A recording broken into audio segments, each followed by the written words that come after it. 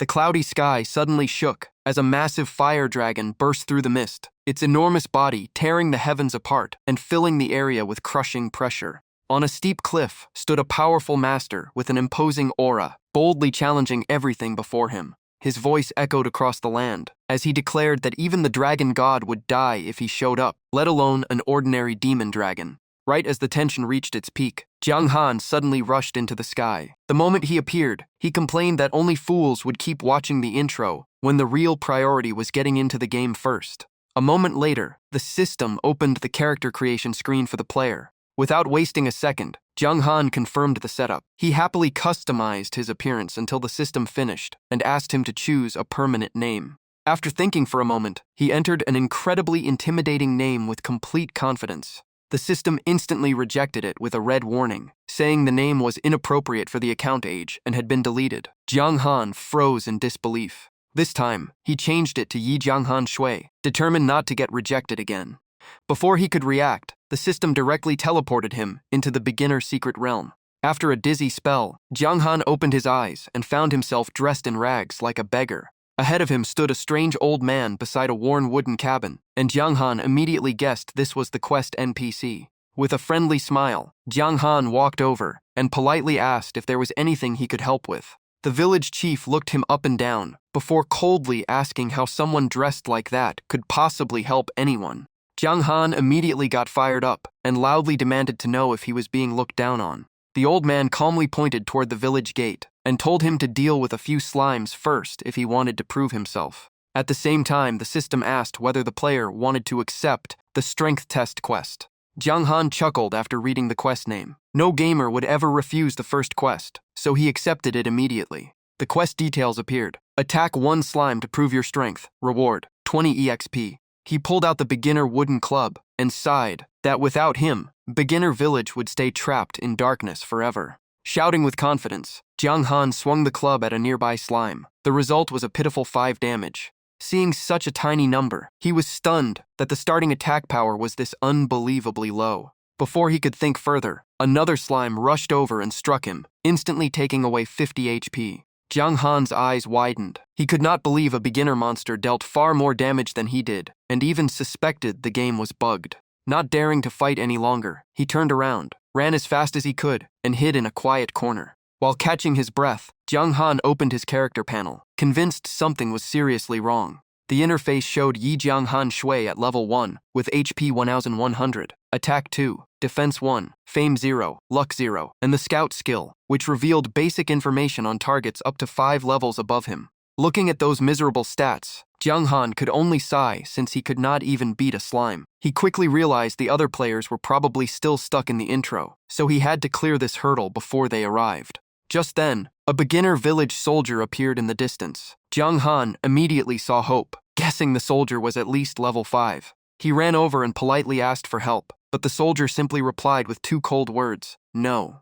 Jiang Han frowned, thinking this guy was just like the village chief. The entire beginner village really was unfriendly to newcomers. The soldier coldly explained that adventurers like Jiang Han should learn to survive against slimes on their own. Even if Jiang Han brought a mountain of gold, he would never help.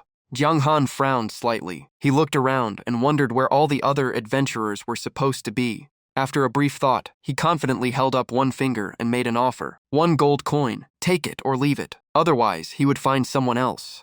Kala thought it over. The village chief had said countless adventurers would soon arrive, making it easy to earn money. Yet only this kid had shown up. His monthly pay was not even worth 1 gold coin, so he guessed Jiang Han had no idea how valuable that amount really was. Seeing Jiang Han turn around without hesitation, Kala quickly called him back. He completely changed his attitude, saying Jiang Han's sincerity had moved him, and asking what kind of help he needed. A faint smile appeared on Jiang Han's face, clearly showing his plan had worked. He turned back and politely asked Kala to teach him a few combat skills. Kala agreed immediately. In an instant, the system announced that Jiang Han had learned basic swordsmanship, a drank skill, from the beginner village soldier. Right after that, the system confirmed he had also learned the crank skill basic combo. Basic swordsmanship was a passive skill that increased attack by 5, worked best with swords, and was only half as effective with other weapons. Basic combo was an active skill that unleashed 2 consecutive slashes, dealing 75 and 80 damage with a 20-second cooldown. After finishing the lesson, Kala let out a relieved sigh. He proudly declared that he had passed on everything he knew and was now ready to collect his payment. Jiang Han calmly replied that he had just arrived and did not have a single coin. He offered to write an IOU and promised to pay as soon as he earned the money. Kala's eyes widened in anger, thinking Jiang Han was trying to dodge the payment. Jiang Han quickly explained that he was genuinely broke and had no intention of cheating him. After thinking it over, Kala decided to make a contract. If Jiang Han failed to repay 1 gold coin within a week, Kala would hunt him down without mercy. The system immediately confirmed the contract had taken effect. Jiang Han had 1 week to pay, or Kala would chase him endlessly. Taking advantage of the situation, Jiang Han smiled and boldly asked for Kala's entire equipment set, saying it could all be added to the same 1 gold coin debt. For some reason, Kala actually nodded and agreed. After getting the gear, Jiang Han happily continued on his way, laughing because he had managed to obtain the soldier's full equipment set. The common soldier armor increased defense by 22, while the soldier iron sword added 33 attack. Both required only level 1. Even so, Jiang Han knew these were the lowest tier items, because Eternal Heaven Continent ranked equipment as common, bronze, silver, gold, dark gold, spirit, earth, and heaven. After equipping the gear and learning the skills, Yi Jianghan Shui's stats were updated. Level 1, HP 1100, Attack 39, Defense 23, Fame 0, Luck 0, with the skills Scout, Basic Swordsmanship, and Basic Combo. Feeling his strength surge, he immediately decided to return and get revenge on the slimes. At that moment, the once empty beginner village suddenly became crowded. Countless players appeared at the same time, and the noisy commotion amazed Jiang Han with how realistic everything felt. Looking at the sea of players, he realized everyone had finally finished the opening sequence and officially entered the game. Jiang Han knew he could not waste another second. If he slowed down now, all his advantages would disappear. With that in mind, he sprinted straight toward the slime hunting grounds. Drawing his iron sword, Jiang Han activated Basic Combo. The 2 slashes dealt 22 and then 28 damage, making him excited because he was already far stronger than before. A slime quickly rushed over to counterattack. This time, its attack only dealt 12 damage to Jiang Han. Seeing the damage drop so much, he laughed proudly as the new equipment had clearly boosted his defense. Gripping his sword tightly, Jiang Han cut down 1 slime after another. Every kill rewarded him with 10 EXP. Watching the damage numbers explode, Jiang Han burst into laughter. A single strike dealt 66 damage. With proper gear and skills, his power was on a completely different level. Filled with confidence, he pointed his sword forward and openly challenged the entire group of approaching slimes.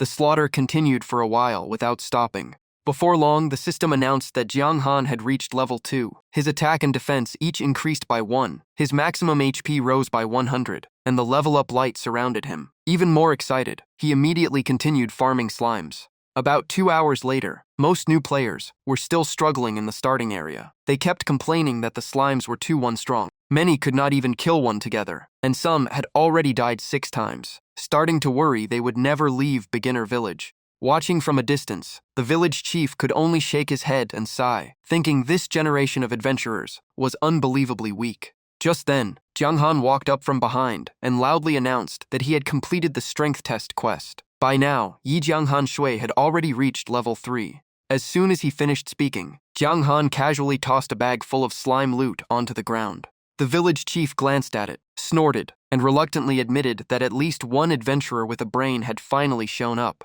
The system confirmed the quest was complete and awarded another 20 EXP. Jiang Han quietly complained that the old man looked down on everyone, then boldly demanded a tougher challenge. Hearing that, the village chief smiled mysteriously and asked if Jiang Han would dare accept a mission to eliminate the 10 demon gods. The system immediately displayed an SSS quest called Hunt the Demon Gods. The objective was to defeat the 10 demon gods of the Dark Faction in Eternal Heaven Continent. The rewards included ownership of a Tier 1 city, countless resources, and the village chief's mysterious treasure. However, the time limit was only 1 week. Failure meant losing 100,000 light faction reputation, dropping 50 levels, and paying a penalty of 10,000 gold coins. After reading it, Jiang Shan was speechless. He complained that the village chief was clearly setting him up. The last quest was just killing a few slimes, but this one demanded he hunt demon gods within a week. The village chief laughed mockingly and asked if Jiang Han was scared, sarcastically,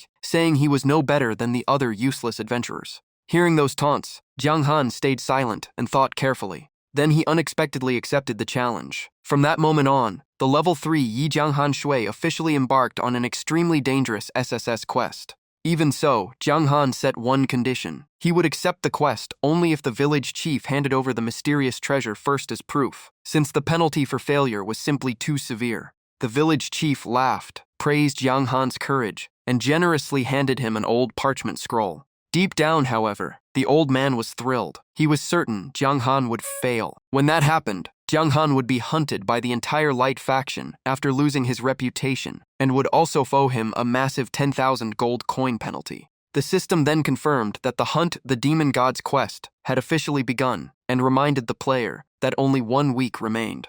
Jiang Han immediately inspected the treasure. It was an rank item called Wrath of the Fire God. Opening the scroll would unleash a forbidden fire spell that dealt a fixed 5,000,000 damage to every enemy within 200 meters ahead, but it could only be used once. Night slowly fell, and the cold moonlight covered the vast wilderness, making everything feel even quieter and gloomier. Suddenly, a monster charged out of the darkness with a fierce roar. The system identified it as a level 5 gray wolf with 1000 HP, 15 to 20 attack, 9 defense, and the bite skill. Before Jiang Han could prepare, the gray wolf lunged forward and bit him, dealing 103 damage. Jiang Han quickly fought back with a precise sword strike that dealt 110 damage. He followed up with another slash and finished off the gray wolf in no time. The system announced that he earned 80 EXP from the monster and had reached level 4. His attack and defense each increased by 1, and his maximum HP rose by another 100. The gray wolf collapsed, leaving behind 3 silver coins. Jiang Han picked them up and clicked his tongue because the reward was disappointingly small.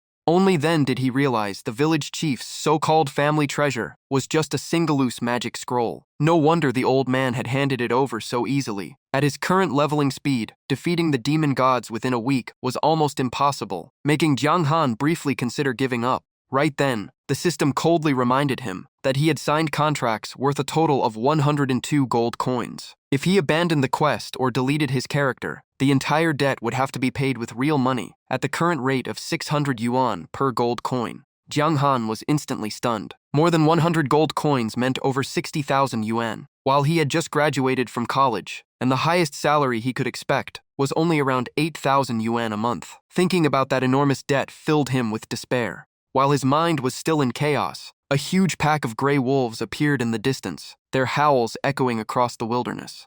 Jiang Han tightened his grip on the sword and forced himself to stay calm. A mountain of in-game debt was already enough to drive him crazy, so he needed to keep a clear head now, more than ever. Instead of fighting head-on, he immediately turned and ran, to avoid being surrounded by the wolf pack. After escaping for quite a while, Jiang Han spotted a lone gray wolf wandering ahead. Not wasting the opportunity, he charged forward and launched the first attack. One sword strike after another landed on the wolf, leaving it howling in pain.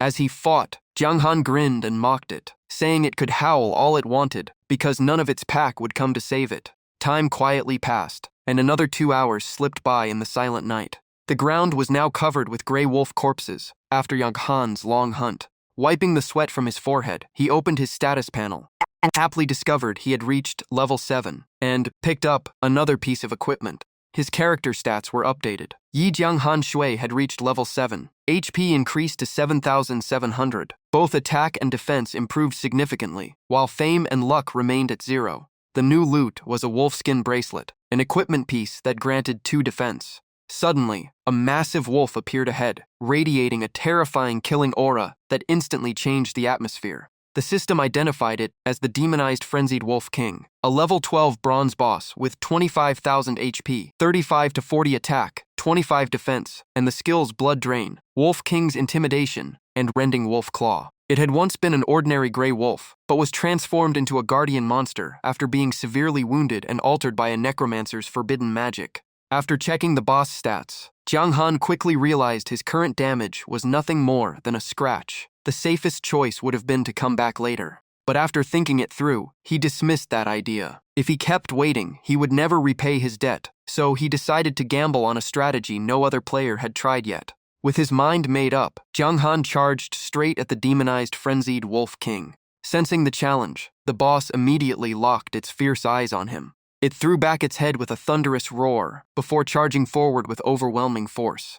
A single swipe from the boss instantly dealt 219 damage to Jiang Han. In comparison, Jiang Han's counterattack barely scratched the boss. The system showed that each hit dealt only 9 damage, making the massive gap in strength painfully obvious. Before he could come up with another plan, a smaller gray wolf appeared behind him.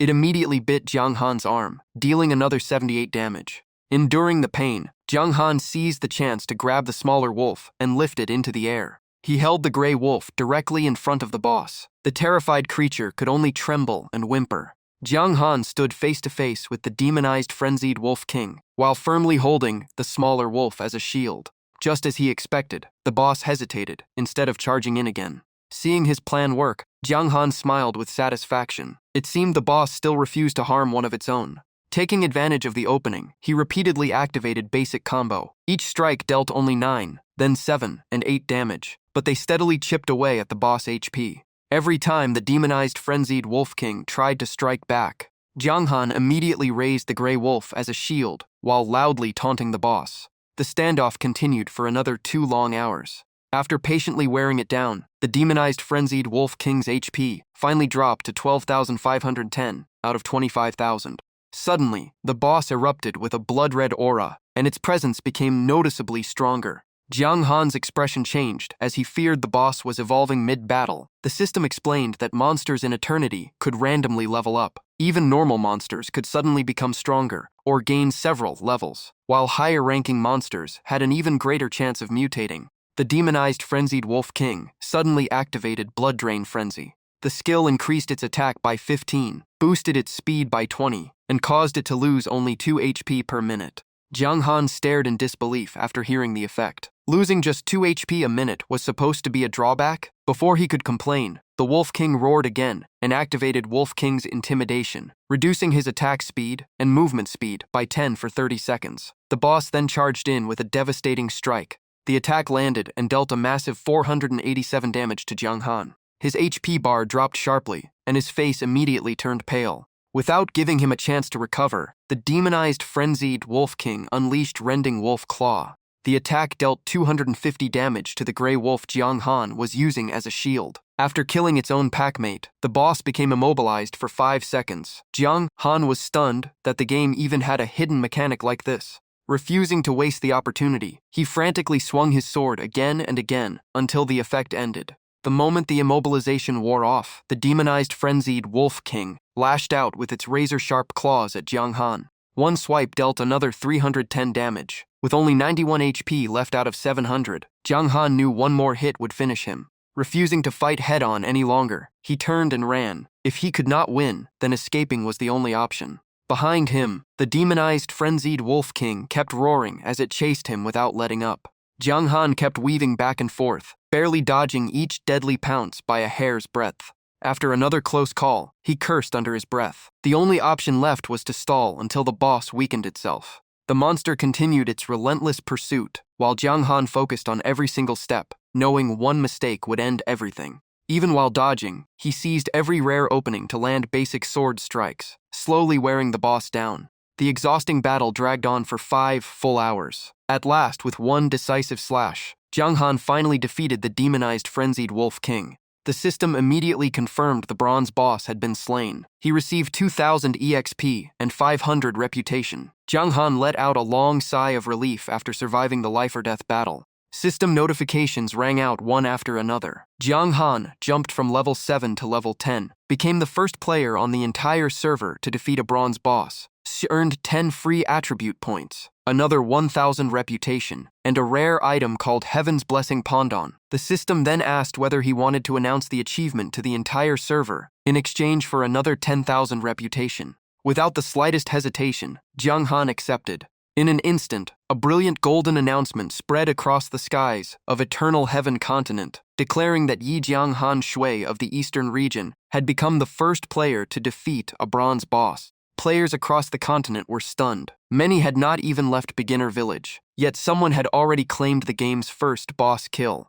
Jiang Han's friend request inbox was instantly flooded with invitations from every direction. He did not bother checking them and simply ordered the system to reject them all and block future friend requests. After clearing the notifications, Jiang Han finally relaxed. He was about to check what valuable loot the first boss had dropped. But at that moment, a cold voice filled with killing intent echoed from behind, demanding to know who had dared ruin the pawn he had carefully prepared. A necromancer shrouded in dark energy slowly stepped forward, his glowing red eyes locking onto Jiang Han. After sizing him up, the necromancer sneered. A weak adventurer had actually dared interfere with his plans. He then declared that Jiang Han would die. Feeling the overwhelming pressure, Jiang Han felt a chill run down his spine. He instantly realized this was the necromancer mentioned in the Wolf King's backstory. An even more terrifying boss had appeared, but he still had one final trump card. Thinking of his hidden ace, Jiang Han quickly regained his composure. The necromancer introduced himself as Danielin, a dark gold powerhouse of Eternal Heaven continent, who was only one step away from the spirit rank. He declared that Jiang Han had destroyed his puppet and should leave his final words.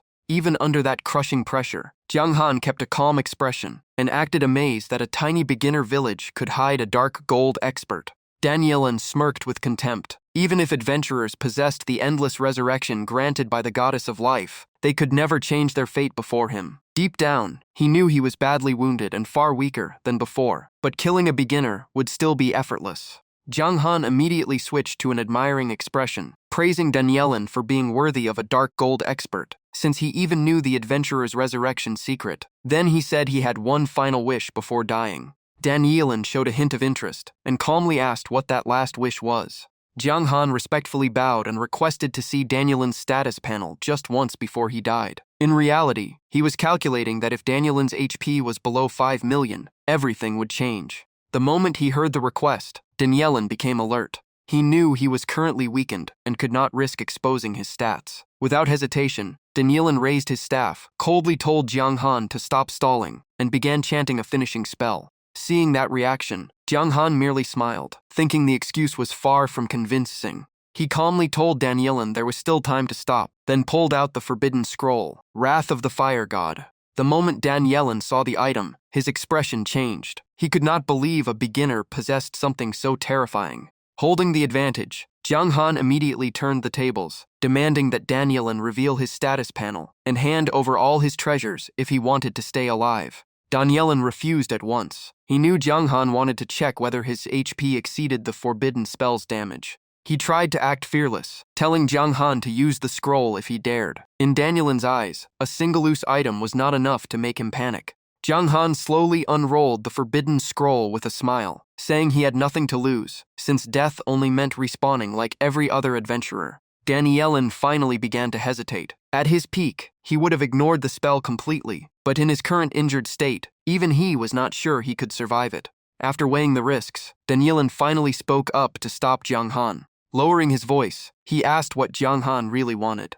Jiang Han stopped beating around the bush. He demanded enough equipment and items to satisfy him, and, in return, he would leave immediately. Although he looked calm on the outside, Jiang Han secretly sighed. This NPC was far too intelligent, making it almost impossible to trick him. Danielin looked troubled and explained that he could not simply give equipment or items to an adventurer for free because it violated the world's rules. Hearing that, Jiang Han became even more curious. He asked how it could be done without breaking the rules, finding the idea of world rules coming from an NPC surprisingly interesting. After thinking for a moment, Danielin proposed another solution. He offered to take Jiang Han as his disciple and teach him the Dark Faction's swordsmanship. The system immediately displayed two notifications. The first was an invitation to join the Dark Faction, which would instantly deduct 100,000 Light Faction reputation and unlock the Dark Faction reputation system. The second was an offer to become Danielin's disciple, meaning a complete betrayal of the Light Faction. Looking at the notifications, Jiang Han was stunned. He had never expected the game to allow players to join the Dark Faction. But he soon laughed and exposed Danielin's plan. Once he accepted, he would be tied to the Dark Faction forever with no way back. Besides, the warrior class already had balanced 3-star growth in every stat, so he was not easily tempted by so-called dark swordsmanship. Seeing that Jiang Han was not fooled, Danielin immediately raised his hand and swore an oath before the god of contracts. He promised that if Jiang Han became his disciple, he would train him with everything he had, and even help him change into the unique hidden class called Dark Swordsman. The system instantly confirmed that Danielin's oath had been established. If he ever broke his promise, the god of contracts would erase his existence. The Dark Swordsman class description revealed incredible potential, with 5-star vitality, 6-star attack, 5-star defense, and 5-star speed. According to legend, these swordsmen were the nightmare of the undead world, infamous for spreading destruction with their sinister power, ruthless nature, and overwhelming combat ability. After reading everything, Jiang Han immediately compared the new class with the standard warrior. The more he thought about it, the more excited he became. Every growth stat was at least 5 stars, while attack reached an incredible 6 stars. Every attribute point gained from leveling was priceless, especially since 1 point of attack meant another 10 damage. When he reached the description calling the class cold, brutal, ruthless, and bloodthirsty, Jiang Han could not help grinning. It almost sounded like it had been written specifically for him. Without another second of hesitation, Jiang Han grabbed Danielin's hand and eagerly asked to become his disciple. Surprised by the sudden change in attitude, the necromancer paused for a moment before happily accepting him. The system then announced that Jiang Han had officially joined the Dark Faction and unlocked its reputation system. From that moment on, his Light Faction reputation was permanently locked at -100,000.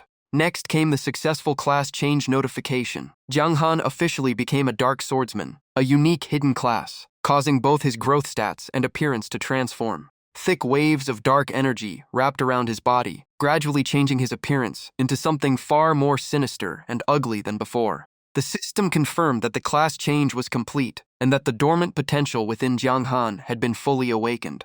As the first player to complete this special class change, he also received 10 free attribute points, 1,000 reputation, and a rare piece of equipment called the Ring of the Undead. Looking at the long black claws covering his hands, Jiang Han grimaced and quickly asked Danielin if he could ever return to his normal appearance. Danielin assured him the evil energy was only leaking out for now. Once Jiang Han became strong enough to control it, his human appearance would return on its own. After that, the old mage raised his staff, chanted a spell, and decided to place a temporary disguise on Jiang Han. The system announced that he had received Danielin, the undead mage's concealment spell, restoring his human appearance for 3 days. Seeing Jiang Han back to normal, Danielin nodded with satisfaction and asked how he felt. Even so, Jiang Han still had one concern. He had just obtained an incredibly powerful hidden class, but his mentor was only a dark gold rank undead mage. Was that really enough? He recalled the mage ranking system: heaven, earth, spirit, dark gold, gold, silver, bronze, and white. Thinking about the future, Jiang Han could not help letting out a worried sigh. Hearing that, Danielin immediately looked displeased. He scolded Jiang Han for being too greedy and explained that the Dark Faction valued only strength. If Jiang Han ever surpassed him, he could even become the disciple of one of the 10 demon gods. Hearing that, Jiang Han's eyes lit up. His future looked far brighter than he had imagined. Danielin then said that as his master, he needed Jiang Han to pass the official class advancement trial and prove his absolute loyalty to the Dark Faction. The system immediately forced him to accept a rank quest called Heart of Darkness. Jiang Han had to eliminate 100 adventurers or residents from the Light Faction to earn the Dark Faction's recognition. Jiang Han was shocked by the requirement to kill 100 enemies. Seeing his hesitation, Danielin declared that only Jiang Han had the talent to become a dark swordsman and warned him never to underestimate his own potential. After a brief silence, Danielin told Jiang Han to begin the trial. He explained that his injuries were severe and he needed 3 days to recover. By then, he hoped Jiang Han would have finished the quest so he could take him out of the beginner village. Just before leaving, Jiang Han remembered something important. He quickly asked what would happen if he died, since he had joined the Dark Faction and no longer knew if he could respawn at the beginner village. Danielin coldly replied that the moment Jiang Han joined the Dark Faction, he had lost the protection of the goddess of life. Jiang Han turned pale and stammered, asking if that meant death would be permanent from now on. Danielin confirmed it was true, but in exchange, Jiang Han would receive the protection of an ancient demon god instead of the goddess's blessing. That answer instantly sparked Jiang Han's curiosity.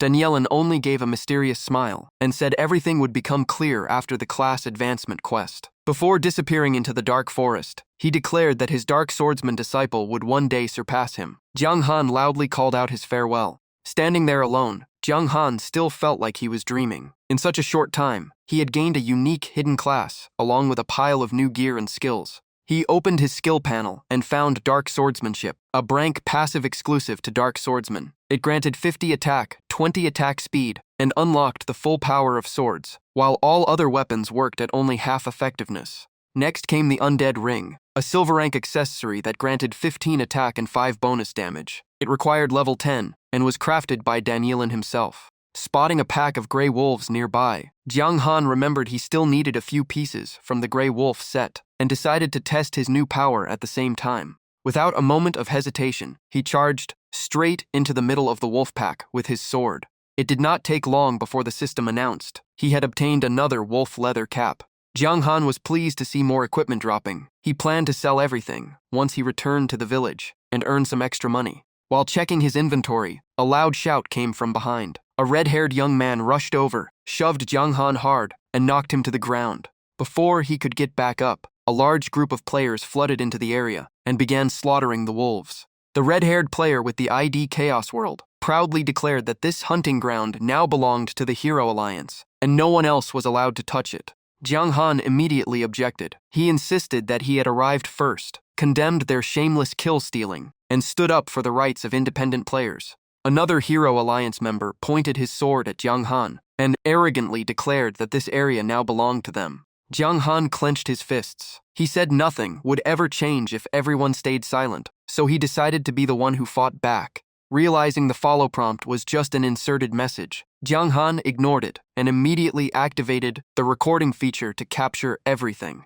The moment they saw him recording, the Hero Alliance players panicked and decided to silence him. The two leaders charged forward to kill him. Both swords struck Jiang Han at the same time, yet he calmly stood still. To everyone's shock, each hit dealt only 1 point of damage. Jiang Han instantly grabbed both attackers and slammed them into the ground. A single counterattack was enough to send them straight back to the respawn point. The system announced that Chaos World and Yin, Zipping the Dragon Knight, had been defeated. Jiang Han also gained 35 experience points from each kill. Even Jiang Han was stunned. He never expected becoming a Dark Swordsman would make him this overwhelmingly powerful. His updated status panel showed level 10, 5,250 HP, 163,165 attack, 6,972 defense, and 1,000 Dark Faction reputation, proving his strength had completely transformed.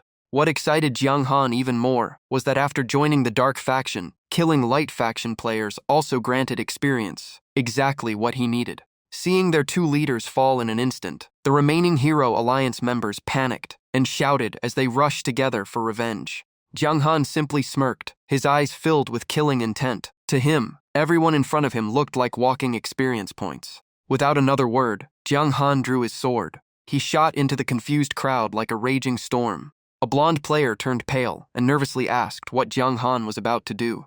Jiang Han gave a cold smile, pointed his sword at the man, and calmly replied that he would find out soon in a fuff. A flash of sword light ended the fight instantly. The opponent took over 1,500 damage and died on the spot. The Heart of Darkness quest also updated to 17 out of 100 Light Faction kills. Jiang Han could not help feeling that his current appearance looked far more imposing than before. Looking around at the terrified crowd, he coldly declared that the Hero Alliance had attacked first, so they had no right to blame him for fighting back. Meanwhile, the recording of the entire incident had already been saved. After leaving the battlefield, Jiang Han casually returned to the beginner village square, planning to sell all the equipment he had collected. He loudly announced that he was selling the complete Grey Wolf set, and that whoever offered the highest price could trade with him. Hearing the offer, players quickly gathered around. Some recognized him as One River Cold, the first player on the server to defeat a boss. One girl pointed out that although the gear was only for beginners, its value was still extremely high at this stage of the server. The bidding quickly became intense, as the price climbed from a few hundred to over 1,000 for each piece. Jiang Han smiled and simply said the highest bidder would get the items. At that moment, a distinguished young man stepped forward and offered 10,000 yuan for each piece, saying he would buy everything. He introduced himself as a member of the Dragon Clan Guild and invited Jiang Han to join. The system also displayed a friend request from Long Tung Wan Li. Jiang Han politely declined the guild invitation, explaining that he preferred playing freely for now. In truth, he knew joining a light faction guild while serving the dark faction would only bring trouble. Long Tungwan Li showed no disappointment. He only suggested they become friends, and hoped Jiang Han would prioritize selling future high-quality equipment to the Dragon Clan Guild at a fair price. After realizing the seller was One River Cold, Long Tungwan Li became even more surprised. They happily added each other as friends, and Jiang Han promised to contact him first if he found any rare equipment. Jiang Han then placed all the equipment into the trade window and completed the transaction. Long Tungwan Li laughed cheerfully and asked Jiang Han to send his bank account so he could transfer the payment immediately. After finishing everything in the game, Jiang Han decided to log out. He removed the virtual reality headset and returned to the real world. Not long afterward, the payment for the equipment arrived in his account. Looking at the total of 40,000 yuan, Jiang Han was delighted that beginner gear had sold for such an incredible price. But Jiang Han was not done yet. Wanting to humiliate the Hero Alliance even more, he edited the footage he had recorded and gave it a mocking title, Hero Alliance's Most Embarrassing Moments. He quickly uploaded the video with that exact title. In no time, the video attracted a huge number of views and countless comments. Viewers loved it. Some recognized One River Cold as the first player on the server to defeat a boss. Others mocked the Hero Alliance for bullying weaker players, while many praised Jiang Han's overwhelming strength and sense of humor. Of course, Hero Alliance members also appeared in the comments, threatening revenge. At the same time, inside the Hero Alliance headquarters, Yin Jiping anxiously reported to the guild leader that One River Cold had not only defeated them, but also uploaded a video mocking the entire guild. After hearing the report, Lin Tian's face darkened as he demanded to know what else Jiang Han had said. Yin Jiping explained that Jiang Han had even left a comment, inviting the entire Hero Alliance to the southeastern hill outside the beginner village, telling them not to miss the chance to meet him. Lin Tian gritted his teeth in fury. He could not accept that a lone player would openly challenge the entire Hero Alliance. In his eyes, Jiang Han was just a lucky nobody. Lin Tian immediately ordered every online guild member in the beginner village to gather and launched a new recruitment drive, giving priority to skilled players to prepare for Jiang Han. Lin Tian then issued a server-wide bounty. Anyone who killed One River Cold would receive 50,000 yuan for every kill, with no limit on how many rewards they could claim. Hearing such an enormous bounty, Yin Jiping asked if they were taking things too far. Lin Tian only sneered and explained that this game was a gold mine. As long as the Hero Alliance built its reputation, the money meant nothing. The bigger the commotion, the better. Yin Jiping then asked how many people should join the hunt. Lin Tian thought for a moment, and first decided on at least 200 players, then immediately raised the number to 500. He ordered every online member in the beginner village to assemble, seeing One River Cold as nothing more than a stepping stone to the Hero Alliance's fame. Before long, the massive manhunt officially began. As the crowd reached the hill, someone immediately spotted the target and shouted that One River Cold was standing right ahead. Alone at the top of the hill, Jiang Han remained completely calm. Seeing hundreds of players rushing toward him, he was not worried at all. To him, they were simply a mountain of free experience. Drawing his sword, he calmly asked if they had all come to fight him. At the command, every Hero Alliance member charged forward like a tidal wave. Driven by the massive bounty, they were determined to bring Jiang Han down. Battle cries echoed everywhere as the crowd shouted for One River Cold's life. Wave after wave of players rushed in without stopping. Facing a sea of enemies, Jiang Han did not retreat a single step and launched a brutal counterattack. The system repeatedly displayed kill notifications as player after player fell to Jiang Han, while his experience bar continued to rise with every defeat. Watching their teammates drop one after another, many players began to lose their nerve. Some even cried out that the man before them was nothing short of a monster. Even if they could respawn, losing levels this early in the server was far too costly. Seeing morale collapse, Chaos World quickly encouraged everyone. He promised compensation for anyone who died and reminded them that hundreds more reinforcements were on the way. In his view, sheer numbers would eventually wear Jiang Han down. Besides, after killing so many players, Jiang Han's crime points had to be extremely high, meaning he would drop plenty of equipment if he died.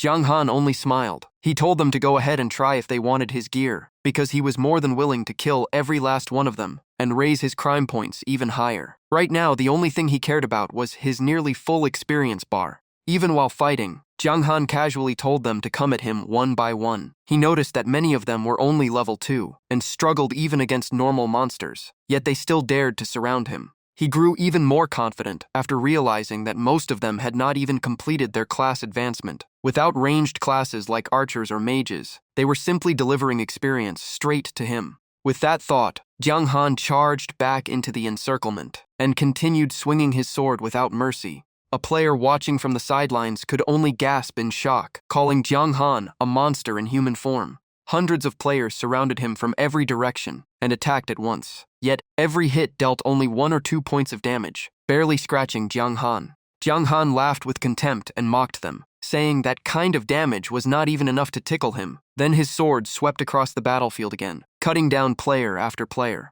After nearly 20 minutes of fighting, a Hero Alliance member suddenly noticed Jiang Han's HP had dropped significantly. He immediately shouted that one final push would finish him off. But just as everyone prepared for the final assault, a level-up light burst around Jiang Han. He reached level 11 in the middle of the battle, and his HP was instantly restored to full. Everyone froze in disbelief. No one expected the endless siege to give Jiang Han enough experience to level up during the fight. Seeing his allies panic, Chaos World quickly steadied their morale. He insisted Jiang Han was only benefiting from the special reward for defeating the server's first boss. They still had the numbers, so victory would be theirs if they kept attacking. Encouraged by his words, everyone charged again. After hearing Chaos World, the crowd convinced themselves that Jiang Han was relying on an incredibly rare item to keep leveling up. They rushed forward again, believing he would become helpless once it ran out. Jiang Han burst into laughter, unable to hide his amusement at their wild imagination. He simply shook his head, thinking it was easier to let them believe that. Then he charged forward, killed another player with a single slash, and the Heart of Darkness quest progress reached 74 out of 100. 15 more minutes passed, and the slaughter still showed no sign of ending. A critical strike dealing over 1,800 damage brought down his 100th target. The system immediately announced that the Heart of Darkness quest was complete, and Jiang Han was officially recognized by the Dark faction. Hearing the completion notice, Jiang Han finally let out a sigh of relief. But seeing so many Hero Alliance members still standing around, he smiled again. Walking away from so much free experience would be a waste. Meanwhile, Chaos World kept encouraging his teammates, insisting victory was just around the corner. Jiang Han continued rampaging across the battlefield, cutting down everyone in his path without showing the slightest sign of exhaustion. Chaos World felt a chill run down his spine. The Hero Alliance had already mobilized over 200 players, and many had even respawned and returned to fight again. Yet Jiang Han still looked tireless. To him, this opponent was even more terrifying than a boss. 5 minutes later, Jiang Han's HP dropped into the danger zone again. The Hero Alliance erupted in cheers, convinced he was finally about to fall. Some were already thinking about grabbing his dropped equipment. Jiang Han answered those cheers with nothing but a knowing smile. Right before their stunned eyes, the level-up light appeared once more. Jiang Han reached level 12, and his HP instantly returned to full. He even mocked them on purpose, telling everyone to try a little harder, because his special item was almost used up. This time, the Hero Alliance fell into complete confusion. They could not understand how killing players could let someone level up over and over again. Jiang Han kept taunting them, asking if they really wanted the entire community to witness hundreds of players losing to a single man. Chaos World gritted his teeth in frustration and blamed everything on the absurd reward for defeating the first boss. One desperate member asked Chaos World if there was any way left to turn the situation around. Chaos World merely snorted and immediately turned to run. Seeing their leader flee, every remaining Hero Alliance member panicked and escaped with him. Not a single one dared stay behind. Jiang Han casually picked up the spear left on the ground and happily claimed all the loot his enemies had abandoned. He was very satisfied with the outcome. One battle had earned him 2 levels, while the remaining low-level players were no longer worth much experience. Jiang Han then opened his status panel and discovered that his crime points were still 0. That proved killing players from the opposing faction did not increase his crime points at all. Just then, a red warning window suddenly appeared on the system interface. The system urgently reported that his master, Danielin the Undead Mage, was in grave danger and could die at any moment. If Danielin died, Jiang Han would lose 50,000 Dark Faction reputation. Jiang Han could only groan. He had barely joined the Dark Faction, and the old mage was already in trouble. If Danielin really died, he had no idea how he would ever leave the beginner village. Wasting no time, Jiang Han sprinted along the system's guide and rushed toward a dangerous canyon. When he arrived, he found Danielin completely overwhelmed by a mage wearing a blazing red robe. The enemy loudly demanded that Danielin surrender. The fire mage was thrilled. He knew Danielin carried a massive bounty from the light faction, and defeating him could earn him a place in the holy temple to study even greater magic. Pointing his burning staff at Danielin, the mage smugly declared that he had spent months tracking him down and had finally cornered him in this remote place. Even at a disadvantage, Danielin only smiled coldly and said that being one rank stronger did not guarantee victory. Capturing him would not be so easy. At that moment, Jiang Han arrived at full speed and witnessed everything. The fire-robed mage quickly noticed the newcomer and looked at Jiang Han in surprise. Jiang Han was just as shocked. After seeing the man's face clearly, he realized it was the old village chief he had met before and could not help asking why he was here. The name above the man's head read Flame Mage Brandy. Brandy immediately ordered Jiang Han to leave, while Jiang Han grew even more confused about the old man's true identity. Just like Danielin, every detail except his title was hidden behind question marks. After taking a closer look, Brandy sensed the thick dark aura surrounding Jiang Han and suspected he had fallen into the path of darkness. Jiang Han simply smiled and casually replied that he was just a law-abiding young man.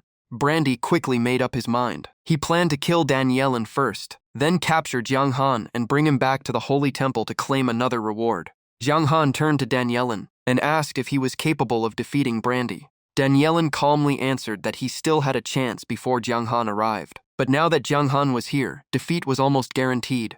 Jiang Han could only grimace. Danielin explained that he could use a dark teleportation array to escape with both of them, but he needed at least 20 seconds to prepare it. During that time, Jiang Han had to hold Brandy back. Jiang Han immediately complained that his master had no sense of loyalty for making his own disciple become the shield. Even so, he held out his hand toward Danielin and bluntly asked for the reward. Danielin looked confused and asked what he wanted. Jiang Han immediately replied that without a quest and a reward, he was not risking his life to clean up someone else's mess.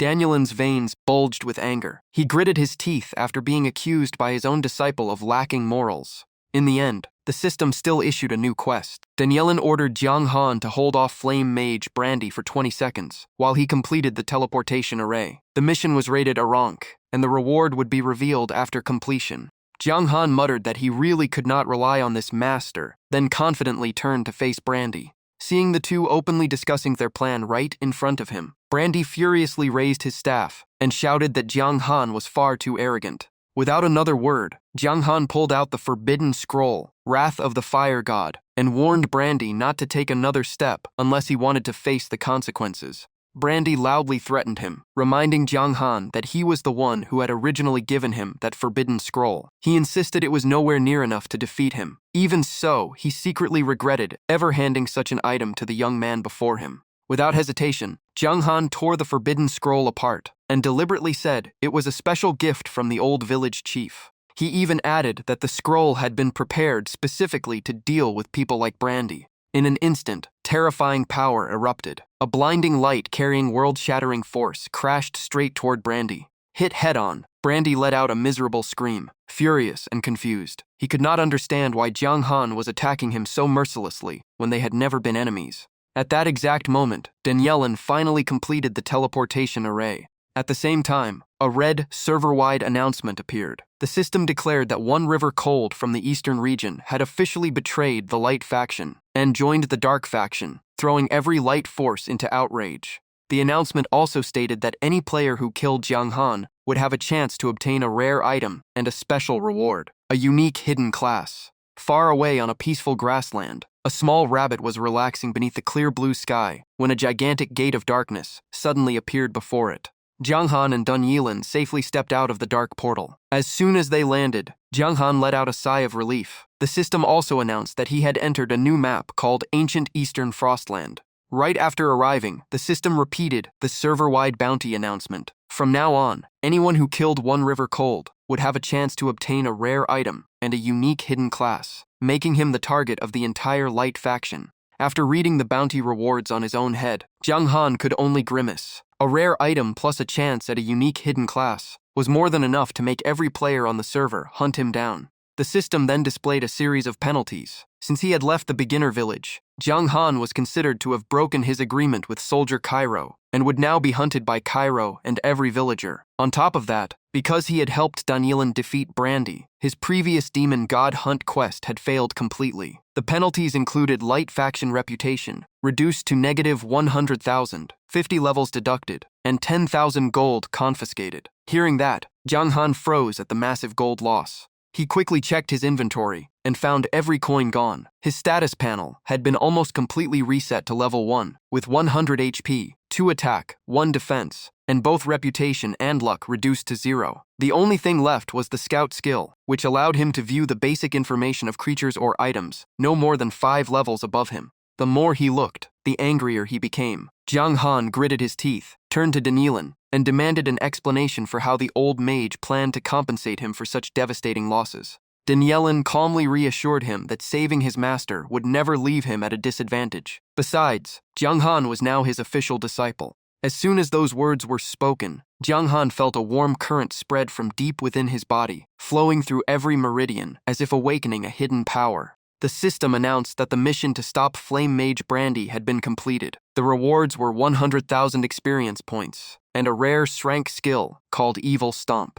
Jiang Han's power immediately surged. His body rapidly transformed as his dormant potential was completely unleashed. The system displayed one level up after another. He quickly climbed past level 5, then level 10, and finally stopped at level 14 in just a few moments.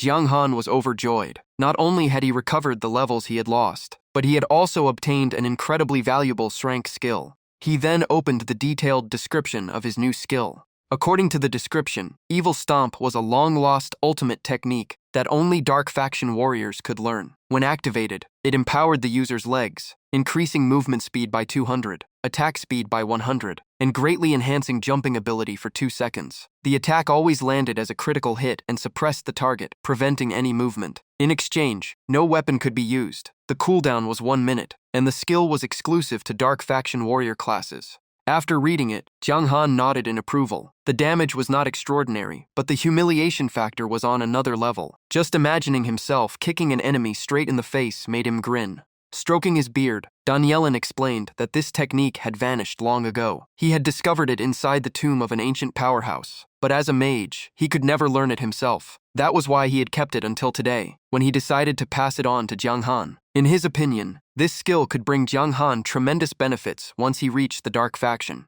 Even so, Jiang Han still did not understand. Since the skill could not use weapons and its damage was nothing special, he wondered what made it so valuable. Danielin smiled and explained that its true value came from the fact that it was a lost technique. Countless Dark Faction powerhouses would gladly pay an enormous price if Jiang Han was willing to teach it to them. Hearing that, Jiang Han immediately changed the subject with a grin and asked if there were any more rewards. Danielin rolled his eyes and scolded him for being too greedy. In his view, trading a on-time forbidden scroll for a lost strength skill was already an incredible bargain. Jiang Han quickly laughed it off and explained that he was not greedy. He simply wanted to become stronger as fast as possible, so his future training would be much easier. Danielin answered seriously that true strength still came from hard training, while equipment and skills were only tools. He went on to explain that ancient Eastern Frostland was a neutral region beyond the control of both the Light and Dark factions. That was why he intended to take Jiang Han to a demon god sanctuary to receive special protection. With that, Danielin led Jiang Han deeper into the rocky canyon. Along the way, Jiang Han curiously asked what the protection of the 10 demon gods actually meant. Danielin only gave a brief reply, saying they first had to reach a safe place because he was still too weak to help Jiang Han receive the demon god's power. After nearly an hour of crossing the treacherous terrain, master and disciple finally reached their destination. Danielin brought Jiang Han to a barren wasteland where the scorching heat seemed ready to burn everything alive. Resting beneath a massive boulder, Danielin took out a potion and handed it to Jiang Han. He explained that his injuries would fully recover in another 2 days. The monsters here were only moderately strong, making this the perfect place for Jiang Han to train and grow stronger. Jiang Han happily accepted the potion and sincerely thanked his master. The system analyzed the item. It was a high-grade healing potion, an extremely expensive medicine that ordinary people could rarely afford. It restored 500 HP every second for 10 seconds and had a 30-second cooldown. Right afterward, the system issued a new quest called Temper Yourself. Without hesitation, Jiang Han accepted it. The quest required him to kill 500 corrupted lizards before returning to report to Dan Yilin. The reward would be revealed after completion. Before long, Jiang Han encountered his first corrupted lizard. It was only a normal monster, not an elite or a boss. The system displayed its information. Level 18 corrupted lizard with 20,000 HP, 120 to 125 attack, 90 to 100 defense, and the Tearbite skill. The species originally lived in the Gobi Desert, but after being corrupted by demonic energy, it had become far more savage and dangerous. After checking its stats, Jiang Han realized that while its HP was nothing special, its attack and defense were far higher than those of the corrupted Wolf King. Even so, he remained confident. As long as he avoided getting hit, he had nothing to fear. With that in mind, Jiang Han immediately activated Evil Stomp. He circled behind the target and burst forward at full speed. A split second later, Jiang Han delivered a powerful kick straight into the corrupted lizard's back. The system confirmed the skill dealt over 1,000 damage and inflicted a suppression effect that immobilized the target for several seconds. Seeing how short the control duration was, Jiang Han felt slightly disappointed because it ended much sooner than he had expected. Even so, he wasted no time. Drawing his sword, he unleashed Frenzied Slash again and again to maximize his damage. After enduring the assault for a while, the corrupted lizard suddenly spun around to counterattack. It clamped its jaws onto Jiang Han's leg and dealt more than 400 damage. Jiang Han merely smiled. In his opinion, the attack was not weak, but it still posed no real threat. Seizing the opening, he drove his sword straight through the monster's throat and killed it instantly. The system rewarded him with another 500 experience points. Jiang Han's status panel showed level 14, over 7,300 HP, nearly 190 attack, more than 90 defense, and 1,000 dark faction reputation. Before he could rest, another group of corrupted lizards rushed toward him. Jiang Han quickly adjusted his position, fighting while keeping his distance to avoid being surrounded. Several more minutes passed. When the battle finally ended, all 4 large corrupted lizards had been slain. Just then, the system notified him of a new message. The sender was Long Tung Wan Li. He joked that Jiang Han had become famous everywhere. Long Tung Wan Li said nearly every forum was talking about Jiang Han and treating him like a celebrity. He also asked how Jiang Han had become so unbelievably strong. While reading the message, Jiang Han calmly collected all the loot from the monsters. As he checked the drops, he complained about the terrible gold rate. After all that fighting, he had only earned 1 gold coin and a few silver coins. Suddenly, Long Tung Wan Li asked a question that left Jiang Han stunned. Would he be interested in selling his own kill?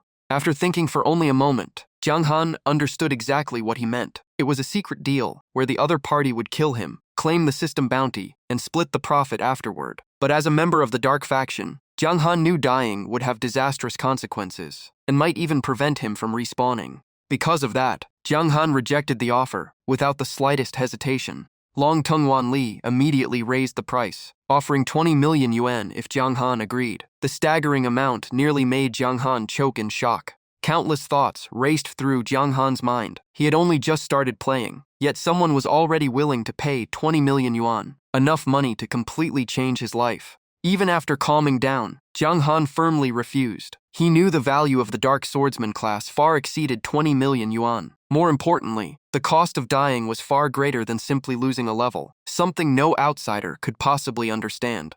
Long Tung Wan Li kept trying to persuade him. He pointed out that, with such an enormous bounty on Jiang Han's head, the entire server would eventually hunt him down. Once he died, all of his current advantages would disappear. Jiang Han simply smiled with confidence and said there was a reason the bounty was so high. Seeing that he would not change his mind, Long Tung Wan Li could only wish him good luck in the game. Just as Long Tung Wan Li was about to end the conversation, Jiang Han stopped him. He said he still had some equipment he had picked up during his quest and sent over screenshots of his inventory. After inspecting every item, Long Tung Wan Li valued the entire batch at 30,000 yuan and asked if Jiang Han was willing to sell. Jiang Han agreed immediately, then asked where Long Tung Wan Li's people were, so they could arrange the delivery. He told them to send someone to the ancient Frost Plains and promised to share the exact location later, but requested payment first. Long Tung Wan Li accepted without hesitation, following their usual trading method. Once the deal was settled, Jiang Han drew his sword and continued slaughtering the corrupted lizards.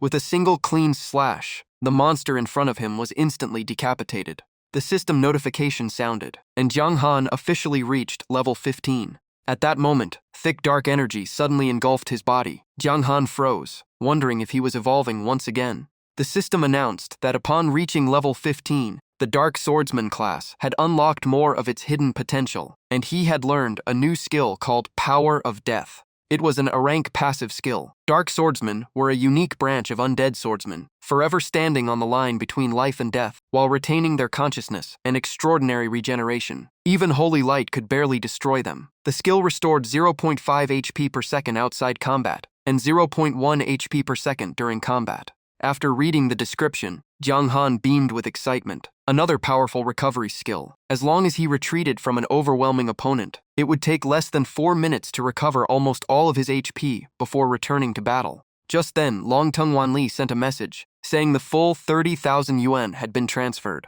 Jiang Han confirmed the payment and told him where the equipment had been hidden so someone could retrieve it. In Eternity, players had to use the blank board to abandon equipment and turn it into ownerless items. The system would then refresh them based on rarity. White items after 24 hours, bronze items after 3 days, and silver items after 1 week. Before ending the deal, Longtung Wanli reminded Jiang Han that if he found any high-quality equipment in the future, he should give the Dragon Clan Guild the first chance to buy it at a fair price. Jiang Han agreed and continued hunting monsters. After another hour of grinding, the quest to kill 500 corrupted lizards was almost complete. He only needed 7 more kills, bringing his progress to 493 out of 500. Suddenly, an old pair of boots dropped from a corrupted lizard. Jiang Han was delighted to finally see a piece of equipment drop, though he could not help complaining about the unbelievably low drop rate. The system displayed the item information. Sand boots, bronze rank, 6 to 10 defense, plus 2 movement speed, requires level 16. These boots were specially designed for desert travel, and were highly valued by adventurers across the Eternal Continent because of their durability. Jiang Han thought the boots had decent stats, but unfortunately he was still 1 level short of using them. He decided to keep grinding. Just then, his stomach growled loudly from hunger.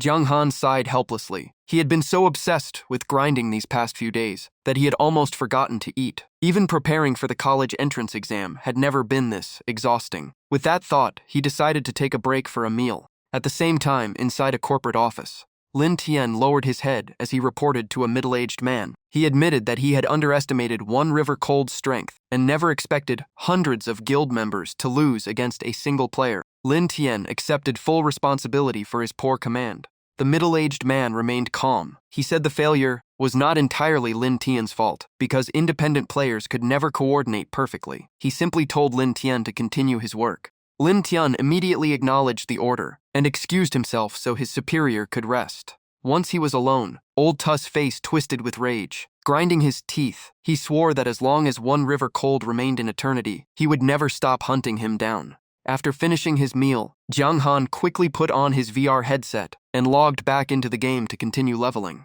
The moment he returned to the world of Eternity, a monster suddenly lunged at him in an ambush. The instant he landed, Jiang Han was struck head-on and lost 1010 HP. Startled, he cursed under his breath. Since when had even these corrupted lizards learned how to ambush people? The system quickly identified the target as the mutated Demon Lizard King, a level 20 bronze boss. The boss had 100,000 HP, 180 to 188 attack, 112 defense, and 2 skills, Savage Bite and Poison Sweep. It was the strongest mutated demon lizard variant, feared across the wasteland by countless adventurers. After checking its stats, Jiang Han grew even more excited. It looked like he could take down another boss far above his level. The Lizard King let out a fierce roar, and Jiang Han charged straight into battle. He shouted and unleashed Evil Stomp. The system recorded 1,073 damage and triggered a suppression effect, locking the boss in place for 0.35 seconds. Jiang Han was pleased with the result, though the crowd control lasted less than he had hoped. But a string of red damage numbers suddenly popped up above his head. Jiang Han lost 50 HP every second. The system warned that he had been poisoned by the mutated Demon Lizard King, and the effect would last for 10 seconds. Knowing he could not hold back, Jiang Han immediately drank the Daniel potion. Waves of 500 HP recovery quickly restored his health. As soon as he recovered, he rushed forward and swung his sword at the boss' head. Every slash struck with full force, dealing 575 damage. Jiang Han chained one attack after another, forcing the Lizard King to retreat. Cornered, the boss roared in fury and whipped its massive tail toward him. Jiang Han reacted instantly and sliced clean through the incoming tail with a single strike. He smirked. A sneak attack always came with a price. The battle raged on for several more minutes, and the mutated demon lizard king's HP slowly dropped away. At last, the system announced that the bronze boss had been defeated. Loot scattered across the ground, and Jiang Han eagerly wondered what had dropped. But the moment he saw the rewards, he froze. The system confirmed he had obtained a bronze golden scale armor with 22 to 25 defense, plus 8 bonus defense, requiring level 20. He also got a bronze-based magic staff with 25 to 30 attack, plus 10 magic damage, and 5 magic lifesteal, making it a priceless weapon for new mages. Jiang Han sighed because the armor suited him perfectly, but he would not be able to wear it until level 20. The staff also had amazing stats, especially the magic lifesteal, but he was not a mage. He decided to ask Long Tongue Wan Li if he wanted to buy it. With that in mind, Jiang Han opened his friend list and sent Long Tongue Wan Li a message. However, Long Tongue Wan Li shook his head and refused, because no one in the Dragon Clan had reached the required level yet. Jiang Han kept persuading him, saying someone would eventually use it, and the low drop rate guaranteed the staff would hold great value. After thinking it over, Long Tongue Wan Li offered 50,000 yuan. He believed early game gear would lose value quickly. Jiang Han accepted immediately, asked for payment first, and told him to collect the items at their usual meeting spot in the wasteland. After completing the deal, Jiang Han smiled with satisfaction. In just a few days, he had earned a total of 100,000 yuan, making him even more convinced that eternity would bring in far greater profits. Remembering that his master's quest was almost complete, he decided to finish off the remaining mutated demon lizards. Jiang Han eagerly jumped back into the hunt. Not long after, the system announced that he had reached level 16. Jiang Han was thrilled because he could finally equip the desert boots he had picked up earlier. After checking his inventory, he realized his gear set was nearly complete, giving him even more motivation to grow stronger. As evening approached, Jiang Han logged out of the game. He removed his VR headset, stretched comfortably, then called out to Xiang since he was starving and wanted to order some food. Right then, his phone buzzed. Wang Kai invited him to a barbecue restaurant and joked that he must be treating himself after all those days of non-stop grinding. Jiang Han laughed and teased that Wang Kai was rubbing salt in the wound. Even so, he quickly agreed to meet at their usual spot. Wang Kai had been his closest friend since college, and the two had bonded over their shared love of gaming. After changing his clothes, Jiang Han headed straight to the meeting place. By the time he arrived, Wang Kai was already waiting at their favorite roadside barbecue restaurant. The moment Wang Kai saw Jiang Han, he laughed, threw an arm around his shoulder, and greeted him warmly. After a little small talk, he revealed that he had a job opportunity Jiang Han should seriously consider. Hearing that, Jiang Han curiously asked what kind of job it was. Wang Kai answered without hesitation, a professional gamer. Wang Kai believed Jiang Han's control skills were too good to waste. His gaming studio was investing heavily in Eternity and wanted to recruit more players, so he hoped Jiang Han would join. After hearing the offer, Jiang Han calmly took another bite of barbecue before politely declining. Wang Kai smiled and asked if Jiang Han was worried about getting scammed. He patted his shoulder, promised he would never do that, and listed the benefits. 8,000 yuan a month, full insurance, employee benefits, plus free food and housing. The offer made Jiang Han hesitate for a moment. Seeing that, Wang Kai kept persuading him, saying someone with his talent could easily earn tens of thousands of yuan in the future. In the end, Jiang Han explained that he was not rejecting the offer because of the benefits. He simply wanted to build his own path in the game, without relying on any organization. Wang Kai widened his eyes in surprise. After a long pause, he simply nodded and accepted his friend's decision. Wang Kai sighed and said Eternity felt so real that it was like a second world. That was exactly why no one could resist its appeal. He casually asked for Jiang Han's character name, so they could add each other in the game. Jiang Han only shook his head and said that was something he could not reveal. Deep down, Jiang Han knew he was still being hunted across the entire server, so keeping his identity secret was the safest choice. Seeing his friend being so mysterious, Wang Kai jokingly asked if Jiang Han was the player everyone in the server was hunting. Suddenly remembering something important, Wang Kai turned serious and revealed an interesting piece of insider information. According to what he had heard, players who reached a certain level of strength would gain access to a special secret realm. Jiang Han became interested immediately and asked for more details. Wang Kai admitted he did not know exactly when it would open, but believed it would unlock automatically once the requirements were met. More importantly, the place seemed directly connected to adventurer talents. It looked like the developers wanted players to earn talents through trials instead of pure luck. Jiang Han grew even more curious and asked how Wang Kai knew all this. Wang Kai smiled confidently and said his gaming studio had reliable insider sources that gave them information ordinary players did not have. Seeing it was getting late, Wang Kai stood up, patted Jiang Han on the shoulder, and said he had to get back to work. They ended their conversation, and Jiang Han headed home to log back into eternity. The moment Jiang Han appeared before Danielin, the old man immediately sensed that his aura had become much stronger. Danielin looked shocked and asked if Jiang Han had really completed the mission that quickly. Jiang Han could only laugh bitterly inside, because the quest had pushed him to his limits. Even so, he smiled and gently reminded his master about the promised reward. Danielin stroked his silver beard with satisfaction and declared that he had never treated his disciples unfairly. The old master placed a hand on Jiang Han's forehead and chanted a few spells. The system then announced that the T-rank self-cultivation quest had been completed. The rewards were 25,000 EXP and a silver storage ring.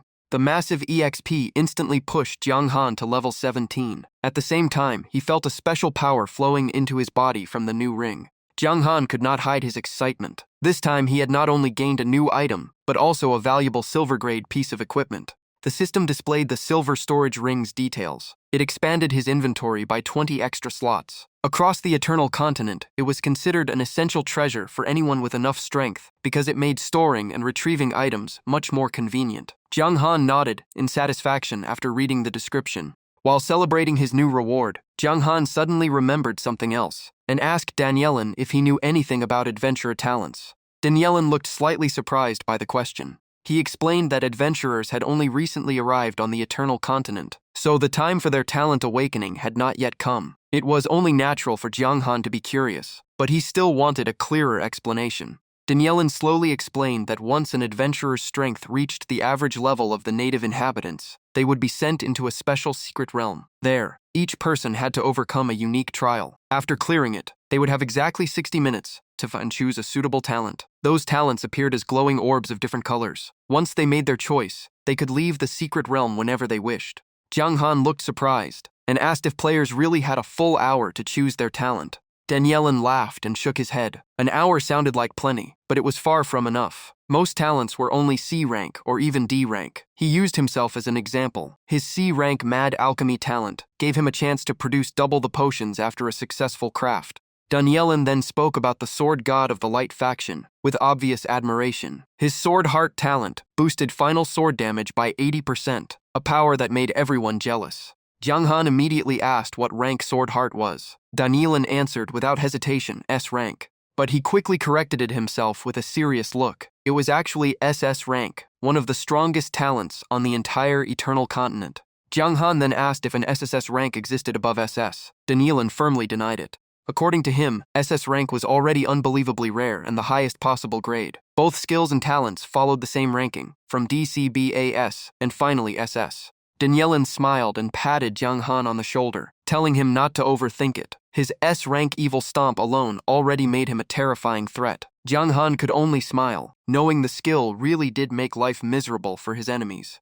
Jiang Han then asked what counted as reaching the level of the native inhabitants. Danielin explained that it was usually around silver rank strength, but each player's growth was different. Some qualified at level 20, while others needed to surpass level 30. Once the requirement was met, the secret realm would reveal itself. After finishing his explanation, Danielin's expression turned solemn. He announced that he would grant Jiang Han the protection of the demon god, and raised his staff to begin an ancient ritual. Jiang Han could not hide his anticipation. The moment he had been waiting for had finally arrived. His mind raced with guesses about the ritual's effect, especially hoping it might restore the adventurer's resurrection ability. As Danielin chanted, he called upon the demon god to bless his loyal follower. In the name of an undead mage, he formally recommended Yi Jiang Han Shui, who had proved absolute loyalty to the dark faction. As soon as the prayer ended, a layer of mysterious pale green light slowly wrapped around Jiang Han's body. Before long, thick death energy erupted around him, causing strange changes to his appearance. the system immediately announced that Jiang Han had received the demon god's protection and unlocked a special title. As the death energy gradually faded away, Jiang Han quickly checked himself and muttered with slight disappointment. Was it already over? The system then displayed another notification. Because he had betrayed the Light faction, Jiang Han received the special title Fallen One. Without wasting a second, he opened the title information to check its effects. Fallen One had an incredibly simple but overpowered effect. It increased his final maximum HP by 100%.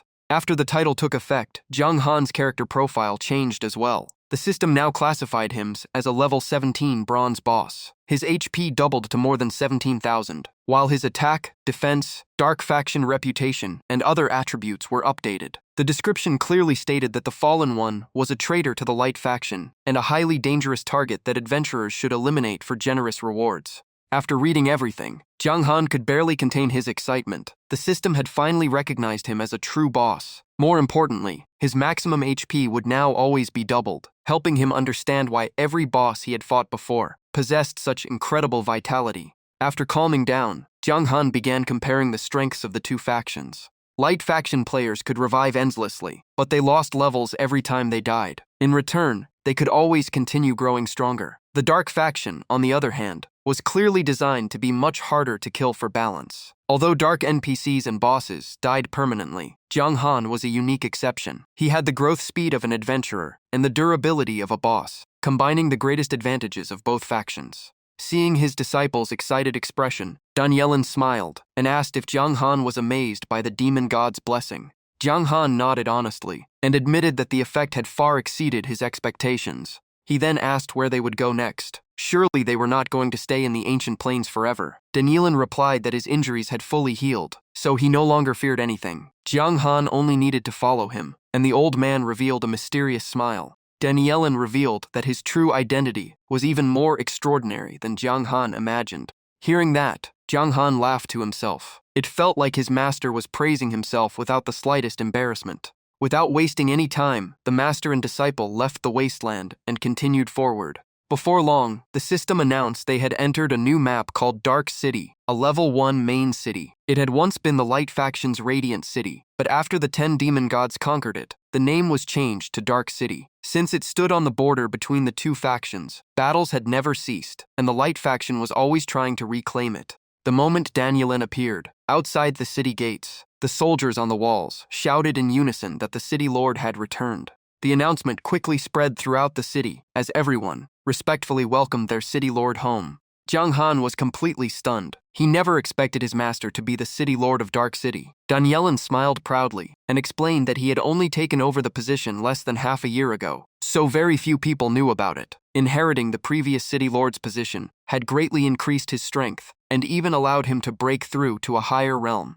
Jiang Han was left with another huge question. How had a dark gold boss managed to seize such an important level 1 main city in the first place? According to Eternity's official lore, cities were divided into 5 tiers. The lowest was village, followed by town, then level 2 city, level 1 main city, and finally the super main city at the top. Every server had only one super main city. To conquer a level 1 main city, the attacking side normally needed at least Earth rank power. Soldiers from all over the city rushed out to greet Danielin, delighted that their city lord had finally returned after months away. Just then, someone in the distance announced that the vice city lord had arrived. The newcomer was the undead knight Cantor, a golden boss with tremendous strength. Cantor immediately dismounted before Danielin. He quickly stepped forward, knelt on one knee, and respectfully introduced himself as the loyal subordinate Cantor while paying his respects to the city lord. Watching the scene, Jiang Han quietly assessed the situation. Although Danielin was a dark gold boss and Cantor was a golden boss, the overall balance of power still favored the Light faction. If things continued this way, Dark City could become the first level 1 main city to be recaptured. Danielin helped Cantor to his feet and gently told him there was no need for such formalities. He also acknowledged that Cantor had carried a heavy burden while he had been away. Danielin then introduced Jiang Han to Cantor as his newly accepted disciple, Yi Jianghan Shui. Cantor carefully looked Jiang Han over before greeting him. He sensed an incredibly powerful, evil aura from the young man and believed his future would be limitless. Hearing that, Danielin laughed proudly and declared that there had never been an ordinary dark swordsman anywhere on the Eternal Continent. Another subordinate respectfully invited the city lord inside and asked if there were any further orders. Danielin simply waved him away. Once only the master and disciple remained in the room, Jiang Han finally spoke with a worried expression. He pointed out that the city stood far too close to the Light Faction's territory and wondered if that made it dangerously vulnerable. Danielin calmly replied that there was nothing to fear. As an undead mage, he had long stopped fearing death. Becoming the city lord of this place had already left him with no regrets. Jiang Han could only smile bitterly. His master might not fear death, but he certainly wanted to stay alive. Danielin immediately saw through his thoughts. He seriously explained that undead mages were not fully accepted by the Dark Faction either, so even the highest-ranking Dark leaders remained wary of them. No one wanted the ancient undead catastrophe to happen again. Jiang Han quietly reflected on those words. They sounded like an important piece of the game's hidden lore. He suddenly remembered that he originally belonged to the Gale Warrior tribe. Danielin continued that every living being on the Eternal Continent feared death and despised everything connected to it. Everyone would eventually die, but he had already found what he sought in Dark City. Once he achieved his final goal, death would no longer matter. He placed a hand on Jiang Han's shoulder and sincerely promised that since he had accepted him as a disciple, he would never drag him into the abyss. Although being the city lord would bring plenty of trouble, the position would also provide Jiang Han with countless benefits before that day ever came.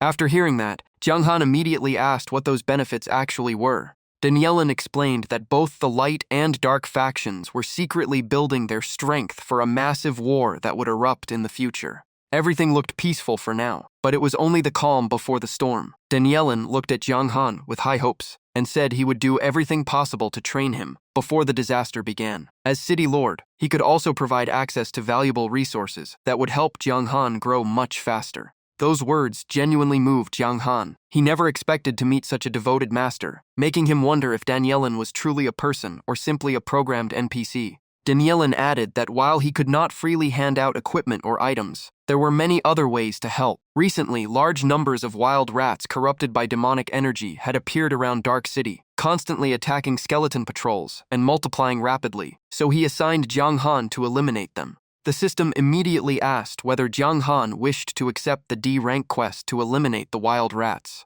However, Jiang Han was still puzzled. If those creatures had been corrupted by demonic energy, shouldn't they belong to the Dark Faction as well? Danielin explained that most beasts lost their sanity after being consumed by demonic energy. Aside from living alongside their own kind, they would attack every other living creature until death. Finally, Danielin sighed and admitted there were many things Jiang Han was still too weak to understand. The most important task now was to become stronger as quickly as possible. Dark swordsmen already carried a terrible reputation, and if the Light Faction's strongest experts noticed him too early, he would have little chance to keep growing.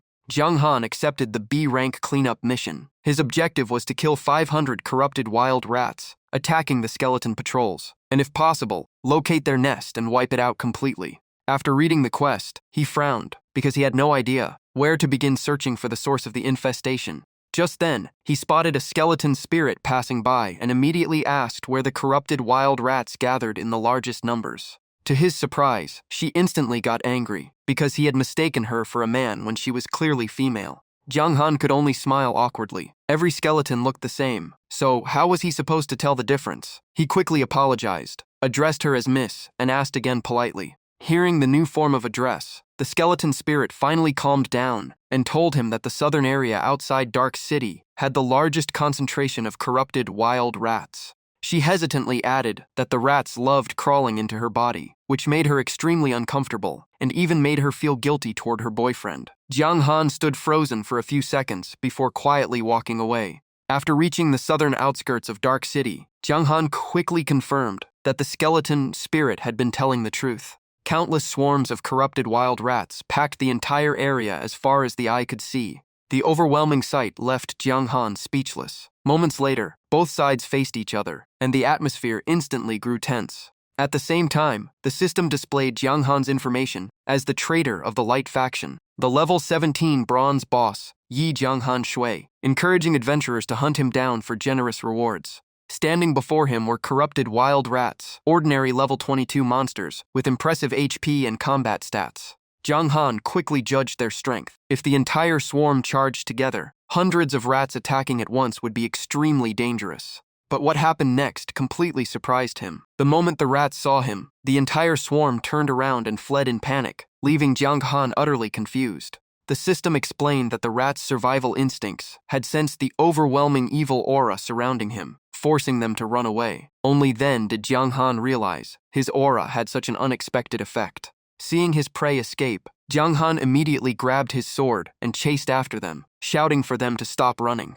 He leaped high into the air to close the distance. The next moment, Jiang Han landed right in the middle of the panicked swarm. Once the enemies were focused only on escaping, they were no longer any real threat to him. Jiang Han swung his sword again and again, cutting through the entire swarm with sweeping strikes. After just 1 hour, rat corpses were piled everywhere, while his EXP kept rising non-stop. After continuing the massacre for a while longer, he finally saw the first piece of loot drop. It was a bronze black iron bracelet that increased defense and granted an additional 3 defense. It required level 20 to equip and was considered high-quality gear, normally crafted only in Tier 3 towns.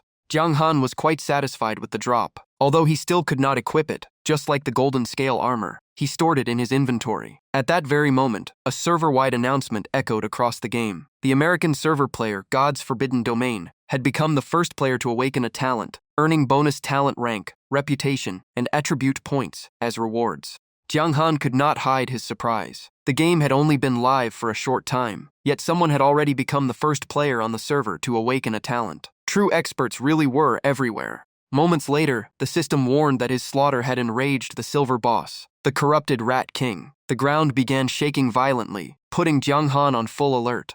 The system identified the target with 150,000 HP and strength far beyond ordinary corrupted rats. This Rat King had absorbed massive amounts of demonic energy and rarely showed itself. A gigantic rat with glowing crimson eyes soon burst forward, roaring as it charged straight at Jiang Han. Jiang Han immediately took a fighting stance. Even though he focused on defense, his counterattacks felt clumsy. After only a few exchanges, he realized the Rat King's strength far exceeded his current level. Even so, he had no intention of giving up.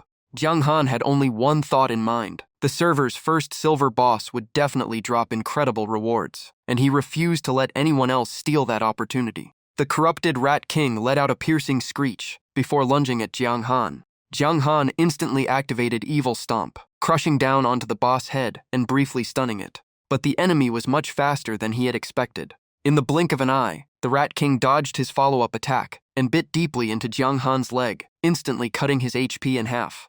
Jiang Han quickly drank a healing potion to recover his health. The boss' terrifying damage shocked him, and he silently thanked the Fallen One title for its HP effect that had just saved his life. Without hesitating, Jiang Han rushed back in and unleashed a relentless barrage of sword strikes, each hit dealing more than 1,000 damage. After nearly an hour of fighting, the Rat King's HP had dropped significantly. Jiang Han remained cautious. From experience, he knew that once a boss lost around half its HP, it would almost certainly unleash a special skill. Just as expected, the Rat King threw back its head and released a deafening roar that echoed across the entire area. The ground beneath Jiang Han's feet began trembling violently. Only seconds later, countless corrupted wild rats flooded in from every direction. The swarm covered the land like a massive black tide. But something unbelievable happened. The instant the rats sensed Jiang Han's aura, every single one turned around and fled without daring to come any closer. Even the Rat King froze in disbelief. It completely lost its will to fight and turned to flee with the swarm. The system explained that Jiang Han's overwhelming evil aura and superior strength had triggered the Rat King's survival instinct, forcing it to retreat. Seeing the boss trying to escape, Jiang Han laughed in frustration as he chased after it. "You wanted this fight, so where do you think you're going now?" He grabbed the Rat King's tail and violently yanked it back toward him. His sword came crashing down again and again, giving the boss no chance to escape. Since he had finally found the server's first silver boss, there was no way he would let it get away. Every strike carved away a huge chunk of its HP. While pursuing it, Jiang Han suddenly noticed something unusual. Inside the hole where the Rat King had emerged, a pale purple stone radiated an incredibly powerful energy. The moment he sensed it, Jiang Han realized the source of the corruption seemed to be that very stone. The system identified the object as the purple lightning stone. While Jiang Han was still observing it, a purple beam suddenly shot from the stone and struck his body. The system immediately announced that he had been blessed by the purple lightning stone. The dormant evil power within his body was temporarily awakened, increasing all of Jiang Han's attributes by 1,000 for 1 minute. Hearing the notification, Jiang Han was completely stunned. He never imagined the enhancement would be this overwhelming.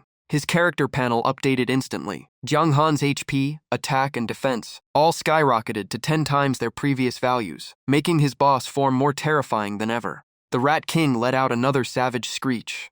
After regaining its composure, it charged in for a final battle. Jiang Han knew he had only 1 minute left to finish the fight. He tightened his grip on his sword and shouted as he prepared his finishing move. Chain Sword erupted like a raging storm. Massive damage numbers appeared one after another, crushing the Rat King's remaining HP until the silver boss finally collapsed. The system announced that Jiang Han had successfully slain the silver corrupted Rat King and earned 180,000 EXP. A brilliant golden light instantly enveloped his body. More notifications followed. Jiang Han reached level 19 and became the first player on the entire server to defeat a silver boss. In addition to reputation and free attribute points, he also received an extremely rare S-rank item called Demonic Power. The moment the new reward appeared, Jiang Han could not hide his shock. According to the system, the power of love was an incredibly rare natural treasure. It contained a unique force that only a handful of gods could wield. Its value was almost beyond measure, and only the luckiest people could ever obtain it.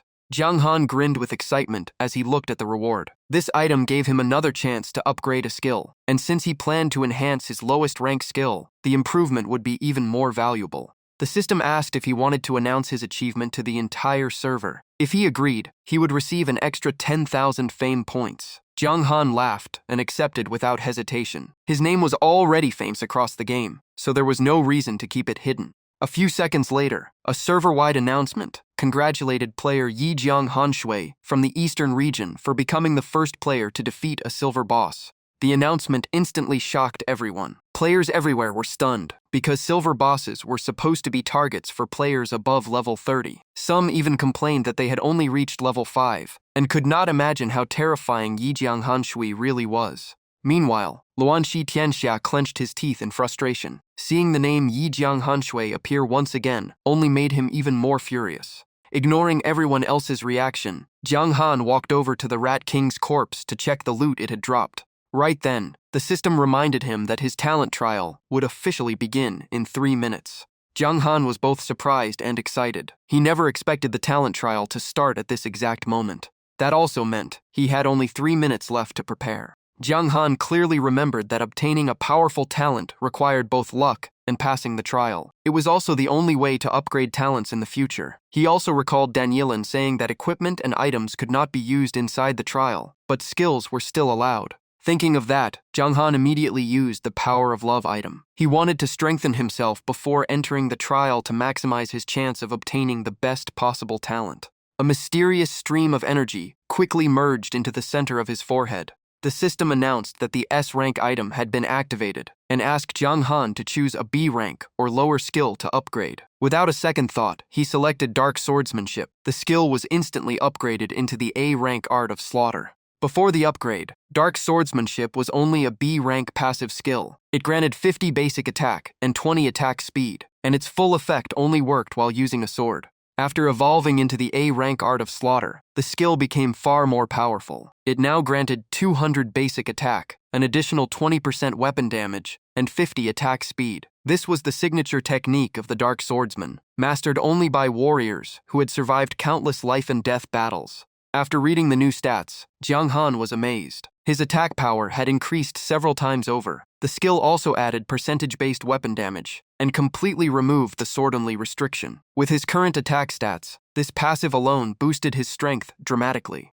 At that moment, Jiang Han noticed the A-rank Purple Lightning Stone sitting in his inventory. According to the system, the Purple Lightning Stone could unlock the user's hidden potential for 1 minute. The strength boost depended on the user's potential, which the system evaluated based on factors such as level, class, skills, and growth rate. The item still had 2 uses remaining out of 3. The system confirmed that he possessed the A-rank Purple Lightning Stone. Seeing that only 2 uses remained, Jiang Han immediately realized he had unknowingly consumed 1 use during his battle with the Rat King. Thinking back to the overwhelming surge of power he had experienced earlier, he realized just how terrifying this item truly was. If he could somehow increase the purple lightning stone's effect tenfold before using it in the talent trial, the outcome would be even more unbelievable. The system announced that only 10 seconds remained before the talent trial began, and the countdown immediately started from 10. As the final number disappeared, the talent trial officially began. Jiang Han was transported into a mist-covered secret realm. The system informed him that he had to eliminate the target within 10 minutes. Success would raise his talent limit to X rank, while failure would leave him with only a D rank talent.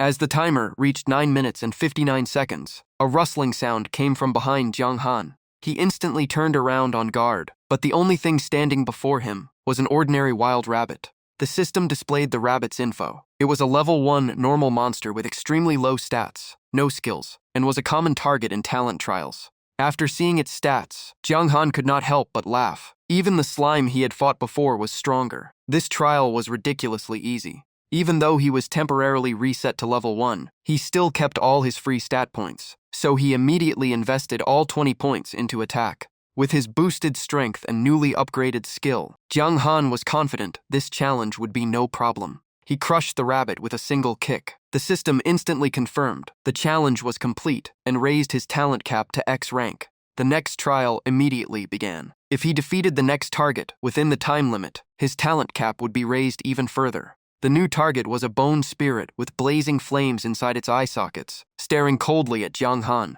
The system also adjusted his level to level 10 to match the challenge. Jiang Han realized every stage would balance both sides. Without hesitation, he charged forward and unleashed a punch like a thunderbolt. The bone spirit had no time to react before it was shattered into pieces. Jiang Han grew curious. He wanted to see just how far the Dark Swordsman's potential, combined with the art of slaughter, could take his talent rank. The next opponent quickly appeared. This time, it was a corrupted wild wolf. According to the system, it was a level 20 normal monster with 30,000 HP. It possessed the bite skill and was commonly used to test adventurers. The wolf let out a long howl before charging straight at Jiang Han. Jiang Han simply smiled with confidence. A normal monster that was not even a boss was nothing to fear. At that moment, the system temporarily raised him to level 20. The corrupted wolf slashed repeatedly with its sharp claws. Jiang Han calmly stepped back to dodge every attack. A strange purple light suddenly burst from his body before he delivered a devastating punch straight into the wolf's abdomen. The wolf let out a miserable howl before dissolving into smoke. The system confirmed the trial was cleared and raised Jiang Han's talent cap to AX rank. Hearing the announcement, Jiang Han was genuinely surprised. So far, everything had been much easier than he expected. Before he could rest, a warrior clad in full armor with a longsword appeared before him. Both of them charged at each other, almost at the same time, with overwhelming killing intent. As the distance closed, both kept their eyes locked on each other, waiting for the perfect moment to strike. Jiang Han moved first, throwing a powerful punch straight at the warrior's face. He followed with a relentless barrage of attacks, leaving the armored warrior no chance to counter. Just as the enemy was blasted away, the system announced another successful trial and raised his talent cap to S rank. Jiang Han could barely contain his excitement. If he cleared the next challenge, he might reach an SS rank talent. A brilliant beam of light descended along with countless purple lightning bolts. The system announced that if he defeated the next target within 10 minutes, his talent cap would rise to SS rank. Failure would leave it at S rank. The lightning gradually gathered together and formed a massive tiger with purple wings, radiating an overwhelming aura. The system immediately displayed its information. It was the purple-winged tiger, a level 1 dark gold boss with 50,000 HP, extremely high attack and defense, and multiple lightning skills, including Thunder Wings, Thunder Roar, King's Authority, and Thunder Judgment. It originally lived atop Thundercloud Mountain and possessed power far beyond what ordinary adventurers could handle. Even as a projection inside the trial, it was enough to become anyone's nightmare.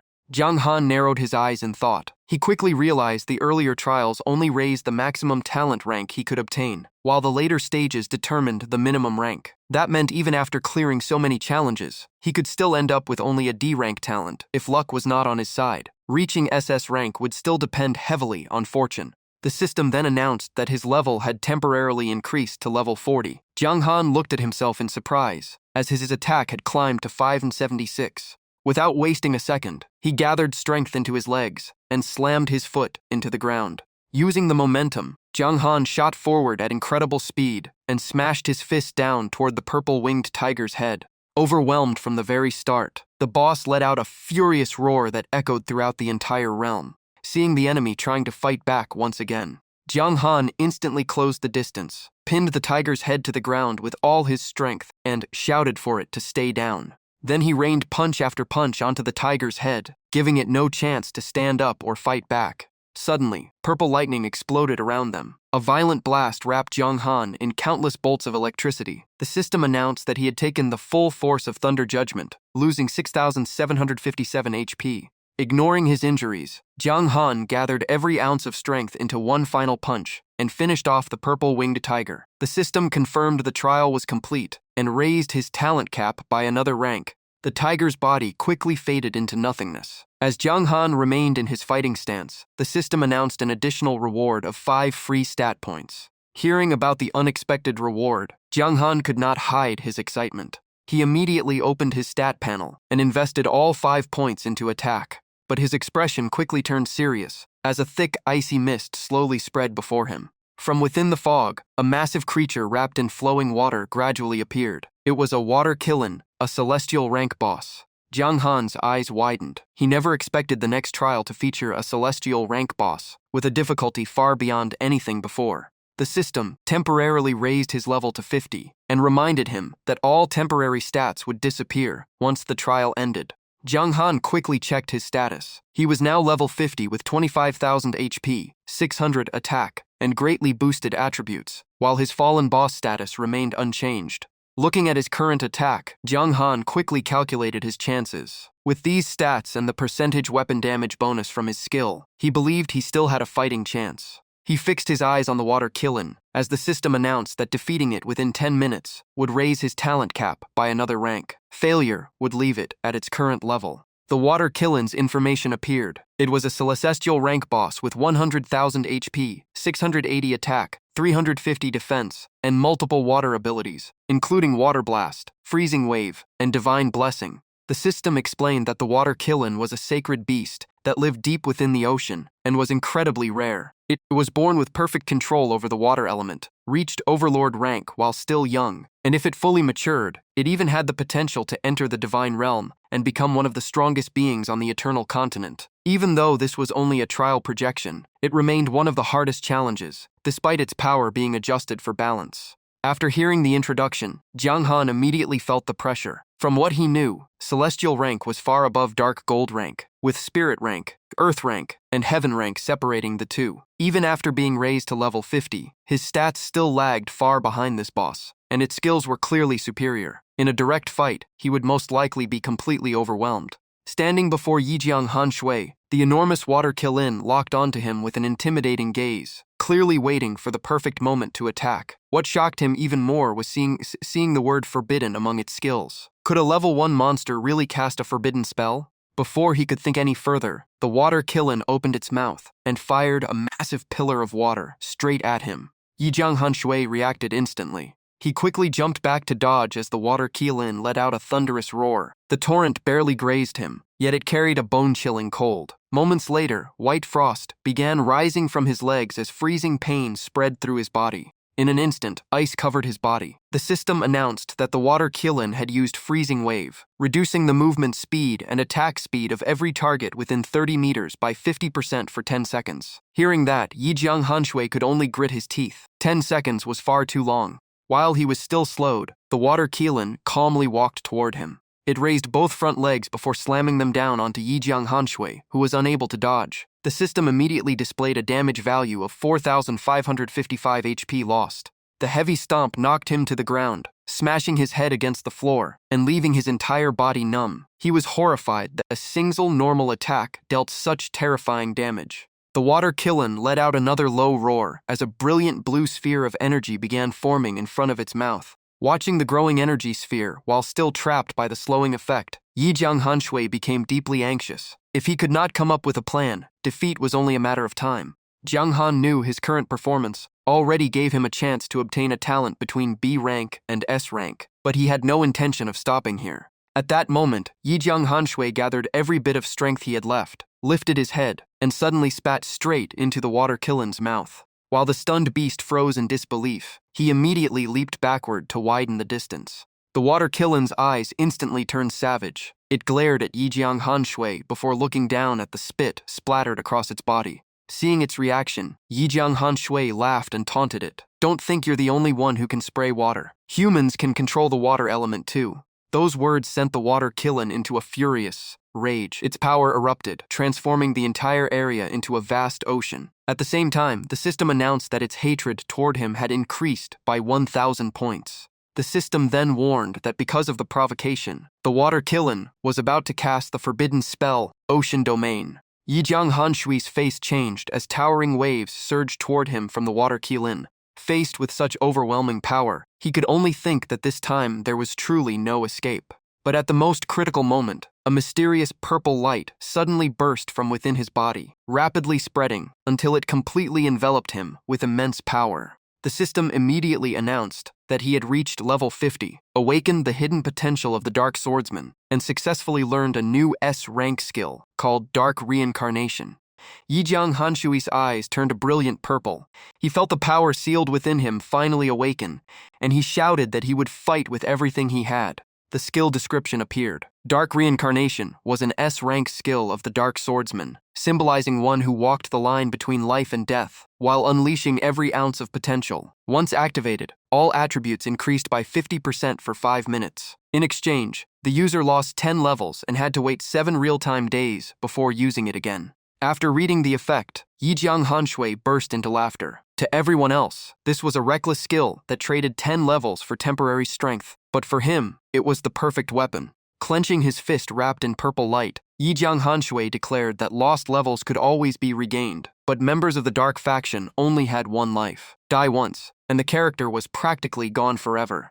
Amid the purple mist, his status window appeared once again. Identity: Fallen 1 Yijiang Hanshui, Bronze Rank Boss, Level 50, HP 37,500, Attack 6,900, Fence 375, Dark Faction Fame 12,000, Luck 0. The description also labeled him a traitor to the Light Faction, an extremely evil and dangerous target, urging adventurers to kill him for generous rewards. Strange purple light surrounded Yijiang Hanshui's entire body as the water killin slowly approached through the heavy mist, carefully observing him. A moment later, its gaze turned icy cold. It cautiously asked what that sinister power was, and who he really was. Hearing the monster speak, Yijiang Hanshui was completely stunned. He never expected it to be able to talk. Then he smiled and replied, "Beat me first, then you'll find out who I am." The sea behind the water killin surged violently. It roared in anger and declared that he had no chance. Yijiang Hanshui slammed his foot into the ground, charged straight ahead, and declared that only strength would decide the winner. He leaped into the air and drove a kick straight into the water killin's face. The system immediately announced that Evil Stomp had been activated, suppressing the target for 0.5 seconds. Without wasting the opportunity, he raised his fist, now empowered by dark energy. A relentless barrage of punches landed one after another as damage numbers flooded the screen. 10,807 HP, 14,481 HP, 14,975 HP, 15,500 HP, and 16,589 HP. The water killin cried out in shock. It could not believe he knew Evil Stomp, a legendary technique that had disappeared long ago.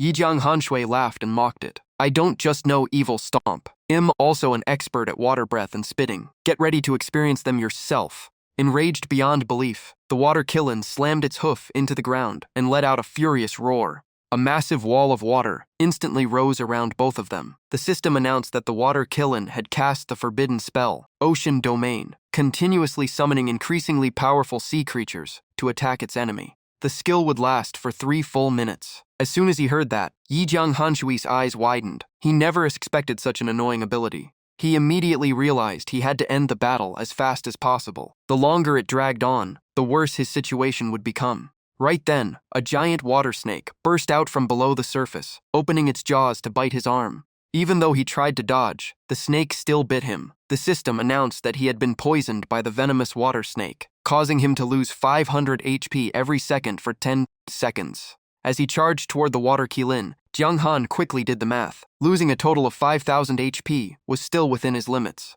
But the next moment, a stream of water suddenly wrapped around his ankle and yanked him back, costing him another 3,096 HP. Looking back, he saw a giant water frog using its long tongue to bind his leg. He broke free with brute force and continued rushing toward his target. Building up momentum, Yijiang Hanshui leaped high into the air, aimed straight at the water Qilin, and shouted that he would finish it once and for all. He landed on its back and unleashed a relentless barrage of punches while constantly shouting taunts. Being ridden like that, the water Qilin roared in fury, declaring that the dignity of the Qilin could never be trampled.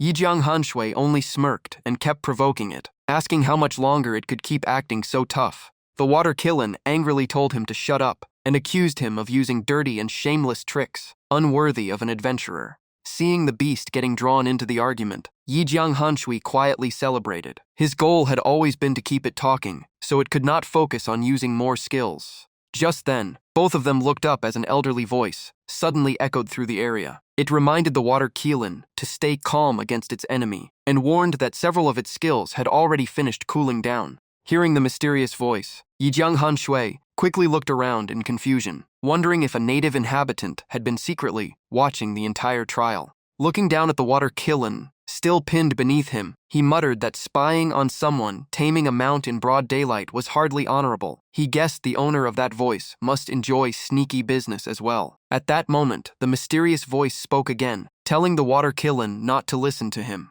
The water Qilin's face twisted with murderous rage as its icy blue eyes locked onto Yijiang Hanshui. Feeling the surrounding wall of water begin to shake violently, he immediately stomped hard on the beast's back before launching himself into the air. From above, he delivered a devastating blow straight into the water Qilin's face. The system announced that Evil Stomp had broken the enemy's freezing wave and suppressed it for 0.5 seconds. The instant he landed, Yijiang Hanshui chained together another relentless combo, leaving the water Qilin no chance to fight back. The water Qilin's HP dropped at an alarming rate, falling from around 20% to barely 10%.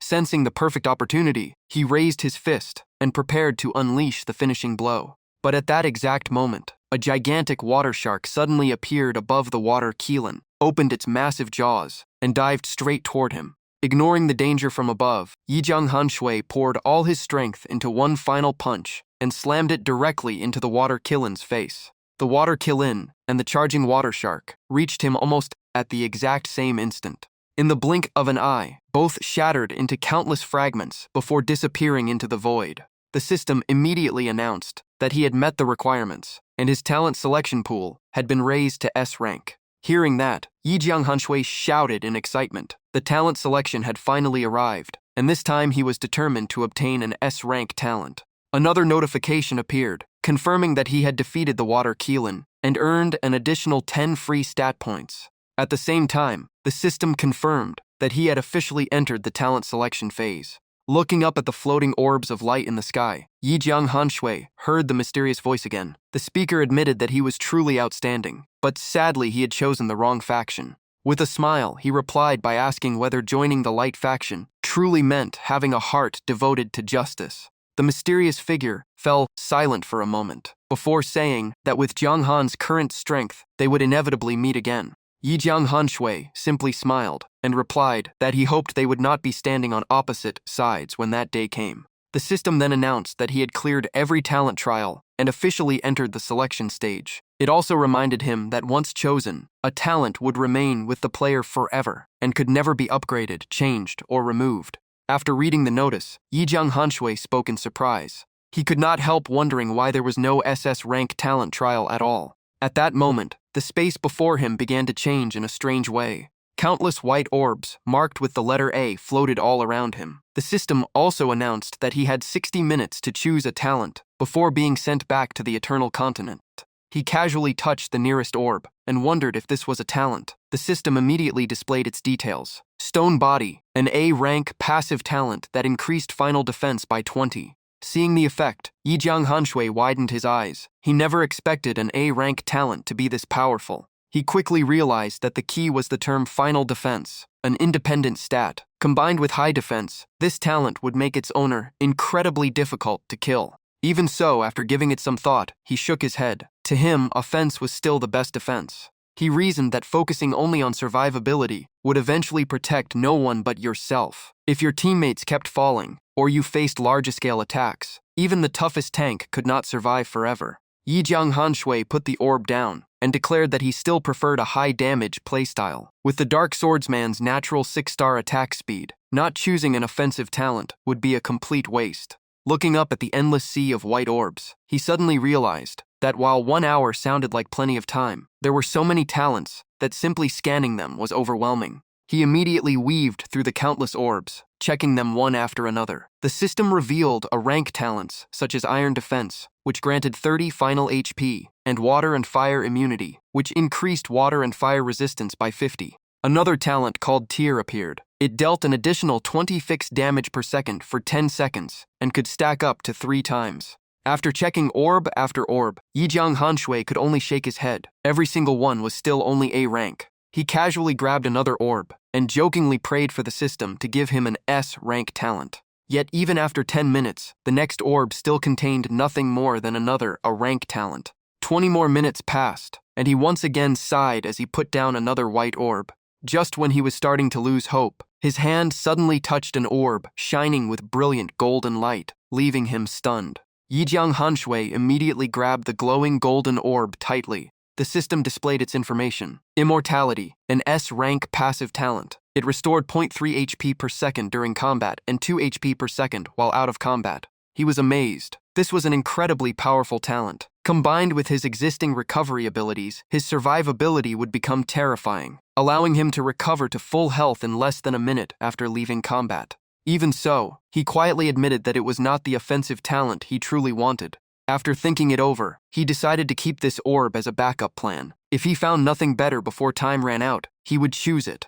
40 minutes passed, yet he still had not found another talent that satisfied him. Disappointment gradually appeared on his face. When the timer reached 50 minutes, he became even more anxious, desperately searching through the countless orbs. Just then, another S-rank orb entered his sight. Yi Jiang Hanshui immediately cheered in excitement after finally discovering a new candidate. Without hesitation, he quickly reached out for the golden orb.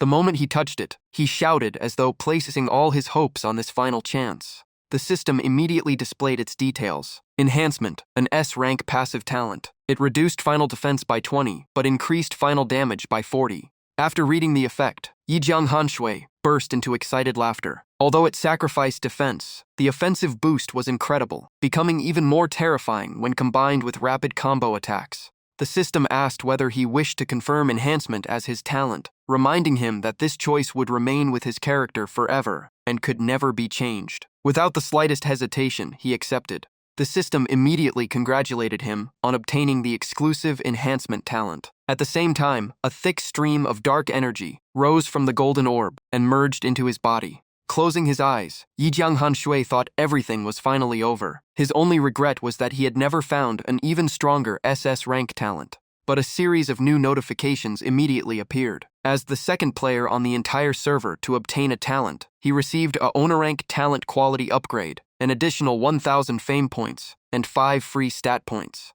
Yi Jiang Hanshui froze in place, staring wide-eyed at the words displayed on the system screen. His S-rank enhancement talent had evolved straight into the SS rank tyrant talent. The system also rewarded him with 1 luck point for obtaining an SS rank talent. He could not hold back his excitement and shouted out loud. He never expected the game to reward the second player to clear the talent trial so generously. At last, the system announced that the talent trial had ended, and the teleport back to his original location had begun. A brilliant pillar of light descended from above and completely enveloped Yi Jiang Hanshui. In the blink of an eye, he returned to the familiar cave. Pale green light spread across the cavern, while the demon rats panicked at the sight of him, squeaking as they scattered in every direction. Yi Jiang Hanshui eagerly opened the system interface to see how powerful his upgraded talent had become. Golden words appeared on the screen. Tyrant, S-rank passive talent, increases final damage by 50. After reading the effect, he smiled with satisfaction. It was not only stronger than the S-rank enhancement talent, but it also removed the defense penalty and added 10 more damage. In his opinion, it was already on par with the Sword Heart talent of the Sword God from the Light faction. A confident smile appeared on his face. As Yi Jiang Hanshui believed, Tyrant was even stronger than Sword Heart.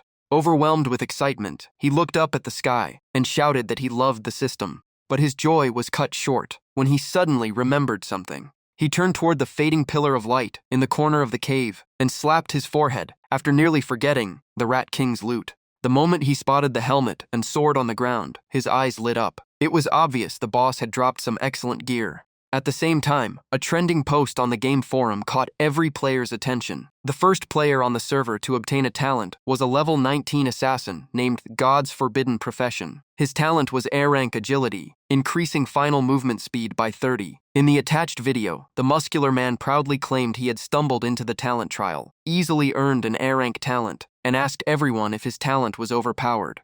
He kept bragging and even offered power leveling through private messages. The comments exploded instantly. Some admired his luck. Some were shocked that an assassin looked like a bodyguard. Others wished for an A-rank talent of their own, while many asked if everyone had started the talent trial yet.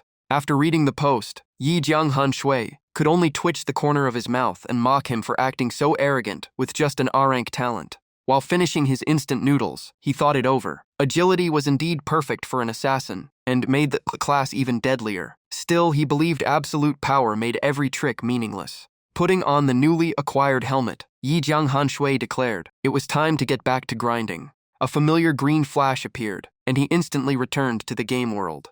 Opening the quest panel, he happily confirmed that the Wild Rat quest was complete. This boss hunt had paid off with 3 silver equipment pieces and 50 gold coins. The system displayed the loot one by one. First was the silver star steel helmet with 18 to 22 defense, plus 800 HP, an extra 8 HP, and a level 22 requirement. Next came the Rat King sword. The Rat King sword was silver grade with 60 to 80 attack, plus 10 attack power, 10 attack speed, and required level 25. The final item was the silver star steel boots with 20 to 25 defense, plus 1000 HP, 8 defense, and a level 30 requirement. Looking at the high-quality equipment, he could not help feeling disappointed that his current level was still too low to use the sword or the boots. Glancing at his experience bar, Yi Jianghan Shui realized he only needed 27 more EXP to reach level 20. He immediately decided to test the power of his new tyrant talent. Without another word, Yi Jianghan Shui charged straight into the group of demon rats gathered inside the cave. He raised his sword, locked onto the nearest demon rat, and unleashed his attack. The blade sliced through the air, leaving behind a cold streak of light. At the same moment, the system displayed a massive damage number, 11,487. Without slowing down, he spun around and unleashed another sweeping slash, cutting down several more rats nearby. Watching the overwhelming power he had just unleashed, Yi Jianghan Shui nodded in satisfaction. With nearly 750 attack, his strength had far surpassed what it used to be. Right then, the system gave him a new option, asking if he wanted to announce his achievement to every player across the Eternal Continent. If he agreed, he would receive an extra 5,000 fame. Without a second thought, Yi Jianghan Shui accepted. An instant later, a server-wide announcement echoed across the game. Congratulations to Eastern Region player Yi Jianghan Shui for obtaining the SS rank talent Tyrant, becoming the second player on the server to acquire a talent. As a bonus, he also received a owner rank talent upgrade, 1,000 fame, and 5 free attribute points. At a leveling spot elsewhere, an entire party froze after reading the announcement. A burly warrior immediately cursed in frustration, unable to believe it was Yi Jianghan Shui again. To him, the system clearly favored this guy. The white-robed mage beside him asked in surprise if an S-rank talent was far stronger than the first player's talent. The rest were equally shocked, saying SS was already the highest rank, and the talent trial was notoriously difficult. Just then, Yi Jianghan Shui received a new private message from the system. The sender was Long Teng Wanli, and the message contained only 2 words: "Congratulations." Yi Jianghan Shui smiled and thanked him. Moments later, Long Teng Wanli opened a voice chat and joked that if they had never met before, he would have suspected Yi Jianghan Shui was a developer plant. Yi Jianghan Shui laughed and said he had simply been lucky. Long Teng Wanli chuckled and told him to stop being modest. If there was really a secret to obtaining high-ranked talents, any price could be negotiated. Hearing that, Yi Jianghan Shui thought for a moment before deciding to share what he knew. He slowly explained that there was actually no special trick. The most important factors were the class's growth star rating and the player's skills. He continued that even knowing this principle, obtaining an S-rank talent was still incredibly difficult. Players first needed powerful skills, then had to rely on passive rewards to improve the odds of receiving a high-rank talent. something most players could never achieve. He then added another requirement. Players also needed a hidden class with a high growth star rating, and those classes were extremely rare. Yi Jianghanshui went on to explain that even wealthy players who met the first two conditions would still spend enormous time and resources searching for talent orbs during the trial. On top of that, the owner rank talent upgrade reward for the first achievers was already gone, so the highest anyone could obtain now was rank talent. The moment he finished speaking, the system suddenly notified him that Long Tongue Tianxia had transferred 100,000 into his bank account. Seeing the amount, Yi Jianghanshui was left speechless. He could only marvel at how decisively rich people spent their money. Long Tongue Wanli smiled in satisfaction and thanked him. He admitted he already knew passive skills could increase overall strength, but he had never considered the class growth star rating. That alone convinced him Yi Jianghanshui's class had an astonishingly high rating. Yi Jianghanshui stared at the screen and silently evaluated the situation. A 5-star class was already almost unbelievable, while a 6-star one was even more impossible. In reality, its attack growth only reached 4 stars. Just then, he noticed a highlighted message on the World Channel. Attention all Eternal players. If anyone has a hidden class advancement quest and is willing to sell it, please contact Longteng Wanli. Standard hidden classes start at 7 figures, while unique hidden classes start at 8 figures or more. All prices are negotiable. The sender was Longteng Wanli. Yi Jianghanshui smiled faintly. Anyone could use a nationwide announcement, but each message cost 100 gold. With the cash shop still closed, a single gold coin was worth several thousand yuan on the market. Yet Longteng Wanli was willing to spend the equivalent of hundreds of thousands just to post one message.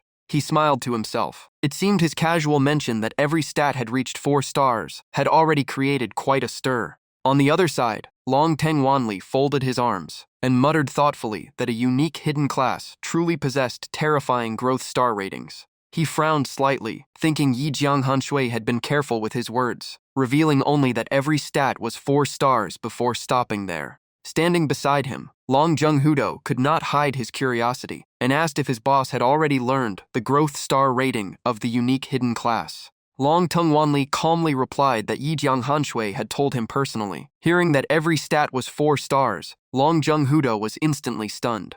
Long Teng Wanli remained calm and explained that growth star ratings were incredibly important. By the second and third rebirth, the gap between each star rating would become even greater. He then decided to stop rushing his level and focus all his efforts on finding a hidden class, with a unique hidden class being the ideal goal. Long Zhenghudo immediately accepted the order and promised to mobilize the entire guild to gather information. Long Teng Wanli simply nodded in approval. About an hour later, the system notification sounded beside Yi Jianghanshui, informing him that the Wild Rat quest was complete and he could return to his master for the reward. Yi Jianghanshui rubbed his hands excitedly. The quest was finally over. He had reached level 20, enough to equip the Lizard King set, so he immediately headed back to see his master. Before long, he arrived at an ancient castle, shrouded in darkness and hidden beneath thick fog.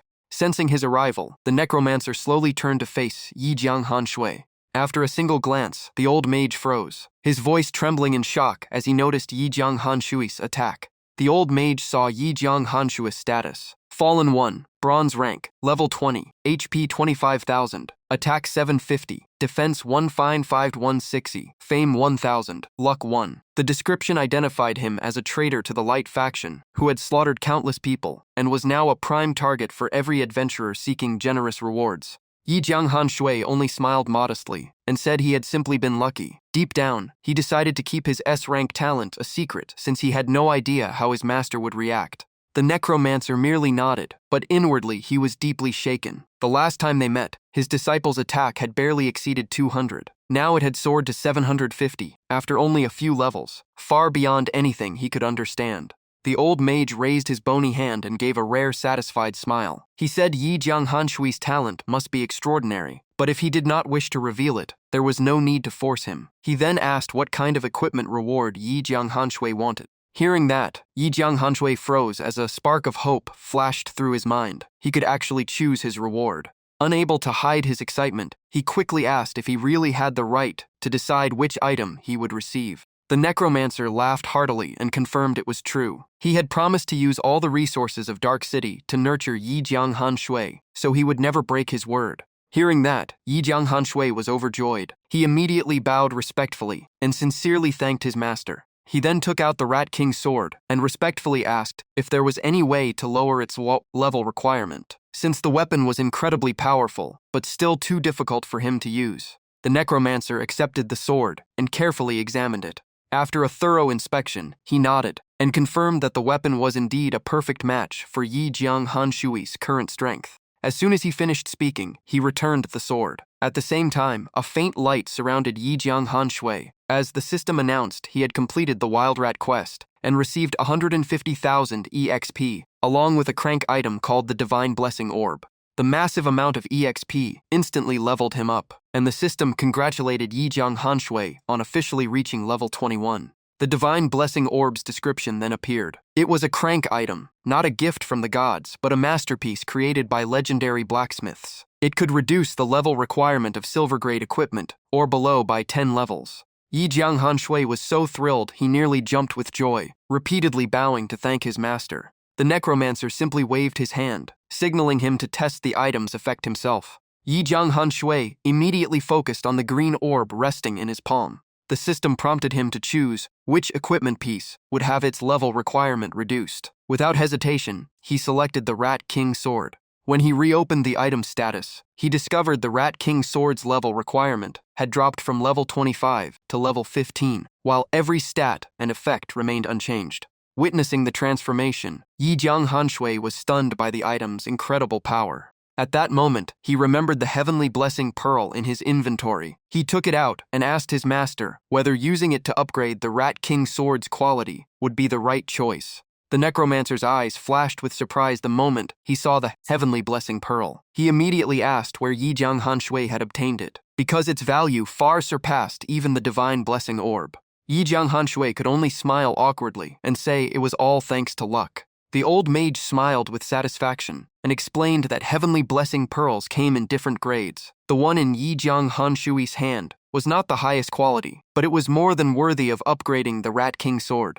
After hearing his master's confirmation, Yi Jianghan Shui immediately crushed the Heavenly Blessing Pearl and decided to use it right away. The system prompted him to choose a piece of equipment to upgrade, reminding him that it only worked on equipment below silver grade. He immediately selected the Rat King sword, and the blade was instantly wrapped in brilliant golden light as its appearance slowly transformed.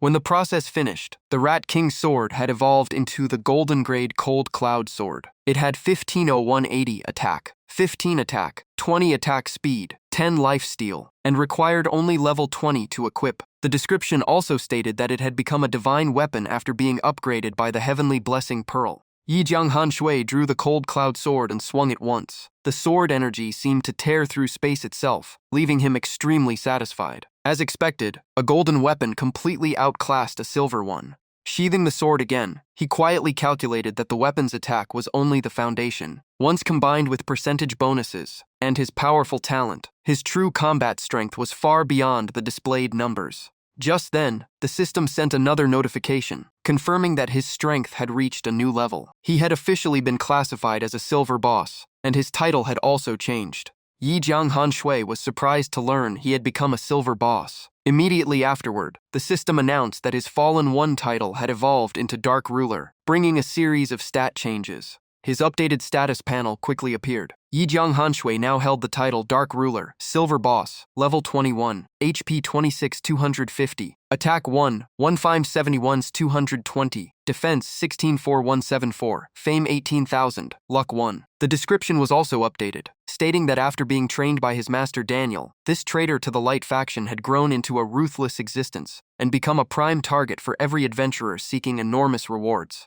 Yi Jianghan Shui lightly tapped his status panel, smiled confidently, and declared that with his current attack, he could kill anyone in an instant.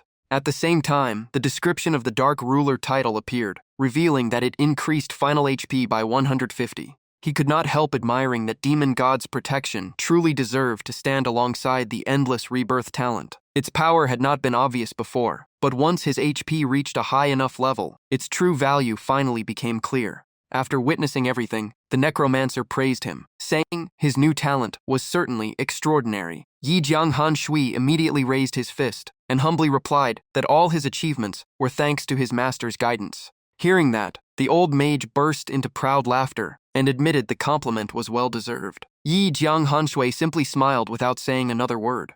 The necromancer then turned serious. He reminded Yi Jianghanshui that although his attack was already impressive, his defense was still lacking, and his defensive equipment was far from adequate. It was time for him to contribute to Dark City. The moment he heard about a new mission, Yi Jianghanshui became excited and quickly asked what he needed to do next. He had already guessed his master was about to assign another quest.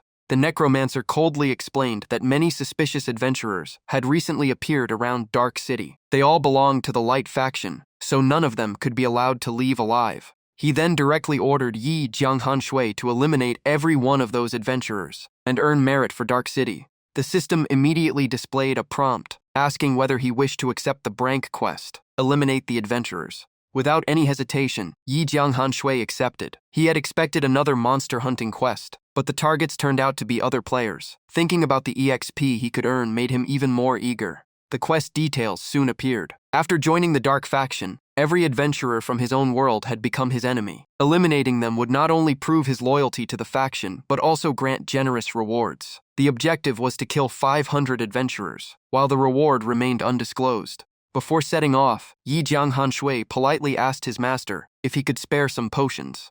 The necromancer immediately refused. He explained that the previous potions had been quest rewards, but from now on, Yi Jianghanshui would have to buy them. However, as his disciple, he would receive a 30% discount. Hearing that, Yi Jianghanshui immediately smiled and thanked him for the generous discount. The shop interface quickly opened. A healing potion restored 500 HP per second for 10 seconds, with a 30-second cooldown, costing 35 silver after the discount. The stronger HP potion restored 1000 HP per second for 10 seconds, also had a 30-second cooldown, and cost 70 silver after the discount. The moment Yi Jianghanshui saw the prices, his face fell. Even with a 30% discount, 1 HP potion still cost 70 silver, meaning the original price was nearly 1 gold coin. Glancing at the small amount of money left in his bag, he could only sigh to himself. This was daylight robbery, not business. As painful as it was, Yi Jianghanshui still gritted his teeth and bought 5 HP potions and 4 healing potions.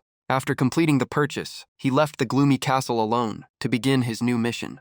After walking for a while, he suddenly sensed movement overhead and immediately looked up. A massive dragon was soaring across the sky above him. Riding on the dragon's back was a young man with fiery red hair. The moment he noticed Yi Jianghanshui, he let out a quiet sound of surprise. The young man frowned and swept his gaze across the ground below, as if searching for something.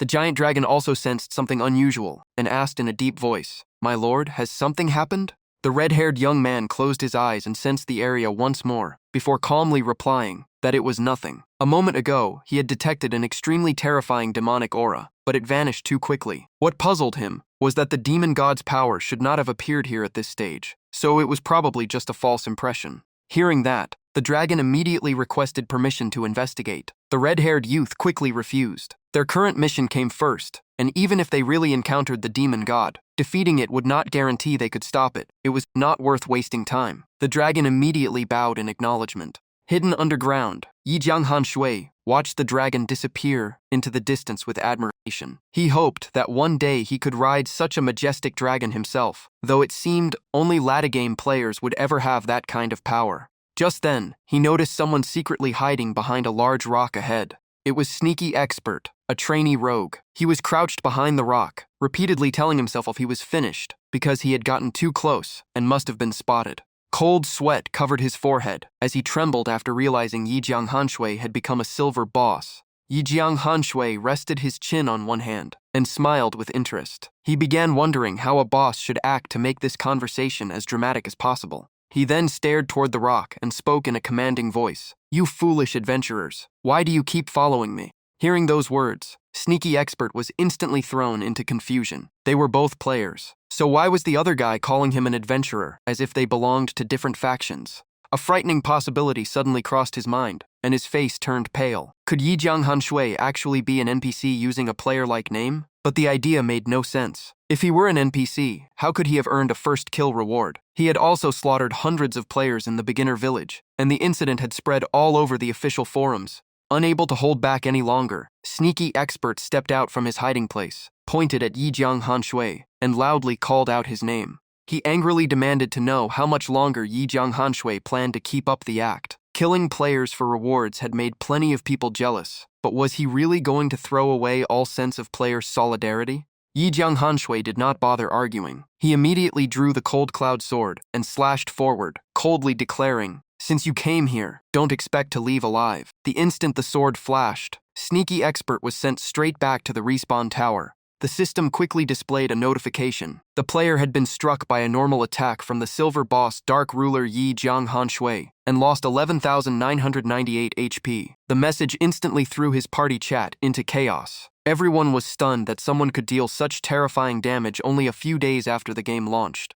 Even after respawning, Sneaky Expert was still in shock. He muttered to himself that it had only been a normal attack. It was simply unbelievable. At that moment, another party member immediately asked him to send Yi Jianghanshui's coordinates. With trembling hands, he shared the location and warned everyone to be extremely careful because Yi Jianghanshui's attack could easily reach over 1,000. Inside the headquarters of a major guild, members were heatedly discussing the news. They could not believe anyone was dealing thousands of damage when their strongest player only had 176 attack. Even if Yi Jianghanshui possessed a divine weapon, he should not be that powerful this early. Even so, the news spread quickly, and many top guilds began gathering forces to hunt him down. Now that he was a silver boss, they believed that even if he became a golden boss, he would eventually fall to the overwhelming numbers of the player base. Meanwhile, Yi Jianghanshui quietly watched beams of light, representing players appear and disappear before his eyes. Without hesitation, he turned and left the area, sprinting away while reminding himself to retreat before they could gather enough people. After all, his head was worth a fortune now, and plenty of experts would come after the bounty.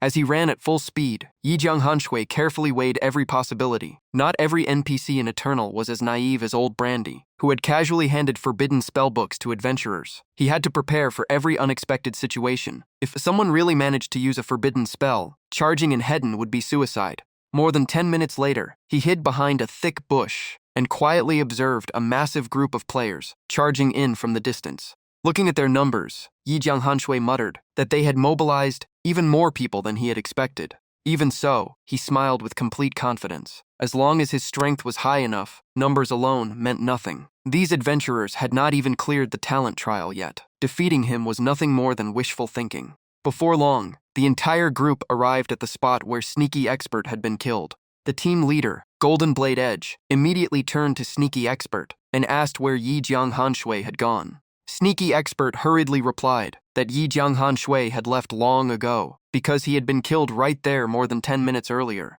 Hearing that, Golden Blade Edge immediately ordered everyone to split up and search the area. A unique hidden class was simply too valuable, and this time they had to capture Yi Jianghanshui no matter what. Under the blazing sun, the entire guild acknowledged the order in unison and immediately sprang into action. Within moments, groups of players spread throughout the region and launched a large-scale manhunt. Just then, an urgent distress call rang out over the team voice channel. One squad had encountered Yi Jianghanshui, been wiped out instantly, and immediately shared his coordinates. Golden Blade Edge raised his sword and led everyone toward the reported location at full speed, shouting for the others to keep up. When they arrived, all they found were the bodies of several recently fallen players. He quickly asked where the target had gone, but the freshly respawned player could only reply bitterly that Yi Jianghanshui had already left, and every sword strike dealt over 10,000 damage. Hearing that, Golden Blade Edge clenched his teeth in rage and cursed loudly, feeling as though everyone was making a fool of him. At the same time, he finally realized that Eternal's map was far larger than he had ever imagined. The area surrounding Dark City alone could easily hold tens of thousands of players. What frustrated him even more was that most players were still trapped inside the beginner village. Gathering enough people to surround a single player this early in the game was almost impossible. Before he could recover, another notification appeared in the chat, reporting that Yi Jianghanshui had been spotted at a different location. Golden Blade Edge could only grit his teeth in disbelief. He could not understand how an early game player could deal over 10,000 damage when ordinary monsters only had a few tens of thousands of HP. In the end, he even suspected Yi Jianghanshui was using cheats. After hearing that conclusion, everyone present simply looked at one another in silence as the atmosphere turned extremely heavy. In the end, Golden Blade Edge reluctantly called off the hunt because the danger had exceeded all expectations. Thinking about the fortune he had spent on special items that could immobilize a target for 10 minutes and drastically weaken their stats made his heart ache even more. Unfortunately, Yijiang Hanshui kept moving with incredible agility and only targeted isolated players. Before anyone could use those special items, the guild had already suffered heavy losses. Under those circumstances, Golden Blade Edge believed they had almost no chance of defeating him. Meanwhile, Yijiang Hanshui swung the Cold Cloud sword once more and effortlessly finished off the last player in the group he had encountered. Immediately afterward, the system announced that he had reached level 22. Golden light surrounded his body, and Yijiang Hanshui could not help remarking that if you wanted to level up quickly, hunting players was far more efficient than grinding monsters. Another notification appeared before him. The system confirmed that the Brank quest to eliminate 500 adventurers had been completed. Yijiang Hanshui tapped the interface and smiled, thinking it was finally time to claim his reward. Before he could celebrate, a world announcement thundered across the server, making him turn around instantly. The system warned that hundreds of adventurers had died near Dark City, prompting the leaders of the Light faction to move their plans forward. Within 1 week, they would launch a campaign to recapture Radiant City. At the same time, every player in the Light faction received the exact same announcement. Yijiang Hanshui looked at the system panel in surprise. A thought immediately crossed his mind. Could this be the legendary city siege battle? He muttered to himself that this seemed to be the first truly large-scale event the game had officially released. To overcome this challenge, every guild would have to prove its coordination. Organizing countless players for a siege lasting several hours had never been an easy task. Just then, a notification visible only to him suddenly appeared. The system designated Yijiang Hanshui as the defensive boss of the 3rd Assault Wave, responsible for protecting Dark City from the Light faction. If he failed to appear, he would lose 10 levels and permanently lose 1,000 points from all attributes. After reading the message, his expression immediately darkened. Not only was he forced to participate in the siege, but he was also locked into the defending boss side. Yijiang Hanshui instantly felt uneasy. In events like this, the Light faction usually emerged victorious in the end. By himself, he had almost no chance of changing that outcome. Thinking about the scale of Dark City, a Tier 1 main city, he grew even more concerned. The Light faction would most likely send extremely powerful NPCs into the battle. That night, atop the silent castle, the necromancer looked at Yijiang Hanshui and slowly said that he now understood the overall situation. Frowning slightly, he continued that he had never expected the so-called Order of the Eternal Continent to regard Yijiang Hanshui as part of its design. Yijiang Hanshui was completely confused. Those words sounded as if an NPC was directly talking about the game's fundamental rules, something that should never have happened. The necromancer gently placed his bony hand on his disciple's shoulder and reassured him not to worry. When the decisive moment arrived, he would come to help. Once Yijiang Hanshui broke free from those rules, he would immediately activate a teleportation array to send him away. Hearing that, Yijiang Hanshui anxiously asked, "What about you, master?" The old mage calmly replied that he was the necromancer. It would not be easy for him to die. Besides, his own mission was almost complete. If death truly came, it would simply be a form of release. Yijiang Hanshui froze and could not help asking, "Mission?" The necromancer gazed into the distant sky and said that Yijiang Hanshui would understand everything in the future. As for his life or death, there was no need to worry. Yijiang Hanshui could only remain silent as he looked at his master with mixed emotions. The necromancer slowly closed his eyes, let out a long sigh, and said they would deal with what happened a week later when the time came. He then turned to his disciple and said that the mission had been completed excellently, asking what reward Yijiang Hanshui wanted this time. Without any hesitation, Yijiang Hanshui answered seriously that all he wanted was a pair of properly fitting boots. The necromancer immediately raised his hand and cast dark magic. A piece of equipment quickly materialized, while the system confirmed that Yijiang Hanshui had completed the Eliminate the Adventurer's quest and awarded him 200,000 EXP, along with a pair of silver-grade speed boots. A neat pair of black boots appeared before him with their stats displayed. Silver-grade speed boots, 1518 defense, 800 HP, 8 movement speed, requires level 22. The description added that the boots were enchanted with ancient speed magic, keeping the wearer warm in winter, cool in summer, and making every step feel as light as the wind. Receiving another silver-grade item, Yijiang Hanshui could not hide his excitement. He immediately opened the system interface to equip the new boots. At the same time, he also equipped the Silver Starsteel helmet and Silver Starsteel boots dropped by the Rat King, since he had finally reached the required level. After changing his equipment, Yijiang Hanshui's status panel was updated. He was now a level 22 silver boss with 36,720 HP, 1111,233 attack, 23,252 defense, 18,000 fame, and 1 luck. The description stated that he had once belonged to the Light faction, but was now the outstanding disciple of the necromancer Daniel. His strength far surpassed ordinary players, and he served as one of Dark City's key defensives bosses. Looking over his stats, he realized that while his attack was not yet at its peak, nearly all of his equipment except for his bronze armor had already reached silver grade. Combined with his 5-star growth, his defense had become so overwhelming that ordinary players would find it nearly impossible to break through. After checking everything, Yijiang Hanshui respectfully asked if his master had any other instructions. The necromancer paused for a moment before replying. He slowly explained that as a dark swordsman, Yijiang Hanshui would naturally awaken many powerful skills once he became strong enough. However, that did not mean he could ignore the fundamentals, as mastering basic skills was still essential. As soon as he finished speaking, the necromancer summoned an old letter and handed it over. He instructed Yijiang Hanshui to take it to the Ghost Marsh and find the undead swordsman, who would teach him even more valuable techniques. Yijiang Hanshui immediately accepted the letter with both hands and bowed to thank his master. The system then updated his quest with a new crank mission called Undead Swordsman. According to the description, a mysterious undead swordsman lived within the Ghost Marsh. He had once been one of Daniel's greatest creations. Thanks to the lingering power of his previous life, he awakened his own consciousness and became the true ruler of the marsh. The mission was to personally deliver Daniel's letter to him. Yijiang Hanshui asked where the Ghost Marsh was located. The system immediately informed him that it was an unexplored area, so no guidance would appear on the map. Even members of the Dark faction had to find the way on their own. The necromancer pointed north and said that following that direction would eventually lead to the Ghost Marsh. Yijiang Hanshui immediately nodded, accepted the instructions, and thanked his master. Without wasting another moment, he left the ancient castle and began his new journey alone. His solitary figure quietly walked along a deserted trail where thick tree canopies completely blocked out the sunlight.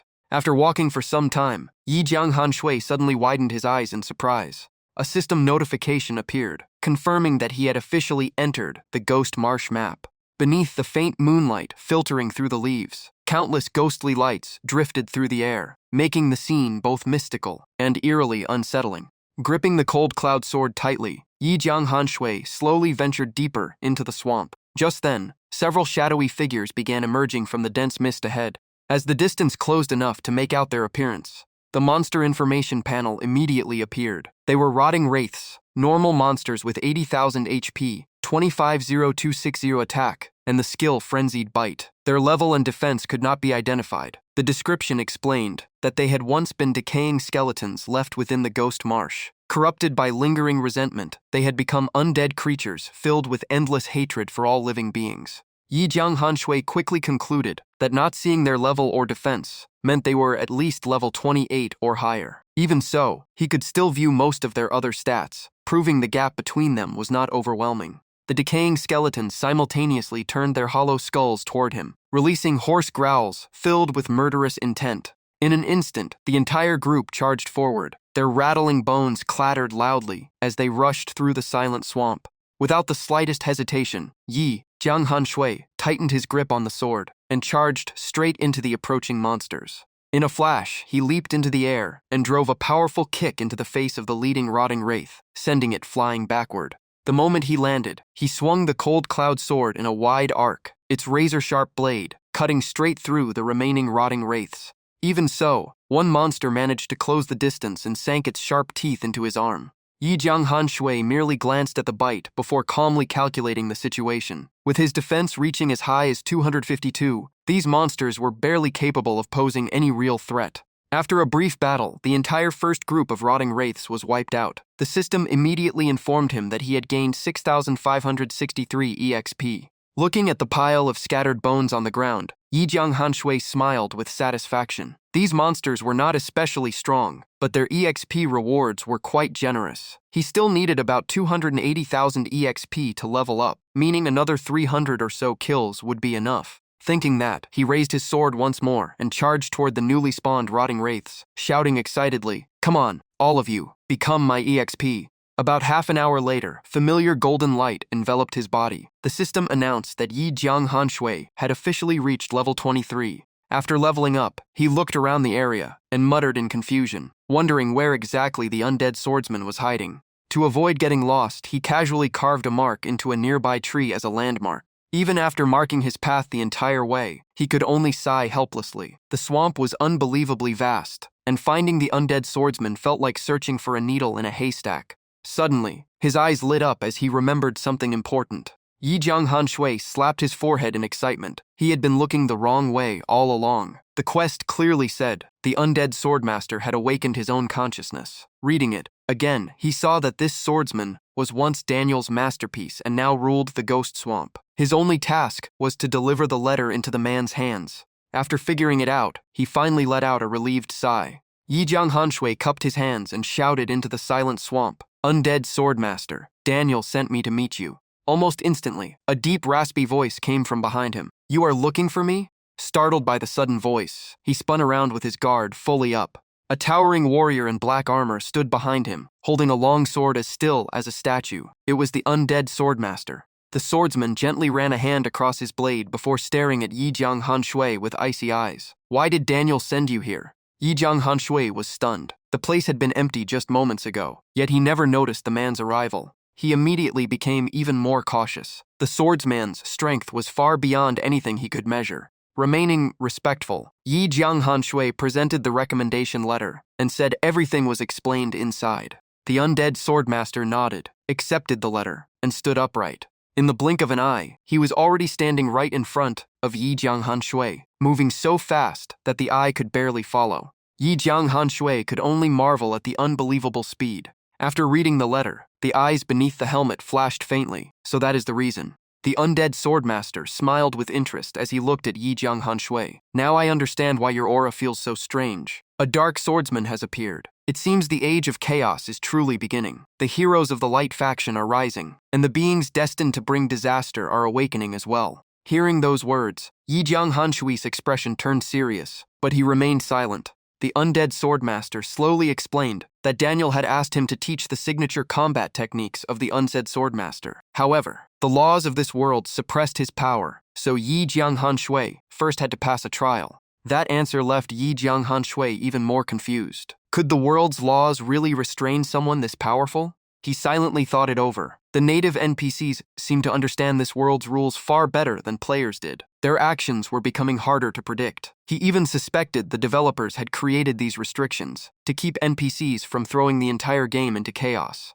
Another possibility crossed his mind. Maybe they truly understood this world's hidden laws and special mechanics. Still, he only asked carefully, "Then how do you view these so-called laws of heaven and earth?" The undead swordmaster closed his eyes and calmly replied, "As long as the laws exist, every living being must obey them. Even the 10 demon gods cannot resist them, let alone someone like me." Yi Jiang Hanshui refused to give up and asked if they had ever tried to break those laws. The swordsman firmly shook his head. "The laws would erase me before I ever came close to breaking them. You are still far too weak to understand such things. Only when you become a dark swordsman who can shake the entire world will you find the answer yourself." After saying that, the undead swordmaster spoke with authority. He ordered Yi Jiang Hanshui to kill a number of rotting mists to prove he was worthy before learning his combat techniques. Right then, the system asked whether the player wished to accept the qualification trial. Yi Jiang Hanshui accepted without hesitation. The quest window quickly appeared. Quest. Qualification certificate. Difficulty. Be objective. Prove your strength before the undead swordmaster Serene by killing 1,000 rotting mists to qualify for his deadly combat skills. Seeing that number, Yi Jiang Hanshui was speechless. 1,000 enemies was no small challenge. That while Yi Jiang Hanshui's attack power was impressive, his overall strength was still lacking. He needed more training before he was even worthy of being taught. The swordsman calmly told him to finish the trial and return afterward. As soon as he finished speaking, the undead swordmaster slowly faded away and disappeared. Yi Jiang Hanshui could only mutter that the man was truly impossible to predict. He checked the clock and saw it was almost 11 p.m. Even so, with the upcoming siege battle in mind, he knew he had to get stronger as quickly as possible. With renewed determination, Yi Jianghan Shui headed toward the gloomy lake, promising himself he would grind all night. Before long, more rotting mists emerged from the pitch-black water. They let out terrifying screams and rushed toward him with their jaws wide open. Yi Jianghan Shui charged straight into battle, his sword thrust forward and pierced the rotten chest of a rotting mist. Without stopping, he spun around and swept his blade through another group of monsters. The system kept updating his progress as his attack power increased by 1,000, and his kill count climbed from 11 to 71. He locked onto another rotting mist slowly approaching. One more slash pushed his quest progress up to 91 kills. Yi Jianghan Shui kept charging into the packed swarm, while the quest tracker steadily counted every rotting mist he defeated. The progress kept rising until he had defeated 406 out of the required 1,000 rotting mists. Wave after wave of rotting mists fell beneath his sword. While collecting loot, he found a level 30 staff and happily thought the drop rate here was incredible. That item alone should sell for a nice profit. 5 hours of non-stop fighting flew by. After cutting down the final rotting mist, the system confirmed he had completed the qualification trial and could return to the undead swordmaster Serene for his reward. Yi Jianghan Shui let out a relieved sigh and smiled. He had finally finished, and his experience bar was only about 5% away from leveling up. But at that moment, another system notification appeared. Daniel's stealth spells had officially expired. In an instant, Yi Jianghan Shui's eyes turned completely black. Dark veins spread across his face, and a sinister purple aura surrounded his body. Even he was shocked by the transformation. Just then, the undead swordmaster's voice came from behind him. This is the true form of a dark swordsman. Hearing the voice, Yi Jianghan Shui immediately turned around. He quickly smiled and happily reported that he had completed the mission. The undead swordmaster raised a hand in approval. He revealed that he had been watching the entire battle and praised Yi Jianghan Shui's attack power, saying it far surpassed others of the same level and that even countless rotting mists could not stop him. The system then granted the quest rewards. Yi Jianghan Shui received 200,000 experience points and officially qualified to learn Serene skills. Level Up light surrounded him once again. After the system announcement, Yi Jianghan Shui advanced straight to level 26. The undead swordmaster smiled and told him there was no need to call him sir anymore. Since he had accepted Daniel's request to teach him, he was now Yi Jianghan Shui's second master. Delighted, Yi Jianghan Shui immediately called out, "Master." The undead swordmaster acknowledged him and gathered purple magic at his fingertip. He warned that Yi Jianghan Shui's current strength was still limited, so he could only learn a small number of skills. Yi Jianghan Shui instantly realized it was time to choose his skills carefully. A long list of different skills quickly appeared before him. The massive number of skills left him completely stunned.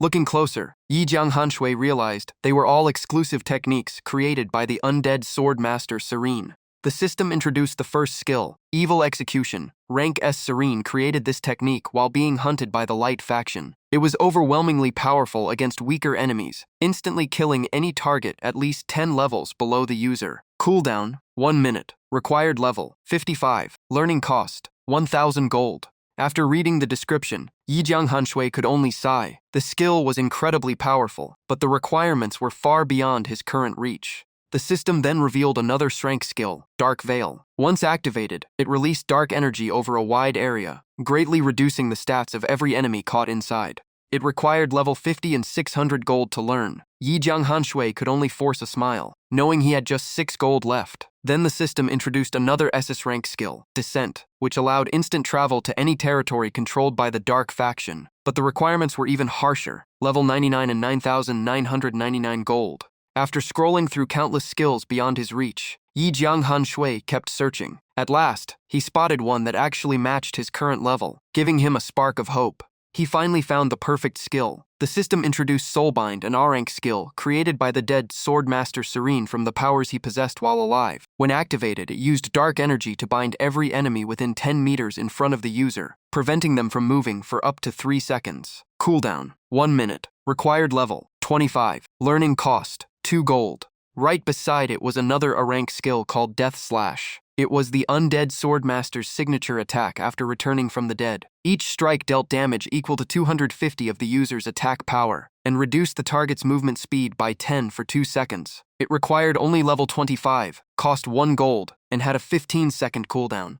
Looking over the two skills, Yi Jiang Hanshui nodded in satisfaction. They could not compare to the S or SS rank techniques, but they were still incredibly valuable in the early game. After confirming his choice, the system announced that he had successfully learned Soulbind and Death Slash. Seeing this, the undead swordmaster calmly said he had taught everything he could for now. Once Yi Jiang Hanshui became stronger, he could return to learn more advanced techniques. Yi Jiang Hanshui respectfully asked when he would be qualified to continue his training. The undead swordmaster replied that only when the dark power within him grew so strong that it was nearly impossible to control would he be ready for higher-level combat techniques. Yi Jiang Hanshui silently thought it over. If he remembered correctly, dark reincarnation would evolve at level 50. Maybe that would be the right time to return to his master. With that in mind, he bowed respectfully, thanked his master, and took his leave. The undead swordmaster simply nodded in response. The scene quickly shifted back to Yi Jiang Hanshui's apartment in the real world. He took off his VR headset and checked the time, groaning when he realized it was already past 3 a.m. Remembering he still had to get up later, he hurried to bed. Before long, the bright midday sunlight filled the room. Sunlight streamed through the window just as his phone rang, breaking the peaceful silence. Still half asleep, Yi Jiang Hanshui reached for his phone and answered groggily. On the other end was his close friend Wang Kai, laughing as he asked why he was still sleeping at noon. Yi Jiang Hanshui yawned and said he had stayed up all night, grinding the game before asking what was going on. Wang Kai immediately brought up the major event the system had launched the previous night. Yi Jiang Hanshui calmly replied that he already knew about the siege battle. Wang Kai excitedly asked if he planned to join, explaining that the rewards were amazing. Top-ranked players even had a chance to earn gold-grade equipment and many rare items. The moment he heard about the rewards, Yi Jiang Hanshui was fully awake. He quickly asked where that information had been announced. Wang Kai explained that the system had not made it public. Anyone who wanted the details had to follow a special information channel. Yi Jiang Hanshui asked if sharing that information would get Wang Kai into trouble. Wang Kai laughed and said he had never signed any confidentiality agreement, so he could tell anyone he wanted. Hearing that, Yi Jiang Hanshui praised him as a true brother. Wang Kai continued encouraging him to join the event. Even without chasing the top rankings, simply farming monsters for contribution points would still be worth it. Yi Jiang Hanshui nodded and said he would think about it. But in the very next moment, his eyes suddenly lit up. The words event rewards sparked a brand new idea in his mind. The moment an idea hit him, Yi Jiang Hanshui sprang out of bed like a rocket and shouted, "I've finally figured it out." On the other end, Wang Kai immediately asked what the plan was. Yi Jiang Hanshui laughed and promised to treat him to a huge meal if the plan worked. But Wang Kai only grew more impatient and kept pressing him for the details. Instead of answering, Yi Jiang Hanshui playfully blew a loud kiss through the phone. Then he hung up, leaving only the cold beeping tone echoing on Wang Kai's end. Wang Kai stood there frozen, muttering in disbelief, "I'm straight, don't do that." Without wasting another second, Yi Jiang Hanshui logged back into the game and appeared once again in the ghost swamp. He rushed forward at full speed, telling himself there was no time to waste. He had to meet his master and discuss the plan. A gloomy atmosphere filled the dark castle. Chilling dark energy lingered everywhere, while ghostly flames cast a faint glow across the ancient stone corridors. The moment he found the undead mage, Yi Jiang Hanshui eagerly announced that he had come up with a way to lure light faction players and help the dark faction defend the city. The mage immediately gave him his full attention. The old skeleton turned around, the blue flames in his eye sockets burning brighter, as he curiously asked, "Let's hear it." Smiling with confidence, Yi Jiang Hanshui explained that players were never truly loyal to any faction. They claimed to fight for the light, but in reality they only chased personal rewards. To them, light or dark made little difference. After hearing that, the undead mage fell silent for a moment, before asking, "So what exactly are you aiming for?" Yi Jiang Hanshui answered without hesitation, "As long as the rewards are good enough, someone will always take the risk. The light faction doesn't value players, so the dark faction should do the opposite. Offer enough benefits, and they'll willingly fight for us." He then talked about everything he had experienced since entering the beginner village, where NPCs had always treated players with hostility. In his opinion, many players were already dissatisfied and secretly wanted to go against the main storyline. However, the undead mage shook his head and explained that the dark faction was not a place anyone could simply join. Yi Jiang Hanshui quickly added that they did not need to make them official members. They only had to offer irresistible rewards, so players would willingly fight for them. Even then, the mage still looked uncertain. Yi Jianghan Shui immediately assured him that the plan would succeed, and confidently declared that he was certain it would work. Seeing he was not finished, the undead mage asked if there was anything else. Yi Jianghan Shui suggested that the first-place reward had to be truly unique, with only a single winner, so everyone would risk everything to claim it. The mage asked what reward he had in mind. Smiling, Yi Jianghan Shui answered, "The champion will earn the chance to join the dark faction." The undead mage immediately rejected the idea, saying that becoming a member of the dark faction was anything but simple. He revealed that he had only accepted Yi Jianghan Shui because of special circumstances, and hinted that his true strength was far beyond dark gold rank. Those words shocked Yi Jianghan Shui, and he quickly asked if his master had already reached spirit rank. The undead mage only let out a mysterious cough and said that at his peak, he had been far stronger than dark gold rank, but he refused to say more. What mattered was that adventurers blessed by the goddess of life were bound to the light faction, making it nearly impossible for them to officially join the dark faction. Yi Jianghan Shui stayed calm and smiled. Even if joining the dark faction is nearly impossible, that doesn't stop us from offering the opportunity itself as the grand prize. Hearing that, the undead mage froze, and the flames in his eyes flared brightly. After a few seconds of thought, the undead mage let out a raspy laugh and nodded in approval. As long as you take first place, that reward will become the perfect bait to hook countless players. Yi Jianghan Shui immediately nodded, clearly pleased that his plan had been accepted. With his hands behind his back, the undead mage praised him, saying only his own disciple could come up with such a cunning strategy. But the moment Yi Jianghan Shui heard words like cunning and scheming, his smile instantly froze. Deep down, he argued that this was intelligence, not trickery, and could not help feeling a little wronged. Completely unaware of his reaction, the undead mage laughed heartily and patted him on the shoulder with an icy hand. He then gave Yi Jianghan Shui full authority to carry out the plan and officially acknowledged him as his disciple.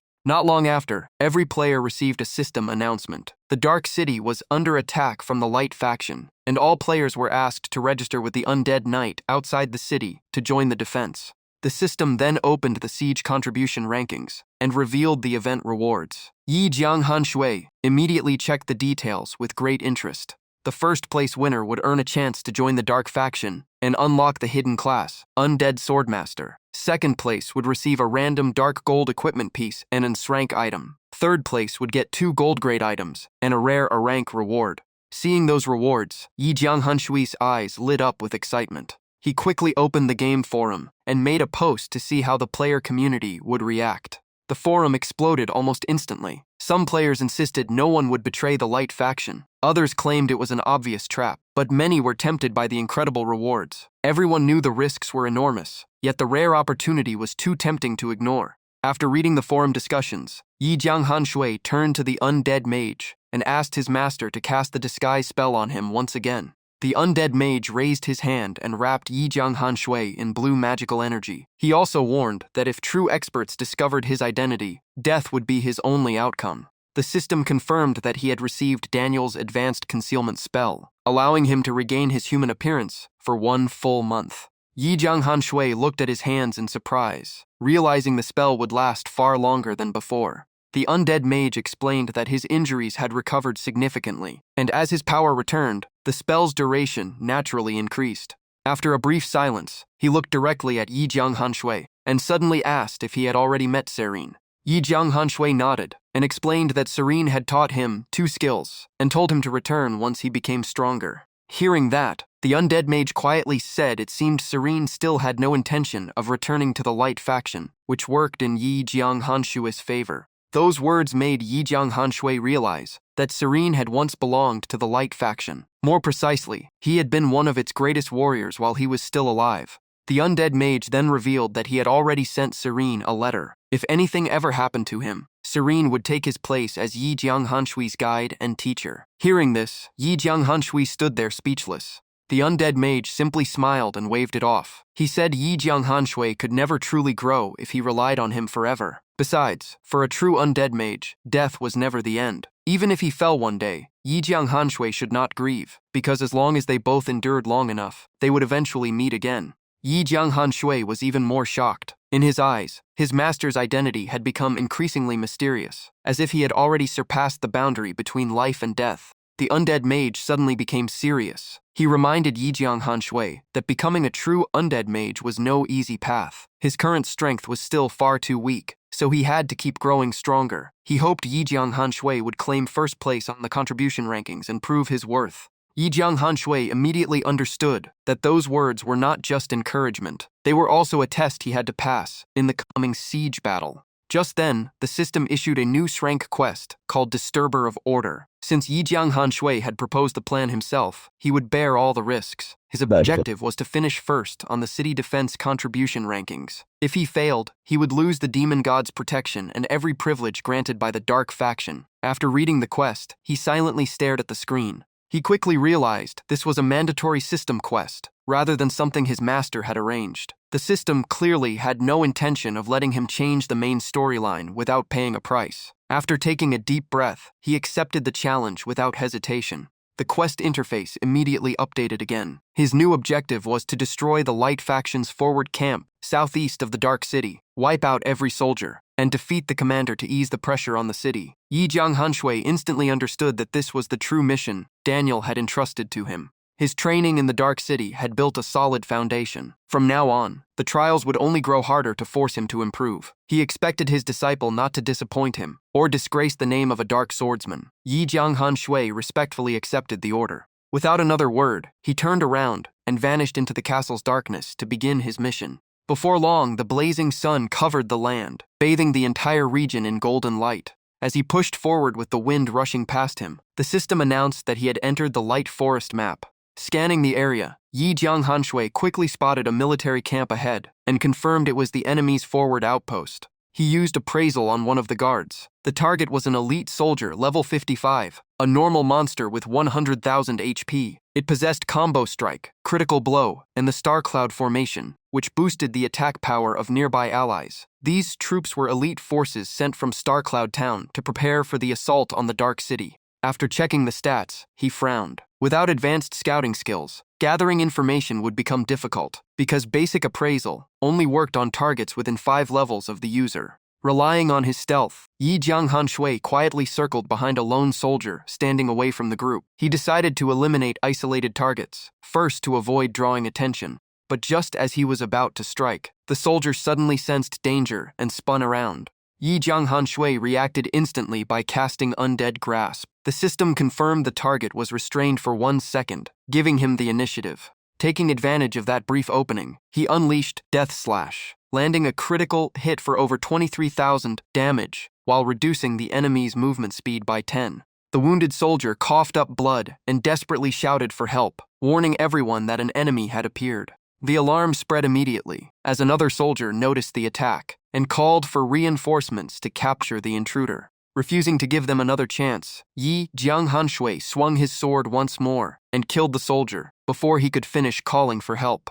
Looking at the blood still clinging to his blade, Yi Jianghan Shui smirked. The combo of Death Slash, Bloodthirst Frenzy, and Undead Grasp was incredibly effective. Within moments, a large group of elite soldiers rushed in from behind, drawing their weapons and shouting for his capture. Seeing the situation turn against him, Yi Jianghan Shui immediately retreated. He had no intention of taking unnecessary risks before knowing how strong the camp's commander really was. The furious soldiers chased after him while calling for their general to join the fight. Instead, they received word that their commander had gone out with one of his concubines, throwing the entire camp into chaos. As he fled at full speed, Yi Jianghan Shui overheard the conversation and suddenly stopped. He slowly turned toward the pursuing soldiers and smiled mockingly, treating them like nothing more than a disorganized mob. Enraged by the taunt, the elite soldiers charged together. At the same time, the system announced that they had activated the Star Cloud formation, increasing everyone's attack power by 15. Yi Jianghan Shui leaped onto a massive rock and casually sneered that even with the buff, they still were not worth his attention. The moment he finished speaking, he dived down like a shadow, his sword tearing through the enemy ranks. The system continuously displayed experience gains, as one elite soldier after another fell. About 10 minutes later, the battlefield was covered with the corpses of fallen soldiers. Brushing the dust off his shoulder, Yi Jianghan Shui let out a quiet snort. He had expected hundreds of enemies, yet barely 20 had been enough to wipe out the entire camp. Just then, a furious roar echoed from behind him, instantly drawing his attention. A burly general slowly emerged from the forest, carrying two enormous battle axes. His overwhelming killing intent made the air feel heavy. Yi Jianghan Shui narrowed his eyes and realized the camp commander had finally returned. He immediately checked the enemy's information. The target was Gu Dun, an elite general, a level 60 silver rank boss. The system could not display his HP and only revealed that he had once been the strongest warrior in Starcloud Town. After rising to power, however, he indulged in wine and women, causing his strength to decline, and he became infamous for his twisted habits in the wilderness. After reading the information, Yi Jianghan Shui shook his head. His current appraisal skill was clearly outdated if it could not even reveal a boss' basic stats. The general pointed one of his battle axes straight at Yi Jianghan Shui and declared that he already knew who he was. Every soldier in the camp had been killed by him. Yi Jianghan Shui only looked surprised and asked if they had met before. Gu Dun's eyes burned with greed. He revealed that the Light faction had placed a special bounty on Yi Jianghan Shui's head. Whoever brought it back would earn a powerful hidden class and a bright future. To him, killing Yi Jianghan Shui meant fame, power, and beautiful women. Yi Jianghan Shui only sneered, mocking that with a body ruined by wine and lust, Gu Dun probably would not even live long enough to enjoy those rewards. Struck where it hurt most, Gu Dun's face turned red with rage. He roared and immediately charged. He swung both massive battle axes at the same time with terrifying force. The twin axes slammed into the ground with a thunderous crash, but Yi Jianghan Shui narrowly dodged the attack. Seizing the opening, he leaped into the air and drove a kick straight into Gu Dun's face with evil stomp. The system confirmed over 11,000 damage, but the suppression effect failed because of the huge level gap. Even Yi Jianghan Shui was surprised by the result. Gu Dun roared and unleashed a relentless barrage of axe strikes, forcing Yi Jianghan Shui to retreat again and again just to stay alive. While defending himself, Yi Jianghan Shui quickly analyzed the fight. His damage was enough to threaten the boss, but his HP and defense were nowhere close. A direct fight would only end badly for him. The instant Gu Dun exposed an opening, after a missed swing, Yi Jianghan Shui rushed in. Spinning at full speed, he slashed hard across the elite general's back. Gu Dun grimaced and gritted his teeth from the pain, yet he only laughed and admitted that Yi Jianghan Shui's skills were impressive. As soon as he finished speaking, he spun around and counterattacked. His twin battle axes came crashing down like a storm as he shouted that he would fight to the very end. Not far away, the provocatively dressed woman, accompanying the general, hid behind a large tree, nervously watching the battle. Trembling, she softly called out to her lord in worry. After another fierce exchange, Yi Jianghan Shui quickly retreated and realized his HP had already fallen to just over half. Without hesitation, he drank a healing potion and decided it was finally time to use the strategy he had prepared. His HP quickly recovered to full. He immediately raised a hand and fired a strange burst of energy that locked onto Gu Dun. The system confirmed that Undead Grasp had taken effect, restraining Gu Dun for 0.8 seconds. The moment the crowd control landed, Yi Jianghan Shui exploded forward like an arrow released from its bow. He leaped high into the air and slammed another evil stomp directly into the boss's face, dealing over 11,000 more damage. Gu Dun roared in fury, lifting his battle axes to strike back while mocking that such a short stun could never stop him. But in the very next moment, he could only stare as Yi Jianghan Shui turned around and sprinted away at incredible speed. The system also announced that Evil Stomp had increased his movement speed by 200 for 3 seconds. In the blink of an eye, Yi Jianghan Shui disappeared into the forest, leaving Gu Dun standing there in disbelief at his unbelievable speed.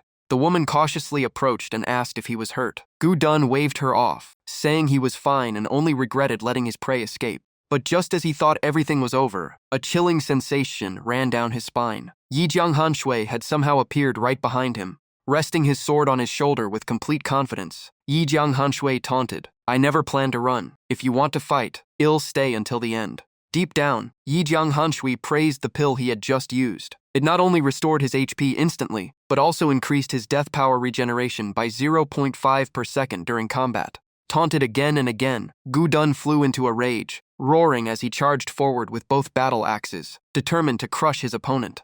2 more minutes of intense combat passed. The boss' relentless axe attacks forced Yi Jianghan Shui onto the defensive, reducing his HP to around half once again.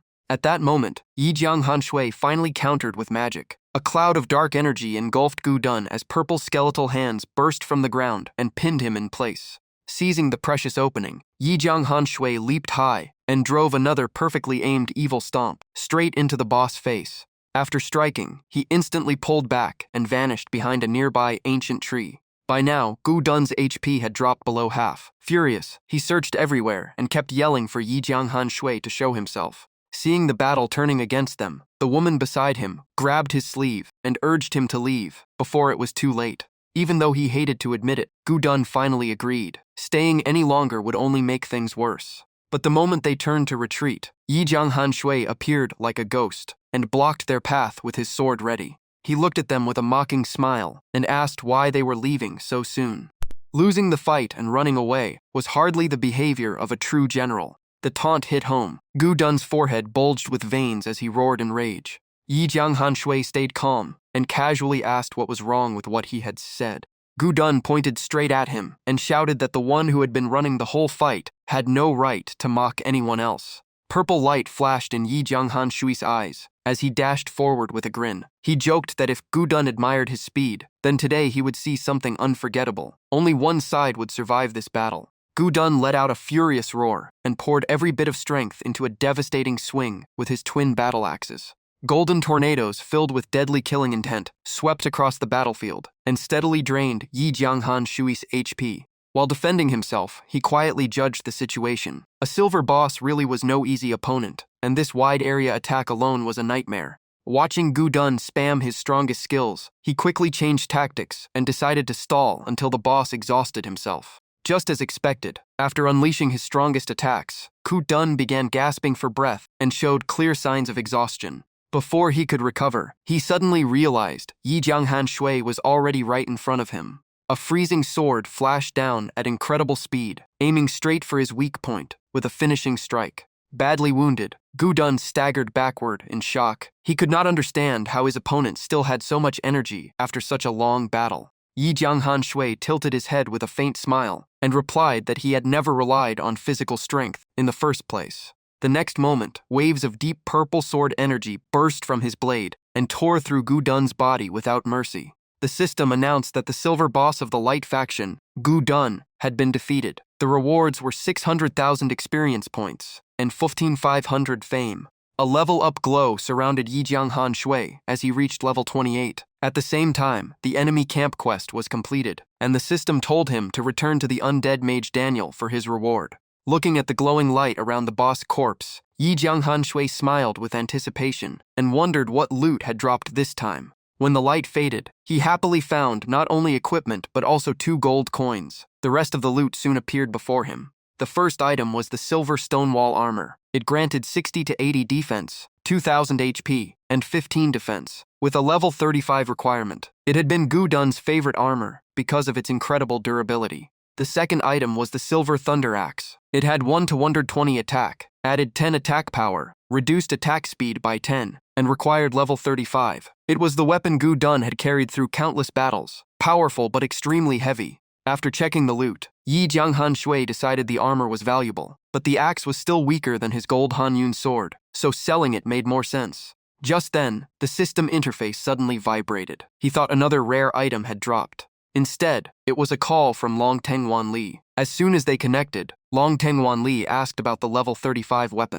because the highest level player in the game was only level 23. Yi Jianghan Shui calmly replied that as long as someone needed it, that was enough. He knew joining the dark faction meant losing access to personal storage, so every unused item had to be sold before he risked dying and losing everything. Long Tengwan Li offered 150,000 gold, but Yi Jianghan Shui immediately raised the price to 200,000 and refused to negotiate. A few seconds later, the deal was accepted. The trade was quickly finalized. Yi Jianghan Shui said he would send his location, so Long Tengwan Li could dispatch someone to collect the weapon. Not long afterward, the system confirmed that 200,000 gold had arrived from Long Tengwan Li. Yi Jianghan Shui could not help laughing. A true big spender had paid in full without even inspecting the weapon. Just then, his eyes landed on the woman who had been with Gu Dun.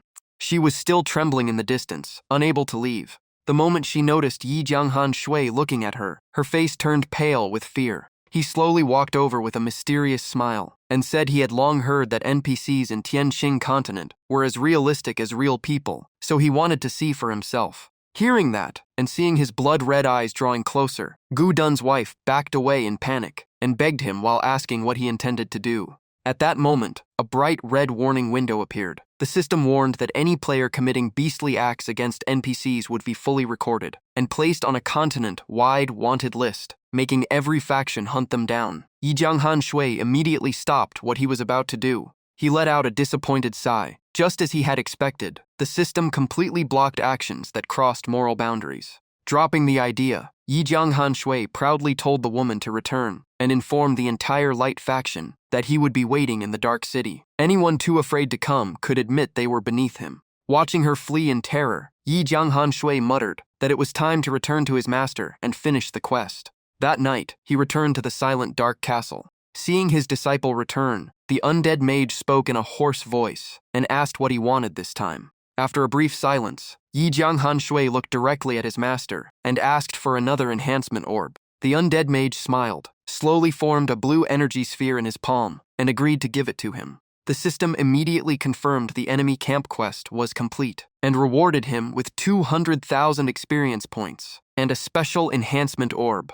Without wasting a second, Yi Jianghan Shui crushed the orb and used its power to enhance the stonewall armor. After opening his status window, he looked at the upgraded stats with complete satisfaction and barely hid his excitement. His character screen now displayed the title Dark Controller Yi Jianghan Shui, a level 28 silver boss with over 50,000 HP. Both his attack and defense had increased significantly. The description also labeled him as the infamous traitor of the Light faction, now growing under Daniel's guidance and becoming a high-value target with a huge bounty. Just then, the system announced that his strength now qualified him to access the Dark faction power rankings. Yi Jianghan Shui immediately became interested. The ranking quickly appeared, led by top powerhouses such as Time Beast Potter, Dreadstar Eric, Ocean Devourer Baluo, Fallen Angel Sarah, Crimson Hell Nikon, War Beast Harry, Wind of Destruction Zephy, Soul Controller Gurnier, Sin Black Dragon Atticus, and Evil Curse Lori. He immediately asked the system to display his own ranking.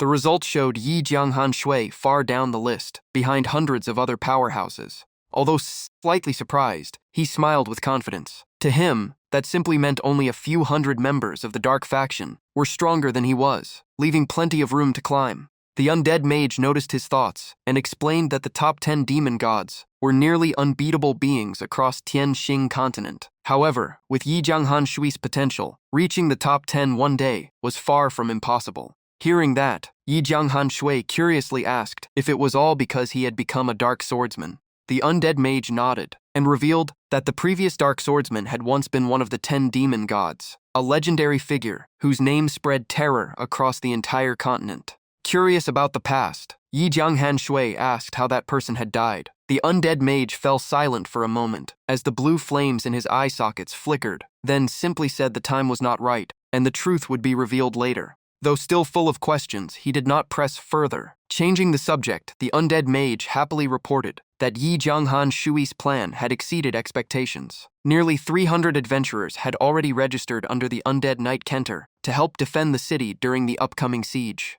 Yi Jianghan Shui smiled with confidence. In his eyes, players always chased profits first, while justice meant very little. The Light faction trusted too much in its own righteousness, but moral rules could never hold back practical players. The undead mage let out a raspy laugh. If things continued this way and they did not interfere, the Dark City truly had a chance to survive. Hearing that, Yi Jianghan Shui acted confused and asked who his master meant by they. A cold blue light flickered in the undead mage's eyes. He simply smiled and said, Yi Jianghan Shui already knew the answer, so there was no need to keep pretending. Yi Jianghan Shui stood silently, realizing that the hardest things to predict were always the schemes hidden in the shadows. The undead mage turned and disappeared into the night, his figure blending into the castle. Before leaving, he told Yi Jianghan Shui not to overthink it and to focus on growing stronger. He also assigned him to train the skeleton soldiers, since his strength had already surpassed theirs, and he could teach them real combat experience. The system immediately issued a new quest called Skeleton Training, rated Tier T. The objective was to teach at least 5,000 skeleton soldiers a new combat skill. The reward remained undisclosed. Without hesitation, Yi Jianghan Shui accepted. The scene shifted back to the real world inside an ordinary apartment. Jiang Han logged out, checked his phone, and called Wang Kai. He was about to order takeout, but changed his mind. Still half asleep, Wang Kai casually reminded him to order something spicy. Jiang Han laughed and suggested meeting in person instead. He would pay for the meal at their usual place. At a smoky roadside restaurant, Wang Kai noticed his friend seemed different and asked what had happened. While eating, Jiang Han said he had run into some trouble in the game, but the earlier phone call had already solved it. Wang Kai eagerly offered to help and proudly mentioned his own account was doing well. Jiang Han simply smiled and said everything was under control. Wang Kai then asked about Jiang Han's current level. Jiang Han calmly replied that he was only a little over level 20. The answer shocked Wang Kai. He immediately asked if that did not already place him among the top-ranked players. Instead of answering, Jiang Han asked about Wang Kai's level. Wang Kai proudly said he had reached level 19. His ID, Wang Zhe Kai Huan, was ranked 39th on the leaderboard. He then asked for Jiang Han's real in-game identity. Jiang Han seriously told him to keep it an absolute secret if he found out. Wang Kai immediately promised he would never tell anyone. After taking a deep breath, Jiang Han finally revealed the truth. He was Yi Jianghan Shui. Wang Kai casually kept eating his noodles and simply repeated, "So you are Yi Jianghan Shui." A second later, the meaning finally hit him. He sprayed noodles everywhere and became so excited he could barely speak. Still in disbelief, Wang Kai stared at Jiang Han as if he had witnessed the most unbelievable thing in his life. Only after connecting the famous name with his friend's real identity did he realize how obvious the clue had been all along. He kept staring at Jiang Han with a trembling voice, repeatedly asking if he really was the legendary player, or if this was just a joke. After thinking it through, Wang Kai finally understood why Jiang Han had always hidden his identity. Someone that famous would only attract endless trouble if his ID became public. He immediately promised to keep the secret forever. Jiang Han placed a hand on his friend's shoulder and simply said he trusted him completely. That evening, Yi Jianghan Shui returned to the game. The moment he appeared in the Dark Castle, the system issued an emergency warning. As more adventurers joined the Dark City, the leaders of the Light faction had become furious and decided to launch their full assault 4 days ahead of schedule, hoping to end the war as quickly as possible. Yi Jianghan Shui froze. If the schedule had moved up by 4 days, then the siege would begin tomorrow. He could hardly believe the notification. A major siege event that had been scheduled long ago had suddenly changed overnight. He recalled the developer's announcement when the server first opened. Every NPC had independent thoughts, emotions, and decision-making, and could even alter the storyline. But another possibility also crossed his mind. Perhaps the developers simply did not want players helping the Dark faction, so they intentionally moved the battle forward to put them at a disadvantage. Setting those thoughts aside, he looked toward the plaza, where a group of skeleton soldiers kept repeating the same stiff training drills. The moment Yi Jianghan Shui approached, every skeleton stopped at once, bowed in unison, and their dry voices echoed across the square. He scanned the formation and announced that the city lord had ordered him to teach them a new combat skill. He then ordered the apparent squad leader to gather every nearby skeleton soldier, and the skeleton immediately obeyed. Before long, several thousand skeleton soldiers filled the central plaza, standing in perfect ranks as they awaited orders. Looking over the army, Yi Jianghan Shui began to plan. He needed a skill that was easy to imitate, but still effective in real combat. At that moment, the system explained that he could demonstrate any active skill for the skeletons to observe and learn. Their learning ability was limited, so they could only copy part of the technique. However, there were no restrictions on skill type, and training could be done once a week. This time, the system actually gave useful advice. Resting his hand on his chin, Yi Jianghan Shui studied the skeletons while reviewing his own skills, searching for the best one to teach through demonstration. A few seconds later, his eyes lit up as he found the perfect choice. He cleared his throat to grab everyone's attention and told them to watch carefully. According to him, the move he was about to teach was extremely useful in large-scale battles. As soon as he finished speaking, Yi Jianghan Shui exploded upward with a powerful leap. While airborne, he spun and unleashed a crushing kick, combining it with Evil Stomp in a devastating dive attack. The instant he landed, the plaza cracked apart as dust and broken stone flew everywhere. After landing, he pointed at the shattered ground and stressed that the core of the move came down to one word: stomp. Whenever they met Light faction adventurers, they should stomp straight on their faces and never let them recover.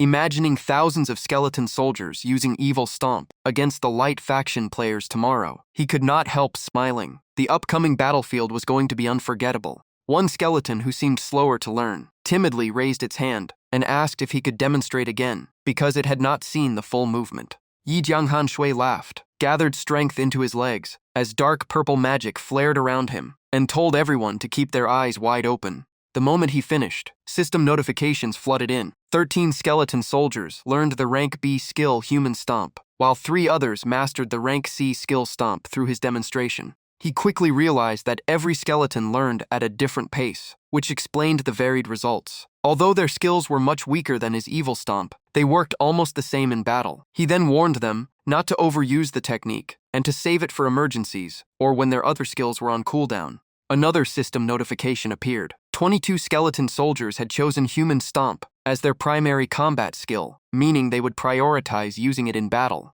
Yi Jianghan Shui pointed at the skeleton that seemed the smartest and encouraged everyone to perform well in tomorrow's battle so the light faction could witness the true strength of the Dark Army. The skeleton soldiers shouted in unison that they understood. At the same time, the system confirmed that another 45 skeleton soldiers had successfully learned the rank B skill, Human Stomp. Not long afterwards, the system announced that the skeleton training quest was complete and instructed him to return to his master, Daniel, for the reward. Without wasting time, Yi Jianghan Shui rushed back to the dark castle. Only one thought filled his mind. Time was running out, and he needed to see what his master had prepared for the coming battle. As soon as he spotted the undead mage standing quietly in the ancient courtyard, he walked over and reported that the mission had been completed. The undead mage nodded as the blue flames in his eyes flickered. He said he had expected this outcome because once the light faction decided to launch the final assault tomorrow, Yi Jianghan Shui would surely finish the training today.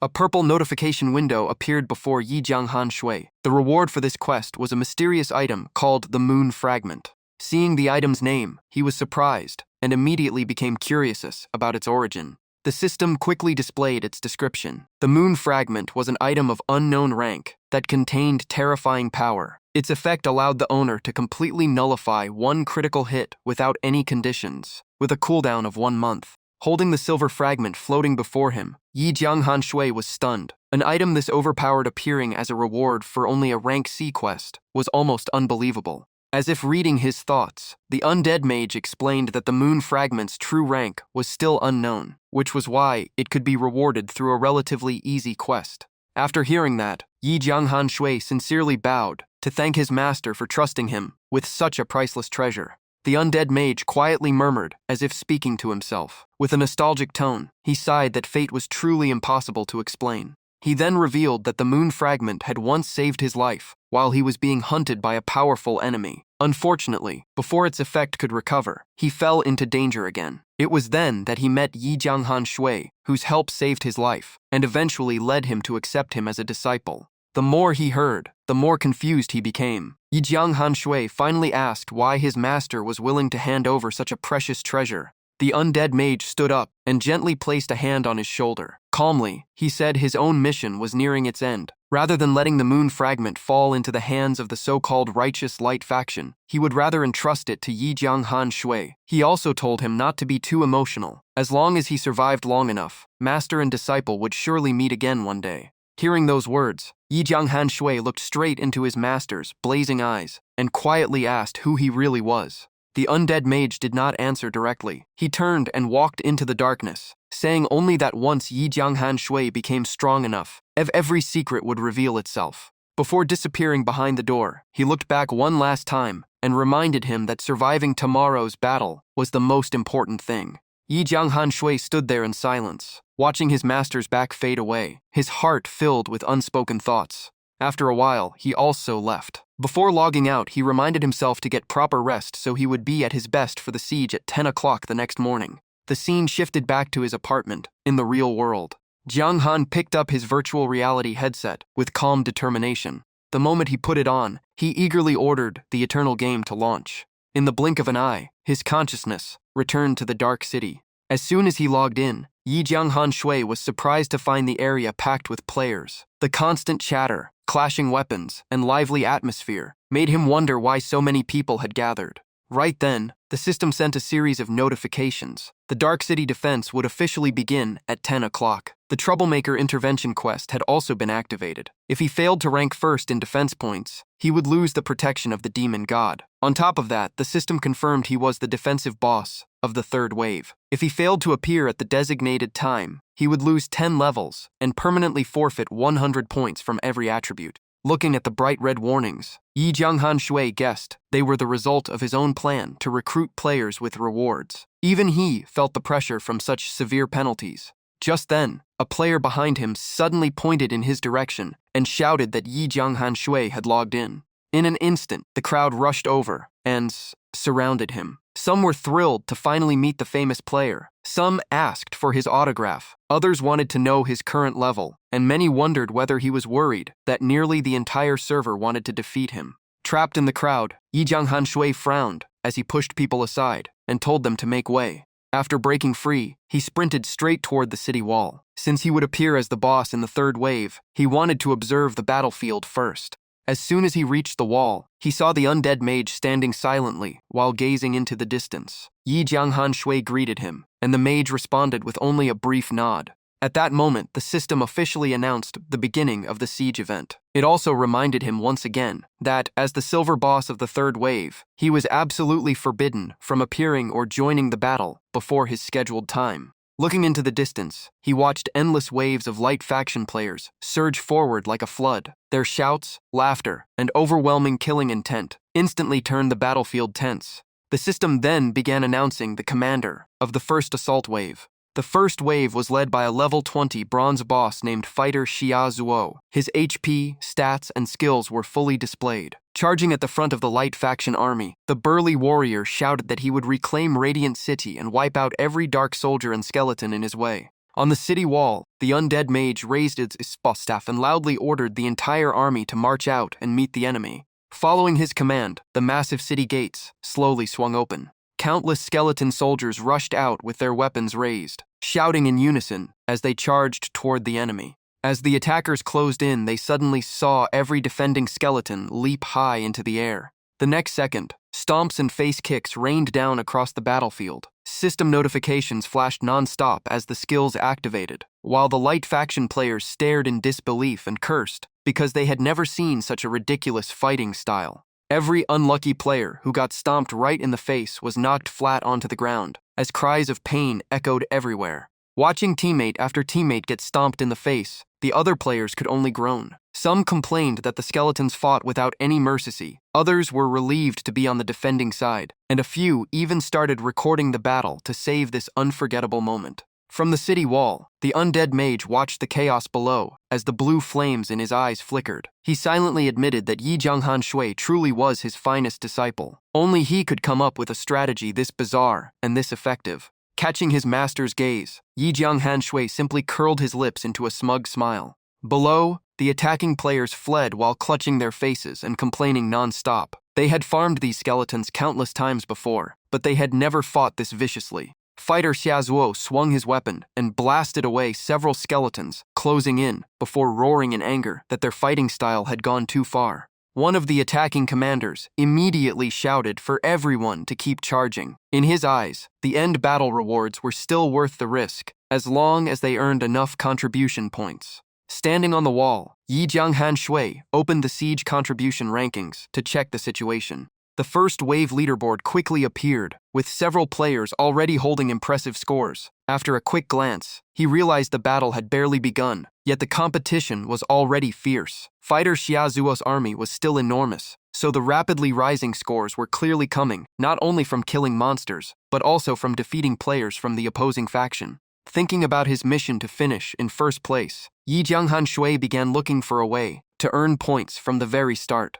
He turned to a nearby player and asked if he had a spare bow. The player looked surprised but admitted he had an old wooden bow. He also reminded Yi Jianghan Shui that he was a melee fighter, so using a bow would give him no advantage. Yi Jianghan Shui simply smiled and said he did not need a good one. Even the worst bow would do, along with 10 arrows, and he would pay 10 silver coins. Seeing an easy profit, the player immediately handed over the bow and arrows without hesitation.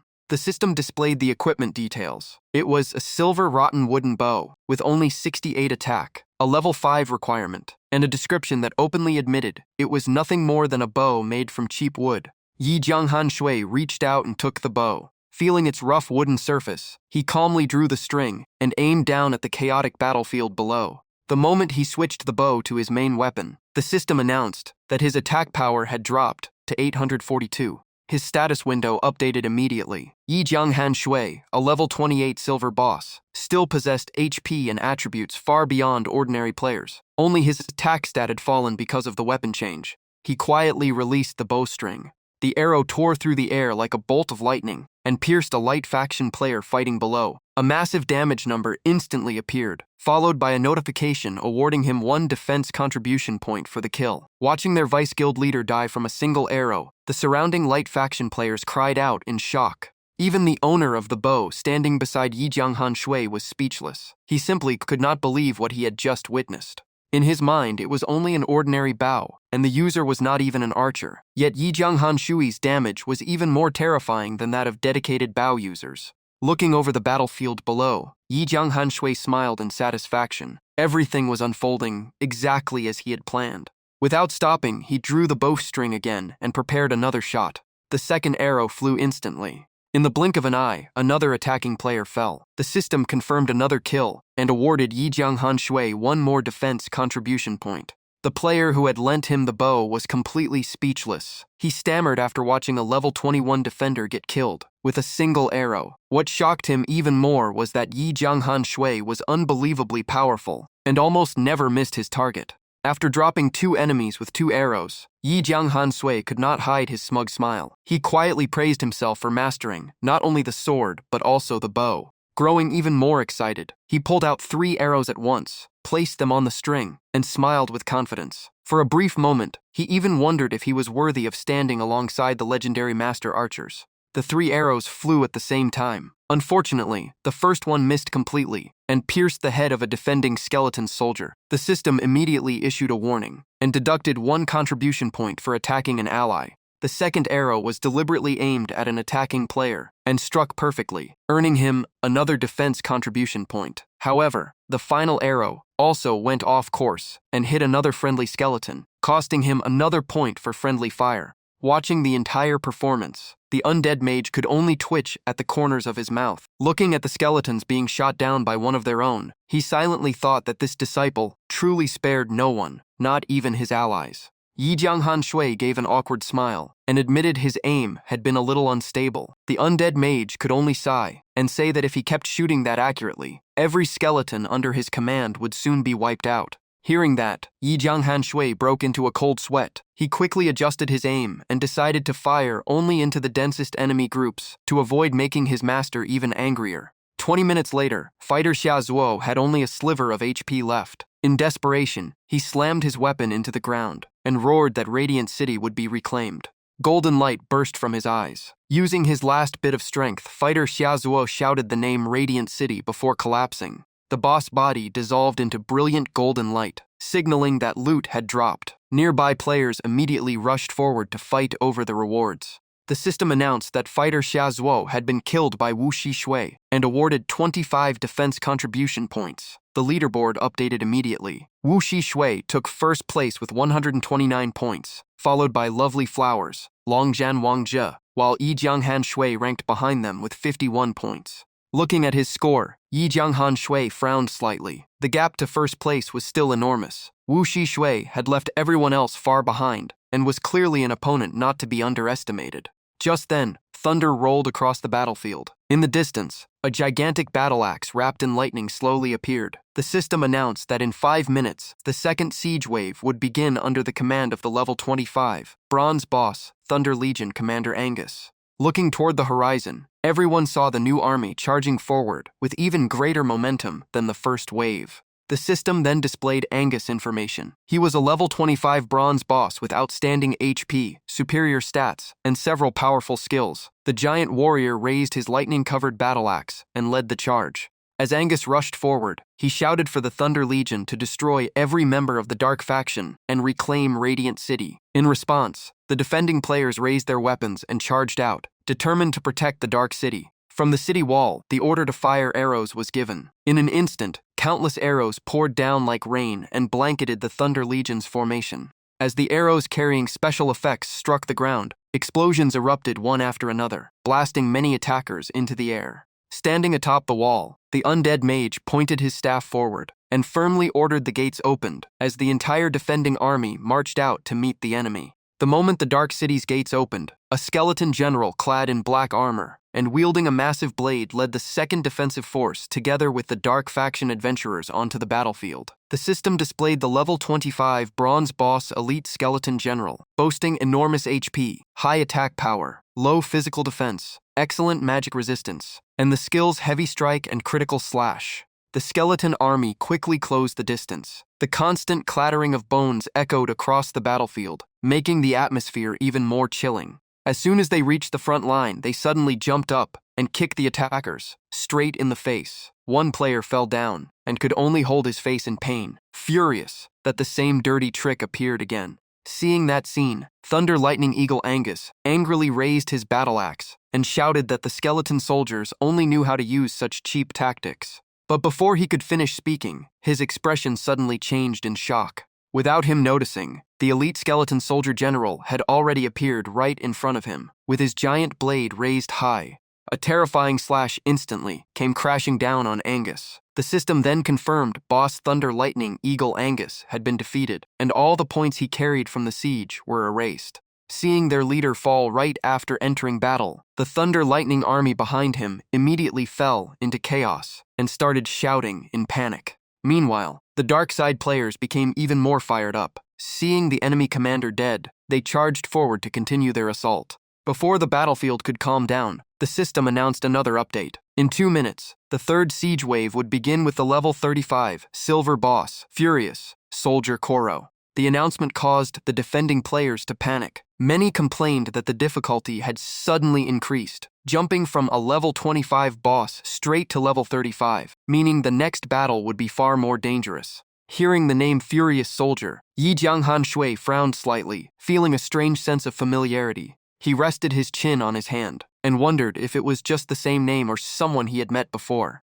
At that moment, a violent storm swept across the battlefield, sending countless defending players flying into the air. Screams echoed everywhere. Inside the storm, a figure slowly appeared with overwhelming pressure. The system introduced the level 35 Silver Boss Furious Soldier Cairo, along with his skills and background. He was once an unknown soldier from Newbie Village, but after receiving support from the village chief, he gradually rose in power. The moment he appeared, Cairo pointed his sword at the city wall and roared, calling out Yi Jianghan Shui by name. After seeing his opponent clearly, Yi Jianghan Shui was completely stunned. He never expected to meet an old acquaintance again, and he suddenly remembered that he still owed Cairo 2 gold coins from his days in Newbie Village.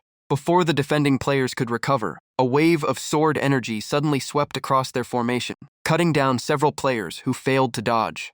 The elite skeleton soldier general did not retreat at all. He immediately raised his giant blade and charged toward Cairo with a powerful strike. Cairo only moved slightly and easily avoided the attack. The giant blade smashed into the ground, tearing open a deep crack. Right after that, Cairo descended from the sky, his sword drawing a sharp arc before striking the elite skeleton soldier general. The system immediately announced that the defending boss had been defeated, and all his points disappeared as well. After killing his opponent, Cairo pointed his sword forward and ordered the entire siege army to advance and crush the defensive line. Yi Jianghan Shui gripped his sword tightly. To him, a level 35 boss defeating a level 25 boss was not surprising at all. It seemed it was time for him to enter the battlefield and end this situation himself. At that moment, a dry hand gently rested on his shoulder. The undead mage reminded him of his previous warning. The most important thing was staying alive, and he must never forget his own safety while fighting. Yi Jianghan Sui looked at his master and firmly nodded to show he understood. The undead mage looked ahead, a trace of hope still in his voice, then calmly said, "Then go." Without hesitation, Yi Jianghan Shui gathered all his strength into his legs, used the city wall as a foothold, and shot down onto the battlefield like an arrow released from a bow. The moment he landed, the system announcement echoed across the entire map, instantly drawing every player's attention. The system announced across the server, "All adventurers, pay attention." During the third siege of Mossbach Cup 28, Yi Jianghan Shui, known as the Shadow Controller, has officially joined the defending side. At the same time, all of his information was revealed to every player. Shadow Controller Yi Jianghan Shui's Silver Boss, level 28, HP 50,220, Attack 12,451,308, Defense 331,374, Fame 19,500, Luck 1. The description also stated that he was the famous traitor of the Light Faction, strengthened by Daniel's guidance, and seeking to control all adventurers. Defeating him would grant extremely valuable rewards. After reading the announcement, the siege players became extremely excited. In their eyes, Yi Jianghan Shui was nothing more than a walking treasure chest. At that moment, the system announced another mandatory rule. System reminder: as a defending boss, you must fight continuously for at least 20 minutes before returning to the city. Hearing this condition, Yi Jianghan Shui was briefly stunned. He immediately understood that the system had sealed his escape route and forced him to survive for 20 minutes. This battle would not be easy. At that moment, he sensed a chilling, killing intent approaching. A sword flashed like lightning, and suddenly stabbed toward him from an extremely dangerous angle. Yi Jianghan Shui reacted unbelievably fast. With only a slight tilt of his head, he narrowly dodged the sword strike. Before he could regain his balance, another player attacked from the side, aiming directly at his ribs. But with a smooth turn of his body, the attack failed completely. A player who seemed to be the commander immediately shouted, ordering everyone to tighten the encirclement and never let Yi Jianghan Shui escape. Right after that, a powerful voice echoed across the battlefield. Today, no matter which side you belong to, anyone who defeats Yi Jianghan Shui will receive a special reward from the light faction. Hearing this, Yi Jianghan Shui swung sword and released a dark purple sword wave that swept through the incoming crowd. A mocking smile appeared on his face, so they even planted spies among the defenders just to deal with him. They really came prepared.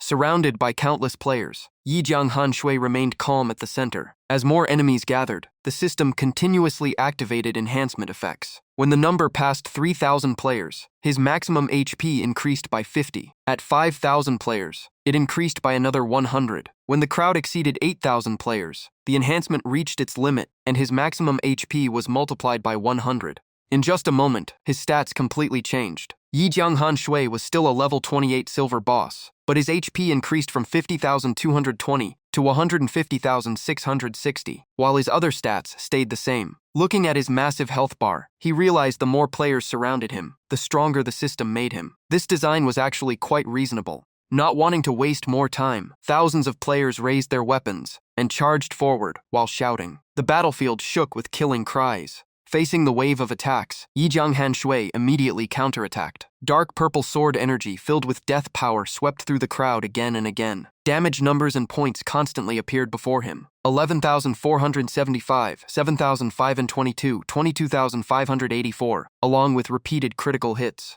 System notification: congratulations, you defeated an adventurer from the Light faction and received 1 defending point. Watching Yi Jianghan Shui destroy the battlefield, the players' expressions changed instantly. Some shouted in fear that he was no different from a real boss now. Someone in the top 10 even posted his stats on the forum. An over 1,300 attack at level 28 seemed completely impossible. Another sword wave tore through the enemy formation. Several players who failed to react fell instantly. The system announced that he gained another defending point after defeating a Light faction adventurer. It did not stop there. 2 more players were struck down and turned into white light, leaving the battlefield. The system awarded him 2 more defending points. Yi Jianghan Shui continued swinging his sword. Every strike took down several enemies, while the system kept adding more points. This time, he gained 13 defending points. After clearing away the blocking players, furious soldier Cairo immediately raised his sword and charged toward Yi Jianghan Shui, roaring his name. Cairo's sword carried terrifying power as it slashed directly toward Yi Jianghan Shui with a deadly strike. The attack landed and removed 1,360 HP from Yi Jianghan Shui. Cairo immediately laughed proudly. He stared at his opponent and said, "Yi Jianghan Shui, do you still remember me?" Yi Jianghan Shui only laughed. He mocked Cairo, saying how could he forget that idiot from Newbie Village, though it seemed he had improved a little since then. Those words enraged Cairo. He pointed his sword at Yi Jianghan Shui and blamed him for tricking him in the past, causing countless adventurers to flood Newbie Village and drive equipment prices sky high. Today, he would take his life to repay all those losses. Yi Jianghan Shui calmly replied. To him, their old deal was only worth 2 gold coins. If Cairo wanted, he could pay immediately. But if Cairo still wanted trouble, killing him by accident would simply clear the debt. After saying that, he coldly told Cairo to take the money and leave. While the two faced each other, several players behind them took the chance to attack Yi Jianghan Shui from behind. However, the damage numbers that appeared were only 2 and 1 HP. The attackers were completely stunned. They could not believe they only dealt such tiny damage, and immediately realized Yi Jianghan Shui's defense was almost impossible to break. His HP bar still showed 146,497 out of 150,660. Looking at the players behind him, Yi Jianghan Shui coldly warned them that if they kept attacking from behind, he would show no mercy. Cairo gritted his teeth as thick black energy covered his entire body. His rage had reached its peak. Right after that, Cairo shot forward like an arrow and shouted that Yi Jianghan Shui was about to die, yet still dared to act arrogant. The system announced that he activated Advanced Sword Combo Technique. The two swords collided violently, sparks flew everywhere, and the sharp sound of metal echoed across the battlefield. Both sides instantly entered a high-speed sword battle, with attacks chaining endlessly. Damage notifications kept appearing. Yi Jianghan Shui lost 5,080 HP. Cairo lost 6,899 HP, then 8,763 HP. Yi Jianghan Shui lost another 987 HP, while Cairo took 9,801 damage despite his damage reduction skill. The soldiers and players nearby could only stare in shock. To them, this was a battle on a completely different level, where ordinary players had no chance to interfere. Many believed Yi Jianghan Shui could never match Cairo's HP, and fighting like this was no different from seeking death. After 2 minutes of fierce combat, Yi Jianghan Shui's HP dropped to around 20,150 out of 150,660. He immediately raised his hand and used Undead Grasp, covering Cairo in dark purple light. The system confirmed the target was restrained for 1 second. Without wasting this precious moment, Yi Jianghan Shui swung his sword repeatedly. The system displayed damage numbers of 8,963, 10,685 critical damage, and then 11,235. Even while restrained, Cairo laughed coldly. He struggled to raise his sword and shouted, "Is that all you can do? Die." Yi Jianghan Shui seized the chance and delivered the finishing blow. His sword pierced straight through Cairo's body, causing him to slowly turn into light. The system announced, "You defeated the Siege faction's sub-boss, receiving 50 defending points and 5,000 experience." Thanks to his lifesteal effects from skills and equipment, Yi Jianghan Shui's HP quickly recovered. Right then, another system notification appeared. "Congratulations. You reached level 29. Current HP 45,650,156,500. Maximum HP increased after leveling up." Before completely disappearing, Cairo looked up at him with hatred in his eyes and left one final sentence. "You are still as cunning as before." Yi Jianghan Shui only laughed and replied mockingly, "And you are still the same as back then, still just as foolish." Cairo gathered his last bit of strength and raised his weapon, trying to launch one final attack at his opponent while roaring in anger. But Yi Jianghan Shui moved first. He kicked Cairo hard in the chest, dealing 13,547 damage. The system-confirmed stomp canceled the target's action and applied suppression, preventing movement for 1 second. Giving his opponent no chance to fight back, Yi Jianghan Shui immediately struck Cairo with repeated sword attacks and ended the battle completely. He silently watched as Cairo's body turned into countless points of light and vanished from the battlefield. Right after that, Yi Jianghan Shui took out a potion. Knowing the battle was still far from over, he decided recovery came first. The system announced, "You used a high-level HP potion, recovering 1,000 HP per second for 10 seconds. As Cairo disappeared, a fierce aura erupted from the Light faction's ranks. One of Cairo's trusted soldiers, covered in flames of rage, roared for revenge. The system announced that he activated Inherited Fury, increasing attack by 20 and attack speed by 25 for 1 minute. Yi Jianghan Shui was slightly surprised when he recognized Inherited Fury, a powerful enhancement effect. However, he calmly raised his sword and commanded, "Spirit skeletons, protect me." The nearby spirit skeleton warriors immediately followed the order and gathered into a solid wall of bones in front of Yi Jianghan Shui. The surrounding players were completely shocked by the sight. Many could only shout in disbelief that such a fighting method was possible. The system continued. Skeleton Soldier Formation activated Iron Wall Group skill, increasing defense by 100 for all allies within range. Standing calmly behind the defensive wall, Yi Jianghan Shui smiled confidently and told the enraged soldier that once they entered the siege battle, they should not expect to leave alive. He casually said he would wait until the fury effect ended before dealing with him. Hearing that, the soldier's face became extremely ugly. He could only grit his teeth and roar in frustration. Yi Jianghan Shui continued provoking him. He asked whether 1 minute of enhancement was enough to break through the spirit skeleton wall. If not, that fury was nothing but helpless rage. Furious, Cairo's trusted soldier ordered all players to retreat. Because the more people surrounded Yi Jianghan Shui, the more the system increased his HP and durability.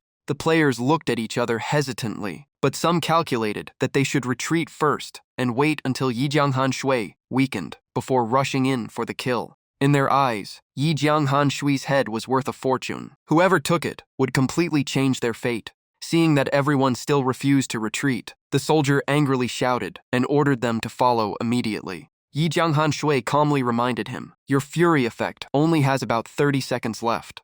Those words drove the soldier even crazier. He grabbed his sword and charged forward, roaring that he would cut down all the skeleton soldiers blocking his path. He crazily slashed at the defensive line again and again, but the bone wall remained firm and barely moved. From behind the defense, Yi Jianghan Shui calmly counted down 20 seconds. Unwilling to give up, the soldier released a powerful sword wave toward the spirit skeleton formation, but it only pushed back a few skeletons.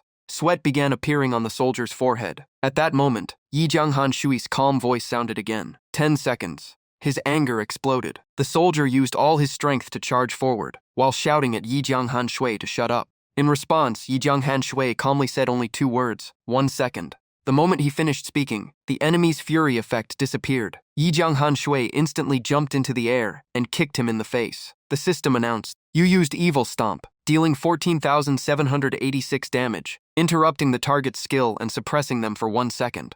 Taking advantage of the opening, he slammed the enemy's head into the ground and unleashed a series of sword strikes. Damage numbers appeared one after another: 11,036, 9,864, 12,031, 9,976, and 10,568.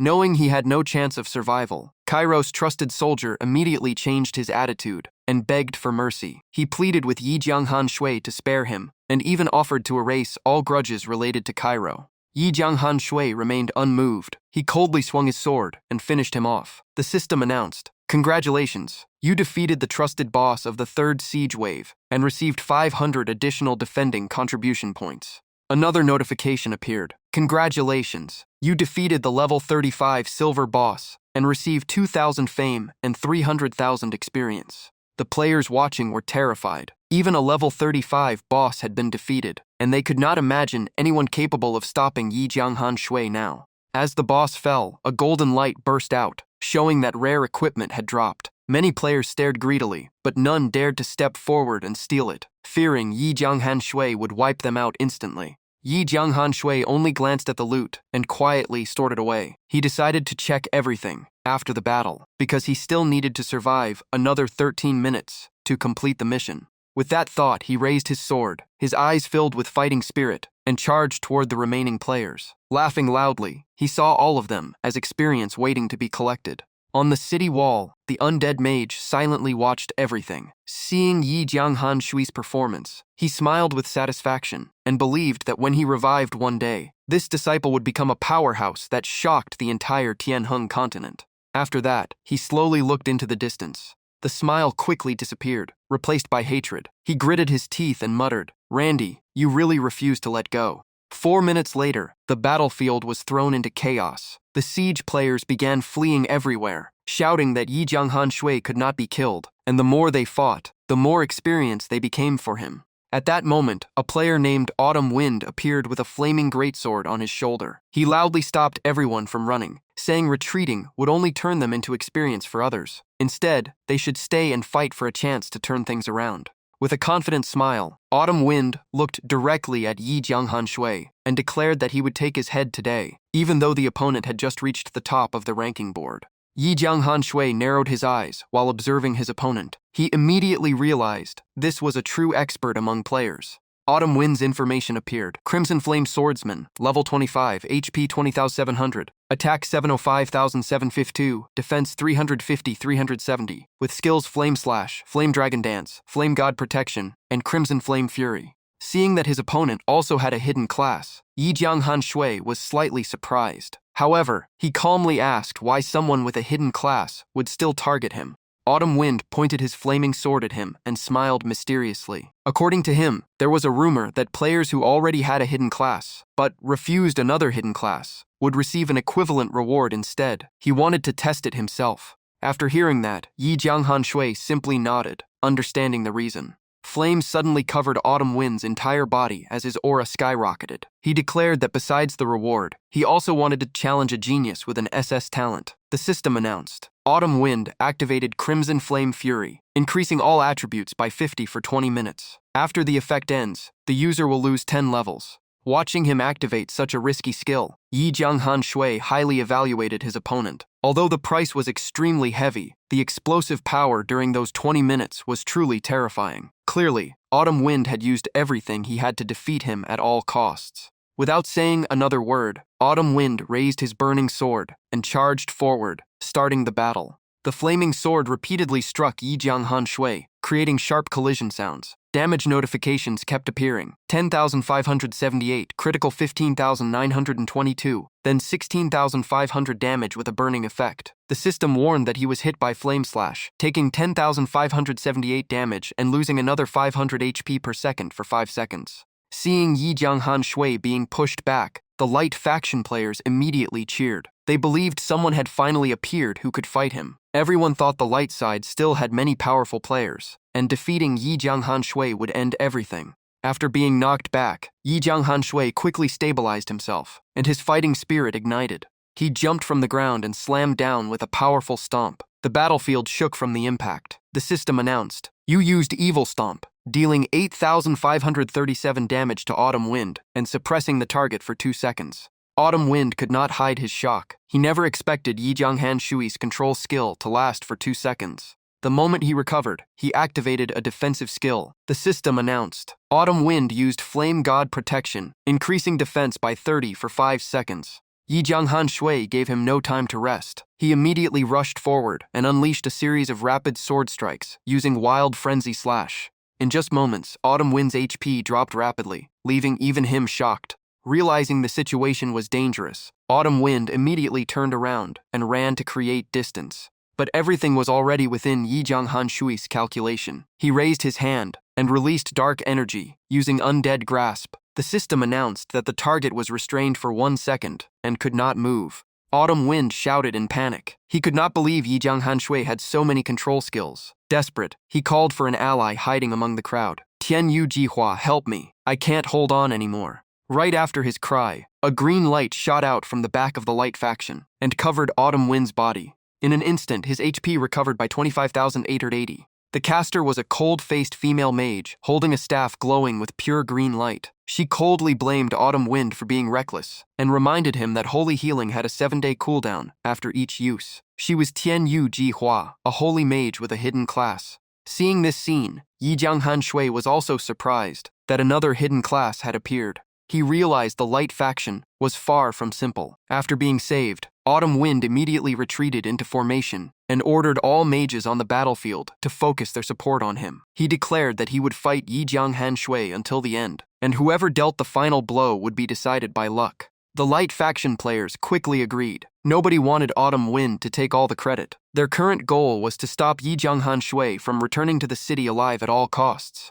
Autumn Wind raised his flaming sword toward Yi Jianghan Shui again with confidence. He declared that this time, more than a dozen mages were supporting him, and if Yi Jianghan Shui had the ability, he could try killing him. Yi Jianghan Shui only smiled and replied that he was asking the wrong question. The real question was whether they could reduce more than 140,000 HP of his health within the next 2 minutes. Seeing Yi Jianghan Shui refuse to fight directly and turn away, Autumn Wind immediately became furious. He raised his sword toward Yi Jianghan Shui's back and shouted provocatively, "If you are really a man, turn around and fight me fair and square." Watching everything from the city wall, the undead mage nodded with satisfaction. In his opinion, Yi Jianghan Shui made the right choice by ignoring the provocation. Once the enemy's enhancement effect disappeared, defeating him would only be a matter of time. Just as expected, 2 minutes later, the system announced the side effect of the skill had activated. After Crimson Flame Fury ended, Autumn Wind dropped directly from level 25 to level 15.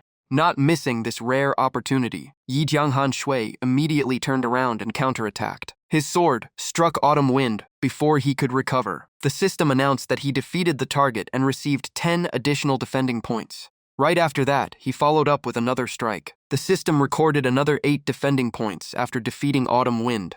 A level-up light surrounded Yi Jianghan Shui. The system announced, "Congratulations, you reached level 30. He let out a quiet breath and sighed inwardly. After the Crimson Flame Swordsman and the Holy Mage, the Eastern region truly gathered countless experts. The road ahead would definitely bring even more challenges. At that moment, a series of urgent warnings appeared. The system announced that the fourth siege wave would begin in 1 minute, led by the level 50 gold boss, Ice Mage Jennifer. At the same time, the fifth wave was revealed, with the level 80 dark gold boss, Flame Mage Brandy, also advancing after 1 minute. Hearing this, all defending players were stunned. A level 80 boss was completely beyond their current abilities, and many could only complain that they were basically rushing to their deaths. The atmosphere immediately became chaotic. Some players tried to calm everyone down, saying the later waves were mainly for story progression, and the player content was almost finished. Even so, the appearance of a level 80 dark gold boss still felt impossible.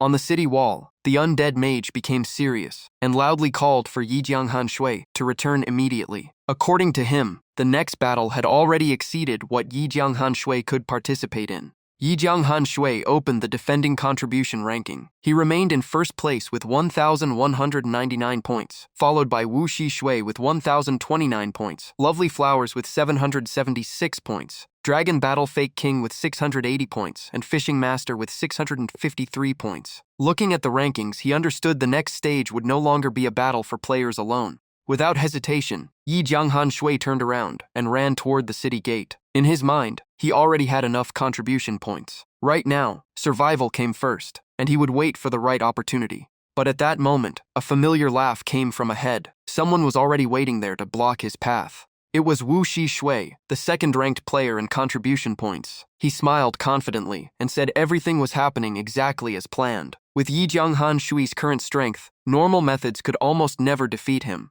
Yijianghan Shui immediately recognized him. He knew this was the person chasing him on the ranking board, and he did not want to waste time, so he coldly told him to move aside. Wu Shi Shui only laughed and replied provocatively, "Why are you in such a hurry?" Slowly raising his sword, his eyes became colder. According to him, Yijianghan Shui would no longer be able to act so arrogantly now. At that moment, Yijianghan Shui's eyes stopped on a special item in his opponent's hand. A dangerous feeling immediately rose in his heart, and he muttered, "That is." Before he could react, Wu Shi Shui tore apart the forbidden spell scroll in his hand and laughed crazily. He declared that no matter how strong Yijianghan Shui was, he might not survive the power of this item. Right after that, a red warning screen covered the entire battlefield. The server-wide system announced, "Player Wu Shi Shui has used the forbidden spell 9 Heavens Divine Lightning. Within 500 meters of his location, all targets, including allies and enemies, will receive 2,000,000 fixed damage."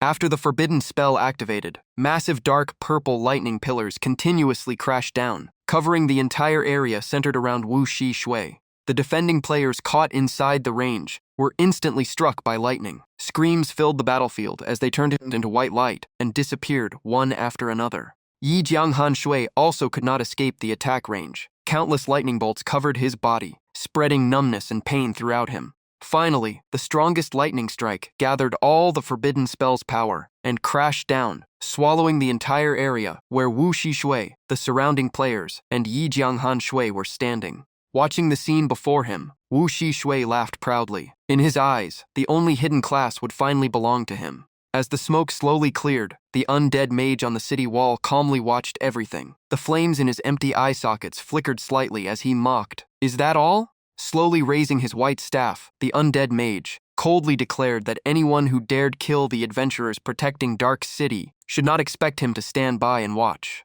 Wu Shi Shui's smile instantly disappeared. He was shocked that things turned out this way. He had paid a huge price to obtain the forbidden scroll, only to kill Yijianghan Shui and steal his hidden class. Yet everything was stopped by an NPC. What he could not understand most was why an NPC could directly interfere in a battle between adventurers. The undead mage did not answer. He only raised his staff, allowing massive dark magic power to gather before coldly saying one word, "Die." Even while still affected by the forbidden spell, Yijianghan Shui shouted toward his master. He insisted he still had the moon fragment, enough to save his life, and asked him not to take such a risk. The undead mage looked at him and smiled slightly. He said his fate had already been decided, and the moon fragment was an extremely precious treasure that should never be wasted. He told him to save it for a truly desperate moment, so the skill would not still be on cooldown when needed. While the two were speaking, a mocking laugh suddenly echoed and interrupted them. A golden light flashed across the battlefield. Flame Mage Brandy slowly appeared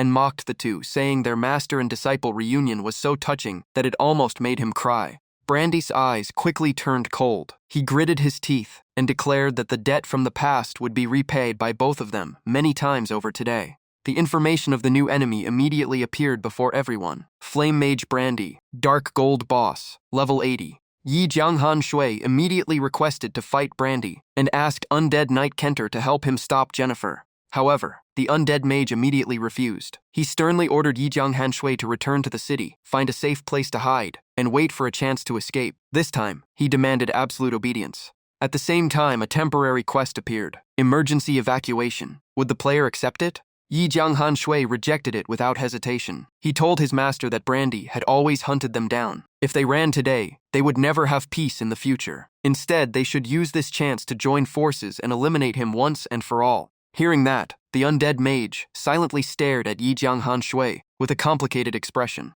After a long silence, he sighed and smiled. Since his disciple had chosen to fight, he could not take away that opportunity. He decided to let Yi Jianghan Shui fight Jennifer while he personally faced Brandy. At that moment, Jennifer laughed arrogantly and mocked him. She said a kid like Yi Jianghan Shui was nothing for her to handle, while Brandy should focus on killing Daniel. Brandy only laughed loudly and immediately agreed. Jennifer raised her hand and ordered the entire Ice Legion to attack, commanding them to crush the demon forces. The system immediately announced that the Light Faction army activated the group skill, Frostwind Blizzard. In an instant, countless ice arrows and sharp ice shards rained down from the sky, sweeping across the entire battlefield. The surviving defending players completely lost their fighting spirit. Seeing the ice soldiers were all above level 40, they immediately turned and fled, shouting that touching them meant instant death. Some even made excuses like their mother calling them home for dinner, before running away and abandoning the battlefield. Realizing the situation had gone beyond control, the undead mage immediately ordered a full retreat, telling everyone to return to the city and use the defensive terrain to hold their position. The Dark Faction players and the remaining Spirit Frost troops used all their strength to escape, rushing straight through the city gates. Seeing the enemy retreat, Flame Mage Brandy only smiled coldly and ordered pursuit. He roared for the light army to charge into the city and leave no survivors. Beside him, Ice Mage Jennifer also tightened her grip on her staff, ready to cooperate. The two main bosses of the Light Faction quickly led their army in pursuit, directly entering the Dark City. As soon as the defenders retreated inside, they immediately counterattacked with a rain of arrows. Some players shouted that the enemies had walked straight into a trap and told everyone to shoot them down. Countless arrows rained down on Brandy and Jennifer, but every arrow bounced away after hitting their bodies, causing no damage at all. Seeing this, Brandy only sneered in contempt. The players were left speechless. They could not believe even a level 50 gold boss was almost immune to damage, making the battle feel completely hopeless. Just as Brandy was looking down on his opponent, the necromancer suddenly fired a dark purple magic blast straight at him. Brandy only snorted coldly, completely ignoring the attack. A flame shield instantly appeared before Brandy, easily blocking the necromancer's spell. He then mocked Daniel, saying his opponent's strength was only at that level. Meanwhile, Jennifer shifted her attention to Yi Jianghan Shui and the Death Knight Kentler nearby. She declared she would fight the Death Knight directly, while the human behind him was only a long-range support. Kentler accepted the challenge without hesitation. He raised his spear and charged forward on his warhorse like an arrow toward Jennifer. The system announced that Death Knight Kentler activated charge, increasing movement speed by 35 and launching the first target he collided with within 10 seconds. Facing the incoming attack, Jennifer immediately cast magic and created a massive ice wall in front of her. However, Kentler kept his speed and let his warhorse smash into the wall, shattering it into countless ice fragments. Yi Jianghan Shui immediately followed behind Kentler, waiting for the perfect moment to strike. Seeing Yi Jianghan Shui break through the shattered ice and rush forward, Jennifer calmly faced him. The evil stomp landed on her, but the system only showed the skill was blocked and dealt exactly 1 damage. The result shocked Yi Jianghan Shui. He never expected a level 50 gold boss could use her own body to withstand such a powerful skill. Jennifer smiled mockingly, saying Evil Stomp was impressive, but its user was still far too weak. At that moment, the Death Knight reached her, pointed his spear forward, and declared he was her true opponent. Jennifer coldly turned around, released a fierce wave of frost, and shouted for him to get away. Witnessing this, Yi Jianghan Shui became even more worried. He knew Kentler had no chance against a level 50 gold boss with their current power gap. Looking at Jennifer standing proudly before them, Yi Jianghan Shui nearly fell into despair. If she alone was this terrifying, their chance of survival was almost zero. Jennifer condensed sharp ice crystals and arrogantly mocked that the two of them were not qualified to stop her and had overestimated themselves. Despite being covered in injuries, the Death Knight still used his spear to stand up and declared their battle was not over yet. Those words enraged Jennifer, making her grit her teeth and curse with killing intent. Right after that, she fired countless razor-sharp ice arrows. The ice arrows pierced through Kentler's body, cutting off one arm and tearing through his chest. The Death Knight collapsed in pain and let out a tragic scream. Jennifer continued gathering a massive frost orb in the air and angrily declared that if he wanted death, she would personally send him away. Just as Jennifer was about to finish him off, Yi Jianghan Shui suddenly rushed in from behind and leapt into the air. He poured all his strength into an evil stomp aimed directly at Jennifer. She only glanced at him with contempt, believing someone as weak as him could never hurt her. But the result was completely different. The powerful stomp forced Jennifer's head straight into the ground, while the system displayed massive damage, 141,869. Yi Jianghan Sui roared in anger and asked Jennifer if she still dared to act so arrogant. Without stopping, he continued pressing down with all his strength, forcing the female mage's head deeper into the ground. In that moment, Yi Jianghan Shui's eyes flashed with a strange purple light, releasing an unusual aura. Just minutes earlier, he had been kneeling on the ground with injuries all over his body, blaming himself for being useless. Watching the necromancer and Death Knight risk their lives to hold back the enemy and protect him, Yi Jianghan Shui felt even more guilty. He gritted his teeth, believing he had dragged everyone into danger and caused them to risk dying here. But soon, his despair turned into fighting spirit. He refused to lose his character and everything he had built for so long. Yi Jianghan Shui's eyes fell on the purple lightning stone in his palm. He immediately decided to use it, because this battle had become a fight for survival. The attributes of the Arank purple lightning stone appeared. This ancient treasure could unlock all hidden potential for a short time. The power increase depended on the user's potential, lasted 1 minute, had 2 out of 3 uses remaining, and the system would evaluate it based on growth stats, class, attributes, and skills. The stone immediately lit up, releasing pure energy that flowed into his body. The system confirmed that the purple lightning stone had only 1 use left out of 3.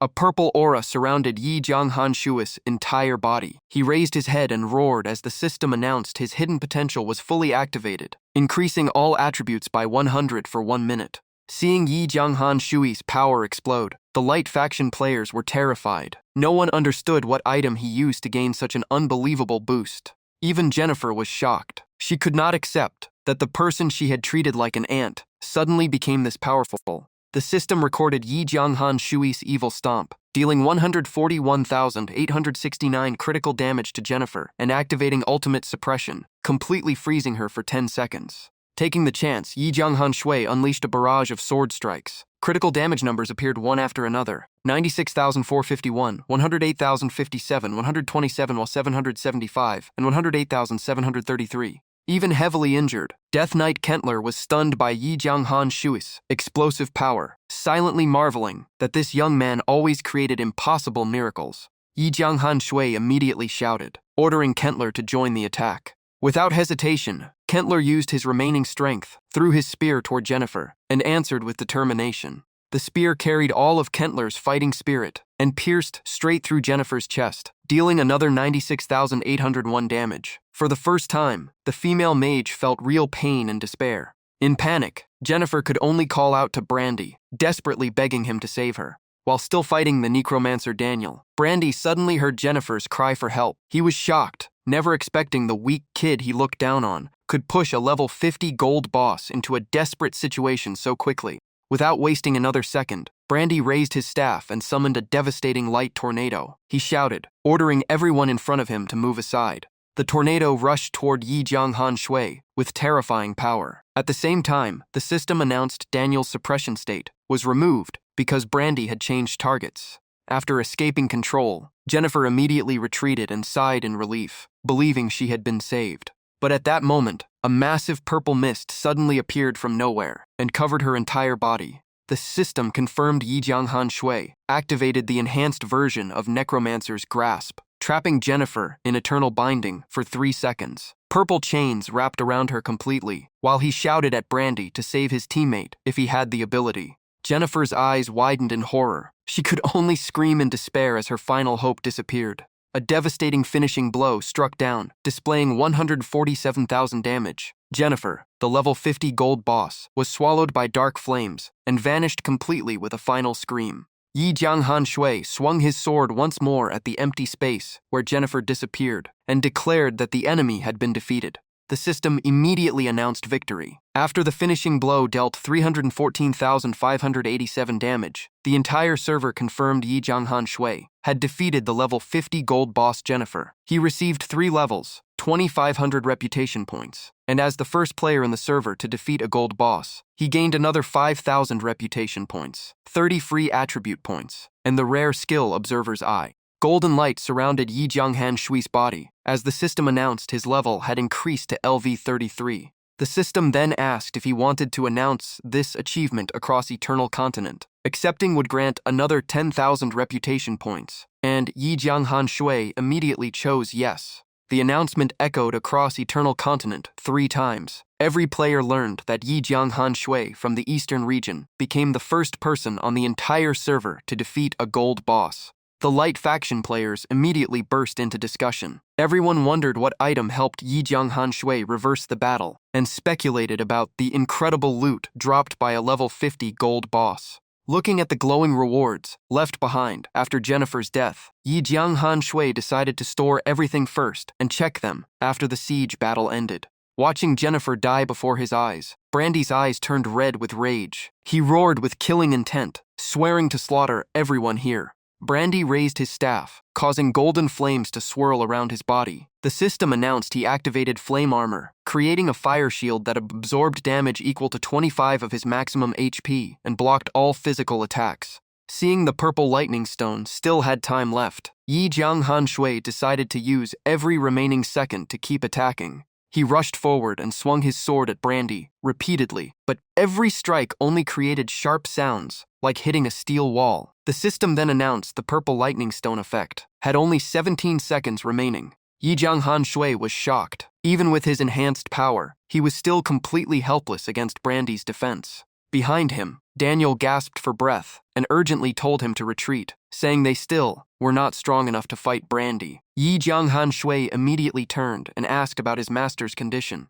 Daniel took out a special healing potion and calmly drank it. Healing numbers continuously appeared above his head. After recovering some strength, Daniel gripped his staff and said he could still barely hold on for a while longer. Seeing his opponents still refusing to surrender, Brandy laughed loudly and proudly declared that no one would leave this place alive today. Right after that, a violent explosion erupted. A sea of flames quickly spread across the battlefield. The system announced Brandy had used Endless Flame Sea, dealing damage every second to all enemies within a wide range, based on 10 times his attack power, while reducing movement speed for 2 minutes. The surviving players were instantly burned by the flames, screaming in pain. Even the frost spirits were swallowed by the fire and turned into ashes one after another. Yi Jianghan Shui was affected as well, and his HP kept falling. While taking damage, he quickly calculated that Brandy's basic attack power was around 15,850 points, a terrifying number beyond imagination. At that moment, the system delivered more bad news, announcing that the purple lightning stone effect had completely ended.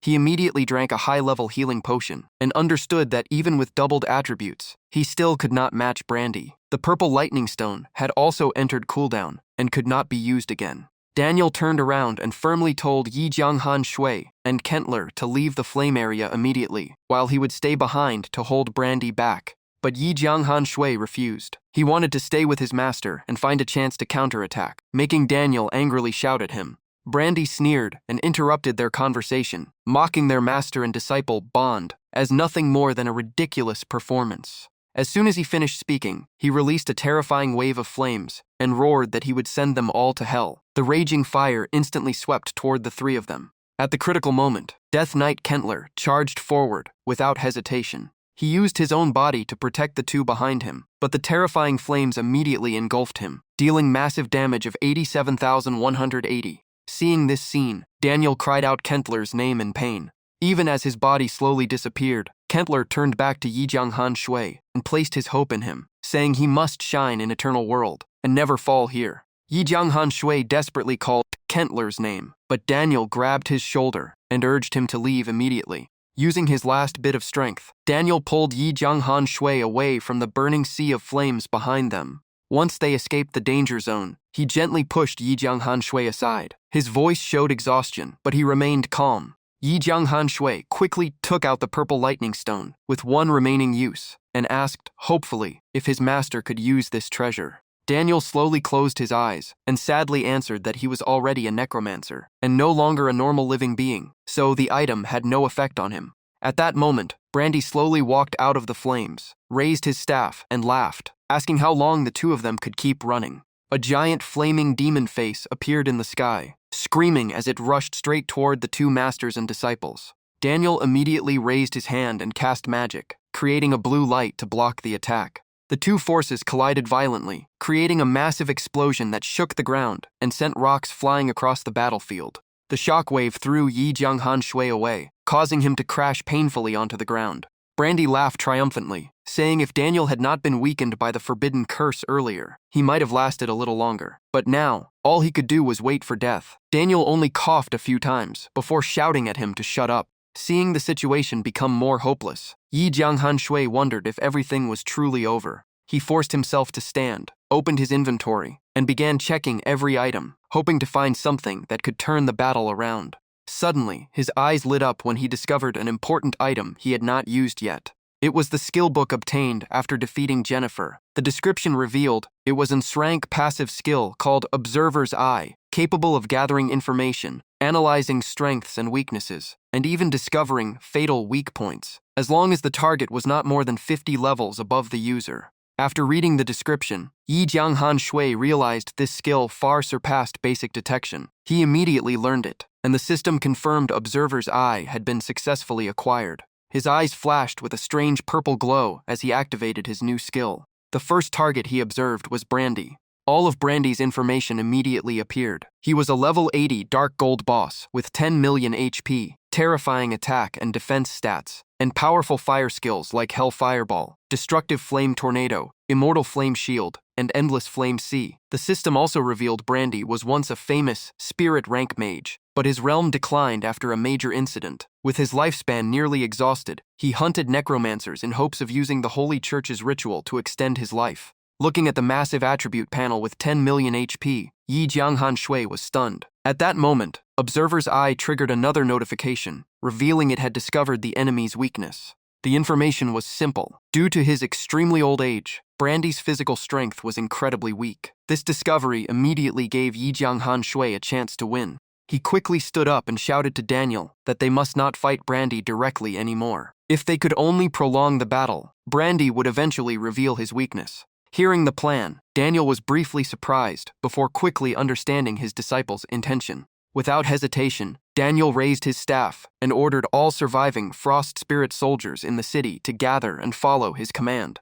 As soon as Daniel gave the order, every surviving Frost Spirit soldier responded and rushed over from all directions. Without hesitation, groups of Frost Spirits charged at Brandy, like moths flying into flames. Facing the endless attacks, Brandy only waved his staff, creating a massive sea of fire and shouting for them to disappear from his sight. He laughed with contempt, mocking their plan to exploit his physical weakness. In Brandy's eyes, even with reduced stamina, these weak Frost Spirits could never defeat him. In an instant, the sea of flames swallowed all the Frost Spirit soldiers, burning them into ashes. Daniel smiled and admitted Yijianghan Shui had correctly found Brandy's weakness. However, the current number of Frost Spirits was still not enough to exhaust him. He calmly stated that as long as he continued to exist, the attacks of the Frost Spirit army would never stop. Hearing this, Yijianghan Shui immediately understood his master's plan. He hurriedly tried to stop him, begging him not to sacrifice himself because, as long as he was alive, there was still hope to turn the battle around. Daniel gave a tragic laugh. He believed they never had much chance of winning from the beginning, and Dark City would eventually fall into the hands of the Light faction. Those words shocked Yijianghan Shui. He immediately realized that behind Brandy, there might be even more terrifying enemies waiting to appear. Brandy still had no idea about their plan. He raised his staff and coldly declared it was time to end everything. But at that moment, a giant arm formed from death energy suddenly rose from the sea of flames and grabbed Brandy tightly. Daniel let out a quiet sigh of relief, as if he had finally completed his mission. Even so, he looked directly at Brandy and firmly told Yi Jianghan Shui that this enemy must not be allowed to survive, or he would become a huge threat in the future. Immediately after, a massive blue energy filled with the aura of death erupted from Daniel's body and spread across the battlefield. Yi Jianghan Shui screamed in despair, refusing to watch his master sacrifice himself again. Above the battlefield, a massive blue energy vortex slowly formed. From the center of the vortex, a terrifying force began descending. The entire energy source quickly merged into Daniel's body. The system immediately announced Daniel received a mysterious power, increasing all attributes by 10,000 for 10 seconds. In an instant, Daniel's aura exploded to a level that overwhelmed the entire battlefield. He calmly looked at Brandy and coldly declared that today would be his final day. Seeing this terrifying transformation, Brandy lost his composure and asked in fear what this power actually was. Daniel turned toward Yi Jianghan Shui with a gentle gaze and softly praised him for doing well. He gave a rare smile and told his disciple not to grieve. Daniel reminded him of his promise that if Yi Jianghan Shui lived long enough, they would meet again, and then he would learn Daniel's true identity. After saying that, Daniel unleashed all his remaining power and fired a devastating wave of dark energy at Brandy. The attack dealt damage far beyond his maximum HP. Brandy only had time to let out a desperate scream before being erased. His body completely vanished inside the dark energy, while Daniel slowly collapsed after using his final attack. The system announced that all of his attributes had decreased by 10,000 due to an unknown cause. Yi Jianghan Shui painfully called out his master's name, but Daniel weakly urged him to leave immediately, saying it would be too late if he stayed any longer. At that moment, a figure wearing silver armor suddenly appeared on the roof of a nearby ruined building and gently landed on the battlefield. The man clapped his hands and praised the perfect finishing strike. At the same time, the system issued a special warning. After Brandy's death, the hidden boss, Holy Knight Herbert, had been activated. Hearing about the hidden boss, Yi Jianghan Shui immediately used Observer's Eye to inspect the newcomer, but the result shocked him. Even with strength skill, all important information about the opponent only showed question marks. He only learned this was Holy Knight Herbert, while his level, HP, attack, defense, and skills were completely unreadable. Herbert looked greedily at Yi Jianghan Shui and Daniel's remains, coldly laughing as he believed he was about to obtain an enormous reward. Although his body was nearly disappearing, Daniel still forced himself to stand and mocked the Holy Church of Light for plotting against the remains of necromancers, warning that they would pay the price in the future. Herbert only smiled coldly, showing no concern for the warning. Right after that, a dazzling holy light spear appeared in his hand. Herbert pointed the spear at Yi Jianghan Shui and arrogantly said that he was someone who valued loyalty but had chosen the wrong side. He even granted him a chance to say his final words before death. Yi Jianghan Shui remained silent, answering only with a determined gaze. Deep inside, he felt bitter. He believed he had been pushed into a dead end with almost no way to change the situation. Seeing his opponent refuse to speak, Herbert raised his spear and prepared the finishing blow. But at that moment, a purple sword aura suddenly appeared and forcefully blocked his attack. The one who intervened was Dark Sword Master Serene. He calmly used his sword to stop Herbert's fatal strike. Dust covered the battlefield as it rose into the air. Through the smoke, Serene silently stared at Herbert with powerful purple eyes. Herbert immediately realized his opponent was extraordinary. He was shocked that a normal Death Swordmaster could never possess such power, and demanded to know Serene's true identity. Serene did not answer. He grabbed Yi Jianghan Shui, exploded with incredible speed, leapt into the sky, and disappeared in an instant. Seeing his prey escape, Herbert could only sigh in disappointment. Meanwhile, Daniel let out a quiet breath of relief as his body slowly faded away. Before completely disappearing, he left his final message, hoping that when master and disciple met again, Yi Jianghan Shui's name would echo throughout eternal world. After those final words, Daniel transformed into a small black orb and fell to the ground. Herbert slowly walked over and picked up the black orb, his eyes showing an unreadable expression. Sometime later, the gates of Dark City slowly opened. The Light Faction army entered the city and knelt down together, respectfully welcoming Holy Knight Herbert. Herbert immediately ordered a stronger search for Dark Sword Master Serene. Whether alive or dead, he wanted to see Serene's head. The entire army accepted the order. At the same time, the the system announced Dark City had been successfully occupied by the Light faction. Additionally, because the defenders survived 5 attack waves, all points earned would be doubled. The surviving Dark faction players, hiding throughout the city, discussed and confirmed they had recorded the entire event. They all felt the storyline was incredibly intense, and Yi Jianghan Shui not only survived, but seemed much stronger than before. After that, they decided to retreat quickly to avoid being discovered by the Light Army. One player excitedly opened the forum and immediately uploaded the recording, believing the video would definitely explode in popularity.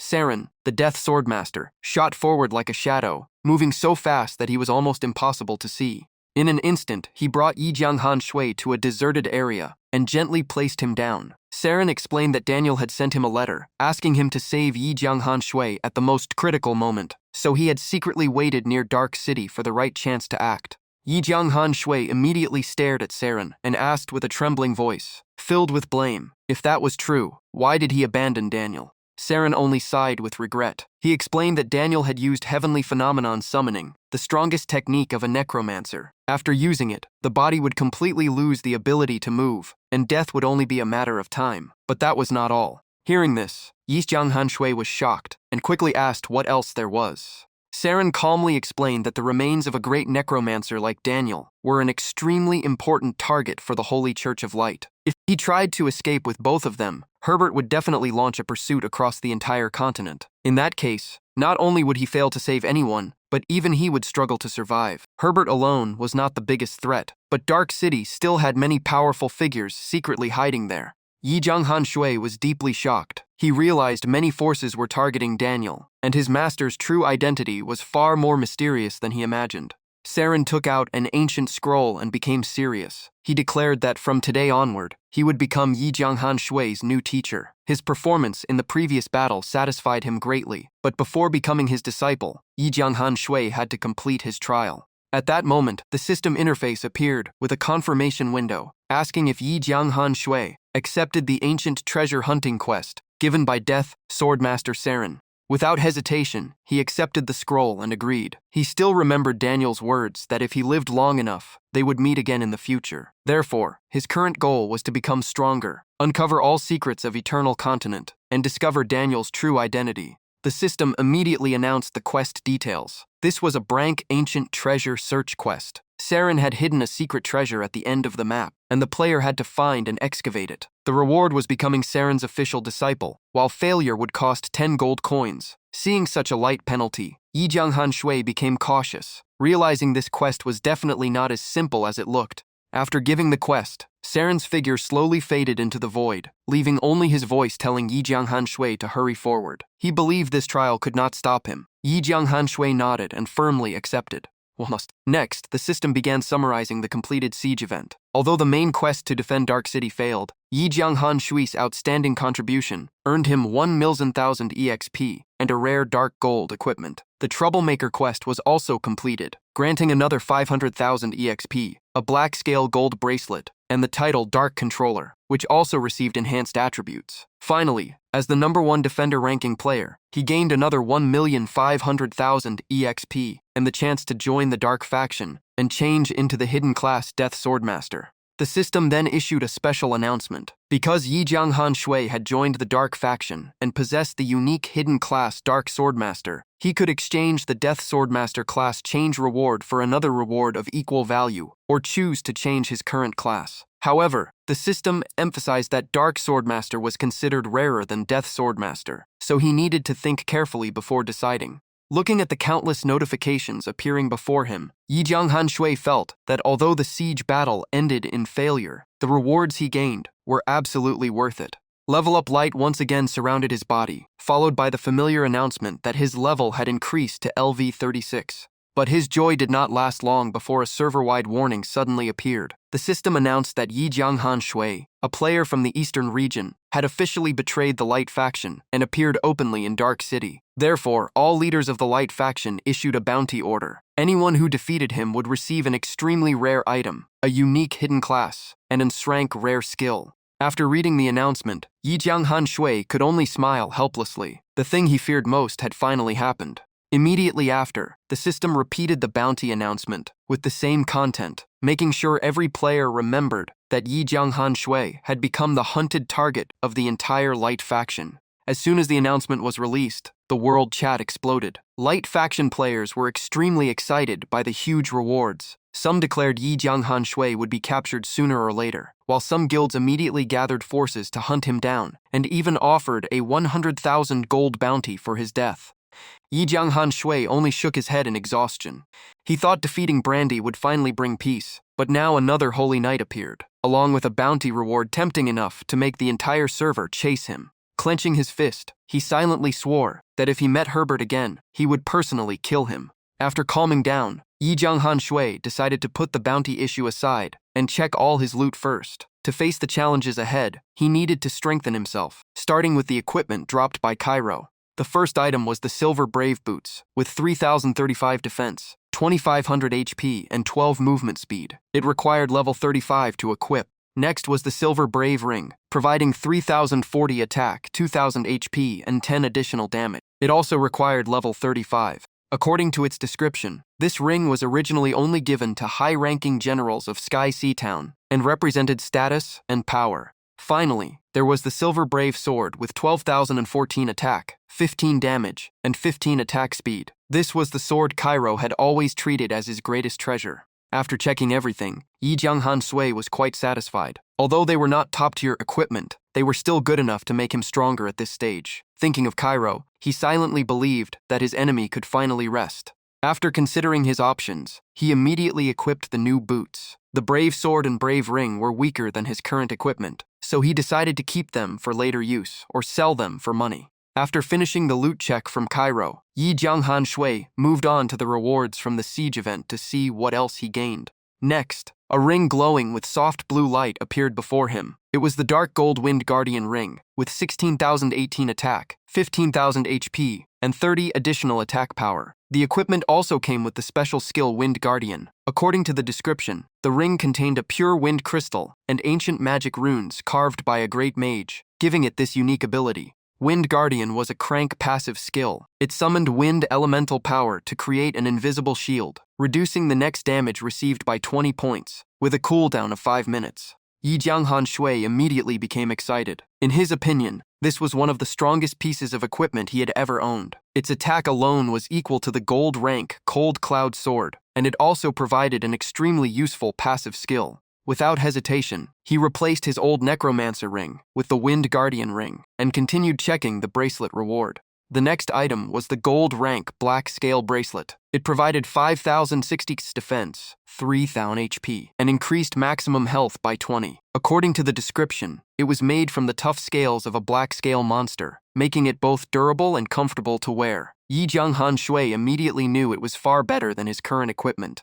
After seeing all the attributes, he became even more excited. Once he equipped all these new items, his strength would definitely rise to another level. At that moment, the system announced that the Dark Controller title had been enhanced after completing the Troublemaker quest, greatly increasing HP. Yi Jianghan Shui's updated stats appeared. Level 36, HP 162,432, Attack 20,202,143, Defense 442,444, Reputation 39,000, and Luck 1. The description still called him a light faction traitor who repeatedly harmed Daniel and led others to the dark faction, eventually surviving with Saren's help. The enhanced title also increased maximum HP by 200. Seeing the new stats, Yi Jianghan Shui could not hide his excitement. His HP had reached an astonishing level, and his attack had officially surpassed 2,000. At that moment, he remembered there was still an important system reward he had not handled. A selection window appeared, asking if he wanted to change into the hidden class, Death Swordmaster. Without much thought, Yi Jianghan Shui immediately refused, because he had no intention of abandoning the Dark Swordmaster class, which was even rarer and stronger. The system confirmed his choice and announced that the class change reward would be converted into another reward of equal value. The player could choose a skill, equipment, or item, and the system guaranteed every reward would be suitable for use. This satisfied Yi Jianghan Shui because the game did not force players to accept something they did not need. After a few seconds of thinking, he immediately chose to receive the skill. The system interface flashed brightly. In Yi Jianghan Shui's mind, equipment would eventually be replaced, but but skills could stay with him for the rest of his journey. Besides, a reward converted from a hidden class like Undead Swordsman would definitely not be ordinary. A glowing ancient skill book appeared on the interface. The system announced that for ranking first in defense points, Yi Jianghan Shui received 1,500,000 EXP and an rank skill called Warzone. Warzone was an active rank skill for melee classes. According to its description, only battle-hardened warriors could master this ability. When activated, enemies within a 50-meter range around the user would have their attack reduced, while all allies, including the user, would gain increased attack power. The closer they were to the center, the stronger the effect. The skill lasted 3 minutes with a 5-minute cooldown. After reading the description, Yi Jianghan Shui became excited. This skill could strengthen his side while weakening enemies at the same time, making it perfect for large-scale battles. After learning the new skill, he opened the map in the Ghost Swamp area. The marker pointed toward a distant volcano, constantly releasing pillars of black smoke. Looking at the rough path ahead, Yi Jianghan Shui made up his mind and started the quest, quickly heading toward the volcano. The closer he got, the more he saw blazing lava constantly erupting from the crater, creating an extremely dangerous scene. The moment he entered the area, the system announced that he had entered the Lava Mountain Range map. Based on the quest map, Yi Jianghan Shui confirmed that the treasure was located at the mountain peak. From the terrain alone, he knew this journey would not be easy. Just then, a giant lava rock monster slowly crawled up from behind him, its body made of burning red rocks covered in molten lava. As soon as it stood up, the monster raised its huge lava-covered fist and smashed it straight toward him. Yi Jianghan Shui instantly jumped away to dodge the attack and activated observation eyes to check the enemy's information. The result showed it was a level 38 lava rock monster with 220,000 HP, attack power of 55 to 50, and 7,800 defense. It possessed the hardened stone skill. These monsters lived around volcanoes, had violent tempers, and preferred high-temperature environments. However, because stronger creatures lived deeper inside the mountain, they only stayed near the foothills. After checking the stats, Yi Jianghan Sui realized it was a defensive-type monster and posed little threat to him. He raised his sword and decided to use this monster to test his newly learned Warzone skill. Once activated, the system announced his attack increased by 20, while the lava rock monster's attack decreased by 20 for 3 minutes. Taking advantage of the effect, Yi Jianghan Shui continuously slashed at the monster, causing its HP to drop rapidly. Each strike dealt more than 15,000 damage.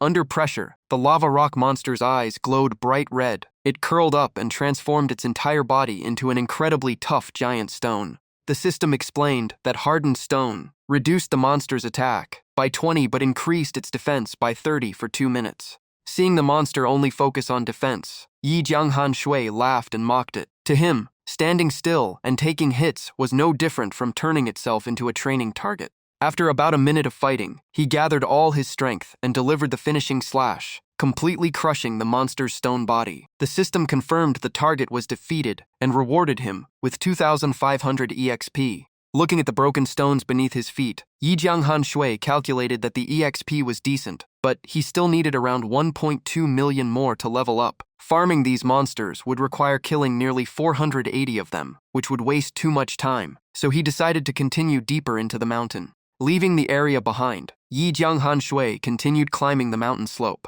The higher he went, the more intense the heat from the lava became, making him complain about the harsh environment. After walking further, the sight ahead left him stunned. On the mountain slope ahead, a huge group of sharp-beaked fire apes with blazing red fur and razor-sharp beaks gathered in groups. One of them suddenly noticed Yi Jianghan Shui's arrival. It immediately turned around and let out piercing cries to alert its companions.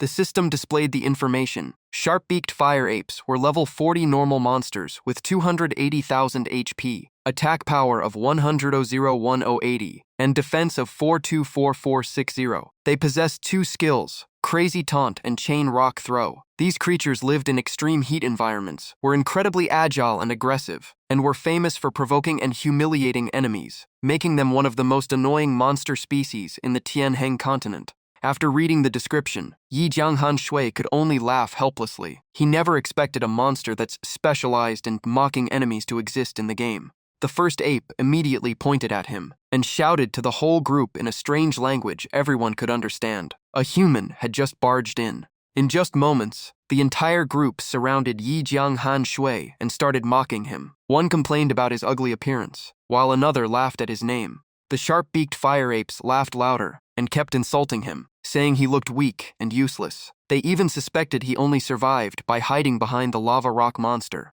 Hearing those taunts, Yi Jianghan Shui's expression darkened. One thought filled his mind. He had to teach these rude monkeys a lesson. Without saying another word, he jumped into the air and charged straight into the center of the ape group. With killing intent in his eyes, Yi Jianghan Shui coldly declared that none of them would leave here alive today. Right after that, countless sharp sword energies swept through the sharp-beaked fire apes, dealing massive damage. At the same time, he activated War Zone, increasing his attack by 20 and reducing the monster's attack by 16 for 3 minutes. Seeing their companions fall, one after another, the entire group became furious and launched a counterattack. Countless attacks landed on Yi Jianghan Shui, but each hit only dealt a little over 4,000 damage. He did not care at all. Instead, he laughed and mocked their weak damage before continuing his relentless slaughter. Before long, the bodies of the sharp-beaked fire apes were scattered all over the ground. Noticing one ape was still barely alive, Yi Jianghan Shui walked over and smiled, asking if it wanted a chance to redeem itself. With his foot pressing down on it, the ape begged for mercy and fear and promised to obey every command. Yi Jianghan Shui ordered it to lead him to where the other sharp-beaked fire apes gathered. The monster immediately lowered its head and accepted the order. He smiled with satisfaction and signaled the ape to move ahead and lead the way. The trembling ape walked in front, while Yi Jianghan Shui calmly followed behind. At that moment, a global server announcement suddenly appeared. The system announced that because the number of players with talents had exceeded 10,000, the talent ranking officially opened. The ranking quickly appeared. Yi Jianghan Shui stood at the top with the SS rank talent Absolute Dominance. The following positions belonged to Long Ao Tian with rank Peerless Hero, Shui Ying Mo Jun with rank Unmatched Slaughter, Thief King's Hand with rank Heaven Defying Theft, Ling Long Saintess with rank Holy Light Blessing, and Feng Yun Wu Ji with Storm of Destruction. Seeing himself ranked first and being the only player with an S-rank talent, Yi Jianghan Shui felt extremely satisfied. The feeling of standing above everyone else was impossible to describe. However, his joy was quickly interrupted when a much larger group of sharp-beaked fire apes suddenly arrived and surrounded him. The ape that had pretended to surrender immediately changed its attitude. It shouted for its companions, pointed at Yi Jianghan Shui, and accused him of attacking them. Facing the tightening siege, Yi Jianghan Shui calmly raised his sword. With a freezing gaze, he challenged them. If they wanted to die, then come forward. Just 2 minutes later, the sharp-beaked fire apes were wiped out again, their bodies lying everywhere. Only the ape that led him here remained, trembling silently as it stared at him. Yi Jianghan Shui glanced at it coldly and ordered it to continue leading the way, while asking where the next target was. Suddenly, the ground beneath them began shaking violently, as if something enormous was approaching. From the mountain slope, a giant sharp-beaked fire ape, far larger than the others, charged down. Its overwhelming aura filled the area as it roared, demanding to know who dared massacre its tribe.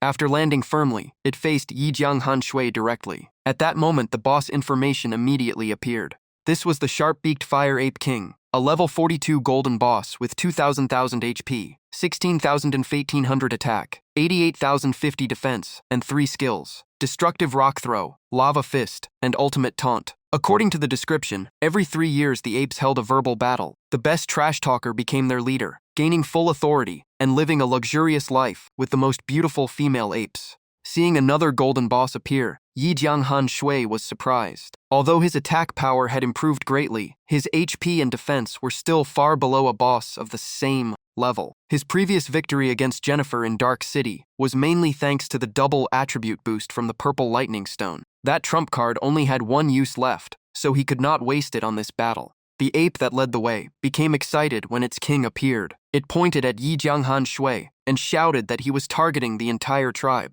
Yi Jianghan Shui did not even let it finish. He turned around, slashed once, and told it to shut up. Seeing his subordinate attacked right in front of him, the Ape King became furious, roaring in anger at being disrespected. The giant fists rose high as flames around its body erupted violently. It roared and charged forward, determined to finish its opponent. Yi Jianghan Shui quickly analyzed the situation. He decided to fight first, and if things went badly, he would retreat while fighting to create distance. The Ape King immediately gathered power and slammed both fists into the ground, creating a massive shockwave. Yi Jianghan Shui jumped away to dodge and struck the boss face with Savage Stomp. The system announced the attack dealt 16,570 damage and successfully suppressed the target for 0.5 seconds. Seeing the boss controlled, he laughed confidently, thinking that even a golden boss was not as scary as expected. The Ape King only sneered and mocked him, asking if that was all his strength. Right after that, the system warned that the boss activated Ultimate Taunt, using verbal attacks to reduce his attack power by 5. The effect also depended on his response.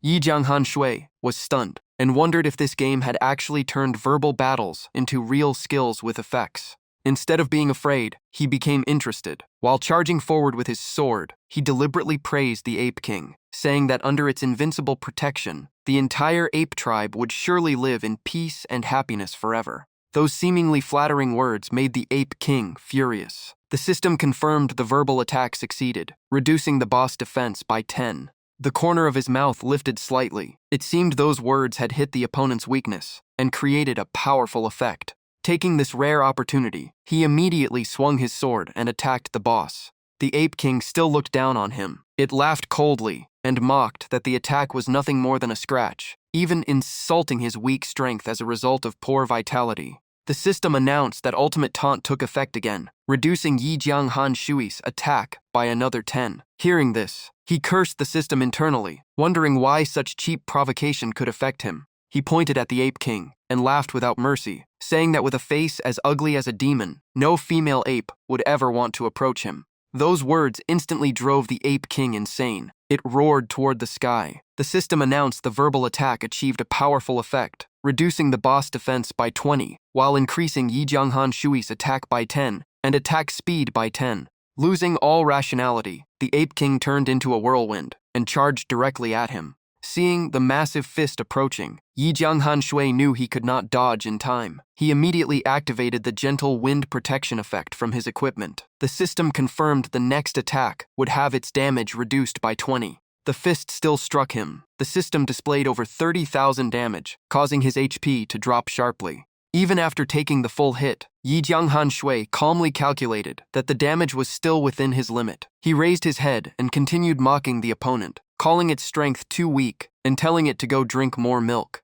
The Ape King trembled with rage and kept throwing punches, but it could barely respond with words because it could not understand his insults. Yi Jianghan Shui took advantage and attacked with even sharper mockery, saying he was so ugly that even dogs would not look at him. When the boss could only curse, he immediately mocked it for losing the argument and resorting to profanity. The battle continued with both fighting and trash talking non-stop. Since it was never good at arguing, the Ape King was quickly left speechless. The system then delivered good news. After repeatedly hitting the opponent's mental weaknesses, the boss' mental defense was completely broken, causing all damage from Yi Jianghan Shui to increase by 300. He laughed excitedly and charged forward while continuing to provoke the enemy, saying it had already collapsed while he had not even gotten serious yet. Without wasting the chance, Yi Jianghan Shui continuously slashed and finished off the Ape King. The system confirmed the level 42 golden boss was defeated, rewarding him with 180,000 EXP and 20 reputation points.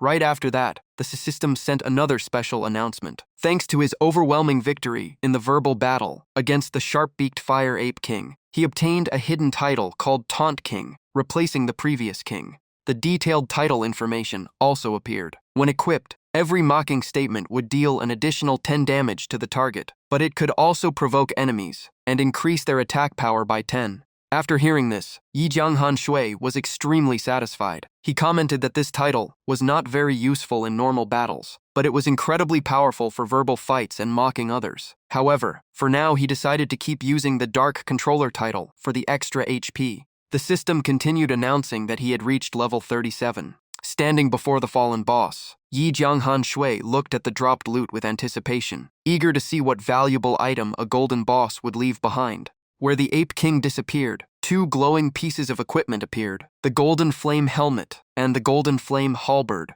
Yi Jianghan Shui sat down with his sword nearby and picked up the halberd to inspect it. He immediately became excited. The helmet was still unusable, but the weapon's stats far surpassed his current Han Yun sword. Unfortunately, his dark swordsman class reached its peak power when using swords, so he could only store it away and wait until he found a stronger sword to replace his current one. Yi Jianghan Shui looked at the hill ahead and told himself to keep moving deeper, determined to find the final quest marker. After running for a while, the system issued a warning. Due to the extreme heat around the volcano, his character would lose 10 HP every second. Sweat continued pouring down as he felt the temperature becoming more terrifying the higher he climbed. Luckily, the Dark Swordsman's ability still recovered 0.5 HP every second. Otherwise, this journey would have become extremely difficult. Suddenly, a withered tree appeared ahead, standing alone in the ground. The moment he saw it, he shouted in excitement, knowing he had found the target. He walked forward and grabbed the rough tree trunk, only to discover a line on it,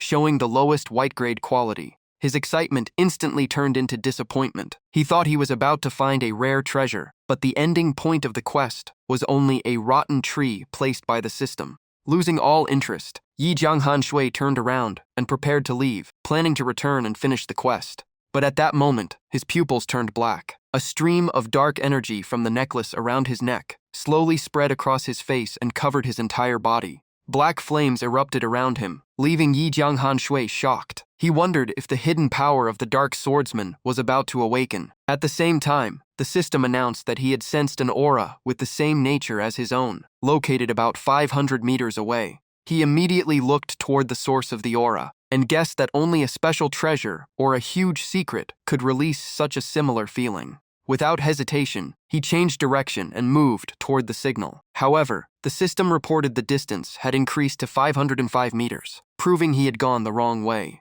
After adjusting his direction, he slowly moved forward while the system continued updating the distance to 493 meters. Finally, when the system announced he was only 1 meter away, Yi Jianghan Shui stopped and carefully observed his surroundings. He looked everywhere but found nothing unusual, making him suspect that the real target was underground. With that thought, he used his sword to carefully dig through the soil and rocks ahead. After only a few strikes, the sword tip suddenly hit something hard. As the dirt was moved aside, an old wooden board appeared. Seeing this, he immediately became excited because he knew he had found the right place. The moment he lifted the board, a dark passage leading underground appeared. At the same time, the system confirmed he had discovered a secret map called the God Suppression Tower. According to the description, the God Suppression Tower was a special map that existed since ancient times. Even after countless years, the structure remained almost intact thanks to its special building materials. Legends said this place was once a battlefield between peak experts and also contained countless dangers and opportunities. After reading the description, Yi Jianghan Shui felt both excited and cautious. A place that was once a battlefield for supreme experts would definitely not be easy to conquer. Even so, he decided to jump straight into the tunnel. In his mind, if he chose the path of becoming a true expert but kept fearing danger, he would never advance far. After landing safely, he immediately became alert when he noticed a dense mass of dark energy floating ahead. Sensing an enormous threat, Yi Jianghan Shui immediately activated gentle wind protection. However, the terrifying force from the dark energy still swept over him instantly, causing a huge amount of his HP to disappear. The system announced that he had accidentally triggered an ancient restriction left behind by the blazing demon god. After countless years of erosion, its power had weakened greatly, but it still dealt 157,891 damage to him. Yi Jianghan Shui immediately used death power to restore his HP and felt relieved. If he had reacted even a moment slower and failed to activate gentle wind protection, he would have died right there. Fortunately, he still had self-recovery abilities, so he only needed to wait until his HP was full before continuing forward. After some time, his HP returned to maximum, and gentle wind protection finished its cooldown. He reminded himself to be much more careful this time. However, the moment he took another step, he accidentally stepped on a hidden mechanism beneath the ground. A massive fire tornado immediately roared toward him. Shocked by the sudden attack, Yi Jianghan Shui cursed the blazing demon god while instantly activating gentle wind protection. The system confirmed he had triggered another restriction left by the blazing demon god. Due to the seal weakening over the years, the attack only dealt 157,891 damage. After the flames disappeared, he looked toward the source of the purple aura and concluded that the energy with the same origin as his own must be coming from deeper below. It seemed both forces were resonating and guiding each other. 5 minutes later, after recovering to full HP, Yi Jianghan Shui continued forward with his sword in hand, carefully watching the ground. He was relieved that not every area here was filled with restrictions. Suddenly, the giant stone pillars ahead cracked apart and collapsed, sending dust everywhere. The scene startled him, making him realize another major problem had appeared.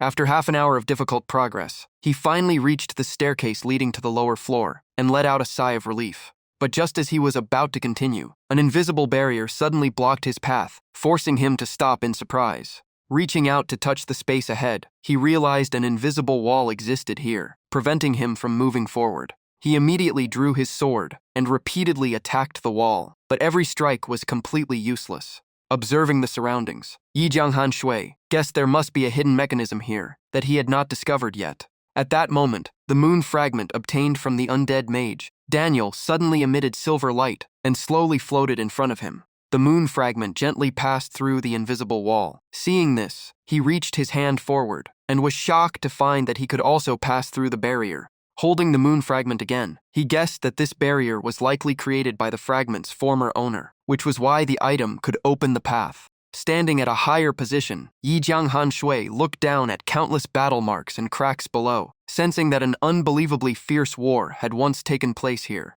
He continued, descending to the lower floor, where the atmosphere became much darker and colder. At the end of the corridor, a figure sitting against the wall appeared in his sight, leaving him stunned. Moving closer, he discovered it was a corpse wearing ancient armor, still sitting in the same position despite dying long ago. The system confirmed this was Karen the Soul Devourer, one of the 10 great demon gods. She had died during a mysterious battle inside the God Suppression Tower, and the cause of her death remained unknown. After reading the description, Yi Jianghan Shui was completely shocked. If even one of the 10 great demon gods had fallen here, then what terrifying existence was hidden inside the God Suppression Tower? Holding his sword, Yi Jianghan Shui looked at the corpse and sighed regretfully. The equipment on the body had been damaged beyond repair and was completely useless. Following the purple light that continued guiding him, Yi Jianghan Shui moved forward, believing the source with the same origin as his own was still ahead. When he arrived before a giant stone door, the dense death energy and terrifying killing intent from inside forced him several steps back.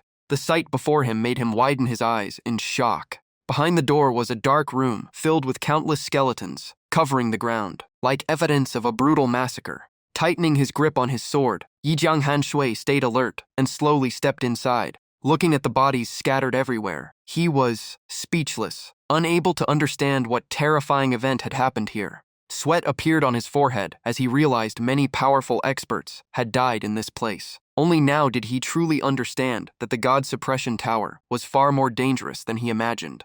With a heavy heart, he slowly descended to the 4th floor of the tower. The moment he stepped down, countless invisible sword energies from every direction shot toward him, sealing the entire space ahead. The system warned that he had been hit by invisible sword intent and would lose 800 HP every second. Gritting his teeth, Yi Jianghan Shui immediately understood this was the source of the mysterious aura that had guided him here. While observing the area, he suddenly noticed a black armor standing in the distance and immediately turned his attention toward it. It was a corpse standing upright in black battle armor, its hand tightly gripping a sword it had never released. Mysterious purple light radiated from its body with an imposing aura, and the system information appeared. The corpse belonged to Luo Yi, the Dark Swordsman, and one of the 10 great demon gods of ancient times, who once ruled the world with destructive power. Yet in the end, he still died here. Yi Jianghan Shui silently looked at the corpse and guessed this was the previous Dark Swordsman. The aura that guided him all this time also came from this armor.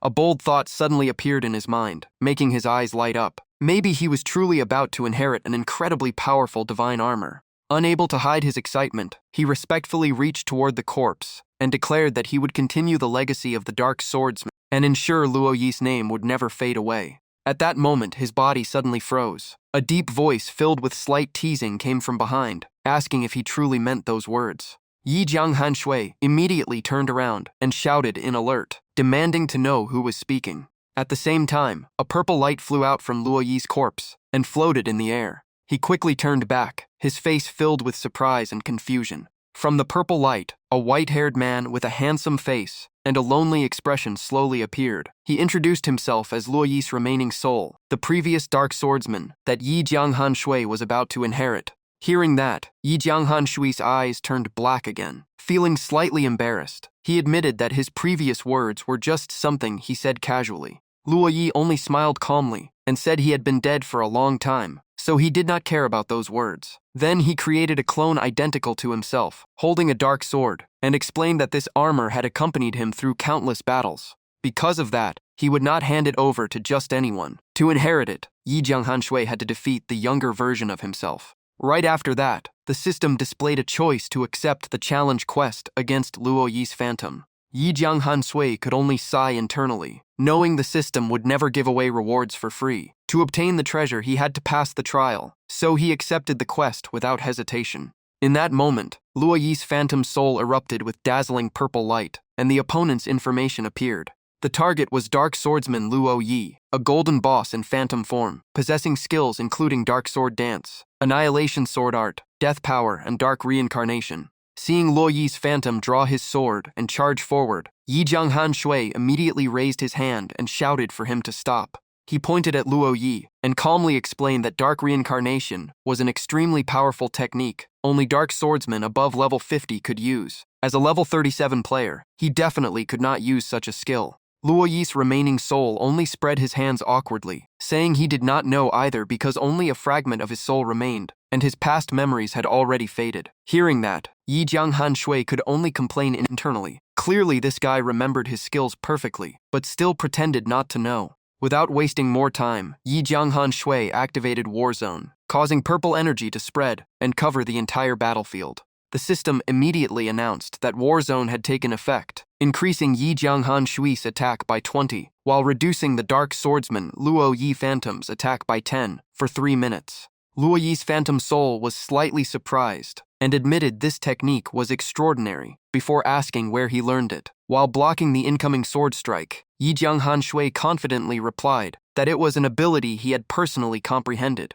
Luo Yi only raised the corner of his mouth with doubt in his eyes and asked if he had really learned it himself. Clearly, he did not believe that explanation at all. At that moment, Yi Jianghan Shui's niece suddenly rose as he prepared a counterattack. He launched a powerful kick directly into Luo Yi's phantom, sending him backward. The system immediately confirmed that Savage Stomp was activated, dealing 26,546 damage and controlling the target for 1 second. His sword was completely covered by strange dark purple energy. The next moment, he slashed toward Luo Yi's phantom and shouted, "Soul Reaper Slash!" Dark purple energy quickly covered Yi Jianghan Shui's arm. He raised his hand and unleashed another new skill, shouting, "Undead Claw."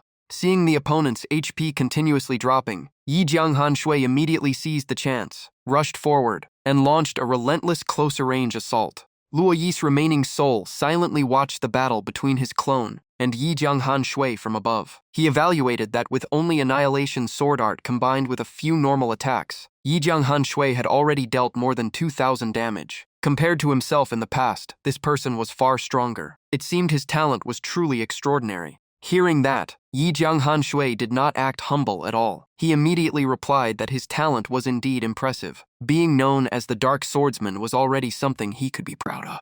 Luo Yi's remaining soul kept his cold expression, looking at the passionate Yi Jianghan Shui and silently thinking that even after reincarnation, this guy's habit of boasting had not changed at all. His withered hand slowly released mysterious purple light. Then he calmly said that the warm-up was over and the real challenge was about to begin. During the fierce battle, Luo Yi's phantom suddenly raised his sword. Deep purple energy poured down from the void and entered his body, causing his HP to recover at an incredible speed. The scene shocked Yi Jianghan Shui. He was amazed because the opponent's aura had completely changed, and his power had clearly increased by a huge amount. After the enhancement, Luo Yi's phantom immediately swung his sword and released a powerful sword energy toward Yi Jianghan Shui. Yi Jianghan Shui gritted his teeth and realized something was wrong. The attack was too fast, and even gentle wind protection could not activate in time to help him avoid it. The black sword energy cut across his body, causing Yi Jianghan Shui's HP to drop heavily in an instant. He immediately took out a green recovery potion and drank it. He was shocked by the terrifying power of that attack. Without gentle wind protection and the battlefield damage reduction effect, more than half of his HP would have disappeared. The system announced, "You used Advanced Recovery Potion. For the next 10 seconds, recover 5,000 HP every second.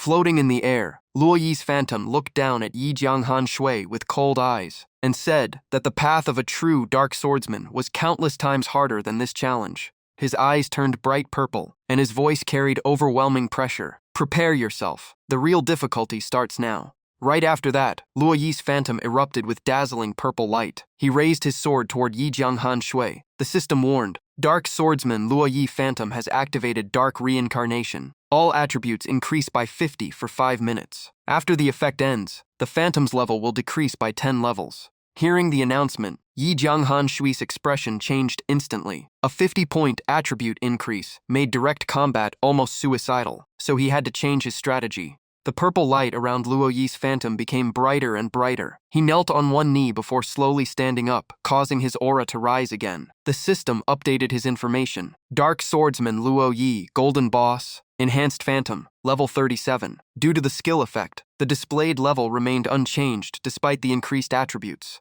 Luo Yi's phantom stomped heavily on the ground. His body instantly turned into a streak of light and rushed toward Yi Jianghan Shui at incredible speed. In the blink of an eye, Luo Yi appeared behind him. His sword swept down with tremendous force, causing another huge portion of Yi Jianghan Shui's HP to disappear. He quickly drank another HP recovery potion and was extremely shocked. A single normal attack had already taken nearly 1/5 of his HP, showing how terrifying the opponent's enhanced attack power was. After that, Yi Jianghan Shui opened his status panel. The interface displayed, Yi Jianghan Shui, Dark Controller, Silver Boss, Title. Level 37 Luo Yi's phantom continued swinging his sword and released a black sword energy filled with killing intent toward Yi Jianghan Shui. Without hesitation, he accelerated because he clearly understood that with his current speed, he could not dodge the attack. He lowered his body as much as possible, gathered all his strength, jumped into the air, and kicked directly toward Luo Yi's face. The system announced, "You used Savage Stomp." Movement speed increased by 200 for 3 seconds, dealing 16,548 damage to Dark Swordsman Luo Yi Phantom and suppressing the target for 1 second. After controlling the opponent, Yi Jianghan Shui immediately followed with a powerful slash and shouted, "Soul Reaper Slash." The system announced, "You used Soul Reaper Slash," dealing 8,963 damage and reducing Dark Swordsman Luo Yi Phantom's movement speed by 15 for 2 seconds. Forced backward, Luo Yi's phantom became furious. He raised his sword and gathered all his strength for a powerful strike. Watching the opponent's attack speed, Yi Jianghan Shui secretly smiled because his plan had worked. The slow effect had clearly reduced Luo Yi's movements. Dark energy quickly gathered in his hand. Yi Jianghan Shui immediately activated Undead Claw. Right after that, he followed the momentum and swung his sword across Luo Yi's phantom's body. Watching from the side, Luo Yi's remaining soul slightly nodded in satisfaction. In his opinion, using control skills to slow down the opponent showed that Yi Jianghan Shui was quite skilled at planning. While blocking the attacks, Yi Jianghan Shui quickly analyzed the situation. All of Luo Yi's phantom skills were already displayed, meaning there would be no more surprise moves. As long as he avoided direct combat, he only needed to keep his distance until the control effects ended.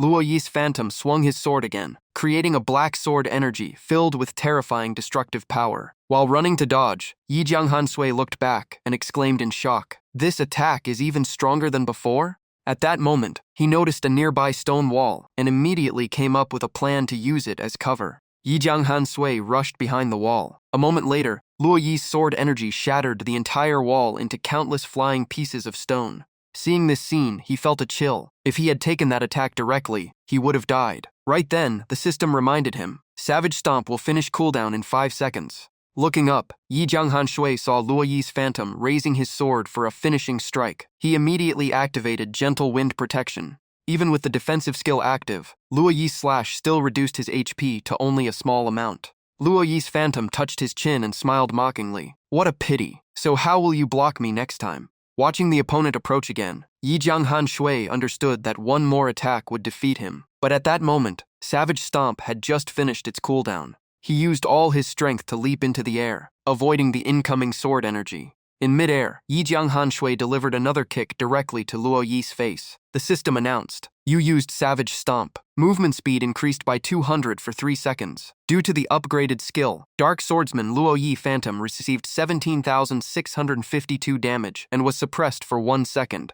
Seeing the opponent knocked back, Yi Jianghan Shui immediately chased after him, swung his sword, and shouted, "Soul Reaper Slash." Luo Yi's phantom instantly counterattacked with an extremely fast sword strike. Luckily, Yi Jianghan Shui managed to lean aside and dodge it by a hair. Without giving the opponent time to recover, he raised his hand forward and shouted, "Undead Claw." Then Yi Jianghan Shui continued attacking the Luo Yi phantom covered in dark purple demonic energy, using another skill, Final Execution Slash. Watching Luo Yi's HP continue dropping, he realized the control effect was about to disappear, and quickly decided to create distance to preserve his advantage. Luo Yi's phantom's expression became extremely fierce as he raised his sword. At that moment, the system issued bad news. Due to repeated control effects, Dark Swordsman Luo Yi Phantom has adapted, reducing the effectiveness of your control skills by 80. Yi Jianghan Shui's expression changed instantly. He never expected the game to have such a mechanic. With the current situation, avoiding the next attack was almost impossible.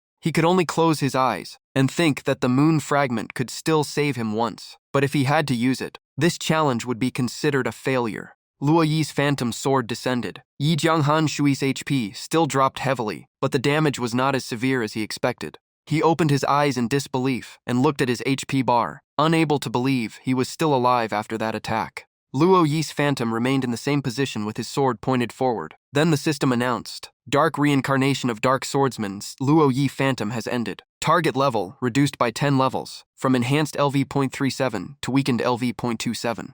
Only then did Yi Jianghan Shui understand. After losing 10 levels, the opponent's attack power was no longer enough to kill him instantly. He calmly raised his sword and blocked the next attack, easily stopping Luo Yi Phantom's greatly weakened strength. With a mocking smile, Yi Jianghan Shui looked at his opponent and said, "You lost 10 levels and still want to act powerful? You should just wait for your skill to recover." After saying that, he immediately swung his sword, sending dark purple energy straight toward Luo Yi Phantom and causing his HP to drop further. Countless sword energies continued raining down, each strike consuming the remaining HP of Luo Yi. When Luo Yi Phantom was left with only a little HP, Yi Jianghan Shui jumped high into the air, raised his sword above his head, and delivered the finishing attack. The decisive slash struck down and broke Luo Yi Phantom's sword into 2 pieces. Yi Jianghan Shui's eyes turned cold as ice. He swung another sword strike and completely erased Phantom Luo Yi. System notification. Congratulations, you completed the challenge Phantom Luo Yi quest. Meet Dark Swordsman Luo Yi's remnant soul to claim your reward. System notification. Congratulations, you have reached LV38. Luo Yi's remnant soul clapped lightly and praised with a smile. Not bad. You have both strength and strategy. Golden level-up light covered Yi Jianghan Shui's body. After relaxing, he looked at Luo Yi's remnant soul and asked, "I completed the trial. What happens next?" Luo Yi's remnant soul calmly replied, "Rest assured, I always keep my promises." An ancient and majestic black armor slowly appeared before Yi Jianghan Shui. At the same time, the system announced, "Congratulations, you completed the challenge Phantom Luo Yi quest. Received 500,000 EXP. Special reward, Dark Golden Armor, Growth Type X1. Description: this magic armor was forged by Luo Yi using Black Dragon reverse scales, Demon Bird reborn feathers, and many rare ores. The armor grows stronger when stained with the blood of powerful creatures, but weakens if it does not absorb blood energy for too long. This equipment has nearly limitless growth potential." Yi Jianghan Shui became so excited that he shouted out. Just as he expected, this was truly a top-tier item with the ability to grow over time. He kept praising the armor's power. In terms of defense and bonus HP alone, it was almost the strongest golden equipment he had ever seen. It also had special skills and further growth potential. The system displayed, Dark Armor, Golden Quality, Growth Type, Defense, 25E300, HP 20,000, Effects, Defense 30, Max HP 20, Special Skill, 8 Directional Might S rank, Required Level, 35, Exclusive Equipment of Dark Swordsman, Traits, Cannot be destroyed, cannot be discarded. Absorbing enough living creature blood will increase its power, but its strength will gradually decline if it is not blood-stained for too long. Yi Jianghan Shui immediately concluded that dark armor would not stop at golden quality. According to the description, this magic armor would grow alongside the Dark Swordsman, meaning its power had almost no limit. Just imagining its future skills filled him with anticipation. The system continued showing the armor's special skill information. 8 Directional Might, S-rank active skill. Releases the sealed Black Dragon soul inside dark armor, creating a mental shockwave against all nearby enemies. Effect: Deals damage equal to 100 basic physical attacks of the user to all targets within 100 meters, centered on the user. Also reduces enemy movement speed by 20 and attack speed by 20 for 3 seconds. Cooldown, 5 minutes. After reading the description, Yi Jianghan Shui could not hide his excitement. This was an extremely powerful area attack skill, with additional slow effects and attack speed reduction on all enemies. It was truly overwhelming. Luo Yi's remnant soul looked at him with a faint smile and asked, "So, Junior, are you satisfied?" Yi Jianghan Shui smiled brightly and said he was completely satisfied. This armor was so powerful that if he had to describe it in 4 words, there was only one answer. Curious, Luo Yi asked, "Which 4 words?" Yi Jianghan Shui immediately equipped dark armor. Black aura surrounded his entire body as he proudly replied, "Custom-made." Yi Jianghan Shui's equipment panel updated right after. The new dark armor appeared at the center, shining with overwhelming might. Luo Yi's remnant soul scratched his head in confusion and gave an awkward laugh. "Custom-made for you? Then what about me?" He sighed softly. Since dark armor already had a new owner then. Before he could finish, Yi Jianghan Shui raised his hand to stop him. "Wait." Luo Yi turned around and looked at him in confusion. "Is there something else?" Yi Jianghan Shui pointed at the dark sword used by Phantom Luo Yi, his eyes full of expectation. "Can I take that sword with me?" Luo Yi's remnant soul thought for a moment before answering that the sword could not compare to the value of dark armor. After countless years, its power had greatly weakened. If Yi Jianghan Shui truly wanted to use it, he would not object. As he spoke, Luo Yi looked at the jade pendant on his chest and slowly added, "But first, you must help me with something. Return this jade pendant to a girl." Yi Jianghan Shui was stunned. He wondered if he had encountered another side quest. While stroking his chin and thinking, he remembered that the most important quest he had ever received was the main quest to protect Dark City. The other quests were only for leveling or entertainment. From his understanding, side quests are usually connected to the main storyline, expand the world background, or reveal hidden stories. However, players are not required to complete them. After thinking for a while, Yi Jianghan Shui immediately accepted. The system then announced, "You have accepted the side quest, return the jade pendant. Difficulty, S. Description. Although Dark Swordsman Luo Yi died long ago, he still carries regrets he cannot let go of. Requirement, find the original owner of the jade pendant and return it. Reward, Luo Yi pendant sword, golden quality weapon." Yi Jianghan Shui accepted the quest and asked, "Senior, who is the owner of this jade pendant?" Luo Yi's remnant soul shook his head and replied, "I do not know either." He closed his eyes, his voice filled with regret. "My connection with her was only a brief encounter. Even now, I still do not know her real name." Yi Jianghan Shui became even more confused and asked why Luo Yi could not discover her identity, despite his former strength. The remnant soul helplessly explained that the girl used a special method to hide all traces. Everything he found afterward was fake information. Suddenly remembering something important, Luo Yi hurriedly spoke. He said the girl's method of hiding her identity was extremely rare, and her swordsmanship was extraordinary. He believed she most likely came from Sword Pavilion. Hearing that name, Yi Jianghan Shui asked where Sword Pavilion was located. Luo Yi searched through his remaining memories and slowly explained that to avoid being dragged into the bloody battle for the throne between princes, Sword Pavilion chose to live in seclusion in Qingfeng Town, far away from super cities and centers of power. The system immediately updated. "You have obtained an important clue for the side quest, return the jade pendant. The pendant's owner is most likely in Qingfeng Town." Yi Jianghan Shui smiled excitedly. It seemed that proper conversations could also unlock more quest clues. However, he quickly thought of another problem. Since he had joined the Dark faction, how could he enter Qingfeng Town of the Light faction without exposing his identity? He knew his bounty was already enormous, enough to attract greed from both Light faction players and many Dark faction members. Seeing this, Luo Yi's remnant soul smiled confidently and pointed at him. "That is not difficult." He calmly continued that he would teach Yi Jianghan Shui a special secret technique to completely conceal his aura. The system displayed a choice. "Would you like to learn the special skill aura concealment technique taught by Luo Yi's remnant soul?" Without hesitation, Yi Jianghan Shui confirmed.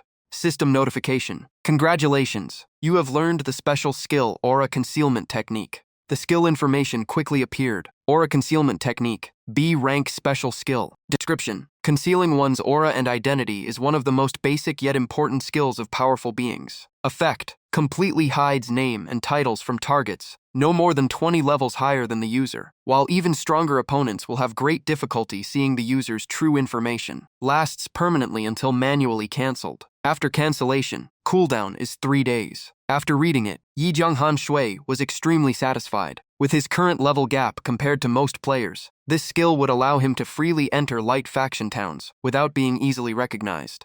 At this moment, Luo Yi's remnant soul had become much fainter. His voice weakened as he asked, "My soul is almost out of energy. Is there anything else you want to ask?" Yi Jianghan Shui immediately took out the moon fragment and curiously asked, "Senior, do you know the origin of this item?" The moment Luo Yi's remnant soul saw the moon fragment, he was shocked and could not hide his surprise. This is. He hurriedly asked, "Where did you get it?" Yi Jianghan Shui honestly answered that it was a gift from a mysterious person. Hearing that, Luo Yi became even more shocked. That person actually gave it to you? His figure continued fading away. With his remaining strength, Luo Yi slowly said that it seemed Yi Jianghan Shui and that person shared a relationship far from ordinary. Seeing the remnant soul about to disappear, Yi Jianghan Shui urgently shouted, "Senior, who are you talking about?"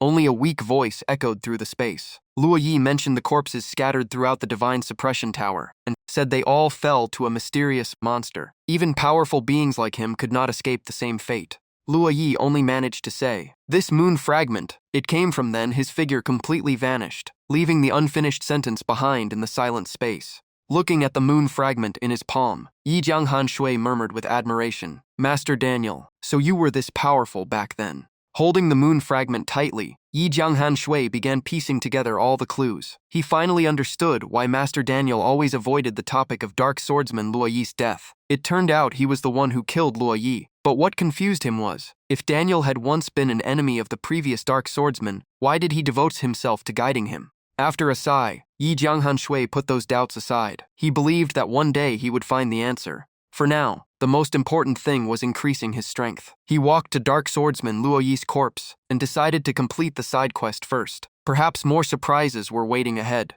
He carefully removed the jade pendant from the corpse's neck and bowed slightly. "Senior, please forgive my disrespect." The moment the pendant was removed, Luo Yi's final trace of soul completely vanished, leaving only an ancient sword lying silently on the ground. The sword released a terrifying killing aura and a strong scent of blood. Its information immediately appeared. Bloodthirsty sword, spirit-grade weapon, currently sealed. Attack, 650-750. Effects, attack 40, attack speed 50, lifesteal 15. More information soon appeared. Passive skill, blood drinking, a rank, required level, 35. This was once Dark Swordsman Luo Yi's weapon, accompanying him through countless battles. However, after tens of thousands of years and a long-lasting seal, its current power was less than 1/1000th of its peak state. Special note, if the Return the Jade Pendant quest is not completed within 3 days after acceptance, the sword cannot be used until the quest is finished. Yi Jianghan Shui slowly reached out and grabbed the handle of Bloodthirsty sword. As he lifted the sword, information about its passive skill immediately entered his mind. Blood drinking absorbs enemy blood energy to strengthen Bloodthirsty sword. Every defeated target adds 1 attack, stacking up to 20 layers and lasting until combat ends. After reading all the attributes, Yi Jianghan Shui could not help but laugh. As expected, this was no ordinary weapon. A sword that could continuously accumulate power during battle greatly satisfied him. Gently touching the cold blade, Yi Jianghan Shui sighed that this trip to the Molten Mountain Range had brought an incredible harvest. Just then, a strange sigh suddenly echoed from deep underground, heavy and chilling. Yi Jianghan Shui immediately turned around and listened carefully. A hoarse voice filled with desire came from below. "Give it to me." He looked toward the source of the voice and saw a faint blue light slowly emerging from the abyss. A terrifying thought appeared in his mind. Could there still be a living creature below the 5th floor? In the blink of an eye, the mysterious existence rushed toward Yi Jianghan Shui at lightning speed. Feeling the overwhelming aura approaching, Yi Jianghan Shui became tense. He knew the opponent's strength was far beyond his current ability. Without hesitation, he turned and fled. In his opinion, retreat was the smartest choice. With his current strength, the depths of the Divine Suppression Tower were not a place he could freely explore. Obtaining dark armor and Bloodthirsty sword was already far beyond his expectations. Half an hour later, Yi Jianghan Shui finally climbed out of the deep pit leading to the Divine Suppression Tower. Although exhausted, he was extremely excited. After relaxing, he opened the map. He marked the location of the mysterious tower and muttered that once he became strong enough, he would return to uncover the hidden secrets here. After saying that, he placed a stone as a marker. Suddenly, a loud noise came from behind. A giant molten serpent, with blazing red scales and fierce eyes, charged straight toward him. Yi Jianghan Shui was startled and thought, "What is this thing now?" He immediately drew bloodthirsty sword and prepared for battle. The system quickly scanned the target. Molten Serpent, rare normal monster, level 45, HP, 320,000, attack, 1,400, defense, 6,006 tox bind, skills, Snake's Deadly Kiss, toxic bind, description, the true ruler of the Molten Mountain Range. Although their numbers are few, their powerful attacks combined with deadly poison have caused countless enemies to perish. After checking the enemy's information, Yi Jianghan Shui showed no fear. Instead, he smiled confidently. So this is the ruler of the Molten Mountain Range. He tightened his grip on the sword with excitement and declared, "Good, let me see how many moves you can survive. With my current strength, your stats are no longer a threat." The system updated his character status. Shadow Hater Yi Jianghan Shui. Title, Silver Boss. Level 38. HP, 272,172. Attack, 378,54,127. Greatly boosted by Dark Armor, Bloodthirsty Sword, and other equipment. Defense, 70750. Heavily enhanced by Dark Armor. Luck, 1. Description. Yi Jianghan Shui's strength continues to rise, catching the attention of true powerhouses across the Eternal Continent. The Molten Serpent showed no fear and charged straight at him, opening its mouth full of sharp fangs for a deadly bite. Yi Jianghan Shui lightly jumped into the air and landed a precise stomp on the monster's head.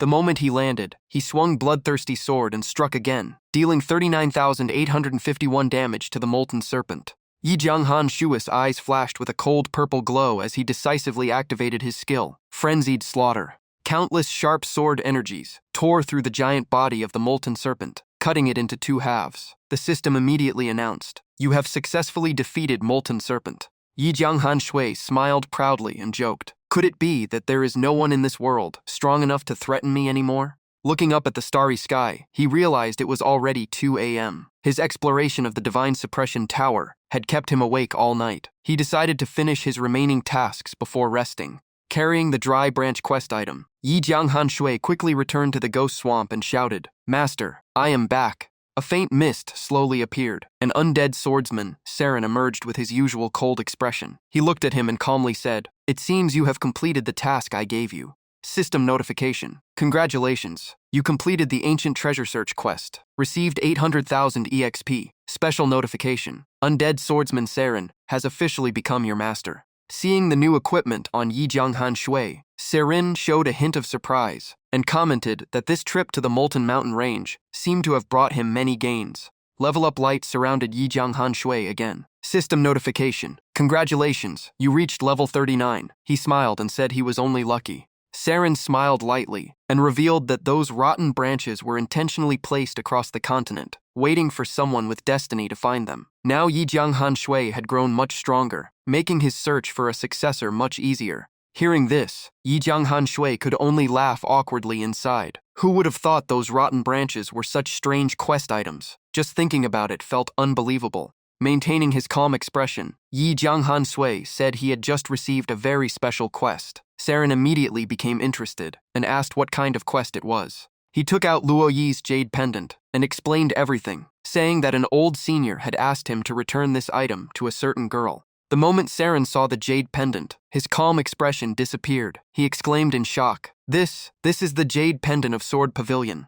Saren's reaction surprised Yi Jianghan Shui as well. He thought it was just an ordinary item, never expecting his master to know so much about it. He immediately asked if Saren knew its true origin. Saren stroked his chin, his eyes filled with memories, and slowly replied, "I was once a disciple of Sword Pavilion, so of course, I know the history of this jade pendant." Hearing this, Yi Jianghan Shui was stunned. From the words "once was," he guessed that it referred to the time when Saren was still alive. Clearly, his master's connection with Sword Pavilion was much deeper than he imagined. Saren, the undead swordsman, held up the jade pendant and explained that from elders to ordinary disciples of Sword Pavilion, everyone received a special jade piece like this. Looking at the jade in his hand, he explained that this was also an unspoken tradition of Sword Pavilion. When a female disciple fell in love with someone, she would give her jade pendant to that person as a confession of her feelings. After hearing this, Yi Jianghan Shui finally understood. It seemed that the woman truly had feelings for Luo Yi, which was why she used the jade pendant as a hidden confession. Saren's eyes became unusual as he stated that this jade was definitely not ordinary, and the girl's status within Sword Pavilion was likely high enough to shock others. This immediately made Yi Jianghan Shui worried. He asked his master whether returning the jade pendant personally would put him in danger. Saren returned the jade pendant to him, and only smiled mysteriously, saying that perhaps everything had already been arranged by fate. He then picked up Bloodthirsty Sword and examined it for a moment, before saying it originally came from Sword Pavilion, and it was time for it to return to where it belonged. He asked Yi Jianghan Shui to leave with him tomorrow, and Yi Jianghan Shui immediately agreed. Saren's figure slowly faded away, leaving only his final words telling him to rest and recover, because the trip to the Molten Mountain Range had been extremely exhausting. Yi Jianghan Shui also logged out of the game. He let out a sigh of relief and muttered that it was time to sleep because he was completely exhausted. Exactly at noon the next day, inside his familiar apartment, the voice Eternal restart echoed. In just a moment, Yi Jianghan Shui entered the virtual world once again. Saren was already waiting, standing with his back toward him, and coldly saying that if everything was ready, they should leave immediately. Yi Jianghan Shui only nodded. The two left the ghost swamp and slowly moved forward. Walking behind his master, Yi Jianghan Shui could not suppress his curiosity and asked what Saren thought about adventurers suddenly appearing and disappearing. Saren turned his head and explained that adventurers came from another world and could freely return to their own space. In his opinion, it was a special gift from the god of time and space. Hearing this, Yi Jianghan Shui secretly wondered whether the god of time and space was mentioned in the game's storyline. At that moment, the system announced that he had entered a new map called Skylight City, making him exclaim in surprise. Looking at the massive city ahead, he quickly realized this was the former Dark City that had once been occupied. Looking closer, he saw countless light faction soldiers guarding the city walls. Saren explained that to reach Qingfeng Town, they had to use the teleportation array inside Skylight City. He then asked if Yi Jianghan Shui had a way to hide his aura and true identity. Yi Jianghan Shui confidently answered that he did. Yi Jianghan Shui immediately thought of the aura concealment technique passed down by Luo Yi. Since he was heavily wanted by the Light faction, he hoped the skill could even change his appearance. The system confirmed the skill had been successfully activated and asked him to set a new alias and appearance, leaving him slightly surprised. In an instant, his long black hair disappeared and was replaced by a shiny bald head. The system announced that since no name was entered, it automatically selected the alias Bald Bro. His ID Shadow Hater Yi Jianghan Shui was temporarily changed to Bald Bro for 24 hours. Seeing Yi Jianghan Shui's new appearance, Saren burst into laughter and praised the name Bald Bro as very unique. He said combined with aura concealment technique, this was the perfect disguise. Even the level 50 guards would definitely fail to recognize his true identity. The moment he appeared on the street, his shiny bald head quickly attracted the attention of nearby players and NPCs. Many people pointed and laughed, curious about his strange appearance. Some joked that it looked like he had placed a whole salted duck egg on his head, and the name Bald Bro made it even more ridiculous. Others praised his equipment for looking impressive. Hearing all kinds of comments, Yi Jianghan Shui could only smile awkwardly inside. He felt like Luo Yi had played a trick on him, because this skill was clearly not as normal as it seemed.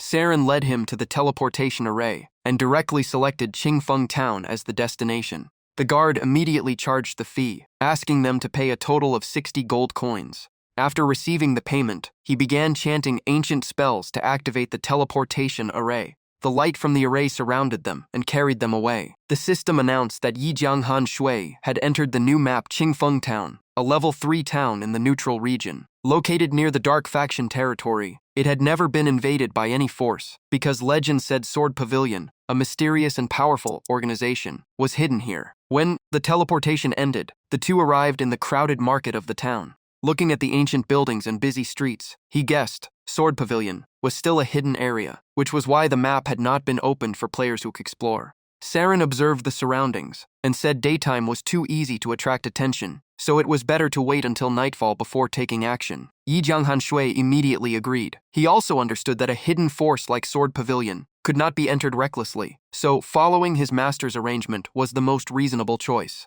that while waiting for nightfall, he could walk around or shop as long as he did not attract attention. He then asked if there was anywhere he wanted to visit. Slightly embarrassed, Yi Jianghan Shui said the trip to the Molten Mountain Range had used up too many potions, so he wanted to find a pharmacy to restock. Saren immediately agreed and led him to the best pharmacy in town. In front of a large pharmacy, the owner with white hair and a long white beard quickly came out to welcome them, warmly asking what medicines they needed. Yi Jianghan Shui pointed at the items on the counter and requested the best HP recovery potion and the strongest antidote, 3 bottles of each. He calculated that after defeating Jennifer and Flame Ape King, 2 golden bosses, his gold had exceeded 236 coins, enough to afford high-level potions. Seeing a wealthy customer, the owner immediately brought out a potion stored in a luxurious jade box and enthusiastically introduced it. It was Divine Purification Water, an extremely rare mythical-grade medicine made from sacred spring water and precious ingredients from the elf race. It could instantly restore full HP, recover 100 HP every second, and grant immunity to all negative effects for 10 seconds. However, the user needed enough strength or they could suffer backlash. Cooldown, 180 seconds. Required level, 120. Price, 50,000 gold coins. The moment he saw the price, Yi Jianghan Shui froze. 50,000 gold coins for 1 potion was an astronomical amount when converted into real money, completely beyond his ability to afford. Seeing his reaction, the owner awkwardly smiled and suggested that this potion was probably too luxurious, recommending more common options instead. The system displayed information about common potions. Advanced HP Recovery Potion restored 500 HP per second for 10 seconds and cost 50 silver coins. Special Healing Potion could heal serious injuries and common illnesses while restoring 1000 HP per second for 10 seconds, costing 1 gold coin. Saren gently reassured him not to underestimate Qingfeng Town. Although it was only a level 3 town, countless hidden experts gathered here, so it was normal for pharmacies to sell rare medicines, even mythical-grade ones. At that moment, both of them turned toward an alley after hearing a loud door slam and a girl's terrified cry for help. In front of them was a fierce-looking soldier pressing a young girl to the ground, clearly intending to do something evil. Seeing this scene, Yi Jianghan Shui instinctively thought of the classic hero-saving beauty scenario. He guessed this was probably another system event. Looking closer, he realized both of them were NPCs, because if they were players, such actions would have been punished by the system long ago. Right after that, the system sent him a hidden quest, called Pride Like the Wind, and asked whether he wanted to accept it. Without hesitation, he agreed. After confirming, Yi Jianghan Shui rushed forward and shouted for the soldier to stop immediately. The system confirmed the quest was accepted. This was a low-difficulty hidden quest, requiring the player to hide their true identity, stop the bully, and make him too afraid to repeat his actions. To complete it, he needed to gain pride points by creating fear in the opponent, while making the rescued girl admire and respect him. Without wasting time, he walked directly in front of the soldier and coldly questioned why he dared harass a girl in broad daylight. The soldier with the nickname Notorious Bei Fu turned around. Seeing his bald head, he laughed and mocked him, saying someone like him wanted to play hero. The system immediately announced his appearance had been insulted, reducing pride points by 5. Yi Jianghan Shui angrily shouted at him to leave. His imposing aura made the opponent hesitate, causing the system to add 1 pride point. Seeing that the man in front of him showed no fear, Notorious Bei Fu became furious. He shouted that Yi Jianghan Shui had ruined his business, and arrogantly asked if he knew who he was challenging. Yi Jianghan Shui calmly pointed at himself and asked back if the soldier knew who he was. After looking carefully, the soldier only saw the displayed name Bald Bro and became uncertain. He coldly replied that the opponent was only able to see his alias, while his real name was something the soldier had no right to know. Thinking this, he decided to use his observation skill to see what kind of background this arrogant man had. Soon, Notorious Bei Fu's detailed information appeared before his eyes. The information showed that Notorious Bei Fu was a level 50 Dark Gold boss with 15 million HP, attack 15,500, defense 10,500, and skills including Qingfeng Sword Technique, Wind Dragon Protection, and Wind Sword Art. He was the son of Qingfeng Town's mayor and had once been accepted into Sword Pavilion, but was expelled for harassing female disciples. Since then, relying on his father's power, he had only bullied others and committed countless evil deeds. After checking the information, Yi Jianghan Shui was shocked. He never expected this opponent to be a hidden Dark Gold boss, with strength almost equal to the level 80 brandy he once faced. Thinking about it, he could only complain that this so-called difficulty D quest was clearly another system trap. System notification. Notorious Beifu has started suspecting your true identity, increasing pride points by 5. Immediately after, he pulled out his sword and pointed it at Yi Jianghan Shui, loudly challenging him to fight if he truly had the ability. Instead of answering, Yi Jianghan Shui calmly turned toward Saren behind him and acted extremely arrogant. He declared that this opponent was not qualified to witness his true strength, then ordered Saren to deal with the troublemaker, as if he were a servant. Saren frowned slightly, but cooperated perfectly. He released a powerful purple aura and coldly warned that his young master hated seeing the strong bully the weak. If he wanted to stay safe, he should leave immediately. The rescued girl was stunned by his words and guessed that the person before her must have an extremely noble identity to possess such a terrifying subordinate. Meanwhile, Notorious Beifu also began to hesitate, believing that Yi Jianghan Shui was deliberately hiding his identity, and that was why he had such an overwhelming presence. The more he thought about it, the more afraid he became. He immediately fled, leaving behind a threat that he would return with reinforcements. The system then announced that his hostility toward Yi Jianghan Shui increased by 1,000 points, while Yi Jianghan Shui gained another 30 pride points. Watching him escape, Yi Jianghan Shui only smiled and gave a confident thumbs up. When he turned back to the girl, the system announced that she had developed deep admiration for him, granting another 20 pride points. He politely said he had urgent matters and could not stay longer, while secretly wanting to leave before the enemy returned with more people. The girl blushed with gratitude and hurriedly called after him, sincerely asking for the name of the young master who saved her. Yi Jianghan Shui only raised his hand and waved with confidence. At that moment, the system confirmed that he had perfectly completed the hidden quest Pride Like the Wind. With a total of 51 pride points, the reward was converted into 510,000 EXP. Right after that, Saren suggested going to the auction house to sell some unnecessary equipment and asked if Yi Jianghan Shui wanted to come along. Night gradually descended, covering the entire town. At exactly 8 p.m., in front of a massive ancient building, lanterns continued shining brightly, illuminating the wide courtyard ahead.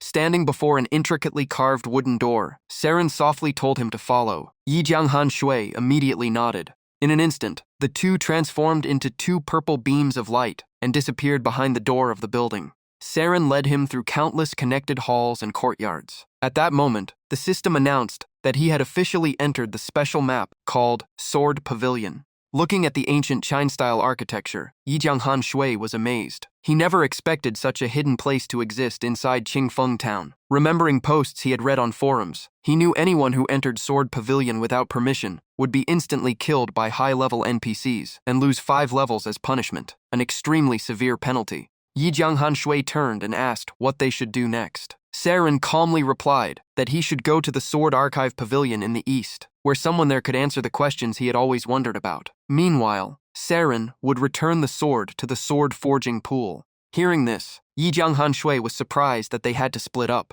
Unable to hide his curiosity, he asked who exactly Saren was referring to. Saren explained that it was the current sword god of Sword Pavilion. He told Yi Jianghan Shui not to be too nervous, because those who truly pursued the path of the sword possessed integrity and honesty. As long as he explained his purpose, the sword god would not intentionally make things difficult. Even after hearing that, Yi Jianghan Shui remained doubtful. This was an Srank side quest, so he did not believe everything would be as easy as his master claimed. In the end, he only reminded Saren to be careful as well. Saren lightly jumped into the air and quickly disappeared into the night. Before leaving, he only said that he still had a debt to repay, so he would never die easily. After being left alone, Yi Jianghan Shui reminded himself to be extremely careful. This was Sword Pavilion's territory. If his true identity was discovered, he could be eliminated by the NPCs instantly, without even getting a chance to explain. Arriving before the Sword Archive Pavilion, he noticed 2 serious-looking guards standing at the entrance, so he immediately hid behind a wall and observed them. The moment the 2 guards let their guard down, he moved like a shadow and appeared right in front of the Sword Pavilion. The place was silent and eerily calm. He wondered if the sword goddess was really inside, while worrying he might be cut down the instant he stepped in. After taking a deep breath, he slowly pushed the door open. If the sword goddess was truly inside, she had probably sensed him long ago, so walking in openly seemed like the best choice. Right then, the system warned that a powerhouse far beyond his level was nearby, causing the aura concealment skill to fail. His disguise vanished at once, revealing his long black hair and the familiar dark armor. Looking deeper into the sword pavilion, he saw the room covered in drifting incense smoke. At the center of the quiet hall, a slender figure calmly sat on an old wooden chair, reading a book. She slowly looked up at him and asked with calm surprise why he was the one who had come. Her words left Yi Jianghan Shui stunned. He never expected the legendary sword goddess to be a young woman. As he walked closer, he kept wondering how she knew him. He had only heard Daniel mention the sword goddess as the owner of the SS-ranked Sword Heart talent, but they had never met. Even so, he stayed calm and asked if they had known each other before. The sword goddess closed her book and calmly replied that she certainly knew him. She even revealed that if Saren had failed to kill Herbert back in Dark City, she would have personally executed the traitor herself. Hearing that, Yi Jianghan Shui recalled Daniel saying that hidden powerhouses still watched over Dark City Saren. Countless thoughts rushed through his mind. The Holy Church of Light and Daniel likely shared a secret connection, explaining Herbert and Saren. If the sword pavilion was also tied to Saren, then the sword goddess wanting Herbert dead made perfect sense. That also meant the hidden expert Saren once mentioned was probably the woman standing before him. Looking at the sword goddess's slender figure, Yi Jianghan Shui grew even more curious. As the leader of the sword pavilion, she surely possessed a legendary divine sword, and he could only imagine its terrifying power. The sword goddess closed the novel titled "The Overbearing Sword God Dotes on Me" and gently placed it on the nearby tea table. She glanced at him and casually asked if he liked the novel too. If so, he could wait until she finished reading. Yi Jianghan Shui hurriedly waved his hands and denied it, awkwardly explaining that he meant nothing of the sort. Deep down, he was shocked that such a cold sword goddess was obsessed with romance novels. Not wanting to waste more time, he took out Luo Yi's jade pendant and explained that he came to ask whether she knew its true owner. The instant she saw the pendant, the sword goddess's expression changed completely. She stood up at once, unable to hide her excitement. She quickly walked straight toward Yi Jianghan Shui. She carefully accepted the jade pendant with both hands, as if it were the greatest treasure in the world. Looking at him with sorrow in her eyes, she urgently asked where he had found it. Yi Jianghan Shui honestly explained that the previous dark swordsman, Senior Luo Yi, had entrusted him to deliver it here. The moment she heard that name, the sword goddess excitedly asked if Luo Yi was still alive. But only seconds later, she shook her head, as hope quickly turned into disappointment. If Luo Yi were still alive, the dark swordsman class could never have been passed on. He understood what she meant. The dark swordsman was a unique hidden class that could only be inherited after its previous owner was gone. He nodded and confirmed that he had indeed met Luo Yi, but only a remnant of his soul remained. Seeing that his mission was complete, he prepared to leave, asking her to return the pendant to its rightful owner before turning away. But at that very moment, a freezing sword aura suddenly pressed against his neck. The sword goddess had drawn her blade without him noticing. The beautiful longsword in her hand radiated a terrifyingly sharp aura. She smiled mysteriously and said that since he had come all this way, he could not leave empty-handed. He should at least leave something behind as a souvenir. Yi Jianghan Shui sighed inwardly. Just as expected, an Srank side quest could never be as simple as delivering an item. There was always another trial waiting. Facing the sword goddess herself was worthy of an SS, or even SSS difficulty. Even so, he calmly replied that aside from his life, she was free to take anything she wanted. Hearing that, the sword goddess simply smiled and asked with obvious amusement.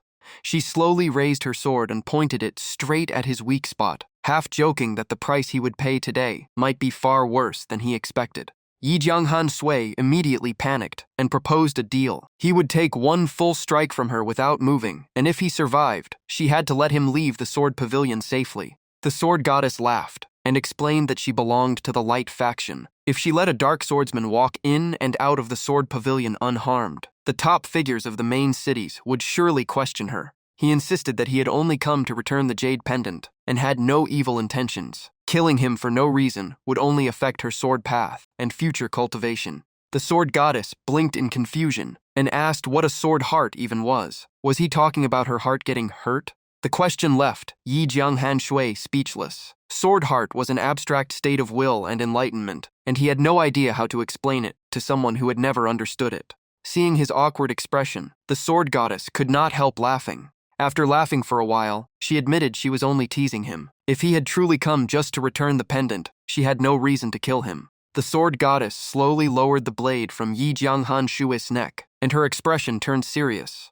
But the next moment, she flashed a playful smile and said that letting him leave unharmed would ruin the sword pavilion's reputation. So she would seal her own strength down to the silver rank and fight him fairly. If he won, he could leave openly. If he lost, he would die. The system immediately updated the quest, changing the objective from returning the jade pendant to a special mission called Challenge the Sword Goddess. The mission required him to defeat sword goddess Dongfang Yixin, while she was limited to silver rank strength. The system even mocked her, claiming that such a tiny sword goddess could never stop him. Hearing the conditions, Yi Jianghan Shui felt no fear at all. Instead, he was excited. A battle on equal footing was exactly the challenge he wanted, so he accepted without hesitation. Dongfang Yixin snapped her fingers and suggested moving somewhere with more space for the duel. In the blink of an eye, both of them were transported to a vast wasteland, the perfect battlefield. The moment they landed, the sword goddess drew her sword and charged, while her status window appeared before his eyes. Dongfang Yixin was currently restricted to silver rank, level 39, with 300,000 HP, 2,500 to 2,820 attack, and around 801 to 1,050 defense. She possessed countless skills, including sword control, peerless sword edge, wind demon sword art, unrivaled sword aura, and the forbidden technique myriad swords returned to the origin. As the current sword goddess and master of the sword pavilion, she held unmatched status within the light faction, earning even emperor's respect. Looking over her skills, Yi Jianghan Shui paid special attention to myriad swords returned to the origin, because it was marked as a forbidden technique. He knew it had to be her ultimate move, so he decided to end the fight before she could unleash her full power. Dongfang Yixin instantly accelerated like a storm. The system announced that she had activated sword control, increasing her attack speed by 50%, extending her sword control range by 200 meters, and granting the passive skill with no cooldown. Her opening move alone made Yi Jianghan Shui feel overwhelming pressure. He steadied himself and secretly prepared Soul Grasp. The instant she attacked, he activated Soul Grasp. The system announced that Dongfang Yixin's Demon Slayer Divine Sword had been restrained for 0.35 seconds, temporarily rendering it unusable. Seizing that brief opening, Yi Jianghan Shui shouted and poured all his strength into his legs before stomping hard on the sword flying toward him. Witnessing his response, Dongfang Yixin was briefly surprised. She recognized the move from the battle in Dark City Saren, but now he had mastered it far better. She casually waved her hand, intending to recall the sword to her side. But to her surprise, the sword beneath Yi Jianghan Shui's foot remained completely still and refused to obey its master's command. For the first time, the calm expression on Dongfang Yixin's face wavered. A hint of unease appeared as she stared intently at her opponent. Without giving herself time to hesitate, she rushed forward once again with lightning-fast speed. At the same time, another sword appeared behind Yi Jianghan Shui and shot straight at him. He immediately activated War Domain, boosting his attack by 20, while reducing Dongfang Yixin's attack by 10 for 3 minutes. Even with the buff, he could not dodge in time. The second sword pierced straight through his body, causing his HP to plummet in an instant. Seeing the unexpected result, Dongfang Yixin froze for a brief moment. Even with the blade through his body, Yi Jianghan Shui grinned with excitement. He grabbed the sword lodged inside him and coldly said that he had finally caught her. He immediately launched a fierce counterattack, unleashing one deadly strike after another. Damage notifications kept appearing, including critical hits, rapidly wearing down Dongfang Yixin's HP. Dongfang Yixin's HP dropped to around 2,065,575 out of 2,300,000. Even though many attacks were dodged or failed to deal full damage, Yi Jianghan Shui never slowed down. He maintained relentless pressure, forcing the sword goddess to retreat again and again. While defending herself, Dongfang Yixin asked why he would risk his own life just to fight like this. Yi Jianghan Shui gave no answer. He simply let out a roar as dark energy erupted from his body, filling the battlefield with an overwhelming aura. The sight caught Dongfang Yixin completely off guard. She never expected him to use such a reckless move in the middle of the battle. A massive black dragon emerged from the dark armor and released a thunderous roar. The system announced that Dominating Presence had been activated, dealing damage to Dongfang Yixin while reducing her attack speed and movement speed by 20 for 3 seconds. Taking advantage of her reduced speed, Yi Jianghan Shui instantly closed the distance and continued his non-stop assault. Their swords clashed over and over as the sound of steel echoed across the battlefield. During the exchange, the system announced that Dongfang Yixin had activated counter technique, reducing the next incoming attack's damage by up to 80, based on the difference in their attributes. Even so, after another exchange of blows, the first wounds appeared on the sword goddess. They were not severe, but they proved that Yi Jianghan Shui's attacks were truly breaking through. Refusing to give her a chance to recover, Yi Jianghan Shui slammed his foot into the ground and charged like a bolt of lightning.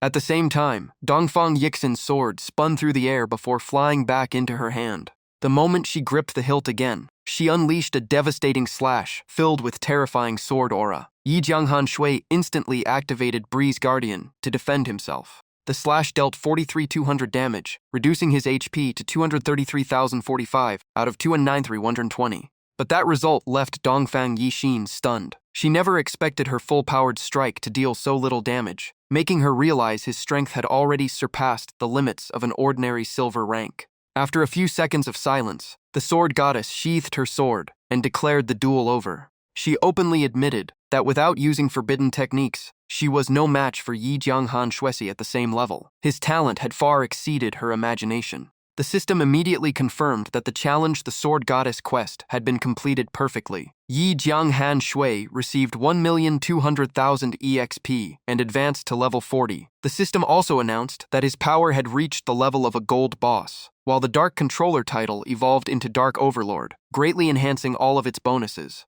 Even after receiving the rewards, Yi Jianghan Shui was still confused. He asked why the duel had ended so quickly when the sword goddess still had plenty of HP and had not even used her strongest skills. Dongfang Yixin calmly replied that she had never intended to kill him. He had only come to return the jade pendant, and the battle was merely to satisfy the rules and the eyes watching from the shadows. Sometimes she had no choice but to say and do things that went against her true wishes. With that, she turned and walked away. Yi Jianghan Shui stood there in silence, unable to stop thinking about the strange rules governing this world, and how the high-level NPCs seemed fully aware of them. Before disappearing, Dongfang Yixin left him with one final warning, telling him to leave this place as quickly as possible. Once she departed, the gears of a chaotic era finally began to turn. Hearing those words about the coming age of chaos, Yi Jianghan Shui was completely confused and immediately asked what she really meant. Dongfang Yixin simply waved her hand and calmly explained that the light and dark factions had fought for countless years, and their conflict could never be resolved. Now that the light faction had reclaimed Dark City, they were already preparing for an all-out war. As for Yi Jianghan Shui returning the jade pendant, perhaps it was nothing more than fate at work.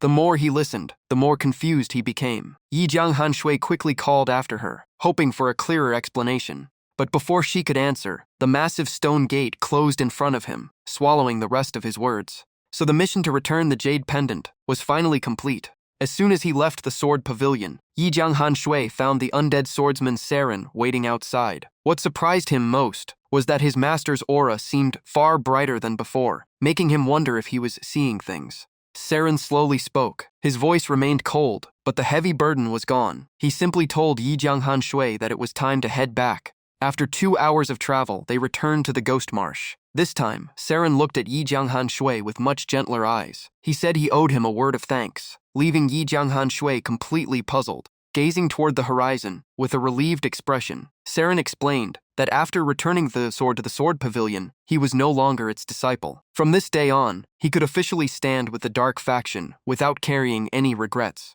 Those words shocked Yi Jianghan Shui even more. He had always assumed Saren had belonged to the dark faction all along. Saren continued that joining the dark faction required proving one's cruelty. As a disciple of the sword pavilion, he had once sworn never to raise his sword against the innocent. But now every chain had been broken, and the old blood debt was finally ready to be repaid. Before Yi Jianghan Shui could recover from his shock, the system bell echoed across the entire world. A global announcement declared that Eternity's first expansion, Endless War between Light and Darkness, had officially begun. Every player on the server received the announcement. Shock quickly turned into excitement, as everyone realized a world-changing event was about to unfold. Standing there in silence, Yi Jianghan Shui pieced everything together. Returning a single jade pendant had triggered one major event after another. Giving the sword back to the sword pavilion had freed Saren from his final burden, allowing him to officially join the Dark Faction. Remembering Dongfang Yixin's warning about the coming age of chaos, he could not help wondering if all of this had started because of him. Before he could think any further, another series of alarms rang out. The system issued an emergency announcement that a continent-wide war was about to erupt. In 3 days, the Undead Legion led by the level 190 immortal boss, Undead Swordsman Saren Dixon, would launch a full-scale assault on the Tier 1 city of Hai Sin in the Mei Rui district. More alerts followed immediately. The Dragon Demon Legion, led by the level 185, Immortal Boss Blood Moon Catherine Dixon, would attack Vermilion Birds City in the Eastern District 3 days later. At the same time, the Sin Legion, commanded by the level 190, Immortal Boss Solomon Dixons, the Judge of Sin, would assault Lightning City in the Yinghua District. After calmly gathering the information and assessing the situation, Yi Jianghan Shui began planning his next move. With so many battlefields opening at once, he believed the best choice was to support his master Saren during the siege of Heixin. The moment that thought crossed his mind, the system sent Yi Jianghan Shui a personal notification. As a level 40 gold boss bearing the title Dark Overlord, he would personally command the Dark Army in an assault on the Tier 3 Snowtown in the Romantic District within 3 days. The news instantly shook the entire server. Countless players were stunned to learn that Yi Jianghan Shui had become a gold boss. Alliances immediately spread the news to all members, determined not to miss the chance to hunt such a rare boss. The system then issued exclusive missions to members of the Dark Faction. Yi Jianghan Shui received an rank main quest called Siege Assault. As the commander of the 5th Siege Wave, he had to successfully capture Snowtown. The reward was one chance to enter the Demon God's treasure vault. Failure meant permanent death and complete character deletion. This mission allowed absolutely no mistakes. The system also announced that another level 40 gold boss, Gangxung Nu Gan, would lead the Dark Army in an attack on Ghost Heaven Town in the Yinghua district at the same time. Realizing he was now powerful enough to command an entire army in a siege, Yi Jianghan Shui could not hide his pride and excitement. Seeing his fearless spirit, the undead swordsman Saren gave a rare smile and said that it was good he still knew no fear. He hoped Yi Jianghan Shui would return with both victory and spoils of war. Yi Jianghan Shui wished Saren's success as well, but before he could finish speaking, the swordsman had already vanished into the darkness. A confident smile spread across Yi Jianghan Shui's face. He declared that it was finally time for the players of Snowtown to witness the true power of a gold boss. Remembering that he had reached level 40, he immediately opened the system interface to equip his new gear and review his updated stats. Once everything was complete, his profile displayed Dark Overlord Yi Jianghan Shui, a level 40 gold boss. His HP had surged to 354,000 thanks to his new title and level, while both his attack and defense rose dramatically. His fame reached 41,500, and the description stated that his strength was now enough to attract the attention of the most powerful forces on the Eternity continent. The super rank title Dark Overlord also granted an additional bonus of 250 final HP. After checking all of his stats, Yi Jianghan Shui was quite satisfied. With this level of growth, he believed he had to be among the top 100 experts of the Dark Faction. But when he opened the rankings, the result left him speechless. Dark Overlord Yi Jianghan Shui was only ranked 8,450. That number instantly shattered his confidence. All he could do was laugh bitterly, realizing the Dark Faction had far more terrifying experts than he had imagined. In the end, he logged off and went to sleep without thinking about it any further. Early the next morning, Wang Kai called Yi Jianghan Shui with obvious excitement. He repeatedly congratulated his friend on becoming one of the siege bosses in the massive event, shaking the entire game. Unlike Wang Kai, Yi Jianghan Shui remained calm. He even joked that the event would let him visit other servers, which sounded like an interesting experience. Wang Kai immediately warned him to be extremely careful. After checking the forums for the Romantic District, he found the entire region in an uproar. Countless players from different servers were expected to gather at Snowtown with one goal in mind, killing Yi Jianghan Shui. Hearing that, he calmly replied that he understood and would be careful. The moment Yi Jianghan Shui logged back in, he appeared in a crowded area. As soon as people recognized him, whispers spread everywhere, and everyone looked at him with caution. Quite a few players turned pale, muttering that they were incredibly unlucky to run into Yi Jianghan Shui here, and quickly prepared to leave before catching his attention. But just as the crowd was about to scatter, a commanding shout suddenly rang out, ordering everyone to stop.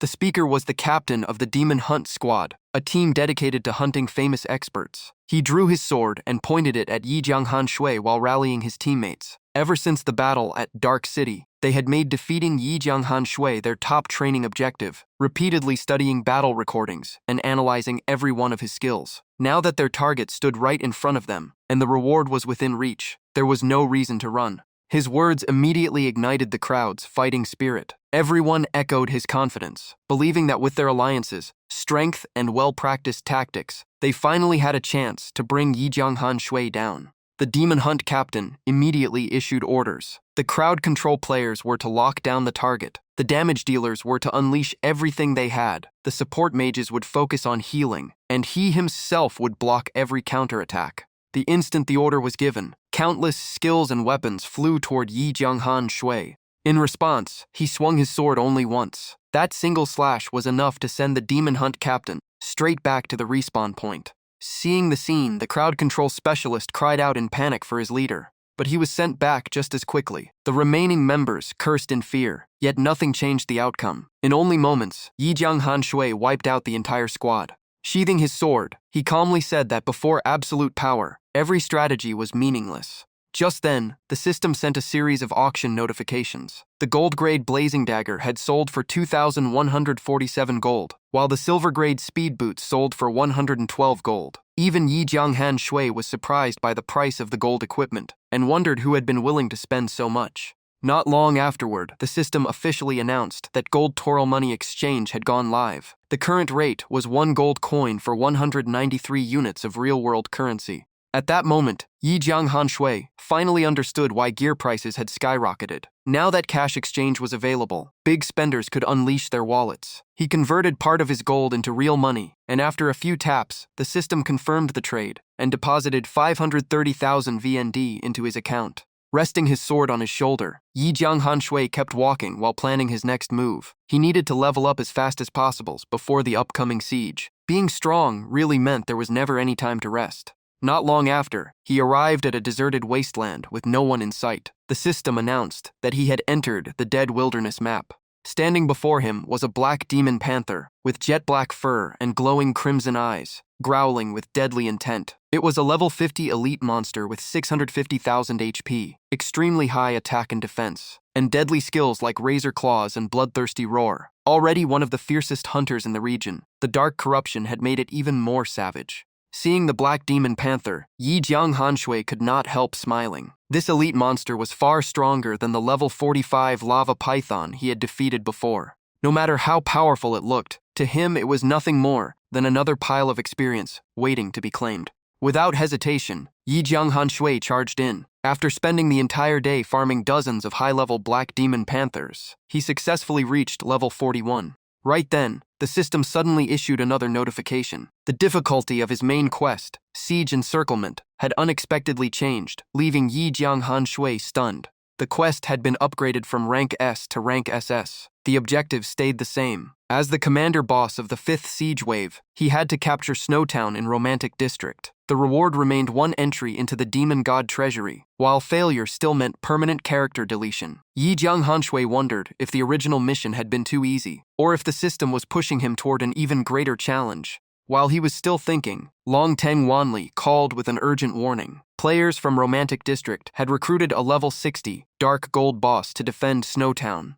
The news immediately put Yi Jianghan Shui on alert. With a level 60 Dark Gold boss guarding the town, the coming siege would be far more brutal. If an enemy beyond his strength appeared, the entire battle could spiral out of control. Yi Jianghan Shui thanked Long Teng Wanli for the warning. Before ending the call, Long Teng Wanli encouraged him to stay alive and not fall to the enemy. As soon as the call ended, another system notification appeared. His master, the undead swordmaster Saren, had gathered the Dark Army and was waiting in the Ghost Swamp. Filled with anticipation, Yi Jianghan Shui immediately headed over to see just how powerful Romantic District really was. He accelerated to full speed and shot forward like a raging storm. Just a few minutes later, Yi Jianghan Shui met Saren. Standing before the swordmaster was a massive undead army with overwhelming momentum. Every undead swordsman wore black armor, wielded a dark blade, and radiated dense evil energy. Even more terrifying, every detail about their levels, stats, and skills was hidden behind question marks, making them impossible to inspect.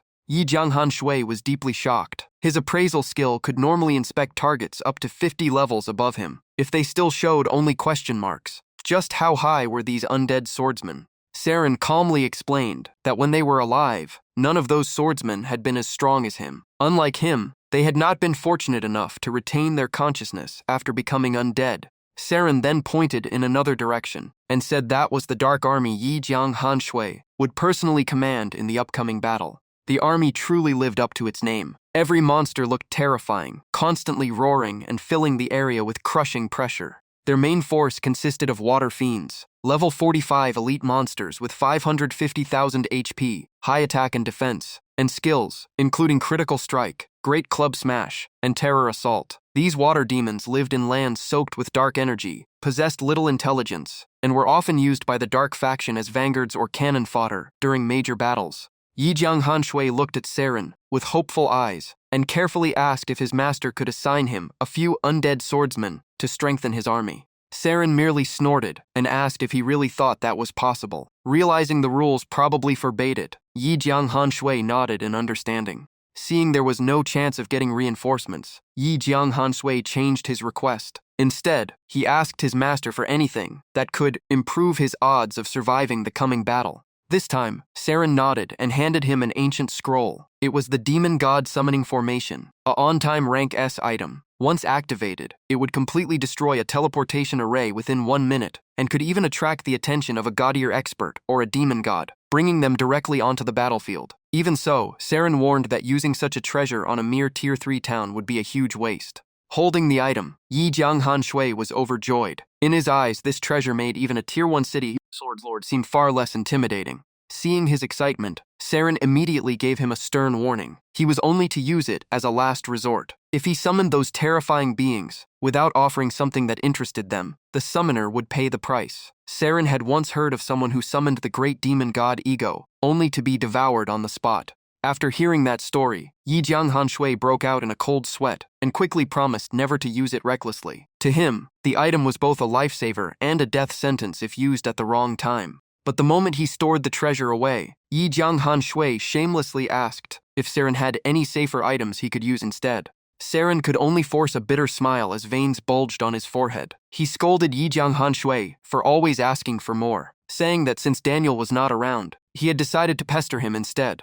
After clearing his throat a few times, Saren brushed the matter aside and announced it was time to leave. Unable to get anything else, Yi Jiang Han Shui reluctantly agreed. The two of them then led their own armies out of the ghost swamp and marched toward the battlefield. Along the way, Yi Jiang Han Shui suddenly asked what Saren thought about the Dark Faction. Saren calmly replied that the Dark Faction was simply a rising force, trying to overthrow those who currently ruled the world. The answer caught Yi Jiang Han Shui completely off guard. To him, the undead, dark energy, and the 10 demon gods had always represented evil. Did that not make the Dark Faction the villains? Saren immediately became He explained that the line between justice and evil was never that simple. History was always written by the victors. If the Dark Faction defeated the light and built a new order, then darkness would become the new light, while today's light would be remembered as the darkness. It was rare to see his master speak so passionately, so Yi Jiang Han Shui simply swallowed hard and listened in silence. Saren's voice gradually softened. He said he had met undead who willingly sacrificed themselves for others, and he had also seen countless leaders of the light commit despicable acts. He was not claiming the Dark Faction was righteous or excusing its brutality. However, many of the 10 demon gods carried human blood, and from the light's perspective, they were simply branded as traitors.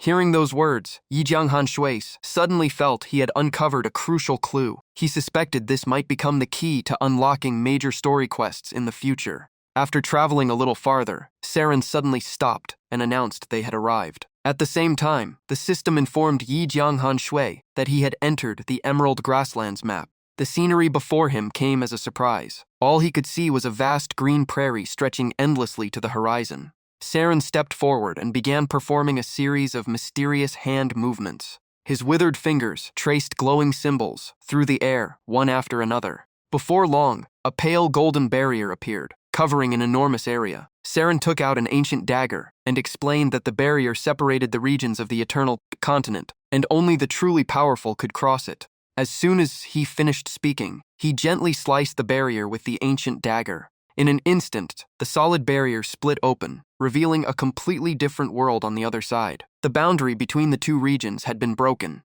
Saren signaled everyone to move forward and explained that once they crossed the barrier, they would enter another human territory. Yi Jianghanshui quickly followed behind. The system immediately warned that he had entered the romantic region on a different server, and all death penalties there would be doubled. Yi Jianghanshui simply smiled, since death already meant permanent character deletion for him. Doubling the penalty made little difference. Saren then said that since Yi Jianghanshui was unfamiliar with the terrain, he would personally lead him close to Snowtown first. Yi Jianghanshui immediately nodded and thanked his master. Not long after, the system announced that Yi Jianghanshui had entered the Snowwind Mountains. Looking down from a towering cliff, he saw a snow-covered town below. Saren pointed at it and said that was the target he had to capture in the coming siege. The freezing wind turned every breath into white mist, but Yi Jianghanshui showed no fear. Instead, he answered Saren with complete confidence. He declared that he would definitely conquer the town, then stared at Snowtown with burning ambition. In his eyes, the players there were about to face the might of a golden boss. Seeing his disciple so determined, Saren nodded with satisfaction and wished him victory. He added that once the mission was complete, they would enter the demon god treasury together in search of rare treasures. The moment he heard about the demon god treasury, Yi Jianghanshui eagerly asked what was hidden inside. Saren smiled mysteriously and explained that it held countless treasures, gathered by generations of demon gods from across the world. There were extremely rare items, lost skills, priceless equipment, and even hidden class advancement certificates. However, each visitor could only take a single treasure. Hearing that, Yi Jianghanshui grew even more excited. A hidden class advancement certificate alone was already worth a fortune, not to mention the countless other priceless treasures. He could hardly wait to finish the mission. Smiling, Yi Jianghanshui told Saren to leave if he had other matters to handle. They would meet again at the entrance of the demon god treasury and enter it together. After saying that, Yi Jianghanshui turned toward his dark army and immediately ordered them to hold their position. If any enemy approached, they were to report it at once. The entire army answered in unison, their voices echoing across the mountains. Once everything was settled, Yi Jianghanshui scanned the surroundings and looked toward a distant, snow-covered peak. Since the siege had not started yet, he decided to use the spare time to hunt monsters and gain more experience. Without wasting another second, he gripped the bloodthirst sword and headed alone into the dangerous Snowwind Mountains. After traveling deeper into the mountains, he was surprised to find living creatures thriving in such a frozen wasteland. A gigantic Snowwind bear with pure white fur appeared before him, letting out a threatening roar. It was a level 55 elite monster with 800,000 HP, devastating attack, incredible defense, and skills including thick hide, rending claws, and frenzied charge. The beast was infamous for devouring countless reckless adventurers who wandered into its territory. Yi Jianghanshui immediately became cautious. He knew this monster was far stronger than the Black Demon Panther. After level 50, when players could complete their second advancement, monster strength also increased dramatically. With no room to retreat, the two rushed toward each other, beginning a battle to the death. The Snowwind bear roared and swung its massive claws, intending to tear its opponent apart in a single strike. Facing the attack, Yi Jianghanshui remained perfectly calm. He leaped high into the air and unleashed a devastating stomp directly onto the monster's head. The Snowwind bear fell from a single attack. The system immediately announced the kill and rewarded Yi Jianghanshui with 14,000 experience points. Even more surprising, the monster dropped a skill book. It was called Destruction Snowball, a rank B mage skill. Once activated, it summoned 10 giant snowballs over 5 seconds, each dealing magic damage equal to 30 of the caster's magic power. It seemed luck was on his side this time. His excitement did not last long before the system issued an urgent warning. The Dark Army under his command was under attack by a group of players in Romantic District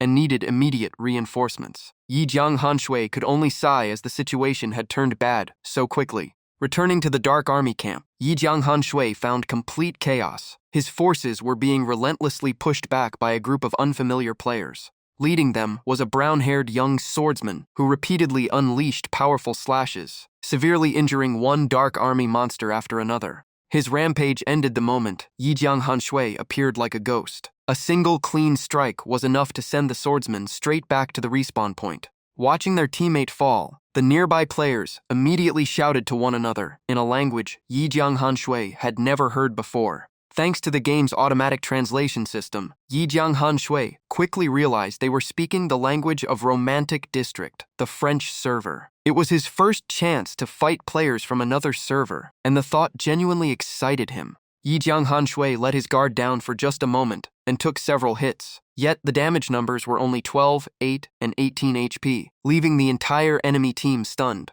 No one could believe what they were seeing. Taking so little damage meant his defense was beyond terrifying. Even though the system treated him as a boss for the Dark Army, he was still a player. His durability was far beyond anything they had imagined. Yi Jianghan Shui simply smiled and joked, "Greetings, my friends from overseas. Nice to meet you all." The next second, a deafening roar erupted from his position. The shockwave swept through every enemy within 100 meters, dealing over 37,000 damage to each target while reducing their movement speed and attack speed by 20 for 3 seconds. A single mighty roar wiped out a huge group of players. Those standing farther away felt chills run down their spines. In their eyes, Yi Jianghan Shui was a melee fighter, yet he possessed an unbelievably powerful area attack. If they had stood any closer, they would have been dead too. After clearing the enemies around him, he looked around and sighed in disappointment. Is that all? Are the players from Romantic District really this weak? The moment he finished speaking, he sensed an overwhelming killing intent rushing toward his back. Without the slightest panic, Yi Jianghan Shui simply leaned aside. A blue sword aura grazed past him by inches before shooting into the distance. Seeing the ambush fail, the attacker praised his opponent. It was the Assassin King, Demon Shadow, a top expert from the French server. He was level 34 and specialized in skills like Shadow Stealth, Critical Strike, and Shadow Thorn Execution. Many spectators watching from afar looked disappointed after the failed sneak attack. Even so, some still believed Demon Shadow had not shown his full strength, and the battle was far from over. After sizing up the newcomer, Yi Jianghan Shui quickly concluded that this man was one of the strongest players on the opposing server. His skills were indeed impressive. Just then, another invisible attack silently closed in. This time, Demon Shadow suddenly appeared right in front of him. A lightning-fast chain of sword strikes landed in succession, dealing 4,310 damage to Yi Jianghan Shui. The attack forced him back several steps, and even his breathing became slightly heavier. Before he could recover, Demon Shadow followed up with another strike, taking away another 3,654 HP. Landing 2 successful attacks in a row sent the crowd into a frenzy. They believed that while Demon Shadow lacked Yi Jianghan Shui's raw power, his attack speed was clearly superior. If he kept up the pressure, he could overwhelm his opponent. Support players were immediately ordered to keep healing and buffing Demon Shadow so they could capture Yi Jianghan Shui alive. The players erupted in cheers, praising Demon Shadow as their greatest hero. But none of them noticed the faint smile forming on Yi Jianghan Shui's lips. At last, the battle was becoming interesting. After a quick glance around, he realized someone on the enemy side was secretly live-streaming the fight. Players all over the world were probably watching. If he defeated Demon Shadow in a single move right away, it would be too boring. So he decided to let both his opponent and the audience hold on to a little hope. He would wait until the excitement reached its peak before crushing every bit of their confidence with a single strike. In the blink of an eye, the bloodthirst sword flashed through Demon Shadow's body. The slash was so fast that his opponent only had time to cry out before collapsing. Yi Jianghan Shui curled his lips into a mocking smile. Sorry, I'm just a little too fast. The system immediately confirmed that Assassin King Demon Shadow had been defeated, and Yi Jianghan Shui gained 16,356 experience points. The players who had been cheering moments ago fell completely silent. After gaining the massive amount of experience, Yi Jianghan Shui successfully reached level 42.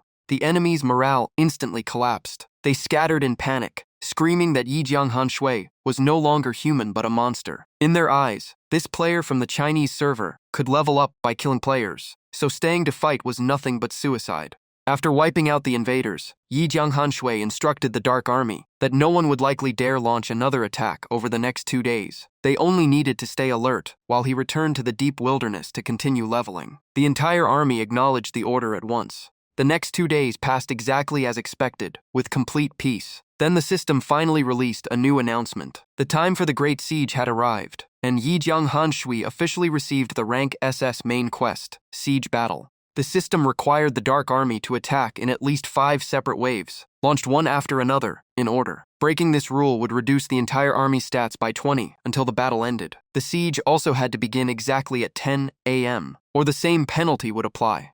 After reading the rules, Yi Jianghan Shui frowned. He knew the system was preventing players from throwing everything into one surprise attack while keeping the event on schedule. What concerned him more was whether this rank SS quest would involve monsters as powerful as Herbeck, or even his master, Saren. Moments later, system announcements echoed across every server as battles erupted at Seaheart, Vermilion Bird, Thunder, High Rock, and finally Snowtown, where Yi Jianghan Shui was the commander. The system also confirmed that he could launch the first siege wave. Without wasting any time, Yi Jianghan Shui immediately ordered the entire first wave to prepare for the assault. A level 20 bronze boss named Gu Ji quickly stepped forward and volunteered to lead the vanguard. The system confirmed that Gu Ji would command the first attack wave. Under his leadership, the Dark Army surged forward like a flood towards Snowtown. Seeing that the attackers were only level 20 monsters, the defending players looked completely unconcerned. They drew their weapons and charged, convinced they could wipe out the vanguard within minutes. Not long afterward, Yi Jianghan Shui received a cold system notification that Gu Ge's entire force had been wiped out. He was slightly surprised. It seemed the defending players had long surpassed level 20. Yi Jianghan Shui calmly raised a hand and ordered the next force to begin the second assault. The system immediately announced that the level 25 bronze boss Shi Teng was leading the second attack wave. Seeing the enemy's higher level, the defenders no longer underestimated them. They constantly reminded one another to stay alert and never let their guard down. While the second wave was still raging, Yi Jianghan Shui had already dispatched the third wave toward the battlefield. As they struggled against increasingly powerful undead forces, the defenders' morale began to crack. Some had completely run out of mana, while others panicked because they had no idea how many more waves were still coming. The pressure only kept growing. Yi Jianghan Shui prepared to launch the fourth wave, but the system immediately forced him to wait another 5 minutes. Sending it early would reduce that entire wave's stats by 20. He smiled helplessly, realizing the system was intentionally giving the defenders a short break before the next assault. Just then, Longtung Wanli sent a message saying that players from Romantic District had started live streaming the siege, and the Eastern District community was spreading it everywhere. Millions of viewers around the world were watching the battle. He simply reminded Yi Jianghan Shui not to embarrass their home server, and Yi Jianghan Shui confidently replied that he would not let anyone down. 5 minutes later, the fourth attack officially began. The system confirmed that the level 40 Silver Boss Blood Axe would lead the assault. The defenders' expressions changed the moment they saw that every monster in the vanguard was at least level 40. They knew the gap in strength was now far too great for a direct confrontation. Within seconds, the defensive line began to collapse. Many players turned and fled, knowing they had no chance against such an overwhelming army. Just as the battlefield fell into chaos, a platinum-haired female warrior in blue armors suddenly appeared. Raising her bow high, she shouted that they could never retreat before the undead and rallied everyone to keep fighting. Arrow after arrow infused with freezing energy shot across the battlefield, piercing through the charging undead. Watching from afar, Yi Jianghan Shui was surprised by the amount of damage the woman was dealing. However, the distance was too great for him to tell whether she was a player or a special NPC. The woman was Snowtown Guard Captain Phoenix. She continued shouting orders, leading the entire defending force into battle to protect the town. After nearly 20 minutes of brutal fighting, the army led by Blood Axe was finally wiped out. The system then announced the final assault. This time, the Dark Overlord Yi Jianghan Shui, now a level 44 golden boss after leveling up by defeating numerous players, would personally lead the fifth and final wave. Hearing the announcement, he smiled with excitement. At last, it was his turn to enter the battlefield. Yi Jianghan Shui charged straight toward the battlefield, ordering the entire Dark Army to follow close behind. Their objective was clear: capture the enemy commander alive. The moment the defenders caught sight of Yi Jianghan Shui, their fighting spirit vanished. Many remembered the battle video from 2 days earlier and immediately turned to flee. No one dared face him head-on. Unlike her troops, Phoenix stood her ground, watching her soldiers retreat one after another. She gritted her teeth in frustration. She could not understand how Yi Jianghan Shui's mere presence had shattered their morale so completely. Phoenix shouted with all her strength to rally everyone. Don't panic. He's only a golden boss. Don't swarm him and let him stack his buffs. Keep his HP as low as possible. Her words quickly restored some confidence. The players reminded each other that they also had a golden boss defending the town. The weaker players fell back while everyone followed orders. Whoever helped kill Yi Jianghan Shui would receive 100 gold as a reward. A level 35 swift swordsman named Haro rushed forward with a massive blade, loudly declaring that he would personally take Yi Jianghanshui's head. Before he could finish speaking, Yi Jianghanshui slammed a stomp straight into his face. Haro fell silent while Yi Jianghanshui coldly replied, "Just you? How laughable." The perfectly executed stomp instantly sent Haro back to the respawn point. The system confirmed the kill and awarded Yi Jianghanshui more than 16,000 experience points. Right after that, Yi Jianghanshui activated War Domain. For 3 minutes, his own attack increased by 20. Allies within 50 meters gained 15 bonus damage, and every enemy inside the area suffered a 25 attack reduction. Empowered by the buff, the Dark Army roared in unison and stormed into the enemy formation with overwhelming force. Yi Jianghanshui continuously eliminated the defenders' strongest players. The enemy watched in horror as his skill not only strengthened himself, but also turned the entire Dark Army into an even more terrifying force. Meanwhile, his contribution points and experience kept rising with every kill.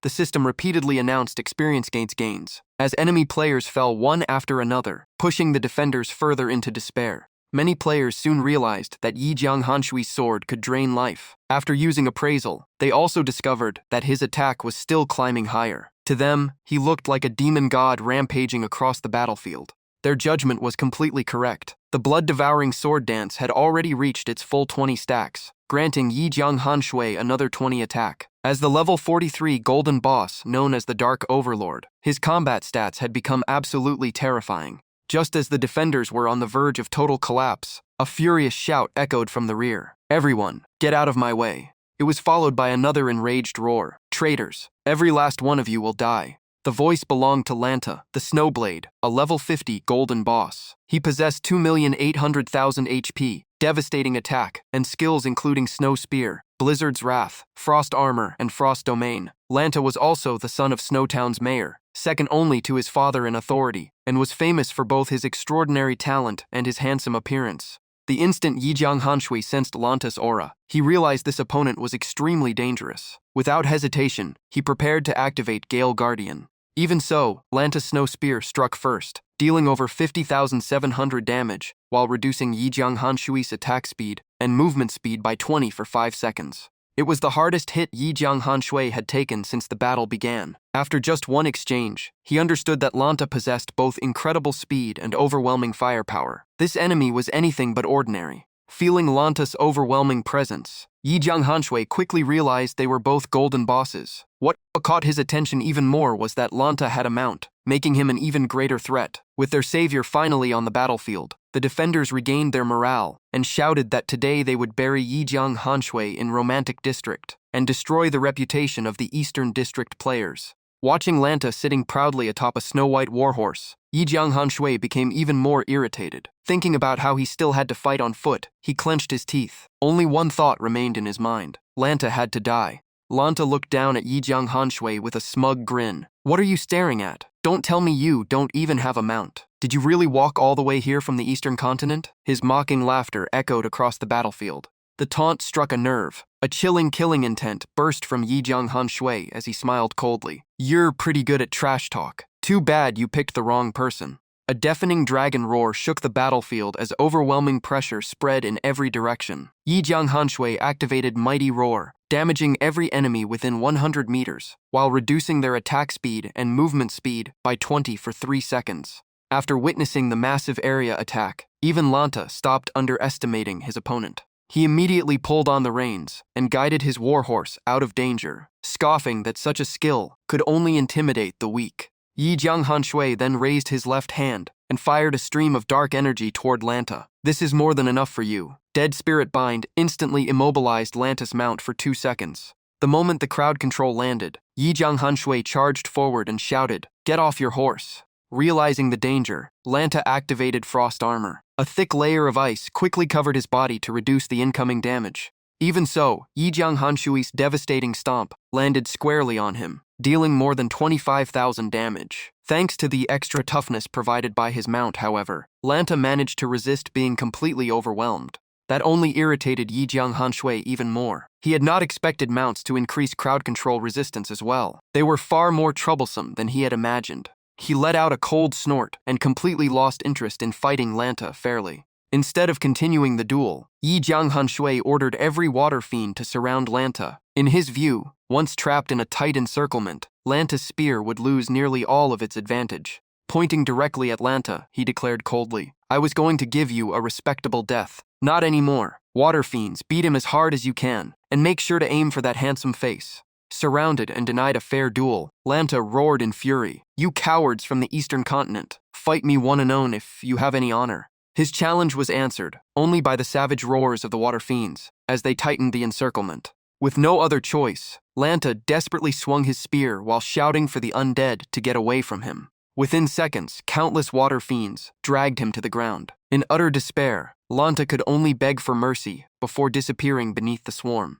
The water fiends finally scattered only after tormenting Lanta to death. One of them even sighed that it was a shame such a handsome man had died. In the end, Snowtown's guardian boss, Lanta the Snowblade, met the most miserable end imaginable. The system then confirmed that Yi Jianghan Shui had defeated the level 50 golden boss with the help of the water fiends. After killing Lanta, Yi Jianghan Shui received 500,000 experience points and 1,000 fame, successfully reaching level 44. However, he quickly noticed that the rewards were noticeably lower than before. Watching her younger brother die in such a humiliating way, Phoenix burst into tears of rage. She swore that Yi Jianghan Shui would pay for Lanta's death. Phoenix immediately tried to rush out for revenge, but the level 60 Dark Gold boss Tylo stopped her. He reminded her that according to the system's rules, they could only join the battle after Yi Jianghan Shui officially entered the town. Yet not long afterward, when the Dark Army poured through the city gates, even Tylo, who had urged everyone to stay calm, could not help shouting, "Yi Jianghan Shui has broken into the city."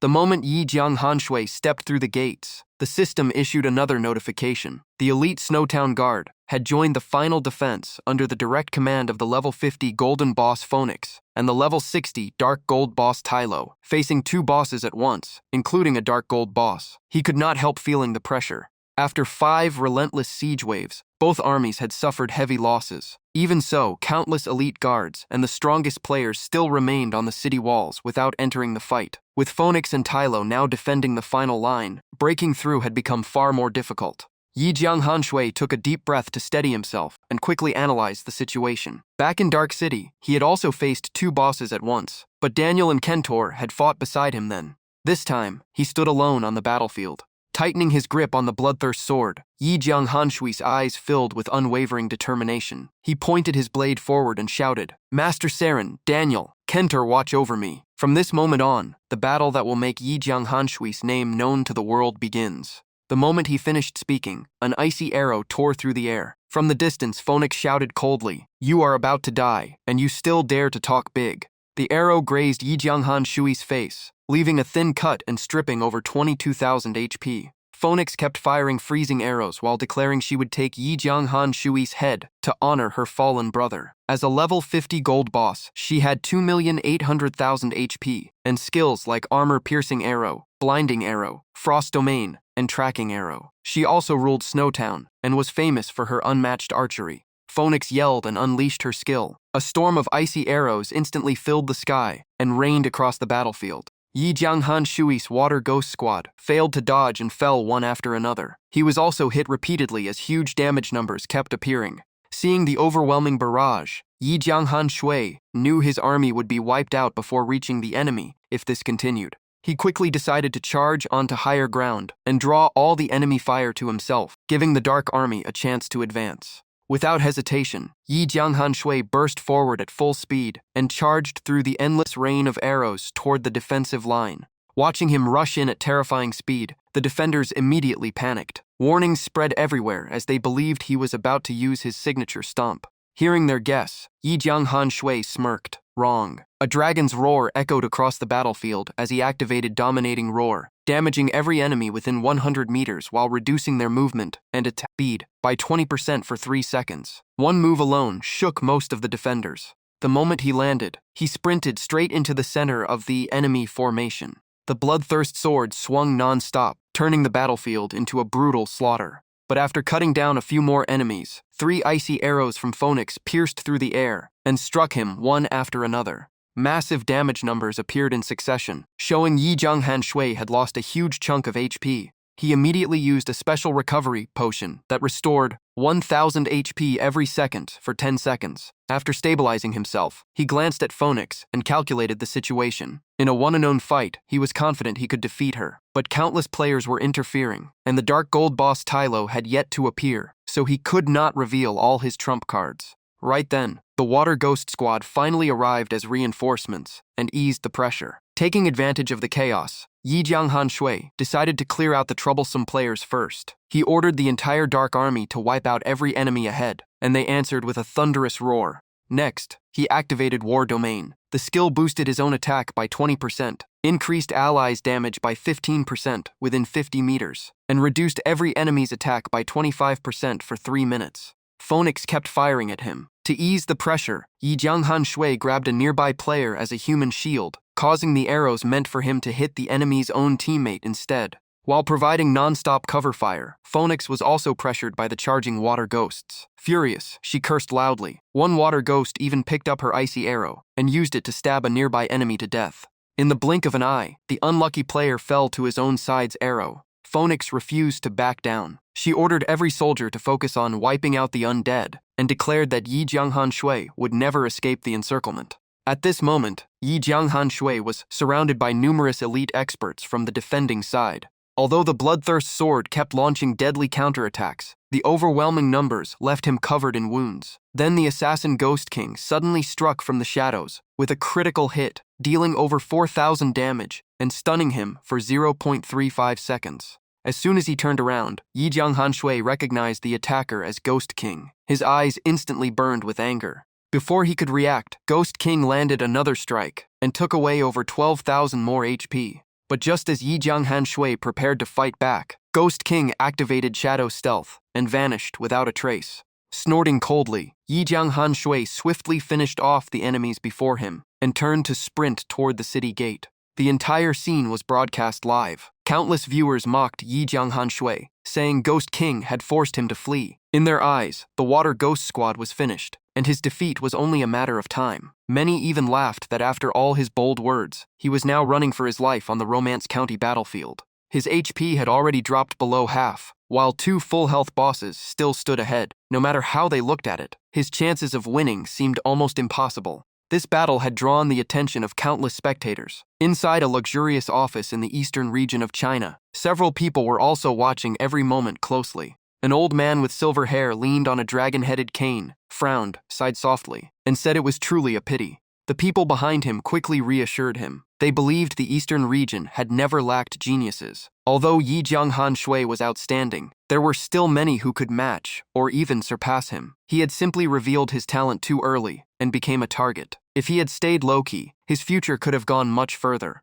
Someone sighed and said that if things continued like this, Yi Jianghan Shui would probably have to be removed from the upcoming tournament roster. The old man raised his hand to silence everyone and calmly said they should keep watching. Perhaps Yi Jianghan Shui could still create another miracle. Back on the battlefield, Yi Jianghan Shui cut down several more elite guards and earned 20,000 EXP. Right afterward, the system announced that his entire Water Ghost Squad had been wiped out. Letting out a tired sigh, he simply asked how many enemies were left. Before anyone could answer, a sudden attack landed and instantly stole 56,424 HP from him. Phoenix had arrived with her elite force, and Yi Jianghan Shui's HP bar was now almost empty. Raising her bow, Phoenix glared at him with hatred and coldly declared that he should descend into hell and pay for her brother's death. The icy arrow carrying Phoenix's fury was about to fly, but it suddenly stopped because players from the light faction rushed forward and completely blocked her line of sight.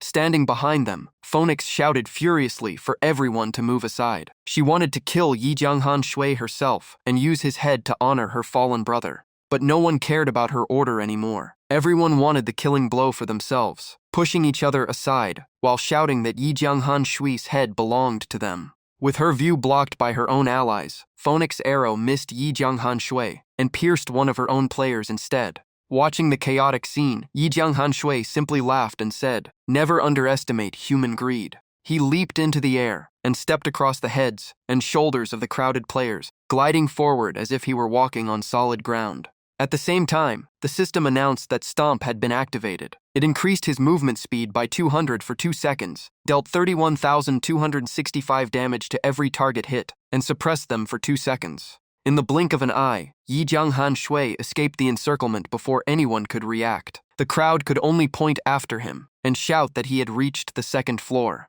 Several players rushed out of the building in panic, yelling that someone had gone upstairs.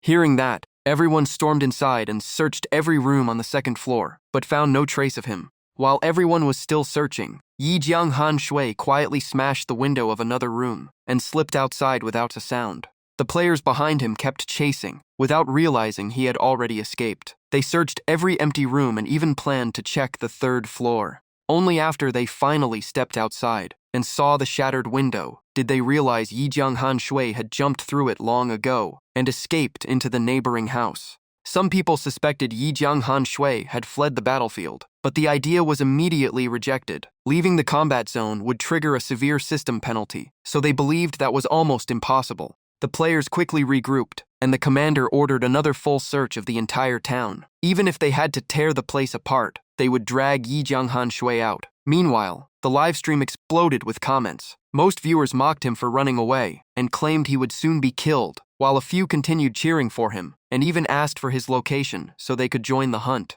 20 minutes passed, yet Yi Jianghan Shui remained completely missing. After searching in vain for so long, the players grew increasingly anxious, checking every house again and again without finding a single clue. Ghost King was furious, unable to understand how his target had vanished without a trace. Just then, a man in a worn black cloak nervously approached and quietly called out to them. The information showed he was only a commoner NPC, but something about him felt strange. Trembling, he claimed a fierce man from the eastern region had broken into his house and begged the adventurers to drive the intruder away. Hearing that, Ghost King's eyes lit up. He immediately urged the NPC to lead the way, and the man quickly nodded before guiding the group forward. After winding through several streets, the NPC led them into a dead end. By the time Ghost King realized something was wrong, it was already too late. A freezing sword suddenly pierced straight through his heart. Before Ghost King could understand what happened, the system announced that he had suffered a critical hit from the commoner NPC and lost 47,416 HP.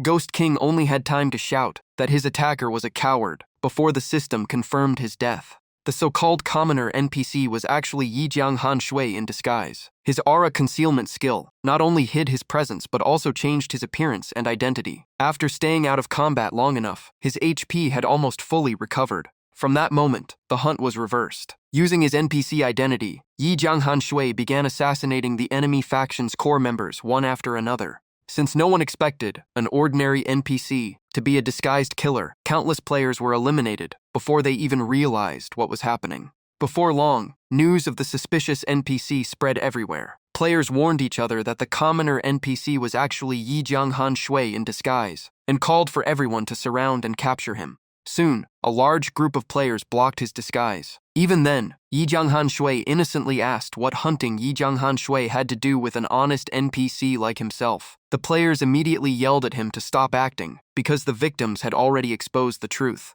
Knowing he could no longer hide, Yi Jianghan Shui calmly removed the ragged NPC clothes and revealed himself. He casually remarked that when facing bosses, only the elite players before him were even capable of putting up a little pressure. With his HP almost fully restored and his attacks moving at incredible speed, Yi Jianghan Shui charged straight into the enemy formation. The system kept announcing kill after kill before the defenders could react. As he swept across the battlefield, an enraged shout echoed from the distance. Phoenix called out Yi Jianghan Shui's name and immediately unleashed a barrage of icy arrows. The arrows shot toward Yi Jianghan Shui at blinding speed, filling the air with sharp metallic clangs. Clang, clang, clang. Facing the incoming volley, Yi Jianghan Shui remained completely calm. The bloodthirst sword flashed repeatedly, effortlessly knocking every arrow aside.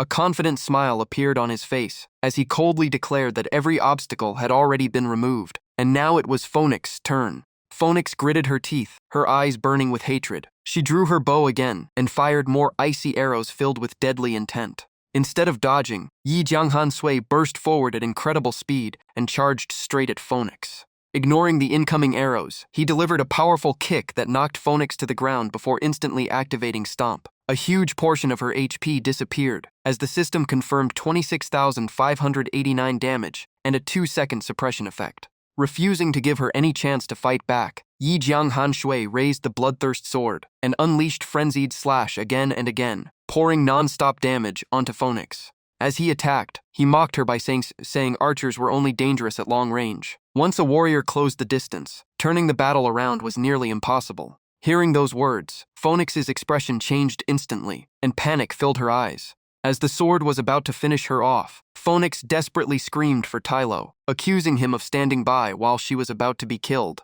At that exact moment, another icy arrow carrying terrifying power tore through the air toward Yi Jianghan Shui. Thanks to his incredible reflexes, he tilted his body aside just before the arrow could hit. On the roof of a nearby building, a towering man clad in silver armor slowly revealed himself. It was Tylo, Wrath of the Frozen Price. He laughed smugly and joked that he could never allow a beauty like Phoenix to die before his eyes. Tylo added that he had deliberately stayed hidden until Yi Jianghan Shui had exhausted all his defensive trump cards before making his appearance. He even teased Phoenix, asking if her cry for help meant she had finally agreed to marry him. Tylo, the level 60 dark gold boss known as Wrath of the Frostwind, possessed 6 million HP, 9,500 to 10,200 attack, 5,500 to 6,100 defense, and devastating ice skills. He had once been an ordinary gold powerhouse, but his obsession with Phoenix drove him to use the forbidden blazing flame curse poison to force a breakthrough into the dark gold rank. Although it granted him immense power, the side effects ruined his appearance and slowly eroded his strength over time. Phoenix ignored Tylo's teasing and angrily ordered him to kill Yi Jianghan Shui immediately. Tylo accepted without hesitation, still calling Phoenix his future bride. Then he turned to Yi Jianghan Shui with a grin, saying that thanks to him, he could win Phoenix's favor and earn a huge reward for the kill. He even advised Yi Jianghan Shui to stop resisting and die with less pain. Yi Jianghan Shui quietly studied his opponent. Tylo's stats far exceeded his own. His defense was even higher than Yi Jianghan Shui's maximum attack, making it nearly impossible to break through. Still, the boss description hinted that Tylo's true strength was not exactly what the numbers suggested, meaning there had to be a weakness somewhere. Instead of attacking, Yi Jianghan Shui chose to provoke him. He casually mocked Tylo for being a dark gold boss with no ambition at all. Tylo simply laughed and asked why he thought so, treating it as the last words of a dying man. Yi Jianghan Shui smiled coldly and deliberately provoked him further. He said Tylo had sacrificed everything just to chase Phoenix, proving she was his greatest weakness. As he spoke, he pretended to thrust his sword toward Phoenix. Tylo's face changed instantly as he blurted out that he had fallen for the trick. Exactly as Yi Jianghan Shui expected, Tylo reacted without thinking and unleashed a skill to protect Phoenix. Seeing his plan succeed, Yi Jianghan Shui smiled to himself. Because of Yi Jianghan Shui's perfectly timed dodge, Tylo's attack accidentally struck Phoenix's instead, dealing 1,024,435 damage. Tylo cried out her name in panic and regret. Seizing the opportunity, Yi Jianghan Shui followed with a critical strike and even mocked Tylo for the free assist. Left with only a sliver of HP, Phoenix hurriedly activated Frost Domain to protect herself. Phoenix furiously cursed Tylo, calling him an idiot and accusing him of almost getting her killed. Tylo frantically apologized, but insisted that Yi Jianghan Shui's death was only moments away. As soon as he finished speaking, he raised both hands and unleashed Frost Sweep with overwhelming force. Waves of freezing energy swept across the battlefield, stripping more than 10,000 HP from Yi Jianghan Shui with every hit. The system confirmed the skill dealt 200% magic damage based on Tylo's attack, affected every enemy within 200 meters ahead, and lasted for 20 seconds. Faced with such a massive area attack, Yi Jianghan Shui could only keep moving to reduce the damage. Phoenix took full advantage of the situation and kept firing. A blinding arrow hit its mark, dealing 43,257 damage and reducing his movement speed by 20% for 5 seconds. From afar, the surviving players cheered, convinced Yi Jianghan Shui was about to fall. Some even urged everyone to charge in and steal the final kill. However, those players could only deal a few points of damage to Yi Jianghan Shui. Seeing that, he sneered and said there were still a few small fish left. He happened to need just a little more EXP to level up. A dragon's roar suddenly echoed across the battlefield as Yi Jianghan Shui activated Dominating Roar. With the EXP he gained, Yi Jianghan Shui officially reached level 45. His HP was fully restored and increased even further thanks to the level up bonus. Phoenix could hardly believe he had leveled up while under such intense pressure. Tylo only laughed coldly, saying that even with full HP at level 45, Yi Jianghan Shui still had no chance against a dark gold boss like him. Yi Jianghan Shui tightened his grip on the bloodthirst sword, poured all his strength into the blade, and confidently replied that no one would know the winner until the battle was over. The moment he finished speaking, he shot forward like a bolt of lightning, straight toward Phoenix.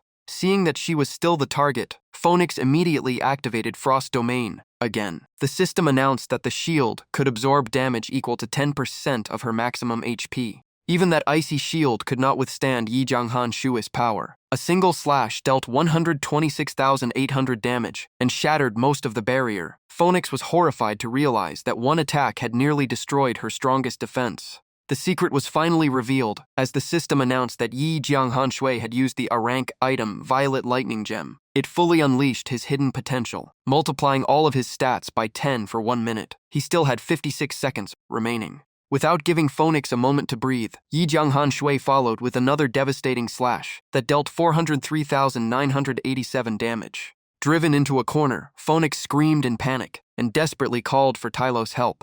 Seeing Phoenix in danger, Tylo rushed to save her. Unfortunately, the distance was too great, and he could not reach her in time. He immediately cast Ice Spike at Yi Jianghan Shui. The icy projectile struck his shoulder but dealt only negligible damage. The damage number showed a mere 352 HP, leaving Tylo stunned. He could not believe his attack had become so weak, and realized Yi Jianghan Shui must have activated an incredibly powerful enhancement.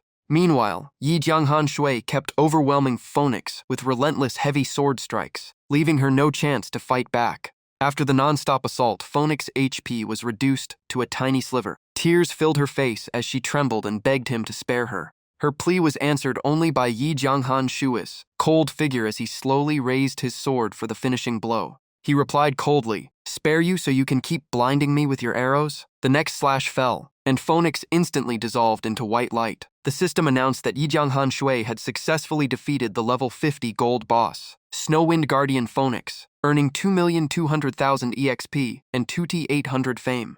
Phoenix had officially fallen. Standing nearby, Tylo was completely stunned. Not long ago, Yi Jianghan Shui could not even break his defense, yet now he had effortlessly defeated a gold boss. Yi Jianghan Shui let out a cold smile, turned toward Tylo, and calmly said, "Now it's your turn." He stomped the ground and launched himself into the air like a hunting eagle. In an instant, he closed the distance and brought down a razor-sharp slash that dealt 364,171 damage to Tylo. The strike also split apart the mysterious mask Tylo always wore, sending it crashing to the ground. Tylo's true face was finally revealed, covered with twisted scars and so badly disfigured that it was hard to look at. As Tylo fell to the ground, Yi Jianghan Shui mocked him, saying the price of forcing his way into the dark gold rank had clearly been enormous. In desperation, Tylo immediately unleashed Desperate Frostwind. However, the attack dealt only 576 damage to Yi Jianghan Shui. The system also announced that his damage was reduced by 25% and his movement speed by 20% for 5 seconds.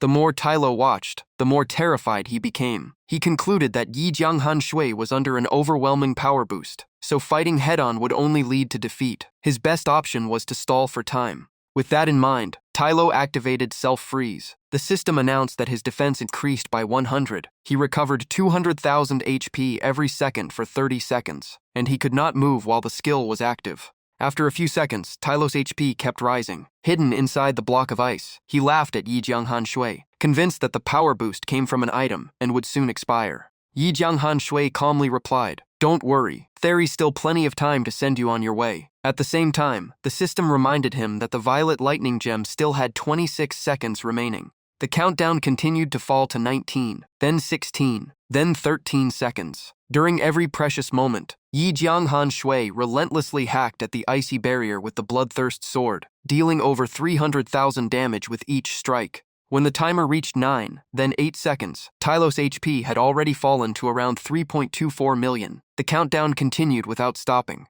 Yi Jianghan Shui gritted his teeth and poured all his strength into every swing, determined to shatter the defense before it was too late. At the very last moment of self-freeze, the ice surrounding Tylo finally shattered into countless fragments. Tylo's face turned pale. He had never expected Yi Jianghan Shui's enhancement to last even longer than the defensive window he had calculated. With no trump cards left, Tylo turned and fled, but Yi Jianghan Shui was already right behind him and instantly cast Undead Bind, completely immobilizing the target for 2 seconds. At the final moment before the violet lightning gem expired, Yi Jianghan Shui gathered every ounce of strength and raised the bloodthirst sword high. One final slash carrying all his will and fury crashed down, tearing through Tylos' massive HP bar. A damage number of 435,621 appeared. The system announced, "Congratulations, you have defeated the level 60 Dark Gold boss, Tylo, Wrath of the Frostwind. Rewards, 4,500,000 EXP and 6,000 fame."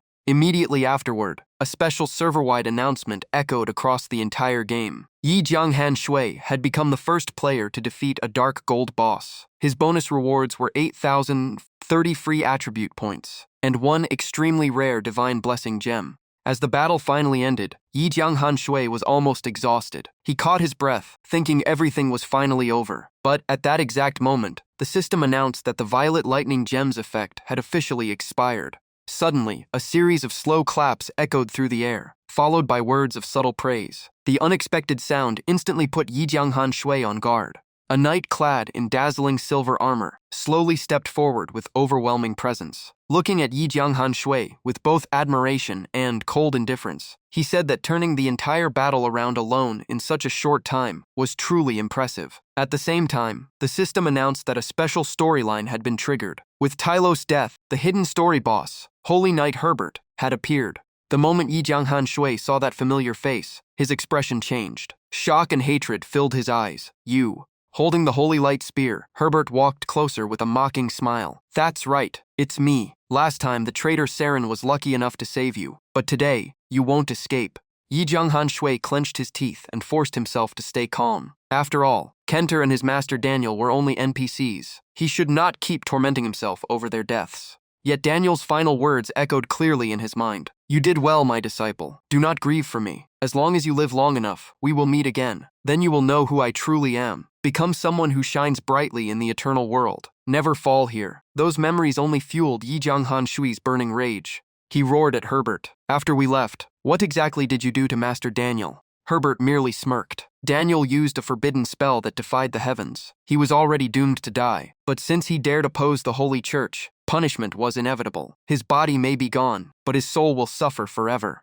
Yi Jianghan Shui's eyes turned bloodshot with fury. Through gritted teeth, he growled, "And you still dare call yourselves the Light Faction?" At that moment, the system issued a special announcement. Fueled by overwhelming rage and the blood of countless fallen powerhouses, the Dark Armor awakened, advanced to the Dark Gold rank, and received a massive boost to all attributes. Unable to hold back any longer, Yi Jianghan Shui let out a furious roar and charged straight at Herbert with his sword. Herbert only laughed with contempt. "You want to challenge me? You're asking to die." The two figures collided head-on. A deafening explosion swept across the battlefield, shaking the entire area as if it were about to collapse. Herbert's strength far exceeded Yi Jianghan Shui's expectations. Every attack was effortlessly blocked, and each counterattack rapidly drained his HP. A massive critical blow blasted Yi Jianghan Shui backward, sending pain through his entire body. Fortunately, he had prepared for this. The system announced that the moon fragment had completely negated the critical hit. Herbert licked his lips, his eyes filled with killing intent. "So you're still hiding a life-saving item. Good. A battle that ends too quickly isn't interesting." As soon as he finished speaking, Herbert raised the holy spear and chanted loudly. The system announced that Holy Knight Herbert had activated Holy Blaze. His weapon became empowered by sacred flames, greatly increasing its damage while continuously dealing 100% holy fire damage to every target within its area. Facing an enemy far beyond his ability to defeat, Yi Jianghan Shui was forced to reveal the final trump card Saren had entrusted to him, the Demon God Summoning Formation Scroll. The instant Herbert saw the ancient scroll, his expression changed dramatically. The Demon God Summoning Formation Scroll? How could such a forbidden artifact end up in your hands? Herbert's composure completely vanished. He hurriedly shouted, "Wait, do you have any idea what kind of disaster that thing can unleash?" Without the slightest hesitation, Yi Jianghan Shui tore open the scroll and replied coldly, "So what? I have nothing left to lose. If I can drag one more enemy into hell to avenge Master Daniel, it's worth it." The system announced, "You have used the Demon God Summoning Scroll. There is a chance to summon a god-level powerhouse onto the battlefield." Both of them braced themselves for the life-or-death battle that would follow. Yet, as time slowly passed, there was still no sign that the summoning had succeeded. Seeing this, Herbert burst into mocking laughter. Ha ha ha ha, how foolish. Did you really think a great demon god would answer a tiny summon from a place like this? Looking down on Yi Jianghan Shui with complete disdain, Herbert sneered. Everything you've done was meaningless. Now accept your death. But the moment Herbert finished speaking, the entire area was suddenly engulfed by an unbearably heavy and ominous atmosphere. Barely 2 seconds later, the system issued an unprecedented emergency alert across the entire server. One of the 10 great demon gods of the Dark Faction, Lori, Sin of Evil, has descended upon Snowtown. All civilians and unrelated personnel must evacuate immediately or bear the consequences. The great demon god had truly answered Yi Jianghan Shui's summon. Every surviving player fell into despair and fled in panic. Cries echoed everywhere. What is that thing? Run. Snowtown is finished. Some were so terrified that they collapsed on the spot.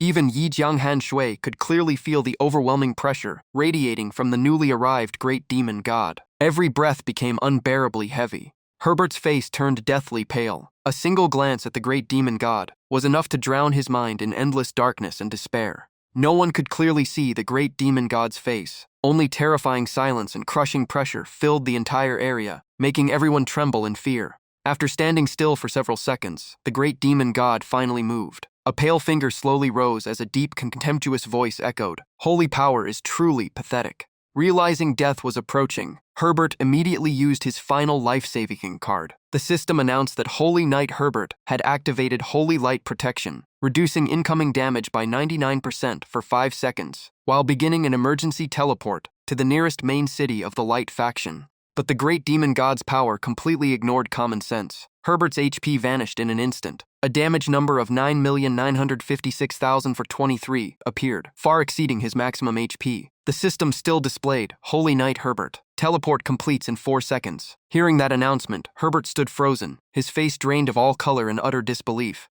Herbert simply could not believe what had happened. Even after reducing damage by 99%, he had almost been killed by a single attack. With only 3 seconds left before the teleport finished, Herbert desperately activated the forbidden skill Blood Oath to increase his strength and stay alive. The system announced that Holy Knight Herbert had used the forbidden technique Blood Oath, instantly restoring HP equal to 1000% of his base health. However, because the Light Faction had banned this technique, Herbert would permanently lose 50 levels as punishment. With only 2 seconds remaining, Herbert roared through the pain, "Kid, you'd better die here today. If you survive, I'll use everything I have to hunt you to the ends of the world." Yi Jianghan Shui refused to back down and shouted back, "Coward, I don't need you to come after me. One day I'll find you myself and settle this blood debt." Yet even after using a forbidden technique, Herbert still could not escape the great demon, God Lora's power. Darkness swallowed him whole, and he vanished completely. After Herbert was erased, only Yi Jianghan Shui remained standing before the great demon god.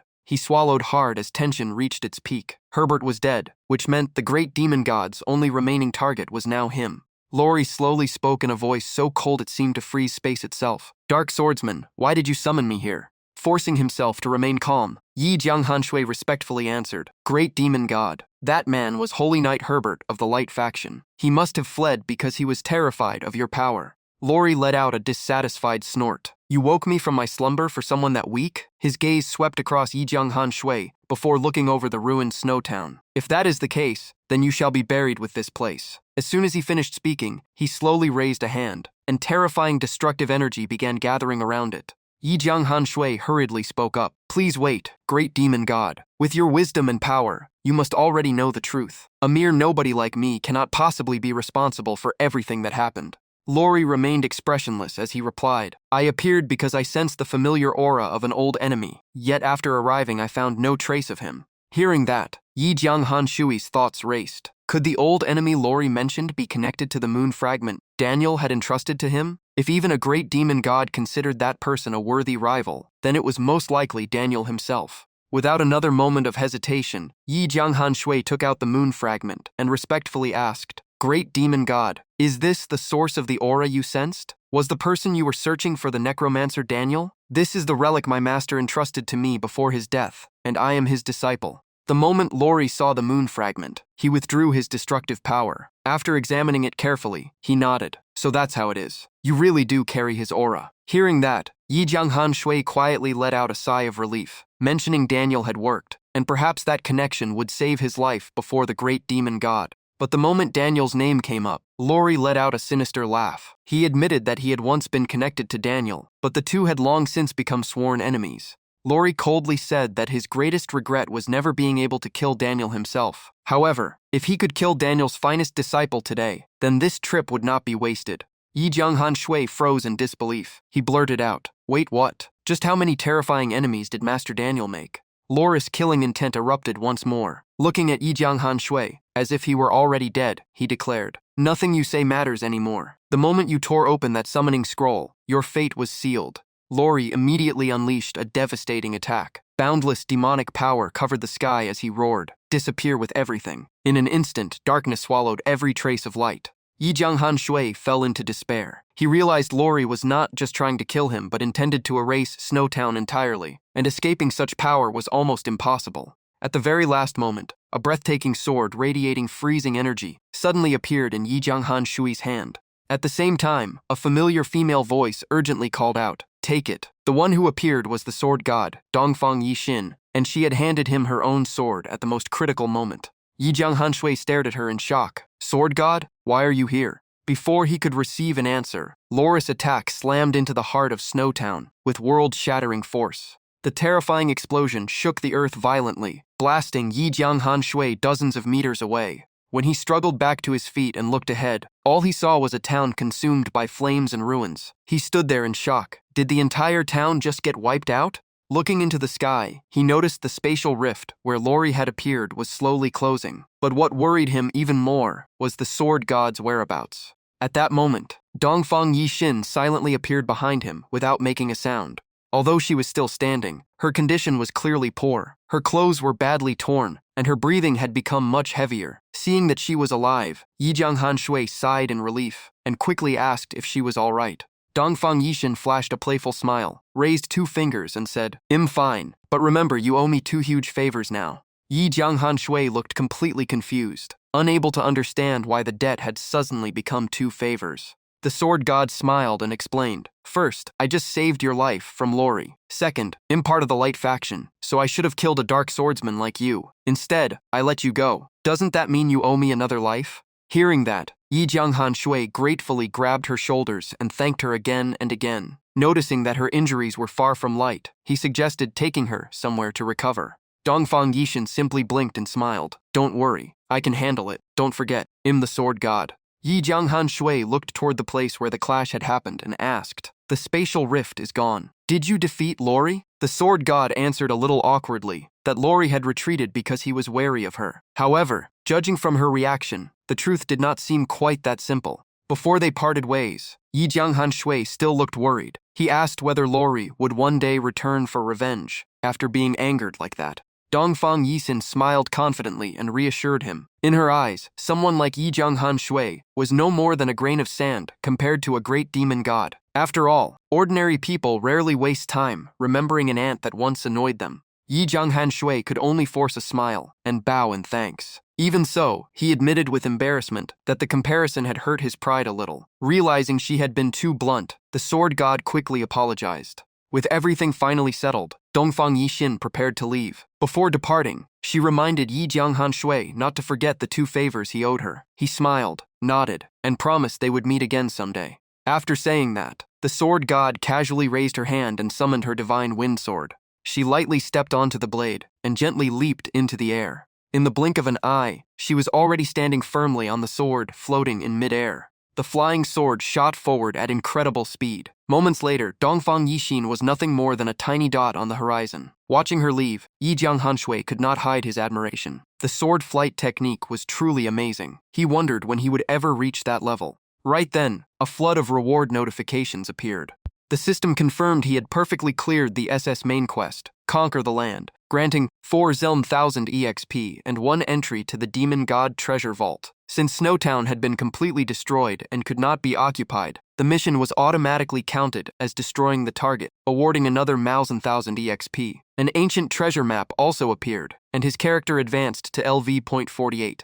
Another server-wide announcement followed. The Dark Legion led by Yi Jianghan Shui had successfully conquered and completely destroyed the level 3 Snowtown in the Romance region. Only then did he finally relax. The battle was over, and he could inspect the mountain of loot on the way back. But the system was not finished yet. More battle reports from other fronts kept appearing. The Macarong Legion under Blood Moon Catherine had captured the Level 1 main city, Vermilion City in the eastern region. Right after that, the Sin Legion led by Judge of Sin Solomon also conquered the Level 1 main city, Thunder City in the Anglo region. Even after hearing one victory after another, Yi Jiang Hanshui still had not seen any news from Saren's battlefield. He could not help worrying, guessing that his master's front was probably the hardest one. All he could do was hope Saren stayed safe and claimed the final victory. Even so, there was nothing more he could do. Yi Jiang Hanshui opened the system's interface and began checking all the loot he had earned from the great battle. He started with the items dropped by Boss Phoenix. Golden Ulan Bow, 330 attack, plus 20 attack and 35 attack speed, requires level 48. This was Phoenix's signature weapon, specially forged by master craftsmen with immense power and exquisite design. Next came the Golden Snow Knight Cloak, 10,000 HP, plus 20 defense and 20 toughness, requires level 45. It symbolized the ruler of Snowtown and gave its wearer an overwhelming presence. There was also the Arank Blinding Arrow. The blinding arrow could impair an enemy's vision with its special poison, even without a direct hit. On impact, it dealt 150 physical damage, inflicted blind, and reduced the target's critical rate by 50. The cooldown was 5 minutes, and only archers could use it. The pile of loot left Yi Jiang Hanshui thrilled. Every item was high quality, and there was even underwear among the equipment set. Even if he could not use everything himself, selling it could easily earn him several 100,000 gold. After that, he checked the items Lan Ta had dropped after being defeated. Snow Bracer, Golden Equipment, 1,120 defense, plus 5,000 HP and 30 max HP, requires level 46. Forged from rare snow crystals, this bracer offered exceptional defense. There was also the A-rank skillbook Frost Armor, which summoned a blue ice armor around the body, increasing defense by 30 for 2 minutes with a 10-minute cooldown, and it had no class restriction. Without hesitation, Yi Jiang Hanshui learned Frost Armor. The system quickly confirmed he had mastered the A-rank skill, but something unexpected happened next. The power of his Dark Swordsman class automatically transformed it into a brand new ability called Black Flame Armor. The ice armor instantly melted away, replaced by black flames covering his entire body and radiating a terrifying dark aura. Black Flame Armor was a mutated A-rank active skill that used the black flames within his body to reinforce his defense. It still increased defense by 30 for 2 minutes, with a 10-minute cooldown, while also granting an extra 10 toughness. Yi Jiang Hanshui was overjoyed. The more he experienced this unique hidden class, the more overpowered it seemed. It not only automatically adapted skills, but even added new effects beyond his expectations. After finishing Lan Ta's loot, he moved on to Tylos drops. After all, this was a dark gold boss, so the rewards had to be extraordinary. First came the Golden Wind Spirit Boots, with 7,090 defense, plus 5,000 stamina and 20 movement speed, requiring level 48. Next was the A-rank Blaze Potion, which granted 10 free attribute points after use, but carried a 20 chance of permanently reducing fire resistance by 10. The most valuable item was the Dark Gold Frost Robe for mages and summoners. It offered 28,330 defense, plus 20,000 HP, 30 defense, 20 ice resistance, and the self-freeze skill. The robe was famous for its incredible resistance to extreme cold and its material, which ordinary weapons could barely damage. There was also the Dark Gold Flame Demon Helm, with 200,230 defense, plus 12,000 HP and 35 defense, requiring level 58. Forged from rare ores, this helmet stood out with its imposing appearance and top-tier defense among dark gold equipment. After reviewing all the loot, Yi Jiang Hanshui realized only the Frost Robe did not match his class. Everything else was usable. He especially liked the Flame Demon Helm, because it could change his appearance, but the level requirement was still too high, so he equipped everything he could for now. While Yi Jiang Hanshui was still enjoying his newly claimed treasures, sword god Dongfang Yixin was quietly crossing a distant frozen wasteland through a raging blizzard. Her usual playful smile was gone, replaced by a serious and tense expression. The fierce battle against the great demon god Lori kept replaying in her mind. During the fight, the great demon god stared at the sword god and demanded to know why she risked her life to protect an unknown dark swordsman. Despite her caution, she calmly replied that it was none of his concern. The great demon god only sneered, openly looking down on her. He mocked that every incarnation of the sword god always seemed strangely tied to a dark swordsman. Then he coldly told her to leave. Refusing to accept that ending, the sword god immediately shouted that their battle was not over yet. In response, the great demon god declared that her current strength was far too weak to make him fight seriously. He also revealed that when he was still human, he owed a debt to the previous sword god, which was why he spared her life today. Before leaving, he gave one final warning. If she interfered with his affairs again, the entire sword pavilion would be wiped off the map. After witnessing the great demon god's overwhelming power, no one could dismiss that warning as an empty threat. The sword god clenched her fists, burning with humiliation after being looked down on. She silently vowed that the next time they met, she would kill Lori with her own hands. After countless attempts at mixing and matching his gear, Yi Jianghanshui finally completed his new equipment set. Looking at his updated appearance, he smiled with satisfaction. The new cloak made him look far more impressive. His appearance was not the only thing that changed. His dark armor had also evolved, pushing his combat power to a whole new level. The dark armor had reached dark gold quality and could still continue growing. It now granted 500,550 defense, 50,000 HP, 50 defense, and 30 max HP. It also came with the strength skill, Suppress the 8 Directions. Thanks to its growth effect, it only required level 45. Only dark swordsmen could equip it, and it could neither be destroyed nor discarded. At that moment, Yi Jianghanshui suddenly remembered the loot dropped by the undead mage in Dark City earlier. His level had been too low back then, so he had never checked it. After inspecting the items, he found the ice crystal stone quite useful since it boosted ice resistance. The staff, however, did not fit his class, so he could only sell it. The ice crystal stone was a branch socket gem that increased ice damage when inserted into a weapon or ring, or ice resistance when embedded into defensive equipment. The system immediately asked whether he wanted to socket the ice crystal stone into the wind spirit boots. After confirming, the socketing succeeded, and the boots gained an extra 10 ice resistance. With everything finished, Yi Jianghanshui opened the reward for being the first player to defeat the dark gold boss Tylo. The first item to appear was a gemstone radiating brilliant divine light. It was the Shrank Divine Favor gem. This extremely rare item had only a tiny chance to appear for players holding the caretaker of the god's title. It contained a power that even divine beings desired. After use, it could merge any 2 skills the player possessed into a stronger one, except for innate talents. Yi Jianghanshui was stunned by the reward's value. He immediately wondered if merging 2 Shrank skills could create something even beyond Shrank. Right then, a server-wide announcement declared that the undead swordsman Serene had successfully captured the level 1 main city Oceanheart in the America region. The moment Yi Jianghanshui heard news of his master, he decided to regroup immediately, believing Serene understood the current situation better than anyone else. Before continuing his journey, Yi Jianghanshui opened his status window to see just how much stronger he had become. His status window displayed, Dark Lord Yi Jianghanshui, Golden Boss, level 48. He now had 655,200 HP, 40,414,383 attack, 23,312,583 defense, 69,300 fame and 1 luck. The system also noted that with his rapid growth, he had finally caught the attention of the continent's strongest experts. On the way back, Yi Jianghanshui could not help imagining Serene's reaction after seeing his current strength. Surely his mentor would look at him differently this time. The moment he entered the mist swamp, he spotted Serene ahead and immediately called out that he had returned.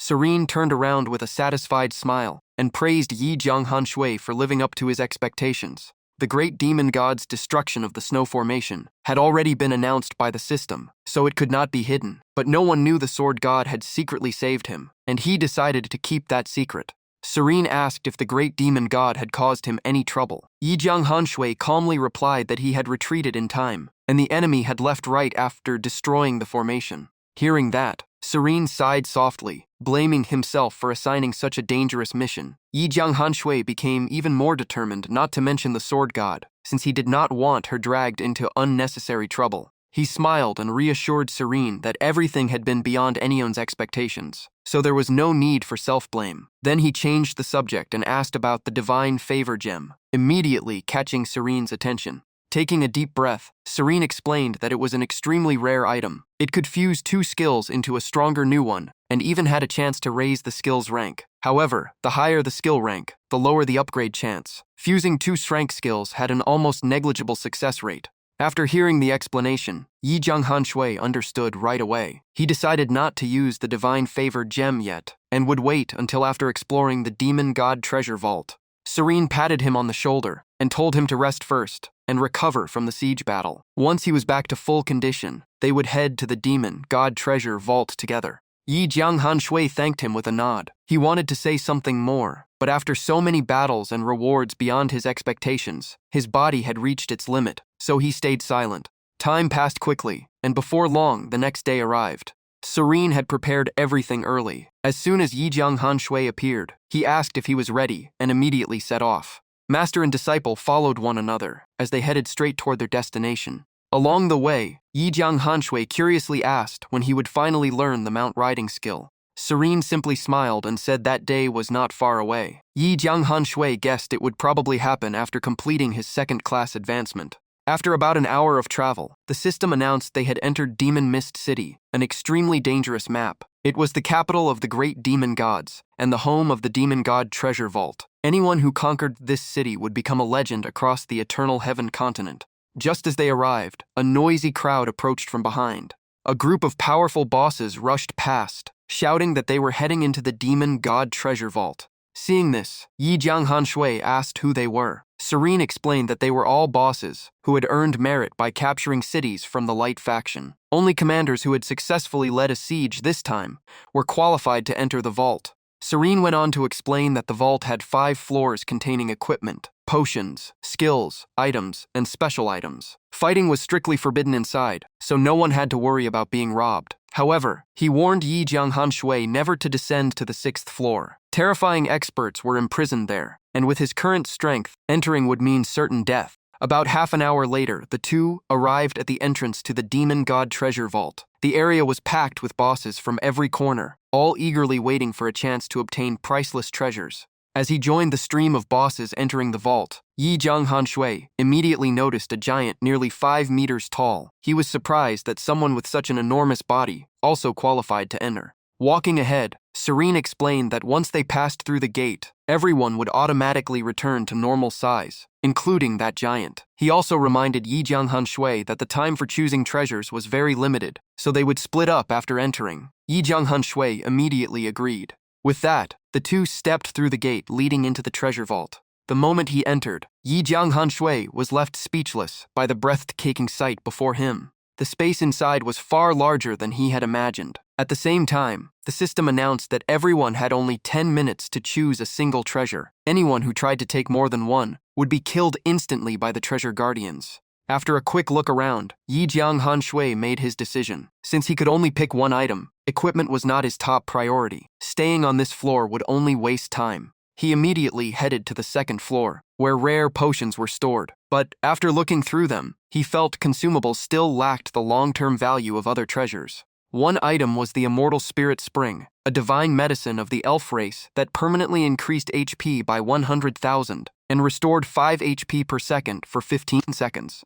However, the permanent HP bonus diminished with each use. There was also the Immortal Giant Strength Pill, a treasure of the dwarf race that permanently increased base attack by 1,000, but it could only be effective once. After reading the descriptions, Yi Jianghan Shui took a deep breath in shock. A permanent 1,000 attack boost at this stage was unbelievably powerful, enough to leave every other player far behind. Even though he was tempted, he forced himself to stay calm. These medicines were priceless in the early game, but they still could not be considered truly one-of-a-kind treasures. He continued to the 3rd floor, where skill books were stored, hoping to find a powerful skill that could later be fused with the Divine Favor gem. He first examined the A-rank Blade Storm, which increased attack speed by 300 for 20 seconds, with a 2-minute cooldown. Then he looked at the A-rank Offense Defense Shift, which reduced incoming physical damage by 90, but lowered attack by 50, until manually cancelled. Both were powerful skills, but neither truly satisfied him.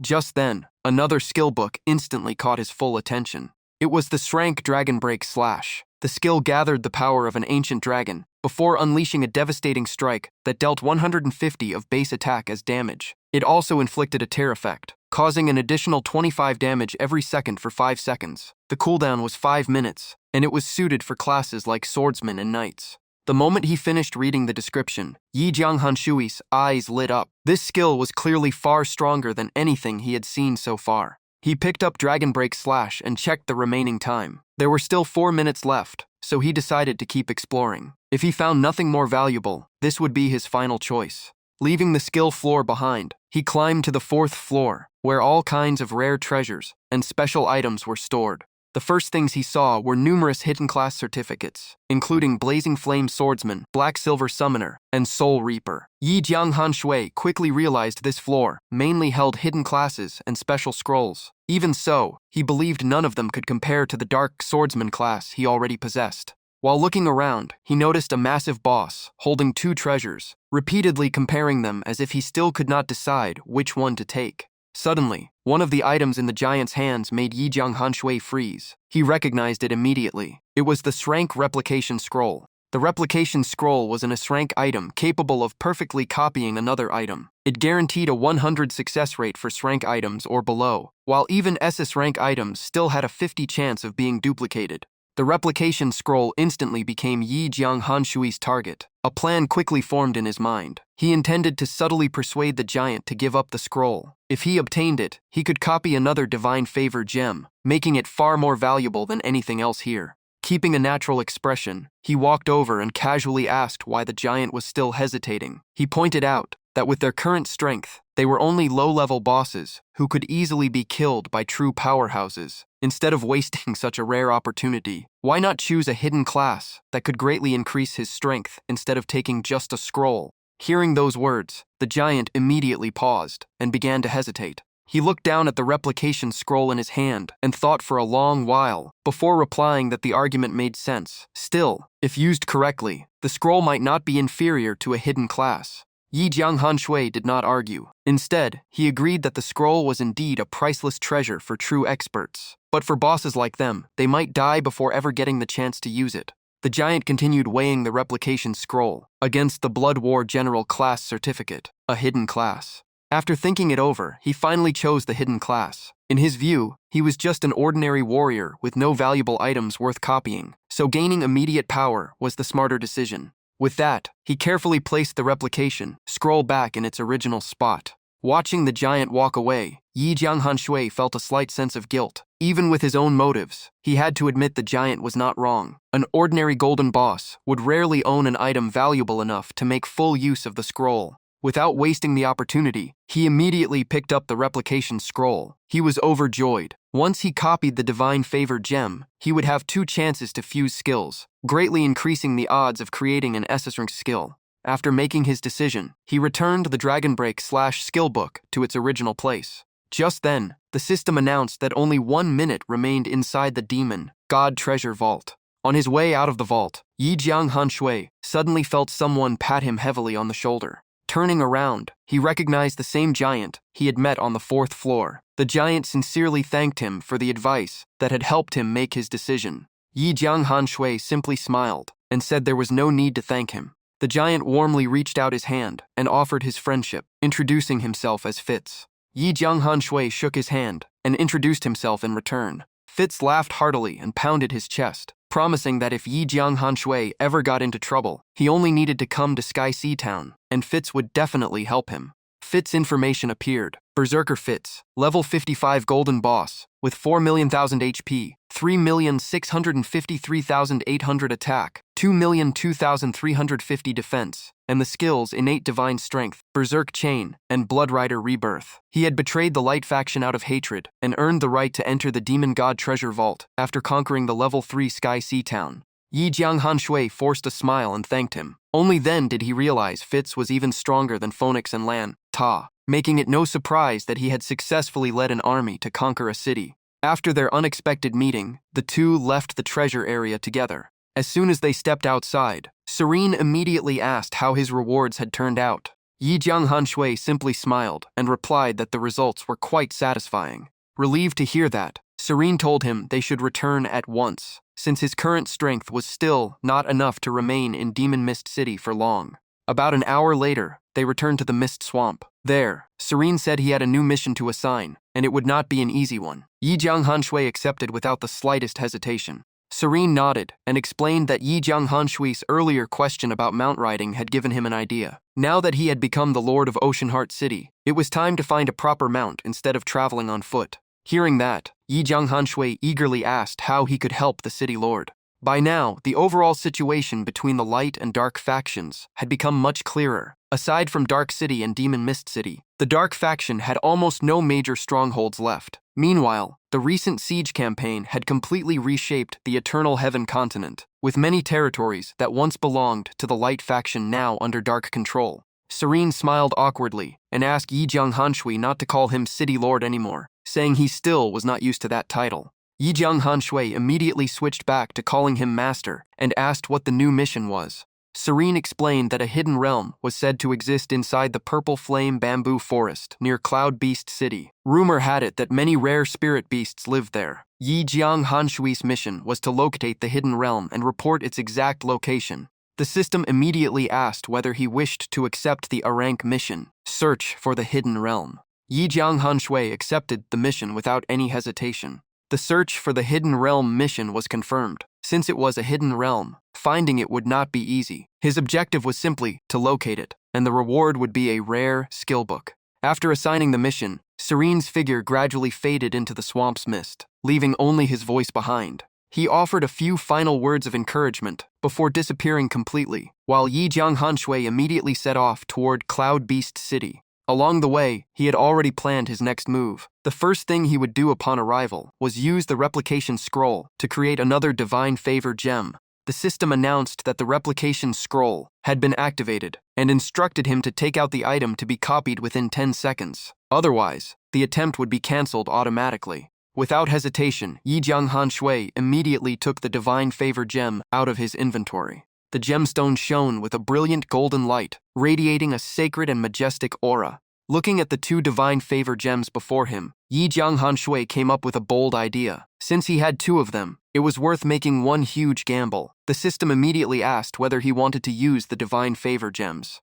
Yijiang Hanshui answered without the slightest hesitation. If he was going to gamble, he would go all in. He crushed both gems. They instantly turned into countless glowing particles floating through the air. The system then instructed him to choose two skills to fuse. He did not have many options. Yijiang Hanshui selected War Domain and Evil Stomp, the only two strength skills he possessed. The system confirmed the fusion and reminded him that there was only a small chance of obtaining an SS rank skill. Most likely, it would simply produce a stronger strength skill. His heart tightened as he read the notification. If the fusion failed, he would lose 2 S-rank skills, in exchange for only 1 S-rank skill. Even so, the reward was tempting enough for him to confirm without hesitation. Moments later, the 2 skill icons appeared before him, and slowly merged together within a brilliant pillar of light.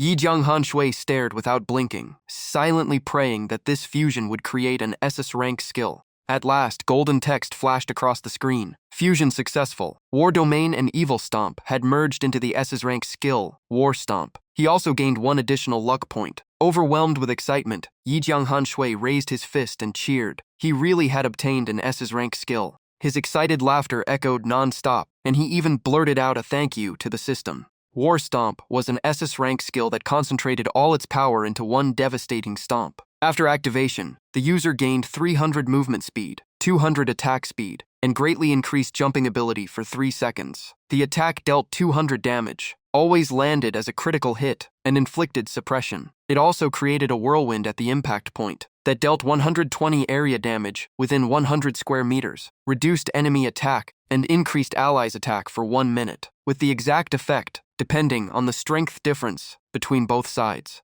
Yijiang Hanshui could barely contain his excitement. He kept praising the incredible power of an SS rank skill. Compared to the old Evil Stomp, the new skill was superior in every way, granting massive speed boosts, longer duration, no weapon restriction, doubled damage, and guaranteed critical hits. Filled with confidence, he looked toward the mountain range ahead and smiled. Once he crossed those peaks, Cloud Beast City could not be far away. About half an hour later, the system announced that he had entered Cloud Beast City, a famous level 2 city across the Eternal Heaven continent. It was known as the center of mounts and pets, attracting countless summoners, knights, and adventurers. The moment he arrived, Yijiang Hanshui headed straight for his destination. Before long, the system informed him that he had entered the Purple Flame Bamboo Forest. As he rushed deeper into the forest, Yijiang Hanshui realized this area was still well beyond the reach of most players at the current stage. Suddenly, a voice came from nearby, teasing him for being in such a hurry. Hearing someone speak, Yi Jianghanshui was startled. He had not expected another living creature to be here. Looking over, he discovered two snakeman soldiers wrapped around each other. One casually remarked that such beautiful scenery was the perfect place to enjoy what they liked most. According to the system, Snake Man's soldiers were descendants of humans and the snake race. Their bloodline had become increasingly diluted over generations, greatly weakening their strength. Their favorite pastime was secretly doing things they did not want others to witness. Whether out of disgust or simple annoyance, Yi Jianghanshui immediately shouted that they had no shame for doing such things in broad daylight. One of the snakemen, wielding a long blade, instantly flew into a rage and roared, demanding to know who dared interfere. Yi Jianghanshui only smirked before charging straight at him. For his opening move, he decided to test his brand new skill, War Stomp. A terrifying stomp slammed into the ground, shaking the entire area. Both snakemen were struck head-on. One lost 98,791 HP, while the other took 91,791 damage. The system confirmed that War Stomp had dealt damage, suppressed both targets for 2.2 seconds, increased his own attack by 20, reduced enemy attack by 18 within a 100 BI 100 meter area, and triggered an additional 120 area damage effect. After using his newly fused skill for the first time, Yi Jianghanshui could not have been more satisfied. The power of an SS rank skill truly stood on a completely different level. After dealing with the two snakemen, Yi Jianghanshui grew even more excited. He pushed deeper into the forest to see what else awaited him. Before long, he came across a massive swarm of giant black snakes. There were so many that the sight alone made his skin crawl. They were level 55 purple flame venom snakes with 200,000 HP, 3,653,800 attack, 1,802,000 defense, and the skills, Swift Dash and Deadly Venom. They were among the most dangerous creatures in the purple flame bamboo forest, infamous for their overwhelming numbers and lethal poison. Yi Jianghanshui grinned and switched his title from Master of Darkness to Taunt King. This title could increase or decrease an enemy's attack by 10, while forcing all of their aggro onto him. After activating the title, he immediately turned and ran, constantly looking back as he loudly mocked the snakes, calling them idiots and daring them to catch him. While gathering monsters, he also ran into several pairs of snakemen, busy with their private affairs. Every time he passed them, he threw out another insult, until they completely lost their tempers. He even added a few extra sarcastic remarks, making the taunts even more infuriating.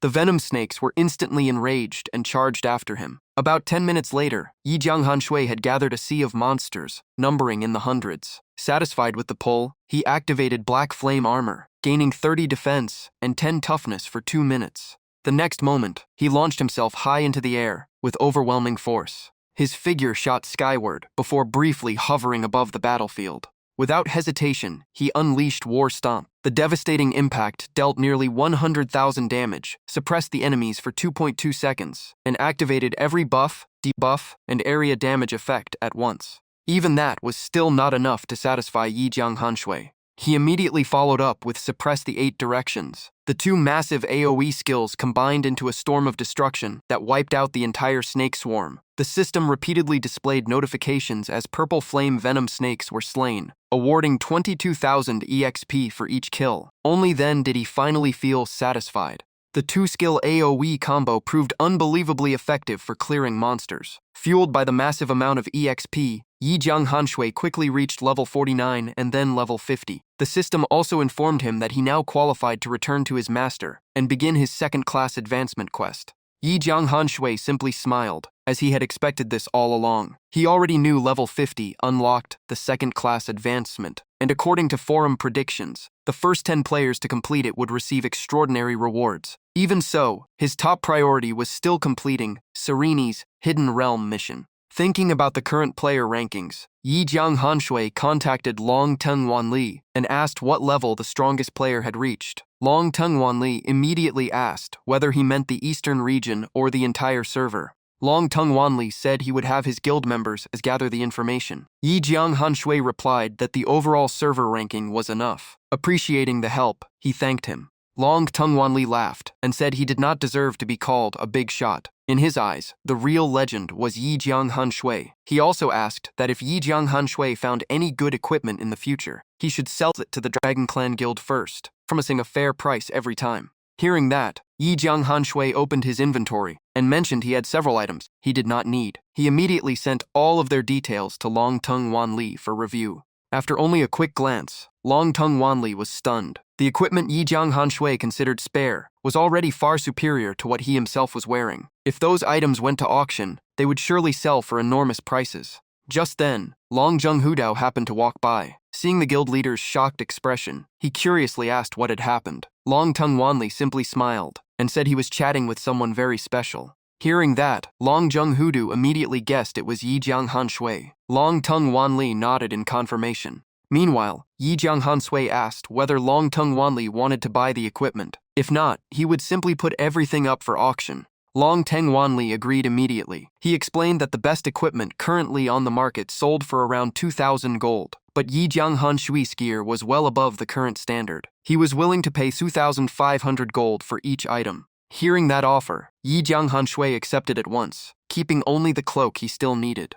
After carefully examining the frost robe, Long Teng Wanli commented that it was an exceptional piece of equipment, especially since it came with its own unique skill. In the end, he offered 15,000 gold for it. Yi Jianghan Shui immediately raised the price to 18,000 gold. Hearing that number, Long Tung Wanli could only sigh, saying it was truly expensive. Seeing his reaction, Yi Jianghan Shui made another offer. If he accepted 18,000 gold, he would also include a top-tier arrow for archers. The entire package would cost 20,000 gold. Long Tung Wanli smiled helplessly and agreed to the deal. What he valued was not just the equipment itself, but also his relationship with Yi Jianghan Shui. Having access to his items and information would keep the Dragon Clan Guild ahead of the competition. Yi Jianghan Shui suggested they trade the usual way. Long Tung Wanli would transfer the money first, and then he would send the pickup location. While waiting, he checked the current exchange rate. 1 gold was now worth about 14 yuan, slightly lower than before, because the growing player base had increased the gold supply.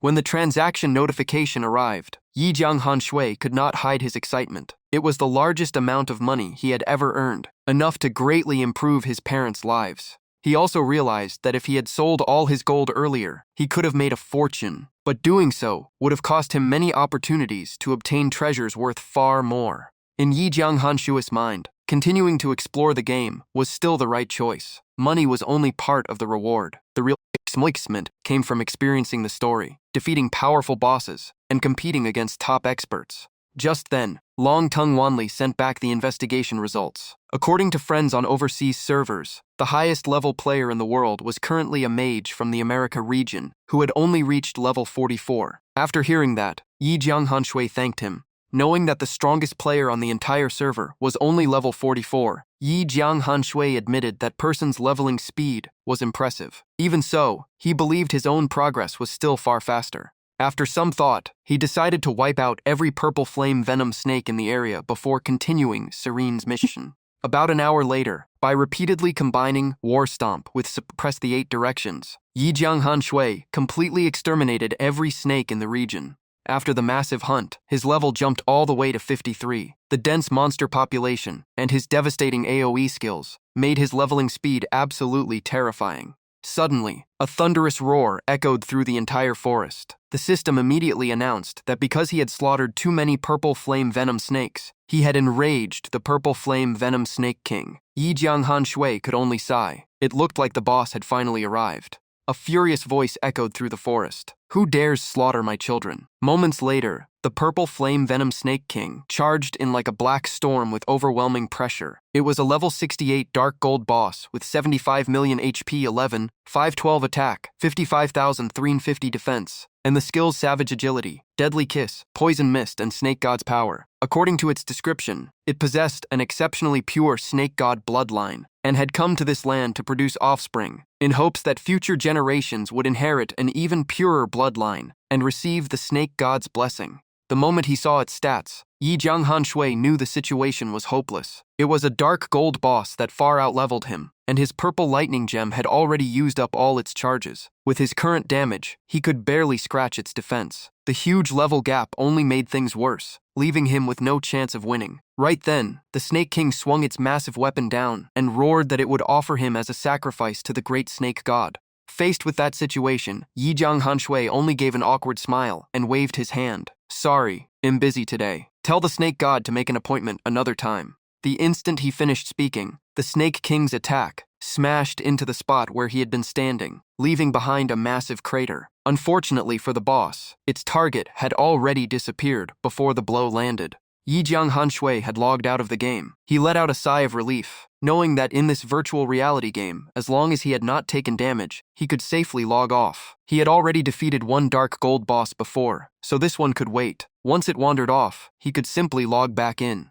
With that in mind, he decided to take a proper break, enjoy a good meal, and get some exercise. On his way out, Yi Jiang Hanshui called home to check on his parents and asked whether his mother had received the money he had just transferred. She was surprised and delighted, but also curious about how her son had earned so much. She said she was doing well, though his father had suffered a mild heat stroke at work a couple of days earlier. Hearing that, Yi Jiang Hanshui gently explained that he had started working and had received a large bonus after completing a major project. He hoped his parents would consider retiring early instead of working so hard. His mother simply smiled and said she would not know what to do if she retired. She reminded him to take care of himself in the hot weather and to come visit home whenever he had the chance. Yi Jiang Hanshui obediently agreed before ending the call. After a quick workout, he was drenched in sweat, but his mind felt refreshed and ready to continue the mission. He logged back into the game. The familiar scene appeared, but the Snake King was nowhere to be seen. Yi Jiang Hanshui carefully checked the area and confirmed the boss had left before figuring out how to find the hidden realm. His eyes soon landed on a massive ancient tree. His instincts told him it was suspicious. In most games, hidden realms were often concealed inside giant trees or other huge objects people could enter. He immediately used his inspection skill to see through the trunk. The system casually displayed, "Camphor tree." Then it added, "Why investigate an ordinary camphor tree? I do not understand." The system's reply left Yi Jiang Hanshui speechless for a moment. He kept searching the area, wondering if his original guess had been completely wrong. Just then, Yi Jiang Hanshui spotted a snake soldier secretly scouting the area. The moment it saw him, the snake turned pale and ran, shouting that this was the man who had slaughtered countless snakes and that it had to warn the Snake King. Yi Jiang Hanshui immediately chased after it and ordered it to stop. He drew his longsword, letting its cold blade catch the light. Then he warned that even if the snake ran dozens of meters away, the sword could still kill it. Answer one question honestly, and it would be spared. The terrified snake collapsed to its knees, trembling violently. It repeatedly bowed and begged, "Please ask anything, my lord. I will tell you everything. I will hide nothing." Keeping a calm expression, Yi Jiang Hanshui asked, "I am looking for a hidden realm. I heard many powerful experts entered it to hunt rare beasts. Do you know where the entrance is?" The snake quickly pointed ahead and said that about 500 meters away stood 3 giant trees, and the one in the middle was the entrance to the hidden realm. After hearing the answer, Yi Jiang Hanshui nodded and ordered, "Lower your head and count from 1 to 10,000. Do not look up." The snake obeyed at once and quietly started counting. While the snake followed the order, Yi Jiang Hanshui quickly left. Killing it now might alert the Snake King, so this was the safest way to stop it from reporting back. It did not take long before he reached the 3 ancient trees standing side by side. One look confirmed he had found the right place. Right then, the system announced, "Congratulations, you have successfully discovered the hidden realm entrance." The system confirmed the exploration quest was complete, and that the player could return to Mentor Saren for the reward. Yi Jiang Hanshui became even more certain that his earlier guess had been correct. The entrance really was hidden inside a tree. He placed his hand on the middle tree, but the system immediately displayed a new message. His current strength was still too low to enter the hidden realm.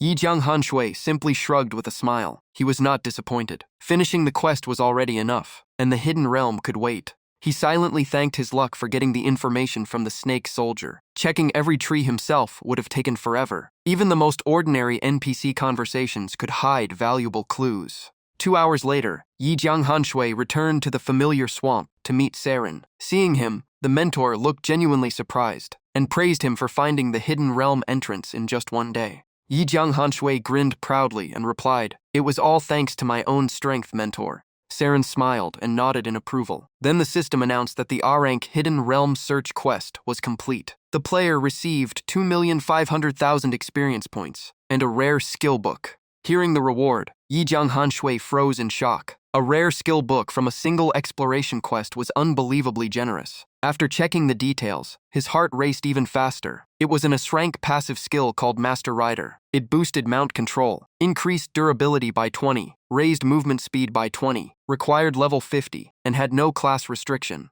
Before he even finished reading the description, Yi Jiang Hanshui could not hide his excitement. He finally obtained the riding skill he had wanted for so long. Now all he needed was a suitable mount to travel freely across the Eternal Continent. Seeing the smile on his face, Saren asked if he was satisfied with the reward. Yi Jiang Hanshui nodded repeatedly and thanked his mentor. Saren simply smiled and told him there was no need for thanks. Saren then explained that he had officially joined the Dark Faction and now served as the Lord of Heartsea City. Since he was responsible for protecting the city, he could not remain outside for long. Confused, Yi Jiang Hanshui asked what he meant. Saren took out 2 ancient scrolls and handed them over. He explained that once the dark swordsman power within Yi Jiang Hanshui awakened again, tearing open a scroll would summon him to teach new skills. The item was an A-rank Undead Resonance Scroll with a special seal. Once activated, level 193 Immortal Boss Undead Swordsman Saren would sense it immediately and rush to the user's location. Yi Jiang Hanshui carefully stored the 2 scrolls away, while admiring the ancient patterns carved across their surface.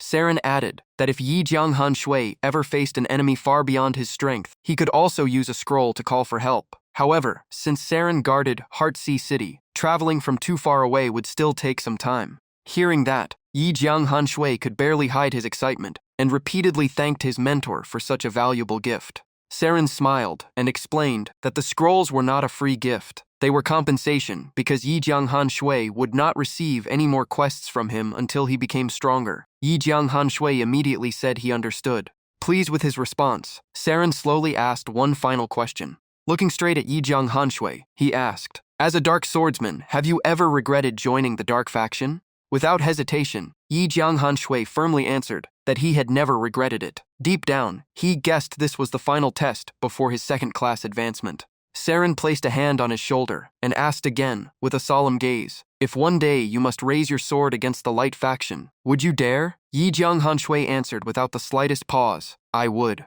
His unwavering answer satisfied Saren completely. He formally declared that Undead Swordsman Saren now recognized Yi Jiang Hanshui as fully qualified to complete the Dark Swordsman class advancement. Yi Jiang Hanshui was still a little confused, because he remembered that a second-class advancement required a special quest. Saren smiled and reminded him that the quest had already been given. It was the search for the Hidden Realm entrance. The moment everything clicked, Yi Jiang Hanshui felt a surge of dark power flood his body. The overwhelming energy spread through every vein, making him feel completely reborn. The rising power left him stunned. At the same time, the system announced that the class advancement was complete, and the next growth stage had officially begun. The system described the Dark Swordsman as one of the most mysterious and terrifying existences among the undead race. According to history, Dark Swordsmen had brought disaster upon the world many times. They possessed cruel, bloodthirsty power and terrifying growth potential. When Yi Jiang Hanshui opened his new status window, he was shocked to see that his HP, attack, defense, and speed had all doubled after this evolution. The surprises did not end there. The system announced that he was the first player to complete the second-class advancement. His rewards included 20 free attribute points, 5,000 fame, and 1 A-rank enhancement gem. Yi Jiang Hanshui smiled brightly. Being the first always came with incredible rewards. After everything was settled, Saren reminded him that he had entered a brand new stage and now qualified to learn advanced skills. Yi Jiang Hanshui's spirits immediately soared. He had waited a long time for this moment and could finally unlock the 2 skills he wanted most. The first skill was Evil Spirit, a rank undead passive that increased attack by 20. It required level 50 and cost 40 gold. The second was Bone Shattering Strike, a rank active skill that dealt 150 damage to a single target with a chance to inflict broken bones for 30 seconds, weakening the enemy based on the injured body part. It had a on-minute cooldown, required level 50, and cost 60 gold. Seeing the price, Yi Jiang Hanshui felt the pain in his wallet. Even so, these were core Dark Swordsman skills, so he bought both without hesitation. Seconds later, the system confirmed that he had successfully learned Evil Spirit and Bone Shattering Strike. After a brief silence, Saren lowered his voice and brought up another matter. He sighed and said Yi Jiang Hanshui should have become the mayor of Snowtown. Sadly, the demon god Theologos had unleashed a catastrophe that completely destroyed the town. Yi Jiang Hanshui quietly nodded, knowing it was true. After a moment of thought, Saren offered another piece of advice. He told Yi Jianghan Shui to find a suitable town and make it his long-term base. Having a powerful faction behind him would save him from many future troubles. Yi Jianghan Shui confidently replied that he already had a plan, so there was no need to worry. Seeing his disciple had made up his mind, Saren said nothing more. He only reminded him that all the required skills had been learned, and that he had to return to Heartsea City to continue guarding it. Yi Jianghan Shui respectfully bowed and watched his mentor leave. As Saren's figure disappeared into the mist, Yi Jianghan Shui let out a quiet breath. He looked around the familiar swamp one last time and realized he probably would not return here very often. Then he shifted his attention to the reward for being the first player to complete the second-class advancement. The reward was an A-rank enhancement gem. This extremely rare gem could strengthen any piece of equipment, although it might also increase its level requirement. It only worked on Earth rank equipment or below. After a brief thought, Yi Jianghan Shui decided using it now would bring the greatest benefit. The system asked whether he wanted to use the A-rank enhancement gem. Without hesitation, Yi Jianghan Shui confirmed. Next, the system asked him to choose a piece of equipment. He immediately selected the blood-devouring sword. Moments later, the system announced that the blood-devouring sword had completed its enhancement, and every attribute had increased significantly. After the upgrade, the blood-devouring sword's attack increased from 65,0750 to 111,000,300. Its attack bonus rose from 40 to 50. Attack speed increased from 50 to 60, while the 15% lifesteal remained unchanged. The advanced blood drinker skill was retained, and the equipment requirement stayed at level 48. According to its description, this sword had once belonged to the dark swordsman Luo Yi. Even after tens of thousands of years of decay, with less than 1/1000th of its original power remaining, it was still an incredibly rare divine weapon. Holding the enhanced sword, Yi Jianghan Shui could barely contain his excitement. Its maximum base attack had jumped to 1300, nearly doubling its previous power, and every bonus attribute had improved. Even the advanced blood drinker skill had been upgraded, allowing him to gain one attack for every enemy defeated, stacking up to 30 times until the battle ended. The stack limit of advanced blood drinker had increased from 20 to 30. That meant he could gain 10 more attack than before during large-scale battles. Yi Jianghan Shui eagerly opened his status window. With his second-class advancement complete and his weapon fully upgraded, his strength had surely reached a whole new level. His status displayed: Dark Overlord Yi Jianghan Shui, Gold Rank Boss, Level 53, HP 817600, Attack 71607799, Defense 29403192, Fame 74300, Luck 2. The description also stated that adventurers called him the Child of Eternity, a being with talent far beyond ordinary people, whose future limits could not be predicted. After reviewing his stats, Yi Jianghan Shui almost laughed with excitement. More than 7,000 attack, nearly twice as strong as a gold rank boss of the same level. The second-class advancement combined with doubled growth stats had created an enormous leap in power. It seemed becoming a dark gold boss was no longer far away. Confident in his newfound strength, Yi Jianghan Shui decided to return to the Purple Flame Forest. This time, he had only one goal: settle the score with the Snake King. Filled with fighting spirit, he charged straight into the forest, while loudly calling out his opponent, deliberately provoking it into showing itself. He continued mocking the Snake King, declaring that no matter how busy he was, he would still make time to come and take its life. The moment he finished speaking, the system announced that the Purple Flame Snake King had been enraged by the taunt, reducing its attack by 10. The boss' eyes instantly turned bloodshot as it roared with fury and rushed forward with its weapon, shouting that the coward who had run away last time had actually come back to die. Without wasting a second, Yi Jianghan Shui opened the system interface and switched his title from King of Taunts to Master of Darkness. As soon as the change was complete, the new effect activated and increased his strength by 40. His combat power surged, giving Yi Jianghan Shui even more confidence. In his current state, he was ready to face the Snake King head-on. He shot forward like lightning, leaped onto the boss' head, and unleashed War Stomp. A thunderous blast erupted, instantly dealing 107,700 damage to the Snake King. The system announced that War Stomp dealt 107,700 damage and stunned the target for 0.75 seconds. Within a 100-meter radius, Yi Jianghan Shui gained 20 attack. All enemies lost 22 attack, and nearby targets also suffered splash damage. Without giving the boss a chance to recover, he drew the newly enhanced blood-devouring sword and unleashed a relentless barrage of slashes. In just moments, the Snake King's HP dropped to a little over 7.34 million out of 7.5 million. The boss was stunned. During their last fight, its opponent could not even break its defense, but now every strike dealt massive damage.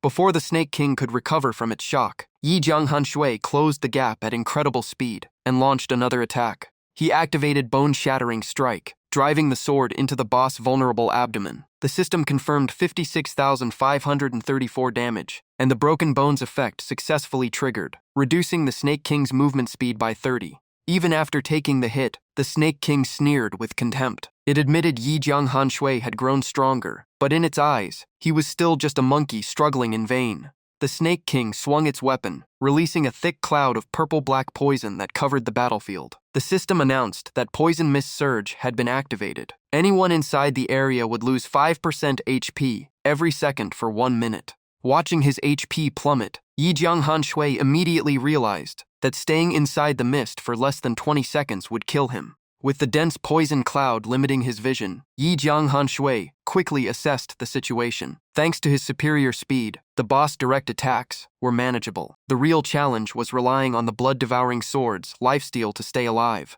Suddenly, a sharp pain shot through his body. The Snake King bit him without warning, instantly dealing 132,470 damage. The system confirmed he had been hit by Venomous Snake's Kiss, reducing his attack by 15 and attack speed by 25 for 1 minute. As his HP kept draining, Yi Jianghanshui decided to retreat from the poison cloud. Remaining inside while suffering poison damage and reduced visibility was no different from courting death. Seeing its opponent retreat, the Snake King let out a cold laugh and summoned its offspring, ordering them to surround and tear apart the intruder. The moment Yi Jianghanshui escaped the poison mist, countless young snakes rushed in from every direction and blocked his path. Instead of worrying, his eyes lit up with excitement. To him, these little snakes were nothing more than walking HP packs.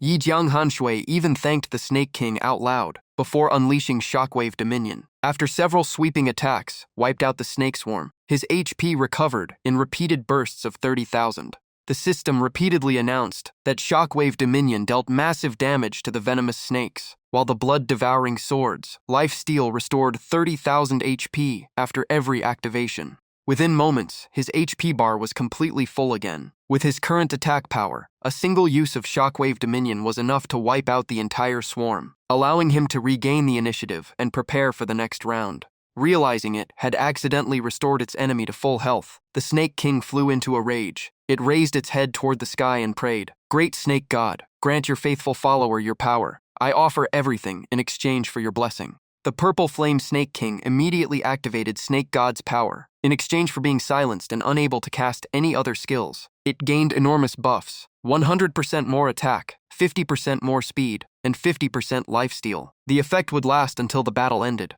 Seeing the boss use this skill, Yi Jianghanshui laughed instead of panicking. In his view, the poison mist had been the real threat. Now, by abusing the speed bonus from War Stomp along with slowing skills like Death Slash and Bone-Shattering Strike, the Snake King would struggle to land a single hit. The Snake King raised its weapon high and slammed it toward Yi Jianghanshui. He simply leaned to one side and effortlessly dodged the attack. Seizing the opportunity, Yi Jianghanshui used War Stomp again, crushing the Snake King's head. From that moment on, the battle was completely under his control. Half an hour passed, and the fierce battle still raged on. Yi Jianghanshui kept attacking without pause, never giving the Snake King a chance to recover. At the decisive moment, he let out a roar and poured all his strength into Death Slash. The blade tore across the Snake King's body with a devastating critical hit. The Purple Flame Snake King's HP finally dropped to 0. Before disappearing, it could only scream in despair, unable to understand how it had lost. The system immediately announced that Yi Jianghanshui had defeated the level 68 Dark Gold boss,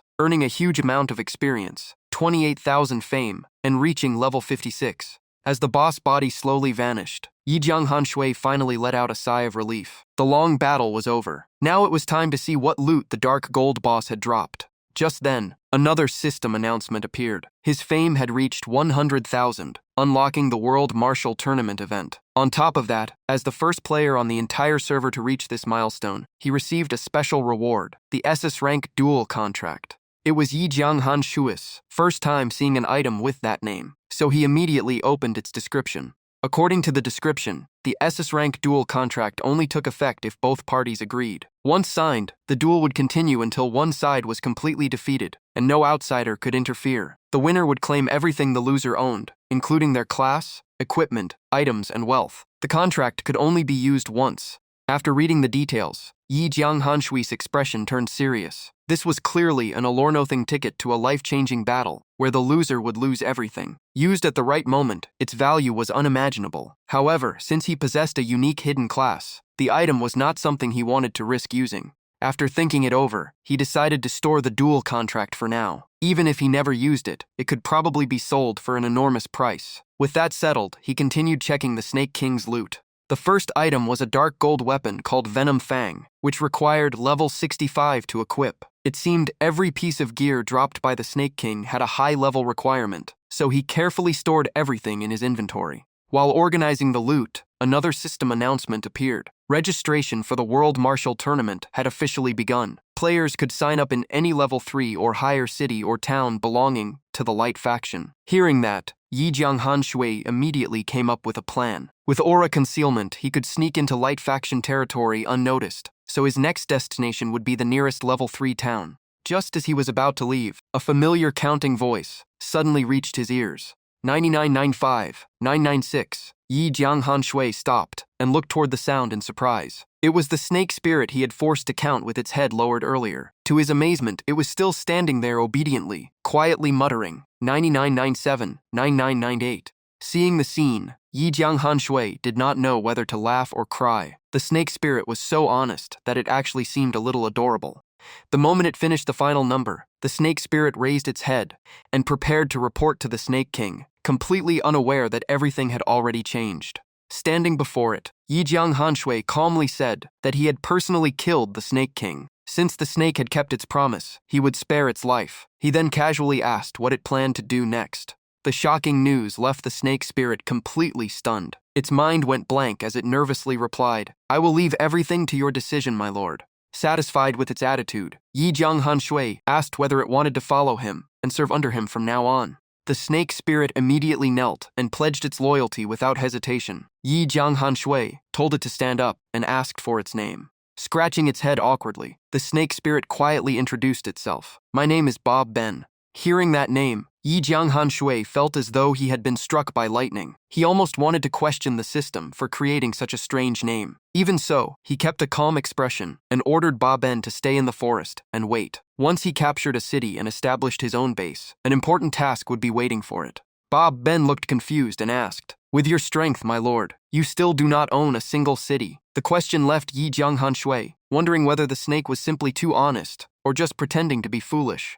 Even so, Yi Jianghanshui gave a mysterious smile and explained that every time he conquered a city, he ended up destroying it instead of keeping it. He even promised that once he became a city lord, Ba Ben would be promoted to general and enjoy endless glory, wealth, and beautiful snake women. Hearing that, Ba Ben blushed and shyly whispered that she was actually a female snake spirit. Yi Jianghanshui froze for a few seconds before quickly correcting himself, promising to make her a female general instead. After recruiting Ba Ben, Yi Jianghanshui did not stay any longer. He told her to remain hidden because many adventurers would soon arrive after the Snake King's death. Once he captured a city, he would come back for her. Ba Ben immediately bowed and accepted the order. Not long after leaving, the system announced that he had entered a new map called White Crane Town. Before entering the town, Yi Jianghanshui decided to use aura concealment as a disguise. The system asked him to choose an alias and set his disguise. He muttered that this time he absolutely could not pick a random name again. The system instantly used that entire sentence as his alias. Yi Jianghanshui could only groan, and once again question the system's so-called intelligence.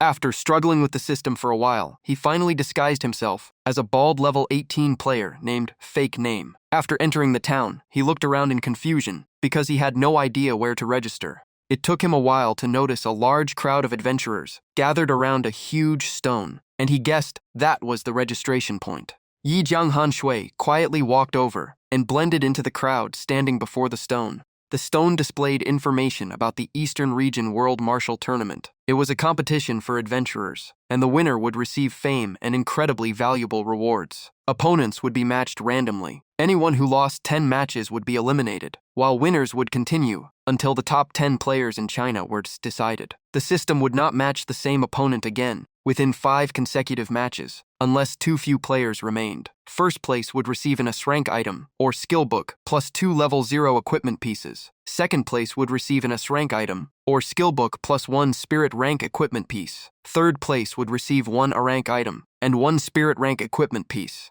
Below that, the equipment ranking was listed from highest to lowest. Heaven rank, Earth rank, Spirit rank, Gold rank, Silver rank, Bronze rank, and finally Common rank. Placing his hand on the registration stone, Yi Jianghanshui silently analyzed the situation. So far, no one possessed Heaven rank or Earth rank equipment. That meant Spirit rank gear was currently the best available. Looking at the champion's reward, he knew this tournament would be fiercely contested. The system asked whether he wished to register for the World Martial Tournament and reminded him that registration could not be cancelled. Missing a scheduled match would count as a loss and result in a 2-level penalty. Yi Jianghanshui immediately accepted. The system confirmed his registration and announced that the tournament would begin in 3 days at exactly 10 o'clock. As soon as he finished registering, he was stopped by a burly level 37 player with the special class Chi Master named Ben Leishu. The man looked at him with contempt and mocked a mere level 18 for dreaming about entering the World Martial Tournament. Even while using a fake identity, Yi Jianghanshui could not resist talking back. He sneered and told the man to pray they would not be matched together, or he would learn what true self-destruction looked like.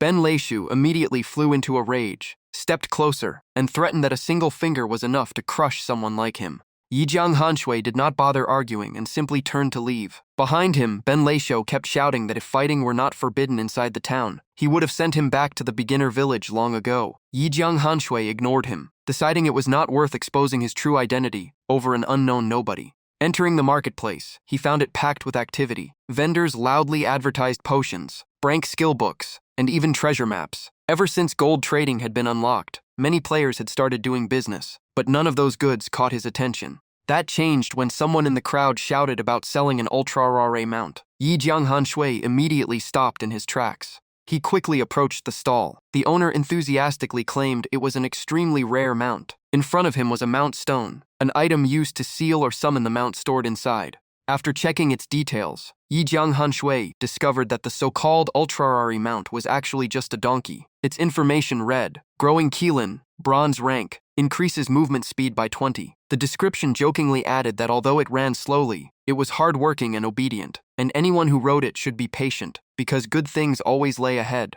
Seeing the doubt in his customer's eyes, the seller immediately tried harder to promote it. He explained that NPCs were not yet selling mounts to players, and that he and his teammates had worked extremely hard to capture this donkey. Its stats might not be impressive, but at least he was the only person in the entire market selling a mount. Yi Jianghanshui did not argue. Instead, he asked the seller for the price. The vendor held up one finger and confidently quoted a price of 1,000 gold. Yi Jianghanshui immediately bargained. He pointed out that the price was equivalent to more than 14,000 yuan, which was ridiculous. Besides, he could not even learn Shadow Chase until level 50. By then, the market would surely be filled with mounts far better than this donkey. In the end, he made his offer, 100 gold. If you do not want to sell, forget it. The seller nearly jumped in shock. He complained that the offer was far too low, then tried negotiating down to 300 gold, insisting he could not go any lower. Yi Jianghanshui placed the mount stone back on the stall and pretended to walk away, saying the donkey simply was not worth that much. Seeing the customer about to leave, the seller hurriedly called him back.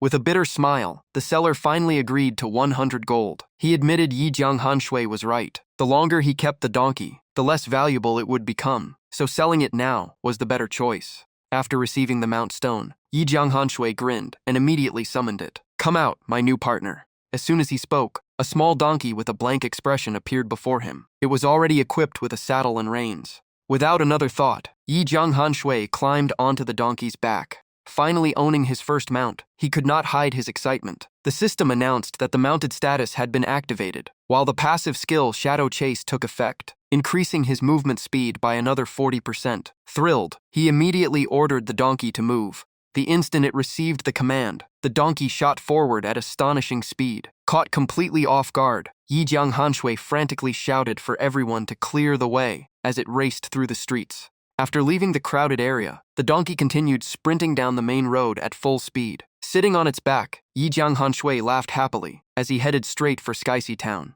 2 hours later, the system announced that he had entered Dark Faction territory and officially arrived at the Skycity Town map. From a distance, Yi Jianghanshui saw a large and bustling town packed with buildings. He immediately recognized it as Fit's territory. Remembering his mentor's advice about finding a stable place to settle, he decided to seek help from Fitz, whom he had met during the Demon God's treasure expedition. After entering the town, he found that although the population was not huge, the streets were lively. Vendors called out everywhere, creating a peaceful and prosperous atmosphere. Looking around, Yi Jianghanshui was pleasantly surprised. Even though Skycity Town had only recently been captured by the Dark Faction, everything remained well organized, and the original residents had not been driven away. He silently concluded that although Fitz looked rough around the edges, he managed the town remarkably well. After walking a little farther, he stopped before a building that stood out from all the others, and guessed it was the town lord's residence. As soon as he reached the entrance, 2 guards stopped him and politely explained that no one without official business was allowed inside.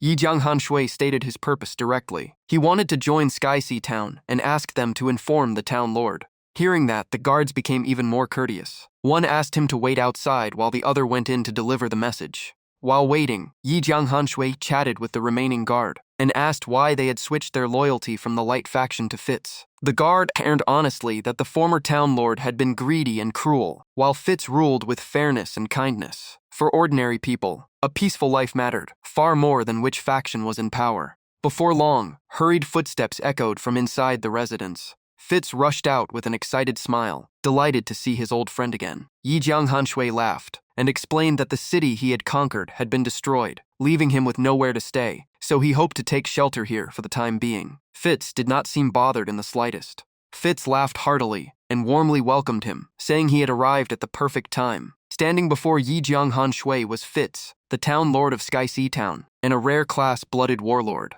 Hearing that he had arrived at the perfect time, Yi Jianghanshui immediately became suspicious, guessing that Fitz was probably about to give him a quest. Instead, Fitz's expression suddenly turned serious. He looked at Yi Jianghanshui and said that he was the one truly suited to become the town lord of Skycity Town. He even offered to hand the position over to him. The system immediately asked whether Yi Jianghanshui wished to accept Fitz's offer and take over as the town lord of Skycity Town. The unexpected proposal instantly put him on guard. He suspected Fitz was testing his loyalty by pretending to step aside. Remembering the schemes from Romance of the Three Kingdoms and Water Margin, he decided not to fall for the trap and firmly refused. Fitz looked genuinely disappointed. He sincerely explained that he truly wanted Yi Jianghanshui to take over Skycity Town. Everything was already running smoothly, and all Yi Jianghanshui had to do was maintain the townspeople's peaceful lives. Even so, Yi Jianghanshui firmly shook his head. He seriously explained that he had only come seeking a place to stay and had no intention of taking someone else's position. If Fitz insisted on forcing the town lord title on him, he would rather leave and find another place.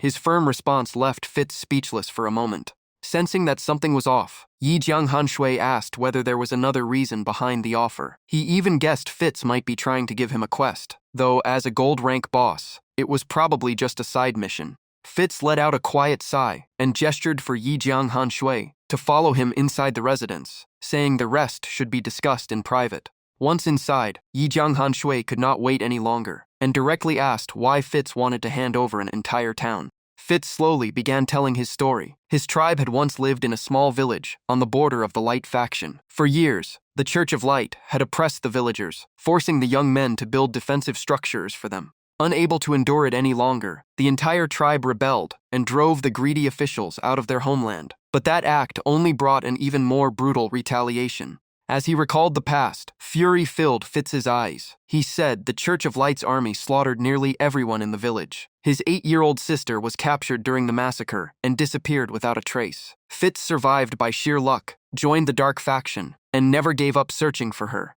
His voice softened as he explained that only after capturing Skycity Town had he finally forced the former town lord to reveal a clue about his sister's whereabouts. By then, Yi Jianghanshui understood part of the story. He asked whether Fitz wanted to rescue his sister, and therefore intended to entrust Skycity Town to him. Fitz nodded and confirmed it. Then he added that the matter was directly connected to Yi Jianghanshui as well. That statement caught him completely off guard. and he immediately asked why. Fitz explained that he had heard plenty about Yi Jianghanshui's past. Once a monster aligned with the Light faction, he had switched sides to follow the undead mage Daniel after conflicts with the local residents and a crushing debt. Following the fierce battle at Dark City, Daniel had fallen.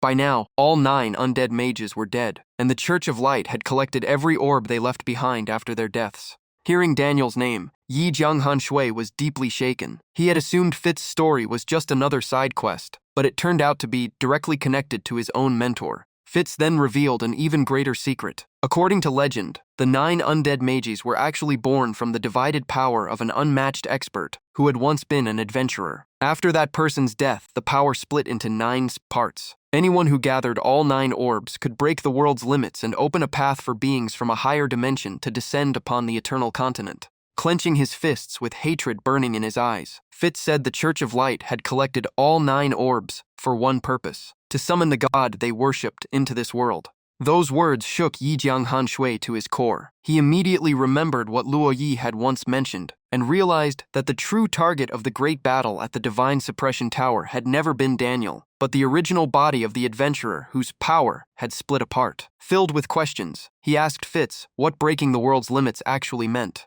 Fitz simply shook his head and admitted he did not fully understand. Everything he knew had been forced out of the former town lord before executing him for the countless crimes he had committed in Sky Sea Town. Fitz continued with obvious hatred. The adventurer's power carried a dark and evil attribute, so the Church of Light sought to purify it. Their chosen method was to sacrifice 100 virgin girls with exceptionally high affinity for the light element to erase the evil essence within the 9 orbs. The more Fitz spoke, the angrier he became. He condemned those who preached justice and compassion while turning innocent girls into sacrificial offerings. The thought that his own 8-year-old sister might have suffered the same fate filled him with unbearable grief and rage.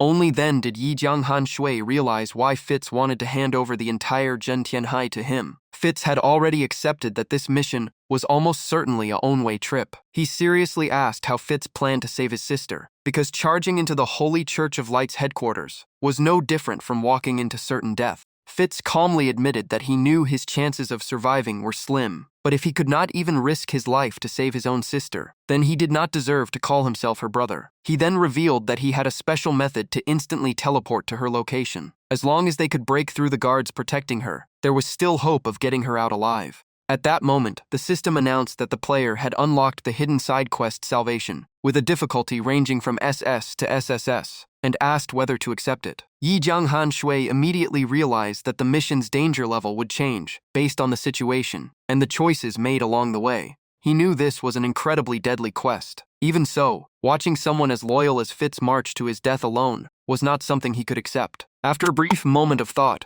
Yi Jianghanshui looked straight at Fitz with unwavering eyes. He firmly declared that he would join Fitz on this rescue mission. Fitz was stunned and thought Yi Jianghanshui had changed his mind and agreed to become the town lord. But Yi Jianghanshui shook his head and made it clear that he would fight beside Fitz to save his sister, not take the position. Hearing that answer, Fitz's eyes filled with gratitude. He knew he had judged the right person when they first met at the demon god's treasure. The system confirmed that the hidden side quest Salvation had been accepted. Difficulty: SS to SSS. The quest description warned that stopping a god's descent would be considered an act of blasphemy and would surely bring punishment from the Holy Church of Light. The objective was to successfully rescue Fitz's sister, and there was no penalty for failure. After reading the quest details, Yi Jianghanshui simply smiled. To him, a mission this dangerous meant failure was almost the same as dying, so a listed penalty made little difference. He then asked Fitz when they would begin. Fitz replied that they could leave at any time, but no later than 5 days from now. On the night of the 5th day, the church would sacrifice 100 young women to complete the ritual for summoning a god. He could never stand by and watch that tragedy unfold. Yi Jianghanshui nodded and said he would spend the time preparing.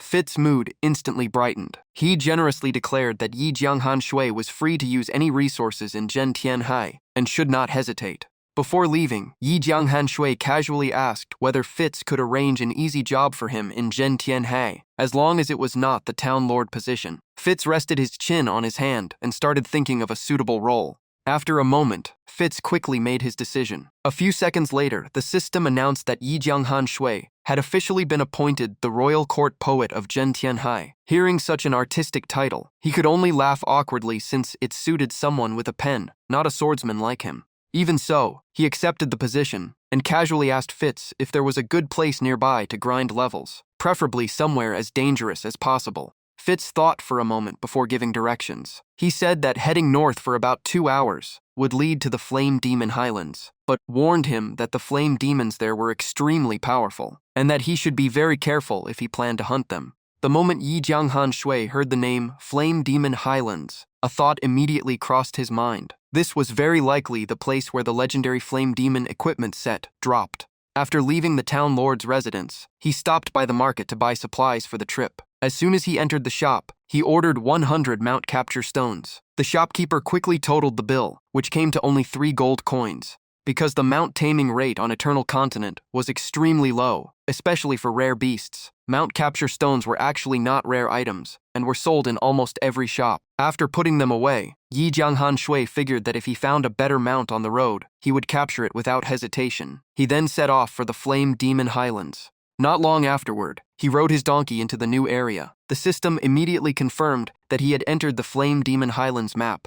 Before traveling very far, Yi Jianghan Shui encountered the flame demons that lived in this region. Flame demons were level 70 elite monsters with 1.5 million HP, 6,600 to 6,800 attack, and 3,800 to 4,000 defense. They possessed fire immunity, hardened body, and flaming punch. These monsters were born from volcanic lava corrupted by demonic energy, making them exceptionally fierce. They remained in these mountains only because they preferred extremely high temperatures. Taking a closer look, Yi Jianghan Shui noticed an extra star beside the elite monster icon, proving these flame demons were even stronger than normal elite monsters. He sighed to himself. Compared to this place, farming poisonous snakes in the purple flame forest had been far too easy. Unfortunately, he had already wiped out nearly all of them. After checking the flame demon's stats, he concluded that gathering huge packs to farm would not be easy. Just then, a voice suddenly spoke up, agreeing with Yi Jianghan Shui's assessment. The newcomer was an incredibly beautiful young woman, but the moment she saw him, her face darkened with anger. She was Jia, the Water Killin, a level 20 immortal boss with 5 million HP, 6,500 to 6,800 attack, 3,500 to 3,800 defense, and powerful water skills, including Water Breath, Frozen Tide, Chilling Spirit Point, Frozen World, Furious Waves, and Ocean Domain. Jia was an extremely rare spirit beast that usually appeared only in vast deep seas. She was born with extraordinary control over the water element, and once fully grown, she was almost guaranteed to reach the divine realm and become one of Eternal Continent's greatest powerhouses. The moment Yi Jianghan Shui recognized her identity, he immediately remembered the immortal boss from the talent trial. Cold sweat ran down his back as he recalled doing several very embarrassing things to her back then. He could only hope she had forgotten. He immediately acted calm, tried to change the subject, and asked if she had mistaken him for someone else. Jia instantly exploded with anger, declaring that she would never forget those memories. The name Yi Jianghan Shui was carved into her mind, and no disguise could fool her. Seeing that she was about to attack, Yi Jianghan Shui quickly stopped her. Jia stared at him coldly and asked if he had any last words before she settled the score. Yi Jianghan Shui calmly replied that he was ready to fight if she wanted, but asked whether she dared to face him in a fair duel. He still clearly remembered that during the talent trial, a mysterious force had secretly helped Jia. If no one interfered this time, he had no problem defeating this immortal boss himself. Hearing Yi Jianghan Shui openly challenge her, Jia curled her lips in disdain. She immediately accepted and declared that they would settle it right here. Even so, Yi Jianghan Shui carefully confirmed one more thing. If she lost, she would not call others to gang up on him afterward. Jia proudly replied that such a thing would never happen. But before she could finish, a commanding voice rang out from behind her, immediately stopping her and telling her not to cause trouble.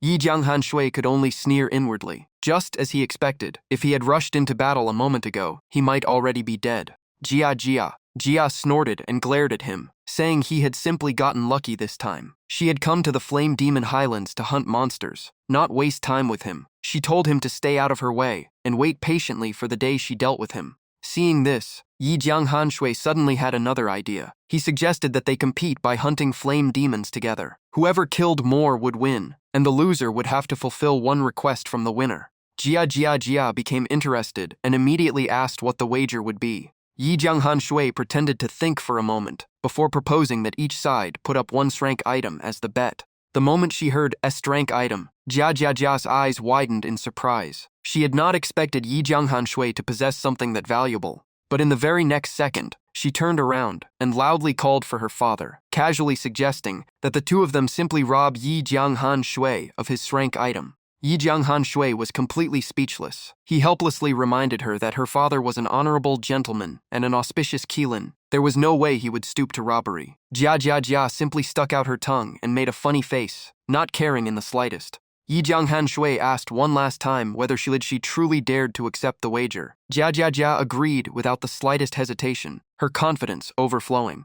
At that moment, the system announced that the betting quest had officially begun. The description even joked that Yi Jianghan Shui was incredibly bold for making such a wager right in front of Jia's father. The challenge would last 2 hours, while the reward remained undisclosed. Seeing that she had taken the bait, Yi Jianghan Shui immediately accepted the quest and declared the competition officially underway. Jia smiled confidently and even told him to show his rank item first, because it would soon belong to her. The 2-hour countdown began. The system also displayed the scoreboard, showing that both Jia and Yi Jianghan Shui had defeated exactly 0 flame demons. Without wasting a second, Jia gathered water elemental power in her palm and prepared to begin the monster hunt. A massive water blade shot forward at incredible speed, as sharp as a spinning saw, slicing into a level 70 flame demon and dealing terrifying damage. Even Yi Jianghan Shui had to admire it. As expected of an immortal boss, she was only level 20 yet possessed overwhelming firepower. On top of that, her water element perfectly countered the fire-type flame demons.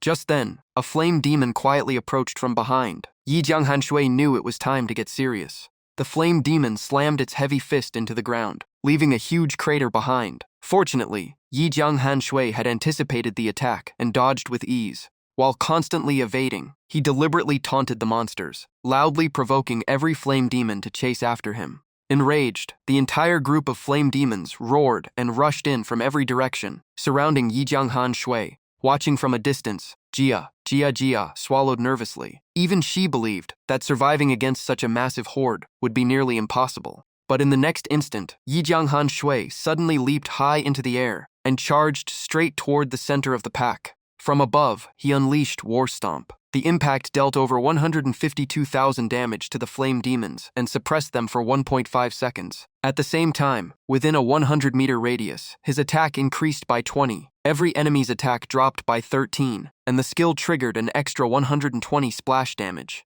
Yi Jianghan Shui's opening strike did not scare the flame demons at all. Instead, it drove them into an even greater frenzy. Glowing fists as hot as molten steel came crashing down from every direction, trapping him with no apparent escape. But something unbelievable happened. Not a single attack landed. With flawless footwork, Yi Jianghan Shui made the flame demons punch their own allies instead. The system continuously displayed notifications as flame demons were struck by friendly fire, losing tens of thousands of HP, while also suffering a burn effect that dealt 1,000 damage every second for 10 seconds. Yi Jianghan Shui simply smiled. In his eyes, these monsters were powerful, but far too bulky and slow. With enough patience, clearing them all was only a matter of time. Watching his incredible display of dodging, Jia's eyes widened in disbelief. She had never imagined an adventurer's skills could be this terrifying. She began to feel the pressure. Her current level prevented her from using large-scale attacks. If things continued at this pace, losing the bet was becoming more and more likely.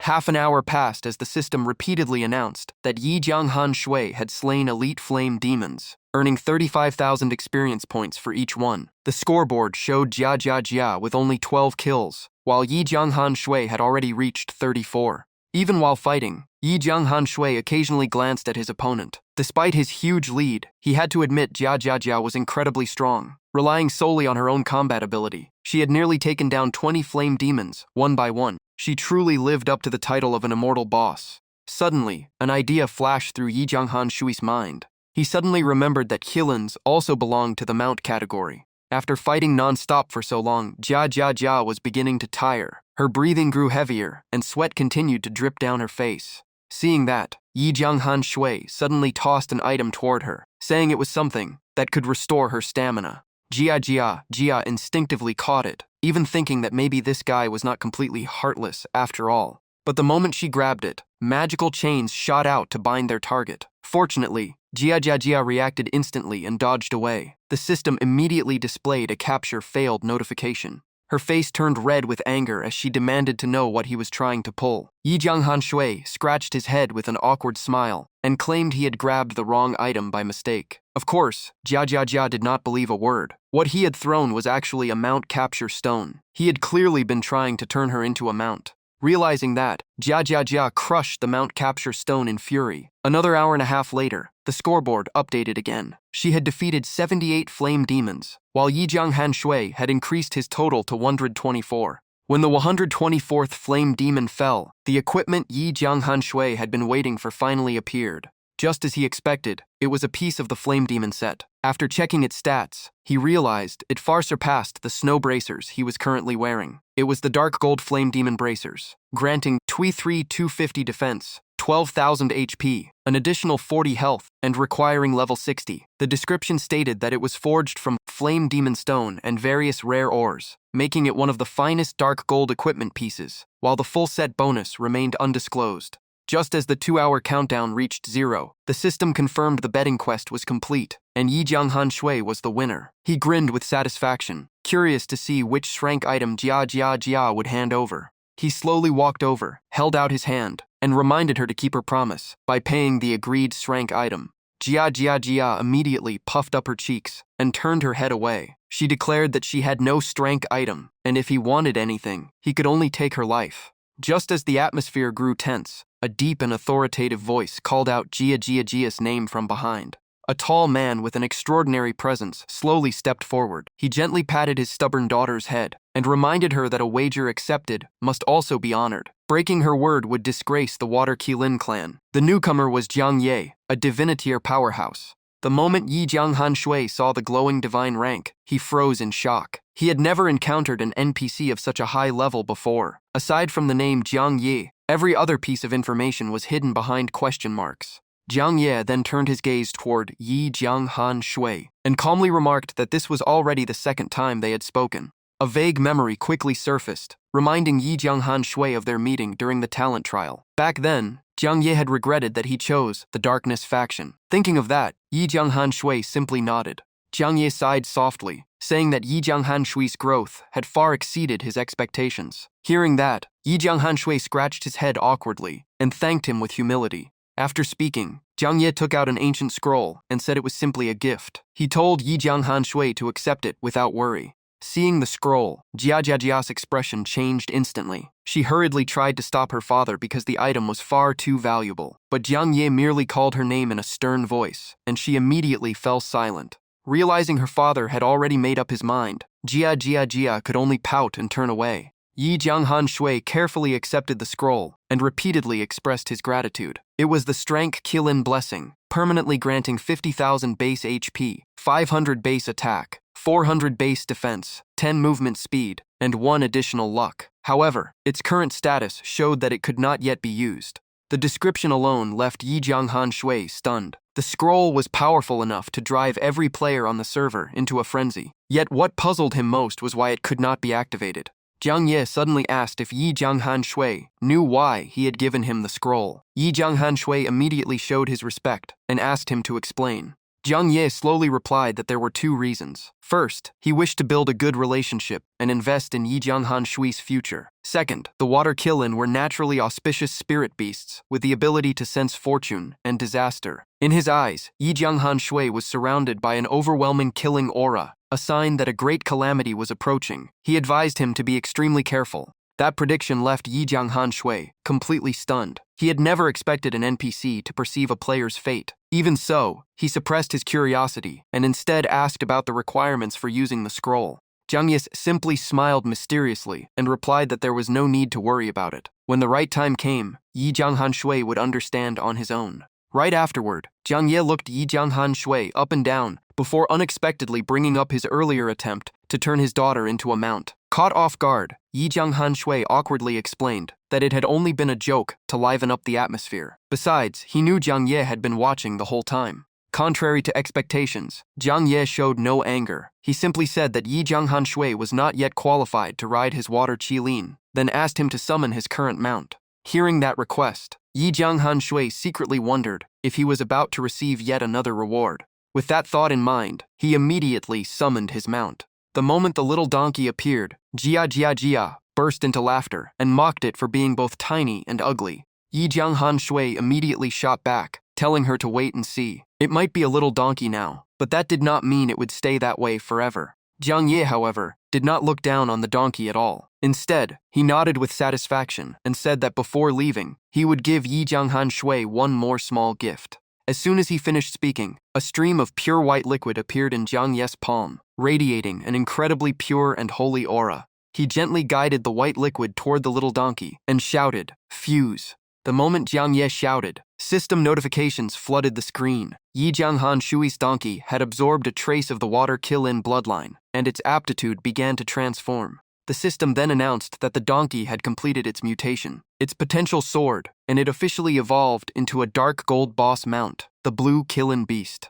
A fully grown Blue Qilin Beast was a level 50 dark gold boss mount. It granted 120 movement speed, 30 attack while mounted, and an extra 50 HP to its rider. It also gained 30 stamina and the special skill Sure-Footed. According to its description, it had once been an ordinary donkey, but after receiving a trace of the water Qilin bloodline, it transformed into a rare creature that combined incredible speed with a donkey's famous endurance. Yi Jianghan Shui stood there in complete shock. He could hardly believe his donkey had evolved straight into a dark gold boss. Its speed had increased several times over, and riding it now boosted his combat stats, raising both his attack and HP.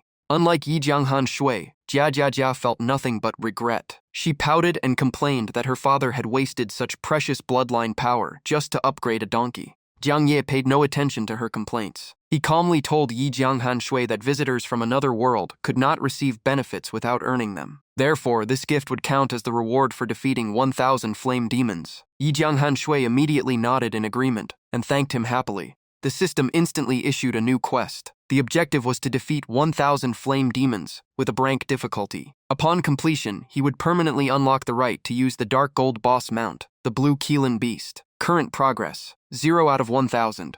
Another system notification appeared, confirming that the Blue Qilin Beast's loyalty had reached the maximum value of 100. That reminded Yi Jianghan Shui of the game's official guide. If loyalty dropped below 60, mounts and pets could run away. Above 80, they would obey completely and never betray their master. A perfect score of 100 was incredibly rare, representing absolute loyalty unless something extraordinary happened. Soon, Jiang Ye and Jia Jia Jia prepared to leave. Jiang Ye bid farewell and said that the war between light and darkness would inevitably erupt, and he looked forward to seeing Yi Jianghan Shui's performance when that day came. Jia Jia Jia still pointed at him and declared that the next time they met, she would beat him until he cried. It was obvious she still had not let go of her grudge. Yi Jianghan Shui only smiled knowingly before looking at Jia Jia Jia and saying that he would keep raising his mount. Maybe one day it would even carry him around the world for sightseeing. After the father and daughter disappeared, Yi Jianghan Shui immediately gripped his weapon and returned to the battlefield. His next goal was crystal clear. He would wipe out every flame demon in the area. 2 days passed. At 9:30 in the morning, his quest progress had reached 965 out of 1,000 flame demons, and Yi Jianghan Shui officially reached level 60. After 2 straight days of non-stop grinding, he obtained another piece of the flame demon set. It was a dark gold pair of boots with 18,200 defense, 10,000 HP, and 35 movement speed, requiring level 59. He was now only 1 piece away from completing the set, while the full set bonus remained unknown. Just then, the system sent another notification. The first qualifying round of the Eastern World Martial Tournament would begin at 10 by 10, asking whether he wanted to teleport to the arena in advance. Once the tournament started, he could either participate or withdraw. Yi Jianghan Shui opened the system interface to check his status. His current level already met nearly all the requirements, so he decided to equip the completed Flame Demon, set first to see how strong it really was. The Flame Demon set bonuses immediately activated. Equipping 2 pieces granted 20 HP, while wearing all 3 pieces added another 20 attack and 20 defense. After updating his stats, Yi Jianghan Shui still held the title Dark Lord. At level 60, he now possessed over 1,045,600 HP, 9470,368 attack, 51155, 512 defense, 102,300 fame and 2 luck. The description also reminded him that every darkness swordsman would eventually face judgment from the light faction. After changing into the new equipment, Yi Jianghan Shui smiled with satisfaction as his attack had finally surpassed 10,000. According to the set description, collecting all 5 Flame Demon pieces would unlock the skill Flame Demon Possession, increasing all attributes by 10 for 1 minute with a 1-hour cooldown. However, the set's weapon and armor were still weaker than his blood-devouring sword and dark armor, so replacing everything would not actually be worth it. With that in mind, he decided to finish the Flame Demon quest first before charging into the remaining monsters. About 20 minutes later, the system announced that the Flame Demon quest was complete, and the blue Kilgrim beast was now permanently his. With everything settled, Yi Jianghan Shui immediately chose to teleport to the World Martial Tournament. In the blink of an eye, he disappeared from the area. The system randomly assigned him to battlefield number 5135 in the eastern region. Each battlefield hosted around 1,000 players, and only the last 10 survivors would advance. Since he had registered under a fake identity, the system kept his disguised appearance intact. He could return to his real appearance at any time by canceling concealment. For now, Yi Jianghan Shui looked like a level 18 character with only 2,000 HP. He decided to stay disguised and observe the strength of the other players first.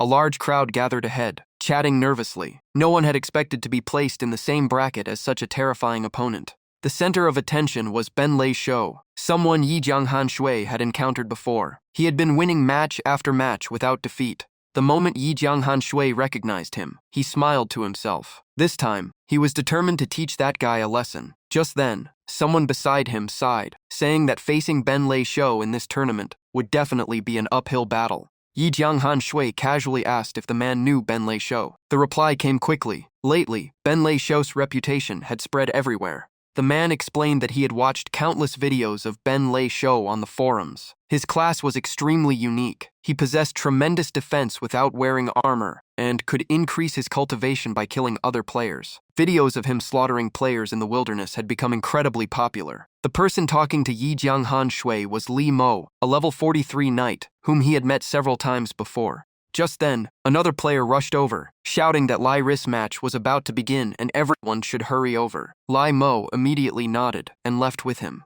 Watching them leave, Yi Jianghan Shui felt old memories gradually resurfacing. He had the feeling that he had met this group somewhere before. Only a few minutes later, the system notified him that his match was about to begin and that he would be teleported to the arena in 3 seconds. Yi Jianghan Shui stretched excitedly, thinking this tournament would probably reunite him with quite a few familiar faces. When he appeared on the arena stage, his first opponent was a fierce-looking man with bright red hair. Seeing that Yi Jianghan Shui was using a low-level disguise, the man sneered, convinced he had gotten lucky by drawing such weak prey in the opening round. His name was Xiao Gudu, a level 34 berserker. Xiao Gudu confidently declared that victory was already his. He immediately charged forward, unleashing heaven-crushing smash, in an attempt to end the fight with a single blow. A deafening impact echoed across the arena as the massive hammer slammed directly into Yi Jianghan Shui, but the damage that appeared was only one. Xiao Gudu's eyes nearly popped out of their sockets. He stammered in disbelief, unable to believe his strongest attack had dealt only a single point of damage. He immediately wondered what kind of monster his opponent really was.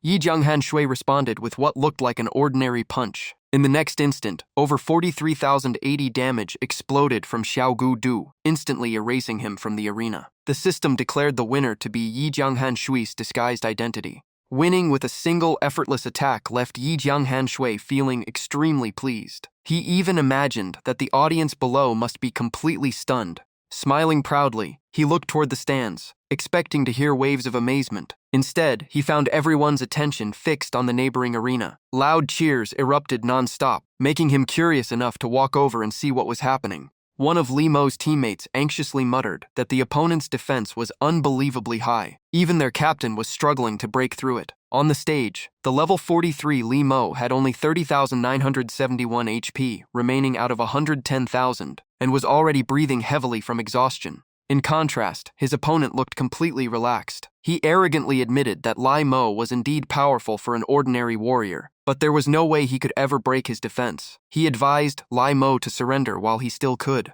Refusing to give up, Lai Mo activated Weapon Master, switched to his Bone Crusher hammer with 40 armor penetration, and launched another counterattack. His opponent merely laughed again, saying that a tank who only knew how to absorb damage was nothing more than a walking punching bag without a healer. The moment those words fell, the two fighters charged at each other and exchanged a barrage of fierce attacks. This time, Lai Mo's strategy worked perfectly. His consecutive strikes dealt 3,316 damage, then 3,564, followed by 4,631 and 4,312. After an intense back-and-forth battle, Captain Lai Mo emerged as the victor. Watching the entire fight, Yi Jianghan Shui made his own assessment. Ordinary warriors only had 3-star growth, while Lai Mo was likely 4 stars or higher. He also realized that strength in this game was not determined by stats alone. Standing nearby, Ben Lei Shou commented that Lai Mo was the toughest opponent in this bracket. As Ben Lei Shou looked around, his eyes suddenly landed on a familiar, bald head standing nearby. Recognizing the same guy who had annoyed him earlier, Ben Lei Shou immediately walked over, with a mocking smile. He laughed at Yi Jianghan Shui for making it through the first round, and even accused him of buying his victory. Yi Jianghan Shui ignored every word. He had met far too many loudmouths like this before. Just as the tension began to rise, the system announced that the second round of the group stage was about to begin. The two headed toward different arenas. Before leaving, Ben Lei Shou laughed loudly and declared that if they met in the tournament, he would show Yi Jianghan Shui the true gap in strength. Yi Jianghan Shui calmly stepped onto his own arena, paying no attention to the provocation. His next opponent was a level 35 mage named Wu Ming Xiaozhu. As soon as they met, the man politely suggested ending the match quickly to save time. Yi Jianghan Shui simply acknowledged him before throwing a single punch. The fight ended instantly, and victory once again belonged to him. After the match, he glanced toward the audience and found the exact same scene as before. Everyone had crowded around the neighboring arena, with an even larger audience than last time. Cheers echoed non-stop as the crowd rallied behind Captain Lai Mo, hoping he would finally teach the notorious player killer lurking outside the city a lesson. But Ben Lei Shou was clearly no easy opponent. A single powerful kick forced Lai Mo to use everything he had just to withstand it. Holding the advantage, Ben Lei Shou laughed arrogantly and mocked the Weapon Master skill that warriors always took pride in, saying it was completely useless now. While taunting his opponent, he unleashed one crushing punch after another. One of them dealt a staggering 13,901 damage, causing Lai Mo's HP to plummet in an instant. Under Ben Lei Shou's relentless assault, Captain Lai Mo was completely overwhelmed. All he could do was bitterly think that he would be eliminated before ever getting the chance to face Yi Jianghan Shui again. After landing the finishing blow, Ben Lei Shou officially claimed victory. The surrounding spectators could not hide their disappointment. In their eyes, if Lai Mo had possessed a special class, his achievements would have gone far beyond this. At that moment, the system announced that contestants should prepare for the third match of the group stage. This time, what Yi Jianghan Shui had been waiting for finally happened. His opponent was Ben Lei Shou. Still unaware of Yi Jianghan Shui's true identity, Ben Lei Shou remained full of contempt. He mocked him by saying his first 2 victories had been nothing but luck, and that streak would end here. Many spectators felt the same way. In their eyes, a character displayed as only level 18 had no chance against Ben Lei Shou. Some even turned around and left, believing the outcome was already obvious. Standing proudly on the arena, Ben Lei Shou continued rambling with endless insults. He even pretended to be generous, declaring that he would give his opponent 3 free moves so no one could accuse him of bullying the weak. What he did not realize was that in the very next moment, he would be the one paying the price. Not wanting to hear another word, Yi Jianghan Shui shouted and unleashed heaven-crushing stomp with overwhelming force. After a single strike, Ben Lei Shou's HP dropped straight to around 31,919. Ben Lei Shou froze in horror. He could not believe that a single attack from someone displayed as level 18 had erased more than 2/3 of his HP. Such an absurd outcome was impossible for him to accept. The entire audience was equally stunned. Those who had looked down on Yi Jianghan Shui immediately changed their attitude, all wondering who he really was. Even the 2 guards from earlier began speculating that this mysterious player might possess an incredibly rare hidden class, perhaps even the strongest on the entire server. the arena instantly erupted with cheers as the crowd urged the bald-headed fighter to teach Ben Lei Shou another lesson. Meanwhile, Ben Lei Shou no longer dared to underestimate him. He cautiously backed away while keeping his eyes locked on his opponent. After calming himself, he gathered all his strength into a massive sphere of lightning, aimed directly at Yi Jianghan Shui. The system announced that he was casting Raging Thunder 3, a skill that required 5 seconds of charging, before unleashing devastating damage in front of him. When the charge was complete, Ben Lei Shou let out a furious roar and released the giant lightning sphere straight at his opponent. Facing the attack, Yi Jianghan Shui remained perfectly still. His expression stayed calm, showing no intention of dodging or even flinching. The moment the damage number appeared, Ben Lei Shou nearly lost his mind. His strongest attack had dealt only 79 damage, an outcome he simply could not believe. Without giving him a chance to recover, Yi Jianghan Shui dashed forward like a flash of lightning and punched Ben Lei Shou square in the face before coldly saying, "Too weak." The system immediately declared Yi Jianghan Shui's disguised identity the winner. After the match, the system announced that Yi Jianghan Shui had advanced through the group stage and secured a place in the second round of the World Martial Tournament. The next round would begin at 10 the following morning. The system also reminded players that they could leave the arena at any time. Hearing that, Yi Jianghan Shui quickly planned his next move. With little time left, he decided to return and prepare for the upcoming mission with Fitz. Without wasting another moment, he left the arena and teleported away to continue the difficult journey ahead. The scene shifted back to the Flame Demon Highlands. Yi Jianghan Shui looked around and saw smoke and flames everywhere. A few flame demons still remained, making them the perfect targets to test his newly evolved mount. The system displayed, mounted on the dark gold boss Blue Killin Beast. Movement speed 140, attack 30, HP 50, and stamina effectiveness 50. He drew the blood-devouring sword, assumed a fighting stance, and smiled confidently. As expected, his new mount speed was unbelievably fast. Yi Jianghan Shui quickly calculated that with this mount, his monster farming speed would increase dramatically in the future. Not only that, its improved survivability meant he could pull much larger groups of monsters while remaining safe. After about 15 minutes of non-stop fighting, the battle came to an end as Yi Jianghan Shui landed a critical strike that finished off the last target. The system repeatedly displayed notifications. Elite Flame Demon defeated. Reward, 35,000 EXP. The reward messages continued appearing after each clean finishing blow. Looking over the combat statistics, Yi Jianghan Shui could not hide his satisfaction. With his mount's support, his farming efficiency had improved far beyond before. Moments later, the system announced that he had reached level 61. Surveying the area again, he realized that after his latest sweep, almost every flame demon nearby had been wiped out. It was time to return to the Sword Pavilion and ask the Sword God about the Holy Church of Light's sacrificial ritual. Making up his mind, Yi Jianghan Shui left the Flame Demon Highlands and headed straight for Qingfeng Town, home of the Sword Pavilion. Upon arriving, he did not reveal himself right away. Instead, he quietly observed from a distance. The Sword God was still completely focused on practicing her swordsmanship, every slash radiating such overwhelming power that no one dared approach. Suddenly, she stopped. Her icy gaze snapped toward him like a drawn blade. The moment she sensed an intruder, she coldly shouted, "I already told you to leave, yet you still dare come back?" In the blink of an eye, a sword slash filled with terrifying magic shot toward Yi Jianghan Shui, striking him instantly and freezing his entire body in place. Cold sweat poured down his back as he glanced at his HP bar, which had been reduced to a single point. He silently thanked his luck. He had been only a hair away from being sent back to town. Realizing he had survived, the Sword God looked genuinely surprised before blurting out, "A human?" She sighed helplessly and asked whether he had returned to take her life again. Did he realize that constantly seeking her out put her under tremendous pressure? Yi Jianghan Shui immediately reassured her, explaining that he had come in secret and only wanted to discuss something extremely important. The Sword God frowned slightly and asked only one question. "What is it?"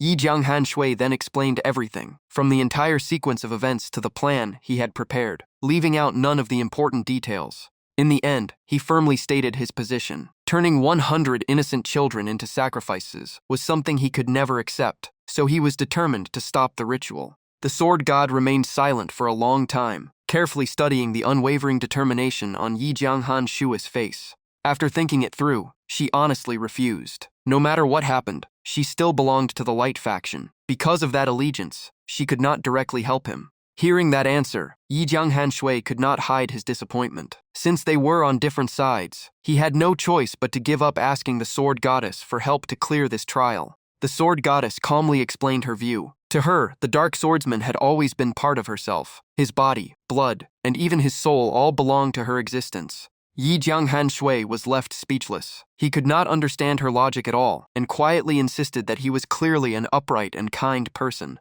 Right then, the gloomy sky twisted into massive swirling black clouds. Lightning ripped across the heavens and crashed down with terrifying force, as if the entire space was about to shatter. The sword goddess stayed cold, but her voice turned urgent as she told him to leave at once. If he delayed any longer, she feared she would truly have to kill him. Yi Jianghan Shui quickly left the area, but before leaving, he sincerely thanked her. Back in the real world, he removed his Tianhong World VR headset and remembered the important tasks still waiting. Another match was scheduled for tomorrow, so staying up late was a bad idea. Tomorrow morning, he still had to carry out the rescue plan with Fitz. Yi Jianghan Shui picked up his phone and found his close friend's contact. There was one last favor he needed to ask. He called Wang Kai and asked for his help. "Bro, I need a favor." Wang Kai immediately replied with a smile. "We are brothers. Why be so formal? If I can help, I will not say no." Yi Jianghan Shui quickly explained his plan. He wanted Wang Kai to gather a trustworthy team, sneak into the dark camp, find an important NPC, and pass along the message that he might die at the hands of the Holy Church of Light. He had already paid for the mission in advance. Wang Kai agreed right away, but still joked that no wonder Yi Jianghan Shui had disappeared lately. He had been secretly preparing something huge. Yi Jianghan Shui only smiled and said Wang Kai would find out in a few days. With a busy day ahead, he decided to get some rest.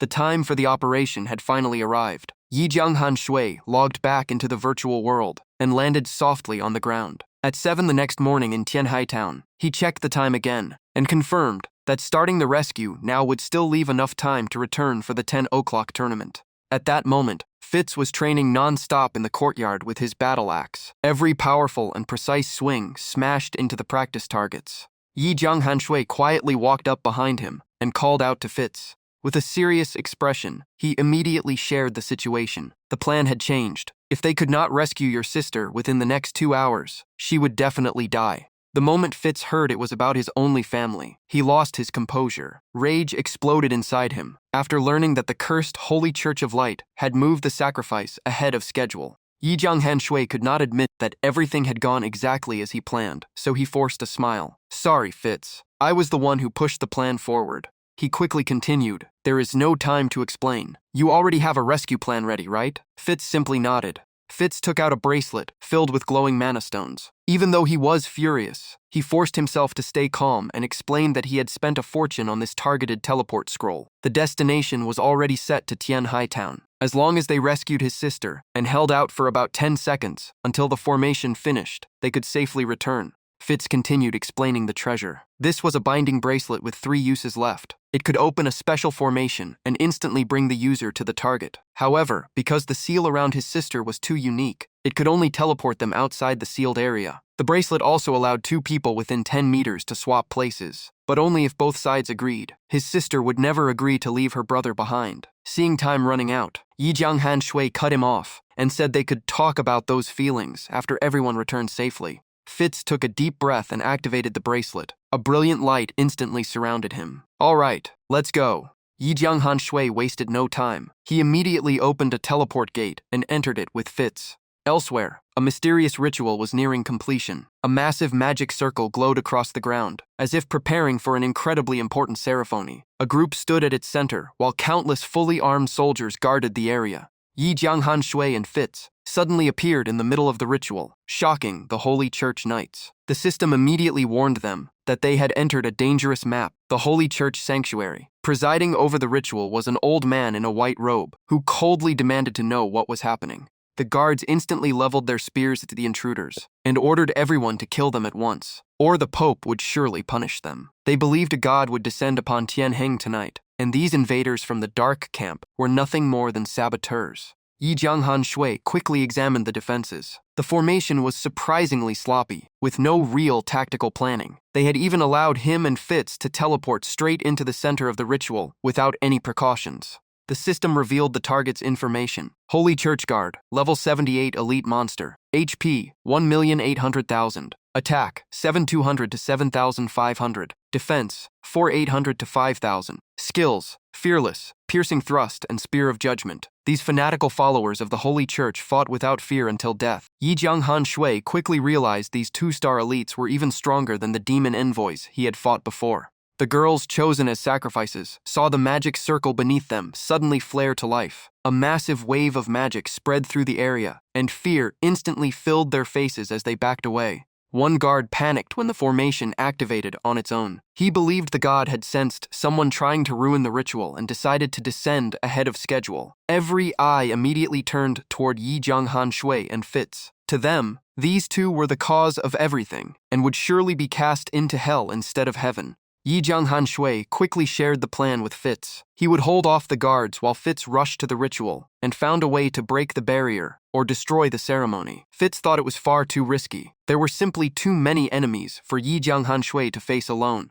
Yi Jianghan Shui only gave him a confident look and told Fitz to trust him. Fitz said nothing more. He gripped his battle axe, roared, and charged forward. "Move aside, you dogs of the Holy Church." The Holy Church guards instantly formed a defensive wall with their spears. One of them sneered, saying that only two people dared challenge their formation, and promised to show them the true power of their faith. Riding his flying killing beast, Yi Jianghan Shui advanced and coldly warned the guards to get out of his way. They stood their ground without moving an inch. He immediately drew the blood-devouring sword and unleashed a devastating slash that tore through the Holy Church's defense. "No one can stop me." The system announced that War Stomp had activated, dealing 214,700 damage to the Holy Church guards and suppressing them for 2.5 seconds. His attack increased by 22 within a 100 by 100 meter area, while every enemy's attack dropped by 15 for 1 minute.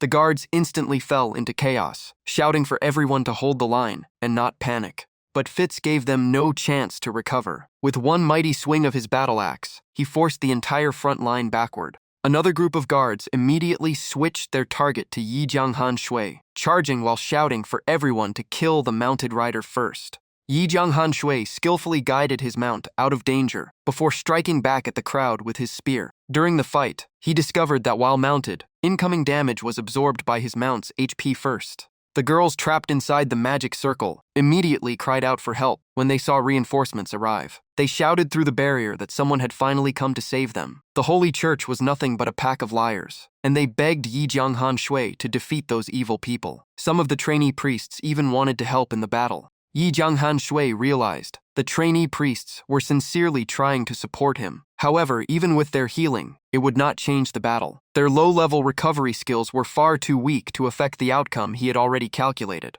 After nearly 10 minutes of fierce fighting, the Holy Church guards finally began to crumble. They could not understand how the rider on the blue mount was so powerful, and they grew anxious as the Pope still had not appeared. Working together, Yi Jianghan Shui and Fitz wiped out every last guard, leaving the battlefield covered with bodies. After clearing the guards, the two quickly rushed into the center of the magic circle. Before they realized it, the full 2 hours had already passed. Yi Jianghan Shui turned to Fitz and asked if he knew any way to break the formation. Fitz could only shake his head helplessly. Refusing to give up, Yi Jianghan Shui charged straight into the barrier with his mount, hoping to smash it apart by force. He decided to try one more time. But even with everything he had, the barrier did not move at all. At that moment, the system announced that his flying killing beast had died and could not be revived for the next 2 hours. Yi Jianghan Shui reached out and touched the transparent barrier in front of him. He was stunned. Just what kind of power was this that made it so impossible to break? Inside the formation, Lit saw her brother Fitz and instantly broke into tears as she called out, "Brother." Tears streamed down her face. Lit thanked her brother for coming to save her, but she begged him to leave at once. The Pope of the Holy Church would arrive soon, and he was a terrifying enemy. Hearing that, Fitz was consumed by anger. His eyes were filled with pain and determination, as he swore he would never leave. Fitz roared and poured every bit of strength he had left into his battle axe, striking the barrier again and again in an attempt to shatter it. Ignoring everything else, Fitz attacked the barrier like a madman, desperate to free his little sister. Suddenly, a terrifying backlash erupted and blasted Fitz away. Seeing this, Yi Jianghan Shui quickly warned him to stop. The formation reflected all incoming damage. Lying on the ground, Fitz was overwhelmed by both rage and despair. He realized that despite everything he had done, they were still on the verge of failure. In his despair, Fitz began considering the final option. The Pope of the Holy Church had to be at least a heaven-rank powerhouse. With their current strength, neither he nor Yi Jianghan Shui could face him head-on.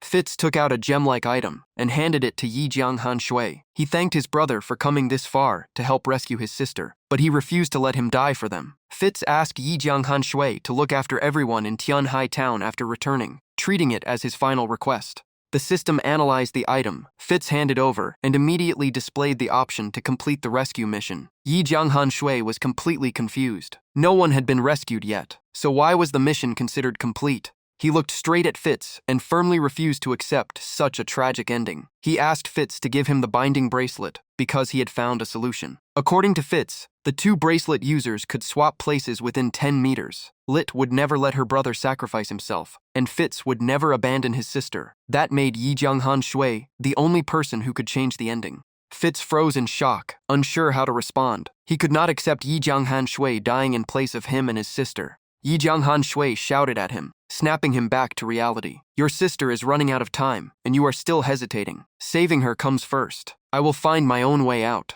Faced with Yi Jianghan Shui's determination, Fitz finally chose to trust him and handed over the bracelet. Yi Jianghan Shui accepted the treasure and immediately put it on. He turned to Lit and gently told her not to be as stubborn as her brother. Then he activated the teleportation formation. Thanks to both of their efforts, Fitz finally entered the barrier and reunited with his beloved little sister, Lit.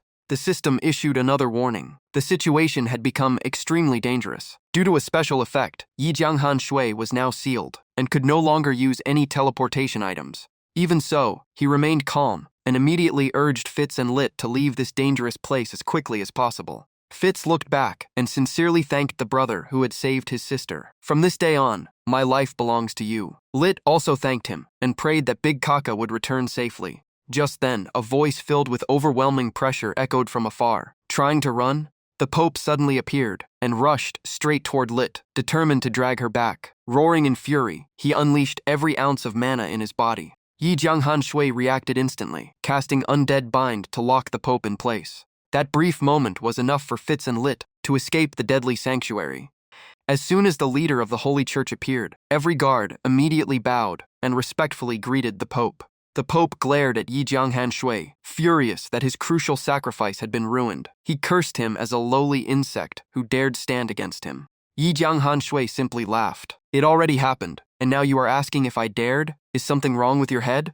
Those words drove the Pope into a rage. Veins bulged across his eyes as he activated the formation imprisoning the innocent girls. He swore to make Yi Jianghan Shui suffer the cruelest torture imaginable. Yi Jianghan Shui stayed calm. He stood still, carefully watching every move while preparing his next response. Inside the formation, the girls chosen as sacrifices fell into panic. They clutched their heads and cried in despair as death closed in. One of the Pope's attacks barely missed Yi Jianghan Shui. Seeing the scene before him, he was shocked. Were they really willing to slaughter every innocent girl just to complete the sacrifice for the God of Light? The Pope burst into manic laughter and mercilessly tortured the helpless victims with his magic. Yi Jianghan Shui found the scene unbearable. Even if they were only NPCs, their lives and suffering felt painfully real. He could not pretend not to see it. The problem was that he was trapped here as well. If this continued, he would likely meet the same fate. Then he suddenly remembered what the sword goddess had said yesterday. No, there was still another way. The dark swordsman was evil by nature. His body, blood, and soul all carried that darkness.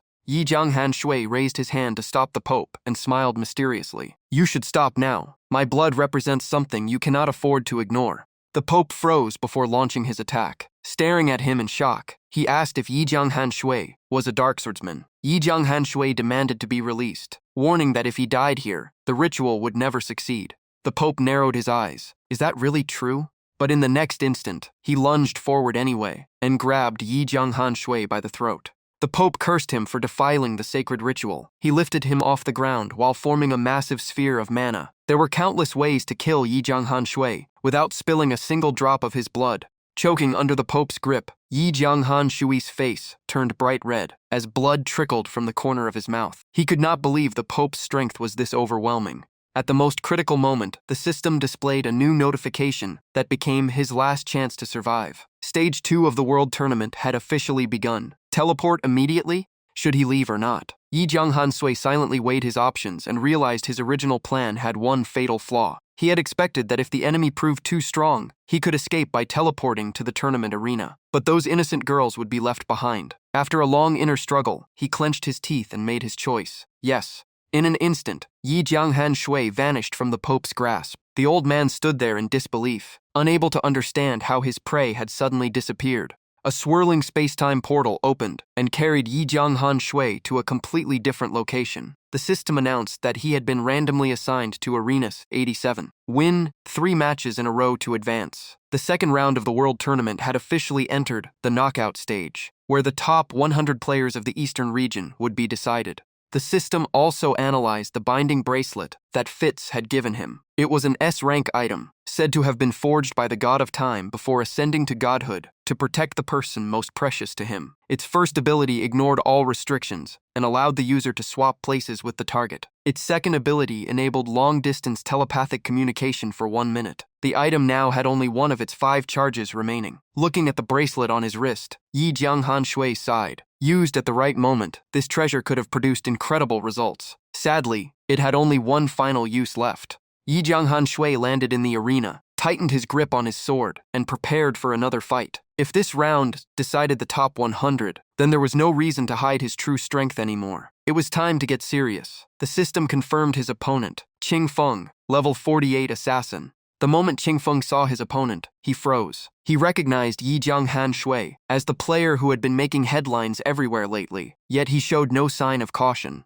Yi Jianghan Shui said nothing. He simply swung his sword. A flash of sword light cut across the arena, and Qing Feng was defeated instantly. The system declared Yi Jianghan Shui the winner. After the match, his gaze became even sharper. It seemed the opponents in the second round were still too weak to challenge him, so he decided to end every battle as quickly as possible. Yi Jianghan Shui entered one match after another, without hesitation. Opponent after opponent fell in rapid succession, as the system repeatedly announced his victories. He crushed his way forward with overwhelming speed. After the quick winning streak, the system displayed a new announcement. Congratulations. Yi Jianghan Shui has cleared round 2 and advanced to round 3 of the World Tournament. The next round will begin at 10 tomorrow morning. Please prepare in advance. Yi Jianghan Shui estimated that he had been away from the battlefield for nearly an hour and hoped the Pope had already left. Another space-time vortex appeared and sent him back to the Holy Church Sanctuary. The system warned that he had re-entered the dangerous map, the Holy Church Sanctuary. Although he had only been gone for a short time, the situation had clearly become far worse. The moment he returned, Yi Jianghan Shui was met with a horrifying sight. The ground was soaked in blood, and the entire area had become a scene of chaos and slaughter. He wondered if the sacrifice had failed, but what worried him even more was that none of those girls seemed to have survived. He looked up and saw a blinding light covering the sky. An overwhelming pressure poured from within it, making even breathing difficult. A divine figure descended in the air. Massive white wings spread behind him, covering his body. His face carried a majestic masculine presence, and a golden halo above his head radiated brilliant holy light. The system immediately displayed his information. God of Light Uriel, level 80 spirit rank boss, HP 20,000. Attack 18,000 to 20,000. Defense 8,000 to A500. Skills: Angelic Sword, Flames of Judgment, Punishing Light, Purification of Sin, Soul Forbidden Spell Duda, and Justice Domain Forbidden Spell. Description: on a high-ranking angel summoned by the Holy Church. Because the sacrificed children contained too little light element power, he could not descend with his full strength. However, given enough time, he would quickly recover his original power. The moment the Pope saw Yi Jianghan Shui return, he exploded with rage. Pointing straight at him, he accused him before Uriel, claiming this was the man who had ruined the ritual and weakened the angel's descent. Yi Jianghan Shui never expected the situation to escalate this far. Dealing with the Pope alone had already been difficult, but now he also had to face a spirit rank boss. Was this really where he would die? At that critical moment, the system displayed one final ray of hope. The other side of the binding bracelet is requesting a teleport. Accept?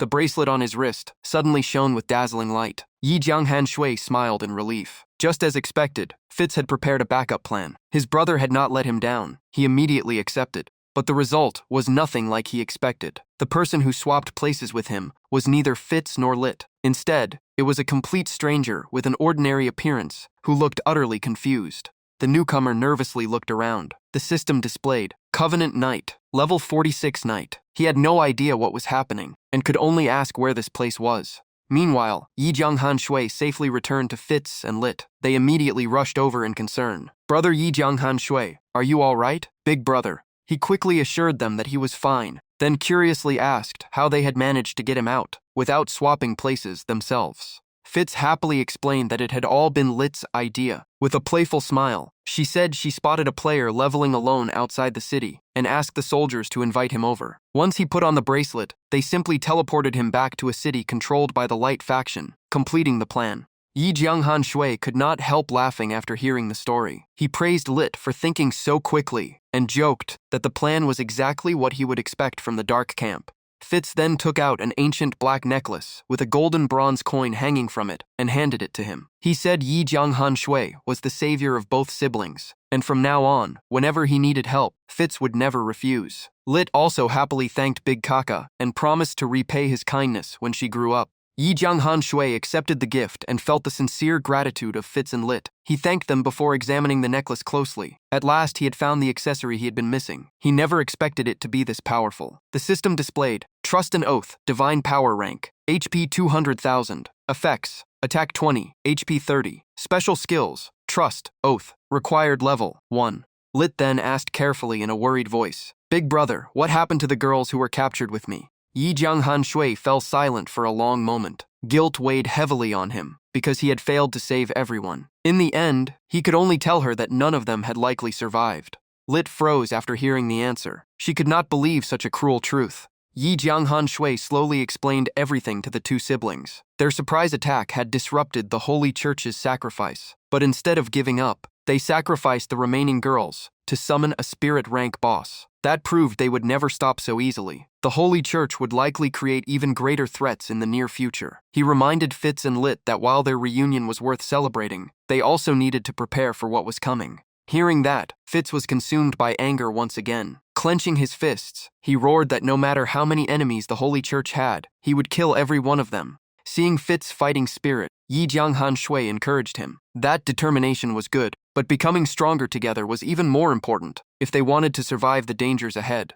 Meanwhile, inside the Holy Church sanctuary, the Pope knelt before the light of Uriel and reported everything. He admitted his own failure, unable to understand how Yi Jianghan Shui had discovered the hidden sanctuary and even infiltrated it to ruin their ritual. Uriel frowned slightly, his voice filled with dissatisfaction. According to the original plan, the one who should have descended into this world was Michael, the strongest archangel, not him. But the ritual had gone wrong, preventing Michael from descending. Hearing those words, the Pope immediately broke into a cold sweat. He lowered his head and begged for Uriel's forgiveness. He quickly added that he had obtained information from a newly teleported adventurer who came from a place called Zhen Tianhai. Uriel spoke coldly, his eyes filled with killing intent. "So we have finally found him. Once I capture him, I will deliver the Lord's judgment myself." The Pope froze and nervously asked if Uriel truly intended to deal with the enemy personally. "After all, your strength has not fully recovered yet, so perhaps." Uriel frowned at once. "Perhaps what?"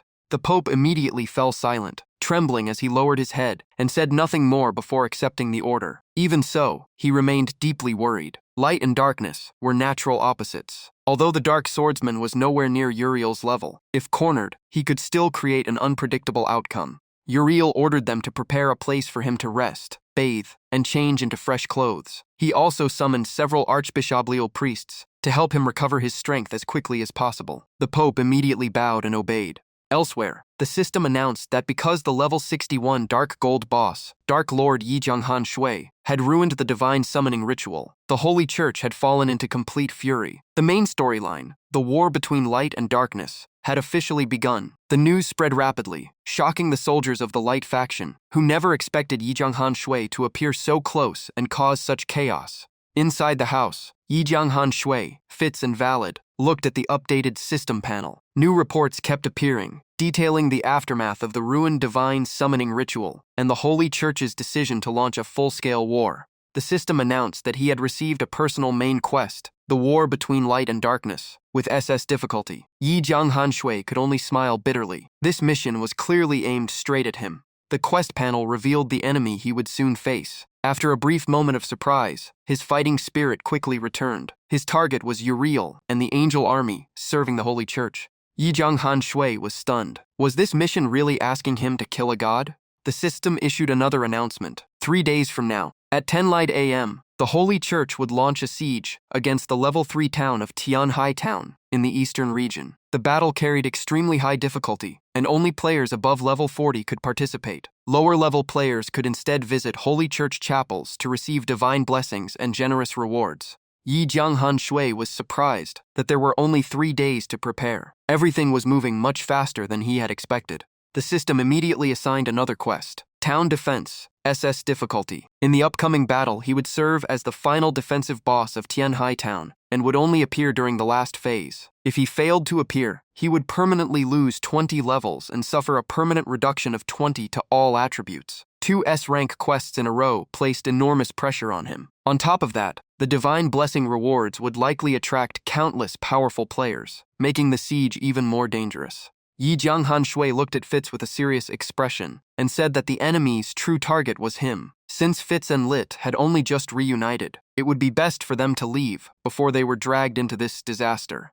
Fitz immediately refused. He could never accept letting his brother face everything alone. This situation involved both of them, so there was no way he would abandon Yi Jianghan Shui and walk away. Fitz and Lit both insisted on staying to fight alongside Yi Jianghan Shui. When the Holy Church wiped out their clan in the past, Fitz had escaped alone to survive, and that regret had haunted him ever since. Now that the enemy had come to them, it was finally time to settle every old and new score. Lit also refused to back down. She wanted justice for the innocent children murdered by the Holy Church. Seeing the determination burning in the 2 siblings, Yi Jianghan Shui could only let out a helpless sigh. It was obvious they had already made up their minds. In the end, Yi Jianghan Shui accepted their decision. If that was the case, then everyone should spend the next 3 days becoming as strong as possible. After saying goodbye, he arranged to meet them again inside the city once the battle began. Fitz and Lit immediately set off to carry out the plan. Not long after leaving, Yi Jianghan Shui suddenly remembered an important item he had not examined yet. It was the necklace he had received as a quest reward, which still possessed 2 unused special skills. He quickly opened the system interface and took out the necklace. Even though all his equipment slots were already full, the item immediately caught his attention. Its information appeared at once. Faith and Oath, Divine Rank, Spirit Power, 200,000, Attack 20, HP 30. It possessed 2 special passive rank skills, Faith and Oath, each of which could only be activated once. Required level, 1. According to its description, the god of time and space forged this necklace after suffering the pain of failing to protect the person most precious to him. Although it looked ordinary, it concealed an immense power left behind for future inheritors. The power of faith came from the belief that an unshakable conviction could create miracles. Oath, on the other hand, was a vow paid for with the user's own soul. The more impossible the promise, the greater the temporary power it granted. Yi Jianghan Shui quickly realized that these 2 abilities embodied the true purpose of the necklace. They were not ordinary skills, but a special inheritance left behind by the god of time and space. As long as the conditions were met, the hidden power within would be unleashed. Just then, the system issued another announcement. His strength had reached a new level, qualifying him as a Dark Gold boss. At the same time, his title changed from Dark Lord to Origin of Darkness. The system displayed the effects of his new title, Origin of Darkness. Special effect, maximum HP increased by 300.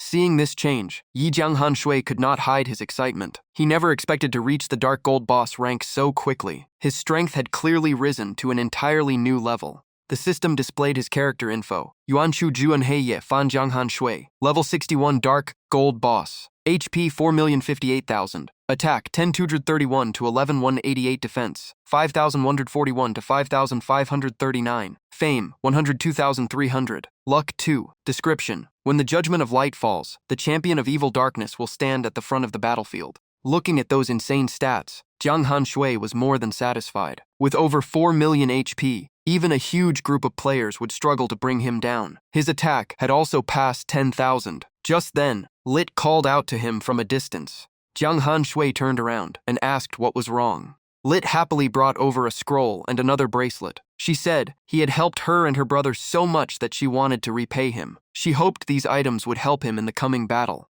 The moment Jianghan Shui took the items, he recognized the bracelet. It was the binding bracelet, the one that should have disappeared. Even better, it still had 2 uses left. Item info: Shrank binding bracelet. Uses remaining: 2 of 5. Lit explained that the binding bracelet was linked to its original owner. Even if someone else used it, it would return after that person died. Now that she had given it to Jiang Han Shui, he had become its new owner. Each bracelet also tracked its own uses separately, so the one Lit still carried also had 2 uses remaining.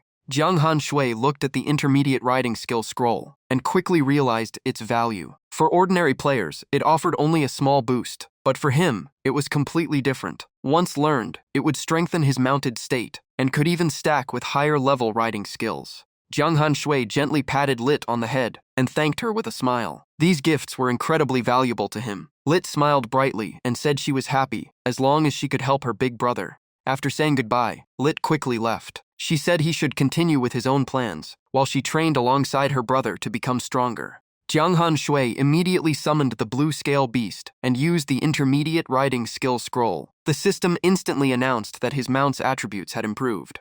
The blue scale beast's updated stats appeared. Adult Kalin, level 50 dark gold boss mount, movement speed 130, mounted attack 50, mounted HP 80, toughness 40, special skill, walk on level ground. After upgrading his riding skill, the mount's overall strength increased noticeably. Even so, Jiang Han Shui still felt pressured. Compared to Uriel, he still had a long way to go. Under normal conditions, that god was likely even stronger, and still possessed 2 extremely dangerous forbidden spells. Uriel, Light of God, level 80 spirit boss, HP, 20 million, attack, 18,000 to 20,000, defense, 8,000 to 8,500. Skills included Angel Sword, Judgment Flame, Light of Punishment, Sin Purification, Soul Forbidden Spell, and Domain of Justice Forbidden Spell. Grabbing the reins, Jiang Han Shui urged the blue scale beast forward while thinking non-stop. The last time he met Uriel, her attitude had completely changed. Something from the faction of light was clearly controlling her. He should not drag her into this any further. For now, he would head to the Vima Mountains and level up.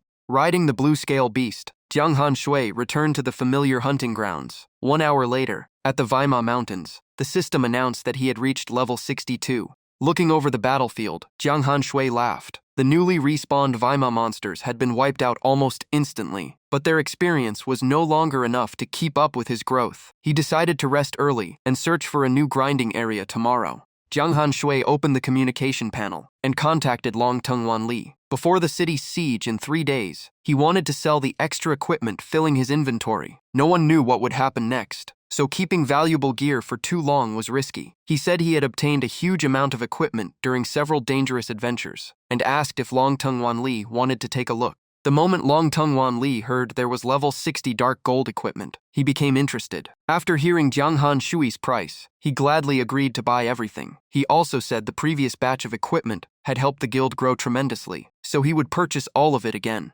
After the trade was completed, the system notified Jiang Han Shui that he had received 7,240,000 coins. He laughed, thinking the Long Clan Guildmaster was truly generous. Then he brought up something important. The city siege in 3 days would also include the Long Clan. Long Tengwan Li immediately explained to avoid any misunderstanding. Although he was the guild master and had authority, every guild member was treated equally. If he stopped players above level 50 from joining this battle, his reputation would take a serious hit. He hoped Jiang Han Shui could understand. Jiang Han Shui did not mind at all. He simply reminded Long Tengwan Li that since they had worked well together before, it would be best to keep his distance during the battle. Otherwise, he might get caught in Jiang Han Shui's attacks by accident. Long Tengwan Li could only smile helplessly, thinking this guy really never held back when he spoke. After finishing everything, Jiang Han Shui logged out of the virtual world. He still had a match at 10 a.m. the next day, so he decided to rest early. After recovering, Jiang Han Shui logged back into the game at 7:30 the next morning. Studying the map, he noticed an unexplored area north of the Vima Mountains and decided to try his luck there. He carefully explored the new region. About 30 minutes later, the system announced that he had entered the Tranquil Lake map. By the lakeside, Jiang Han Shui spotted an elderly man quietly fishing near the shore. At first glance, he looked like an ordinary NPC. But Jiang Han Shui quickly sensed something strange. This was dark faction territory, so why was a normal NPC here? Curious, Jiang Han Shui walked over to the old fisherman to find out more. The fisherman seemed to notice him immediately. He turned around with a cautious look and asked, "Young dark swordsman, are you here to fish as well?" The old man smiled and invited him to relax and fish together. Right after that, the system asked whether he wanted to accept a fishing competition quest. Holding the fishing rod the old man handed over, Jiang Han grew even more suspicious. The man recognized him as a dark swordsman with a single glance. Just who was this mysterious old man? Jiang Han asked that if this was really a competition, there should be a special reward. Otherwise, an ordinary fishing contest would not be very interesting. The old man nodded and agreed that he had a point. Then he pointed toward the lake and said that if Jiang Han won, he would give him the most valuable fish ever caught there. Jiang Han asked what would happen if he lost. The old man laughed and said he did not need anything from a young man. He only wanted Jiang Han to owe him one favor. Jiang Han accepted without hesitation. The system announced that he had received the Brank quest, fishing competition. Quest details: compete in a fishing match against a mysterious old man. Win for a huge reward. Lose and suffer no penalty. Clear condition: catch more fish than your opponent within 1 hour. Quest reward: wind egg. The old man asked if he was ready to begin. Jiang Han answered without hesitation that he could start any time. The old man's eyes suddenly flashed with a strange golden light. He declared that the competition had officially begun. As soon as he heard the signal, Jiang Han shouted and quickly reeled in his fishing rod.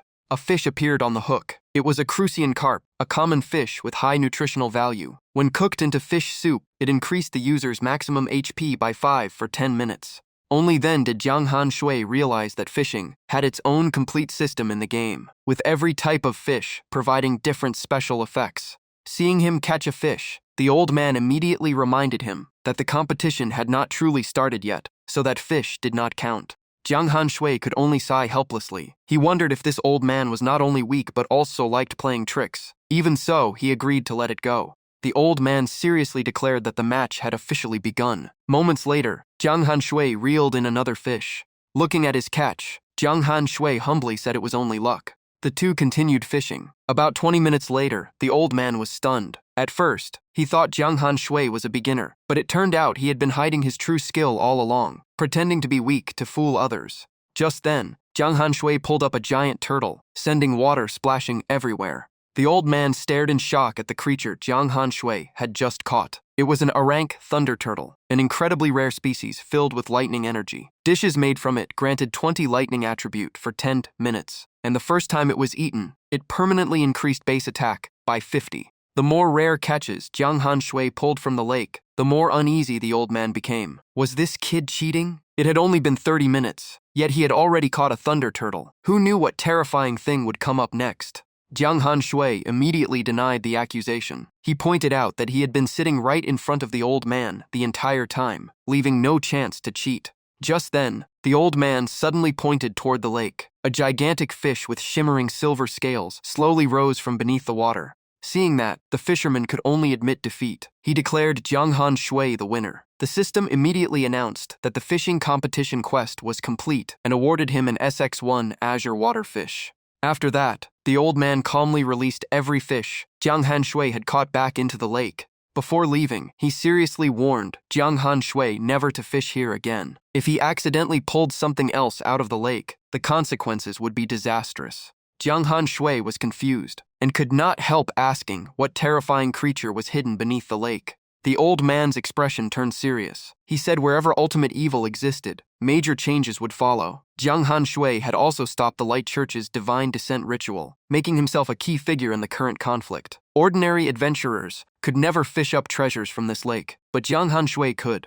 The old man continued explaining the lake's special rules. The seal existed to keep the creatures below from entering the world. Ordinary people could fish elsewhere, but if Jiang Han wanted to stay alive, he should never touch this lake again.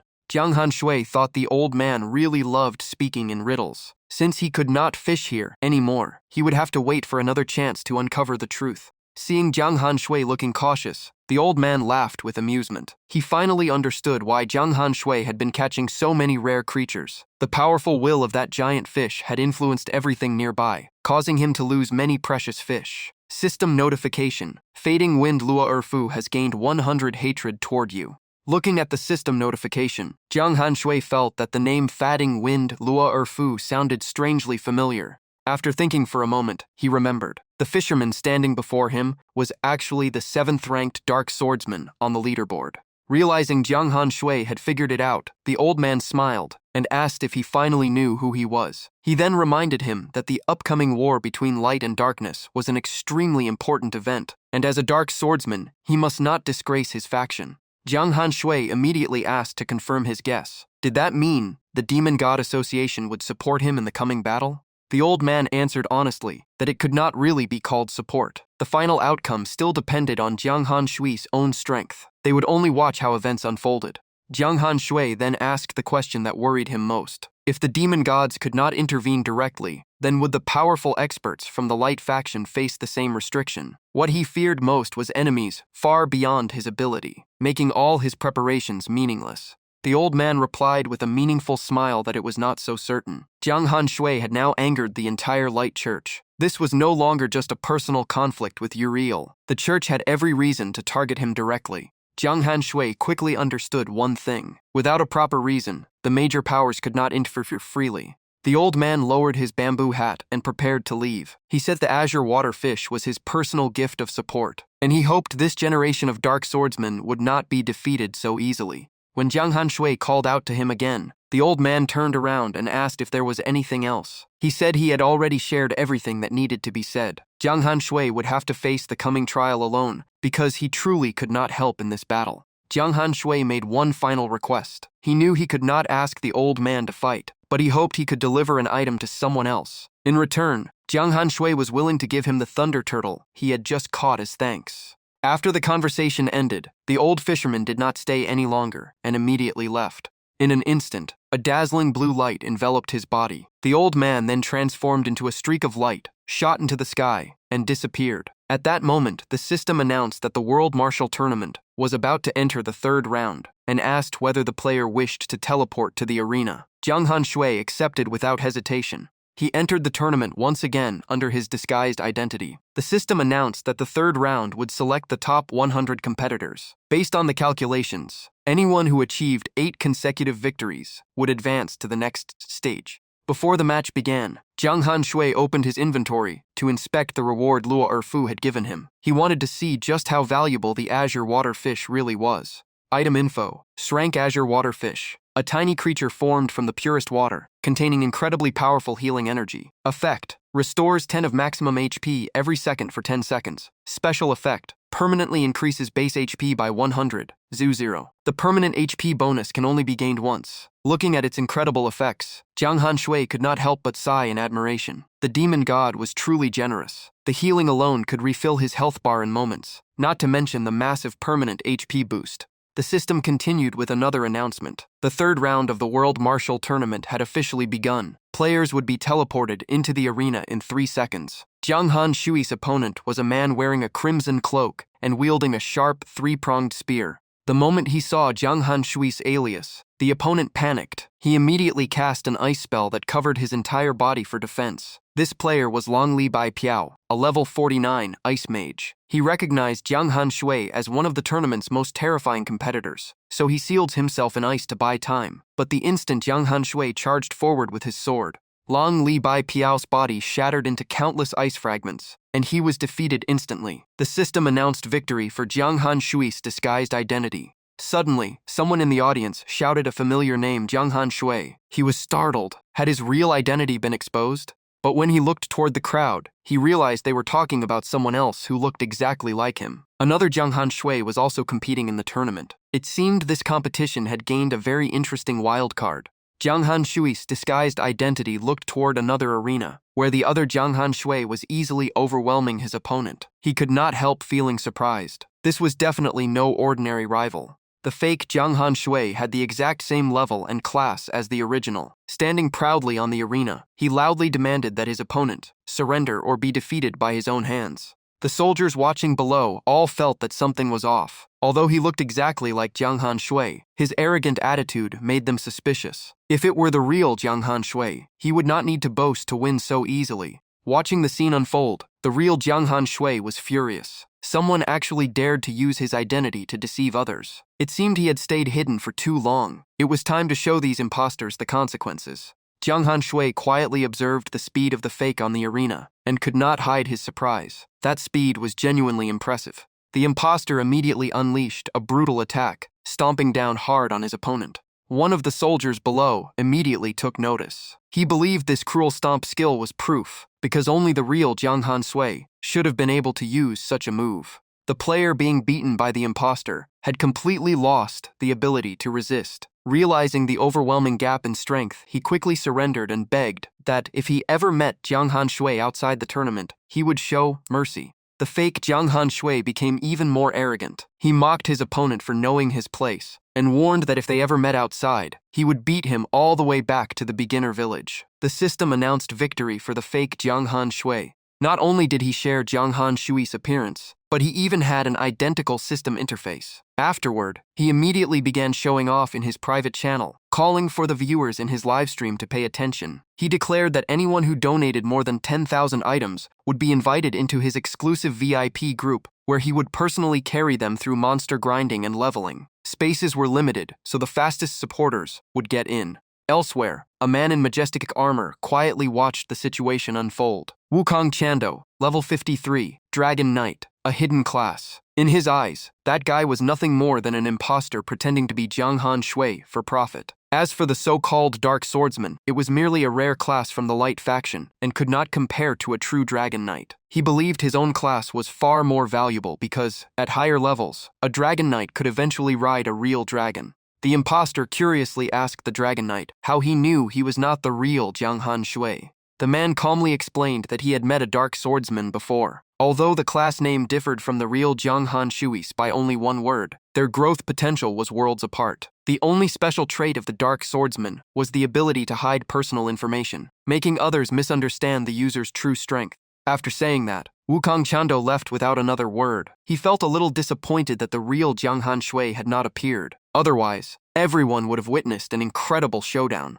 Jiang Han Shui thought to himself, this guy really had some nerve, using his name to scam other people. Under the tournament rules, as long as he kept winning, they would eventually meet, unless the imposter was eliminated before reaching the final rounds. The system announced that the next match would begin in 3 seconds. The imposter entered another match with complete confidence and faced almost no resistance. System notification: the imposter has won. Victory notifications continued to appear, one after another, proving he was crushing every opponent he faced. The system repeatedly confirmed that the imposter had won. Finally, he unleashed the finishing blow and ended the match in an instant. System notification: the imposter has won. After leaving the arena, he glanced toward another battlefield, where the opponent impersonating him was fighting. With 6 knockout rounds, the players capable of reaching the semi-finals were gradually revealing themselves. During another match against the fake Jiang Han Shui, a soldier quickly surrendered to avoid getting hurt. Lowering his head, he pleaded, "I surrender, big brother Jiang Han Shui. Please go easy on the members of our guild if we ever meet again." Seeing this, the imposter was overjoyed. He realized that simply using Jiang Han Shui's name was enough to win without even fighting.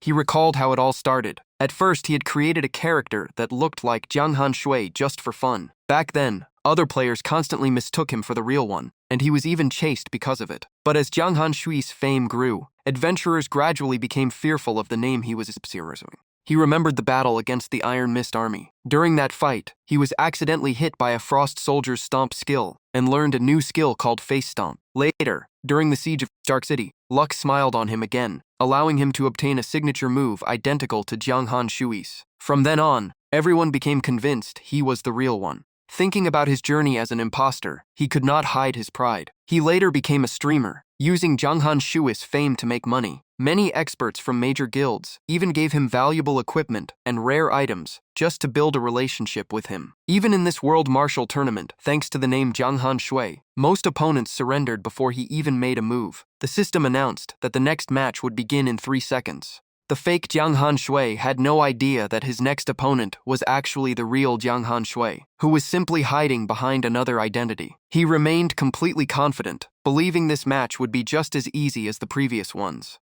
Meanwhile, the real Jiang Han Shui, disguised under another name, struggled to suppress his anger as he watched someone use his identity to deceive others. The imposter gradually sensed that something was wrong. The opponent in front of him showed no fear or hesitation. He immediately sneered and demanded that his opponent surrender to Jiang Han Shui. The real Jiang Han Shui pointed directly at the imposter and exposed him on the spot. He said that even the name the imposter was using was different from the real one, proving he was not the genuine Jiang Han Shui. The crowd below immediately began whispering among themselves. Many admitted that the name did seem suspicious. However, others still doubted it, because Jiang Han Shui's unique face stomp skill was not something just anyone could possess. The real Jiang Han Shui coldly confronted the imposter, demanding that he reveal his true identity and confess how much money he had made by using Jiang Han Shui's name to scam people. The imposter stubbornly denied everything. He claimed the name Jiang Han Shui was simply the result of people mishearing and spreading it incorrectly. He even believed that once he used his signature skill, his opponent would immediately back down.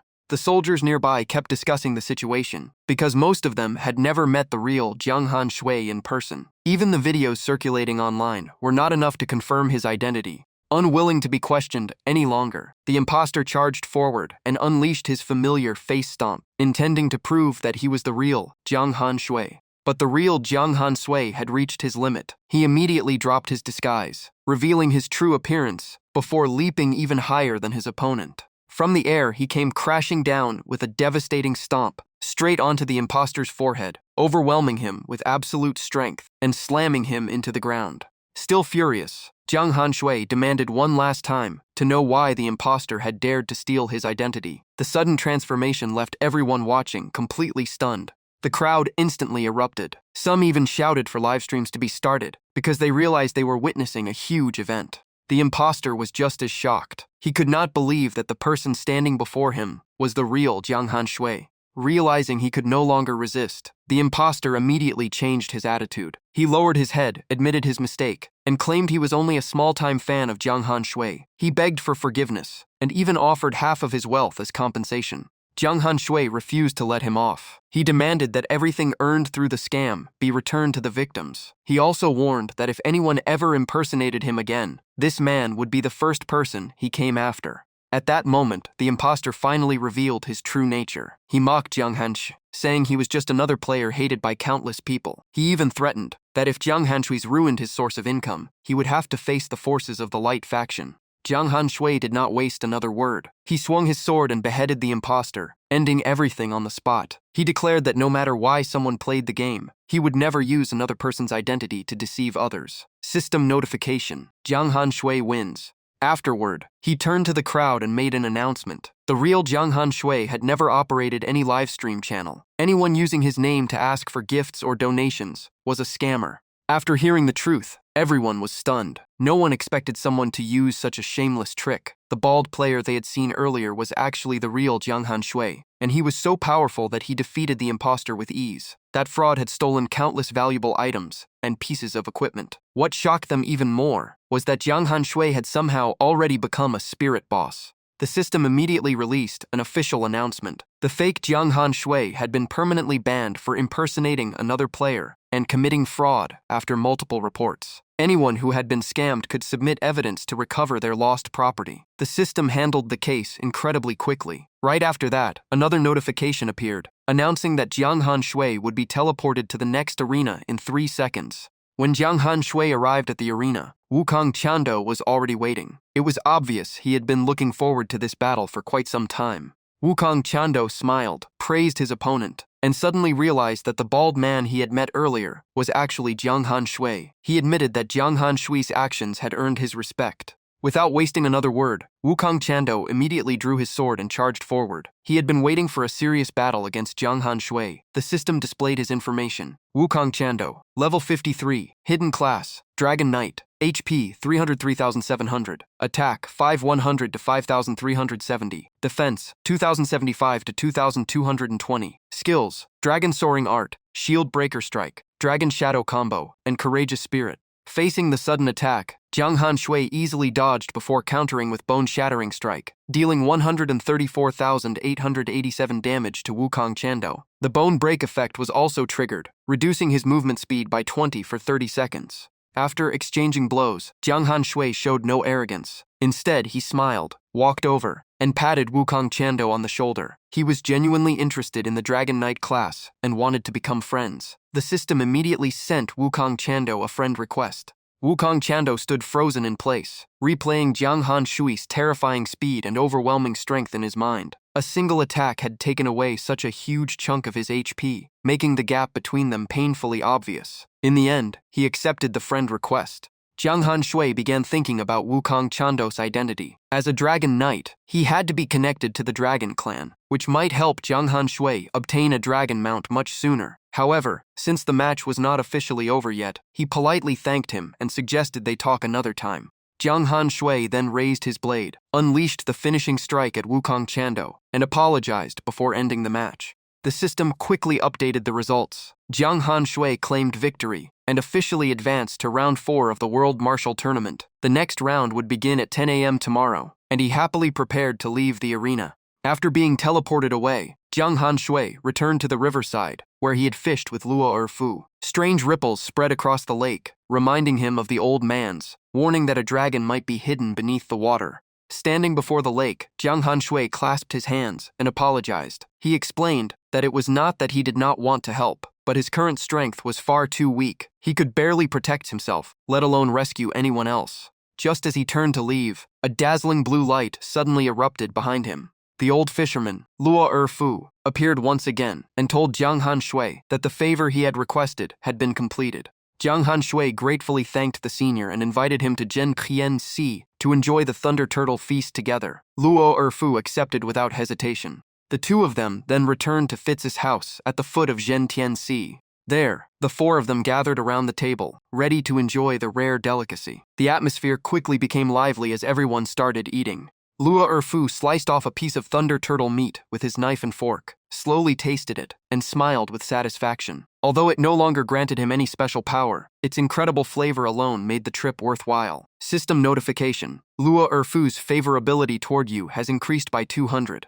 Jiang Han Shui then took his first bite of the special dish. The moment the meat entered his mouth, the system announced, first time consuming Thunder Turtle. Base attack permanently increased by 50. After eating 3 bowls of Thunder Turtle meat, all attributes increase by 20 for 10 minutes. Seeing how powerful the effects were, Jiang Han Shui immediately ate a few more bites. There was no way he would waste such valuable food, so he decided to save 3 portions in his inventory. Luo Erfu reminded him that even cooked meat had a limited storage time. If kept for too long, its effects would gradually weaken. Jiang Han Shui thanked him for the reminder and agreed that it made perfect sense, since fresher food always retained better nutrition and stronger effects. The 4 of them finished every last piece of the Thunder Turtle meat. Before long, the rare feast was completely gone. A while later, Luo Erfu put his bamboo hat back on and prepared to leave. Before departing, he told Jiang Han Shui that he was looking forward to seeing his future achievements. He believed the other demon gods were probably watching the young man as well. He wished Jiang Han Shui continued success. With those final words, Luo Erfu's figure slowly faded away without leaving a trace. Jiang Han Shui turned to the Fitz siblings and said he still needed to continue leveling. He then said goodbye and left. After departing, he was quickly teleported to another area. About 30 minutes later, the system announced that he had entered the Goblin territory. Jiang Han Shui was slightly surprised when he heard the name. Goblins? He tightened his grip on the reins while firmly holding the blood-devouring sword. Ahead of him, groups of green-skinned goblins, carrying crude weapons, slowly surrounded him from every direction.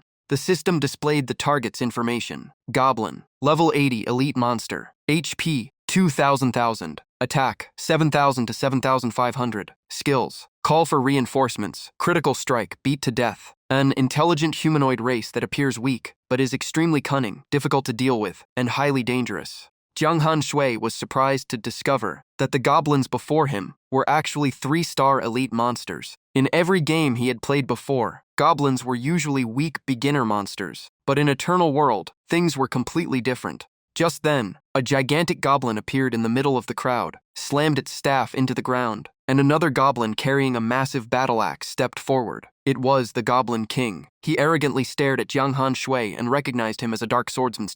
The system immediately displayed his information. Goblin King, level 85 dark gold boss, HP 9,000,000, attack 16,500 to 18,000, skills, advanced fortitude, frenzy, moving axe blade. The ruler of the goblin race, a master of the battle axe, known for being savage, bloodthirsty, ruthless, and incredibly cunning. The Goblin King grinned greedily and ordered his troops to surround Yi Jianghan Shui. He wanted Yi Jianghan Shui's head as an offering to the Holy Church, hoping to escape the dark faction and earn a huge reward.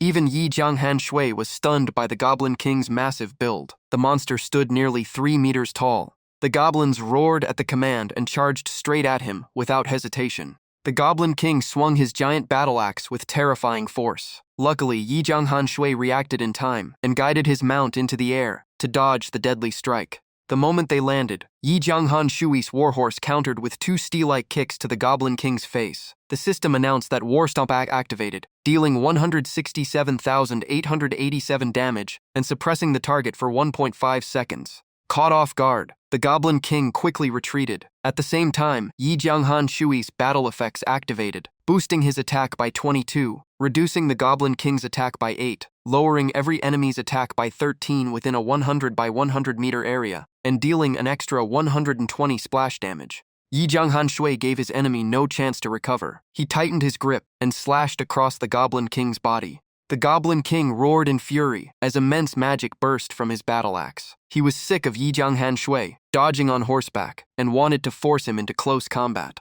The Goblin King raised his battle axe and smashed it into the ground. A giant bolt of lightning ripped across the battlefield, dealing devastating damage to Yi Jianghan Shui. The system announced that the Goblin King used Thunder Axe, landing a critical hit on your mount, dealing 261,420 damage, or 300 damage to you, and reducing your attack by 10. Yi Jianghan Shui finally realized he had underestimated his opponent. After all, this was a level 85 Dark Gold boss, and defeating it was never going to be easy. Instead of keeping his distance, Yi Jianghan Shui dismounted and rushed straight at the Goblin King. He gripped the undead sword and unleashed a deadly slash. The blade struck the Goblin King's leg. The system announced that Bone Breaker activated, dealing 67,451 damage and triggering the broken bone effect, reducing the target's movement speed by 15 for 30 seconds. Furious from the painful hit, the Goblin King spun around and swung his battle axe in a wild rage. "You little brat!" Yi Jianghan Shui became even more excited. His unique second advancement attack skill was truly outstanding against creatures with tough skeletons like goblins.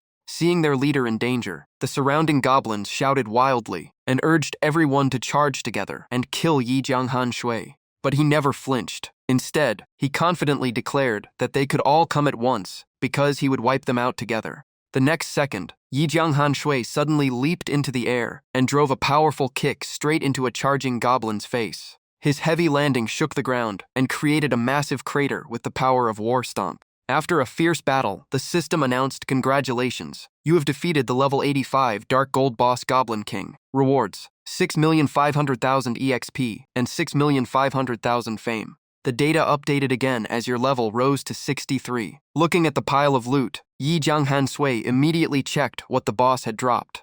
A massive battle axe belonging to the Goblin King appeared before him.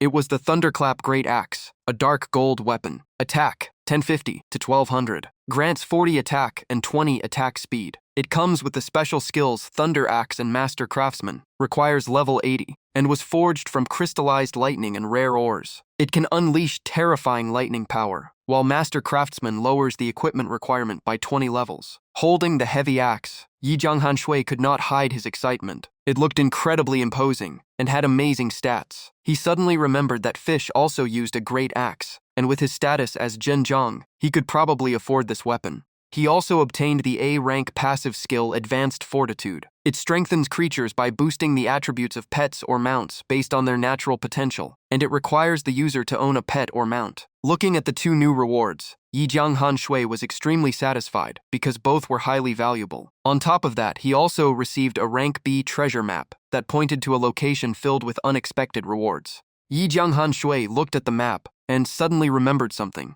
The Rank B treasure map was probably nothing special, but the reward from the Snow Fortress raid seemed far more important.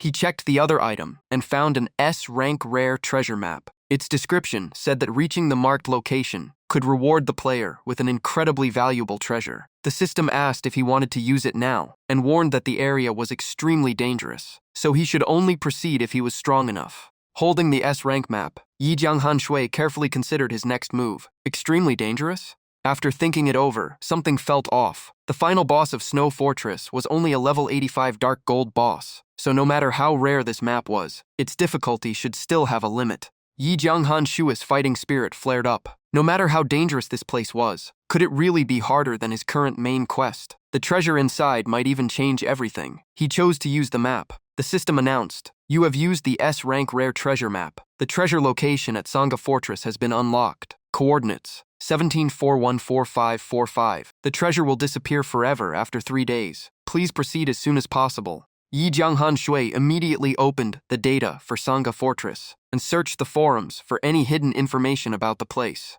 According to the records, Sangha Fortress was a level 1 stronghold deep inside Dark Faction territory. It was a gloomy city built beside a massive abyss, with a mysterious tunnel rumored to lead all the way to hell. The fortress was guarded by the Sangha angel Asura, one of the 10 great demon gods. Yi Jianghan Shui was left speechless. This was far beyond anything he had expected. A level 1 fortress protected by Asura herself made this treasure hunt completely insane. He took out the ancient book and quietly recited its spell to improve his reputation with the Dark Faction. Even if a demon god discovered him, he hoped things would go as smoothly as they had with Lei Erfu. But first, he needed to upgrade his mount. When the system asked whether the dark gold blue scale beast should learn advanced fortitude, he accepted without hesitation.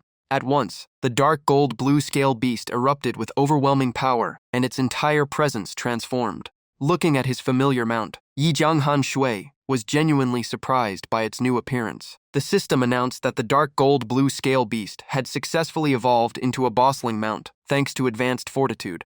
It evolved. The dark gold blue scale beast was now fully mature with a bossling rank. Movement speed increased by 180, mounted attack increased by 75, mounted health increased by 100, toughness increased by 50. It gained 2 special skills, sure-footed and absolute loyalty. Once nothing more than an ordinary donkey, it had absorbed part of a water-killing bloodline through a rare opportunity, transforming into a unique creature with incredible speed and remarkable endurance. Yi Jianghan Shui happily patted its head and sighed. From a bronze-rank donkey to a bossling mount, your luck is truly unbelievable. He quickly climbed onto the dark gold blue scale beast, ready for the real battles ahead. His next destination was Sangha Fortress. Thanks to his mount's incredible speed, Yi Jianghan Shui reached the marked location much faster, although the journey still took quite some time. The system warned that he had entered the dangerous zone, Sangha Fortress. Facing the enormous fortress before him, Yi Jianghan Sui immediately became cautious.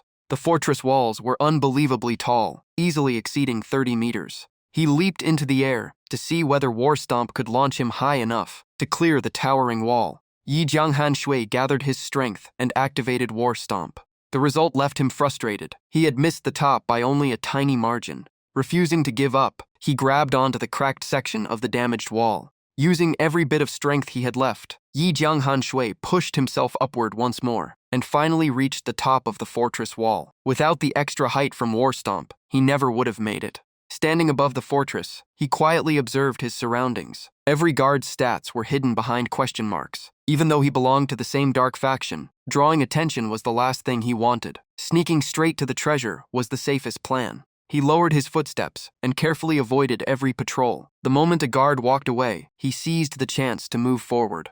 After a long trek, Yi Jianghan Shui finally reached his destination. 5 minutes later, he stood before the city lord's mansion. Staring at the mansion, he could not help feeling nervous. Was he really about to sneak into a demon god's home? Was this treasure map seriously telling him to steal from a demon god's territory? After thinking it through, Yi Jianghan Shui decided not to enter through the front gate. The safer choice was to sneak in through an upper window. The system announced that you have entered the city lord's bedroom. The fallen angel Asura seemed to sense the intruder the instant he stepped into her forbidden chamber. She spoke in a lazy yet intimidating voice as a strange wave of energy swept over him, as if scanning his identity. The system once again confirmed that he had entered the city lord's bedroom. Asura smiled, revealing her sharp fangs. Her stunning beauty carried an overwhelming sense of danger. She looked at him and said, "You have quite the nerve to walk straight into my bedroom." The appearance of the fallen angel Asura completely stunned Yi Jianghan Shui. He wondered if this treasure map was actually serious for sending him straight to one of the 10 great demon gods. He quickly explained, "Wait, I'm a dark swordsman too. We're on the same side." Hearing that, Asura looked slightly surprised and relaxed a little. Yi Jianghan Shui politely greeted her and suggested that there must have been some misunderstanding. However, Asura questioned him in return. Even allies could not casually enter her private room without a good reason. If it was truly a misunderstanding, he needed a convincing explanation. Yi Jianghan Shui immediately remembered the ranking of the 10 great demon gods. Asura was ranked 4th, and that alone forced him to be extremely cautious. With so many terrifying beings above and below her, one wrong word could cost him his life. Without wasting time, Yi Jianghan Shui explained everything. He came only to search for treasure, because the map in his hand pointed directly to the city lord's bedroom. Asura smiled with interest and deliberately teased him. A treasure hunter just happened to run into her bedroom? Her suspicious gaze carefully studied him, wondering whether he was really after treasure or something else. Faced with the dangerously alluring fallen angel, Yi Jianghan Shui almost lost his focus. He joked to himself that if they were not on the same faction, he would probably have to defeat her for justice. Regaining his composure, he insisted that the treasure map had led him here. After hearing his explanation, Asura surprisingly accepted it with ease. Since he was also a dark swordsman, she decided to let him search for the treasure himself. The fallen angel Asura struck a seductive pose and issued a challenge. What if you fail to find it? At that moment, the system asked whether the player wished to accept the treasure hunt quest and displayed its difficulty. Yi Jianghan Shui accepted immediately without hesitation. In a situation like this, refusing was no different from choosing death. As soon as he accepted the quest, new coordinates appeared on the map at 1741, 4545. Seeing the marker, he asked if he could start digging. Asura calmly replied that he could dig as much as he liked without holding back. Yi Jianghan Shui immediately drew the blood-devouring sword and smashed it into the floor, breaking apart the tiles beneath him. As the stone cracked apart, he said, "Then I won't be polite." He kept digging deeper and deeper, but even after a long time, there was still no sign of any treasure. Half an hour passed in complete silence. Watching the scene, Asura chuckled mysteriously and reminded him that beneath her bedroom was no ordinary treasure. It was a hidden chamber where she raised countless ferocious beasts collected from across the world. Even so, Yi Jianghan Shui refused to give up and widened the pit even further. He convinced himself that he simply had not dug deep enough yet, but the longer he dug, the more impatient he became, until he started wondering if the system was playing a cruel joke on him. At last, Asura ran out of patience. She asked if he had finally admitted he could not find the treasure, then calmly asked how he wanted to die. Just as the situation reached its peak, Yi Jianghan Shui suddenly found what he was looking for. He immediately shouted, "I found it." Even Asura was surprised. She never expected a hidden treasure to actually exist inside her own bedroom. Yi Jianghan Shui carefully picked up the item and checked its details. The system displayed Scarlet Star Stone, Immortal Rank. This was an extremely rare natural ore used to forge many kinds of weapons. Even a tiny amount could greatly improve equipment quality, and it could perfectly fuse with other rare ores, making it an ideal material for crafting divine weapons. Yi Jianghan Shui stared at the ore in his hand, unable to hide his shock. So this was a truly legendary treasure. Asura took the Scarlet Star Stone from him and laughed happily. She confirmed it was exactly the material she needed to forge her own divine weapon, and even assumed he had deliberately searched for it to help her. Yi Jianghan Shui could only helplessly explain that it was all a coincidence. He had simply dug up the stone himself. After hearing his explanation, the fallen angel Asura merely smiled mysteriously, clearly not convinced. She then gently plucked a feather from her beautiful black wings and handed it to Yi Jianghan Shui. Since he had helped her recover such an important forging material, she had no intention of letting him leave empty-handed. Yi Jianghan Shui carefully accepted the gift. The system immediately announced that the treasure hunt quest was complete, rewarding him with the S-rank Sangha Wing. The system displayed the item's description, S-rank Sangha Wing. Although it was only a single feather from the fallen angel's wings, its power was nearly equal to a complete pair of angel wings. Upon activation, the player could freely fly for 30 minutes. During that time, all attributes increased by 20. The item could be used 3 times, with all 3 uses remaining. Yi Jianghan Shui was stunned by its incredible effect. A single feather granted the power of flight, making it an extraordinarily valuable treasure. Used at the right moment, especially against enemies who could only fight on the ground, it would give him a massive advantage. Asura explained that the Sangha Wing was her gift of thanks for helping recover the Scarlet Star Stone. She also added that, at his current dark gold level, almost no one besides her could grant him such powerful temporary flight. Yi Jianghan Shui immediately thanked her. He believed this treasure would become a crucial advantage in his upcoming battle against the god Uriel. Asura casually replied that there was no need for thanks, because it was simply a fair exchange. If he had failed to find the Scarlet Star Stone, she probably would not have killed him, but he certainly would not have escaped punishment. She then admitted she was looking forward to watching his battle against Uriel, and this gift was meant to make that fight more balanced and entertaining. Yi Jianghan Shui froze for a moment. Was it not just Asura? Were other powerful beings planning to watch his battle too? Players were usually the spectators while NPCs fought, but this time he had become the main attraction. Asura looked genuinely excited. After all, Uriel was a true god, while his opponent was merely a mortal dark swordsman. Whether someone like him could resist divine judgment was a spectacle worth seeing. Hearing that only made Yi Jianghan Shui feel even greater pressure. Facing an actual god, he had truly thrown himself into an unbelievably insane challenge. Asura lazily covered her mouth with a yawn and declared that everything was finished. It was time for him to leave Tang Haida's room. Before Yi Jianghan Shui could figure out what she meant, a black spatial vortex suddenly appeared and swallowed him whole. The next instant, he was thrown straight into an icy river. Yi Jianghan Shui surfaced from the freezing water, grumbling about the woman's unpredictable personality. Still, his objective was complete. Now he only needed to return to Tianhai Town and sell the Thunder Axe to Fitz. It would greatly increase Fitz's strength. After that, Yi Jianghan Shui headed back to where Fitz was training. In Tianhai Town, Fitz was rigorously drilling his soldiers, refusing to let anyone slack off. Fitz kept pushing everyone to unleash their full strength. He even ordered all of them to attack him at once for another round of training. The soldiers were already exhausted after the brutal drills. They begged Fitz for a break because he had been fighting all 50 of them non-stop, but Fitz refused. Tianhai Town was the front line between the light and dark factions, and if they wanted to protect their families, they had to keep getting stronger. As soon as Fitz noticed Yi Jianghan Shui, he stopped the training and greeted him. "Brother, what brings you here this time?"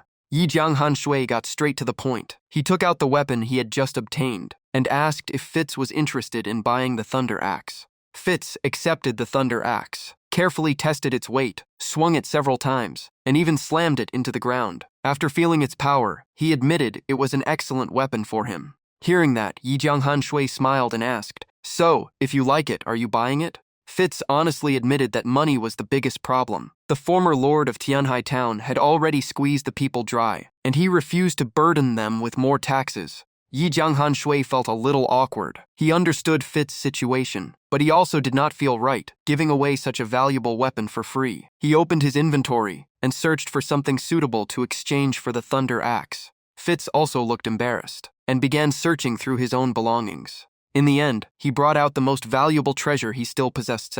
It was a family heirloom that he had planned to save until he found the right skill to use it on. Yi Jianghan Shui curiously accepted the gem. The system immediately displayed its information. Time Gem, S rank. Legend says it contains a fragment of a god's understanding of the laws of time, allowing its owner to sense the flow of time itself. Special effect. Permanently reduces the cooldown of one selected skill by 30 to 60, depending on the skill's rank. Yi Jianghan Shui was completely stunned. A permanent cooldown reduction was something every player dreamed of. He looked at Fitz in amazement. How could such a small frontier tribe possess so many divine relics? After a moment of thought, Yi Jianghan Shui accepted the Time Gem and agreed to the trade. He shook Fitz's hand and sincerely thanked him. No need for formalities. We're family. Even so, Fitz still felt guilty. He believed the Thunder Axe was nowhere near as valuable as the Time Gem. If Yi Jianghan Shui truly wanted it, he would gladly give it away. But the tribe's rules did not allow such an unfair trade. Yi Jianghan Shui understood the importance of that rule. Fair trades were absolute, even among the native inhabitants. He asked if he could owe the difference for now.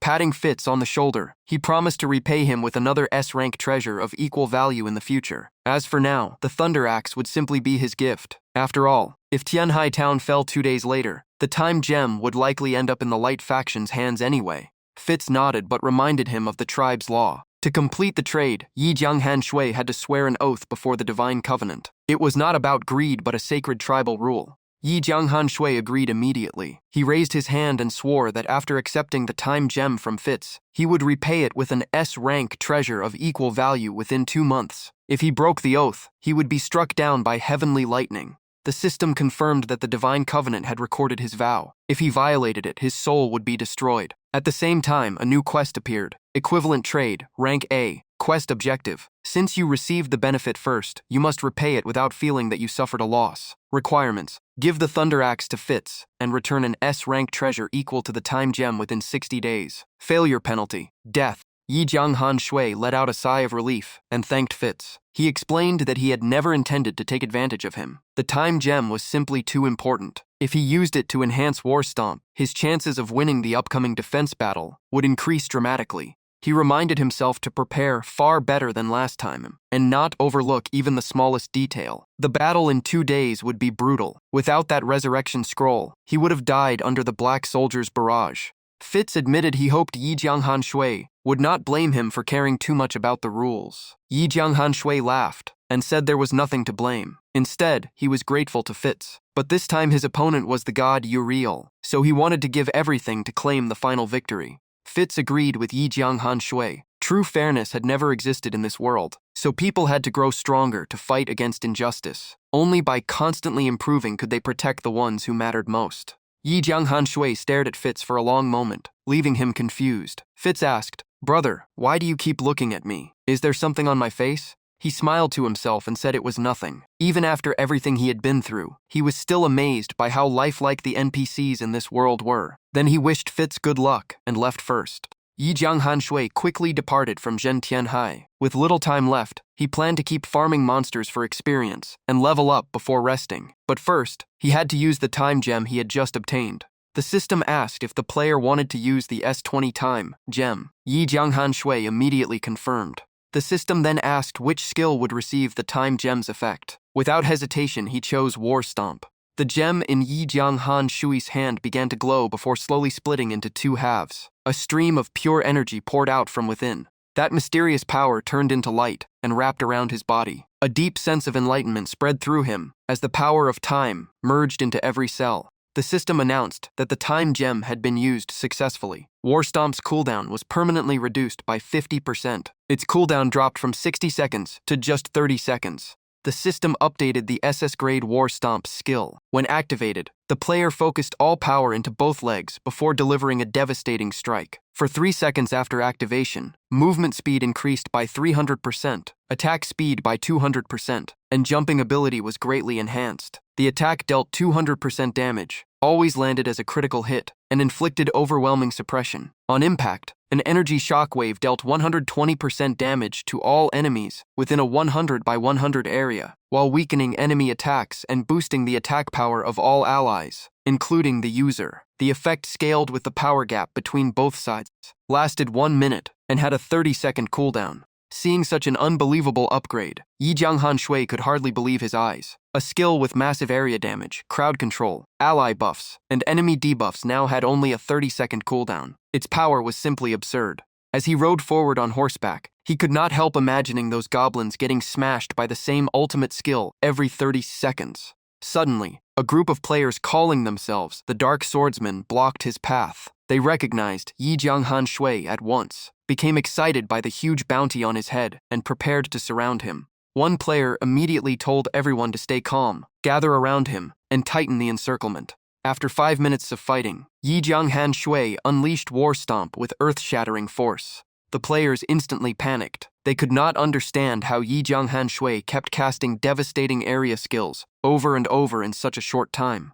The system announced that Yi Jianghan Shui had reached level 64. He smiled confidently because after War Stomp's cooldown was cut in half, his leveling speed had skyrocketed. The monsters were wiped out before they could even fully spawn. He decided to stop for today since tomorrow he had to prepare for the battle to secure a top 100 spot. The next day, the system announced that Round 4 of the World Martial Tournament had officially begun. This round would decide the top 100. All previous losses were reset. Every player had 4 new losses available, and opponents would be matched randomly until the strongest 100 players remained. Yi Jianghan Shui quietly assessed the situation. Now that the tournament had reached the top 100 stage, the number of players had dropped sharply, and the arena had become much larger. Everyone still standing was a true elite, and there were no easy opponents left. A mysterious figure flickered in and out of sight as he approached. In a hoarse voice, he called out to Yi Jianghan Shui. The thief had heard that Yi Jianghan Shui could detect hidden enemies, so he deliberately challenged him. He wanted to see if Yi Jianghan Shui could really find his location.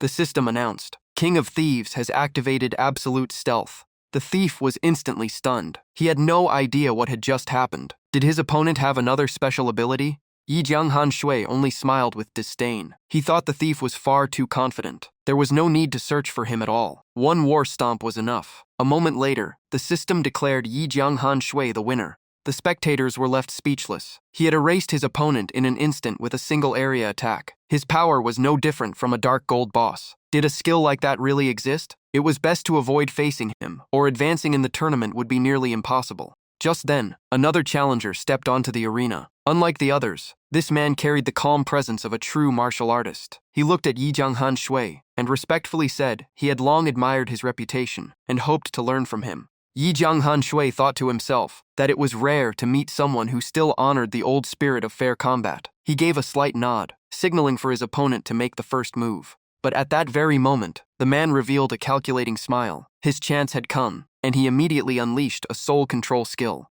An invisible energy chain shot from his hand and instantly wrapped around Yi Jianghan Shui's wrist. His expression changed as he was caught completely off guard. The system announced, "The opponent has successfully used soul control on Yi Jianghan Shui." The man burst into laughter, convinced Yi Jianghan Shui had been too careless. If Yi Jianghan Shui had attacked first, he would never have had a chance. But now, all he needed to do was throw him off the arena to win. Changxiang Xishou, level 52. Hidden class, Soul Controller. Yi Jianghan Shui gritted his teeth and smiled. He admitted the plan was clever. But did his opponent really think these chains could hold him?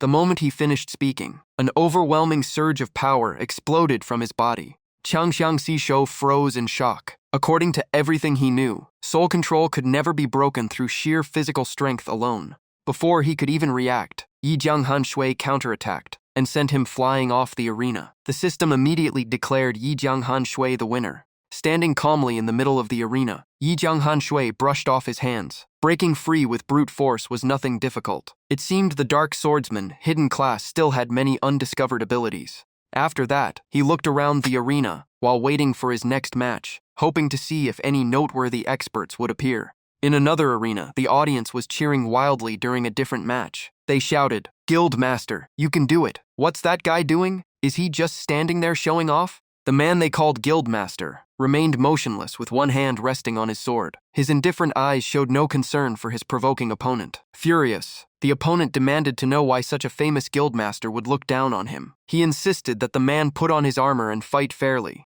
The young man named One Jug of Old Wine let out a quiet sigh. His tone was lazy but filled with confidence. He explained that he was not looking down on anyone. Wearing armor would only slow down his sword strikes. After speaking, he casually brushed back his hair with complete confidence. One Jug of Old Wine, level 57. Special hidden class, Holy Shadow. He added that every battle was a serious fight to him, so there was no need for his opponent to worry. The other player became furious, believing he was unbearably arrogant. He charged forward and unleashed a relentless barrage of attacks at One Jug of Old Wine. Before anyone could even see what happened, a flash of light burst across the arena like a bolt of lightning. In the next instant, One Jug of Old Wine's opponent was sent flying off the stage. His HP instantly dropped to 0. The entire audience was stunned because the match ended so quickly that almost no one saw the attack. The system announced, "One Jug of Old Wine is victorious."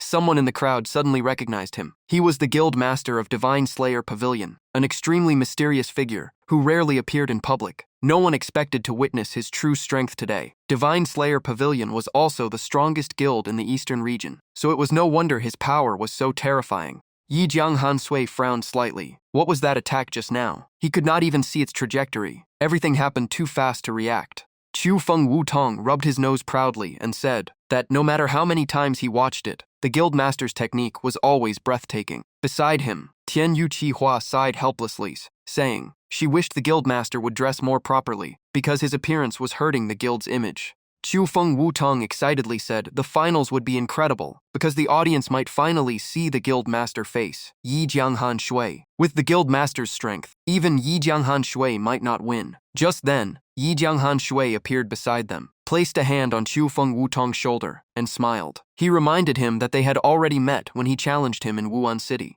Chu Feng Wutong jumped in surprise and turned around. Only then did he realize Yi Jianghan Shui had also come to watch One Jug of Old Wine fight. At the same time, One Jug of Old Wine turned his head. His sharp gaze immediately locked onto Yi Jianghan Shui. The surrounding crowd instantly became restless and rushed over to watch. No one expected Yi Jianghan Shui to be here watching one jug of old wine's match. With two top experts appearing together, everyone wondered which one was truly stronger. One jug of old wine slowly raised his sword and pointed its tip directly at Yi Jianghan Shui. His lazy expression remained unchanged, but his eyes burned with fighting spirit. He said he had heard Yi Jianghan Shui's name for a long time and never expected to meet him today. His excitement only grew stronger as he hoped the man before him would not disappoint. Yi Jianghan Shui calmly replied that if his opponent was one jug of old wine, he would fight with everything he had. The system announced that the next match would begin in 3 seconds, and all players would be teleported into the arena. Yi Jianghan Shui wondered why one jug of old wine did not wear any defensive gear. Was he really so confident in his speed that no one could touch him? This man would definitely be one of the toughest opponents in the finals. Qiu Feng Wutong stepped onto the arena, but the moment he saw Yi Jianghan Shui as his opponent, he let out a long sigh. Feeling helpless, he immediately surrendered. He had planned to rely on Crimson Flame Fury to climb higher in the rankings, but he had encountered Yi Jianghan Shui far too early. Qiu Feng Wutong added that even against their guild master, Yi Jianghan Shui might not win, despite having the advantage in level and attributes. Hearing that, Yi Jianghan Shui quietly asked, "What exactly is that special trump card?" Qiu Feng Wutong instantly became cautious. There was no way he would reveal such an important secret. He even joked that Yi Jianghan Shui was far too cunning. After saying that, Qiu Feng Wutong left the arena, but he could not stop wondering what the future battle between the strongest adventurer of the light faction and the greatest expert of the dark faction would look like. The thought alone filled him with anticipation. The system confirmed that Qiu Feng Wutong had surrendered, and Yi Jianghan Shui won the match. Yi Jianghan Shui thought to himself that this guy really knew how to keep a secret. Since there was no other choice, he decided to wait until the tournament ended and search the forums for more information before continuing with his remaining matches. Victory notifications rang out one after another as Yi Jianghan Shui's name kept appearing across the system announcements. The system confirmed yet another victory for Yi Jianghan Shui. The system congratulated Yi Jianghan Shui for advancing to the World Martial Tournament Top 10 Finals. The championship matches would officially begin at 10 a.m. tomorrow, where the champion, runner-up, and third-place finisher would be decided. Players were advised to prepare. Yi Jianghan Shui immediately thought about one jug of old wine. He wanted to see if the forums contained any useful information about him. After searching for a while, Yi Jianghan Shui was puzzled by how little information existed about one jug of old wine. The man almost never appeared in public, yet he had built Divine Slayer Pavilion into the strongest guild in the eastern region. He was clearly no ordinary person. The forums were also filled with posts about one jug of old wine challenging Yi Jianghan Shui, speculation about his true identity, and discussions about how Divine Slayer Pavilion had become so powerful. After thinking it over, Yi Jianghan Shui decided to stop digging. Since there was no valuable information, he would spend the remaining time gathering useful items instead. He then used a Grade B treasure map. The system revealed the treasure's coordinates as 371,149. The location would disappear in 3 days, so the player needed to claim it as soon as possible. 15 minutes later, deep inside a quiet forest, Yi Jianghan Shui kept digging. At last, his shovel struck something solid beneath the ground. He grinned, knowing he had found the treasure. He carefully cleared away the last layer of dirt. The system announced that he had obtained a Grade B Advanced Pet Capture Stone. This item had a much higher success rate than ordinary pet capture stones. Holding the stone in his hand, Yi Jianghan Shui felt the trip had been worthwhile. He still did not know how much the success rate increased, or when the pet system would open, but at least he had not returned empty-handed. Looking at his current advantages, including Sanga's Feather, Ba Lei Ding Meat, and the massive upgrade to War Stomp, he decided it was time to claim the first kill of a Dark Gold boss. The system displayed the discovered Dark Gold bosses: Queen Janna, Giant Spirit Elder Guanglang, Saintix, and Giant Spirit Slacker Maon. The world of Eternity was enormous, so exploration players often recorded the locations of monsters and bosses before sharing them on the forums. So far, only 5 players had earned a Dark Gold boss first kill. Aside from Yi Jianghan Shui, almost no one else could challenge these giant spirit bosses at this stage. After checking the list, Yi Jianghan Shui felt that Giant Spirit Slacker Maon looked like the weakest target. It was also the closest one to his current location. Without hesitation, he chose it as his next target. About 40 minutes later, deep inside a cold and deserted forest, a middle-aged man with an exhausted expression appeared before him. The man leaned against an ancient tree, looking completely drained. Half asleep, he muttered unconsciously, "No, stop making me work. I am so tired.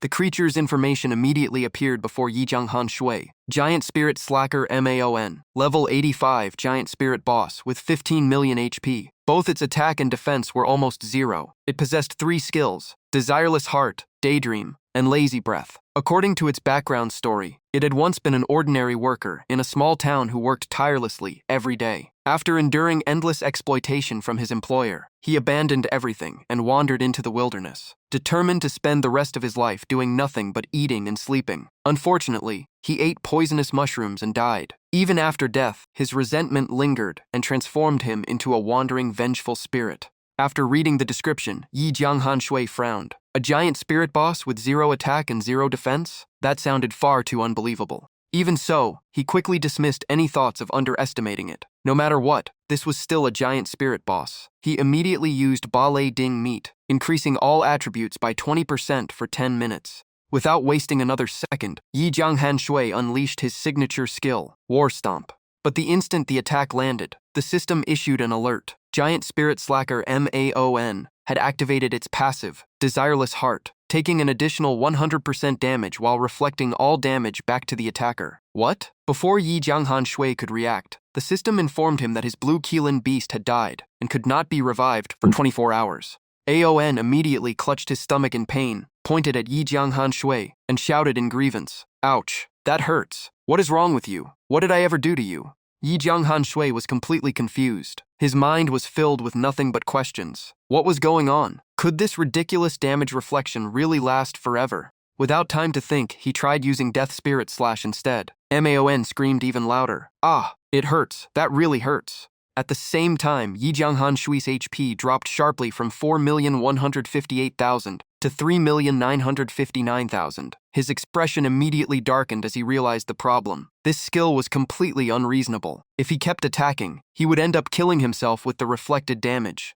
Annoyed by the repeated attacks, Semoen angrily shouted, "You idiot! I already told you it hurts. If you will not stop, I will punch you to death." The system then announced that Giant Spirit Slacker MAON had activated Daydream. Its next attack gained 999,999 bonus attack, dealt an extra 2,000% damage, and was guaranteed to crit. Yi Jianghan Shui's eyes widened. Such a terrifying skill? He immediately activated Breeze Protection and Black Flame Seal, yet he still could not avoid the incoming blow completely. The punch rushed straight toward his face, with overwhelming force, making it feel like his head was about to split apart. Yet a few seconds later, Yi Jianghan Shui froze. The actual pain was nowhere near as terrifying as the system announcement suggested. MAON burst into laughter and said, "Got you, fool." Only then did Yi Jianghan Shui realize the skill was nothing more than a psychological bluff. It sounded unbelievably terrifying, but in reality, it dealt almost no damage at all. The system announced that Yi Jianghan Shui used Tickle Strike on Giant Spirit Slacker MAON, reducing its movement speed by 30% for 5 seconds.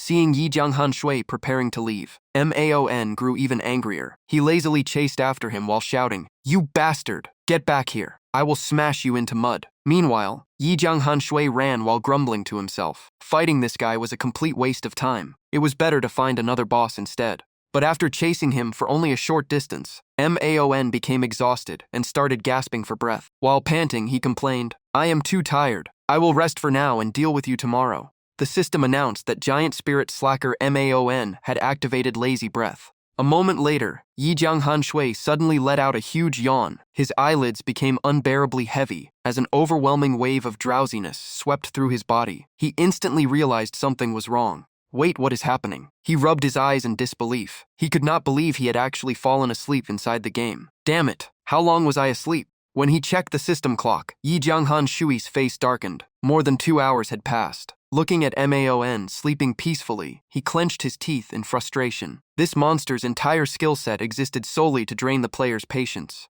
Watching MAON continue snoring away, Yi Jianghan Shui suddenly had another idea. If normal attacks could not defeat him, then maybe another method would work. After thinking for a moment, he suddenly shouted, "Hey, MAON, look at yourself. How can you sleep so peacefully? I heard your former coworker, Rak, already bought a huge mansion in a first-tier city." AON lazily turned his head. His eyes were barely opened as he answered indifferently, "Who cares about him? That has nothing to do with me. I do not care about anything anymore. I am happy just lying here every day." Realizing that material temptation was useless, Yi Jianghan Sui immediately changed tactics. He took a deep breath and imitated the voice of a strict supervisor. "Man, what are you doing here? Have you finished your assigned work? How dare you sleep on the job?" At that instant, Man's HP bar suddenly moved. Giant Spirit Slacker Man, level 85. HP, 14,890,000 out of 15,000. He slowly sat up and stared blankly at Yi Jianghan Shui, as if something had suddenly come back to him. The system immediately announced, "Your words dealt 109,861 mental damage to Giant Spirit Slacker Man." Seeing that the plan was working, Yi Jianghan Shui fully committed to the act. With a cold and intimidating expression, he declared, "That is right. I am the special inspector sent by the factory owner to investigate your work performance." He continued mercilessly, "It is already nighttime, yet you abandoned your job just to sleep. Do you realize that because of your laziness, everyone else has been forced to work overtime? What have you ever contributed to the alliance or the team?" Every sentence struck Man's deepest weakness, causing his HP to keep dropping. His painful memories triggered. Man exploded in anger. His face turned bright red as he shouted back, "What do you know? I devoted 20 years of my life, working every single day without rest, and my monthly pay was not even worth 10 silver coins. Why should I keep sacrificing my life for people like them?"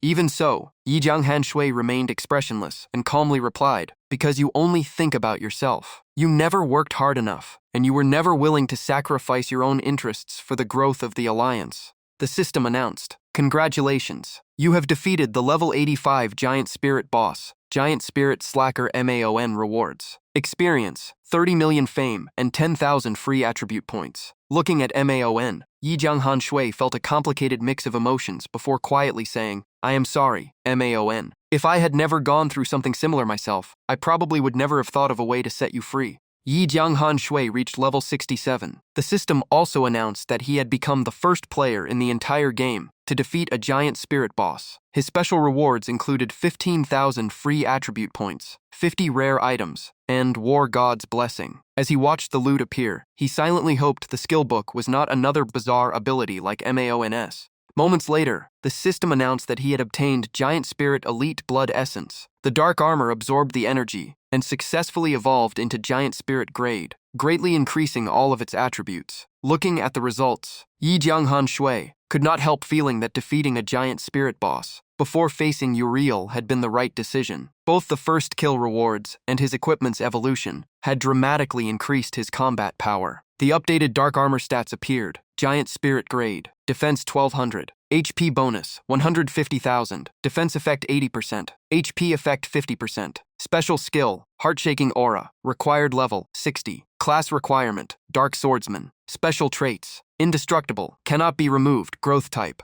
Curious, Yi Jianghan Shui picked up the skill book to inspect it. It turned out to be a grade B active skill called Daydream. The description read, "Even if dreams are nothing but illusions, no one has the right to stop others from chasing them." Effect: if the target is no more than 50 levels above the user, you can generate a fake system notification to deceive and confuse them. The price is that your next attack will deal exactly 1 point of damage. No requirements to learn. Cooldown, 1 day. Looking at the new skill, Yi Jianghan Shui could not help sighing. It was only a grade B trick skill, while Man's other abilities, like Desireless Heart and Lazy Breath, were clearly much more valuable. Even so, he quickly comforted himself. If players could freely obtain overpowered skills, the game would not be fun anymore. Besides, if used at the right moment, Daydream could still become a life-saving trump card. The system confirmed that Yi Jianghan Shui had successfully learned Daydream. Besides the skill book, the boss also dropped a cloak and a staff. Fantasy Cloak, Giant Spirit Grade, HP 50,000, Defense 220, Defense Effect 40%, HP Effect 20%, Durability 30%, Special Skill, Swift Step, required level, 80. According to its description, it once belonged to an unnamed hero who bravely challenged Man, but ultimately fell in battle, leaving the cloak behind.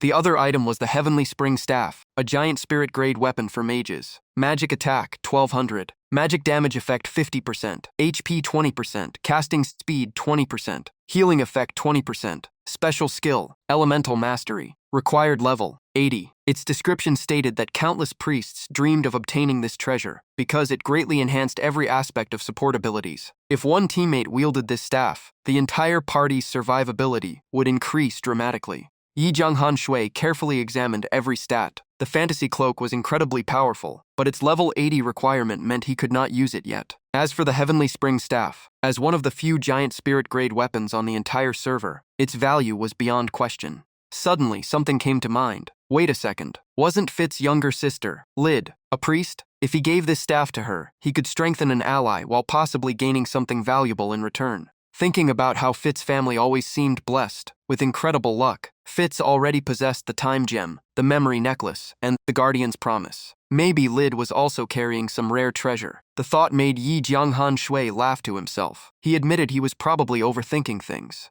Holding the War God's Blessing Scroll, he decided to inspect this important giant spirit reward before returning to Zhentian Hai. The system displayed, War God's Blessing, Grade S item. Receive the blessing of the God of War and gain deeper insight into combat, greatly improving mastery over battle techniques. Effect, select one skill to enhance. The chosen skill gains a 50 to 150% increase in effectiveness, depending on its original quality. The moment he saw the scroll's effect, Yi Jianghan Shui's eyes lit up. This item could directly strengthen a skill, without any complicated requirements. After thinking it over, he decided not to save it for some unknown future quest. There were too many uncertainties ahead, and there was only one skill truly worthy of this upgrade. The system announced, "You have used the Grade S item War God's Blessing. Please choose a skill to enhance."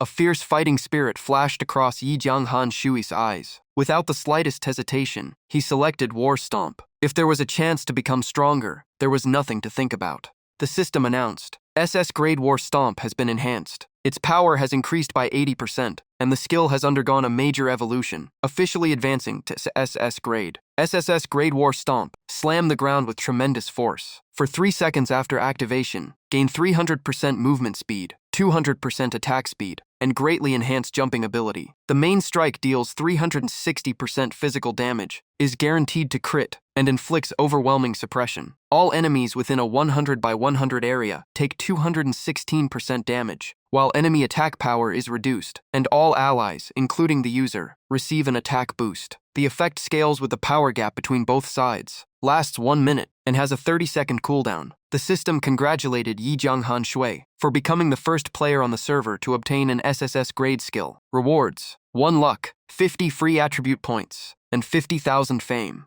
Looking at the string of system notifications, Yi Jianghan Shui clenched his fists in excitement. Not only had his damage increased dramatically, but his signature skill had officially entered the incredibly rare SSS rank. Feeling his newfound power, he laughed out loud. Just as expected, good opportunities should never be delayed. It was time to return to Zhentian Hai. As soon as he arrived at Zhentian Hai, Yi Jianghan Shui spotted a familiar figure in the distance. He immediately ran over and called out, "Fitz." Hearing his voice, Fitz stopped training, turned around and smiled. "Brother, you are back again. What brings you here this time?" Yi Jianghan Shui looked Fitz over and nodded with satisfaction. "Not bad. You have grown much stronger." Fitz happily replied, "It is all thanks to the axe you gave me. I can now train in areas with stronger monsters, and have even found some better equipment." Seeing Fitz's progress, Yi Jianghan Shui felt relieved. "Good. I am glad it helped. By the way, where is your sister Lid?" Fitz proudly answered, "She has been studying under the only gold rank priest in Zhentian Hai. Her affinity with the light element is unbelievably high. In just 2 days, she has already become a bronze rank mage. Her future is definitely bright."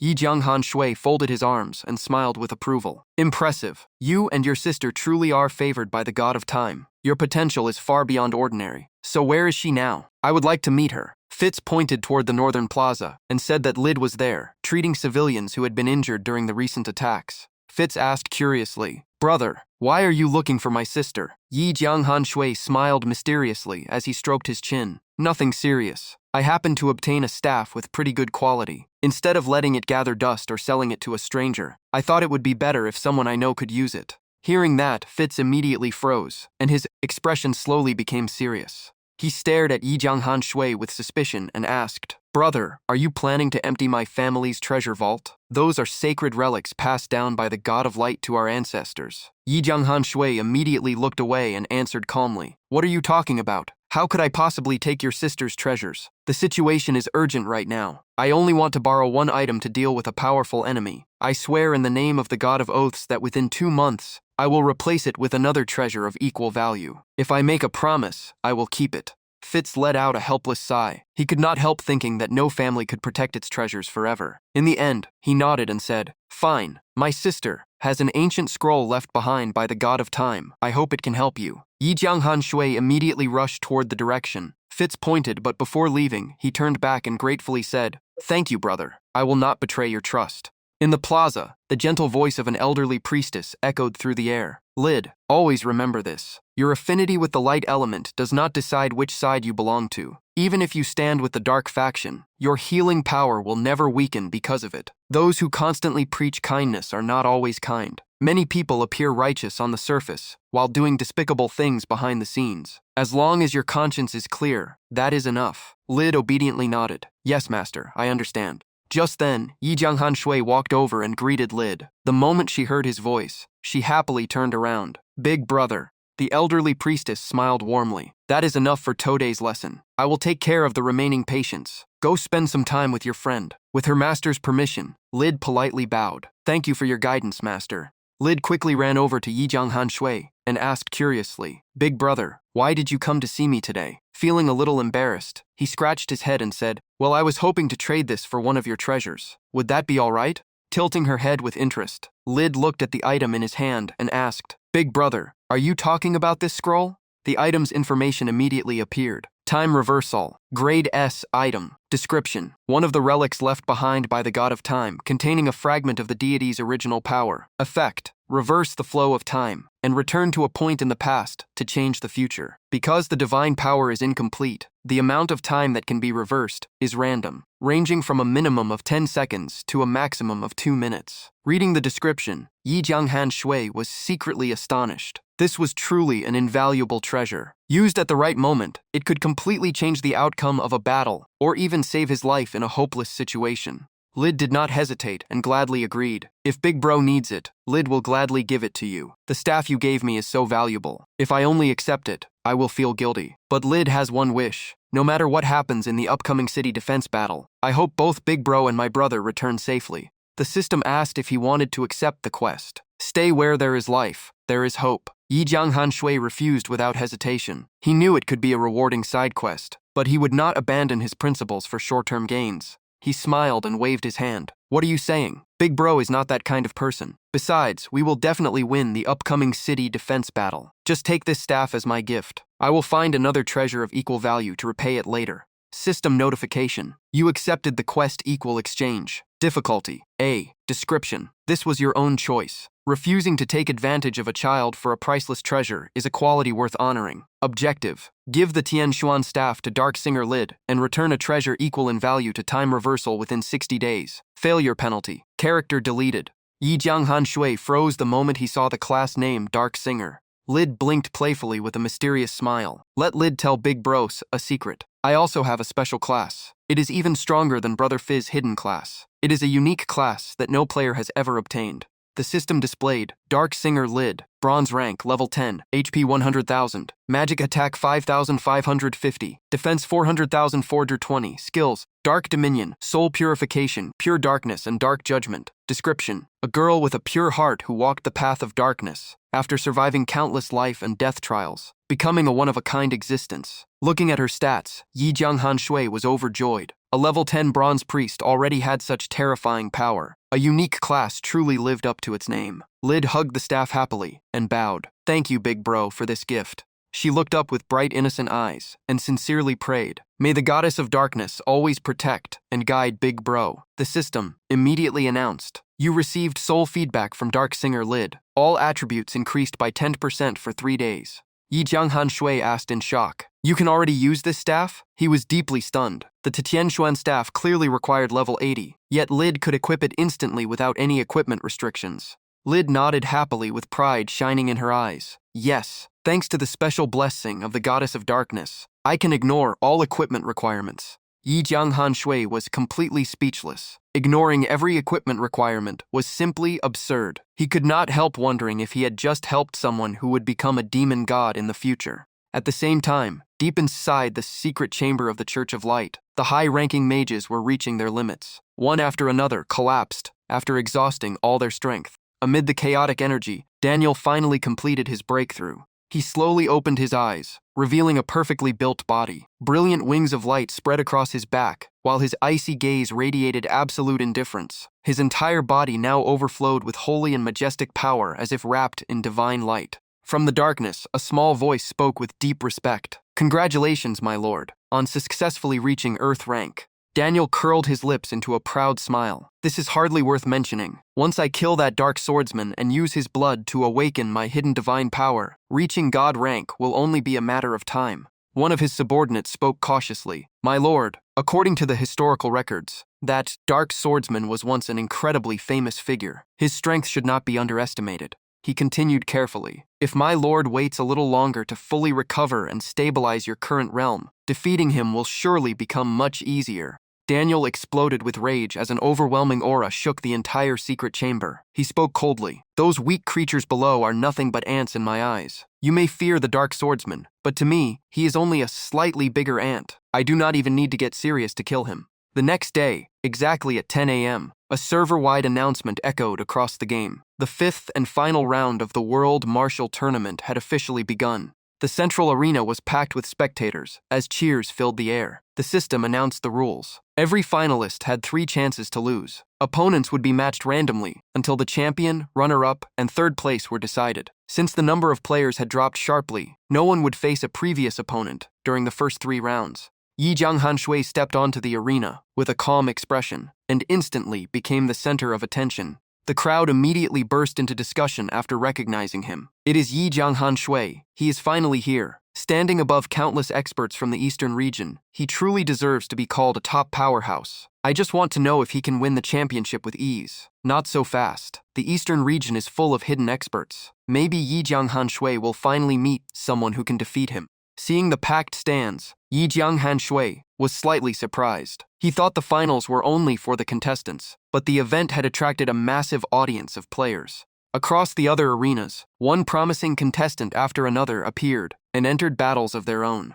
A middle-aged man looked around in surprise after noticing countless eyes watching his match. He was Luan Shi Tianxia, level 50, with the special class support Gale. Standing across from him was a tall knight. He encouraged his teammate not to feel pressured and to attack with everything they had. This man was Tu Sha Renjian, a level 55 holy knight with 51400 HP, 3,583,890 attack, and 3,992,415 defense. His skills included Holy Combo, Holy Spear, Holy Shield, Blessing of Holy Light, and Divine Radiance technique. Yi Jianghanshui quickly recognized Luan Shi Tianxia as someone he had met before. If that man was called the guild leader, then Tu Sha Renjian had to be the leader of the Chunying Alliance. After all, they had history. Back in the beginner village, the Chunying Alliance had repeatedly sent players for him to wipe out, giving him over 1,000 kills. Luan Shi Tianxia wasted no time. He shouted and immediately unleashed a counterattack. Violent winds swirled around him before gathering into a massive tornado. The storm carried countless wind blades that surged forward, forming a deadly wall of defense across the battlefield. But Tu Sha Renjian did not back down. He charged straight through the storm of blades and rushed directly at his opponent. Everyone watching was stunned. He actually dared to stand inside the blade storm and take continuous damage. That terrifying amount of HP alone was enough to leave anyone speechless. Seeing his opponent closing in, Luan Shi Tianxia instantly changed tactics and cast Storm Shield. A barrage of razor-sharp wind blades burst outward from the tornado. Tu Sha Renjian was caught off guard but reacted in time. Unfortunately, it was already too late. Meanwhile, on Yi Jianghanshui's arena, his opponent stared in shock after seeing a complex skill dismantled with ease. He never imagined the move could be used so flexibly. Yi Jianghanshui's skill was truly incredible, but Yi Jianghanshui simply raised his sword and replied that it was nothing more than luck. A moment later, he ended the match with a precise sword strike aimed straight at his opponent's head. The system immediately announced that Yi Jianghanshui had won. The audience erupted in excitement. His mastery of skills had reached an unbelievable level. Another spectator argued that no one could keep earning server first achievements through luck alone. Had Yi Jianghanshui really relied on his own strength from the very beginning, passed all 7 talent trials, and awakened an SS rank talent? Yi Jianghanshui calmly waited for the next match, while wondering if anyone besides Yi Hujugu would be worthy of his attention. At the same time, fierce battles continued across the other arenas. A mage continuously fired energy spheres from his staff before finally defeating his opponent. The system announced that Mage Roger had won. Standing in the waiting area, Yi Jianghan Shui quietly observed and evaluated every contestant. Another match ended with a massive explosion, and the system announced that Blast Heaven and Earth had claimed victory. After watching those two battles, he concluded that none of the contestants had shown anything truly remarkable yet. In the next match, Yihu Jiugu stepped onto the arena. Compared to before, his aura and physique had grown much stronger. Looking at his opponent, he sighed in disappointment and said it was a shame he was not facing Yi Jianghan Shui. From the stands, Yi Jianghan Shui watched closely. He wanted to see if Yihu Jiugu could really dodge every skill again. The moment Yihu Jiugu's opponent saw him, he became visibly cautious. Even before the fight, he had heard about his strange and unpredictable evasion. Not wanting to waste time testing him, the opponent attacked first with the skill Flame Burial. The caster was Da Shen Kel, level 51, with the special class Flame Priest. The audience stared in disbelief. Inside the large area attack that dealt constant damage, Yihu Jiugu moved like a shadow and dodged every single hit. No one understood how he did it. No wonder he was confident enough to challenge Yi Jianghan Shui. Yi Jianghan Shui carefully studied every movement and every dodge. Although he still could not uncover the full secret, the battle proved that Yihu Jiugu could avoid most attacks. He began to wonder if his own skills would also be dodged. Was the Holy Shadow class created specifically to counter the Dark Swordsman?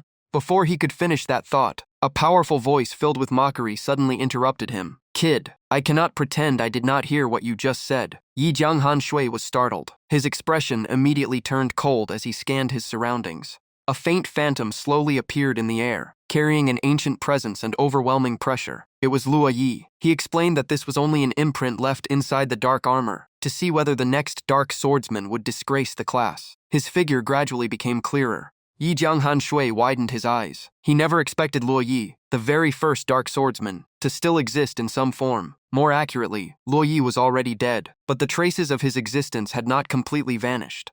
Luo Yi now appeared only as a projection from another dimension. He looked dissatisfied and told Yi Jianghan Shui that the Dark Swordsman had never been truly countered. He had planned to appear only when his successor was facing certain death, but after hearing those conclusions, he simply could not stay silent. Luo Yi continued with an annoyed expression. "This imprint does not have much time left. To keep it simple, the Dark Swordsman's greatest trump card is Dark Reincarnation. Go read the skill description carefully." Yi Jianghan Shui immediately nodded and said he understood before asking if there was anything else. But Luo Yi's projection had already begun to fade. At the same time, the system announced that his next match was about to begin. Following the system's instructions, Yi Jianghan Shui returned to the main arena. The moment Yihu Jiugu saw him, his eyes lit up with excitement. The battle he had been waiting for had finally arrived.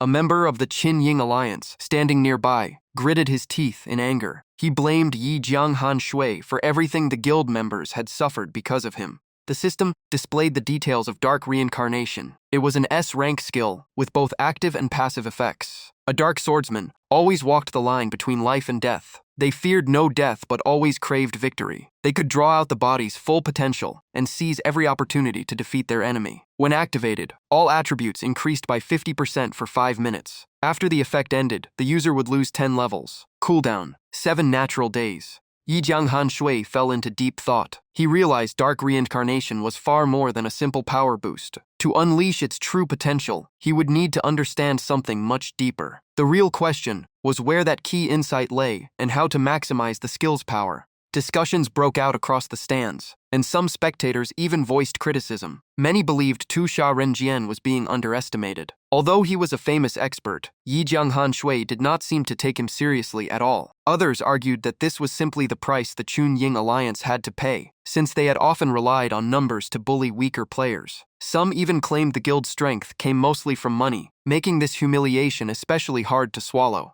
Hearing those words, Tu Sha Renjian flew into a rage. He charged forward and roared at the man who dared to look down on him. The system announced that he activated Holy Spear Judgment. His next attack dealt 300 damage and reduced the target's attack by 10 for 5 seconds. Yi Jianghan Shui calmly raised his sword, easily deflected the incoming spear, and grabbed it with one hand. He looked at his opponent and asked calmly, "Sorry, what was it you just said?" That only made Tu Sha Renjian even angrier. He immediately prepared another attack, refusing to back down. take this. Tu Sha Renjian roared as he activated Holy Shield. The system announced the skill increased his defense by 100 and reduced incoming damage by 30 for 3 seconds. He immediately followed up with Holy Combo. Looking at the relentless assault, Yi Jianghan Shui simply commented, "Not bad." The spectators were stunned. No one expected the leader of the Chunying Alliance to withstand Yi Jianghan Shui's attacks and even find chances to counterattack. Even so, with Yi Jianghan Shui's HP exceeding 4 million, defeating him was still an enormous challenge. Tu Sha Renjian gritted his teeth in anger. He insisted that if Yi Jianghan Shui had not caused the guild's core members to lose so many levels at the start of the game, the Chunying Alliance would already be stronger than the Divine Slayer Pavilion. Yi Jianghan Shui remained completely calm. He replied that it was the Chunying Alliance who had tried to steal his grinding spot first, so getting defeated was only natural. If they had stopped there, nothing else would have happened. Instead, they kept sending waves of players to hunt him down. Everything happening now was simply the result of their own actions. Tu Sha Renjian charged again and said coldly that this world belonged to the strong. Those who refused to join a major faction would eventually be crushed by powerful guilds. In his eyes, someone like Yi Jianghan Shui, who relied only on himself, was bound to reach a dead end. Yet even against the fierce assault, Yi Jianghan Shui effortlessly neutralized every attack. He simply replied with polite indifference, "Sorry." Yi Jianghan Shui raised an eyebrow. He believed some people preferred absolute freedom, and he was one of them. If playing a game meant bowing to orders every day and becoming someone else's tool, then the fun was gone. The system announced, Yi Jianghan Shui wins. As the result appeared above the arena, someone shouted unwillingly, "Yi Jianghan Shui, if the Holy Knight's strongest skills did not have cooldowns longer than 5 minutes, I would not have lost to you. I thought you were unbeatable, but you are nothing special after all." Yi Jianghan Shui's expression darkened. He could not understand how someone who had just lost could still be so arrogant. He quietly calculated that everyone still had 3 chances to lose, so there was a good chance they would meet again. If that happened, he would make sure this man never forgot it. The system announced, De Shen Tao Fu wins. Soon after, the system notified Yi Jianghan Shui to prepare for his next match. At that moment, Yihu Jiugu slowly walked over with excitement in his eyes. At last, he had met the person he had been waiting for. Yihu Jiugu smiled and said he had heard of Yi Jianghan Shui for a long time and wanted to test his strength in person. His information immediately appeared. Holy Shadow, level 59, HP 875,100, attack 5,315,630, defense 3,133,330, skills, War God Possession, Peace Covenant, Divine Judgment Possession, Dragon God Possession, and Descent of the Gods. Yi Jianghan Shui quietly evaluated his opponent. Level 59, the highest-ranked player in the Eastern Region's Light faction. Although he was 8 levels higher, the most remarkable part was that even Yi Jianghan Shui's large-area skill, War Stomp, could not shake him off. Yihu Jiugu was clearly no ordinary expert. He greeted him politely. "Nice to meet you, Guildmaster Yihu Jiugu." Yihu Jiugu smiled and said they stood on opposite sides. In tomorrow's city siege battle, they would likely become enemies. Yi Jianghan Shui replied casually that the leader of the Divine Slayer Pavilion did not need to be so polite. With the enormous bounty on his head, if he were in someone else's position, he might want to hunt himself too. Yihu Jiugu laughed. He found Yi Jianghan Shui interesting and suggested becoming friends. He mentioned that he had already sent a friend request before, but it had been rejected. Yi Jianghan Shui smiled awkwardly and explained that he always kept automatic friend requests disabled before accepting immediately. The system announced, "You have added Yihu Jiugu as a friend." Yihu Jiugu tightened his grip on his sword as an overwhelming aura erupted across the arena. He said everything else could wait. For now, they should focus on the fight. System notification. Yihu Jiugu activated War God Possession. All attributes increased by 20 for 1 minute. Yi Jianghan Shui immediately struck first, with a way of the 8 directions. When he realized the attack had been dodged, he instantly switched skills. But even Death's Evil missed, leaving him genuinely surprised. Before he could think any further, Yihu Jiugu suddenly appeared behind him. His sword came crashing down with terrifying force. After the strike, Yihu Jiugu admitted that Yi Jianghan Shui's reaction speed was truly impressive. Yi Jianghan Shui thought to himself, War Stomp greatly boosts movement speed. Let's see if he can still dodge everything. But the result shocked him. No matter how he attacked, Yihu Jiugu effortlessly dodged or neutralized every move. Yi Jianghan Shui was completely stunned. Not only did the main hit of War Stomp miss, but even the area damage failed to touch his opponent. It was almost unbelievable. Just then, he was struck by a powerful sword slash and suffered heavy damage. A large chunk of his HP vanished as the system reported the hit. The audience erupted in cheers. No one expected Yi Hu Jiugu to dominate Yi Jianghan Shui so completely. Every single skill had been avoided. Was this the true strength of the server's #1 guild leader? Beneath the stands, Chu Feng shouted excitedly with a flushed face. Guildmaster is too strong. Guildmaster is unbeatable. The crowd behind him continued discussing the fight. Still, some believed Yi Jianghan Shui's more than 4 million HP and overwhelming attack meant the Divine Slayer Pavilion was not guaranteed to win. A Divine Slayer Pavilion player laughed in response. He said judging victory by stats alone was far too simplistic. If numbers alone decided everything, there would be no need for real battles. The other player immediately argued back. The Divine Slayer Pavilion member proudly continued. High stats only reduce the chance of making mistakes. Our guild master fights with flawless precision every time. Just keep watching, and you will understand. At this point, Yi Jianghan Shui had fallen completely onto the defensive. His defeat in this battle seemed to be only a matter of time. Yi Jianghan Sui was filled with confusion. What exactly was happening? According to the system, his opponent had only activated a basic attribute buff. Then, what allowed him to move so fast that he could dodge every single skill? Could it be a unique passive ability from his class? Yi Jianghan Shui breathed heavily as sweat formed on his forehead. The feeling was exactly like fighting the Purple Flame Venom Serpent King, except this time he was the one being hunted. He felt like a slow monster that could never catch its prey, and could only watch his HP slowly worn away.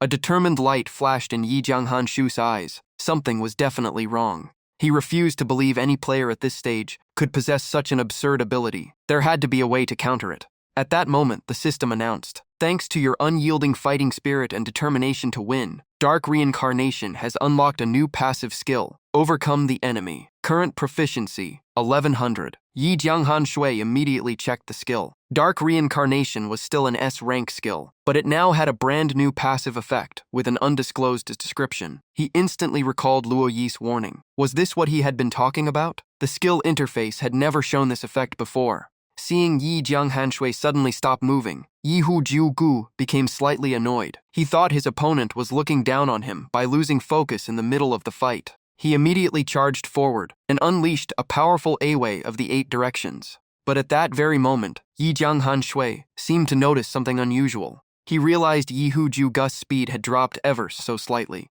After observing carefully, Yi Jianghan Shui instantly seized the chance to counterattack. This time, his sword finally struck the target.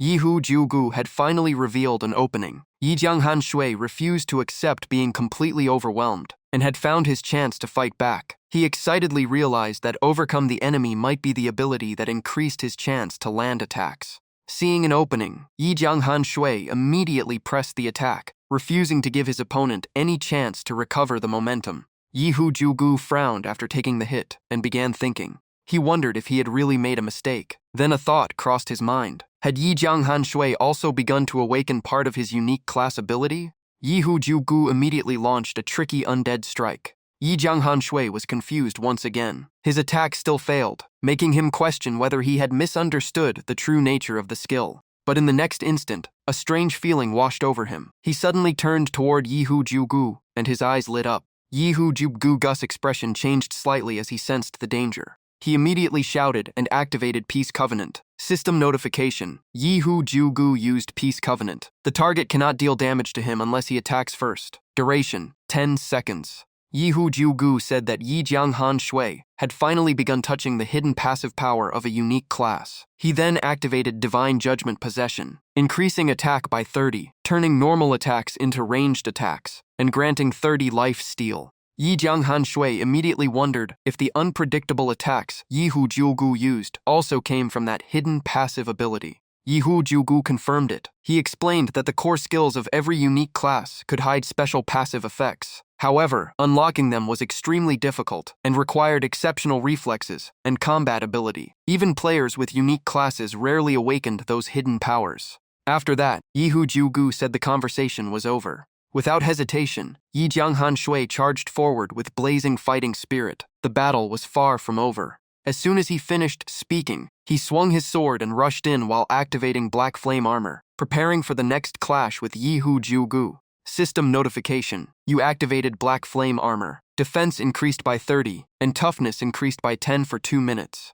Yi Jianghan Shui still had not fully understood the exact trigger for overcome the enemy, but after seeing it activate twice, he had begun to notice a pattern. Right before an attack landed, his body seemed to warn him instinctively. If he could wait until Divine Judgment possession expired and close the distance, he believed he could finally break through Yi Hu Gus' fighting style. Yi Hu Gu was also quietly analyzing the situation. This battle was far more complicated than expected. Just as Yi Jianghan Shui regained the momentum, he was forced back into a disadvantage. Thanks to life steal, Yi Hu Gu had also recovered part of his lost HP. System notification. The effects of Divine Judgment possession have ended.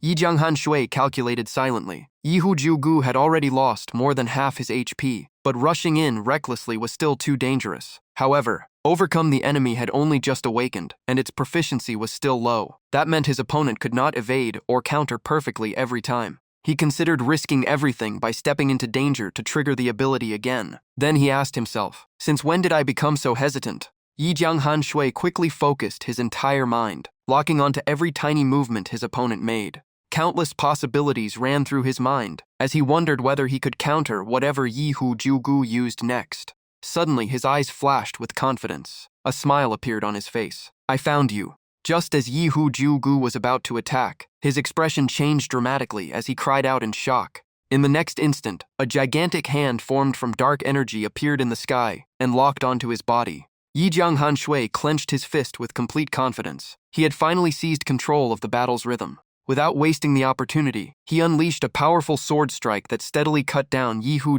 Gus' HP. To prevent any chance of recovery, Yi Jianghan Shui immediately followed with Spirit Slash. System notification. You dealt 97,241 damage to the target and reduced their movement speed by 15 for 2 seconds. Yi Hu Gu tried to retreat, but could not escape the range of the incoming war stomp. He realized this attack could very well be the finishing blow. Yi Hu Gus' face turned grim. He gritted his teeth as he realized the situation had become extremely dangerous. The 2-second slow left him with no time to dodge. Before he could come up with another plan, Han Shui's sharp blade pierced straight through him. Yi Hu Gu sighed inwardly. One tiny mistake and one failed decision had completely turned the battle around.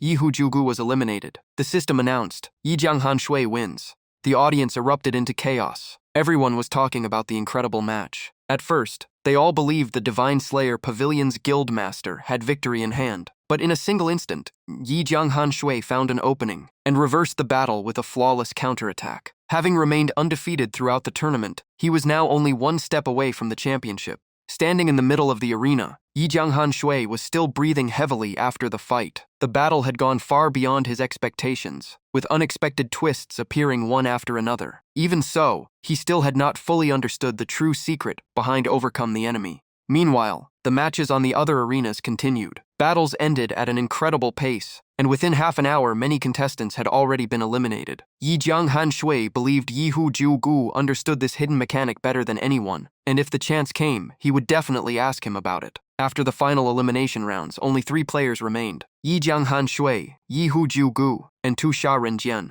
That meant the top 3 places of the World Martial Tournament would be decided among them. Tu Sha Renjian stepped forward with an imposing aura and loudly declared to Yi Hu Gu that today he would prove which guild was truly the strongest in the eastern region. Yi Hu Gu calmly replied that the title of strongest guild was only a name. If the Kunying Alliance really wanted it, then they should first let him enjoy this battle. From the waiting area, Yi Jianghan Shui quietly watched the fight. He thought to himself that this was a clash between the leaders of the eastern region's top guilds and would surely be worth watching. On the arena, Tu Sha Renjian was constantly pressured by Yi Hu Gu and could barely find any chance to counterattack. In the end, Yi Hu Gu seized the perfect opening and finished the match with a critical strike. The system announced, Yi Hu Gu wins. The next match was Yi Jianghan Shui versus Tu Sha Renjian. Looking at his opponent, Tu Sha Renjian could not hide his hesitation. After 2 straight defeats, he now had to face Yi Jianghan Shui, who was in terrifying form. His chances of winning were almost non-existent. Even as the leader of a major guild, all he hoped for was not to lose too badly. But Yi Jianghan Shui gave him no time to recover mentally. He immediately leaped into the air. Then he crashed down with an overwhelmingly powerful war stomp, aimed directly at Tu Sha Renjian.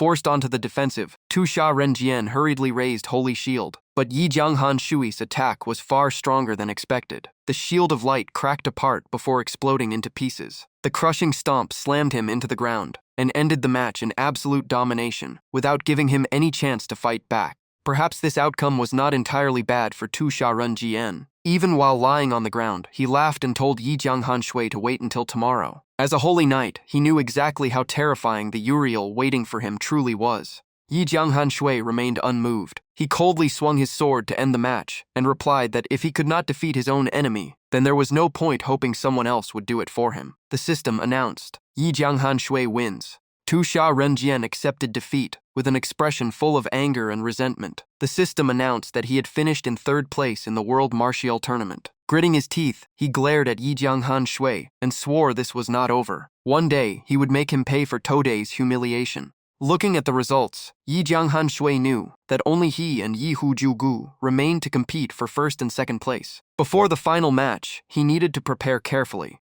When Yi Hujugu stepped onto the championship arena, he immediately looked surprised.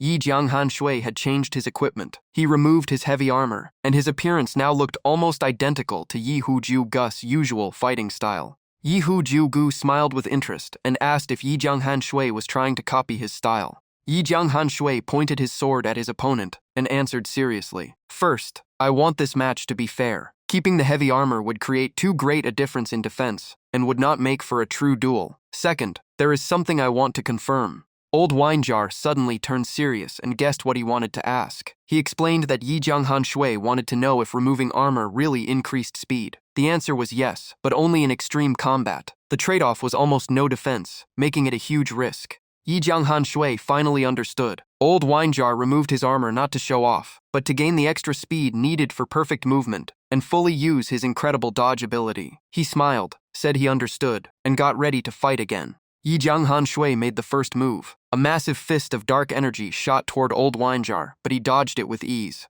Yi Jianghan Shui instantly locked onto his position. He burst forward like an arrow and slashed down with his sword. Without armor, his speed had clearly improved. Even so, normal attacks were still not enough to keep up with Old Wine Jar's dodging. His opponent blocked the strike while activating Battle God Possession and Divine Judgment Possession. Yi Jianghan Shui immediately spun into a kick and decided to use War Stomp. Old Wine Jar quickly created a thin light shield to evade an activated Peace Covenant at the same time. He was shocked to discover that Yi Jianghan Shui's War Stomp actually landed this time. The two immediately clashed in close combat as sword lights collided non-stop. At the same time, Yi Jianghan Shui activated Black Flame Armor. Yi Jianghan Shui suddenly accelerated and dodged a deadly counterattack. Fighting without armor meant taking more damage, but the speed boost was worth it. Combined with War Stomp, he could finally catch Old Wine Jar. Once the skill came off cooldown again, the battle would likely be decided. Both of them knew time was running out. They had to finish this grand final quickly. The countdown kept dropping. 18 seconds, 16, 14.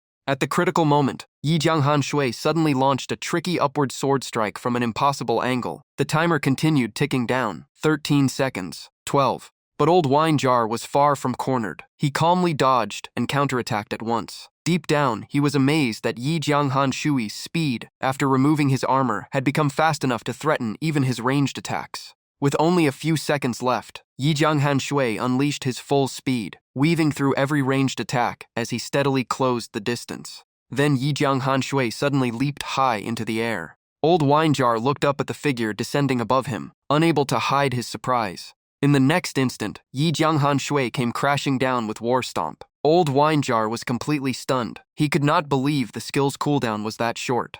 The stomp connected again and slammed Old Wine Jar to the ground. Yi Jianghan Shui rushed in and unleashed non-stop sword strikes before his opponent could get up. Spirit Slash and Chaos Slaughter Slash came one after another. Even while lying on the ground, Old Wine Jar laughed heartily. He admitted that after only 2 matches, Yi Jianghan Shui had improved tremendously. His ability to adapt was truly remarkable. Yi Jianghan Shui delivered the final blow with one clean sword slash and said coldly, "I let you have enough." The system announced that Yi Jianghan Shui was victorious. Yi Jianghan Shui stood in the middle of the arena, looking up at the sky while breathing heavily and dripping with sweat. One more win against Old Wine Jar would make him the champion. But in the next match, Old Wine Jar unexpectedly chose to forfeit. The system announced that player Old Wine Jar had surrendered, and Yi Jianghan Shui won. Moments later, the system declared Yi Jianghan Shui the official Eastern Region World Martial Tournament champion. The tournament then came to an end, thanking every adventurer for participating.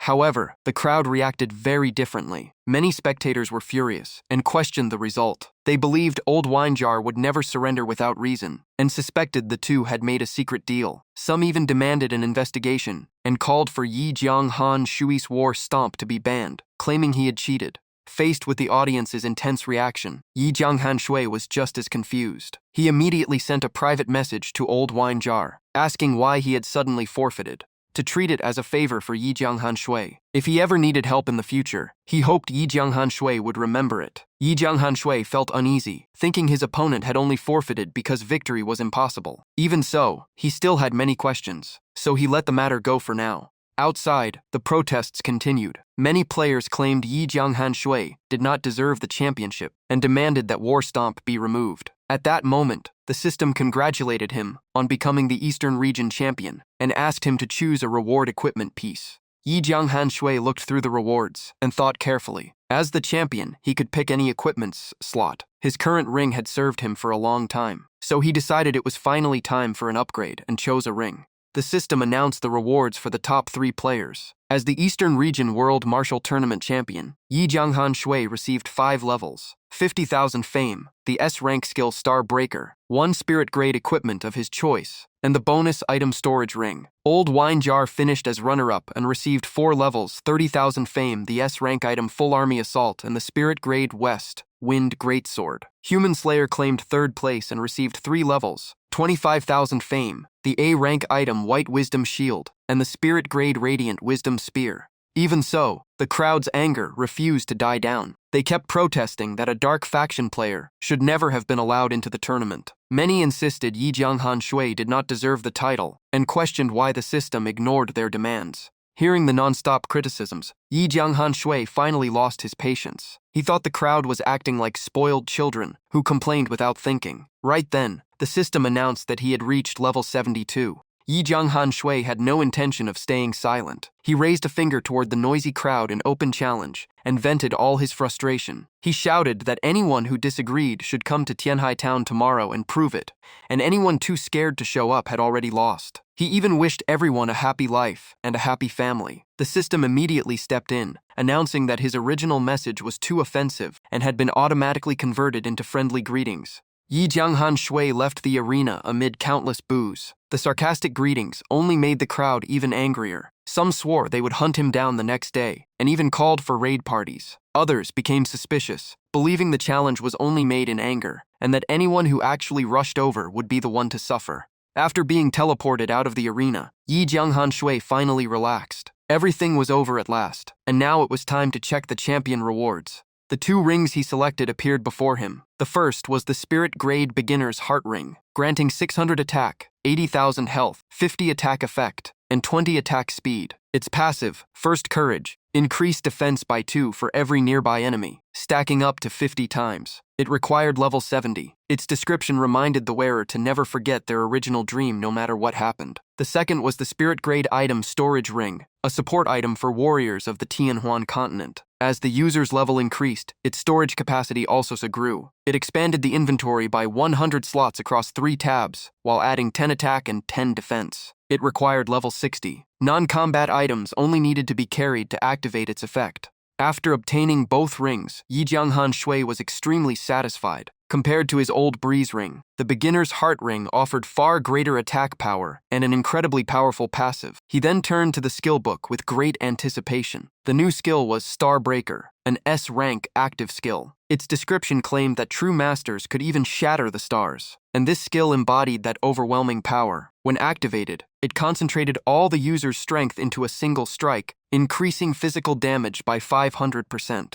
Starbreaker had a 10-minute cooldown and could only be learned by melee combat classes. However, it could not be applied to area attacks. Yi Jianghan Shui could not help laughing with excitement. The skill was unbelievably powerful, finally giving him the explosive finishing move he had always lacked. The system announced, "Congratulations, you have successfully learned the skill Starbreaker. Yi Jianghan Shui finished claiming the rest of his rewards. With everything finally ready, he decided to check his updated stats after equipping the new gear. Title: Dark Overlord Yi Jianghan Shui, Special Dark Gold Boss. Health: 878,400. Attack 16,030 to 18,089. Defense 833 to 8 to 9,978. Fame 230,800. Luck 3. Description: When the final judgment of light descends upon the world, the evil dark swordsman will be the first to face its punishment.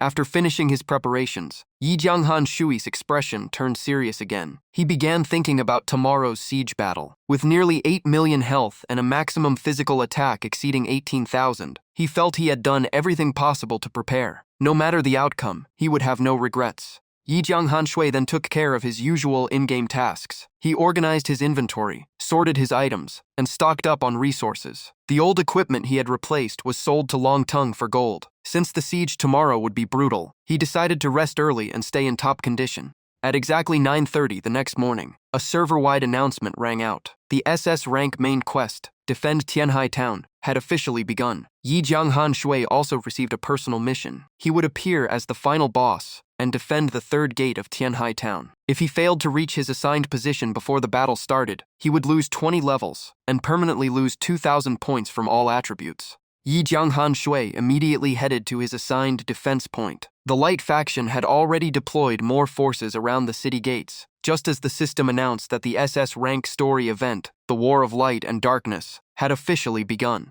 The entire city entered emergency mode, as soldiers rushed to reinforce every gate. Orders echoed everywhere, demanding stronger defenses, especially at the eastern gate, and everything had to be completed as quickly as possible. At that moment, Fitz waved from the distance and shouted for Yi Jianghan Shui to come over. As soon as they met, Fitz shared the latest intelligence. According to his information, the Church of Light had no unexpected reinforcements this time, but every soldier they brought was an elite. However, because of special rules, the Church's strongest experts could not join the battle directly. Looking beyond the city walls, Yi Jianghan Shui saw endless enemy troops stretching as far as the eye could see. Even without their strongest warriors, the invading army was still terrifying in size. He turned to Fitz and warned him with a serious expression that this siege would be extremely dangerous. His top priority should be staying alive. Fitz looked confused and could not understand why Yi Jianghan Shui was saying this. Yi Jianghan Shui continued urging Fitz not to charge into the front lines. He should stay in a safe area beneath the walls and remain close to him. As long as he stayed alive, there would always be another chance to fight. But Fitz could only apologize and admit he could not promise that. Fitz honestly explained that everyone unwilling to join the defense had already been allowed to leave. Those who remained had chosen to live or die with Tianhai Town, so he could never hide behind them while they sacrificed themselves.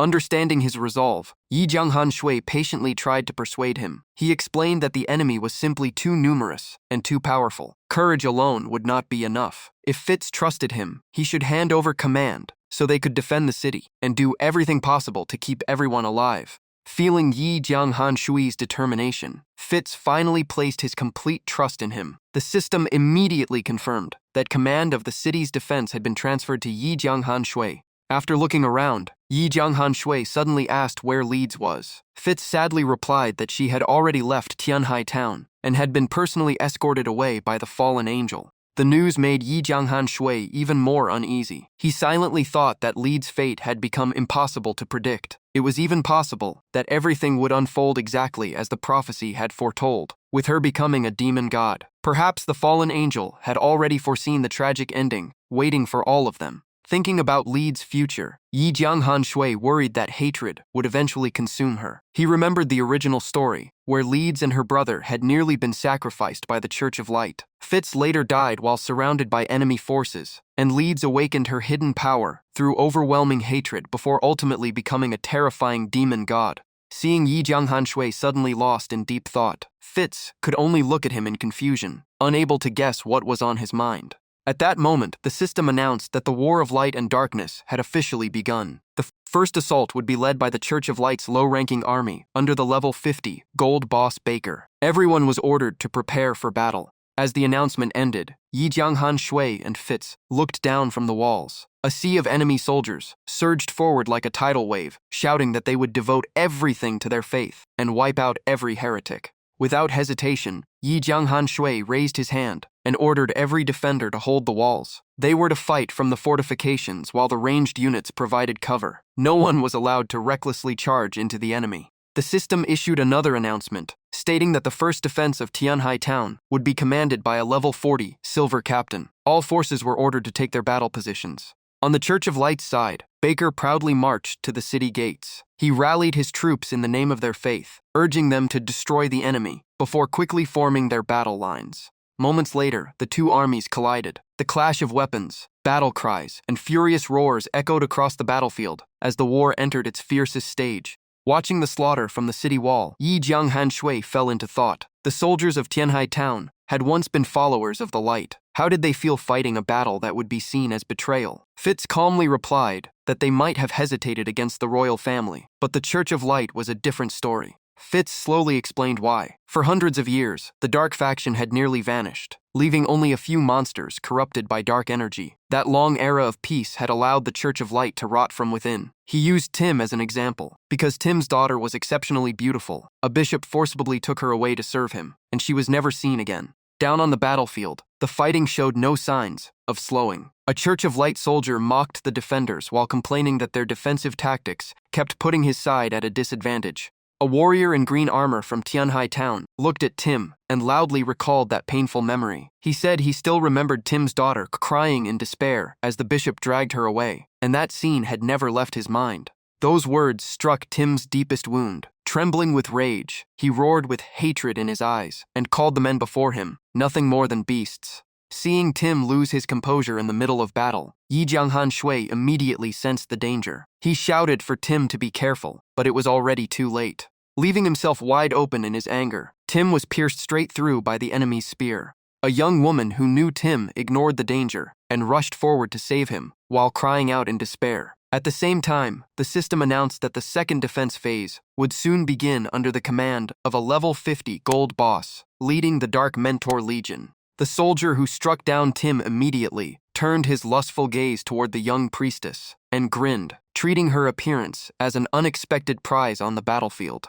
The moment Yi Jianghan Shui saw her face, his expression changed. He recognized her as Lee's mentor and shouted for her to stay away from the enemy. Fitz could only sigh. She understood that Tianhai Town desperately lacked manpower, yet she had still chosen to remain and fight. The priestess On immediately cast a healing spell. Holy light spread across the battlefield, continuously restoring the wounded soldiers and helping them rise to their feet with their injuries rapidly healing. But the soldier in green armor paid no attention to the healing magic. He charged forward and mercilessly slaughtered the soldiers who had just been revived, sneering that even with divine blessings, they were still nothing but weaklings. Within seconds, he reached on and pressed the tip of his spear against her throat before killing her without hesitation. The system immediately confirmed that Priestess On had been slain by Baker. Witnessing the scene, Fitz gripped his axe so tightly that his hands trembled. On had been one of Tim's closest friends, and he could no longer suppress his anger. He swore that when it was his turn to fight, he would personally kill Baker.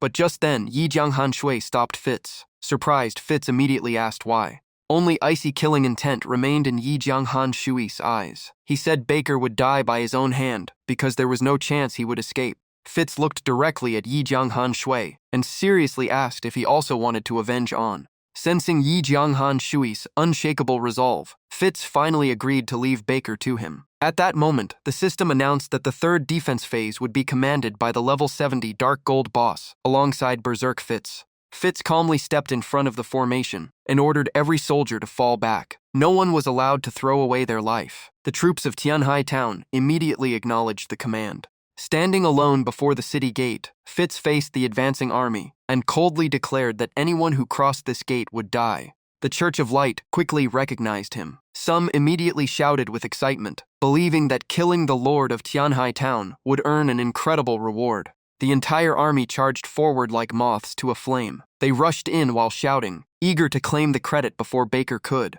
But Fitz's strength was far beyond anything they expected. He glared at the enemy, roared with fury, and slammed his thunder axe into the ground. The devastating blow shook the earth, blasted rocks into the air, and sent enemies flying in every direction.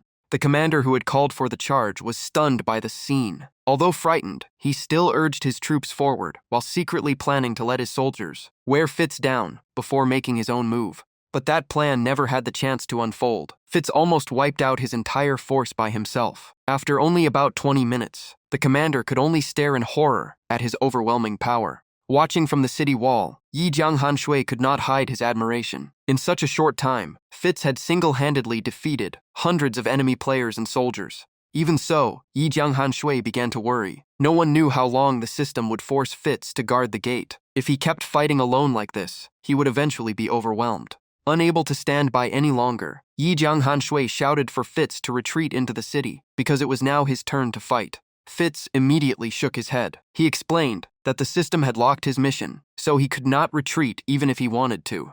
That answer made Yi Jianghanshui even more uneasy. He suddenly realized the tragedy he feared might truly happen, and Fitz could die in this battle. Without another thought, Yi Jianghanshui jumped from the city wall and landed beside Fitz. He silently vowed that as long as he was standing here, he would never let his brother fall. The system immediately announced that because he had entered the battle ahead of schedule, all of his attributes would be reduced by 20% for 1 hour, and he would lose command authority until the penalty expired or after dying and reviving. Seeing Yi Jianghanshui ignore the rules and leap onto the battlefield, Fitz immediately warned him that the system would punish him severely. But Yi Jianghanshui did not care at all. His fighting spirit burned fiercely. Right now, all he wanted was to wipe out the enemy before worrying about anything else. The system then issued another announcement. The level 72 Dark Gold boss, Dark Overlord Yi Jianghanshui, had personally entered the battlefield after being enraged by the Church of Light's invasion. The opposing players were thrown into an uproar when Yi Jianghanshui appeared far earlier than expected. Some believed he had either lost his mind or knew defeat was inevitable and was making one final gamble.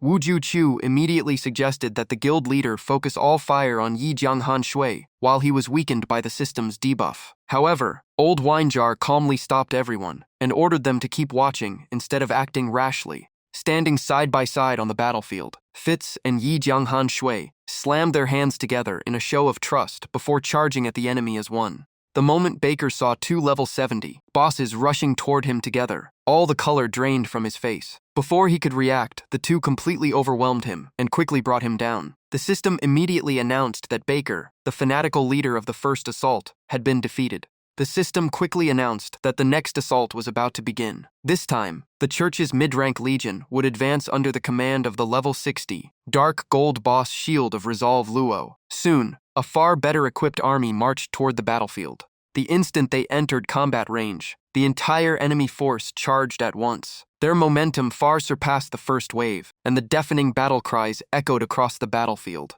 Even in the face of the massive assault, Yi Jianghanshui remained completely calm and even looked down on his opponents. He told Fitz to continue guarding the city gate while he personally dealt with the enemy commander. Fitz nodded at once and simply reminded him to be careful. Yi Jianghanshui immediately spurred his black dragon horse forward like an arrow, charging alone into the massive enemy army. In the blink of an eye, he pierced straight into the heart of the enemy formation so fast that the entire army could only stand there in shock. The black dragon horse unleashed a devastating kick at the heavily armored soldier ahead. The impact exploded instantly, blasting nearby troops away and leaving many of them badly wounded.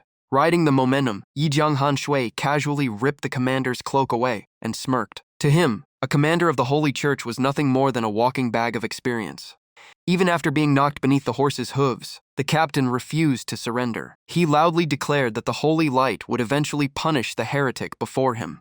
Yi Jianghanshui only let out a cold laugh and raised the dark sword. He mocked that hundreds of thousands of years had passed, yet the Holy Light had never destroyed the 10 demon gods that spread disaster across the world. Or were those monsters somehow too kind to deserve punishment? Before the commander could answer, Yi Jianghanshui's blade struck his weak point and ended him in a single blow. The system immediately confirmed that the level 60 Dark Gold boss Shield of Resolve Luo had been defeated, awarding 6 million experience points and 200 fame.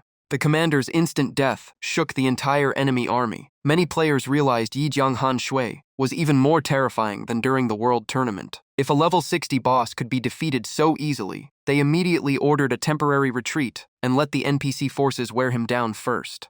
On the city wall, Fitz watched Yi Jianghan Shui with open admiration. He could not help wondering if his brother really planned to defend Tianhai town all by himself. Right then, the system announced the third assault wave. The Holy Light Guardian Legion, led by the level 75 Dark Gold boss, Holy Light Commander Asaph, was about to enter the battlefield. Seeing the new opponent, Yi Jianghan Shui showed no concern and instead smiled with excitement, joking that it seemed no one cared about the previous commander's death. Asaph charged forward on his warhorse with overwhelming killing intent, ordering his troops to take the traitor's head. He was a level 75 Dark Gold boss with over 10 million HP, incredible attack and defense, and powerful skills including Rock Combo Strike, Crushing Spear Rush, Divine Light Baptism, and Immovable Mountain. Personally trained by the Pope, he also possessed the rare dual elements of Earth and Light. Without avoiding the fight, Yi Jianghan Shui urged his mount straight toward Asaph, taking the initiative and declaring that he wanted to test his opponent's true strength himself. While charging forward, he suddenly guided the Black Dragon horse into the air, taking position directly above Asaph. Using the same familiar move, the Black Dragon horse slammed down onto the enemy's mount. The system recorded that Asaph was hit by the War Trample skill and lost more than 832,000 HP. However, thanks to his mount's special trait, he was immune to the suppression effect. After taking the hit, Asaph immediately flew into a rage and prepared to counterattack. At the decisive moment, Yi Jianghan Shui activated Dark Overlord, increasing attack speed by 200, movement speed by 300, and causing every attack over the next minute to reduce the enemy's attack power while making the target take extra damage. Asaph instantly thrust his spear at Yi Jianghan Shui with a razor-sharp strike. Even so, the counterattack barely affected him at all. After taking the blow without a scratch, Yi Jianghan Shui smiled coldly and mocked his opponent. In his eyes, that little damage was not even worth mentioning. If Asaph wanted to kill him, he would need to abandon all defense and land several hundred consecutive attacks before he had even the slightest chance. Those mocking words enraged Asaph so badly that he ground his teeth and could only glare at Yi Jianghan Shui with burning hatred. At the same time, a mysterious figure appeared above the clouds, silently watching the battle. Wearing a dark red cloak, the stranger floated in midair and radiated overwhelming authority. Below, the popes were also closely observing the battle. The mysterious figure smiled faintly and calmly remarked that the dark swordsman truly possessed remarkable strength, making it no surprise that so many both feared and envied him. One of the popes respectfully looked up and cautiously asked whether that great lord was still certain of victory in this battle. Hearing the question, the mysterious figure coldly declared that Yi Jianghan Shui had absolutely no chance of winning. After personally killing the Dark Swordsman and the demon gods, he would hunt down every remaining survivor one by one. Looking over the battlefield below, he believed that what countless people called the final life-or-death battle was merely the opening act. What truly interested him was personally killing the Dark Swordsman and then wiping out every demon beast left in existence. Meanwhile, reinforcements from the Holy Light Church kept pouring onto the battlefield. Their battle cries echoed everywhere as they rushed to protect Asaph. Seeing that, Yi Jianghan Shui only smirked. The more enemies that came, the better. He was only a little experience away from leveling up. Without hesitation, he charged the Black Dragon horse straight into the sea of enemies and unleashed another ruthless massacre. After nearly 40 minutes of non-stop fighting, the system announced that Yi Jianghan Shui had reached level 73. The level up pushed Yi Jianghan Shui into even better fighting form. Meanwhile, Asaph grew increasingly uneasy as his opponent wiped out waves of soldiers with an area attack every 30 seconds. Before long, every soldier under his command was dead, while Yi Jianghan Shui's HP was still almost full. Knowing Uriel would never forgive him for retreating, Asaph had no choice but to risk everything. Gritting his teeth, Asaph urged his warhorse forward and charged straight at Yi Jianghan Shui for one final gamble. Facing the charge, Yi Jianghan Shui remained perfectly calm. He nodded and admitted that Asaph was strong enough to deserve his full power attack. The moment he finished speaking, he spurred his mount forward, activated Shattered Star, and raised his sword for the finishing blow. The blade came crashing down with all its power, unleashing bone-cleaving strike with terrifying force. A deafening clash rang across the battlefield. The slash shattered Asaph's armor and dealt massive damage. The system confirmed that Shattered Star had empowered Bone-Cleaving Strike, dealing more than 225,000 damage. It also triggered the Broken Bone effect, permanently severing Asaph's right arm and reducing his attack by 80, while the Armor Break effect lowered his defense by 40 for the rest of the battle. Losing his right arm in the middle of combat, Asaph let out a miserable scream filled with pain and despair. Yi Jianghan Shui looked at the enemy, collapsing, while clutching his severed arm, and even he was briefly surprised by the skill's devastating effect. He quickly realized something important. It turned out that limbs could be severed in this game, without landing a critical hit. With the boost from Shattered Star, Bone Cleaving Strike had become an overwhelmingly powerful skill, especially against opponents of similar strength. Not wasting the opportunity, Yi Jianghan Shui immediately gave chase. After losing his right arm, Asaph's combat power had dropped drastically, leaving him able to do nothing but flee in panic while holding his wound. In that condition, Asaph had no way to fight back. Yi Jianghan Shui easily caught up from behind and repeatedly struck the opening on his back as damage numbers continued to appear. After the relentless combo, Asaph finally collapsed. The system confirmed that the level 75 Dark Gold boss Holy Light Commander Asaph had been defeated, rewarding Yi Jianghan Shui with 1.5 million experience points and 400 fame. The system also announced that all equipment dropped by the boss would be automatically transferred to his inventory after the battle ended. Everything unfolded exactly as expected. Yi Jianghan Shui calmly collected his rewards, while the surviving enemies stood frozen in disbelief. They could not believe he had actually severed the arm of such a powerful boss. Just then, the system issued another warning. In 5 minutes, the fourth assault wave would begin under the command of the level 80 boss Nidia. Hearing the announcement, Yi Jianghan Shui frowned slightly. According to his memory, the one who should have appeared was the Divine Light Uriel. It seemed the situation had changed. On the other side, Uriel watched every one of his troops get wiped out, and his expression turned ice-cold with rage. To him, those subordinates were nothing but useless fools who had disgraced him. No longer interested in watching from the sidelines, Uriel removed his cloak, revealing a pair of enormous wings before preparing to join the battle himself. With absolute arrogance, he declared that he would personally deliver the god's punishment upon the enemy. Moments later, the system announced that because the Dark Overlord Yi Jianghan Shui had disrupted the Holy Church's sacred ritual, a hidden scenario had been activated. The gaudier boss Divine Light Uriel had officially appeared.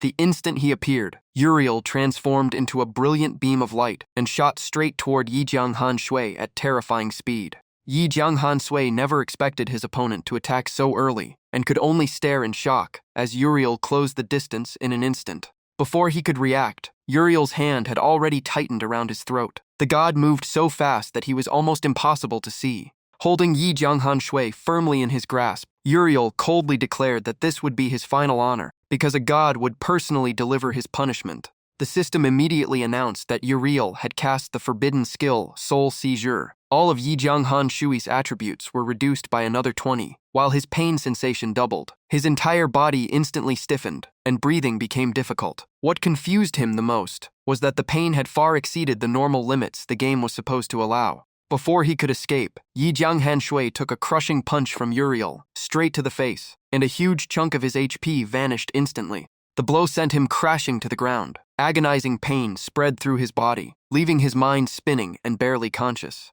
Uriel gave him no chance to recover. He unleashed one relentless attack after another, leaving Yi Jianghan Shui completely overwhelmed.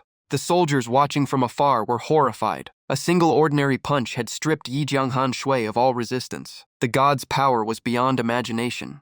Uriel lifted Yi Jianghan Shui with one hand and sneered that everyone had worried for nothing. With a god's strength, no one at the same level could defeat him, so he could not understand why they feared a mere Dark Gold boss. By now, Yi Jianghan Shui's body was covered in injuries, and his HP had dropped to a dangerously low level. Seeing that his opponent could no longer fight back, Uriel lost all interest and raised his hand to finish him on the spot. At that very moment, Fitz suddenly rushed in. He roared for Uriel to let Yi Jianghan Shui go, then leaped high into the air and swung his axe from behind.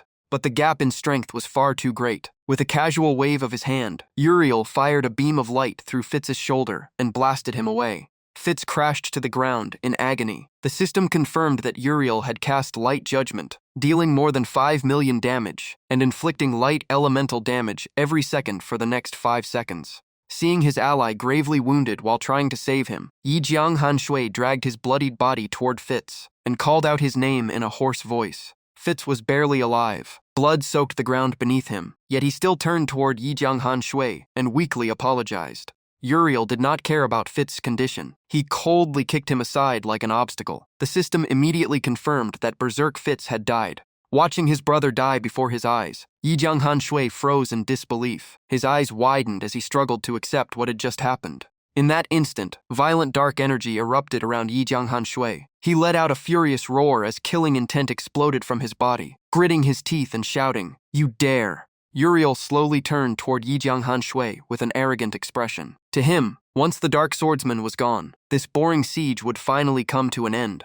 But the next moment, Uriel sensed something was wrong, and his calm expression instantly turned to shock. He turned around completely and stared in disbelief as Yi Jianghan Shui crushed a cloth-like object in his mouth. In Uriel's eyes, it was nothing more than a desperate struggle before death. As he activated the item, Yi Jianghan Shui painfully remembered Fitz's sacrifice. He silently thanked his brother for trading his life to buy those precious seconds, and swore that his death would not be in vain. At that moment, the system confirmed that he had used the Srank item, Time Reversal. In the very next instant, time itself truly began to flow backward. Even Uriel could not hide his astonishment. Everything around them rapidly rewound to the moment before Fitz was killed. The scene returned to the instant when Uriel was charging in to attack. The system announced that the Srank Time Reversal item had taken effect, rewinding the entire area by exactly 63 seconds. The moment he regained awareness in the new timeline, Yi Jianghan Shui saw Uriel charging toward him like a bolt of lightning, and realized the danger was still right in front of him. Without wasting a second, he dismissed his mount and narrowly avoided the fatal strike. Seeing his impossible ambush get dodged, Uriel stopped in surprise. It looked as though Yi Jianghan Shui had already seen the future. The first thing Yi Jianghan Shui did was look toward the city gate. Seeing Fitz still alive, he finally let out a sigh of relief. Right after that, he pulled out an item and threw it directly at Uriel, loudly provoking him and asking if the so-called god dared to accept it. Acting on instinct, Uriel caught it. Resting in his palm was an SS-rank duel contract. The item only worked if both sides accepted willingly, creating a fair fight with no outside interference. The winner would claim everything from the loser, including class, equipment, items, and all possessions. Realizing it was a duel contract, Uriel could not hide his surprise. The system also displayed the full information for the Gaudier level 100 boss Divine Light Uriel. With overwhelming HP, attack, defense, and numerous forbidden skills, he remained nearly invincible against anyone of the same level, even in his temporary form. After checking Uriel's stats, Yi Jianghan Shui realized the gap between them was so huge that he could barely break the god's defense. Even so, he looked up without fear and challenged Uriel to a duel to the death. Uriel answered with nothing but contempt, declaring that a mere mortal was unworthy of facing a god. Yi Jianghan Shui refused to back down. He mocked Uriel, saying that a god who feared a challenge from an ordinary human was nothing but a coward. Those words struck Uriel's pride. Anger flashed across his face as he weighed his options. Refusing in front of the dark forces would damage a god's reputation, but accepting meant falling into Yi Jianghan Shui's trap. Uriel knew his opponent was trying to force him into the contract. Although he was certain of victory, he hesitated because he did not want Yi Jianghan Shui to get his way so easily. Seeing Uriel hesitate, Yi Jianghan Shui smiled faintly and kept up the pressure. At the same time, he secretly activated the A-rank Undead Resonance item and tore it open. A wave of icy energy spread across the battlefield. Moments later, Saren was summoned and appeared beside Yi Jianghan Shui. Delighted to see his master arrive in time, he asked how Saren had crossed the national border so quickly. Saren calmly explained that Lord Raff had prepared a communication bracelet beforehand, allowing him to receive the signal instantly and rush over. As soon as he finished speaking, Saren raised his sword in front of Han Shui and calmly told him to step back while he dealt with that little angel himself. At the same time, the system announced that Han Shui was in danger, and his master, the immortal boss, Undead Swordsman Saren, had personally arrived as reinforcements. Uriel's expression immediately darkened the moment he looked at Saren. But the Light faction did not stay idle either. A burst of holy light erupted as Archbishop Wynn of the Holy Light Church arrived to support Uriel. The system also confirmed that another immortal boss had entered the battle. The moment he appeared, Wynn sternly reminded Saren that this was a battle of destiny and outsiders should not interfere. Saren only gave a mocking smile and replied that he would interfere if he wanted. Someone was trying to kill his disciple, so how could he just stand by and watch? At that moment, Han Shui urgently asked his master to use the demon god summoning scroll. Saren paused for a moment and asked if he had truly thought it through. But Han Shui had already planned everything, knowing the Holy Church would definitely send reinforcements once Uriel was in danger. Han Shui smiled calmly. Even if they defeated Uriel now, the Light faction would simply send more rescuers. The more chaotic the battlefield became, the better it suited his plan, so he immediately confirmed his decision. Han Shui knew that demon gods could not interfere with the human world at will, but being summoned was a different matter. After a brief hesitation, Saren finally agreed. He took out an item and activated it. The system announced that the undead swordsman Sarens had used the demon god summoning scroll, opening the chance to summon a god-tier powerhouse onto the battlefield for a short time. Seeing this, Win's expression changed instantly. He could not understand what Saren was planning, because the arrival of a demon god would benefit no one. Outside the battlefield, the soldiers panicked. First immortal bosses, and now even gaudier beings. If they stayed any longer, they feared they would be caught in the disaster. Right then, Han Shui loudly called out to Lori, declaring that he knew Lori had been secretly watching all along. He said that if he died here, Lori would lose the chance to take revenge on Daniel forever. Was he really willing to miss such a rare opportunity? Han Shui had already calculated that among all the demon gods, Lori was the one most likely to answer the summon. Even though Lori always wanted him dead, Han Shui believed that against the powerful Light faction, Lori would save him for his own benefit. Sure enough, the system immediately warned that the dark demon god of evil forbidden curses, Lori, had descended onto the battlefield, and everyone unrelated must retreat immediately or bear the consequences.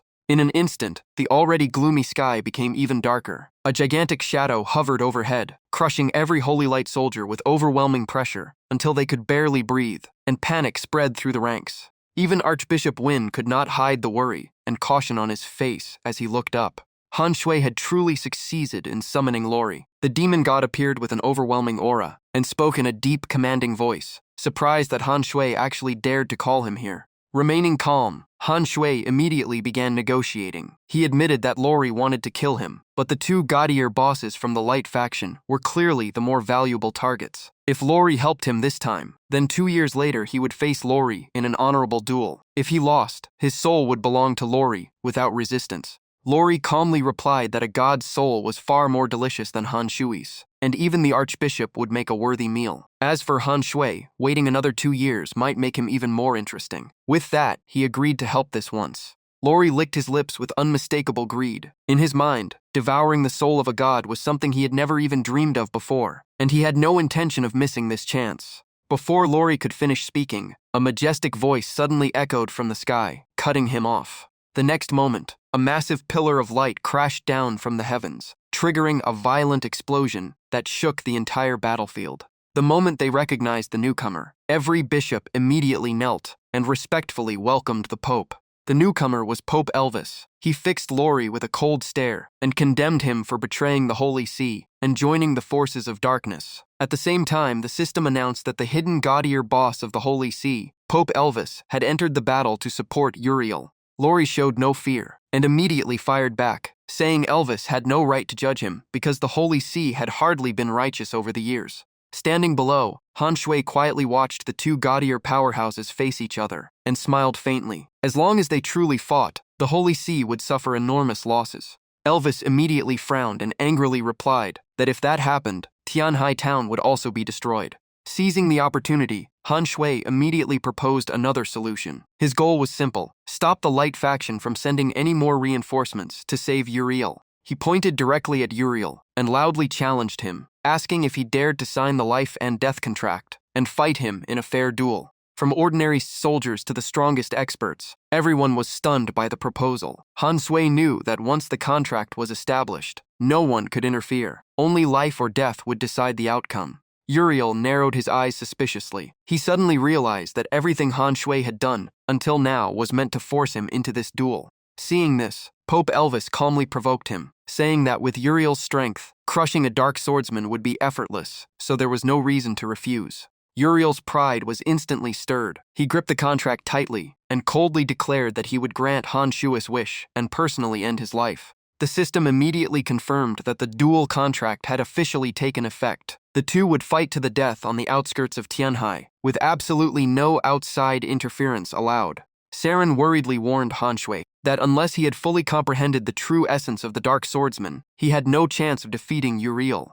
Han Shui answered without hesitation. If he had not reached that level yet, then he would achieve it during this very battle. After saying that, he turned and walked forward. Saren still could not hide his concern and kept asking if he could really do it. Without stopping, Han Shui replied with absolute determination that he could not die here. He tightened his grip on his sword and walked straight toward Uriel. Han Shui had already realized that he originally planned to rely on Saren and Lori to change the situation, but the system always balanced the battlefield by summoning equally powerful opponents. If he wanted to survive, the only way was to defeat Uriel with his own hands. At that moment, Han Shui recalled the time he had fallen into despair, when a mysterious woman's voice reminded him about emotions. It was then that he had vaguely touched the true essence of the power of darkness. Across from him, the golden-haired Uriel looked at Han Shui with complete disdain and even smiled mockingly, saying that a dying man should consider it the greatest honor of his life to challenge a god.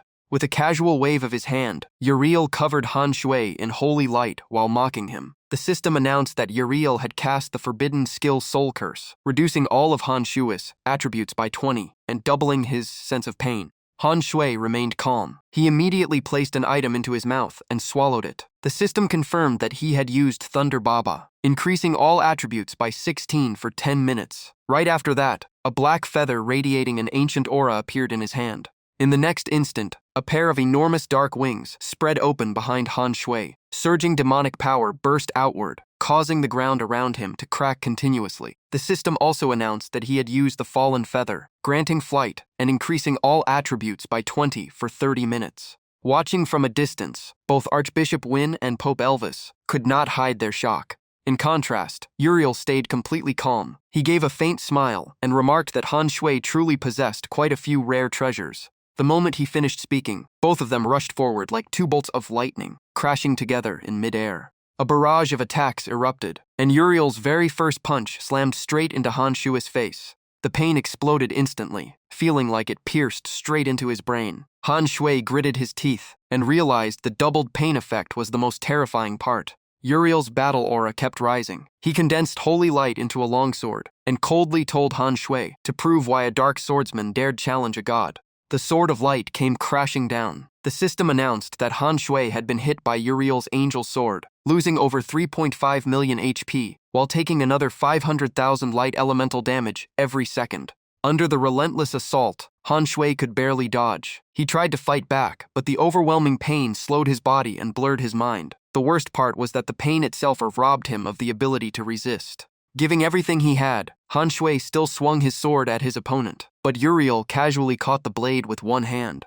After effortlessly stopping the attack, Uriel looked at Han Shui with contempt and asked who gave him the courage to fight a god to the death. Uriel's eyes suddenly turned ice cold. He angrily declared that those wings alone could never grant power equal to a god, and he would leave Han Shui unable to even stand. As soon as he finished speaking, two beams of holy light shot from Uriel's eyes, tearing through the air before striking Han Shui as he shouted for him to kneel. The devastating attack left Han Shui nearly unconscious. Every new hit doubled the agony. A massive burn on his chest smoked from the holy flames. Yet Han Shui still gritted his teeth and swore he would never fall. He knew that if he lost, Fitz would die, Tianhai town would be destroyed, and even Saren would not escape danger. But Uriel had no intention of stopping. Uriel unleashed another crushing blow, knocking Han Shui to the ground, before coldly reminding him that he had ordered him to kneel. From the city wall, Fitz watched everything in panic. All he could do was shout Han Shui's name because his body could not move to help. The spectators began whispering in despair, convinced Han Shui was already dead. Even though it was only a game, watching someone tortured like this sent chills through everyone. Han Shui lay motionless on the battlefield. His armor was shattered, and the holy flame wound on his chest was still clearly visible. Uriel looked at Han Shui's unmoving body and smiled with disdain. Even so, a trace of surprise flashed across his eyes as he admitted that Han Shui's fighting spirit had exceeded his expectations. At that moment, Pope Elvis suddenly stepped forward and stood directly in front of Uriel. Uriel turned toward him in confusion, unable to understand why Elvis had done that. Elvis calmly replied that the battle was not over yet. Hearing those words, Uriel's expression changed instantly, and he quickly turned to look at Han Shui. Sure enough, Han Shui was not dead. He slowly sat up while provoking Uriel. Thick black energy engulfed his body as the system announced that he had comprehended the true essence of the Dark Swordsman. His S-rank Dark Reincarnation also evolved into an S-rank Forbidden Skill. The wound on Han Shui's chest began healing at a speed visible to the naked eye. The system confirmed that the Forbidden Skill Dark Reincarnation had activated automatically, increasing all of his attributes by 50. Watching his wounds close at an unbelievable speed, Han Shui froze in disbelief. He looked down at himself and could hardly believe he had truly succeeded. S-rank Forbidden Skill, Dark Reincarnation activated. This is the signature power of the Dark Swordsman, warriors who walk the line between life and death and pursue nothing but victory. When activated, all attributes increase by 50 for 30 minutes. If the user dies, the skill activates automatically, removes all negative effects, fully restores the user, refreshes its duration, and grants another 50 attributes. The effect can stack up to 10 times. In exchange, the user loses 10 levels after the skill ends, and each resurrection through this ability costs an additional 5 levels. Cooldown, 7 days. Every spectator fell silent before erupting into chaos. By the rules, anyone who joined the Dark Faction lost everything after dying once. Yet Han Shui not only revived on the spot, but also returned in perfect condition. Everyone thought it was nothing short of cheating. Even Uriel could no longer stay calm. He stared at Han Shui in disbelief, never expecting the Dark Swordsman to possess such a terrifying ability. Han Shui was back to peak condition, as if he had never been injured. He smirked and told Uriel there were still many things he did not know. As soon as he finished speaking, Han Shui tightened his grip on his sword and became a streak of darkness, charging straight at Uriel with overwhelming killing intent. Even so, Uriel was still far stronger. Before Han Shui could get close, a sharp counterattack pierced straight through his abdomen. Uriel roared in fury, repeating that Han Shui was supposed to kneel and never move. Just minutes later, Han Shui revived once again. The system announced that Dark Reincarnation had activated automatically, raising his total attribute bonus to 100. Seeing that, Uriel immediately soared into the sky, his eyes blazing with icy killing intent. Gritting his teeth in anger, he declared that no matter how much an insect grew stronger, the outcome would never change. The destructive beams shot from Uriel's eyes, once again, piercing through Han Shui's body. He coldly declared that no matter how many times Han Shui revived, killing him was as easy as crushing an ant. But Han Shui stood up once more after the fatal blow. The system confirmed that Dark Reincarnation had activated again, increasing his total attribute bonus to 150. This time, Han Shui wasted no time. He shot into the sky toward Uriel and loudly called out his name. Han Shui swung his sword. Out of habit, Uriel reached out to catch the blade just as he had before, convinced nothing would change. But everything was different now. Han Shui's sword sliced clean through Uriel's hand, severing it with a single strike. Uriel froze, staring at his severed hand as golden blood poured out. He could not believe what had just happened. Han Shui looked straight at Uriel with a mocking smile and asked if even a god could bleed, or if he was nothing more than a false god. Those taunts pushed Uriel into a rage. He swore to kill Han Shui at any cost, just to see how many more times he could come back. Brilliant light gathered in Uriel's hand and condensed into a radiant divine spear. He immediately unleashed divine judgment. The system announced that Han Shui had been struck by Uriel's judgment light, losing over 5.4 million HP. The spear of light pierced through Han Shui's chest and hurled him far away before his body crashed into a massive boulder, blowing it apart. The spectators below stared at Han Shui's motionless body in shock. They could not understand how he kept dying and reviving while growing stronger every time. Some even prayed he would not come back again because the sight was beyond belief. From afar, Wu Shui watched Han Shui with cold sweat covering his face. He guessed that only a forbidden skill could create such a heaven-defying ability. Just yesterday, Han Shui had barely touched his hidden potential, yet after one life-and-death battle, he had taken another huge step forward. The thought filled him with both relief and fear of the young man's terrifying potential. Moments later, Han Shui fully recovered from the fatal attack once again. He slowly stood up, looked directly at Uriel, and smiled with open provocation. So this was the power of a god. Or was a god born from the sacrifice of a weak girl, never as powerful as everyone believed? The system immediately announced that Dark Reincarnation had activated again, raising his total attribute bonus to 200. Uriel screamed in fury. He could not understand why Han Shui became so much stronger every time he revived. He kept telling himself that this ability had to have a limit and could not continue forever. Driven by pure rage, Uriel unleashed one devastating attack after another, causing massive explosions to erase Han Shui. Yet the system announced that Dark Reincarnation had activated again, pushing the total bonus to 250. Before long, the skill activated once more, increasing the total attribute bonus to 300. Every resurrection completely healed Han Shui's injuries, while boosting his strength at an unbelievable rate. Without the slightest hesitation, he charged straight at Uriel again, with even greater momentum. As Han Shui closed the distance in an instant, Uriel was stunned to see that his speed had increased dramatically. Uriel immediately swung his sword to block the attack. But this time, Han Shui dodged with ease, before suddenly leaping high into the air and delivering a devastating kick straight to Uriel's head. The crushing kick slammed Uriel headfirst into the ground like a falling meteor, creating a massive crater. After struggling out of the crater, Uriel looked completely battered. Han Shui descended from the sky, pointed his sword at him, and mocked that the one who had demanded he kneel was now the one beneath his feet. Uriel roared in anger and shouted for Han Shui to get lost. Uriel instantly unleashed his holy power, creating a violent storm that blasted Han Shui far away. Han Shui only smiled with excitement, tightened his grip on his sword, and prepared the finishing blow. The system announced that he had activated Daydream, boosting his next attack with 800 extra power, 1000 bonus damage, and a guaranteed critical hit. Seeing this, Uriel hurriedly raised an immense barrier of light and activated the forbidden skill, Domain of Justice. The system confirmed it doubled all of his attributes, while reducing every enemy's attributes within range by 100 for 3 minutes. But it did not take long for Uriel to realize he had fallen into a trap. He was shocked to discover that the threatening attack had only been a feint, just as the skill's name suggested. Han Shui laughed in satisfaction and mocked that his only goal had been to force Uriel to reveal his strongest trump card. He even asked if a god could really lose his composure over such a simple bluff. Furious, Uriel immediately threw a devastating punch straight into Han Shui's face.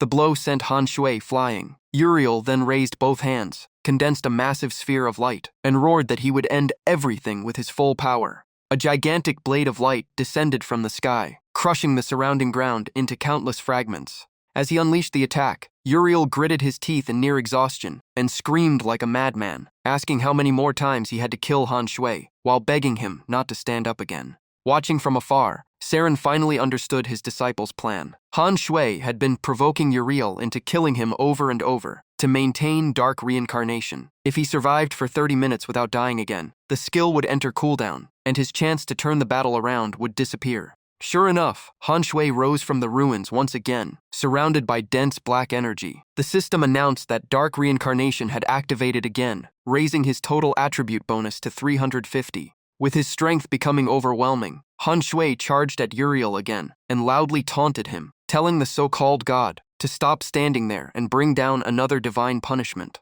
Uriel was on the verge of despair. All he could do was scream in madness before attacking once more. After reviving from death yet again, Han Shui gained another boost from Dark Reincarnation. The system confirmed his total attribute bonus had reached 400, while Uriel's forbidden skill Domain of Justice had officially expired. After unleashing countless attacks, Uriel finally began showing clear signs of exhaustion. His breathing turned heavy, and his eyes were filled with disbelief as he stared at Han Shui. He simply could not understand why his opponent kept coming back to life. Han Shui smiled faintly and slowly walked toward Uriel. He calmly replied that the reason was simple. He wanted to see just how valuable the reward would be for defeating an emperor-rank boss, especially a god, in a life-and-death contract. Uriel roared in fury and immediately flew into the sky, determined not to let Han Shui succeed. But Han Shui's speed had already surpassed everything from before. In the blink of an eye, he caught up and delivered a crushing kick that sent Uriel crashing back to the ground. The battle had completely turned around. Han Shui even stood still and let Uriel's counterattacks strike him, because they no longer dealt meaningful damage. He quickly calculated that after Dark Reincarnation had activated 8 times, all of his attributes had gained a total bonus of 400. Combined with the effects of Fallen Wings and Thunder Baba, his attack power had exceeded 80,000, even surpassing Uriel's. The moment Uriel hit the ground, before he could regain his footing, Han Shui appeared behind him like a ghost. His cold voice echoed as he reminded Uriel how he had once seen himself as the supreme being, trampled over the blood of an innocent child, and taken pleasure in watching everyone kneel before him. Han Shui's sword instantly tore through Uriel's body, sending golden divine blood spraying everywhere. He coldly asked if that god had ever imagined the day a mere mortal would drag him from the highest peak into the deepest abyss. Without giving Uriel even a moment to recover, Han Shui unleashed a relentless flurry of sword strikes, before finishing with one devastating critical blow. At that very moment, the listener Nydia suddenly appeared. The commander of the fourth invasion immediately tried to rescue Uriel. The system also announced that the level 80 linked boss, led by Nydia, had officially launched the fourth invasion. But Nydia's expression quickly changed as she realized every support ability had been blocked, and none of them could reach Uriel. Han Shui turned toward her with a mocking smile and reminded her that a dual contract was an absolutely fair battle where no outsider could interfere. Seeing that Uriel could still resist, Han Shui guessed that he probably had 2 revivals left. After all, this was the legendary Angel of Light, so he was surely carrying plenty of priceless treasures. Even though he was clearly weakened, Uriel still cast the forbidden skill Soul Bind. The system announced that Han Shui lost 20 to all attributes, while his pain sensation increased by another 100. A blade of light immediately slashed across Han Shui's chest. The system confirmed he had been hit by Angel's sword, losing more HP and suffering continuous light elemental damage. Han Shui gritted his teeth through the pain. He knew it was still unbearable, but now that the gap between them had narrowed, it was no longer enough to stop him from fighting. Neither side backed down. They charged at each other again, trading one deadly attack after another, in a fight to end the battle. After taking repeated hits, Uriel's HP was reduced to a razor-thin red line. He stared at Han Shui with hatred and despair as he cursed through clenched teeth. Gathering the last of his strength, Uriel hurled his remaining spear of light and roared that he would finish Han Shui once and for all. The spear pierced straight through Han Shui's chest, leaving a massive hole in his body. Seeing the attack land, Uriel smiled in triumph. He believed he had already killed Han Shui 8 times, and this time there was no way he could return. But that joy lasted only a moment. Uriel's face quickly turned to panic as Han Shui calmly flew up in front of him, as if the attack had done nothing. Han Shui immediately delivered a devastating kick straight to Uriel's head and coldly ordered him to kneel. The crushing kick slammed Uriel hard into the ground. He struggled back to his feet, and every trace of his divine arrogance had disappeared. Han Shui gave him no chance to recover. He closed the distance instantly as his sword flashed with icy light before driving straight into Uriel with shattered starbone breaker. Han Shui's sword pierced completely through Uriel's body from behind, and the god let out a scream that echoed across the battlefield. Looking at Uriel's miserable state, Han Shui only sneered with eyes full of contempt. A god? Han Shui grabbed one of Uriel's wings and coldly spoke of the innocent girls who had been sacrificed for him. The next moment, he ripped the wing off without the slightest mercy. Uriel's entire body convulsed in agony as his screams echoed everywhere. Even then, Han Shui calmly grabbed the remaining wing and mocked that if Uriel had a few more wings, it might hurt less. For the first time, true fear of death consumed Uriel. He realized he was standing on the edge of death. From the distance, the popes could only watch Uriel's torture in complete helplessness. In despair, Uriel stretched out his remaining arm toward Pope Elvis and desperately begged for help. But Elvis stood frozen in place with a conflicted expression, completely unable to interfere. From the darkness, Lori spoke with open mockery. He reminded everyone that the dual contract was an absolute law that not even a god could break. Then he sneered that Elvis would have to watch the god the Holy Church had sacrificed so much to summon be buried before his own eyes. Hearing those words, Elvis could only grit his teeth as he silently cursed Lori. By now, both of Uriel's wings had been torn away. Covered in golden divine blood, he lay dying on the ground. Han Shui slowly walked over and coldly declared that his fate had already been decided, and no one could save him now. Even with death closing in, Uriel clung to his last bit of pride. He reluctantly admitted that Han Shui had only won because he awakened the true essence of the Dark Swordsman at the perfect moment. Han Shui did not bother arguing. He raised his sword and calmly said that Uriel was wrong. Today's defeat was never because of his luck. It was the result of Uriel's own arrogance. If Uriel had abandoned that pride from the beginning, the one lying on the ground would have been Han Shui. The moment he finished speaking, Han Shui drove his sword straight through Uriel's head. The god let out one final scream before his life came to an end. Uriel's body shattered into countless golden particles and disappeared. The system announced that Han Shui had defeated the level 100 Emperor rank boss, God of Light Uriel, earning 3 levels and 200,000 fame. As the first player to defeat an Emperor rank boss, he also received 50,000 reputation, 80 free attribute points, and the rare skill Plundering Hand. The system then confirmed Han Shui as the final winner of the duel contract. According to the rules, he had the right to inherit his opponent's class, and was asked whether he wished to become the unique hidden class, Holy Divine Angel. The system also transferred all of Uriel's equipment to Han Shui, including the Sky Cloak, Holy Helm, Holy Gloves, Holy Armor, Holy Boots, and Holy Sword. Watching everything from afar, Saren could not hide his pride. In his eyes, his disciple had finally achieved a miracle by personally defeating a god. After the earth-shaking battle, Han Shui leveled up repeatedly and reached level 77. The system also reminded him that the city defense was not over yet, and the remaining notifications would be processed later. Without wasting a second, Han Shui immediately flew back toward the city wall, where the battle was still raging. At that moment, Fitz was still fighting alone against a sea of enemies. No matter how fiercely he roared back, the overwhelming numbers were pushing him to his limit. Just when things looked hopeless, Han Shui descended from the sky and knocked an enemy down with a powerful kick. The moment Fitz saw him, his face lit up with relief. Han Shui quickly told Fitz to hold the city gate while he dealt with the boss leading the siege. The moment he finished speaking, he shot away like a beam of light. With a single sword slash, countless soldiers blocking his path were wiped out. It did not take long for Han Shui to lock onto his target, the listener Nydia. Without giving her time to react, Han Shui rushed in, kicked Nydia to the ground, and stepped on her face with an icy glare. Pinned beneath Han Shui's foot, Nydia screamed in fury and cursed that anyone who dared insult the gods would suffer divine punishment. Han Shui only sneered before cutting Nydia down with his sword. He mocked that the very god she worshipped had just died by his hand, so who was left to punish him? The system then confirmed that the level 80 linked boss Nydia had been defeated, rewarding him with a huge amount of experience and 5,000 reputation. At the same time, the dark wings behind Han Shui slowly faded away. The system announced that the effects of the Fallen Feather item had expired.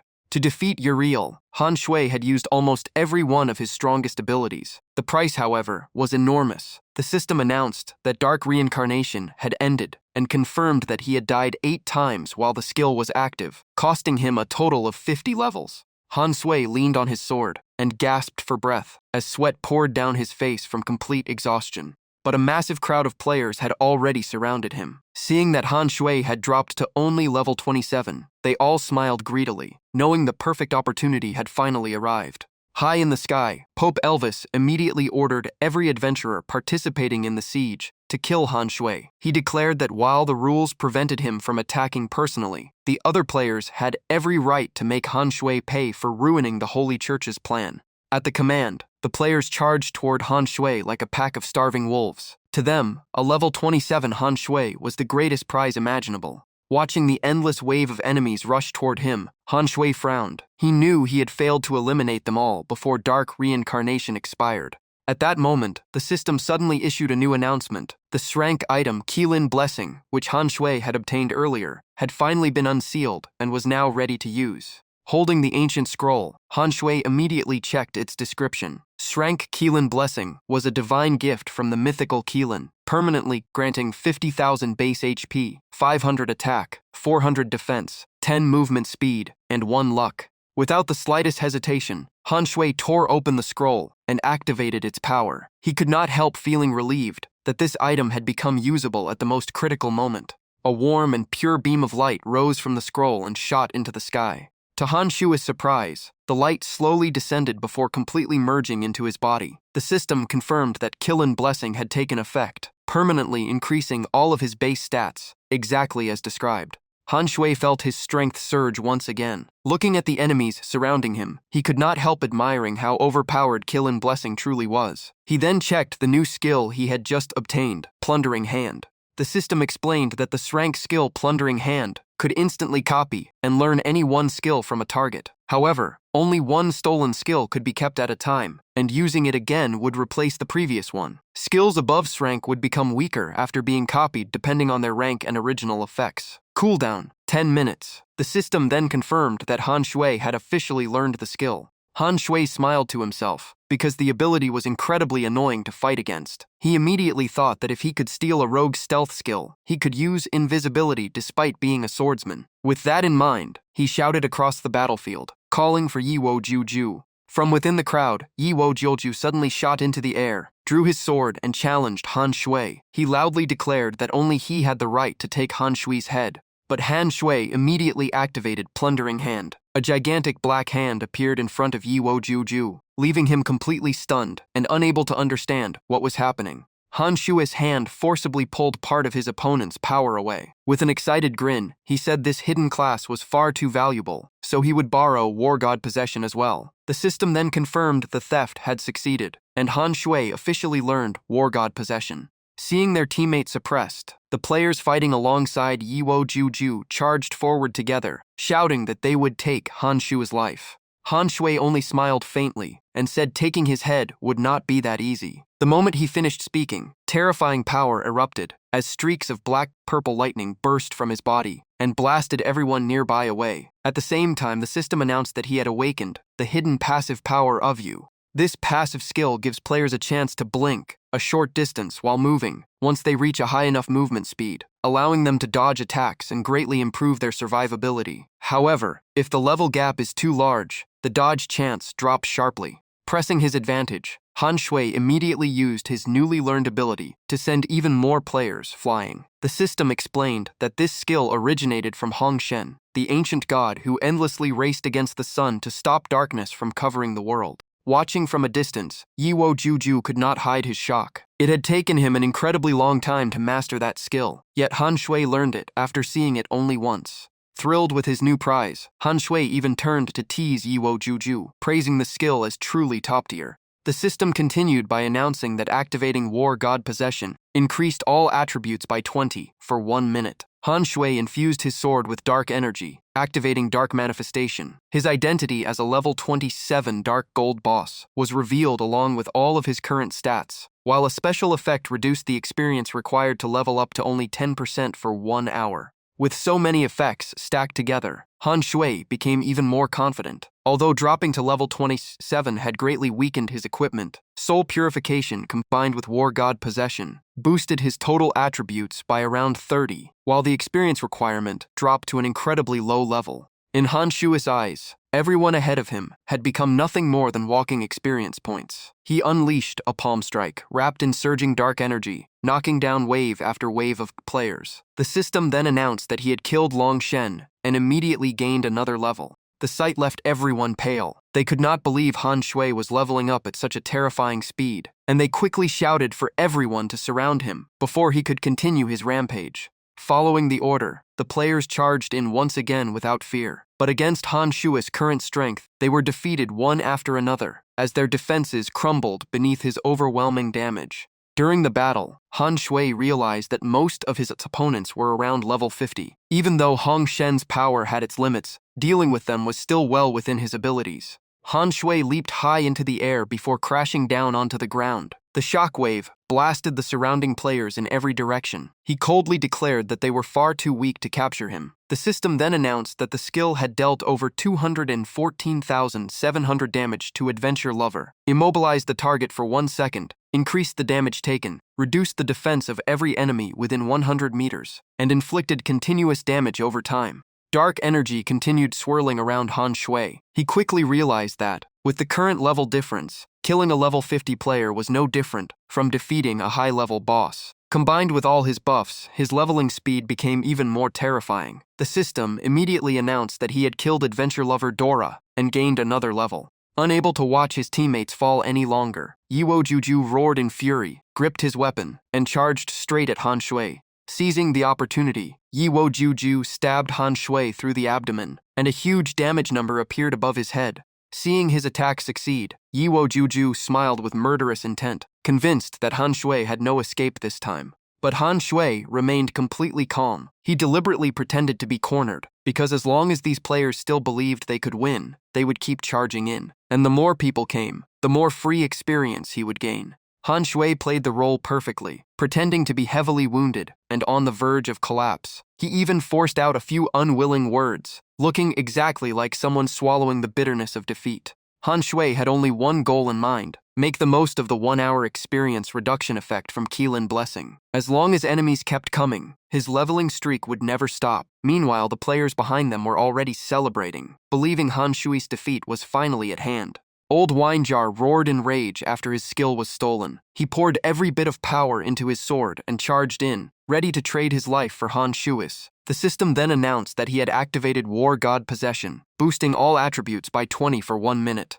Across from him, Yijiang Han Shui stayed completely calm. He channeled power into his weapon and activated the newly stolen War God Possession. The system confirmed that all of his attributes also increased by 20 for 1 minute. Watching his own skill used right in front of him, Old Wine Jar clenched his teeth in fury. He gripped his sword and rushed forward like a wild beast, aiming for a killing blow. Meanwhile, Han Shui quickly judged the situation and knew his opponent still had slightly better stats, so there was no reason to fight head-on. Sword light and crackling lightning rained down without mercy. Old Wine Jar kept up the relentless assault, but his attacks also caught the players surrounding Han Shui. Seeing that, Han Shui smirked. Even while being pressured by Old Wine Jar, every extra player he killed meant another level up and an instant health recovery. Without hesitation, Yi Jianghan Shui ordered the elite members of Tushengi to hold Old Wine Jar back, and they all rushed forward at once. On the other side, Old Wine Jar immediately realized the problem and shouted for the other guilds to retreat. The more players they sent, the more they turned Yi Jianghan Shui into an endless healing machine. Everyone froze in shock.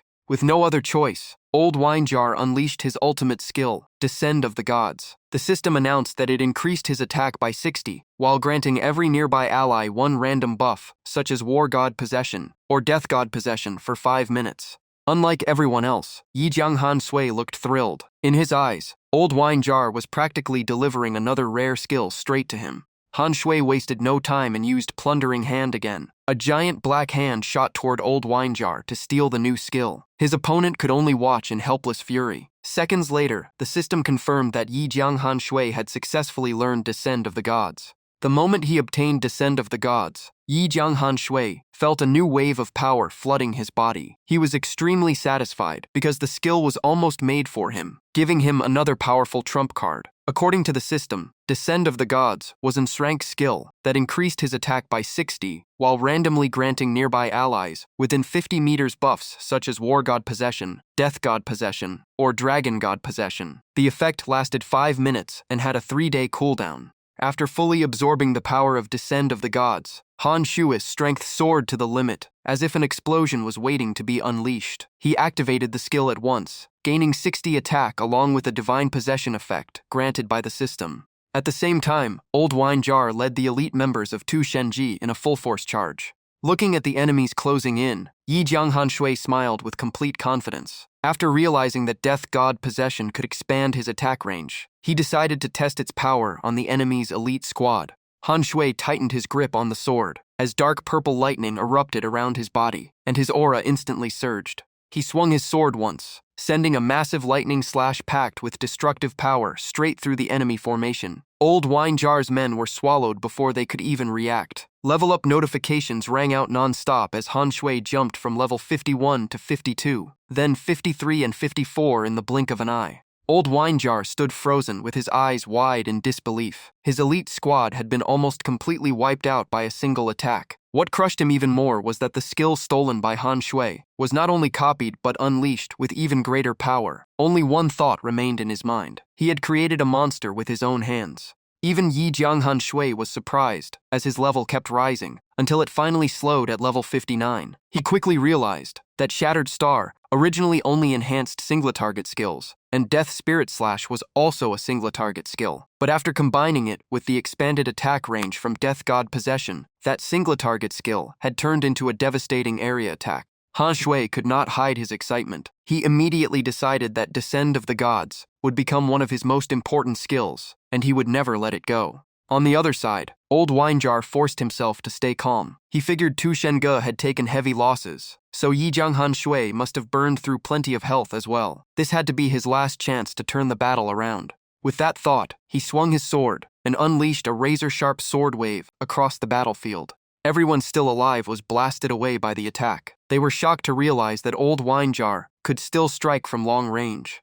Yi Jianghan Shui only laughed and teased him, praising how useful his skills were and saying they should meet more often. Old Wine Jar wanted to explode with rage, but he forced a smile and silently prayed Han Shui would never come looking for him again. Swallowing his anger, Old Wine Jar forced a grin and said they were all brothers. If he ever got into trouble, he hoped Han Shui would lend him a hand. Instead of answering, Yi Jianghan Shui slashed out a sword wave straight at him. Old Wine Jar barely dodged it and sighed in disbelief, saying Han Shui would not even go easy on a brother. Han Shui looked at him with icy eyes and calmly replied that friendship was one thing, but a battle still needed a winner. He should not blame him for being ruthless. Knowing he had no chance left, Old Wine Jar immediately turned and ran. Han Shui had already reached level 60, and staying any longer was nothing but suicide. Yi Jianghan Sui shot into the air, raised his sword, and locked onto the fleeing target. Once his prey tried to run, there was no escaping anymore. Yi Jianghan Shui dived down like an arrow and slammed Old Wine Jar into the ground with a devastating kick, cracking the earth on impact. He was completely confident because even though War God possession had ended, his other speed buffs were still active. Now that he fully understood his opponent's abilities, capturing him was effortless. Completely pinned down, Old Wine Jar struggled before giving in and begging for mercy. With an awkward smile, he joked that Han Shui was now the highest level player here, so maybe he could share a few leveling tips before leaving.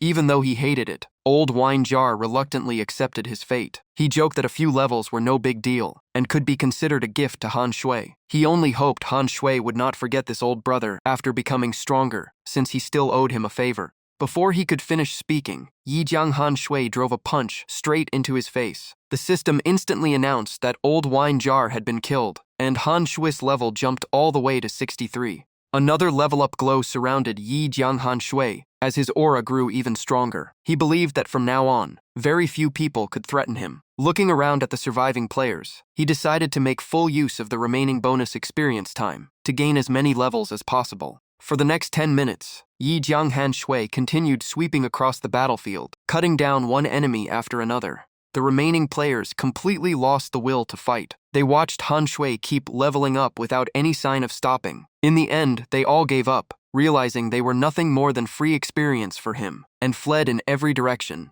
Yi Jianghan Shui quietly watched them run before saying they were not even worth chasing. After the players scattered, Han Shui shifted his attention to the Holy Hall guards. Seeing him approach, the soldiers were terrified. He decided to wipe out the last defenders and bring the siege to a perfect end. Han Shui immediately accelerated toward the center of the Holy Hall. Every step he took shook the ground and left cracks behind. When he met Madman Wit, Han Shui told his allies to rest and leave the rest to him. Wit nodded without hesitation. On the way inside, Yi Jianghan Shui easily cleared out every gate guard before charging deeper into the heart of the Holy Hall. With every battle, the power inside his body continued to grow. The system kept sending mission completion notices. First came the exclusive story quest, rewarding him with 3 levels, 100,000 fame, and an ultra-rare peerless stone. Then came the S-rank defense quest, granting another 3 levels, 300,000 reputation, and a rare equipment upgrade stone.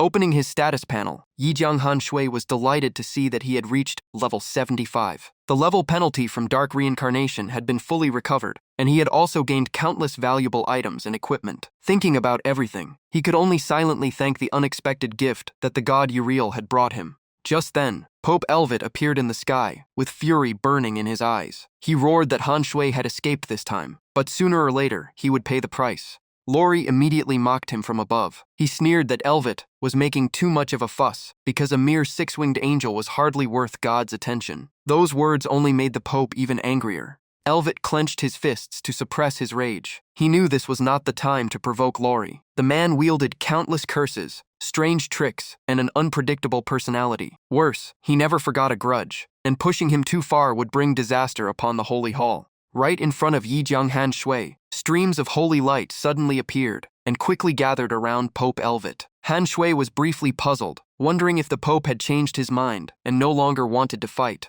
Yi Jianghan Shui stared blankly at the holy light surrounding the Pope. In his mind, both the main quest and the exclusive quest were already complete, and all the rewards had been claimed. Everything should have been over. At that moment, a terrifying surge of energy erupted from deep within the Holy Hall. The source was none other than Uriel. Everyone stood frozen in disbelief, unable to understand how he had managed to rebuild his body and revive once again. Uriel's aura swelled at an astonishing speed. Divine light filled the sky, yet beneath it lurked a terrifying force of destruction that weighed heavily on everyone. Pope Elvet's expression instantly changed. He gritted his teeth in alarm as he realized Uriel's current body was far too weak to suppress the 9 death orbs any longer. Without wasting a second, Elvet ordered Gwyn to retreat immediately. Gwyn answered without hesitation and prepared to leave. In the blink of an eye, both of them had already escaped the Holy Hall. Watching them leave, Lori let out a mocking laugh and said the Pope had finally learned what fear was. The sky slowly turned blood red. Yijiang Hanshui looked up and saw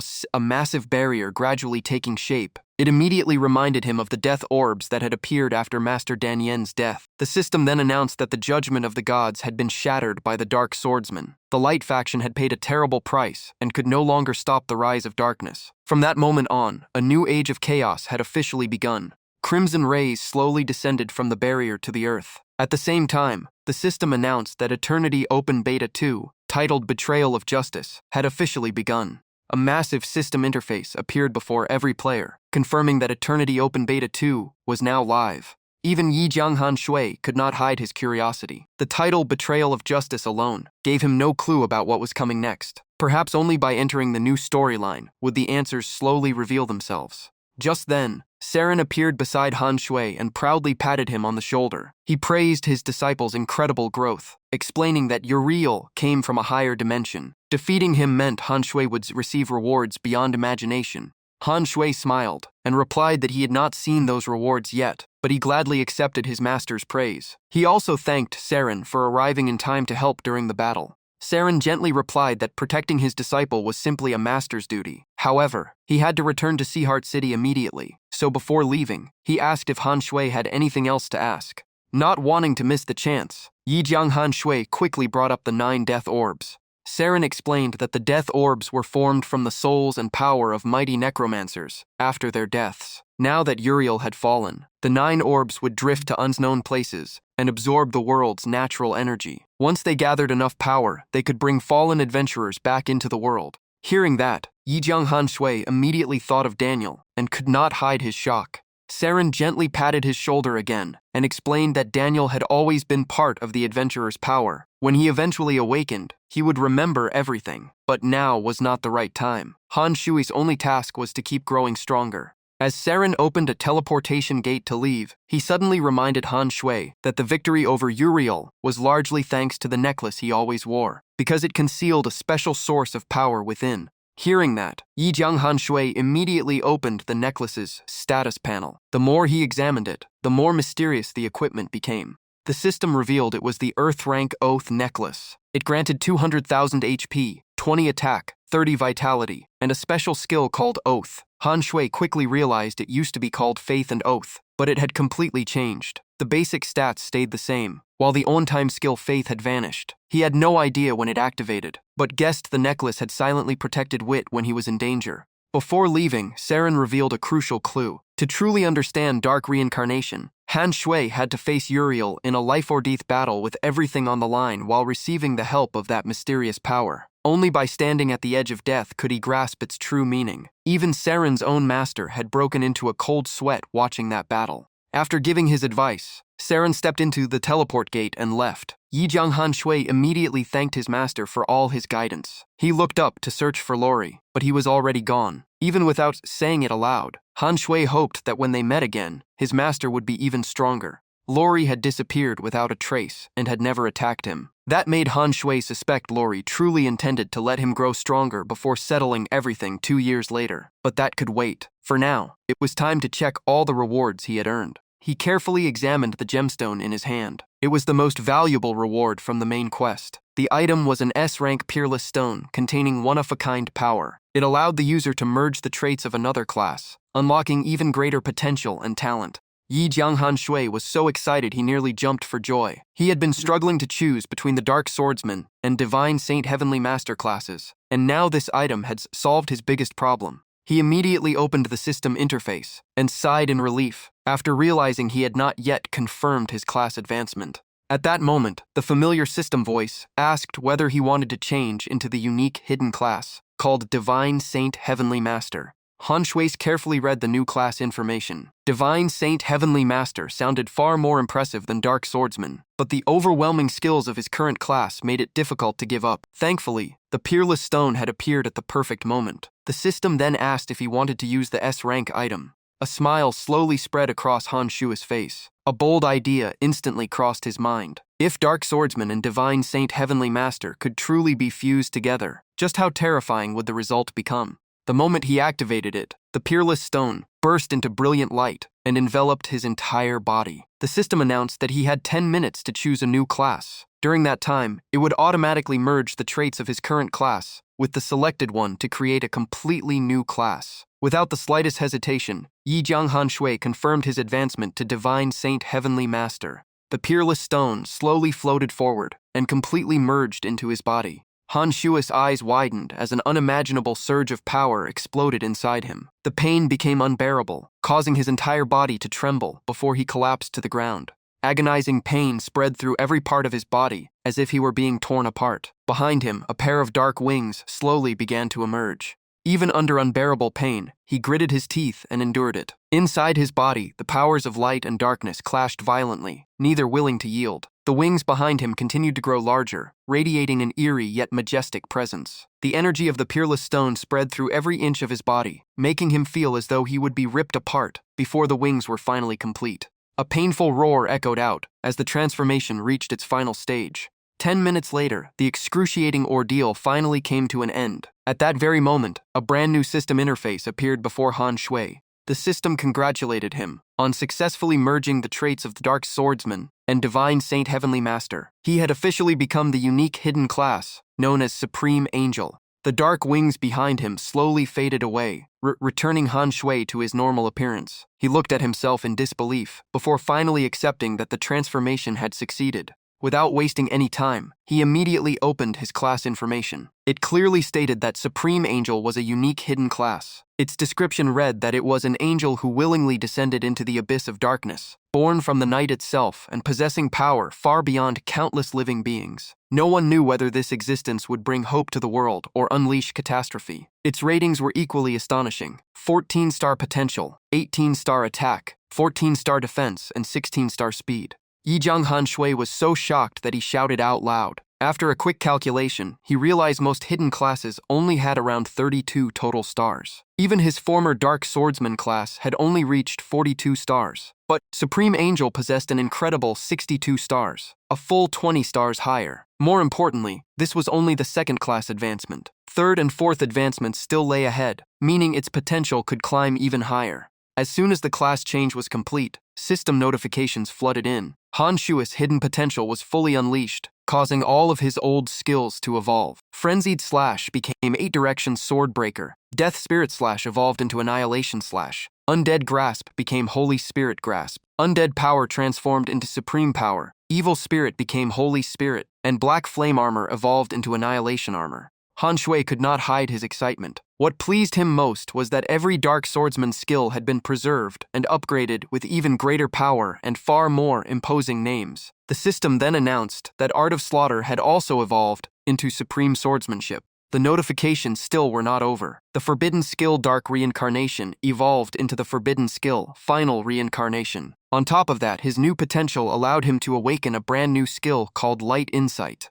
Han Shui immediately opened his skill window with great anticipation. After such a massive transformation, his combat strength had definitely reached a whole new level. It was time to see what each new skill could do. The first skill was the A-Rank 8-Direction Sword Breaker. As the evolved form of Frenzied Slash, it was vastly more powerful. It automatically created sword phantoms within a 10 bi 10-meter area to attack every nearby enemy. Each phantom possessed 80 of Han Shui's attributes, lasted 10 seconds, and had only a on-minute cooldown. Next came the A-Rank Annihilation Slash, the upgraded version of Death Spirit Slash. It dealt damage equal to 400 normal attacks while reducing the target's movement speed by 30 for 2 seconds, with only a 15-second cooldown. The next skill was the S-Rank Holy Spirit Grasp. As the Supreme Angel, Han Shui's control over energy had reached an entirely new level. The skill allowed him to command both holy light and darkness, immobilizing and stunning every enemy within 20 meters in front of him for up to 5 seconds. Its cooldown was 1 minute. After that came Supreme Swordsmanship, an rank passive skill exclusive to the Supreme Angel. It was an innate gift that granted mastery over devastating sword techniques from birth. The effect increased base attack by 500 and granted an additional 50 attack. The skill list continued with Holy Spirit, an rank passive representing absolute dominance over living beings, supernatural entities, and even other forms of existence. Under this power, everything fell beneath the user's control. It directly granted 40 additional attack. Next was Supreme Power, an rank passive's skill. Even after falling into the deepest darkness, its immortal will could never be extinguished. The skill restored 1 HP per second while out of combat. During battle, the effect dropped to 0.2 HP per second, but it still provided incredibly powerful regeneration. The more skills Han Shui examined, the more excited he became. Their names had changed, but their strength had improved even more dramatically. Supreme Swordsmanship and Holy Spirit alone granted 500 base attack and a combined 90 attack. Most impressive of all, Supreme Power offered regeneration far beyond what Undead Power had ever provided. It was unbelievably powerful.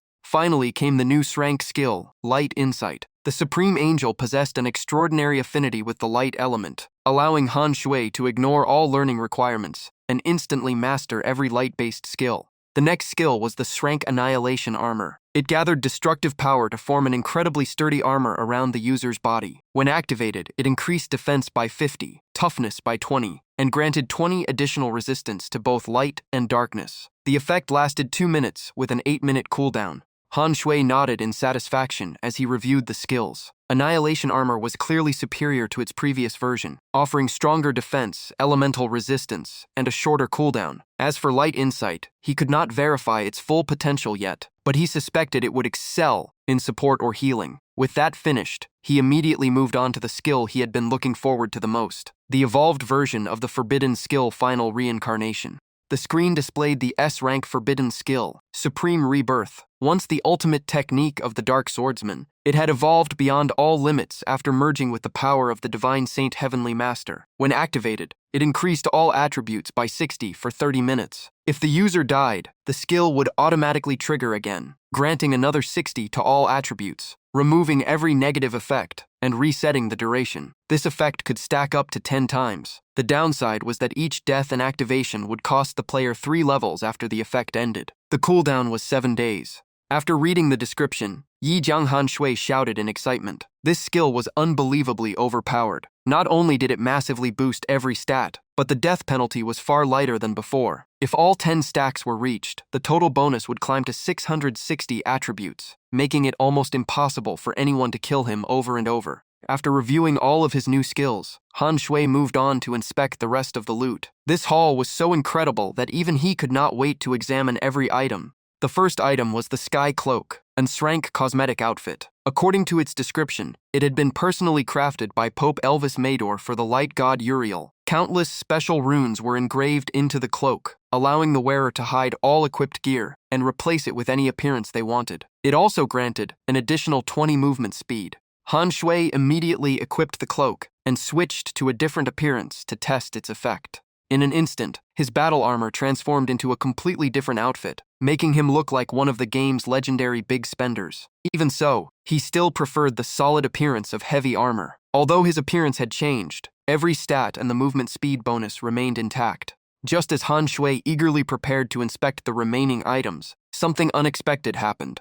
The world around him suddenly darkened until it was almost completely swallowed by darkness, leaving only a faint trace of light. He froze in confusion, unable to understand what was happening. Moments later, every player received an official system announcement. The developers apologized for temporarily ending the game session and explained that after experiencing 100 pain simulation, players should rest for at least 8 hours before logging in again to protect their health. Only then did Han Shui realize what had happened. He slowly removed his virtual reality headset. His face was filled with exhaustion. Dark circles surrounded his eyes, and he looked completely drained. Although it was only around 3 in the afternoon in the real world, the life and death battle against Uriel had pushed both his body and mind to their limits. Rest was no longer optional. Around 11 that night, after the city and apartment complex had fallen silent, Han Shui finally picked up his phone and called Wang Kai. The moment he answered, Wang Kai spoke excitedly. He said he had called Han Shui countless times without getting an answer, and had even worried something had happened to him inside the game. Lying on his bed, Han Shui replied wearily, thanking him for the concern, and explaining that he had simply been so exhausted, he slept through everything. Wang Kai burst into laughter, and excitedly said the entire open beta server was talking about Han Shui's massive battle. He even joked that Han Shui had become Eternity's favorite child.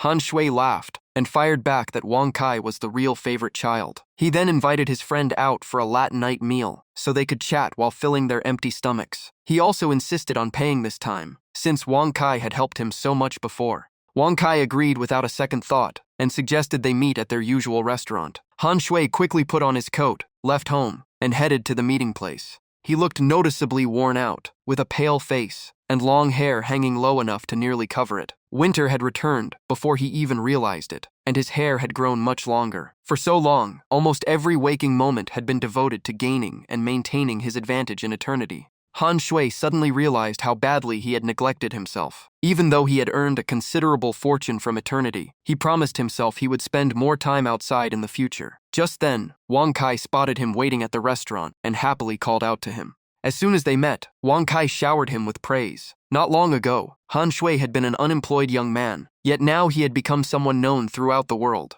Raising his glass, Wang Kai smiled with a slight buzz and sighed that life could change so quickly, it almost felt like a dream. Han Shui could only smile helplessly. He admitted he had never imagined things would go this far. He had entered eternity simply to make money, but one unexpected event after another had carried him far beyond his original goal. Hearing that, Wang Kai joked that Han Shui might not end up remembered as one of eternity's greatest legends, but he had definitely left a stain the whole game would never forget.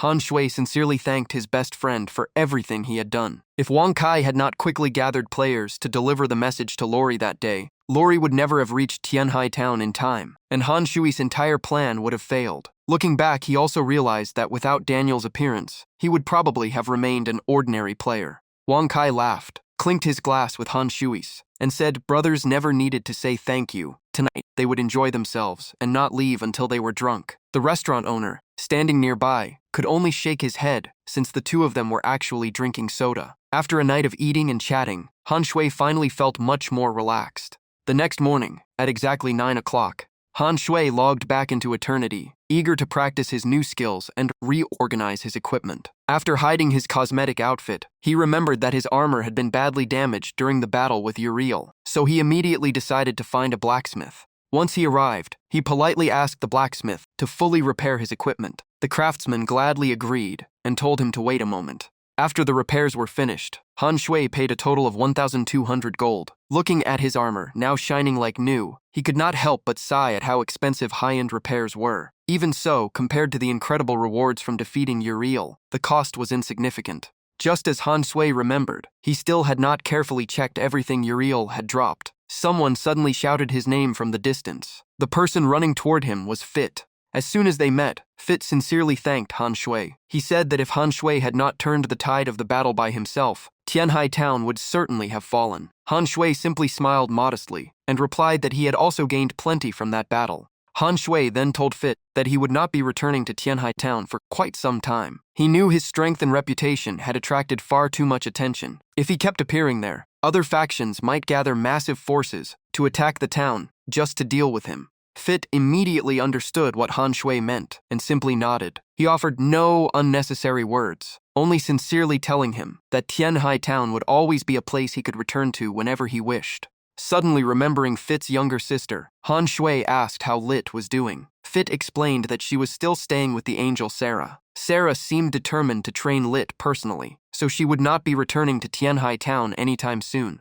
Han Shui smiled and waved goodbye before continuing his journey. He had only asked out of curiosity and hoped they would meet again soon. After all, each of them had now become an extraordinary figure capable of protecting an entire region. Just as Han Shui was about to leave, Fit suddenly called out to him once more. With complete sincerity, Fit thanked Han Shui on behalf of every resident of Tianhai Town. He ended with a bright smile and said they would surely meet again one day. Han Shui smiled back. He had complete faith in Fit's abilities. Now that every threat to Tianhai Town had been eliminated, the town would undoubtedly continue to flourish under his leadership.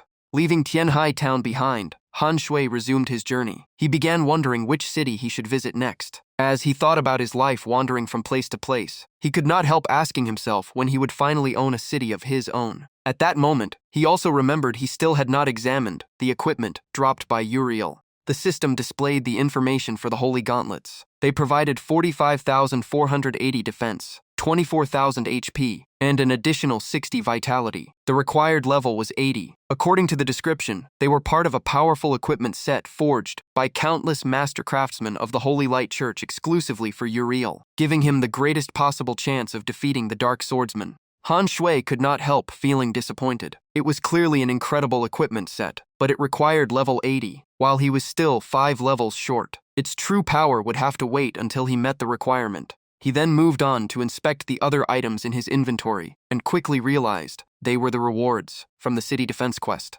The next item was a level 5 pet evolution stone. It allowed a pet to evolve or mutate, improving its quality. The success rate was 100 for spirit rank pets or lower, 50 for earth rank pets, and only 10 for pets of even higher quality. Han Shui thought for a moment and guessed the system had started giving pet-related rewards. That likely meant the pet taming system for normal classes would unlock soon, probably around level 80. Right then, Han Shui received a call from VKP Chandal. Chandal asked if he was free and invited him to do a quest together. Hearing the familiar name, Han Shui remembered he was the knight who had competed in the world tournament.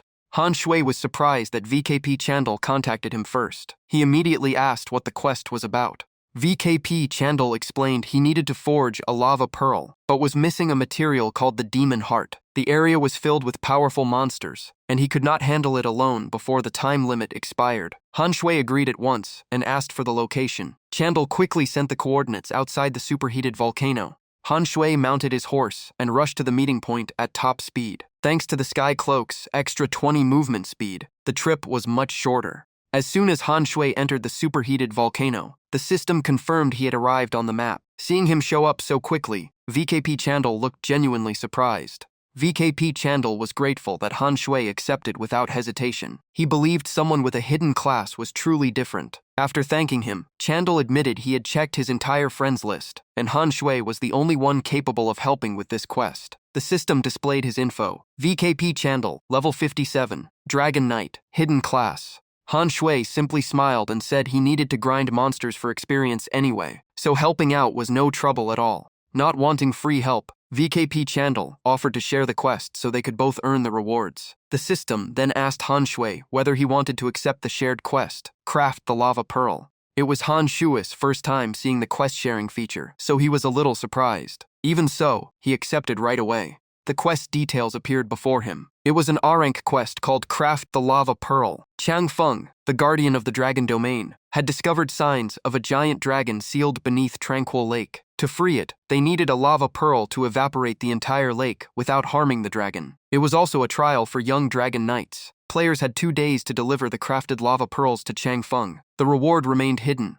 After reading it, Han Shui remembered fishing at Tranquil Lake before, and seeing the water constantly evaporating. He had thought it was normal, never realizing a giant dragon was hidden beneath it. Before entering the quest area, VKP Chandal explained the situation. He warned that the monsters inside the superheated volcano had incredibly high stats. Without the right buffs, surviving would be extremely difficult, so he asked if Han Shui could handle it. Han Shui drew his sword with a confident smile and told Chandal to lead the way. He had already defeated Uriel, so ordinary monsters did not worry him at all. VKP Chandal led the way and explained that the demon heart was near the volcano's crater, but a flock of lava vultures guarded the area. The only option was to fight through them from the outside. Just then, a massive crimson bird with a razor-sharp curved beak slowly appeared before them. The system displayed its information. It was a level 98 elite lava vulture with over 3.3 million HP, 14,000 to 14,500 attack, and around 6,050 to 6,500 defense. It had claw strike and fire breath skills. Living around volcanoes, it was feared for its overwhelming offense and deadly aerial attacks.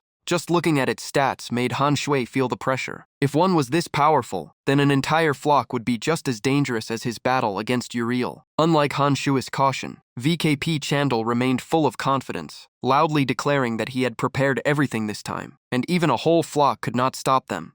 The moment he finished speaking, a huge flock of lava vultures swooped down from the mountain peak, darkening the sky, their razor-sharp claws all locked onto their prey. Faced with the terrifying sight, VKP Chandel only grinned with excitement. He turned and shouted for Han Shui to charge, but the leader of the flock reached him first at incredible speed. With a single dive attack, VKP Chandel was instantly killed. The system announced he had been slain by a lava vulture. Watching the entire scene, Han Shui could only stand there speechless, before muttering that Chandel had somehow managed another unbelievable suicide performance. 5 minutes later, after VKP Chandel revived, Han Shui looked at him helplessly. He reminded him these were elite monsters close to level 100. One was already hard enough, yet Chandel had pulled the whole flock. That was basically asking to die. Chandel could only scratch his head, grin awkwardly, and apologize. Han Shui told VKP Chandel to stay farther back. They were not on the same combat faction, so standing too close could easily lead to friendly fire. Chandel immediately smiled, feeling even more confident in his teammate. Han Shui raised his sword toward the sky. A massive purple lightning bolt tore through the clouds and struck his body. The system announced that God's Descend had been activated, increasing his attack by 60 and granting the divine possession state. Han Shui was pleased to see that he had randomly drawn the power of the God of Death this time. Against flying enemies, ranged attacks would be far more effective. To play it safe, he decided to control the leader first. He calmly raised one hand and aimed at the nearest lava vulture. In an instant, the target was locked in midair. The system confirmed that Holy Spirit control had taken effect, completely immobilizing the monster for 3 seconds. The moment the control landed, Han Shui slammed his arm downward. The lava vulture was smashed straight into the rocky ground, triggering a deafening explosion as debris flew everywhere. Even so, the monster was incredibly tough. It quickly struggled back up, screeching in rage as it tried to take flight again. But Han Shui instantly followed with a lightning-fast kick before it could react. Before the lava vulture could leave the ground, Han Shui stomped its head into the stone, driving it deep into the rock. A massive damage number appeared above it, 164,710. Without giving it a chance to recover, Han Shui swung his sword and unleashed 8-direction Swordbreaker. Watching from behind, VKP Chandel could only stare in disbelief. Seeing the fight, VKP Chandel could not hide his shock. The man who had defeated a god truly was on another level. Even a lava vulture was completely overwhelmed. On the other side, the lava vulture found a tiny opening and frantically beat its wings, trying to escape into the sky. Han Shui remained perfectly calm. He simply asked in a cold voice whether it really thought it could get away. The monster had barely let out a terrified cry when Han Shui unleashed a pitch-black slash that seemed to tear through space itself. Oblivion Slash split the lava vulture clean in half. The system announced the target had been killed, and Han Shui gained another 3 of his current level's experience. Wiping the sweat from his chin, Han Shui smiled with satisfaction. Testing out his new power felt incredibly refreshing. He quickly reassessed his own strength. After becoming the Supreme Angel, his base stats had skyrocketed. His attack had reached 18 stars, and all of his skills had become much stronger. Taking down a lava vulture was far easier than he had expected. Looking back, he realized he had been overly cautious by pulling them one at a time. Just then, 3 more lava vultures swooped down together, filling the air with piercing screeches. Han Shui became even more excited. This was the perfect chance to test the true limits of the Supreme Angel class. All 3 monsters dove at him at once, attacking non-stop with their beaks and claws. Han Shui did not rush to counterattack. He simply raised one hand to shield his face and calmly endured the assault. After watching for a few seconds, he realized their damage was almost insignificant because his current 14-star defense was simply too high. On top of that, after defeating Uriel, his dark armor had evolved into an Earth-grade item. It granted 20,000 defense, 280,000 HP, plus 100 extra defense and 80 additional vitality. It also came with the special skill Unbreakable Fortress, exclusive to the Dark Swordsman and Supreme Angel classes. The armor was indestructible, could never be dropped, and still had room to evolve. Han Shui then activated Armor of Oblivion. The system immediately confirmed the effects. Defense increased by 50, agility increased by 20, and both light and dark elemental resistance were greatly enhanced. A mysterious purple aura instantly covered Han Shui's entire body. Even though the 3 lava vultures kept attacking, their damage dropped so drastically that it became almost harmless. As he quietly gathered his strength, he realized just how incredible Armor of Oblivion's defensive power truly was. Earlier, each hit dealt over 10,000 damage. Now, they barely did around 100. After fully testing his defense, Han Shui finally launched his counterattack. He raised his sword and unleashed 8-direction Swordbreaker, sweeping through the flock of lava vultures. 10 minutes later, the system announced that VKP Chandel had reached level 57. The level-up light surrounded him, leaving Chandel stunned. In such a short time, he had recovered every level he lost after dying. After leveling up, VKP Chandel loudly cheered Han Shui on and told him to keep farming monsters. He also said he would send a reward payment right away. Almost at the same moment, the system announced that Han Shui had reached level 76. Hearing that Chandel wanted to pay him, Han Shui quickly refused. He said it was unnecessary because he was already benefiting from such an excellent leveling spot.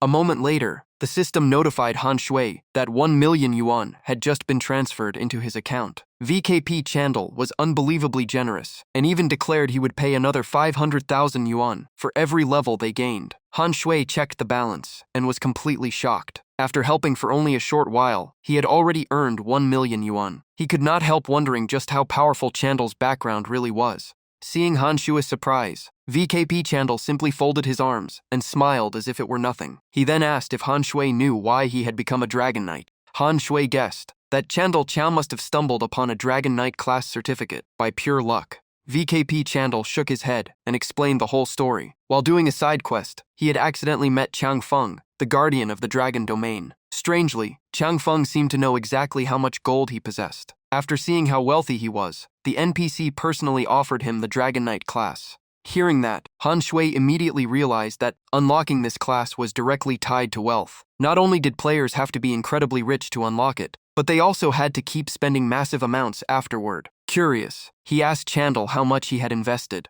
VKP Chandel casually shrugged. Every new skill cost tens of thousands of gold, which translated into tens of millions of yuan in real money. According to him, Chang Feng was nothing less than a money-draining machine that found new ways to empty players' wallets every day. Han Shui could only sigh inwardly. This really was a class reserved for the ultra-rich. Compared to the skill costs from Aguro, the difference was like night and day. An hour later, the last lava vulture fell beneath Han Shui's sword. The system announced that he had officially reached level 79. Right afterward, VKP Chandel transferred another 1.5 million yuan. With every lava vulture cleared, he asked if they should head deeper into the volcano. Han Shui shook his head and explained that he had an extremely powerful gear set waiting. Once he equipped everything, entering the volcano would be much safer and more efficient. Hearing that, VKP Chandel froze in disbelief. Just hearing about an level 80 gear set was enough to amaze him. He curiously asked how much Han Shui had spent on it, and even offered to pay double if Han Shui was willing to sell it.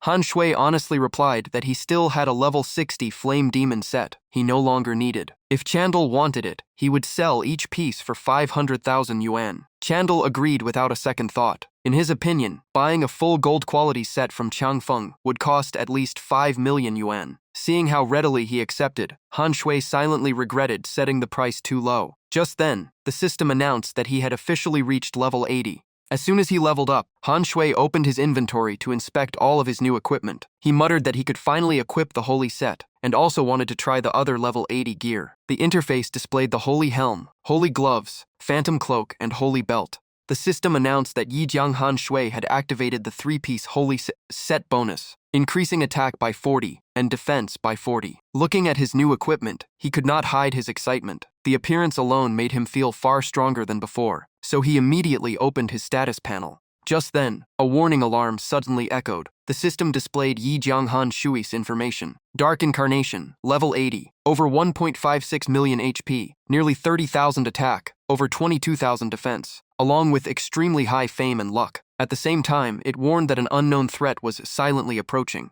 After checking his stats, even Yijiang Han Shui was stunned. With more than 1 million HP and nearly 30,000 attack, he was basically a humanoid boss. The system confirmed that his strength had reached a whole new tier, comparable to a Lord Boss, and his title had been upgraded accordingly. The title Dark Incarnation officially evolved into Apostle of Oblivion. At the same time, the system unlocked the pet feature, allowing players to tame or purchase pets and related items. Thanks to his current strength and fame, Yijiang Han Shui also entered the top 100,000 of the Dark Faction rankings. Completing the required objectives would earn valuable rewards.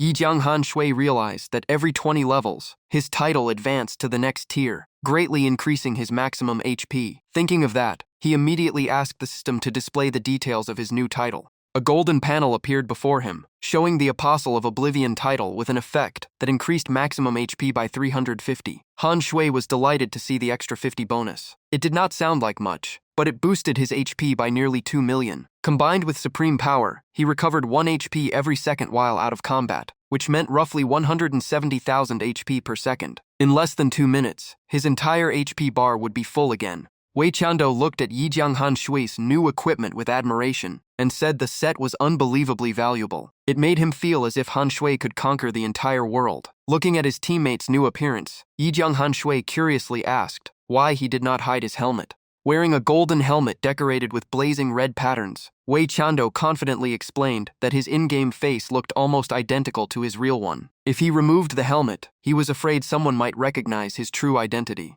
Looking toward the volcano ahead that constantly spewed blazing lava, Yijiang Han Shui asked if they should continue deeper inside. Wei Chando agreed without the slightest hesitation.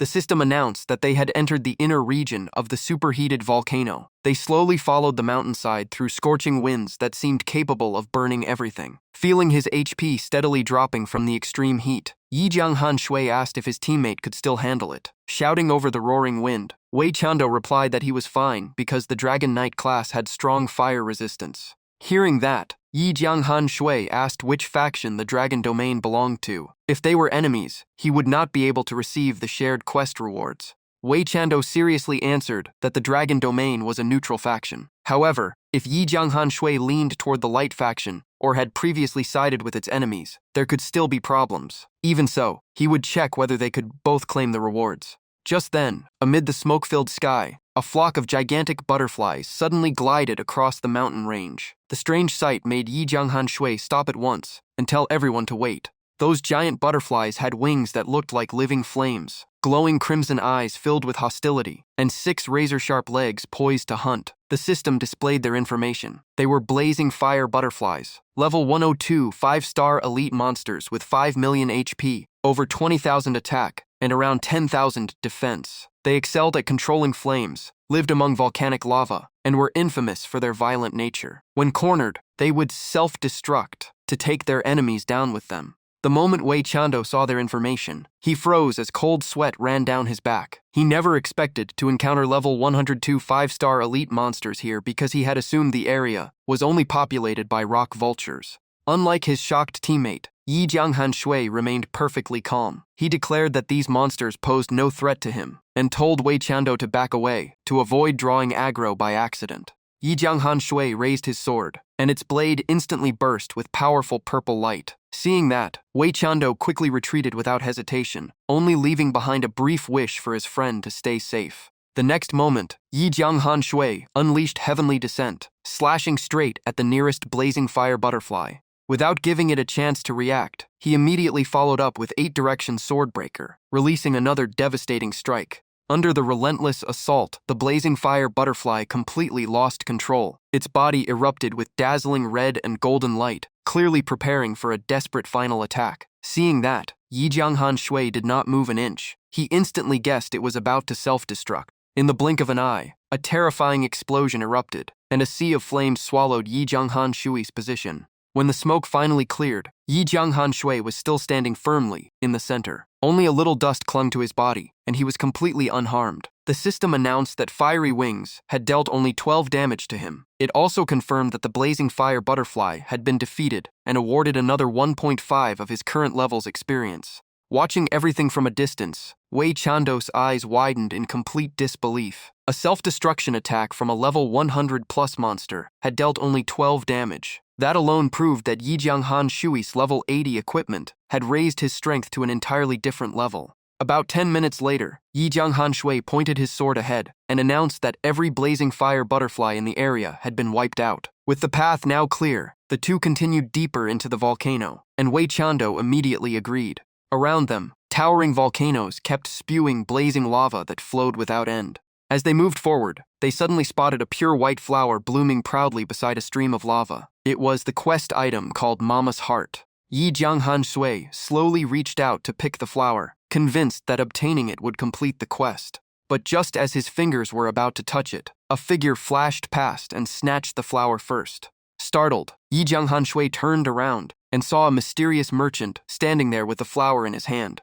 The merchant stood proudly with an icy gaze, holding the flower in one hand while resting the other on his waist, as he greeted the two adventurers. The system identified him as the mysterious merchant, an NPC who wandered across the Eternal Continent, carrying countless rare treasures and willing to trade with anyone wealthy enough. Yi Jianghan Shui immediately bowed with respect. From the way the merchant addressed him as a disciple of the adventurer house, he knew this was no ordinary NPC. The mysterious merchant casually looked at the flower and remarked that it was nothing more than an ordinary dark gold material, hardly worth mentioning. He then tossed it back to Yi Jianghan Shui. Yi Jianghan Shui quickly caught it. With Mama's heart finally in his hands, he knew the goal of this journey had been completed. The system immediately confirmed that he had obtained the dark gold material. The mysterious merchant smiled and said that since they had met by fate, he was willing to make a few trades with them. Remaining extremely respectful, Yi Jianghan Shui politely asked what goods the senior merchant had for sale and whether he could browse the inventory first.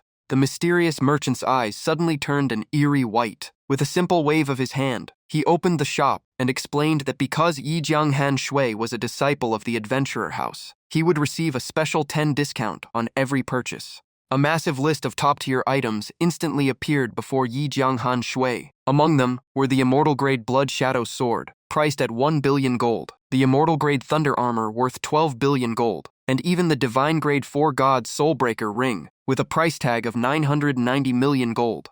After only a quick glance at the shop, Yi Jianghan Shui froze as cold sweat covered his back. This was the legendary mysterious merchant of Eternal. Every item was immortal grade, and there were even divine artifacts that he had never seen before. Even the usually calm Wei Chando could not keep his composure. A few seconds later, Wei Chando's jaw dropped in disbelief. He admitted that even with his wealthy family, they could not afford a single item in this shop. The mysterious merchant calmly explained that he could not reveal the detailed stats of the equipment because it was an absolute rule. The true value of each item depended on the buyer's needs, so bargaining was still possible. However, once a deal was completed, there would be no refunds or cancellations. Wei Chando frowned in dissatisfaction. He admitted the items were incredible, but the prices were completely unreasonable. Even the cheapest immortal weapon cost hundreds of millions of gold, which translated into billions of yuan. It felt like daylight robbery. Hearing the complaint, the mysterious merchant's gaze turned even colder. He pointed at the two of them and calmly explained that this was perfectly normal, because as a player's strength increased, the prices of the equipment would automatically decrease. Hearing that, Yi Jianghan Shui immediately understood. According to the merchant, the system considered them too weak to qualify for those priceless treasures. With that in mind, he stopped looking at the equipment and moved on to the other items. The next page contained all kinds of bizarre goods. One was an A-rank high-grade recycled oil, advertised as making food taste better, but after use it reduced all stats by 100 for 10 minutes. It cost 10,000 gold. There was also an A-rank miracle burger that reduced attack by 1,000 but increased movement speed by 1,000 for 2 minutes, also priced at 10,000 gold. After reading the descriptions, Yi Jianghan Shui was completely speechless. The mysterious merchant truly lived up to his name. Even the strange items he sold were unbelievably rare. Just then, Wei Chando pointed toward another section of the shop and quickly called Yi Jianghan Shui over. They found 2 SS rank items. The first was God's Favor, which greatly increased luck, granting a 50 chance to tame heavenly grade or lower pets and mounts, plus a 10 chance for divine grade ones. It was priced at 10 billion gold. The second was Fate's Fist, which increased the success rate of the next action by 10,000 times. It also cost 10 billion gold. Yi Jianghan Shui was stunned by how ridiculously powerful these items were. Wei Chando admitted that the mysterious merchant truly lived up to his reputation, as every treasure he carried was almost impossible to put a price on. Folding his arms, the mysterious merchant calmly looked at the two of them and said they clearly could not afford such treasures with their current wealth. However, there was another option. Hearing that, Wei Chando looked confused and immediately asked what he meant. The mysterious merchant kept his arms folded as he stared at Yi Jianghan Shui. He noticed that Han Shui had once been a dark swordsman. Even after changing classes, traces of that aura still remained. After a brief pause, he proposed trading Han Shui's most valuable treasure for the right to choose any one item in the shop. Yi Jianghan Shui paused for a moment before asking the merchant exactly which item he was talking about.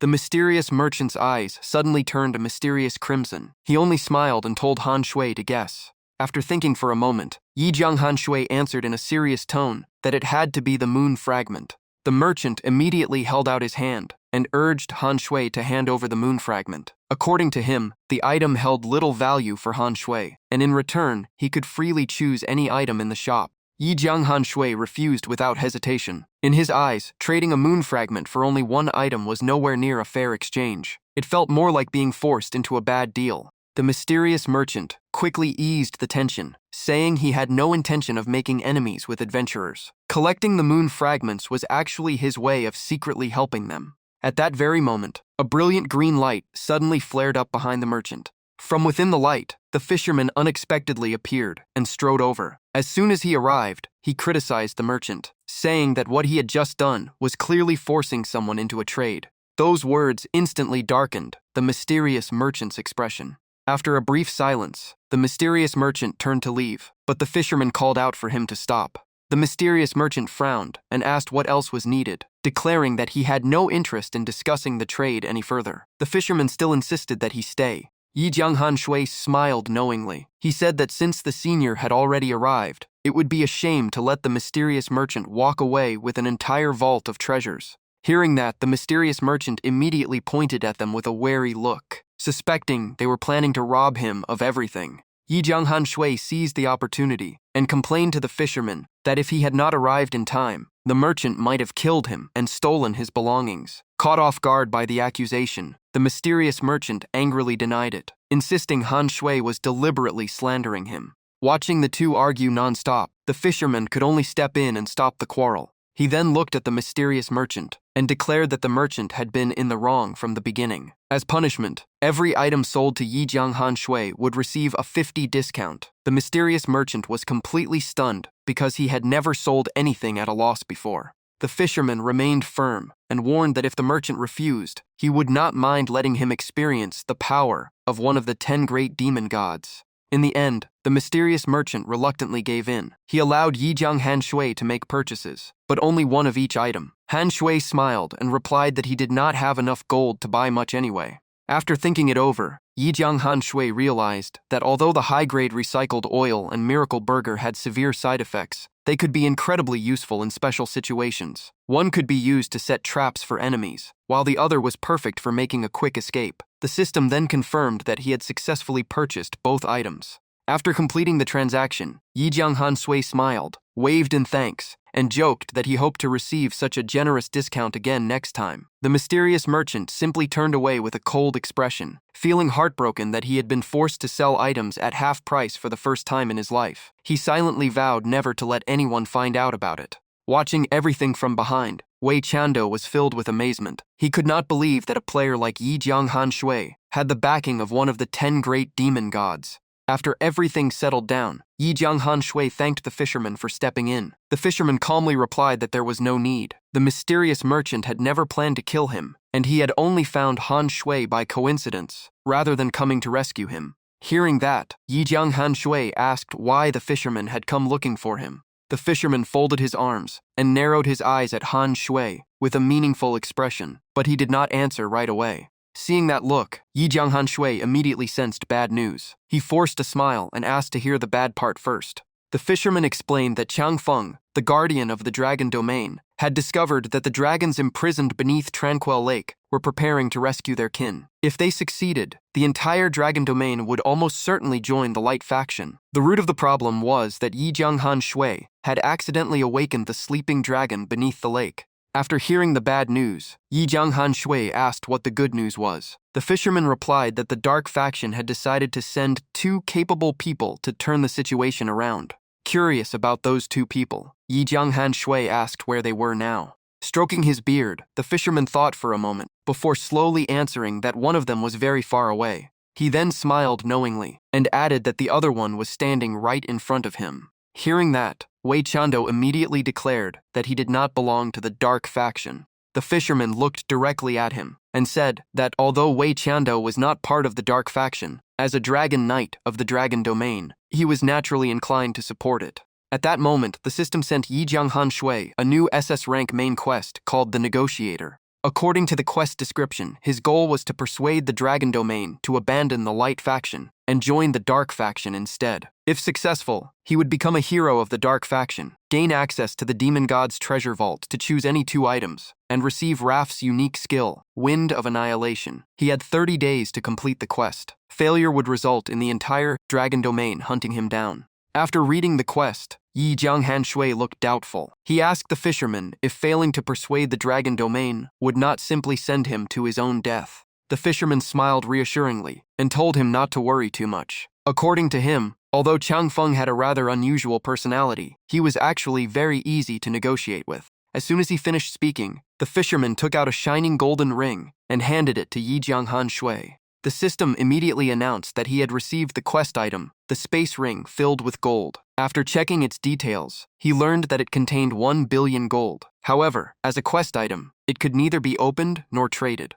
Looking at the ring in his hand, Yi Jianghan Shui could only sigh in regret. If he could actually use the fortune inside, he could convert it into real money, delete his account, and live comfortably for the rest of his life. The fisherman looked at Yi Jianghan Shui with a serious expression and warned him not to have any ideas about the space ring. He instructed him to present it as a gift to Chang Feng because the guardian of the dragon domain loved money more than anything. With that gift, the chances of Chang Feng making things difficult would be greatly reduced. Han Shui could only nod in agreement. After understanding the fisherman's intentions, Yi Jianghan Shui promised to do exactly as instructed. The fisherman nodded with satisfaction before saying goodbye and wishing him success on the road ahead. A flash of light appeared, and the fisherman instantly vanished. Before leaving, he reminded Han Shui that if he wanted everything to go smoothly, he first had to rescue the dragon, imprisoned beneath Tranquil Lake. Wei Chando laughed excitedly, saying that receiving a mission directly from Dixon, one of the 10 great demon gods, proved that the 2 of them were anything but ordinary. Yi Jianghan Shui, however, remained worried and asked if Wei Chando feared losing his Dragon Knight class if the plan failed.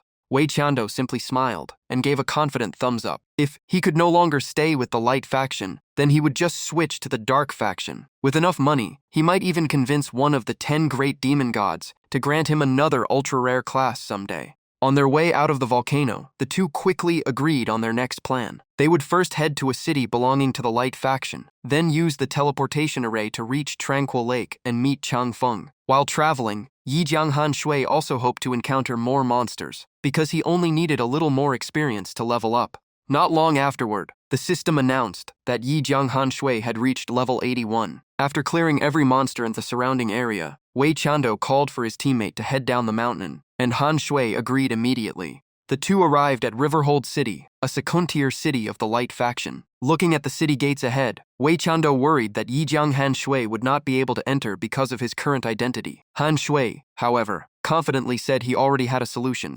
Besides, he also wanted to auction off the equipment they had collected. Before entering the city, Yi Jianghan Shui activated stealth. The system asked him to choose a new name and automatically generated a new appearance. He picked the name Rich Without Worries. A beam of light enveloped his body, completely changing his looks. He also realized that his old identity was no longer suitable, and the fashion effect meant he would not have to keep changing his equipment. After the disguise was complete, the system confirmed that aura concealment had taken effect. Satisfied with his new appearance and the name Rich Without Worries, he looked himself over and laughed, saying that he was finally no longer bald. Watching the entire transformation, Wei Chando asked in surprise if this was the same skill used during the martial arts tournament. The ability to completely change someone's appearance left him deeply impressed. Yi Jianghan Shui smiled, confirmed it, and suggested they head into the city. Once inside, the 2 split up. Wei Chando headed to the forge to craft the lava pearls, while Yi Jianghan Shui went to the auction house to sell the equipment they had collected. Before separating, they agreed to meet again at the teleportation array. Looking at the building ahead, Rich Without Worries quickly realized it was the auction house he had been searching for. The auction hall was packed with people. The host excitedly introduced the next item, a super rare level 50 silver armor set with a starting bid of 800 gold. Before he even finished speaking, someone loudly declared that they would definitely win the item and asked everyone else not to compete. While the auction continued, Rich Without Worries walked to the service counter. A staff member politely introduced the auction house services, including consigning items, purchasing equipment, and buying skill books. After listening, he explained that he wanted to sell some equipment, and the staff immediately accepted his request. While selecting items for consignment, Rich Without Worries decided that the equipment dropped by the boss in Tianhai Town was no longer useful to him, so he listed the entire set for auction. Just then, he remembered the all-seeing insight skill he had obtained after his class advancement, which ignored the usual restrictions on light element abilities. He immediately began searching for light element skill books.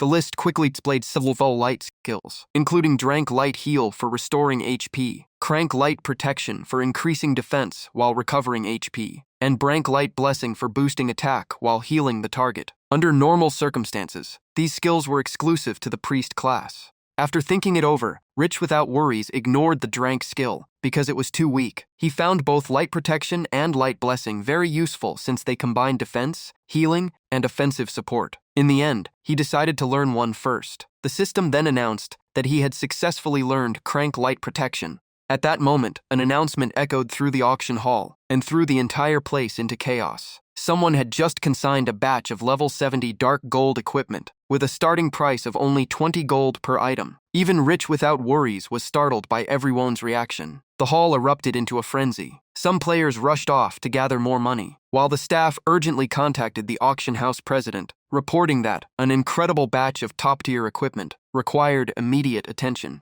After finishing his business, Rich Without Worries met Wei Chando at the teleportation array. Once they confirmed everything was ready, the two immediately set off for Tranquil Lake to find Chang Feng. As soon as they arrived at Tranquil Lake, Wei Chando spotted someone standing in the distance and immediately waved while calling out to his mentor. Hearing the shout, the man with long white hair turned around. At the same time, the system displayed his identity: Chang Feng, Guardian of the Dragon Domain, an NPC of the Dragon Domain. Wei Chando quickly ran over to Chang Feng, took out the lava pearl he had prepared, and excitedly announced that the mission was complete. Chang Feng stared at the lava pearl in Wei Chando's hand for a moment before nodding with satisfaction. While Yi Jianghan Shui and his teammate were still celebrating, the system announced that the A-rank quest, Craft the Lava Pearl, had been completed. The rewards included 1 level, a Brank Branch Split item, 10 copper coins, and Yi Jianghan Shui officially reached level 82. Even after receiving plenty of experience, Han Shui still felt disappointed. An A-rank quest that only rewarded 1 item and 10 copper coins was far too little. It was even worse than the rewards from the beginner village. Just then, Chang Feng, the guardian of the Dragon Domain, decisively threw the blazing pearl into the middle of the lake. The instant it touched the water, violent whirlpools spread across the entire surface. Watching from above, Han Shui quickly realized that the heat from the lava pearl was constantly evaporating the lake, causing the water level to drop at a visible rate. It was obvious this had happened many times before. As the lake bed gradually emerged, he also noticed a stream of dark energy flowing beneath it. It was most likely the seal that Raph had mentioned. Out of nowhere, a cold blade pressed against his neck, forcing him to freeze without daring to move. The stranger coldly demanded that the Dark Swordsman explain within 1 minute why he had come here. Han Shui quickly called out, "Master," while the other man kept his sword raised, but had no intention of provoking a Dark Swordsman without reason. Han Shui honestly explained everything that had happened. After hearing the story, the master's expression changed, and his surprise was obvious. He stared at the golden ring on Han Shui's finger, as if confirming something important, before speaking in disbelief. In the end, the master nodded in approval and accepted the explanation. The system announced that Chang Feng's favorability had increased by 500 points, and their relationship had become friendly. Sheathing his sword, the master turned around and directly asked why this hero had come to the Dragon Domain. Han Shui did not waste time and openly asked the Dragon Domain to join the Dark Faction. Standing nearby, Wei Chando grew nervous. He thought they should have talked about the benefits first instead of making such a risky opening. To everyone's surprise, the master was not angry. Instead, he looked at Han Shui with admiration and praised his courage. Han Shui calmly thanked him and asked why the Dragon Domain still could not make a decision. The master raised 3 fingers and began explaining. The first problem was food because dragons consumed an enormous amount of meat every day. The second was money since maintaining a spring-like climate year-round, and a stable food supply required huge expenses. He continued that the Dragon Domain still depended on support from the Light Faction, so it could not break away yet. The final issue was safety. Every part of a dragon was a priceless treasure, and the Dark Faction was far more chaotic. Even under the Light Faction, countless people hunted dragons, so moving to the Dark Faction would only make things worse. In short, Everything came down to three problems: food, money, and safety. Han Shui immediately realized these were massive problems that could never be solved by personal strength alone. An S-ranked main quest was clearly no easy task. The master calmly said that if Han Shui could solve those three major problems, the dragon domain would seriously consider joining the dark faction. Then he looked at Han Shui with satisfaction and remarked that his strength had improved. He offered to teach him advanced class skills, and Han Shui eagerly accepted. But, after getting excited, he cautiously asked whether the tuition fee would be too expensive. The master smiled and casually replied that 20,000 gold coins would be enough. Hearing that price, Han Shui was almost speechless. 20,000 gold was roughly equal to 2 million in cash, and even a rich player would hesitate to spend that much on one skill. Seeing his reaction, the master took out an old piece of leather and explained that this skill far surpassed ordinary techniques. The previous skills were only for dragon knights, but this one was even rarer and far more valuable. After reading it, Han Shui had to admit the skill was incredibly powerful, but he still tried to negotiate for a discount.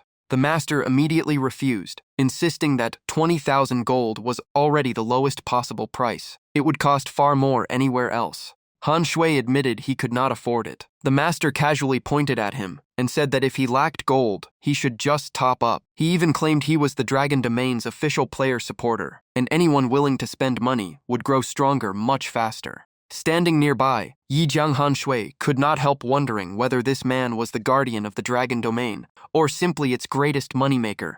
Dropping the topic of skills, Han Shui asked if the master could provide more clues about the Dragon Domain's three major problems. The master only smiled mysteriously and replied that the path was already right in front of him. The rest was up to him. At that moment, someone delivered a money bag containing about 10,000 gold coins. The instant he saw the gold, the master's eyes lit up. His attitude changed immediately as he praised the adventurer's generosity without holding back. Only after accepting the payment did the master reveal that the bloodthirsty sword carried by Han Shui had once belonged to a previous dark swordsman. Time had weakened its power, and now only the finest blacksmiths of the dwarf clan could restore its former glory. The moment he heard about the dwarf clan, Han Shui recalled the legends he had learned before. He guessed this might be the key to breaking the deadlock, and quickly asked where they could find them. Wei Chando handed over the remaining bag of gold and helplessly admitted that almost all the money they earned from defeating Uriel was gone. He only hoped the master would point them in the right direction. The dwarf clan had been hidden for thousands of years. Even he had no idea where they were. Even with only a small clue, Han Shui sincerely thanked him. In his eyes, spending 10,000 gold for valuable information and stronger ties with the Dragon Domain was well worth it. Although Chang Feng loved money, every coin was used to protect and maintain the Dragon Domain.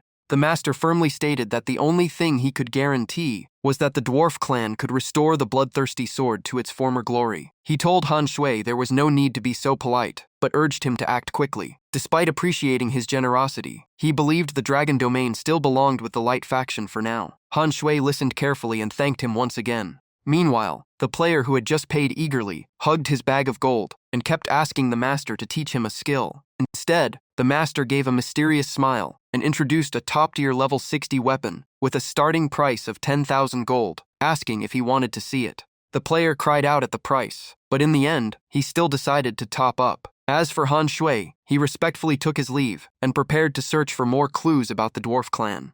On the way out, Han Shui searched countless forums but could not find a single piece of information about the dwarf clan. That meant no player had ever reached this hidden questline before. He thought about asking Jian Shen, whom he had not seen in a long time. But after thinking it over, he remembered how she had been dragged into trouble because of him before. Now that Uriel was dead, the Light faction would hate him even more, so he decided not to involve her again.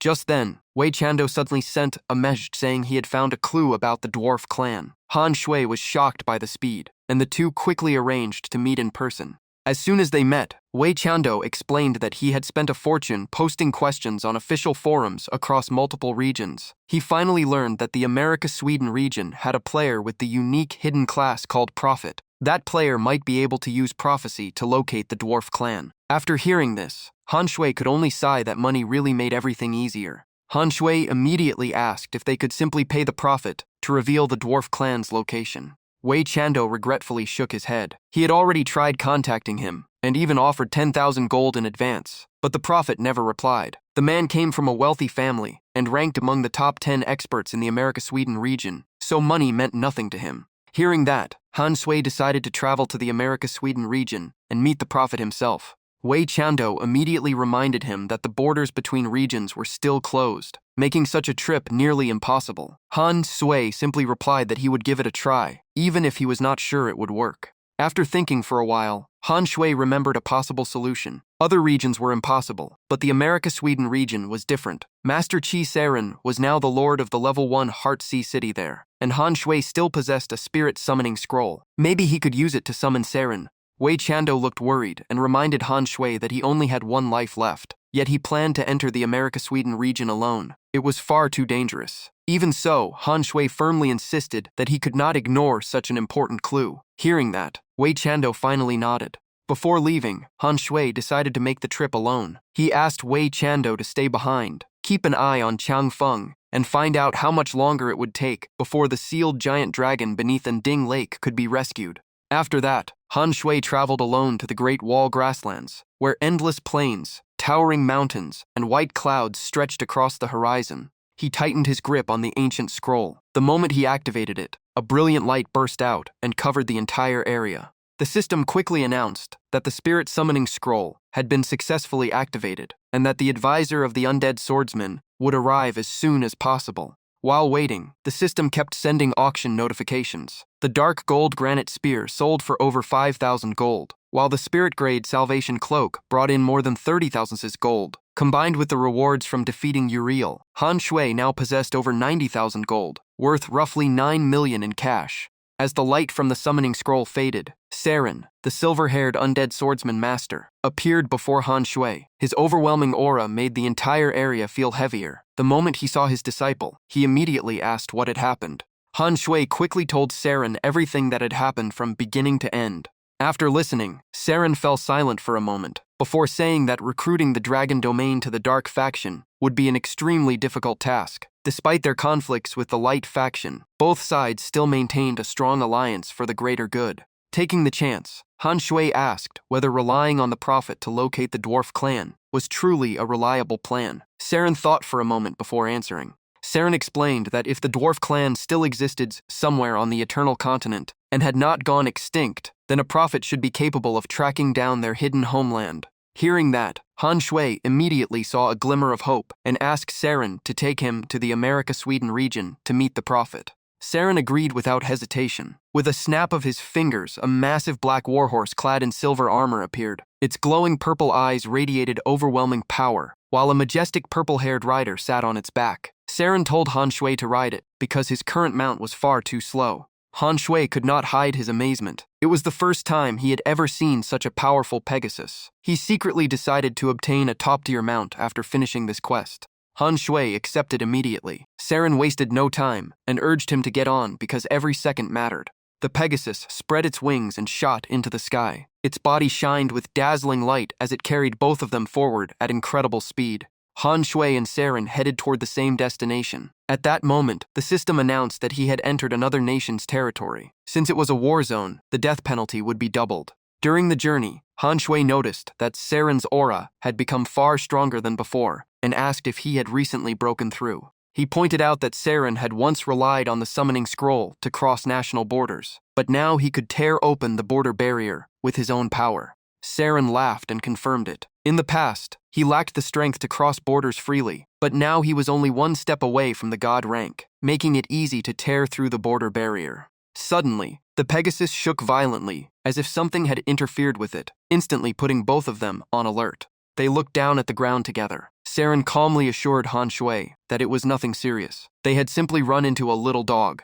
Han Shui was still confused, but Saren confidently repeated that the creature below really was just a dog. On the ground was a tiny dog named Wang Sai. Although it had no visible level or combat stats, it possessed countless priceless treasures that even god-rank experts coveted. Its true origin remained a complete mystery. Saren warned Han Shui not to be fooled by its ordinary name. Wangkes possessed an incredible ability to sense hidden treasures buried across the Eternal Continent, including countless relics no one had ever discovered.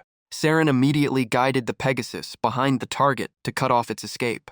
After landing, Saren drew his sword and prepared to attack. He explained that countless god-rank experts had tried to capture Wang Sai and force it to search for treasure, but every attempt had failed because it was even faster than the wind demon god of destruction. Hearing that, Han Shui directly asked if Saren planned to capture the dog as well. Saren did not deny it and immediately launched his attack. Wang Sai showed no fear at all and barked repeatedly as if openly challenging him. Saren slashed downward with a blazing purple sword aura powerful enough to shatter the ground, but Wang Sai dodged in an instant, and the attack completely missed. Even Saren was shocked by its unbelievable speed, yet he remained determined to seize this living treasure. Before Han Shui could even react, Wang Sai suddenly leaped onto his shoulder, startling him into shouting for his master. Saren hurriedly warned Han Shui to be extremely careful. The little dog was infamous for stealing treasures, and even god-rank experts had lost priceless items to it. Saren himself had only managed to keep 2 of his treasures, and told Han Shui he was on his own now.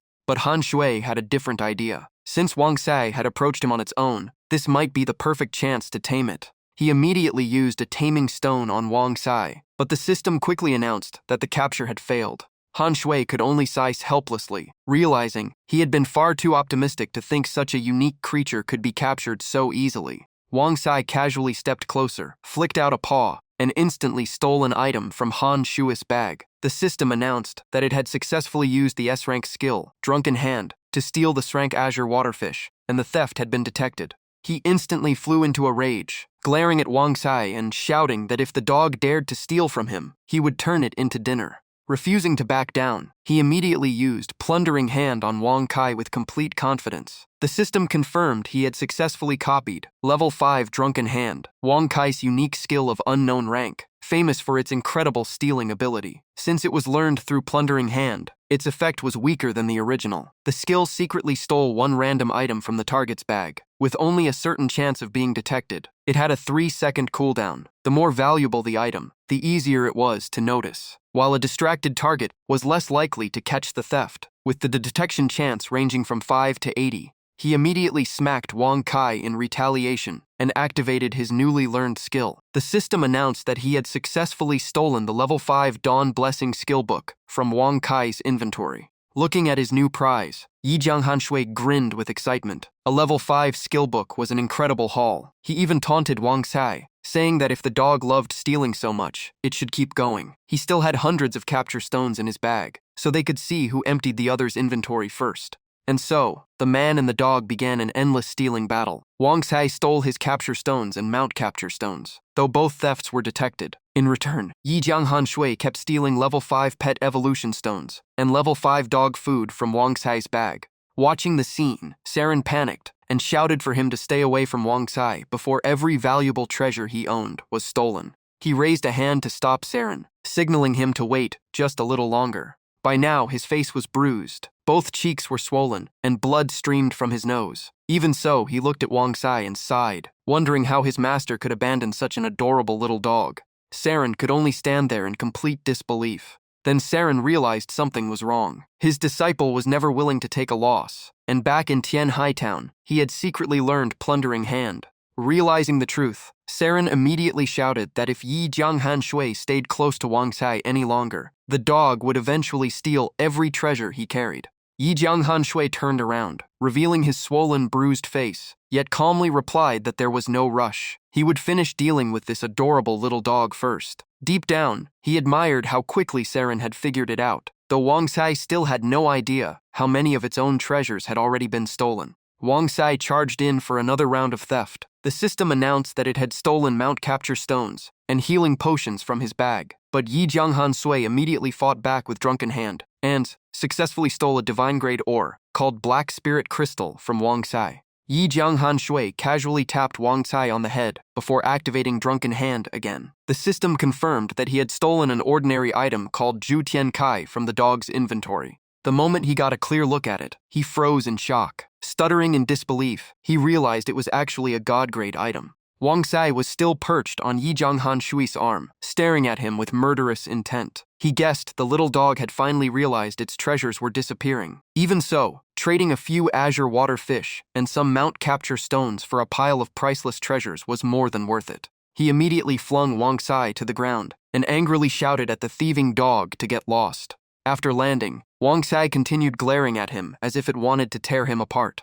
Saren quickly stepped in front of Yi Jianghan Sui. Wang Sai immediately charged forward, barking furiously the entire way. At that moment, Yi Jianghan Shui cast Undead Shield, creating a massive black barrier directly in front of Wang Sai. Trapped inside Saren's barrier, Wang Sai repeatedly called down lightning on the shield, but failed to break through.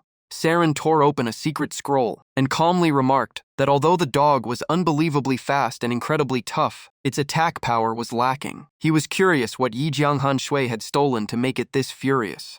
Even while trapped inside the barrier, Wang Sai kept barking wildly. Suddenly, a brilliant beam of light stretched out before it. The beam shot straight through the entire forest, and the system announced that Yi Jianghan Shui had entered the Whispering Wind Forest map.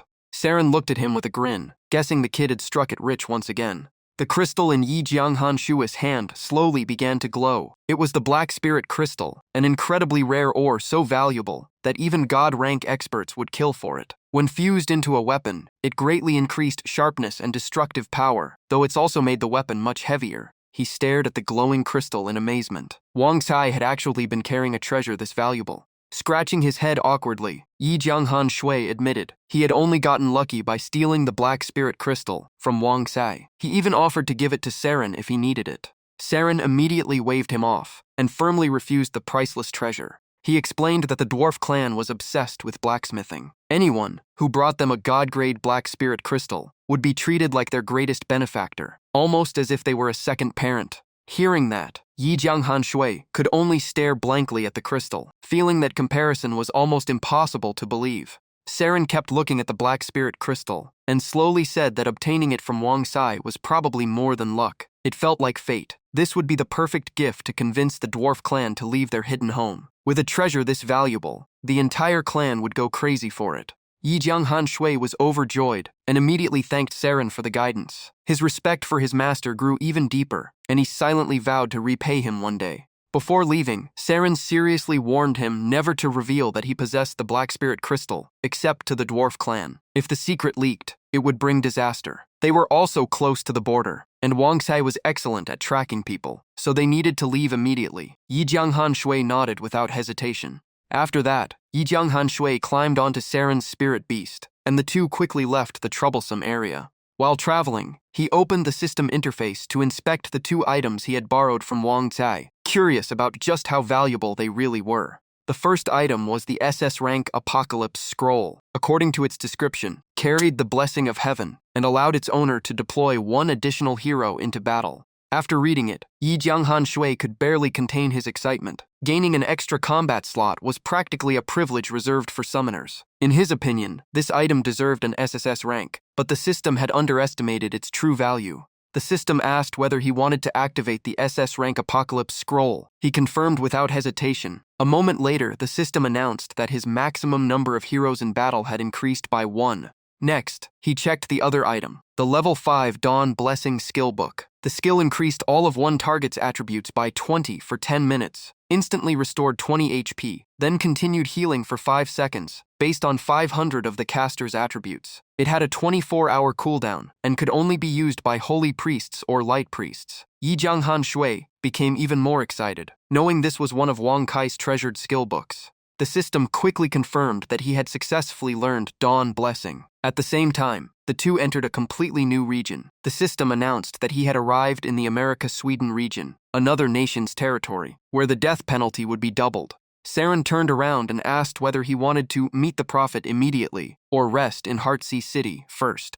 After thinking it over, Yi Jianghan Shui chose to visit Heartsea City first and get familiar with the area. Since he had just arrived in the America-Sweden region, wandering around carelessly would only invite trouble. Saren smiled confidently and said he would personally show him around Heartsea City. Not long afterward, the spirit beast landed in a massive city. The system confirmed that he had entered the level 1 main city, Heartsea City. It was one of the most famous coastal cities in the America-Sweden region, known for its breathtaking scenery. However, it had now been conquered by Saren, an immortal rank dark swordsman, and had become dark faction territory. Master and disciple continued deeper into the city to look around. Yi Jianghan Shui looked around with great interest. The streets were crowded, People moved about everywhere, and everything remained orderly. Even though the city now belonged to the dark faction, the citizens' daily lives seemed largely unchanged. Saren slowly explained that ordinary people never had the right to choose a faction. After taking over the city, he avoided interfering with their lives and allowed everyone to continue working, living, and trading freely. That was why Heartsea City had remained so prosperous. After a brief silence, Saren suddenly asked Yi Jianghan Shui whether the dark faction truly had the strength to defeat the light faction. He then answered his own question, saying it would be extremely difficult. The dark faction's demon god was incredibly powerful, but the light faction also possessed experts capable of matching that strength. The dark faction had expanded so rapidly only because the light faction was consumed by internal conflicts, political schemes, and barriers between nations that prevented them from working together effectively. Yi Jianghan Sui nodded in agreement. Seeing that, Saren asked what his next plan was. He replied that his first priority was finding the prophet, then tracking down the long-hidden dwarf clan. Just then, the system announced that he had automatically become a member of Heartsea City. The notification sent a chill down Yi Jianghan Shui's spine. Heartsea City was a level 1 main city with defenses far stronger than Dark City. If war broke out, both factions would surely send their strongest experts. He looked at Saren with an awkward smile, feeling guilty for troubling his master again. Deep down, he knew a level 1 city siege was far beyond his abilities. He might not even be able to defeat ordinary soldiers, so staying out of it was the smartest choice. Moments later, the system broadcast an announcement to every player in the America-Sweden region. Yi Jianghan Shui, the Eastern Bringer of Destruction, together with Boss Linkup, had entered their territory and joined Heartsea City. Anyone who killed him would receive an enormous reward: 5 free levels, 100 free attribute points, and a basic national artifact. Even Yi Jianghan Shui was stunned by the massive bounty on his head. The master and disciple then parted ways. Saren reminded him to be extremely careful and to contact him immediately through the bracelet if anything went wrong. After leaving Saren, Yi Jianghan Shui rode his spirit beast through the city while thinking things over. His mind was filled with the bounty on his head. Killing him could earn hidden classes, rare skills, and now even a national artifact. That reward alone would drive countless players into a frenzy. Right now, all he cared about was finding the prophet. Not long afterward, he received information that the prophet usually appeared near Blue Moon City and the surrounding guild territories on weekdays. He was also sent a detailed map of the light faction in the America-Sweden region, along with the prophet's portrait. Yi Jianghan Shui gladly thanked the sender. 40 minutes later, he arrived at the familiar road leading toward Blue Moon City. Before entering, Yi Jianghan Shui decided not to take unnecessary risks. Instead, he planned to visit the nearby guild territory, where the prophet often appeared, and observe the situation first. The system also explained that besides NPC cities, players could establish their own territories by meeting certain requirements, including enough guild members, sufficient resources, and special items such as village construction orders, town construction orders, or city construction orders. With those, becoming a city lord was entirely possible. As soon as he entered Evil Dragon Town, a player-built settlement near Blue Moon City, the system confirmed his new location. Yi Jianghan Shui immediately attracted everyone's attention, and he gradually began understanding the local language. The surrounding players whispered that the entire America-Sweden region was desperately hunting Yi Jianghan Shui, yet he had actually walked right into their territory. Just then, a muscular man stepped forward and blocked his path with an arrogant look, clearly searching for trouble. Pointing at the ground before curling his finger in challenge, the man mocked that players from the America-Sweden region were nothing like the weaklings from the east. Since Yi Jianghan Shui had dared enter the Evil Dragon Guild's territory, today he would be meeting God. Hearing those words, Yi Jianghan Shui's eyes instantly turned ice cold. He prepared to answer with a phrase every Easterner knew well. In the blink of an eye, his spirit beast rushed right up to the man's face. Yi Jianghan Shui coldly uttered a single word: "Get lost." The next second, he leaped from his mount and unleashed a devastating kick. The system announced that he had killed the player Wallace and gained 2,000 experience points. Moments later, Green Hartman also fell, earning him another 900 experience points. Everyone watching was left speechless. No one expected a single attack to wipe out an entire group of players. Only then did they realize the videos they had seen before were completely real. The crowd immediately fled in panic, shouting for their guild leader to come fight because only the strongest experts stood a chance against this monster. Seeing their reaction, Yi Jianghan Shui merely smiled. It seemed the players of the America-Sweden region still had no idea how terrifying Boss Linkup truly was. He landed calmly on the ground and declared that if they wanted to call more reinforcements, they were welcome to do so. He would wait right here and clean up the battlefield. Not long afterward, a beautiful young woman with a chilling aura arrived, leading a large group of players. The moment she appeared, she demanded to know why an Eastern player had dared enter her territory. From the information displayed, Yi Jianghan Shui confirmed that she was none other than Death Rose, a level 63 prophet with over 1 million HP and powerful skills such as Fate Break, Mirror Flower Water Moon, Sacrificial Light, Insight, and Divination. He knew he had found the right person. He had come for only one reason. He wanted her to perform a divination for him. Death Rose laughed mockingly and asked what made an Eastern player think an America-Sweden player like her would help him. He remained calm and simply replied, "Why not?" She laughed even harder, calling the request ridiculous and mocking the intelligence of the Eastern region's top player. Tired of arguing, Yi Jianghan Shui made his move. He said that since she refused, there was no point wasting more time. He would just take the divination skill himself. He activated Plundering Hand, but the system announced that divination was an exclusive prophet skill and could not be stolen. Seeing that, Death Rose burst into laughter again, mocking Eastern players for always doing ridiculous things. Yi Jianghan Shui realized things had become more troublesome than expected. He switched to negotiation, promising to fully compensate everyone he had killed. He even offered to help them gain 10 levels as a gesture of sincerity. After hearing that, Death Rose became even more amused. She guessed he was facing a major crisis, and that without her guidance, he would eventually hit a dead end. After enduring her taunts again and again, Yi Jianghan Shui finally lost his patience. He warned her not to push too far, or she would pay for her words. Death Rose paid no attention to the warning. She did not believe the rumors about his invincibility, and secretly activated Appraisal to examine his strength. In an instant, Yi Jianghan Shui appeared floating in the air, with the dark sword in hand. His profile displayed the title Bringer of Destruction and Boss Linkup. The description stated that he was an adventurer who had risen from the abyss of darkness, possessing terrifying combat power that allowed him to defeat enemies far above his level. Even the Holy Church had once gathered all its forces and attempted to summon a god to seal him, yet every one of them had been slaughtered. The players standing behind Death Rose immediately turned pale and cried out in horror as they shouted for their guild leader to be careful. Yi Jianghan Shui had already dived from the sky. In the blink of an eye, he wiped out the entire defensive formation. Death Rose was blasted away and crashed heavily onto the ground, her body aching so badly that she could barely stand. She struggled to get back up in shock. Looking down at her, Yi Jianghan Shui coldly said that attack had only been a warning. If he had truly aimed to kill her, there would have been nothing left to revive. Without taking his eyes off her, he calmly asked one final time whether she was willing to perform the divination. Even then, Death Rose refused without hesitation. In her eyes, once he entered the America-Sweden region, he should have been ready to face the consequences. This conflict would not end peacefully. Hearing her answer, Yi Jianghan Shui immediately swung his sword. He only said one cold sentence: "You chose the wrong answer." The system then announced that Death Rose had been killed. Every player in the town vanished after being defeated, leaving Yi Jianghan Shui standing alone. The system announced that he had captured Evil Dragon Town and asked whether he wanted to destroy it or take it over. Only then did he realize that wiping out every defender of a player-built territory allowed him to either erase it or claim ownership.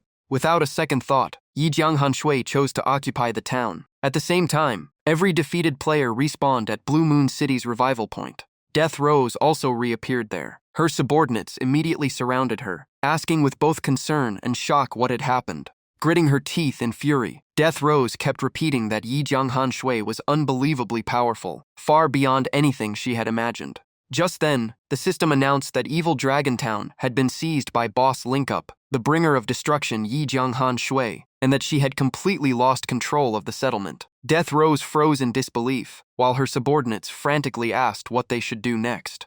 Her anger exploded. That town had been built through countless hours of hard work, and now it was gone. She immediately ordered every guild member to log in as quickly as possible. Death Rose decided to issue a region-wide announcement across the America-Sweden region. She believed the enormous bounty on Yi Jianghan Shui, especially the basic national artifact, would attract every top guild. Defeating the #1 player from the east would also deal a massive blow to the enemy's morale. Every subordinate responded in unison and immediately rushed to carry out her orders. Before long, a region-wide announcement spread across the America-Sweden region. Death Rose called on every player to unite and eliminate Yi Jianghan Shui, who had occupied Evil Dragon Town and openly challenged the entire region. The news caused an uproar. Players everywhere rushed to join the hunt, and even the top guilds from Sin City began gathering their forces. Seeing the situation unfold, Yi Jianghan Shui guessed it would not be long before every elite player in the America-Sweden region surrounded Evil Dragon Town.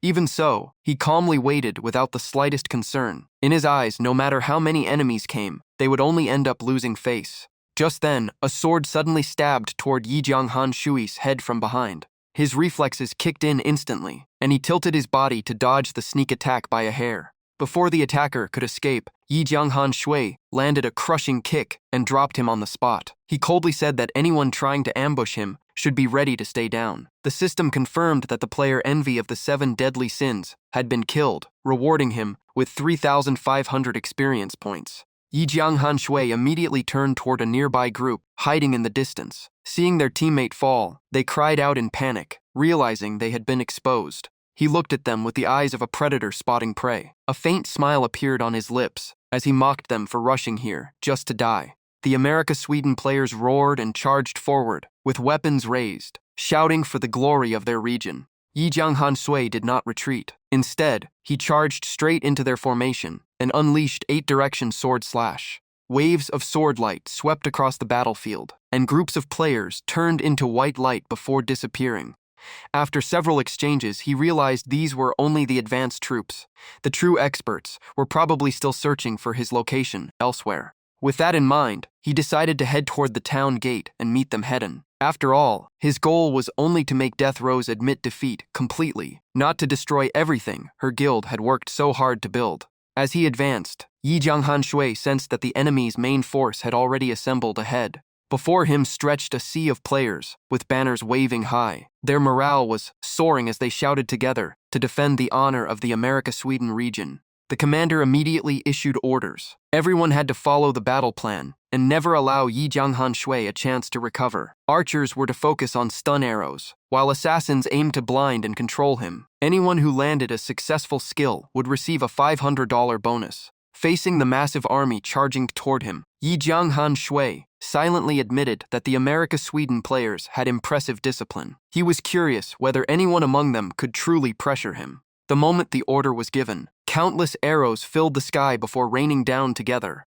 Yi Jianghan Shui calmly activated Annihilation Armor. The system announced a 50 defense increase, 20 durability increase, and an additional 20 resistance to both light and dark elements. The effect would last for 2 minutes. Strengthened by the defensive buff, he walked straight through the storm of arrows with barely a scratch. As soon as he reached the enemy formation, he swung his sword again and again, cutting down player after player. The once-packed battlefield quickly filled with huge gaps. 8-direction sword slash continued sweeping through the crowd as more and more players fell. Witnessing the slaughter, many players began to panic. They desperately shouted for Zhu to appear and stop him. At that moment, a ferocious spirit beast charged onto the battlefield with a thunderous roar, forcing the crowd to split apart. At the same time, a razor-sharp spear shot toward Yi Jianghan Shui's side like a bolt of lightning. He immediately turned and blocked the strike with his sword, but his opponent had already rushed past at incredible speed. Yi Jianghan Shui looked slightly surprised. When he turned around, he saw a rider mounted on the back of a gigantic snow wolf. The rider spoke first, saying he had wanted to challenge Yi Jianghan Shui for a long time. Both of them possessed unique hidden classes and had won their own nation's world martial tournament. Today, they would finally decide who was truly stronger. The displayed information identified him as the level 70 Frost Emperor, the Ice King, with nearly 1.68 million HP and skills including Frozen Body, Cold Wind Protection, Extreme Frost Blade, Frozen World, and the forbidden skill Snow King. Yi Jianghan Shui carefully studied his opponent. Although the level gap was significant, he understood this was one of the America-Sweden region's finest players. The fact that his opponent possessed a forbidden skill made this battle even more worthy of taking seriously. He calmly reminded the Ice King that he was still affected by War Trample and Supreme Dominion, yet he still wanted a final showdown. The Frost Emperor remained arrogant and cold, warning him not to celebrate too early because the battle was not over yet. The system announced that Zhuang Jia had activated the plunder talent and copied the tyrant talent. Since it was an SS rank talent, it only worked at 75%. Yi Jianghan Shui immediately realized it was almost identical to his own plundering hand, both able to steal other people's talents. His opponent burst into laughter, thrilled that his attack power had increased by 37.5, and called himself unbelievably lucky. The two charged at each other at the same time. Han Shui mocked him, saying that getting excited over just 37.5 extra attack was ridiculous. Without hesitation, the Frost Emperor unleashed the forbidden skill Frost King. The system announced that all debuffs were removed, HP was fully restored, and all attributes increased by 80 for 10 minutes. In return, he would lose 10 levels and suffer a 50% stat reduction for 3 days after it ended. Once everything was ready, he stared at Han Shui and asked if he was finally worthy of a real fight. Han Shui accelerated once again and closed the distance in an instant, saying that if he could survive this attack, then they could keep talking. He shot straight into the sky, making the Frost Emperor's face change as he looked up in shock, unable to believe the cooldown had already ended. Panicking, he instantly dismissed his mount and dropped hard to the ground. The impact shattered the earth into countless cracks. Even though he barely dodged the attack, the Frost Emperor was still caught by Han Shui. Holy Spirit Grasp activated, and the system confirmed the target was immobilized for 2 seconds. The Frost Emperor was thrown high into the air, his face filled with panic. Han Shui immediately used Plundering Hand again to steal his opponent's power. The system confirmed the theft had succeeded, directly taking the spirit rank Frost Snow, flowing light sword from the Frost Emperor's inventory, leaving every player behind him stunned. No one expected the Frost Emperor to be humiliated so badly, right in the middle of the battle. He roared in fury and swore Han Shui would pay for what had just happened.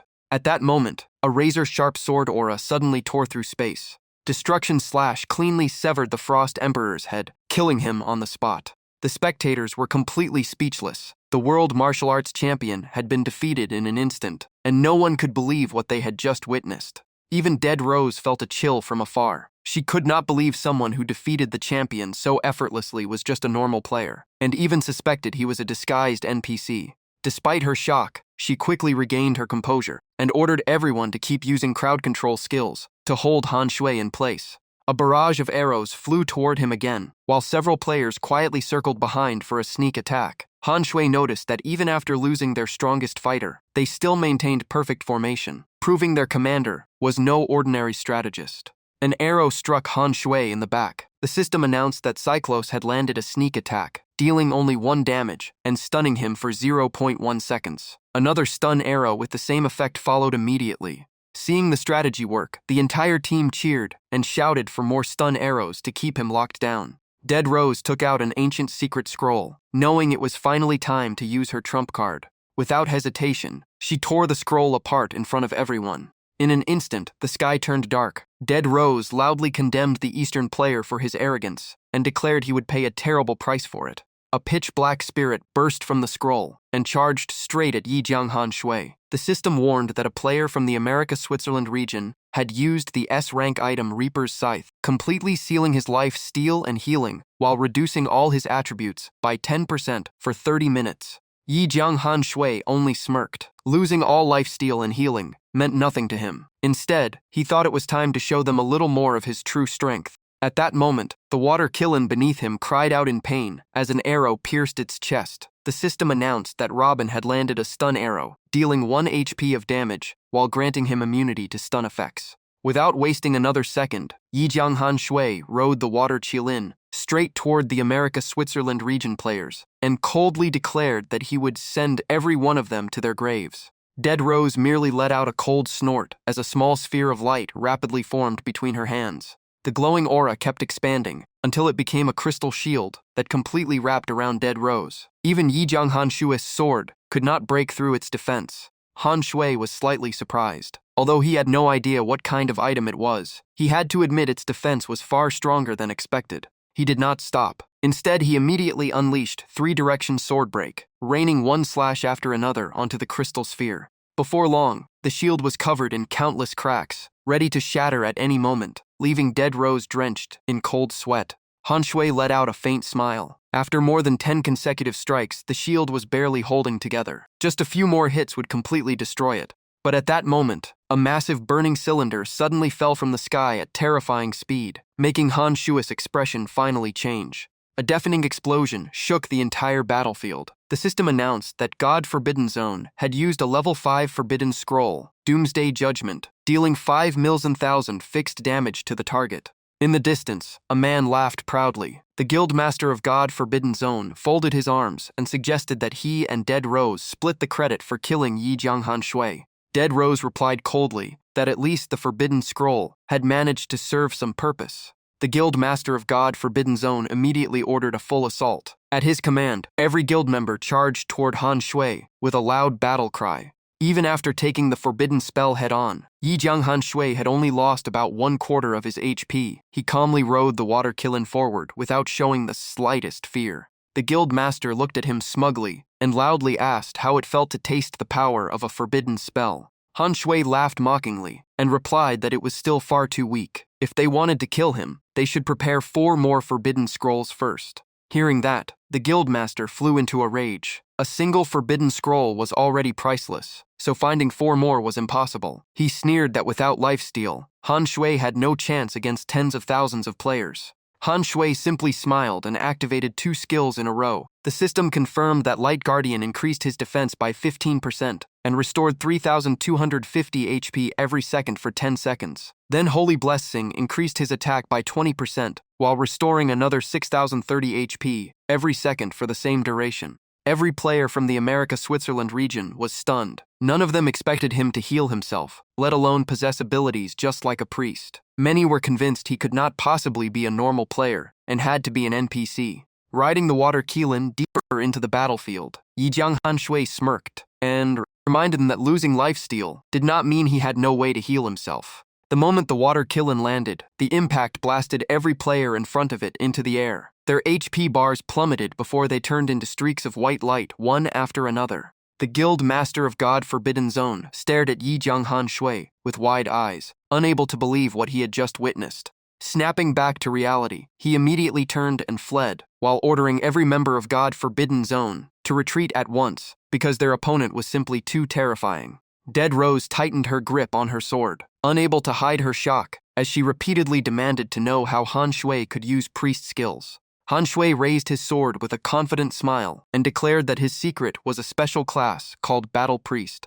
He then unleashed a relentless barrage of sword strikes against the crystal shield protecting Dead Rose. Cracks quickly spread across its inner surface, making her realize it was about to collapse. A moment later, the crystal sphere shattered completely. Dead Rose was blasted away, and the system confirmed that Yi Jiang Han Shui had eliminated her. Han Shui smiled with excitement and loudly asked if anyone else was capable of stopping him. At that moment, a thunderous explosion erupted behind the player formation. An overwhelming aura descended from the sky, shaking the ground and forcing everyone to turn around. The newcomer was an old bald man with a frail body, carrying an enormous battle axe. He angrily scolded the America-Switzerland region players for disgracing their entire region and declared that he would personally deal with Han Shui. The system also announced that after so many players had been slaughtered, the Heaven Rank boss, Thunderflame City Lord Gai Lei, had entered the battlefield. The boss information appeared on the interface. Aside from the title Heaven Rank Thunderflame City Lord Gai Lei, every other stat was hidden. Gai Lei gritted his teeth and declared that an Eastern invader who dared to cause chaos here deserved to die by his hand. Han Shui quickly evaluated his opponent. Every hidden attribute suggested that Gai Lei was at least 50 levels above him. Even so, he calmly replied that the entire purpose of this trip had always been to take the city lord's life. Gai Lei raised his battle axe and sneered, saying that empty words would never change the outcome. But before the axe could strike, the water Kilin launched Han Shui into the air to dodge the attack. When Gai Lei looked back, he discovered that another group of soldiers behind him had already been wiped out by Han Shui. Furious, Gai Lei roared that Han Shui was just a brat and challenged him to face him head-on. One player immediately recognized Han Shui's old trick and reminded everyone that he had once changed his name and blended into the crowd in the Romance region, so everyone needed to stay alert. Even an old man nearby sighed that their opponent had far too many trump cards. Hearing that only made Gai Lei even angrier. He cursed Han Shui as a coward with no honor at all. Just then, Yang Guangxiao Baima raised his hand and asked to speak with the city lord. Tilting his head in thought, he said he had heard that Yi Jianghan Shui always fought in the east, with a shaved head and a cloak. They should start checking every bald player first. Maybe they would find him. The moment he finished speaking, everyone's eyes turned toward a bald young man quietly standing in the corner, leaving the poor guy crying out in confusion. Guy Lei immediately swung his axe and ordered everyone to kill that bald player. He even offered a reward of 100 Thunderflame City gold coins to whoever got the kill, convinced that Yi Jianghan Shui would eventually reveal himself. Within moments, the entire crowd rushed after the unlucky bald player. Even though he desperately shouted that he belonged to the Sin Guild, nobody listened and continued chasing him. Watching the enemy attack their own people, Yang Guangxiao Baima smiled slyly as his plan worked perfectly. Meanwhile, the unfortunate bald player died an innocent death. While everyone was still in chaos, Yi Jianghan Shui immediately accelerated toward Guy Lei. He was certain the city lord carried plenty of valuable treasures. As for Guy Lei, he was still shouting orders to his troops, insisting it was better to kill the wrong target than let the real one escape. Han Shui suddenly closed the distance and punched Guy Lei square in the face. At the same time, Dimensional Miracle Hand activated, and the system confirmed that he had stolen an S-rank rare treasure map from the city lord's inventory. After Guy Lei was knocked to the ground, the system congratulated Yi Jianghan Shui for obtaining the S-rank rare treasure map. Holding the old map in his hand, Han Shui could not hide his excitement after discovering it, pointed to another rare treasure. He laughed and wondered if his luck had really activated that quickly. The system asked whether he wanted to use the S-rank rare treasure map, and Han Shui chose to use it without hesitation. According to the system, the treasure was located in Thunder Shadow Canyon at coordinates 1687, 339, and would disappear after 3 days. Han Shui checked the time and decided to farm a little more before logging out, then search for the treasure the next day. He continued hunting monsters on the water Keelan. After defeating several more enemies, the familiar system notification appeared again. The system confirmed that Yi Jianghan Shui had reached level 84. Seeing that he had finally reached level 84, Han Shui let out a relieved sigh and logged out, planning to collect the remaining treasure the next day. The following day, after riding the water Keelan across a long distance, the system announced that he had entered the Thunder Shadow Canyon map. Looking around, Han Shui saw that the entire mountain range was covered with countless bolts of lightning, woven together like a giant web. The sight immediately put him on guard. He could sense that the area was filled with hidden dangers and could not be underestimated. Just then, streams of electricity descended from above and wrapped around the water Keelan. Han Shui instantly felt his body go numb. The system announced that he had been struck by a lightning current, reducing his attack by 20% and draining 2,000 HP every second. Fortunately, his healing far exceeded the damage, so he was not worried about the HP loss. The attack reduction was the real problem. Ignoring the relentless lightning strikes, Han Shui kept moving deeper into Thunder Shadow Canyon. After traveling a short distance, his eyes suddenly locked onto a strange sight ahead.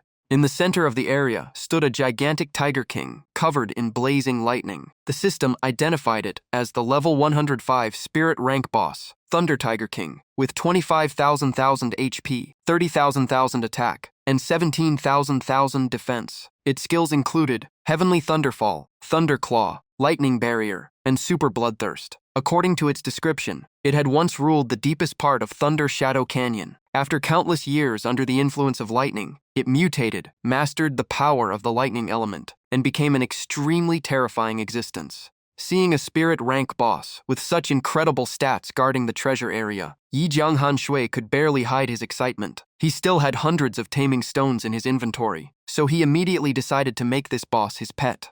Han Shui decided to strike before the boss noticed him, so he could gain the advantage from the very start. Without wasting a second, he quietly closed in on the Thunder Tiger King, and suddenly unleashed War Trample, followed immediately by 8 Direction Sword Slash. His plan was simple. First, weaken the boss until it was nearly dead, then capture it. Countless players had proven this greatly increased the success rate of taming pets. The Thunder Tiger King had no intention of running. It turned toward Han Shui, let out a furious roar, and the battle officially began. In an instant, dark clouds and thunder filled the sky. A massive lightning bolt crashed down onto Han Shui's head. The system announced that the Thunder Tiger King had used Heavenly Thunderfall, dealing 541,456 damage. Han Shui only smiled, 500,000 damage meant almost nothing compared to his enormous HP pool. Even at only level 84, his current stats already surpassed those of the Thunder Tiger King. Refusing to give it any chance to recover, Han Shui rushed forward like the wind and unleashed a relentless barrage of sword strikes. The Thunder Tiger King roared in fury as its HP rapidly melted away, losing nearly 1/5 of its health in a short time. As Han Shui's attacks continued, the Thunder Tiger King immediately activated Super Bloodthirst and charged straight at him. The system confirmed that the skill granted 20% lifesteal per attack, while increasing attack by 20% and attack speed by 20% for 2 minutes. The boss raised its razor-sharp claws and slashed viciously toward Han Shui. Seeing that the boss could heal through life steal, Han Shui instantly realized that letting the fight drag on would ruin his taming plan. While thinking, he pulled the reins and guided the water Qilin into a new position. Han Shui smiled even wider. The more he fought, the more he liked this boss. Its powerful self-buff made it even stronger, making it an incredibly valuable pet in his eyes. He immediately raised his hand and cast Holy Spirit Grasp. A green light instantly enveloped the Thunder Tiger King, locking its movements completely. Taking advantage of the opening, he unleashed one powerful skill after another, including 8-direction sword slash and destruction slash, pouring massive damage into the boss. After the fierce assault, the Thunder Tiger King was breathing heavily from its injuries, with only about 1/5 of its HP remaining. Han Shui took out a taming stone and noticed the boss had fallen below 10% HP, the perfect moment to attempt the capture. The taming stone flew straight at the Thunder Tiger King, but shattered the moment it made contact. The system immediately announced that the capture had failed. Han Shui showed no disappointment. He pulled out another taming stone with a grin and said he still had hundreds left, so he wanted to see just how stubborn this boss could be. While staying close to the Thunder Tiger King, Han Shui kept throwing taming stones and constantly tried to persuade it to follow him. He even used the water Qilin as proof, saying it had evolved into a spirit rank boss after becoming his pet. Unfortunately, no matter how many times he tried, the system repeated the same message over and over. Capture failed. After being targeted by countless capture attempts, the Thunder Tiger King completely lost its temper. The system immediately issued a red warning, announcing that the boss' hidden bloodline had fully awakened from overwhelming humiliation. It evolved from a level 105 spirit rank boss into an earth rank boss named Thundercloud Sky Tiger. Watching the transformation, Yijiang Han Shui could not hide his surprise. He never expected the boss to evolve right in front of him. The Thundercloud Sky Tiger threw back its head and roared, releasing an aura far stronger than before. The system updated its information. It was now a level 110 Earth rank boss with 38,000,000 HP, 60,000,000 attack, and roughly 36,000 defense. Its skills remained Heavenly Thunderfall, Thunderclaw, Lightning Barrier, and Super Bloodthirst. The description stated that it had evolved from the Thunder Tiger King, completely mastered the power of lightning, and become an extremely dangerous existence. Gripping another taming stone, Han Shui suddenly came up with a new idea. If he could tame an Earth rank boss, then use 2 pet evolution stones, along with his current luck, it might even evolve into a Heaven rank boss. With that thought, he threw another taming stone at the Thundercloud Sky Tiger while loudly tempting it, saying that following him could give it the chance to become a Heaven rank boss. The stone struck the Thundercloud Sky Tiger on the head before instantly shattering. The boss roared in rage, while the system displayed only one message: capture failed. As the Thundercloud Sky Tiger slowly closed in, Han Shui began to sweat. He knew its evolution had greatly increased its strength, but it had also made it much harder to capture. Even so, Han Shui pulled out another taming stone, determined to tame the boss no matter what. He threw another advanced taming stone with all his strength, but the result was no different. The stone shattered, and the system announced another failed capture. Han Shui gritted his teeth in disbelief. He could not believe that even with 9 luck, his fortune could still be this terrible. He took out another stone, but the pressure was starting to build. After evolving, the Thundercloud Sky Tiger's defense had become so high that he could barely damage it anymore. If this attempt failed too, he might end up in serious danger. Meanwhile, the boss charged toward him at incredible speed.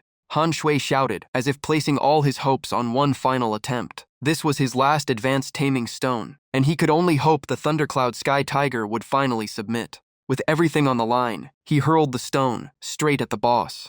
Lightning instantly erupted around the Thundercloud Sky Tiger. This time, however, the taming stone did not shatter. Instead, all the lightning surrounding the boss was pulled into the stone. The system immediately congratulated Yijiang Han Shui for successfully capturing the Earth rank boss, Thundercloud Sky Tiger. Holding the glowing stone in his hand, Han Shui finally let out a sigh of relief. All of his efforts had finally paid off. Inside the stone was a tiny, adorable image of the Thundercloud Sky Tiger. The system displayed its new information. Level 1 Earth rank boss Pet Thundercloud Sky Tiger with 10,500 HP, 100 attack, 80 defense, and the skill Ambush Pounce. It was also listed as one of the rarest tiger pets. Han Shui was pleased to see such impressive stats on a level 1 pet. He knew that once it became a companion, the system would limit its power so it could never match a wild boss, but its potential was still enormous. To test it, Han Shui summoned the Thundercloud Sky Tiger. Standing before him was now a tiny tiger cub that kept letting out soft little roars that sounded surprisingly cute.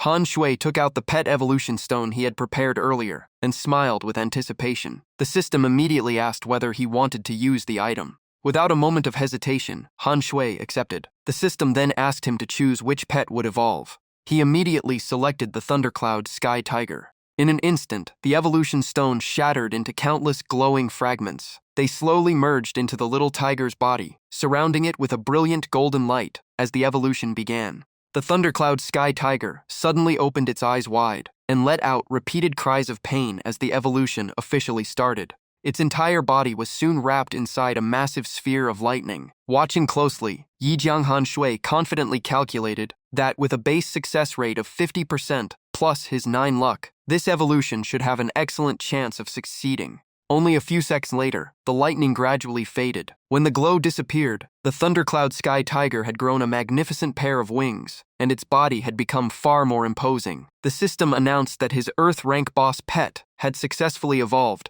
into the Heaven rank boss, Dark Thunder Sky Tiger.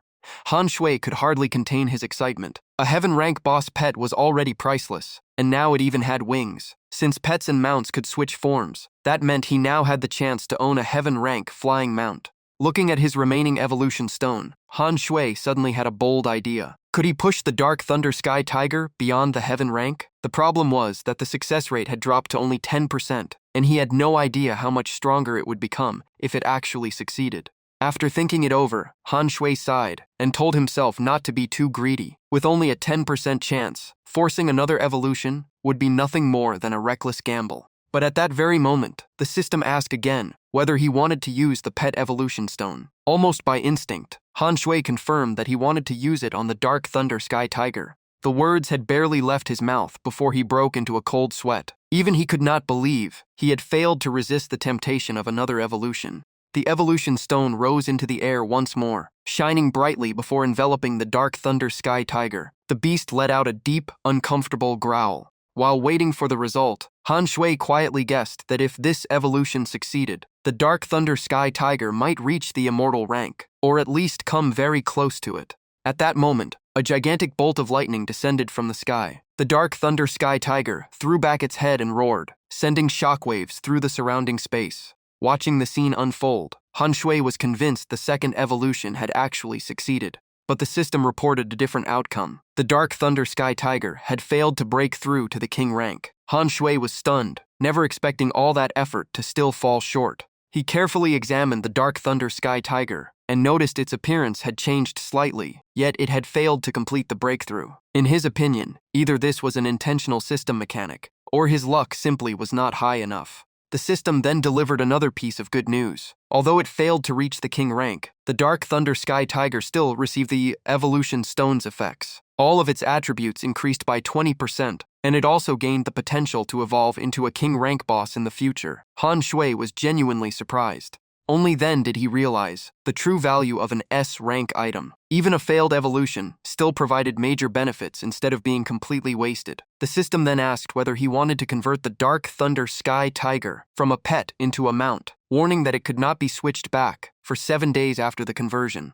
Han Shui accepted immediately. In his eyes, a powerful mount offered far greater practical value than keeping it as a pet, even if it meant temporarily giving up one extra combat slot granted by Apocalypse Monarch. He believed he could make up for that loss later. The Dark Thunder Sky Tiger instantly disappeared from sight. As Yi Jianghan Shui held the sealing stone, the system confirmed the conversion was complete, granting him the Heaven Rank Boss mount, Dark Thunder Sky Tiger. It was currently only a level 140 cub, providing 80% movement speed, 20% attack, 50% HP, 10% defense, 20% toughness, and the skill Advanced Endurance. The system also explained that it had originally been an Earth rank mount, but Yi Jianghan Shui had forcibly evolved it into a Heaven rank mount. It possessed lightning-fast speed and the potential to evolve into a King rank mount.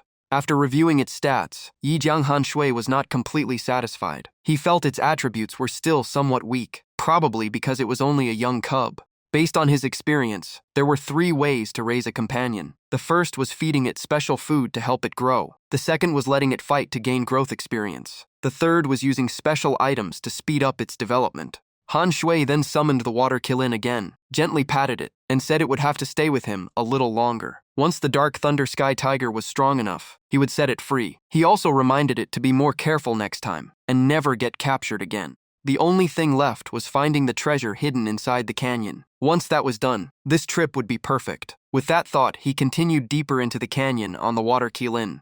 After searching for a while, Yi Jianghan Shui discovered a strange mound of earth with a wooden cross planted on top. The familiar marker immediately told him he had found the correct location. He drew his sword and began digging. The ground was torn apart several meters deep, yet the treasure still did not appear, making him suspect this one had been buried much deeper than the previous ones. Just then, his sword suddenly struck something solid that it could not cut through. Yi Jianghan Shui immediately smiled, knowing he had finally found his target. After digging a little more, he uncovered an old wooden chest. Inside was a parchment scroll tied with a red silk ribbon. The system identified it as an S-rank blessing scroll, a reward bestowed by the strong upon the weak. After use, it would randomly upgrade one skill of B rank or lower by 1 rank without requiring any conditions. Yi Jianghan Shui could not hide his excitement. Although this treasure contained fewer items than before, obtaining a high rank mount along with such a rare scroll already made the journey incredibly rewarding.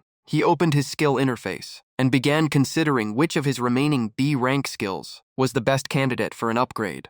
Only a few seconds later, a bold idea flashed through his mind. He had already found the perfect choice. Yi Jianghan Shui became so excited that he laughed out loud. A ridiculously powerful skill like that absolutely deserved priority. The system then prompted him to choose which skill would receive the S-rank blessing scroll. A sly grin spread across Yi Jianghan Shui's face as he selected the skill called 3 Days of Dreaming, without the slightest hesitation. The system immediately confirmed that the evolution was complete. The active B-rank skill, 3 Days of Dreaming, had evolved into the A-rank skill Illusion Domain. The new ability harnessed the power of illusions that seemed unreal but could produce unexpected effects. Once activated, it created a phantom bearing the chosen skill name to deceive opponents, and every 30 seconds the user could freely change the fake skill name once. Yi Jianghan Shui grew more impressed the longer he studied it. Compared to the old 3 Days Dream skill, Fantasy Domain could create illusions and even change its skill name at will. He instantly saw its true value. Now that many players knew the secret behind 3 Days Dream, its intimidation had faded. This new skill could keep changing names, making it almost impossible for anyone to tell what was real. He rested his chin and thought for a moment before deciding the skill needed a truly imposing name. After considering names like Heaven and Earth Reversal, he finally settled on Sky Burial.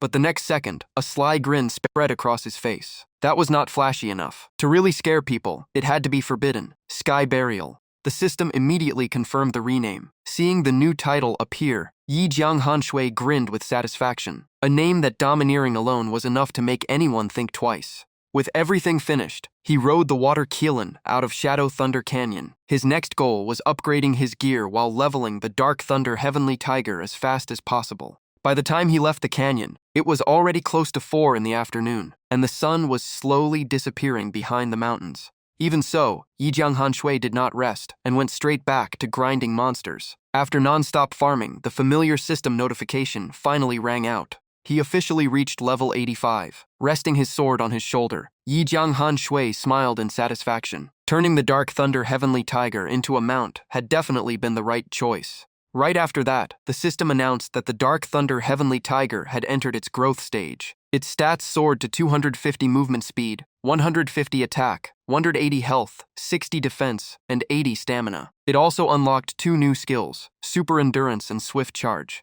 After reading its stats, Yijiang Hanshui was even more satisfied. Even in its growth stage, the Dark Thunder Heavenly Tiger had already surpassed the Blue Scale Beast in every way. Its speed had increased dramatically, and it gained 2 passive skills. The S-rank Super Endurance added 30 extra stamina while mounted, while the S-rank Swift Charge greatly boosted collision power and knockback effects. Looking at the Dark Thunder Heavenly Tiger, now much larger and more muscular, Yijiang Hanshui nodded. It was finally big enough for him to ride. The moment he climbed onto its back, his character stats updated with a massive boost from the mount bonus. Watching his attack, defense, and health jump so much, Yijiang Hanshui could not hide his excitement. As expected of a heavenly rank boss mount, the stat bonuses alone made an enormous difference, especially the huge health increase. Just then, he remembered that the Dark Thunder Heavenly Tiger could also fly, exactly what he had been hoping for. Without hesitation, he ordered it to take off. At his command, the Dark Thunder Heavenly Tiger shot into the sky like a bolt of lightning. The powerful wind rushed against his face, filling Yijiang Hanshui with excitement. He burst into laughter. Its speed was even faster than he had imagined.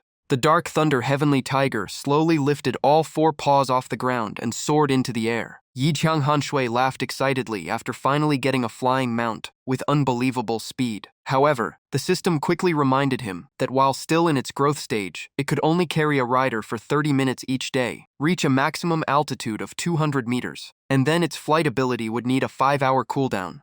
Even after hearing those limits, Yijiang Hanshui remained very satisfied. 30 minutes was more than enough to take advantage of air superiority, especially against Earth-rank bosses that could not fly. With that thought, he decided to visit his old friends in Evil Dragon Town. The moment he gave the order, the Dark Thunder Heavenly Tiger accelerated like a flash of lightning. Not long afterward, Yijiang Hanshui appeared above Evil Dragon Town. Players below spotted the dark figure crossing the sky and immediately pointed upward while shouting in shock. When they realized the rider was Yijiang Hanshui, everyone turned pale. Some even suggested calling reinforcements from the Meirui region to deal with him once again. Yijiang Hanshui slowly landed. The sight of the flying Dark Thunder Heavenly Tiger caused an uproar among everyone present. Many angrily complained that every valuable resource in the Meirui region had ended up in the hands of this man from the east. Deadly Rose immediately stepped forward and shouted in anger. In her eyes, the score between them was far from settled. Unlike her rage, Yijiang Hanshui calmly replied that he only needed her to tell his fortune once. After claiming the quest reward, he would leave immediately, because passing up such a generous reward would be a huge waste. Those words made Deadly Rose blush with rage. She clenched her fists and glared at him with burning hatred. The next moment, Deadly Rose raised both hands and began gathering a brilliant sphere of light. The glowing orb grew larger and larger, as its power surged with every passing second. The players in town lit up with excitement. In their eyes, even the Frost Emperor had once fallen to this move, so Yijiang Hanshui might not survive it either. Meanwhile, Yijiang Hanshui simply sat on his mount with his arms crossed. He figured interrupting her cast would only leave her unconvinced, so he decided to see what she had prepared. After charging her power, Deadly Rose finished casting and unleashed the skill with a murderous shout. Yijiang Hanshui only narrowed his eyes and muttered that the light was way too bright.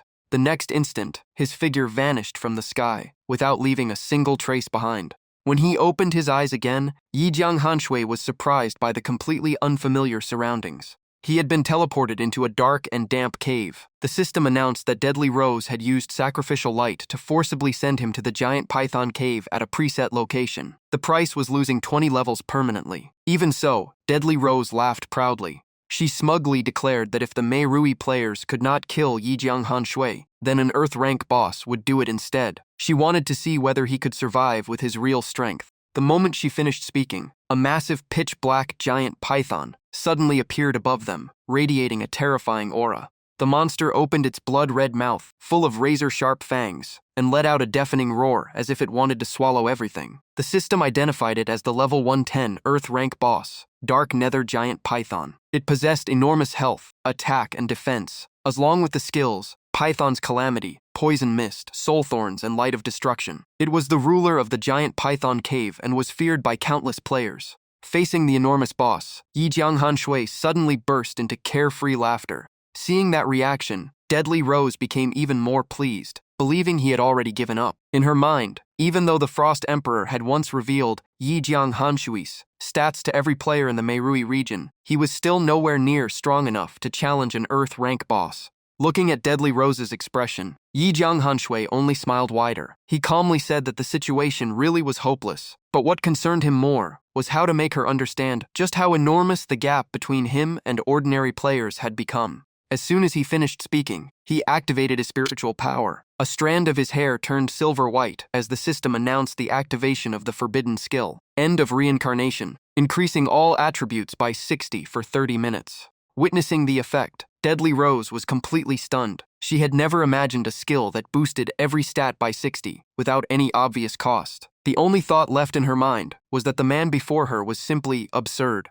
At that moment, the system sent her a party invitation from Destruction Envoy Yi Jianghan Shui. At the same time, he summoned the Dark Thunder Heavenly Tiger. Deadly Rose immediately became wary, unable to figure out what he was planning. After a brief hesitation, she accepted the party invitation, wanting to see exactly how Yi Jianghan Shui would handle this situation.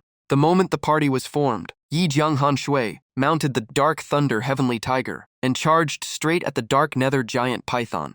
The Dark Thunder Heavenly Tiger accelerated like lightning before stomping down on the boss head with tremendous force. Only then did Deadly Rose realize his intention. If they had not been in the same party, she would probably have been caught in his skill range and killed long ago. Yi Jianghan Shui unleashed one ultimate skill after another, including Soul Grip, Bone-Shattering Strike, 8-Direction Sword Break, and Destruction Slash. Each strike slammed into the Dark Nether Giant Python, driving it into a frenzy of pain. Forced into a corner, the Dark Nether Giant Python opened its jaws and spewed a thick cloud of black poison that covered the entire area. The system immediately warned that Yi Jianghan Shui had been afflicted by poison mist, reducing his attack by 20, movement speed by 30, and draining 1 health per second for 30 seconds. He only smiled, since the effects were barely worth worrying about. The lost attack could be offset by War Trample, while the health drain was easily recovered through his lifesteal. Without slowing down, he pressed the attack and kept swinging his sword. Every hit dealt over 300,000 damage, causing the Dark Nether Giant Python's health bar to plummet at an astonishing rate. After a long battle, the boss was down to about 1/5 of its health. It immediately formed a blazing red energy sphere inside its mouth. The system warned that the Dark Nether Giant Python had activated Light of Destruction, a skill that dealt damage equal to 30% of every target's maximum health within range.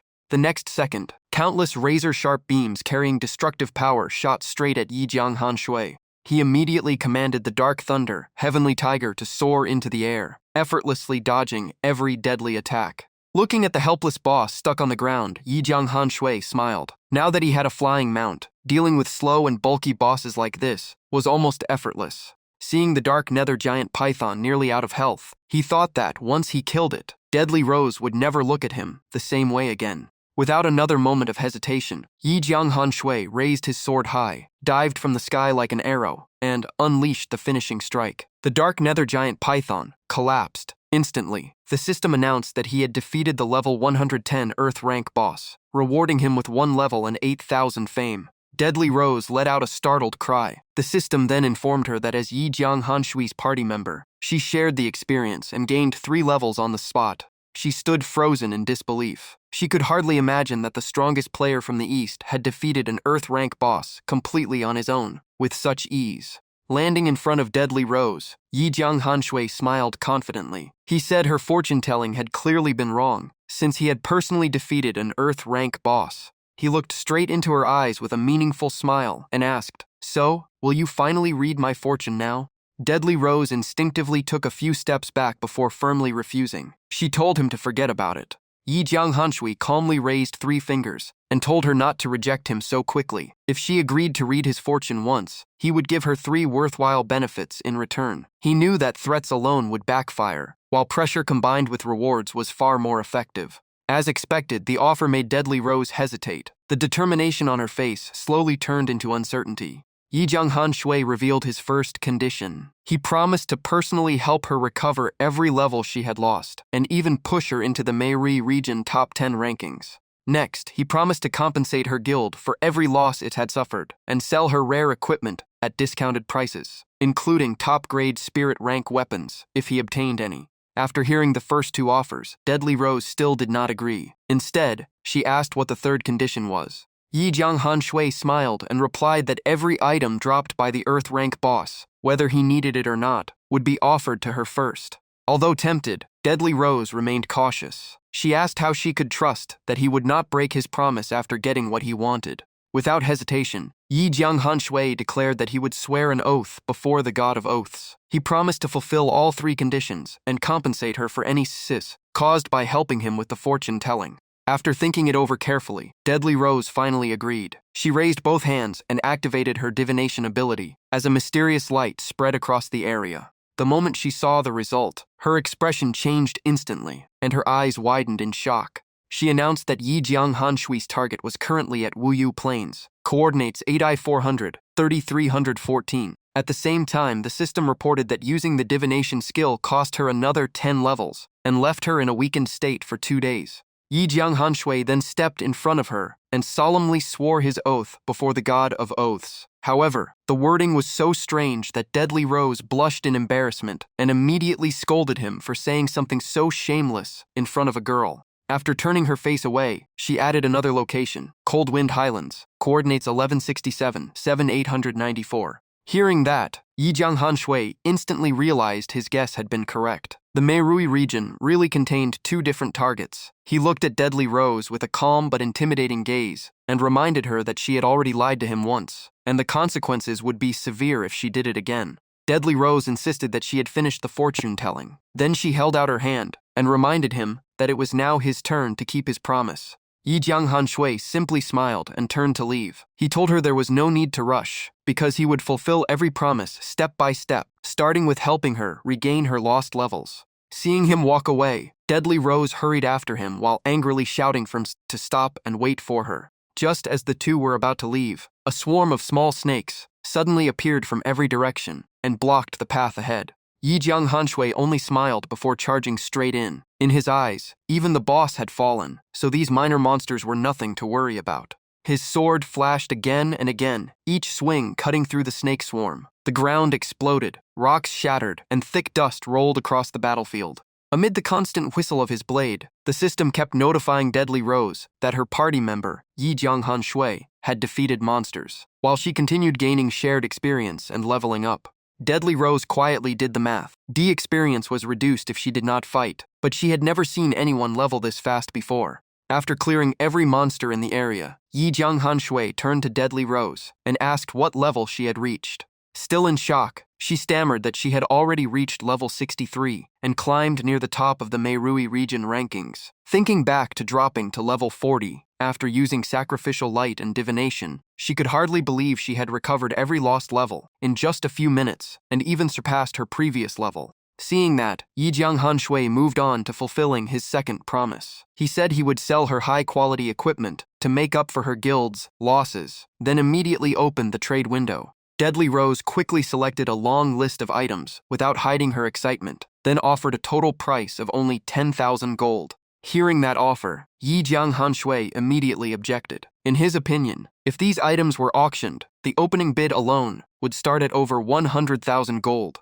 Deadly Rose smiled smugly and reminded him that he had sworn before the god of oaths. If he broke his word, the consequences would be severe. She also urged him to put up the 3 Earth rank boss drops so she could make an offer. Yi Jianghan Shui merely chuckled. He had already made up his mind. Since she wanted to play dirty, he saw no reason to hold back. He reopened the trade window. Seeing this, Deadly Rose became even more confident. Believing the oath had given her complete control, she planned to force the price as low as possible to settle the score from last time. The system displayed the 3 Earth rank items dropped by the Dark Nether Giant Python. The Earth rank Dark Nether Staff with high attack, increased damage, faster casting speed, higher maximum health, and the Poison Mist skill the Earth rank Dark Nether Fang with greatly increased attack speed, poison damage, and the Advanced Mastery skill, and the Earth rank Dark Nether Gloves that boosted defense, health, and defensive stats, all requiring a very high level. The moment she finished reading the item stats, greed filled Deadly Rose's eyes. Although the level requirements were high, each item significantly reduced the required level, meaning players around level 70 could already equip them. To her, these were priceless treasures at this stage of the game. Deadly Rose quickly imagined her guild dominating the entire Meirui region with this equipment. While she was still lost in her thoughts, Yi Jiang Hanshui calmly interrupted and told her to name whatever price she wanted. Deadly Rose immediately pushed the price as low as possible, offering only 5,000 gold for all 3 Earth rank items. Yi Jiang Hanshui looked stunned. 2 Earth rank weapons and 1 Earth rank piece of equipment for only 5,000 gold was beyond unreasonable. Folding her arms, Deadly Rose smugly reminded him that he had promised to offer the items to her first. In her view, there was nothing wrong with making a low offer, and if he refused, he would be breaking his oath. Yi Jiang Hanshui simply curled his lips into a faint smile and calmly agreed, but warned her not to regret this decision. Thinking she had already secured victory, Deadly Rose laughed proudly. She declared that she was not afraid of his threats at all, and even told him to come find her in the level 1 main city, if he had the courage.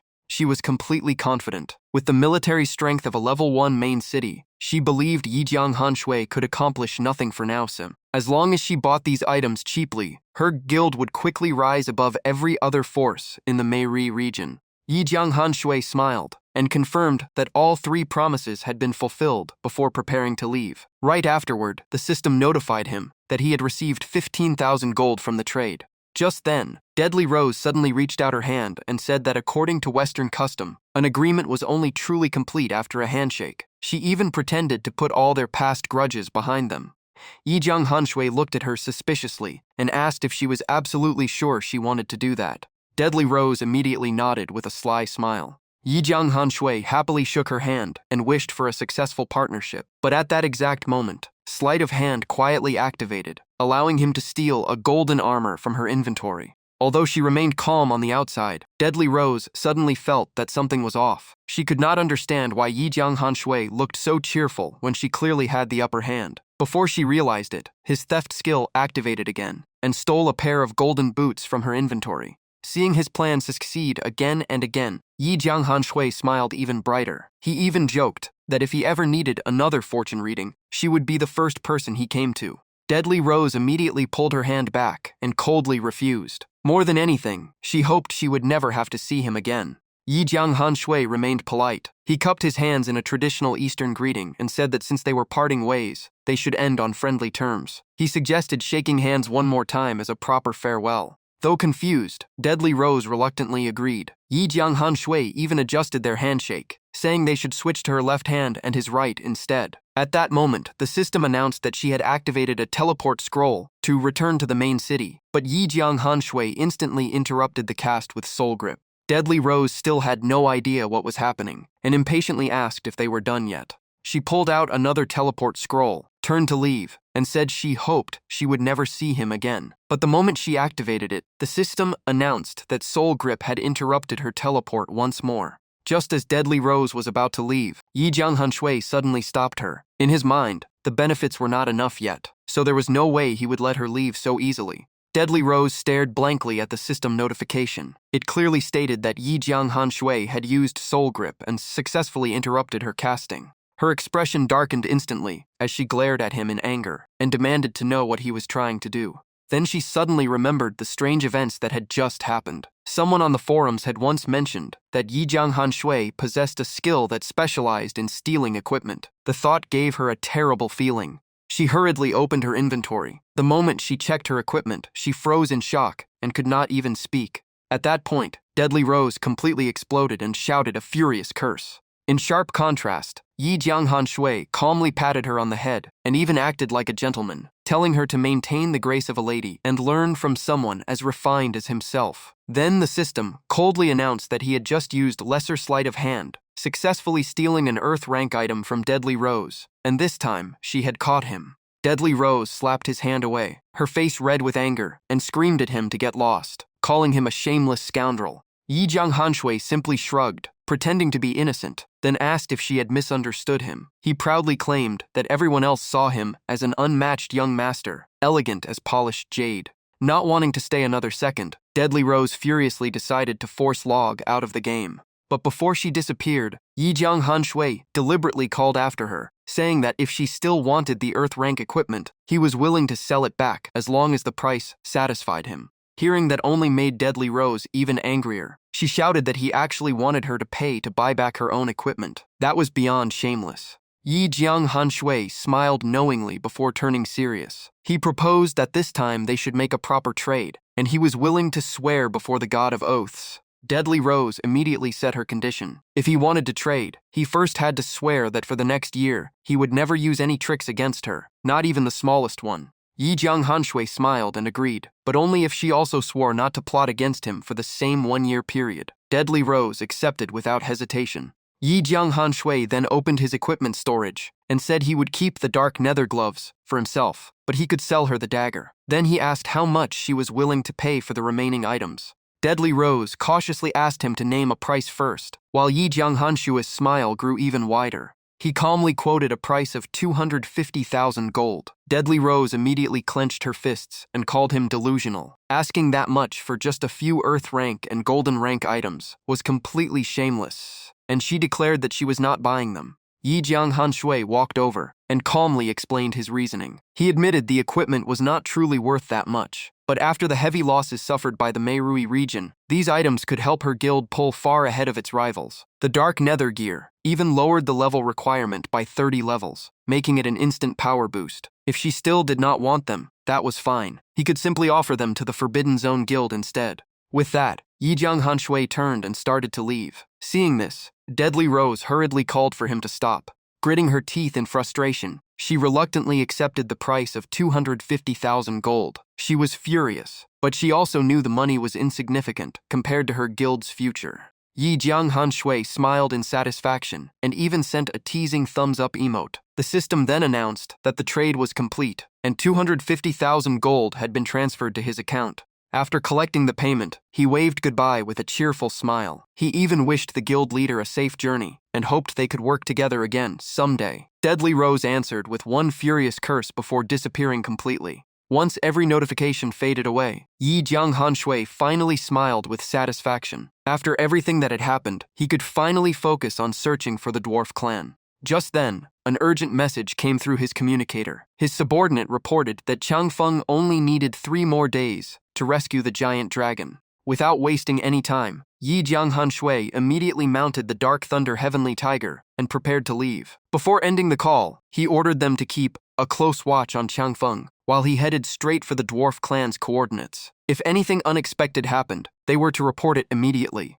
After receiving a firm reply, Yi Jiang Hanshui urged the Dark Thunder Heavenly Tiger out of the cave at full speed. After traveling at incredible speed for a long distance, he entered a mountain range covered in snow and ice. The harsh weather prevented the Dark Thunder Heavenly Tiger from flying, forcing it to continue on foot. At the same time, the system announced that he had entered the Cold Wind Highlands map. Right then, Yi Jiang Hanshui's stomach began growling from hunger. He exhaled a cloud of white breath into the freezing air and sighed helplessly. After traveling non-stop for hours, he could not take it anymore. In the end, he decided to log out, grab something to eat, and continue afterward. Yi Jiang Hanshui logged out of the game and returned to the real world. Inside his simple room, he put on an old black hoodie and quickly ate a cup of instant noodles. As he ate, he planned his next moves. Knowing the coming 3 days would decide many things, he could not help wishing he really possessed a cultivation physique. That would make everything much easier. While looking at his phone, an idea suddenly came to him. Back when he was short on money, he could only afford a cheap gaming headset, but now he finally had enough to upgrade. A product page for a premium gaming pod appeared on the screen. It promised a far better experience and supported continuous gameplay for up to 3 days, all for 3 million yuan. Thinking about the money he had just earned from Deadly Rose, Yi Jiang Hanshui decided it was worth the investment. He immediately called the manufacturer, placed an order for a gaming pod, and provided his delivery address. After finishing the order, he quickly logged back into the game. Riding the Dark Thunder Heavenly Tiger through the raging snowstorm, he told himself that according to the coordinates, the dwarf clan should be somewhere nearby. Before long, he spotted an unusual area ahead and instantly realized he had found the right place. The Dark Thunder Heavenly Tiger slowly landed in the middle of a field of ancient ruins. Walking inside, Yi Jiang Hanshui carefully looked around and wondered if this had once been the home of the dwarf clan. He searched the area again, but apart from crumbling walls and the remains of structures long consumed by time, there was nothing else of interest. Yi Jianghan Shui walked over to a massive boulder in the center of the ruins. After examining it for a while, he realized it seemed to be hiding something underneath. Since he could not push it aside, he decided to use another method. He immediately unleashed War Trample with his full strength, blasting the enormous boulder into countless fragments. Beneath the shattered rock appeared a green magic formation shaped like a crosshair, with a glowing equilateral triangle at its center. At that moment, the system announced that he had discovered the dwarf clan's teleportation array. Looking down at the magic formation beneath his feet, Yi Jianghan Shui guessed that it was most likely the gateway leading to the dwarf clan's current refuge. Just then, the entire magic formation lit up, releasing a mysterious glow that spread across the surrounding area. In the blink of an eye, Yi Jianghan Shui vanished from the ruins. When he appeared again, he found himself standing inside a dark and unfamiliar tunnel. The system immediately confirmed that he had entered the mysterious passage map. Yi Jianghan Shui was slightly surprised and could not help admiring how well the dwarf clan had hidden their home. As he ventured deeper, he quickly realized the place was actually a carefully designed maze, clearly built to keep outsiders away from the secret underground area. At the same time, the dwarf clan received an alert that an intruder had entered. Everyone was stunned that someone had actually found their maze. A worried old man with silver hair spoke first. He was shocked that someone had reached this place after so many years and wondered whether the intruder had accidentally discovered the teleportation array behind the stone statue or found it some other way. Another dwarf sighed, wondering how much the outside world had changed. Just then, a burly man with a fiery red beard stepped forward. Every member of the clan immediately bowed in respect to welcome their chief. The clan chief gestured for everyone to relax, before calmly creating a transparent crystal sphere that floated into the air. The crystal sphere slowly drifted in front of him. A mysterious light gradually spread from within the sphere. The image of Yi Jianghan Shui searching for a way through the maze appeared clearly for everyone to watch. One elder was surprised to discover that the intruder was only a human. Meanwhile, Bo Wen stroked his beard and confidently declared that no human could ever conquer the maze he had designed. He explained that it had taken him 2 years to build, with 13 different paths and countless intersections, but only one route led to the exit. A single wrong turn would immediately send the intruder back to the starting point. After hearing that, the entire dwarf clan burst into laughter. Knowing Bo Wen had designed the maze, they were convinced Yi Jianghan Shui would suffer endlessly. Some were even eager to watch him lose his mind after wandering in circles, only to end up back where he started. Bo Wen calmly stroked his beard and told everyone to keep watching. Perhaps the intruder was truly a genius capable of solving the maze he had poured so much effort into creating. The surrounding dwarves immediately shook their heads and insisted that was impossible, because they all knew exactly how skilled Bo Wen was. While the dwarf clan continued watching through the crystal sphere, Yi Jianghan Shui carefully made his way through the confusing maze. The moment Yi Jianghan Shui turned into one of the passages, Bo Wen smiled confidently, certain that he had chosen the wrong path. But when Yi Jianghan Shui reached a dead end, he showed no intention of turning back. He drew his sword and casually said that he did not have time to play maze games because he had far more important things to do. As soon as he finished speaking, he repeatedly slashed the stone wall ahead. Every 30 seconds, he unleashed another war trample, determined to smash the entire maze apart and carve out his own path. The sight left Bo Wen staring in complete disbelief. In just a short time, the maze that had taken him 2 full years to build was almost completely reduced to rubble. Bo Wen clutched his head and cried out in agony as his life's work was destroyed. The dwarves behind him also erupted in anger, accusing Yi Jianghan Shui of completely ignoring the rules. Unable to bear it any longer, Bo Wen turned to the clan chief and begged him to drive the uninvited guest away before the entire maze was demolished. The clan chief calmly watched the crystal sphere and remarked that although the intruder's method was crude, it was still an undeniably effective way to clear the trial. Just then, the system announced that Yi Jianghan Shui had completed the challenge and was about to be teleported to the next area, leaving even him slightly surprised.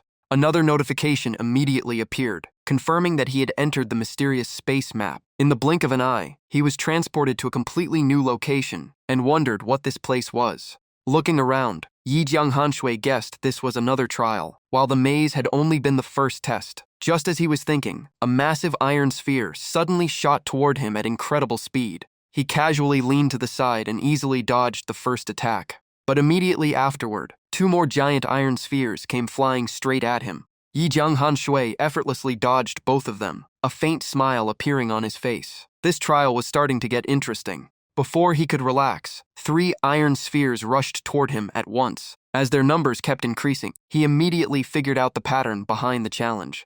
Watching through the crystal ball, the clan chief nodded, confirming that Yi Jianghan Shui had figured out the trial's mechanics. One soldier asked if the chief had designed this stage himself, while another smirked, saying he had landed on the hardest trial and would never clear it. After dodging the first 3 steel balls, Yi Jianghan Shui looked ahead and quietly muttered when he saw the next wave had increased to 4. He quickly realized that the more steel balls appeared, the harder the trial would become. Suddenly, the number of steel balls doubled and closed in on Yi Jianghan Shui from every direction. Even he was caught off guard by the sudden change. Without hesitation, Yi Jianghan Shui drew his sword and activated War Tread. The clan chief remained completely confident. In his eyes, the number of steel balls would keep increasing, and a single hit would force the challenger to restart. Jumping into the air would only trigger the real trap, because changing direction mid-air was nearly impossible. Just as the chief expected, Yi Jianghan Shui was now suspended in the air, completely surrounded by black steel balls.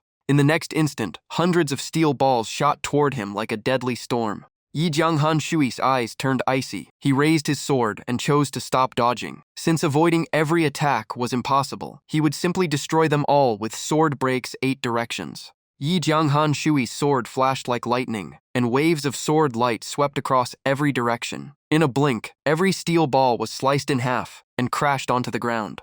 The clan chief was stunned. He could not believe it, because those steel balls were forged from an extremely rare and incredibly durable metal. The system immediately confirmed that Yi Jianghan Shui had cleared the trial and was about to be teleported to the next stage. He only smiled, saying this challenge was harder than the previous maze, but the designer had overlooked the possibility of players destroying the steel balls instead of simply dodging them. Hearing that comment, the clan chief's face darkened instantly. He was furious because those steel balls were never supposed to be destroyed by ordinary weapons. His eyes locked onto Yi Jianghan Shui's sword. He was certain that the special blade was the real reason. The clan chief immediately turned to Bo Wen and ordered him to use the trial they had designed together against Yi Jianghan Shui. Bo Wen froze for a moment and asked if he really meant that stage. The clan chief nodded angrily, determined to make that arrogant human experience the true power of the dwarf clan. 2 small glowing spheres quickly appeared in Bo Wen's hands. Grinding his teeth, he declared that this time Yi Jianghan Shui would learn an unforgettable lesson. The 2 spheres, one large and one small, slowly drifted together and merged into one.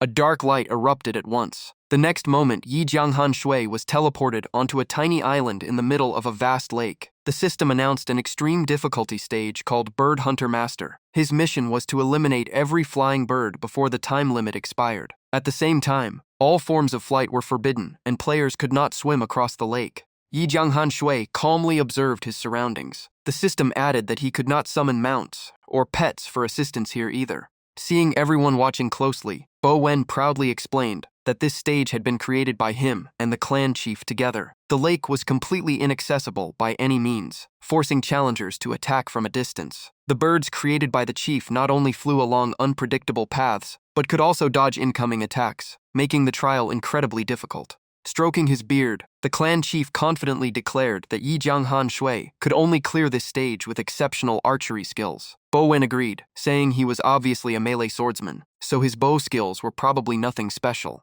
Right then, an old wooden bow appeared in Yi Jianghan Shui's hands. The system announced that he had received the old wooden bow. Holding the bow, Yi Jianghan Shui looked slightly surprised. It seemed this trial was clearly pushing him to use a bow and arrows. A series of bird calls soon echoed from the forest ahead. Yi Jianghan Shui calmly estimated that the flock was about 100 meters away. At that distance, even a professional archer might fail this challenge. As he looked across the lake, Yi Jianghan Shui noticed a small fish swimming peacefully beneath the water. He looked at the old wooden bow in his hand and laughed. To him, the last 2 trials had already proved one thing. Clearing these challenges meant thinking outside the box. Seeing his strange reaction, both the clan chief and Bo Wen were completely confused, unable to guess what he was planning. It did not take long before they were horrified to realize that Yi Jianghan Shui had no intention of shooting birds. Instead, he turned the wooden bow into a fishing rod.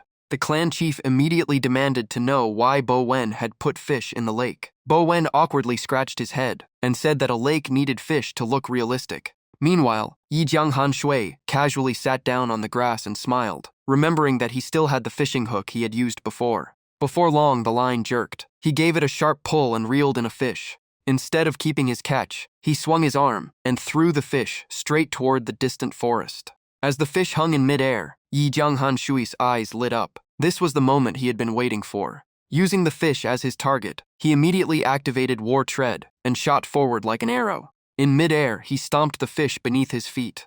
The system announced that he had killed Bo Wen's fish and earned 0.1 experience points. Using that stomp as a foothold, Yi Jianghan Shui landed safely on the opposite shore, crossing the lake without flying or swimming. Watching the entire scene, both the clan chief and Bo Wen stood frozen in disbelief at such an absurd solution. The moment he entered the forest, Yi Jianghan Shui spotted a bird resting on a bush and confidently said that everything would be much easier from here. Waves of swordlight ripped through the air, sending the entire flock into a frantic panic. A wooden arrow flew out with perfect accuracy and pierced one of the birds. The system immediately confirmed that he had cleared the trial. Yi Jianghan Shui raised the wooden bow with a confident smile. So this was the so-called ultimate challenge. On the other side, both the clan chief and Bo Wen fell completely silent, unsure of what to say.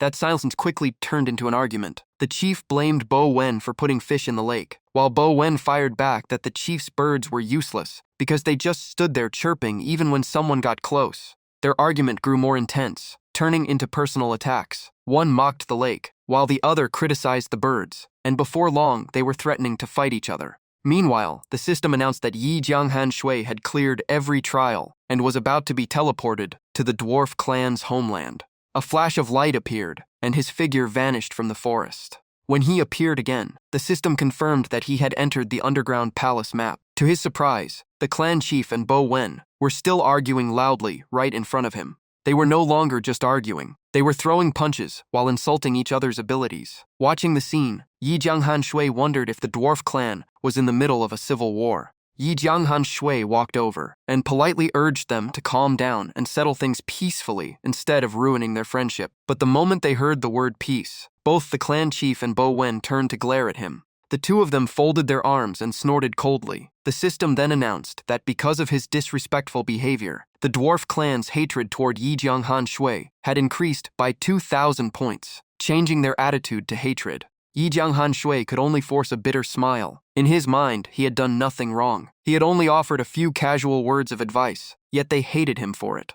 The clan chief coldly cut him off and declared that the dwarf clan did not welcome humans. They had lived in seclusion for thousands of years and wanted no one to disturb their peaceful lives. At the same time, the interface displayed the information of clan chief Xia Zuo, an immortal tier boss, with all attributes and skills hidden. Even so, Yi Jianghan Shui refused to give up. He quickly explained that he had come because he wanted the dwarf clan's help with two matters. Xia Zuo showed no sign of softening and immediately ordered him to leave before he truly lost his temper. Yi Jianghan Shui insisted on explaining his purpose. First, he wanted to reforge his weapon. Second, he was searching for something else. Xia Zuo did not even bother listening and turned to leave. When Yi Jianghan Shui tried to follow, a dwarf soldier immediately shouted for him to stop. Just then, Xia Zuo's eyes suddenly locked onto the ore in Yi Jianghan Shui's hand. He stopped in his tracks with a look of shock. After another careful glance, Xia Zuo immediately recognized the item's true origin. His eyes widened as he shouted the name of the legendary ore, Black Obsidian Starstone.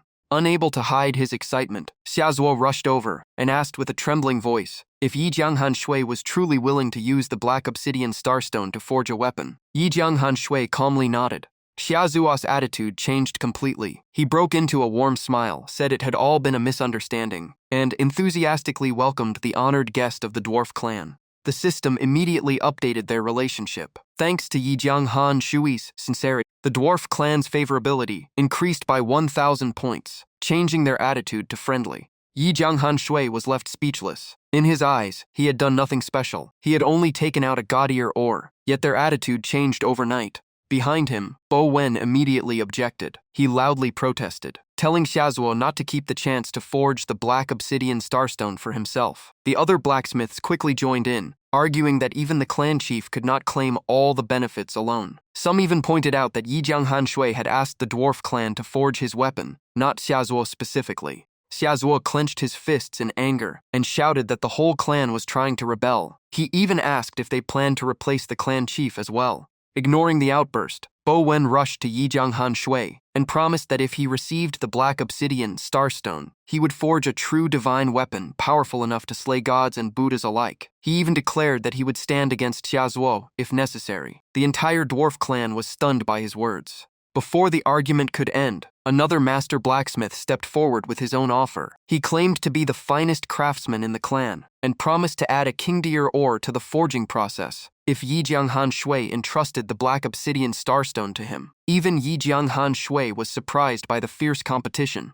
Xiaozuo immediately mocked the offer, saying a single king-tier ore was nothing worth bragging about. He promised that if Yi Jianghan Shui chose him, he would add an immortal-tier ore, along with numerous earth-tier and heaven-tier ores to forge an exceptional weapon. Hearing the words immortal-tier ore, Yi Jianghan Shui was stunned. To him, such a treasure was priceless and far too rare to use so casually. Yet Xiaozuo spoke as if it were nothing, proving the clan chief truly had remarkable resources. Bo Wen angrily pointed at Xiaozuo, reminding everyone that he had once claimed the dwarf clan had run out of immortal-tier ores over 100 years ago. He accused Xiaozuo of secretly hiding one. Xiaozuo calmly replied that he did not know either. He had simply found one in a rock crevice the night before and considered it a gift of luck. That answer left Bo Wen grinding his teeth, unable to come up with a response.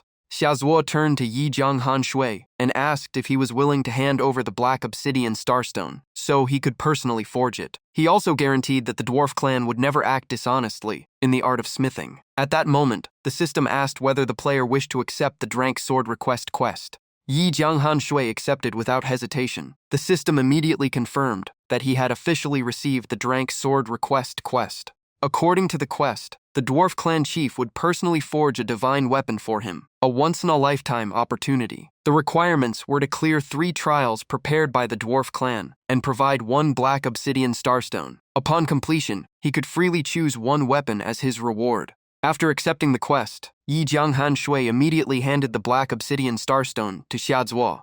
Holding the precious crystal in his hands, Xiaozuo could hardly contain his joy. It felt as though he had finally reached the chance to become a god-tier blacksmith. Yi Jianghan Shui then asked the dwarf chief how long the forging process would take. Xiaozuo replied that it would require 2 full days. He explained that the black obsidian starstone had an extremely high melting point and was incredibly difficult to work with. Forging a perfect divine weapon would require non-stop work for 2 days and 2 nights. He added that Bo Wen's assistance would also be essential throughout the process. Xiaozuo seriously told Bo Wen that although his personality was difficult, his forging skills were undeniable. If they succeeded this time, Bo Wen would gain invaluable experience as well. Hearing that, Bo Wen immediately thanked the clan chief with great excitement.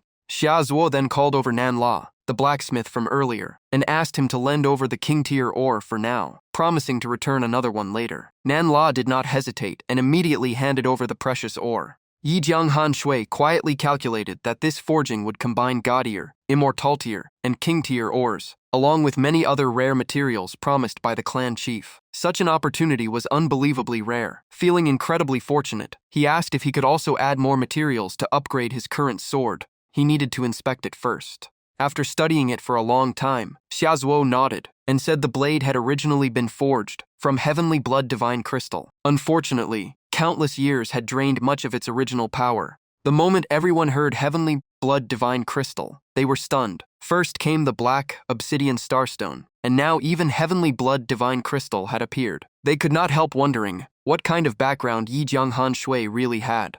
After carefully examining the sword, Xiaozuo concluded that only about 30% of the original heavenly blood divine crystal remained inside. If those materials were combined with the black obsidian starstone and a wind spirit immortal-tier ore, forging a peerless divine weapon would be almost guaranteed. Hearing that, Yi Jianghan Shui suddenly remembered that he only had 3 days left, so he could not afford to waste any more time. He immediately asked them to begin forging, and Xiaozuo agreed without hesitation. Xiaozuo walked to the massive forge and assigned the work. He told Bo Wen to start the fire while he prepared all the required materials. Watching everyone work with speed and precision, Yi Jianghan Shui felt even more confident in the dwarf clan's craftsmanship. Since the forging would take a while, he decided to log out, get some rest, and return later. The next day, as soon as he returned to the real world, his assistant informed him that the gaming pod he had ordered had arrived. Yi Jianghan Shui was pleasantly surprised. because the delivery came earlier than expected. The delivery staff handed him a phone to confirm the order before immediately starting the installation. It did not take long before the entire gaming pod was fully set up. He let out a relieved sigh and could not wait to try it. Lying inside the pod, Yi Jianghan Shui immediately felt the difference compared to his old gaming helmet. Not only was the experience far more immersive, but the pod also featured hibernation technology that allowed much longer online session seasons. He then ordered the game Eternity to launch.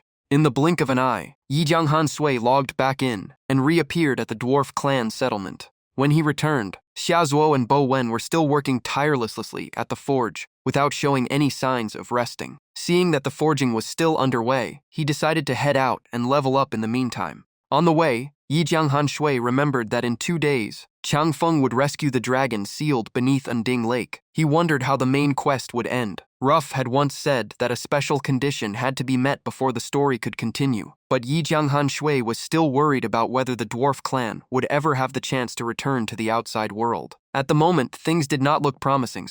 After leaving the dwarf clan's territory, the dark thunder sky tiger charged deeper into the cold wind highlands. The farther they traveled, the harsher the freezing cold became, steadily draining Yi Jianghan Shui's health. He paid little attention to it, since his massive health pool and regeneration easily offset the damage. After traveling for a while, Yi Jianghan Shui spotted several wild boars, huddled together on the snowy ground, shivering from the freezing cold. One of the chubby boars slowly swayed as its status window appeared before him. It was a Coldwind wild boar, domain demon rank, level 105, with 7,500,000 HP, 27,000 to 28,000 attack, and 19,500 to 20,000 defense. Its skills included Fearless of Extreme Cold, Ice Spike Assault, and Furious Assault. This species lived deep within the cold wind highlands, had fully adapted to the frozen environment, and could control the power of ice, making it the ruler of this region.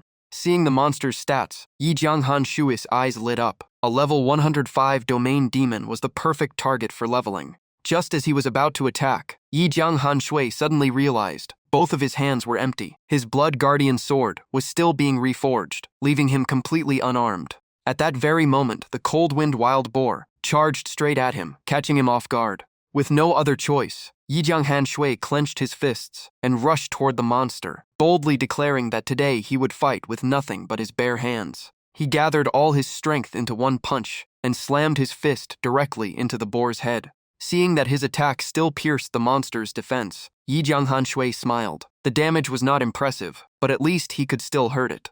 After taking the hit, the Coldwind wild boar's eyes turned bright red with rage. It let out a furious roar as the system announced that the monster had activated Furious Assault. Watching the beast charge like a raging storm, Yi Jianghan Shui immediately leaped aside to avoid the attack. He then activated War Tread and stomped down hard on the monster's head from above. After more than 10 minutes of fighting, the Coldwind wild boar finally collapsed onto the ground. The system confirmed the kill. Yi Jianghan Shui let out a long sigh, realizing that fighting monsters barehanded was far more exhausting than he had expected. Just then, a staff glowing with a faint light appeared nearby. Seeing the loot drop, Yi Jianghan Shui happily picked it up and decided to use it as a temporary melee weapon.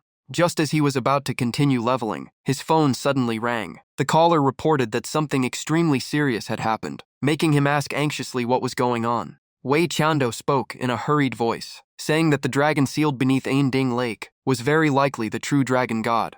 The news left Yi Jianghan Shui stunned. His eyes widened in disbelief as he immediately asked for confirmation.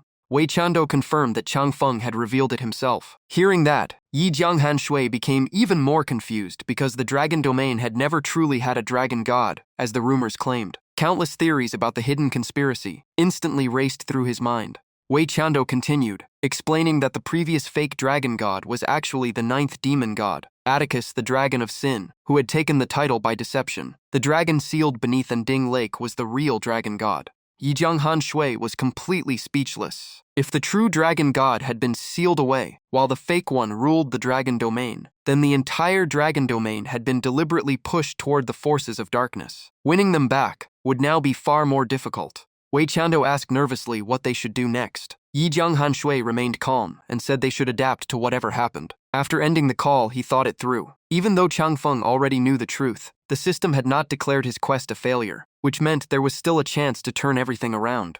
Holding the staff in his hand, Yi Jianghan Shui continued moving forward. Until his main weapon was finished, the only thing he could do was grow stronger as quickly as possible. Gripping the staff like a club, he charged straight at another cold-wind wild boar. The monster jumped in alarm and let out a wary squeal. After defeating the monster, an old iron sword dropped onto the ground. Yi Jianghan Shui happily picked it up. At last, he had a proper melee weapon again. At the same time, inside the Grand Cathedral of the Light Faction, Pope Elvit gathered everyone for a meeting. His face was pale and almost completely drained of color. Grinding his teeth in fury, Elvit declared that a mere dark swordsman had ruined a plan the church had spent years preparing. His followers quickly tried to reassure him, saying the failure was not entirely the church's fault. Uriel, the light angel of God, had underestimated the enemy, so the merciful God surely would not blame them. Even so, Elvit clenched his fists and declared that the dark swordsman had to die at any cost. In his view, allowing him to live would only create a greater disaster in the future. Everyone present immediately agreed. To them, the dark swordsman was the source of countless disasters and had to be eliminated before things spiraled out of control. Elvit then looked around the hall and asked whether anyone had come up with a proper way to deal with him. The entire hall fell silent. No one dared to speak. Elvit analyzed the situation himself, saying that killing a dark swordsman was not difficult for the Light Faction. The real problem was that they had no legitimate reason to act because they were still bound by existing rules. What they needed most was a lawful excuse. At that moment, one believer cautiously stepped forward. He pointed out that the Dark Swordsman currently belonged to High Sin City, while the Dragon Domain was preparing to join the Light Faction. That immediately caught Elvit's attention. Elvit narrowed his eyes and asked if the believer meant using someone else's hands to eliminate the target. The believer smiled slyly and suggested letting the Dragon Domain deal with the Dark Swordsman, while the Light Faction simply sat back and enjoyed the benefits. After hearing the proposal, Elvit stroked his silver beard and nodded with satisfaction. The plan clearly pleased him. Meanwhile, after wiping out every cold-wind wild boar in the area, the system announced that Yi Jianghan Shui had officially reached level 88. Grinding monsters non-stop for 2 days left Yi Jianghan Shui completely exhausted and even a little nauseous. Even so, the only thing on his mind was the divine weapon being forged. Figuring enough time had passed, he decided to return to the dwarf clan. Moments later, Yi Jianghan Shui was teleported back to the underground palace, and the system confirmed that he had entered the map. Outside the forge, every blacksmith of the dwarf clan had gathered with eager expressions. They all wanted to witness the final masterpiece forged from heavenly blood divine crystal, black obsidian starstone, wind spirit immortal ore, countless rare materials, and even a king-tier ore. Many believed that after this forging, the clan chief would officially become a god-tier blacksmith, giving the entire dwarf clan a chance to reclaim its former glory. Standing before the forge, Xiaozuo raised his hammer high. Though he tried to stay calm, his heart raced with anticipation. This would be the final strike, and he silently prayed that he could fulfill his lifelong dream of becoming a god-tier blacksmith, just as his ancestors had hoped. With that thought, Xiaozuo poured every ounce of strength into the hammer and brought it crashing down with a thunderous impact. The instant the hammer struck, an enormous aura erupted from inside the forge. The shockwave blasted Xiaozuo backward, sending him sprawling across the ground in complete shock. Yi Jianghan Sui had to shield his face from the overwhelming pressure spreading through the air. Filled with both excitement and suspense, he wondered whether the forging had succeeded or failed. As the thick smoke slowly cleared, a radiant sword appeared before everyone, floating in mid-air while releasing an overwhelming aura. Every blacksmith cried out in astonishment. This was the heavenly phenomenon that only appeared when a divine weapon was born. There was no doubt that Xiaozuo had succeeded. Xiaozuo gazed at the finished weapon with joy and satisfaction. Deeply moved, he declared that their ancestors had blessed them, allowing the dwarf clan to forge another divine weapon worthy of shaking the world. Xiaozuo then told Yi Jianghan Shui to quickly perform a blood binding with the sword. He immediately stepped forward and followed the instructions. The divine weapon seemed to have been waiting for its master all along. As soon as Yi Jianghan Shui approached, he felt its overwhelming presence and was amazed by its massive size. He made a small cut on his fingertip and let a drop of blood fall onto the blade, completing the binding ritual. When he picked it up, Yi Jianghan Shui discovered that despite its enormous appearance, the sword felt surprisingly light at first. The system then announced that he had successfully obtained a unique unnamed weapon. From this moment on, it belonged to him alone and could never be traded, dropped, or discarded.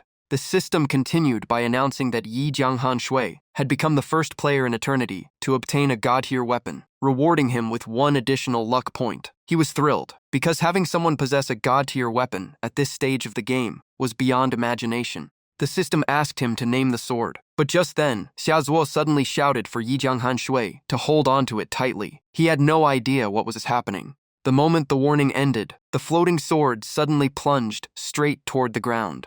Before he could react, the blade slammed into the stone floor with tremendous force, cracking the surrounding ground into countless pieces. Cold sweat ran down Yi Jianghan Shui's back. He could not understand how the sword had become unbelievably heavy in the blink of an eye. Xiaozuo explained that the black obsidian in Starstone was a supreme gaudier ore. While it granted incredible power, it also increased the weapon's weight to the point that ordinary people could barely wield it. Only then did Yi Jianghan Shui understand. He gripped the hilt tightly and tried to pull the sword from the ground.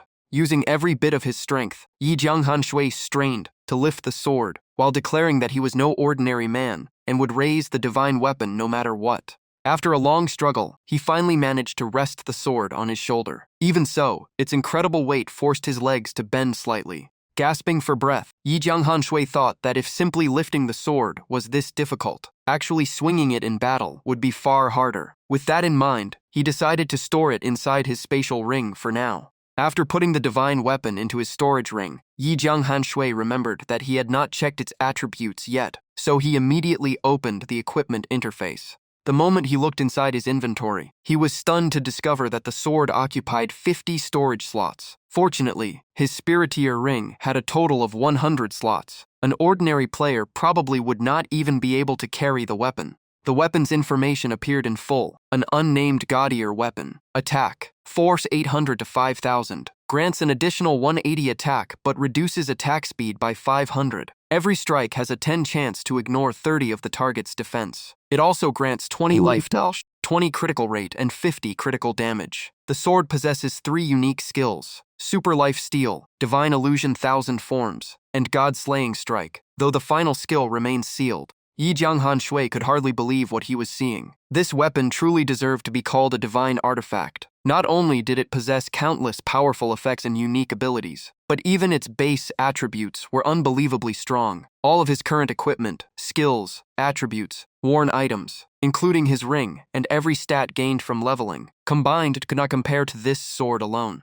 Even more astonishing was its growth-type passive ability. The SS rank Heart of Black Obsidian allowed the sword to grow alongside its owner. Every time its wielder gained 10 levels, another portion of its sealed power would be released until its full might awakened and the sword revealed its true form. Yi Jianghan Shui held the sword and examined it carefully before speaking with some hesitation. Its attributes were unbelievably powerful, but losing 500 attack speed was a massive drawback. Standing behind him, Xiaozuo calmly explained that with his current strength, he was still unable to wield the divine weapon to its full potential. Hearing that, Yi Jianghan Shui immediately asked if there was any way to solve the problem. No matter how powerful the sword was, if he could not even swing it properly, it would end up as nothing more than a display piece. Xiaozuo's expression turned serious. He admitted there was a solution, but it was a secret technique passed down only within the dwarf clan and reserved for its most important members. The moment he heard that, Yi Jianghan Shui immediately realized they were referring to the Great Strength Pill. He had once read about this treasure in the Demon God's Vault, and it seemed this was the dwarf clan's legendary secret treasure. Just then, Bo Wen stepped forward with a surprised look and asked how a human could possibly know about it. Yi Jianghan Shui casually replied that he had happened to read about it in an ancient record. Bo Wen accepted the explanation without question and was about to continue, but Xiaozuo immediately cut him off and told him not to mention the matter again. Seeing that Xiaozuo did not want to discuss the Great Strength Pill any further, Yi Jianghan Shui changed the subject. Remembering Changfeng's hint that the key to contacting the Dragon Clan might lie with the Dwarf Clan, he asked why they had chosen to hide underground instead of living in the outside world. The question left both Xiaozuo and Bo Wen silent for a long time. At last, Xiaozuo slowly spoke with a regretful sigh, saying that the dwarf clan's secluded life had never been by choice. Yi Jianghan Shui immediately asked him to explain the reason. Xiaozuo hesitated, because the story was long, but Yi Jianghan Shui smiled and said a brief version would be enough. Lowering his voice, Xiaozuo began the story. After the ancient war between the Light faction and the Dark faction, the Light faction emerged victorious. But power only fueled their ambition, reducing the dwarf clan to nothing more than weapon makers serving their interests. Unable to resist humanity, the clan had no choice but to retreat underground and hide. Bo Wen continued with obvious anger. The elf clan had suffered the same fate. Male elves were famous for their handsome appearance, while female elves possessed unmatched beauty. After the Light faction won the war, many elves were captured to entertain the nobility. Unable to endure any longer, they withdrew into their hidden realm to recover, and vanished from the world for thousands of years. After hearing the whole story, Yi Jianghan Shui finally understood part of the truth. He then asked that if they had suffered so much under the Light faction, why had the dwarf clan never joined the Dark faction to overthrow them? Xiaozuo simply shook his head. He said he already knew Yi Jianghan Shui belonged to the Dark faction, and had guessed that the purpose of this visit was to persuade the dwarf clan to join his side. Hearing that, Yi Jianghan Shui quickly asked what obstacles still remained. Xiaozuo looked him straight in the eye, with both helplessness and unwillingness. He explained that their ancestors had left behind a trial. Only by defeating the remnant soul guarding this place could the dwarf clan leave the underground palace. They had long grown tired of living in darkness, but the guardian possessed gaudier power, making it impossible for anyone to defeat. Hearing that, Yi Jianghan Sui immediately asked whether the battle had to be fought one-on-one. Xiaozuo nodded and clenched his fists in frustration. However, he added that he had already reached the god realm, so given enough time, defeating the guardian would eventually become possible. Yi Jianghan Shui could only force a bitter smile. The biggest problem was that time was the one thing they did not have. He then asked whether outsiders could provide support from a distance. Xiaozuo replied that it was possible, as long as they did not deal direct damage to the guardian. The problem was that the dwarf clan specialized in melee combat, and Yi Jianghan Shui seemed no different. Before Xiaozuo could finish, Yi Jianghan Shui confidently interrupted him. With a smug grin, he revealed a secret. He was actually a battle priest who specialized in close combat. Xiaozuo looked at him with obvious suspicion. To him, a priest with such overwhelming melee strength sounded too unbelievable to be true. Without another word, Yi Jianghan Shui immediately cast a spell. A brilliant golden flame appeared, continuously restoring 20,000 HP each tick. Both Xiaozuo and Bo Wen stood frozen in shock at the sight. With a smile, he introduced his Dawn Blessing skill. It boosts all stats by 20, instantly restores 20 lost HP, and keeps healing for a while. Even so, Xiaozuo shook his head. Reaching the god rank had greatly increased his strength, but defeating the ancestor's phantom still required more time. A small boost like this was not enough. Hearing that, Yi Jianghan Shui pulled out a black feather and handed it to Xiaozuo. He explained it was the Sangha feather, which granted another 20 points to all stats. Xiaozuo's expression changed at once. He could not help admiring how many treasures this young man carried. Still, he believed that even a total 40 stat boost could not easily close the gap. Yi Jianghan Shui rubbed his forehead and muttered if Xiaozuo was really that weak. Xiaozuo awkwardly explained that it was not because he was weak, but because the ancestor phantom was unbelievably powerful. After thinking for a while, Yi Jianghan Shui came up with another idea. He asked if Xiaozuo could borrow his bound divine weapon. He guessed lending it to an NPC might work differently than giving it to another player. The moment he heard that, Xiaozuo's face lit up. He asked again in disbelief. With a divine weapon forged from black wine crystal and the extra 40 stat boost, he was fully confident he could defeat the ancestor's phantom. Without any hesitation, Yi Jianghan Shui slammed the divine sword into the ground and spoke firmly. He smiled with confidence and declared that he was willing to lend Xiaozuo the sword. Xiaozuo stared at the divine weapon in shock and kept asking if this was really happening.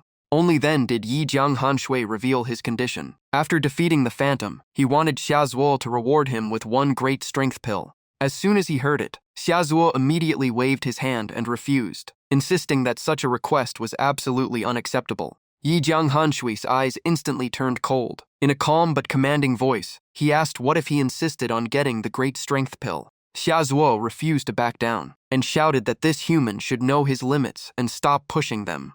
Yi Jianghan Shui tightened his grip on the sword and slowly replied. He knew exactly where his limits were, but the other side clearly did not. He was not someone who always smiled, nor someone who could be pushed around. Xiaozuo immediately pointed at him and reminded him that the dwarf clan had treated him very generously.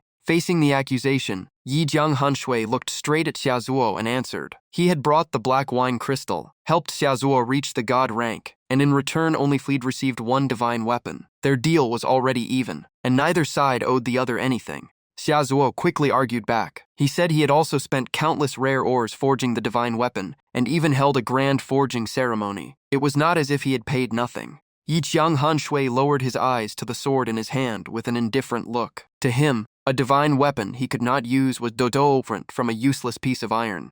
Seeing Xiaozuo fall silent, he gave a faint smile and continued. He had not come only for himself, but as a representative of the dark faction. In his view, the dwarf clan still failed to see the current situation, as the war between the two factions drew near. Xiaozuo looked straight at him and asked in a challenging tone, "So what?"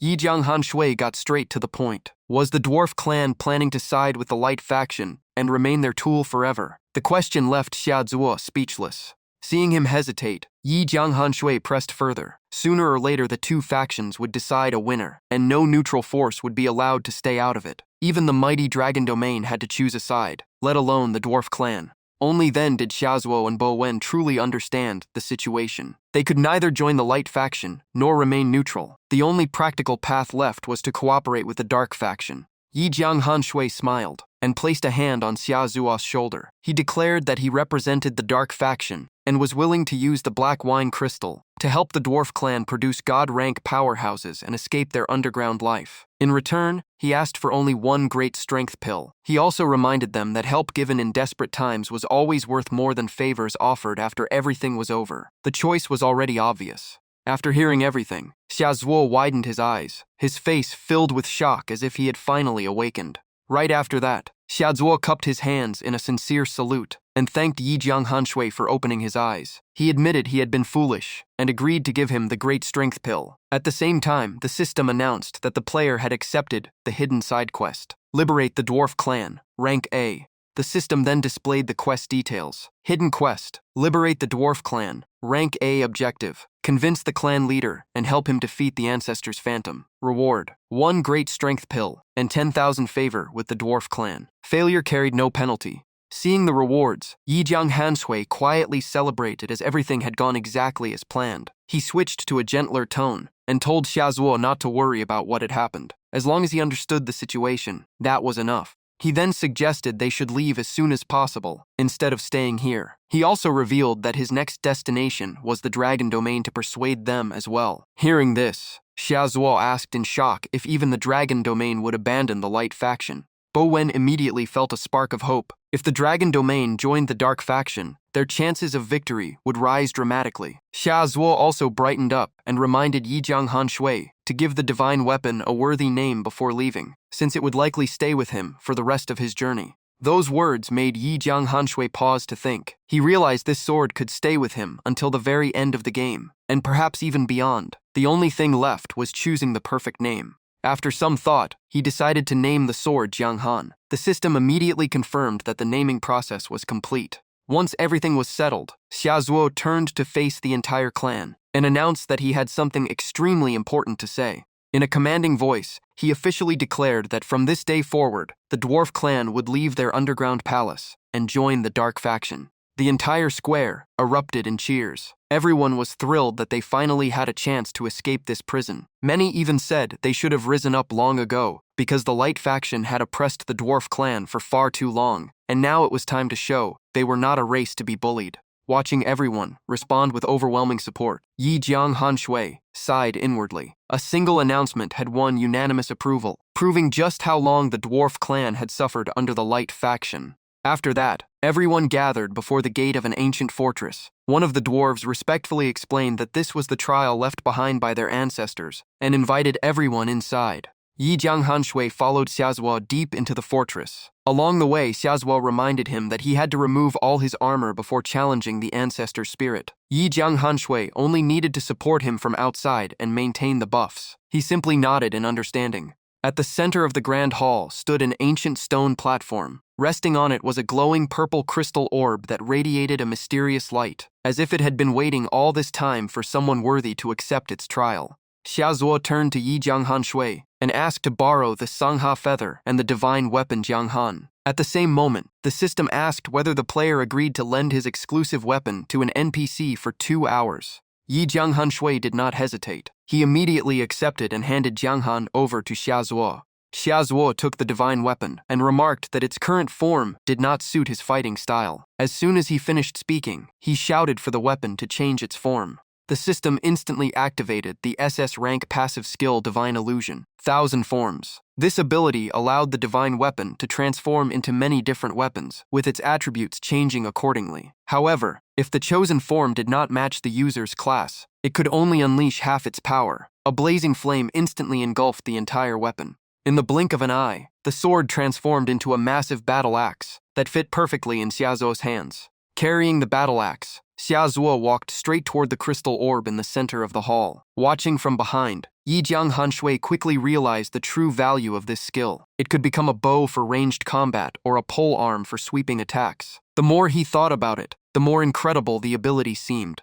Xiaozuo reached out and touched the crystal orb. The instant he made contact, streams of purple light spread out and wrapped around his arm. The orb's glow grew brighter and brighter until it covered the entire ancient fortress. Before the eyes of Xiaozuo and Yi Jianghan Shui, the crystal orb slowly floated into the air. A proud laugh echoed through the grand hall. A figure wrapped in purple light stepped out, his eyes filled with a fierce aura. He laughed and said that Xiaozuo had finally reached the god rank, so the day someone defeated him was not far away. At the same time, the system revealed his identity: Dwarf Clan Chief Jinu, god rank. Yi Jianghan Shui was stunned. He could not see Jinu's stats, but the god rank title alone proved how terrifying his strength was. Unlike him, Xiaozuo showed no fear. He charged straight at Jinu and declared there was no need to wait any longer. Today would decide the winner. Facing the challenge, Jinu only sneered with contempt and prepared for battle. The two figures clashed at incredible speed like colliding storms. Their battle axes crashed together again and again, filling the hall with deafening impacts.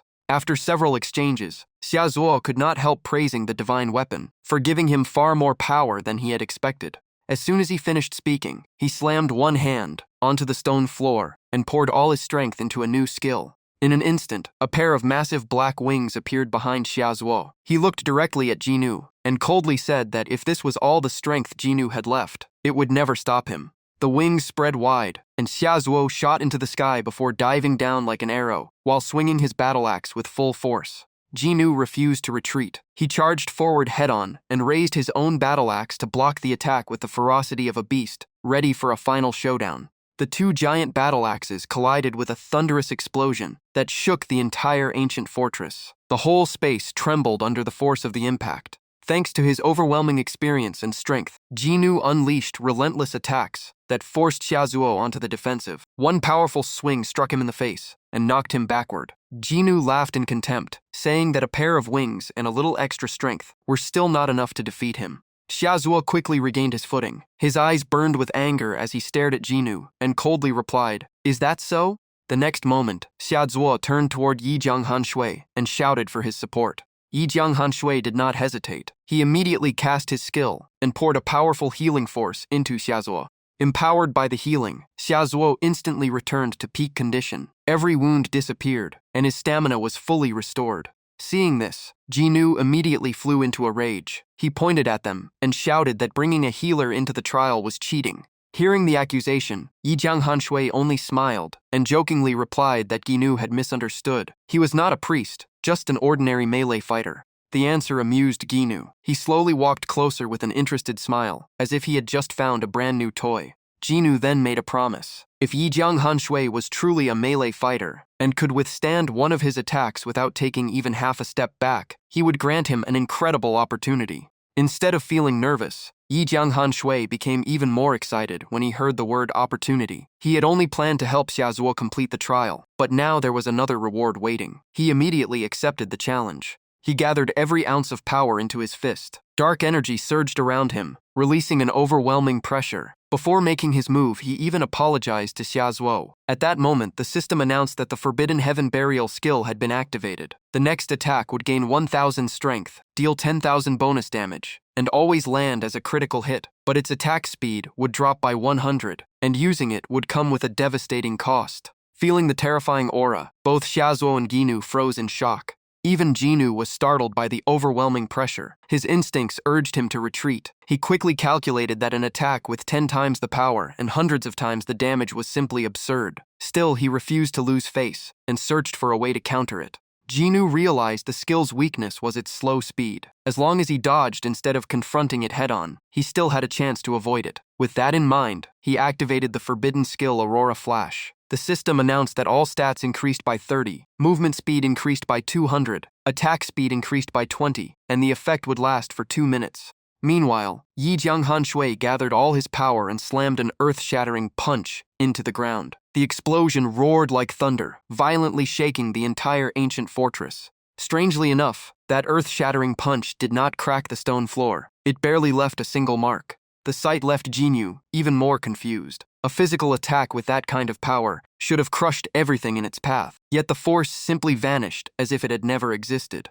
Seeing Jinyu's stunned expression, Yi Jianghan Shui calmly let out a breath and explained that he had deliberately withdrawn the force. If he had unleashed the full punch, the entire underground palace of the dwarf clan would have been flattened. Hearing that, Jinyu's attitude changed completely. His hostility disappeared and was replaced with gratitude. He admitted that he would never have believed it without seeing it himself, and thanked Yi Jianghan Shui for stopping in time to protect the dwarf clan's home. Jinyu then pointed at him and declared that since Yi Jianghan Shui had fulfilled the challenge, he would honor his promise and grant him the reward. A beam of light flowed from Jinyu into the center of Yi Jianghan Shui's forehead. The system immediately announced that he had passed the dwarf clan chief's trial and obtained the SSS rank passive skill, Extraordinary Strength. Yi Jianghan Shui could hardly believe he had received such a precious skill. He immediately cupped his hands in thanks. Jinyu smiled kindly, stroked his silver beard, and said he already knew Yi Jianghan Shui was the true owner of the divine weapon. With his current strength and such a legendary weapon, his future was limitless. That was why Jinyu had passed on part of his power, helping him better adapt to the weapon's weight and might.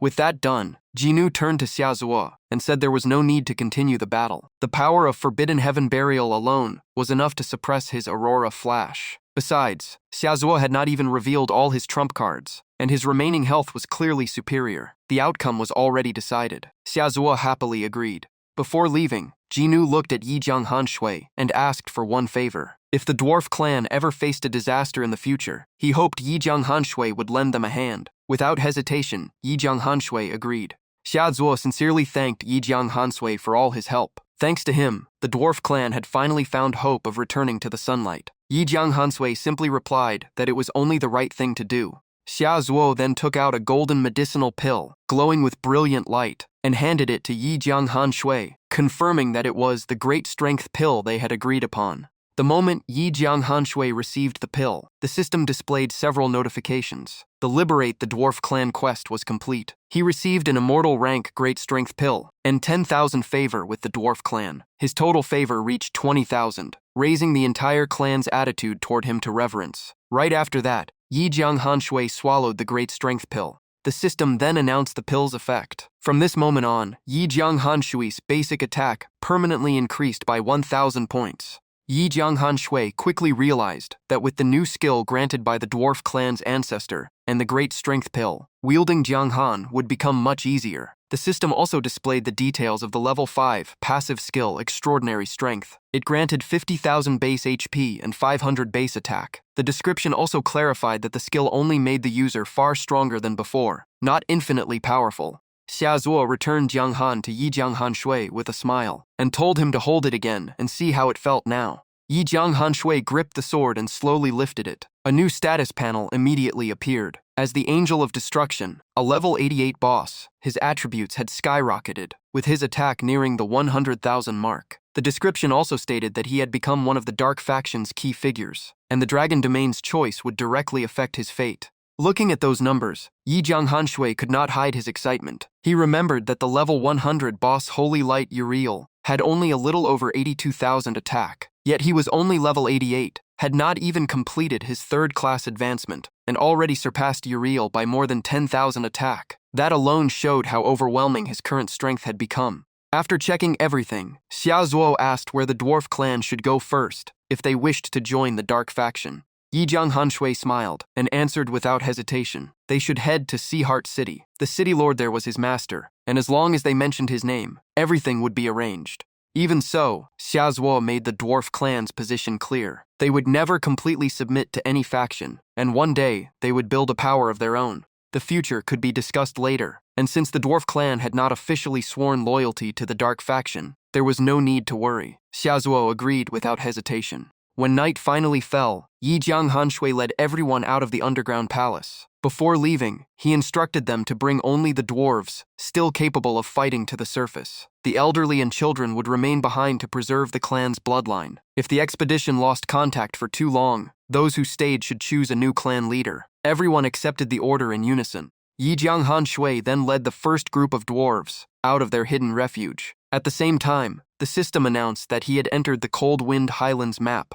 He mounted the Dark Thunder Sky Tiger and told Xia Zuo that he had an urgent matter to handle first. The dwarf clan should travel carefully and avoid being discovered by the light faction. Xia Zuo nodded and promised to proceed with caution. Before he had gone very far, Yi Jianghanshui's communicator rang. Wei Chandu reported that the dragon god would be released in about 30 minutes. He also admitted that convincing the dragon clan to join their side was almost impossible. Hearing that, Yi Jianghanshui urged the Dark Thunder Sky Tiger to move even faster. He told Wei Chandu to hold on a little longer, because he was rushing back. Wei Chandu replied that he would do everything he could. After a long journey, Yi Jianghanshui finally returned to Sea Heart City. Without wasting a second, he went straight to Saren and asked him to take him back to the eastern region immediately. Saren looked surprised and asked if he had already convinced the Dragon Domain to join the Dark Faction. Yi Jianghanshui simply replied that this time he would have to gamble everything. Saren asked no more questions. He immediately mounted his black warhorse and urged Yi Jianghanshui to hurry. Yi Jianghanshui nodded without hesitation. Saren flew with Yi Jianghanshui straight toward the east. About 20 minutes later, they arrived at their destination.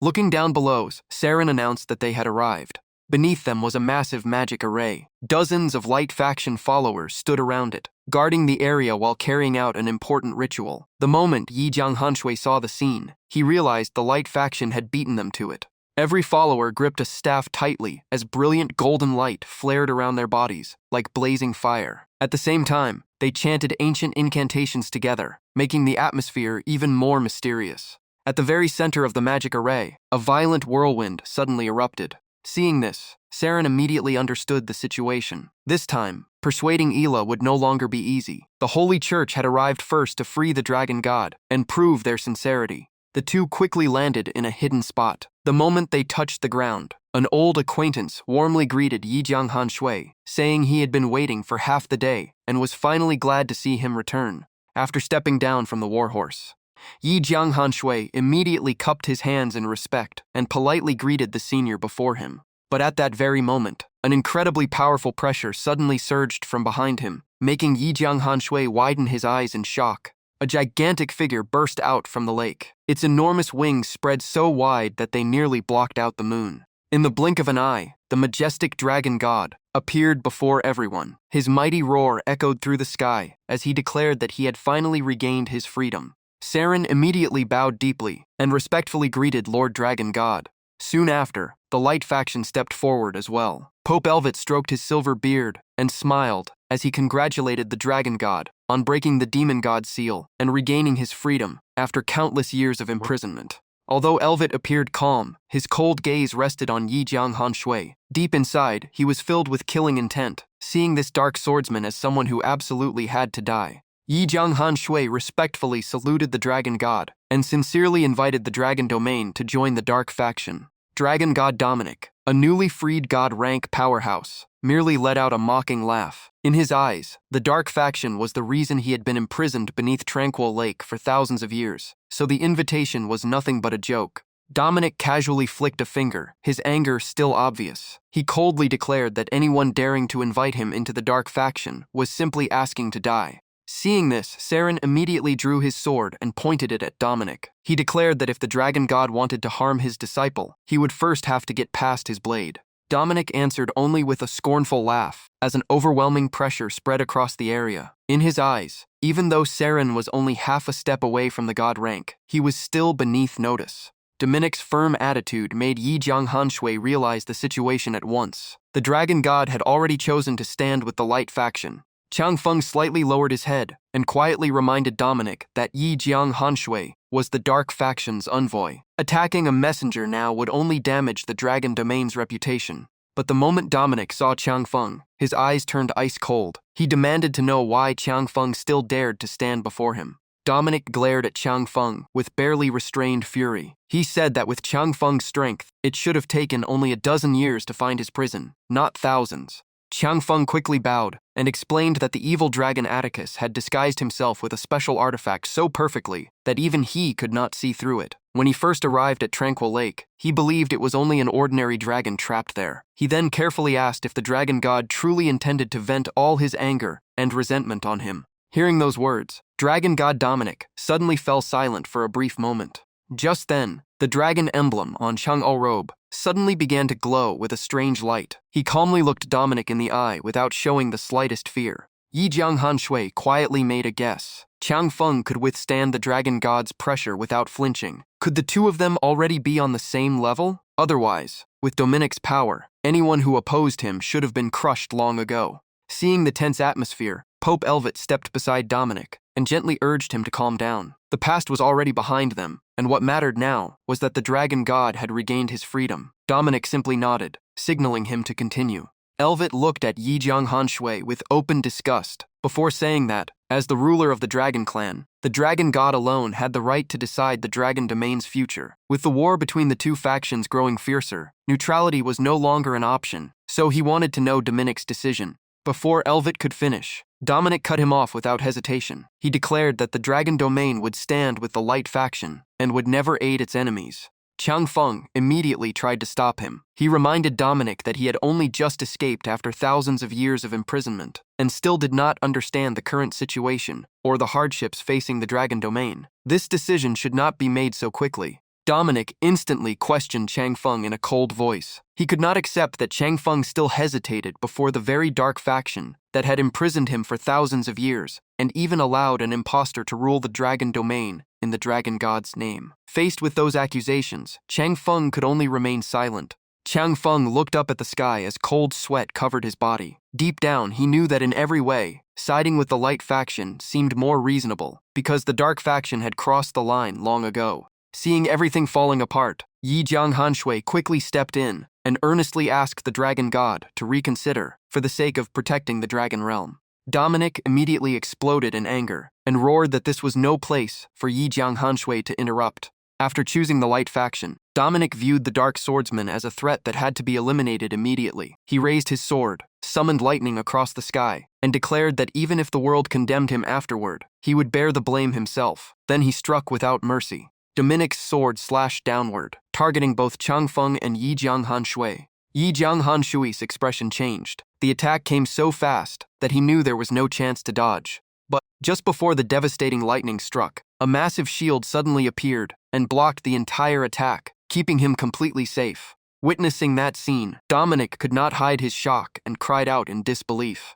A burly man slowly walked over to Raph and spoke. He said Raph's plan to persuade Dominic had never stood a chance, and killing Dominic from the beginning would have spared their side a great deal of trouble. Rick then looked at Dominic with contempt and mocked him for ruling as dragon god for thousands of years, yet still failing to bring the dragon domain into the dark faction. The newcomer was none other than the ninth demon god, Atticus, the dragon of sin. He laughed arrogantly and replied that he could not be blamed for this. Convincing the dragon domain to join the dark faction required a truly compelling reason, especially when dealing with Chang Feng. Yi Jianghanshui immediately bowed to thank them for saving his life. Meanwhile, the followers above fell into chaos. Everyone was stunned to discover that two demon gods had appeared and suspected the dark faction had prepared an ambush all along. Dominic's rage exploded even further. His hair stood on end as his furious roar shook the entire area, and he directed all of his wrath toward the two demon gods. Dominic pointed straight at Atticus and declared that from this day on, the dragon domain would sever all ties with the dark faction and officially join the Light Alliance.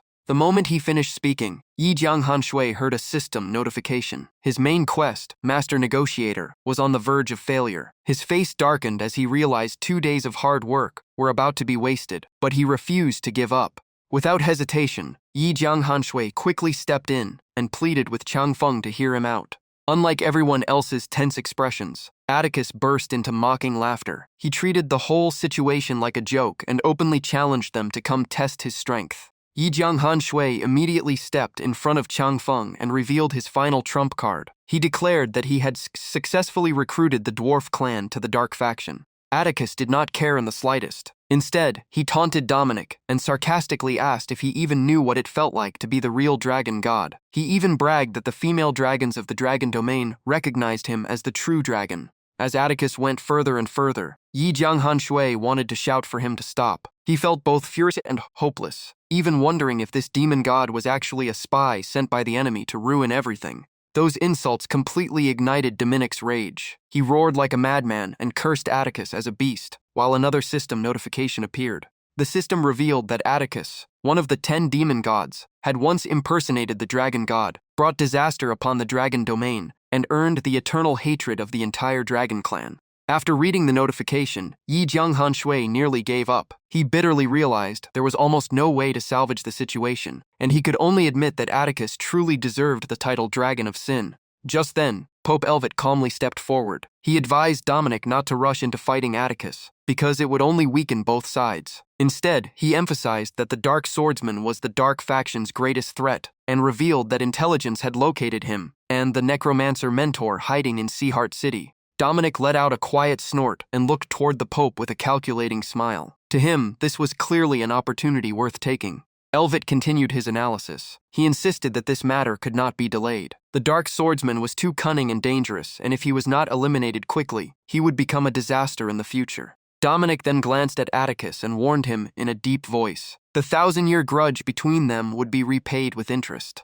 Atticus simply raised his head with a fearless smile, his crimson eyes burning with challenge. He calmly replied that they would see who would truly fear whom in the end. Turning away from Atticus, Dominic faced Chang Feng and spoke with overwhelming authority. He asked whether Chang Feng intended to remain here, or if he truly planned to side with the dark faction. Chang Feng said nothing. He only shook his head quietly and let out a heavy sigh, as if countless thoughts weighed on his heart. The next moment, Chang Feng transformed into a brilliant beam of light, shot into the sky, and disappeared into the clouds. Watching him leave, Wei Chandao muttered in a daze, wondering if everything was truly over. Yi Jianghanshui also watched the fading light. What puzzled him was that the system still had not declared the quest a failure. That meant something remained unresolved, or perhaps a hidden opportunity had yet to appear. Remembering Chang Feng's hesitation, he became even more convinced that Chang Feng was the key to changing everything. Before leaving, Dominic suddenly turned back, pointed at Yi Jianghanshui, and coldly told him to prepare his funeral. Once the Dragon Domain joined the Light faction, he would be the first sacrifice. Standing beside Dominic, Pope Elvet wore a sinister smile. He believed that someone who dared insult the gods like Yi Jianghanshui would surely receive the punishment he deserved. Suddenly, a thunderous dragon roar echoed across the sky. Dominic immediately spread his wings and soared upward until his enormous body disappeared into the clouds. As everyone watched him leave, a hunchbacked old man with a beard, nearly reaching the ground, emerged from the shadows. As he approached Yi Jianghanshui, he kept shaking his head in disappointment. Yi Jianghanshui looked at the old man, then turned to Atticus with a helpless expression. He sighed and said that if Atticus and the other demon god had not kept interrupting, he might have had enough time to persuade Chang Feng. Atticus frowned in annoyance and shot back. He had just saved Yi Jianghanshui's life, yet now he was being blamed. What exactly was that supposed to mean? Remaining calm, Yi Jianghanshui slowly explained. If Atticus had stopped provoking Dominic and let him continue talking, Chang Feng might have been persuaded. In his view, Chang Feng had not fully made up his mind yet. Atticus immediately looked away, scratched his cheek, and awkwardly defended himself. He argued that if he had not shown up, Yi Jianghanshui would have died at Dominic's hands long ago. Besides, Yi Jianghanshui's group alone could never have controlled the situation. Yi Jianghanshui shook his head. He believed he still had a way to survive Dominic's attack. More importantly, if the dragon god had really struck, Chang Feng would have stepped in to stop him. That would have put Dominic against Chang Feng, and might even have pushed Chang Feng toward rebellion. In his eyes, that had been the best chance to turn everything around.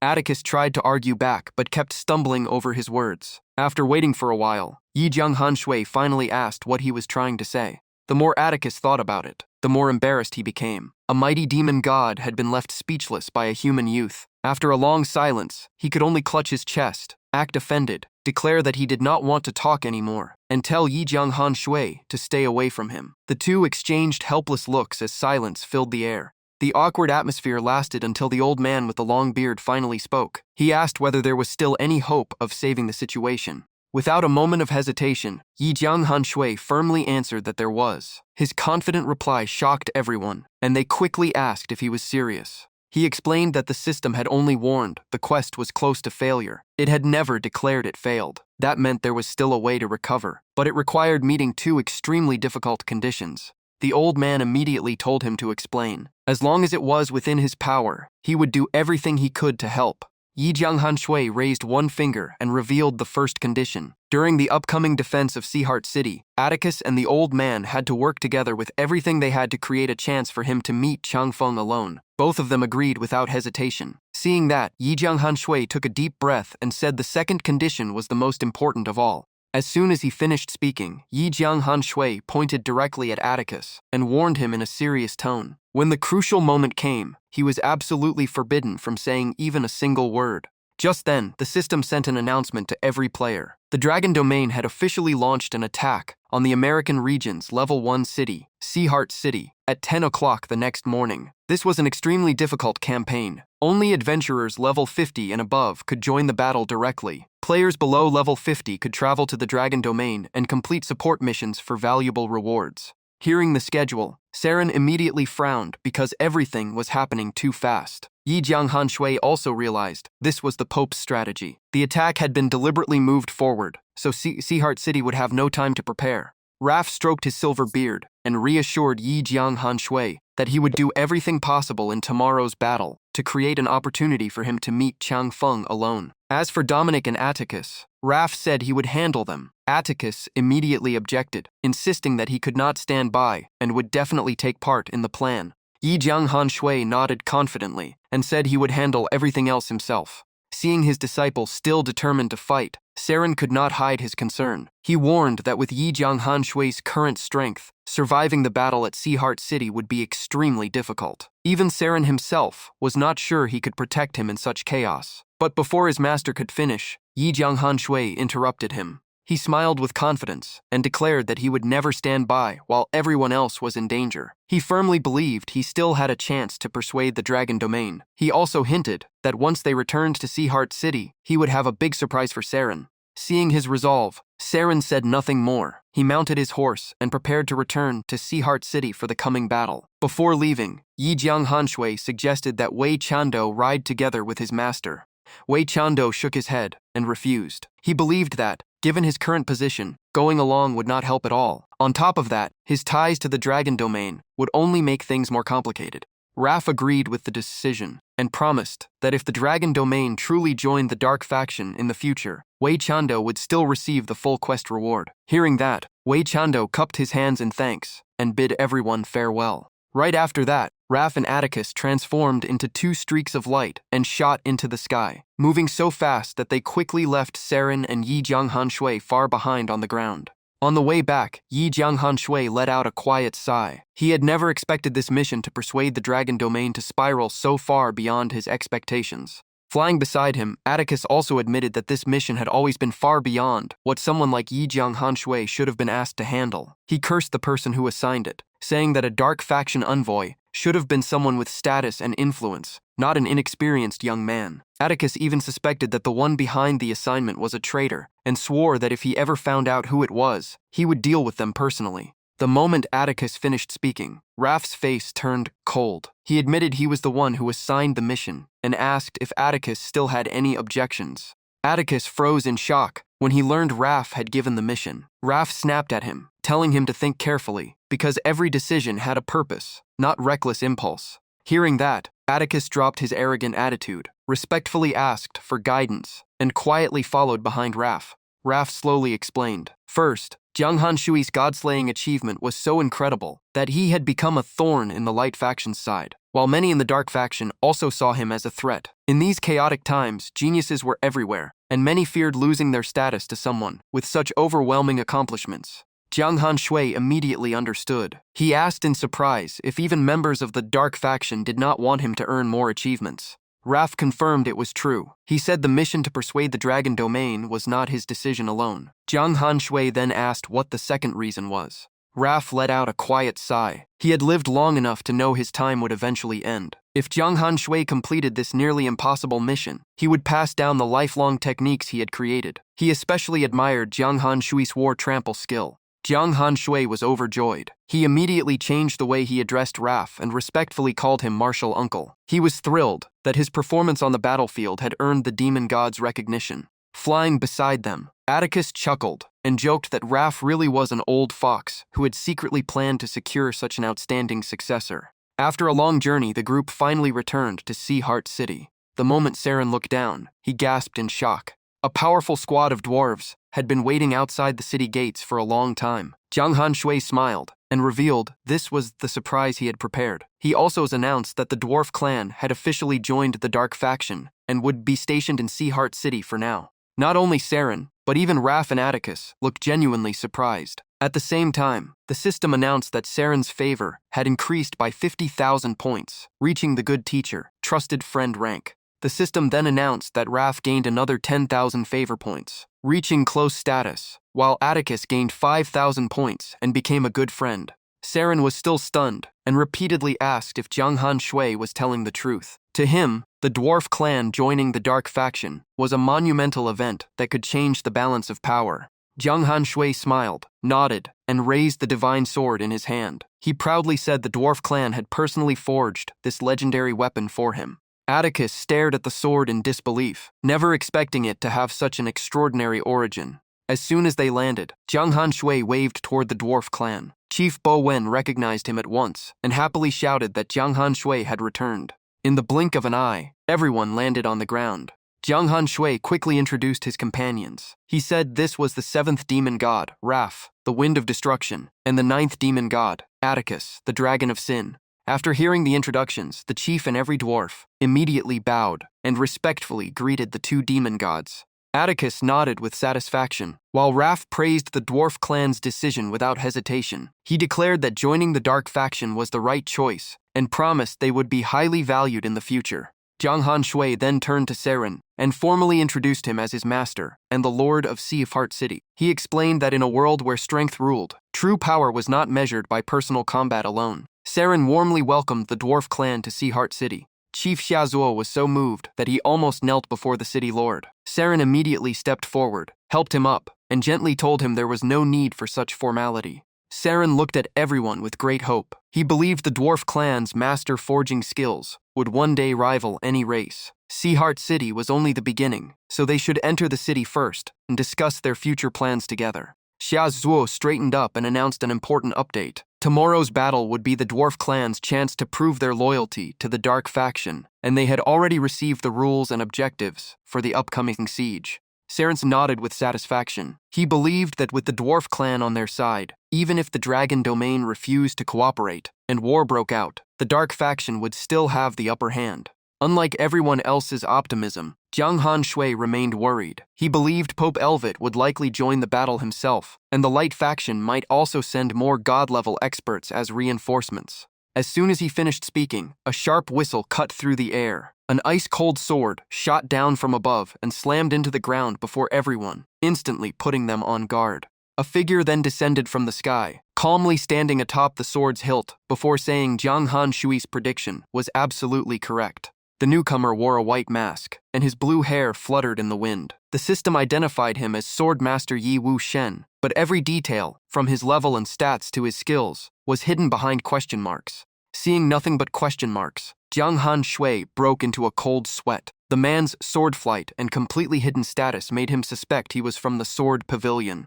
Saren immediately stepped forward and warned everyone that the newcomer was a god-level expert from the light faction. Atticus instantly lost his temper. He sneered and declared that any light faction expert foolish enough to come here alone was simply asking to die. Yi Wuxian remained completely calm. Looking straight at Jiang Han Shui, he said the light faction would certainly kill him in tomorrow's battle. If Jiang Han Shui was not confident he could survive, Yi Wuxian was willing to take him away and save his life. At that moment, the system presented Jiang Han Shui with the option to abandon the main quest, Master Negotiator. After reading it, he looked at Yi Wuxian and asked if he truly intended to take him away. Yi Wuxian nodded and raised a finger to his lips, signaling him to keep it secret. He said this visit was his personal decision and did not represent any faction.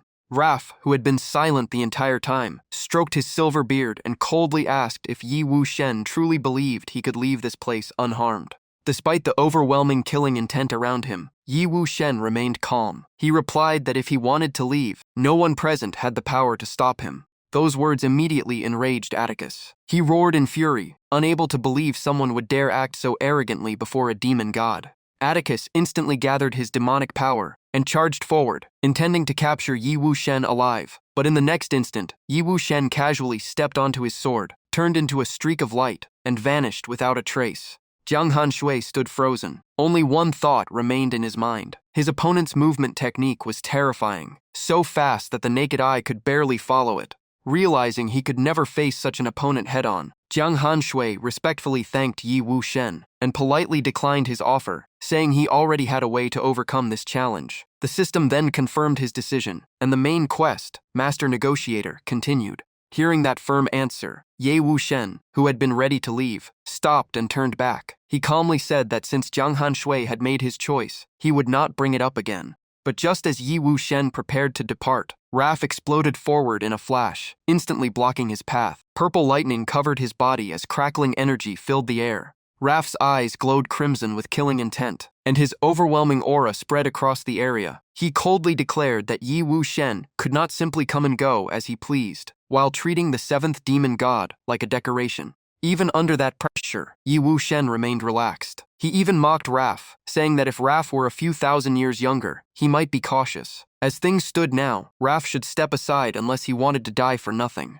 That arrogant remark completely ignited Raf's fury. Grinding his teeth, he spoke with murderous intent, as if he had already sentenced Yi Wuxian to death. Just as the two were about to clash, Jiang Han Shui quickly stepped between them and politely asked if the man before him was the sword god. Yi Wuxian burst into laughter. He showered Dongfang Yixin with praise, calling her unmatched, the strongest, and the most beautiful under heaven, before denying that he was her and saying Jiang Han Shui had mistaken his identity. Saren and Atticus were left speechless. Both of them wondered why he had praised Dongfang Yixin so passionately if he was not actually her. Even so, Jiang Han Shui remained courteous and sincerely thanked Yi Wuxian for saving him earlier. His respectful attitude clearly pleased the mysterious swordsman. Without another word, Ye Wuxian rode his sword into the sky, turned into a streak of blue light, and disappeared beyond the horizon.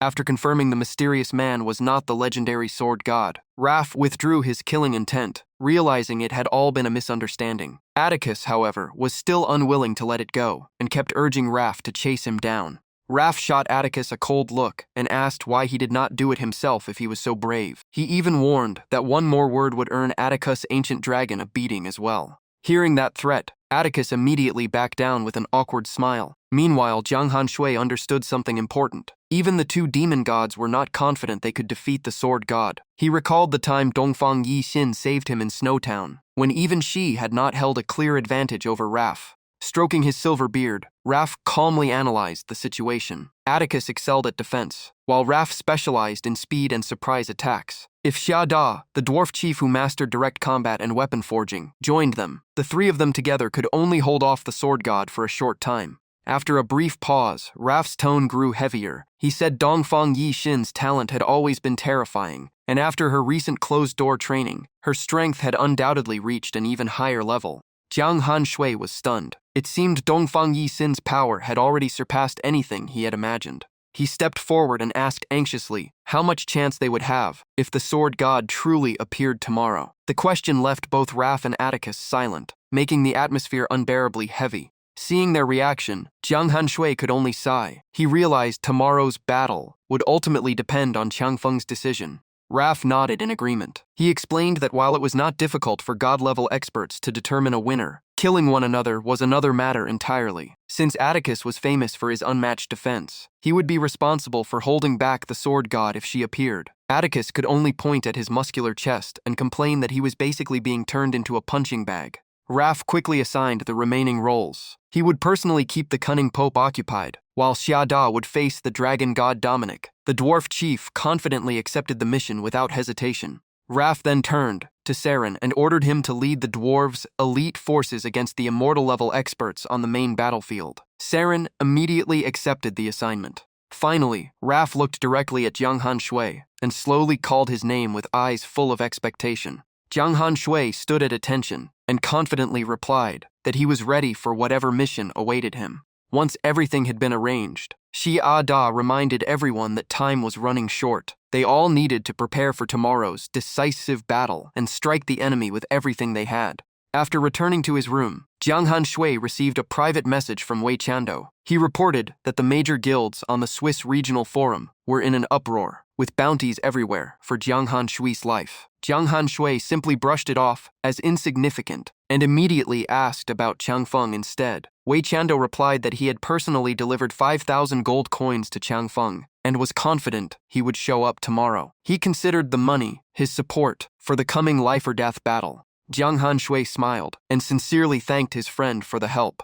Before long, the dawn of the decisive day finally arrived. Outside Seaheart City, the entire dwarf clan had assembled across the open field. Their battle cries echoed through the air, filling the battlefield with excitement before the war began. Saren studied the formation and said the forces sent by the Holy Church and the Dragon Domain would certainly be formidable. Just then, Jiang Han Shui walked over and greeted his mentor. Saren replied with complete trust. He said persuading Chang Feng was entirely up to Jiang Han Shui, while his battlefield duty would be a relatively light defensive role. The system then announced that, as a member of Seaheart City, he had received the A-rank side quest, Fulfill Your Duty. The quest explained that no member of Seaheart City could stay out of this life-or-death battle. The completion requirement was to appear as the boss of the second defense wave and successfully repel that assault. The reward was a suitable epic-grade equipment piece. Failure or refusing to participate would result in losing 10 levels and 500 points from every attribute. After reading it, Jiang Han Shui simply smiled with confidence. Being the boss of the second wave did not sound difficult at all. Not long after, the clock struck 10 a.m. The system officially announced the start of the Seaheart City siege battle. In the distance, the attacking army surged forward with overwhelming momentum as battle cries echoed across the battlefield. The system announced that the first assault would be led by the level 65 Dark Gold boss, Thunder Knight Benson. Standing atop the city wall, Jiang Han Shui took one glance and remarked that level 65 had clearly been lowered by the system to give both sides a more balanced opening. At that moment, Saren raised his sword high and ordered the entire army to leave the city and engage the enemy. The city gates slowly opened. Leading the defenders was a silver-armored knight who charged out on horseback, shouting for the glory of Seaheart City. In an instant, the two armies crashed together like massive waves. Weapons clashed, sparks flew everywhere, and Saren's soldiers shouted for healing support as they fought to avoid falling too soon. The attackers quickly realized that although the defenders were slightly weaker, their combat experience was exceptional, making the opening battle far tougher than expected. From the city wall, Jiang Han Shui quietly watched the fierce battle below and smiled. To him, this was what a real battlefield should look like. Folding his arms, he looked completely satisfied. This, he thought, was the kind of experience an ordinary player should enjoy. As for himself, he spent every day fighting alongside immortal and god-level NPCs in the highest-level battles, and the simple fun of gaming had gradually disappeared. That was the downside. Just then, the system made an even grander announcement. During the second defense wave, the level 89 spirit boss, Angel of Destruction Jiang Han Shui, would personally command the defensive line. The moment they heard that name, the Thunder Legion suddenly hesitated. Many cursed in frustration at having to face the Eastern player again, complaining that the system's favorite had appeared far too early and made the siege even harder. Saren looked at Jiang Han Shui with concern and reminded him that it was time to enter the battle and stay careful. Jiang Han Shui calmly smiled with excitement. This was also the perfect chance to test the true power of his new divine weapon. With that, he lightly stepped onto the city wall and prepared to leap into the battlefield. An enemy soldier spotted him at once, pointed at him, and shouted that the defenders had already been crushed. If Jiang Han Shui had any courage, he should come down and die. Jiang Han Shui only let out a cold snort. Gripping the black sword tightly, he shot toward the center of the enemy formation like an arrow. The instant his feet touched the ground,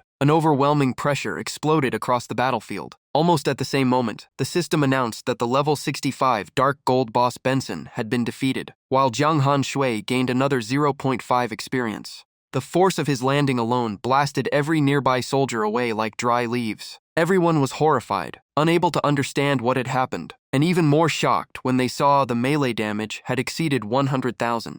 Even those watching from afar were stunned. Just a few days ago, Jiang Han Shui's damage had been around 30,000. Now it had reached an unbelievable level that completely defied common sense. Resting the black sword on his shoulder, Jiang Han Shui laughed proudly and challenged every player from the Swiss-American region. He told them to attack together because he was not immortal, and whoever defeated him would earn an incredible reward. Faced with Jiang Han Shui's overwhelming assault, the Swiss-American forces could barely resist. Every slash of the black sword swept across the battlefield like a raging storm, leaving them with no choice but to defend in despair. The more he fought, the more excited he became. He openly challenged the guild master of the Sin Guild, the strongest guild in the Swiss-American region, to face him in single combat, his voice filled with provocation. The black sword carved one razor-sharp arc after another. His relentless attacks completely overwhelmed his opponents, leaving them without even the smallest opening to counterattack. The guild master of the Sin Guild had barely stepped forward before being forced back. Under the relentless rain of sword strikes, he hurriedly ordered a full retreat, furious that his plan to farm more experience had completely fallen apart.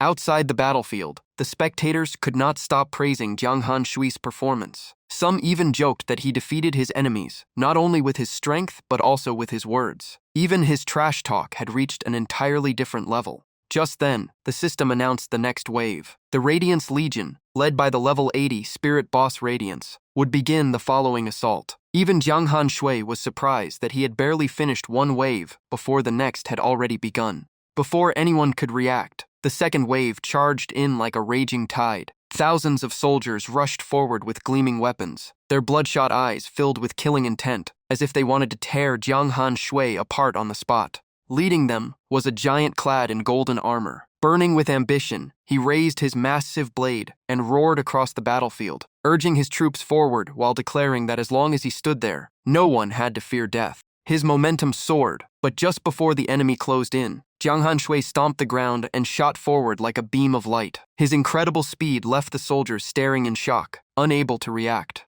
In the blink of an eye, before the commander even realized what was happening, a foot was already flying toward his face at terrifying speed. The kick landed like a falling mountain. The impact shattered the ground and blasted open a massive crater. Before the commander could even scream, he was slammed deep into the earth. Standing on the man's head, Jiang Han Shui sneered and mocked him, saying he should worry about saving his own life, before promising to protect others. Crushed beneath the overwhelming force, the commander could only scream in despair. He cursed Jiang Han Shui and swore that his lord would make him pay. Jiang Han Shui answered with a cold slash of his sword, killing the commander instantly. He calmly said that if the man met his lord, he should pass along a message that Jiang Han Shui would be waiting to see how terrifying that punishment really was. At the same time, the system announced that the level 80 Spirit Boss, Radiance Commander, had been defeated, rewarding him with 30 experience and 3,000 reputation. When the commander disappeared from the battlefield, he left behind only a single skill book. Jiang Han Shui looked at the loot and smiled. It seemed luck was on his side again.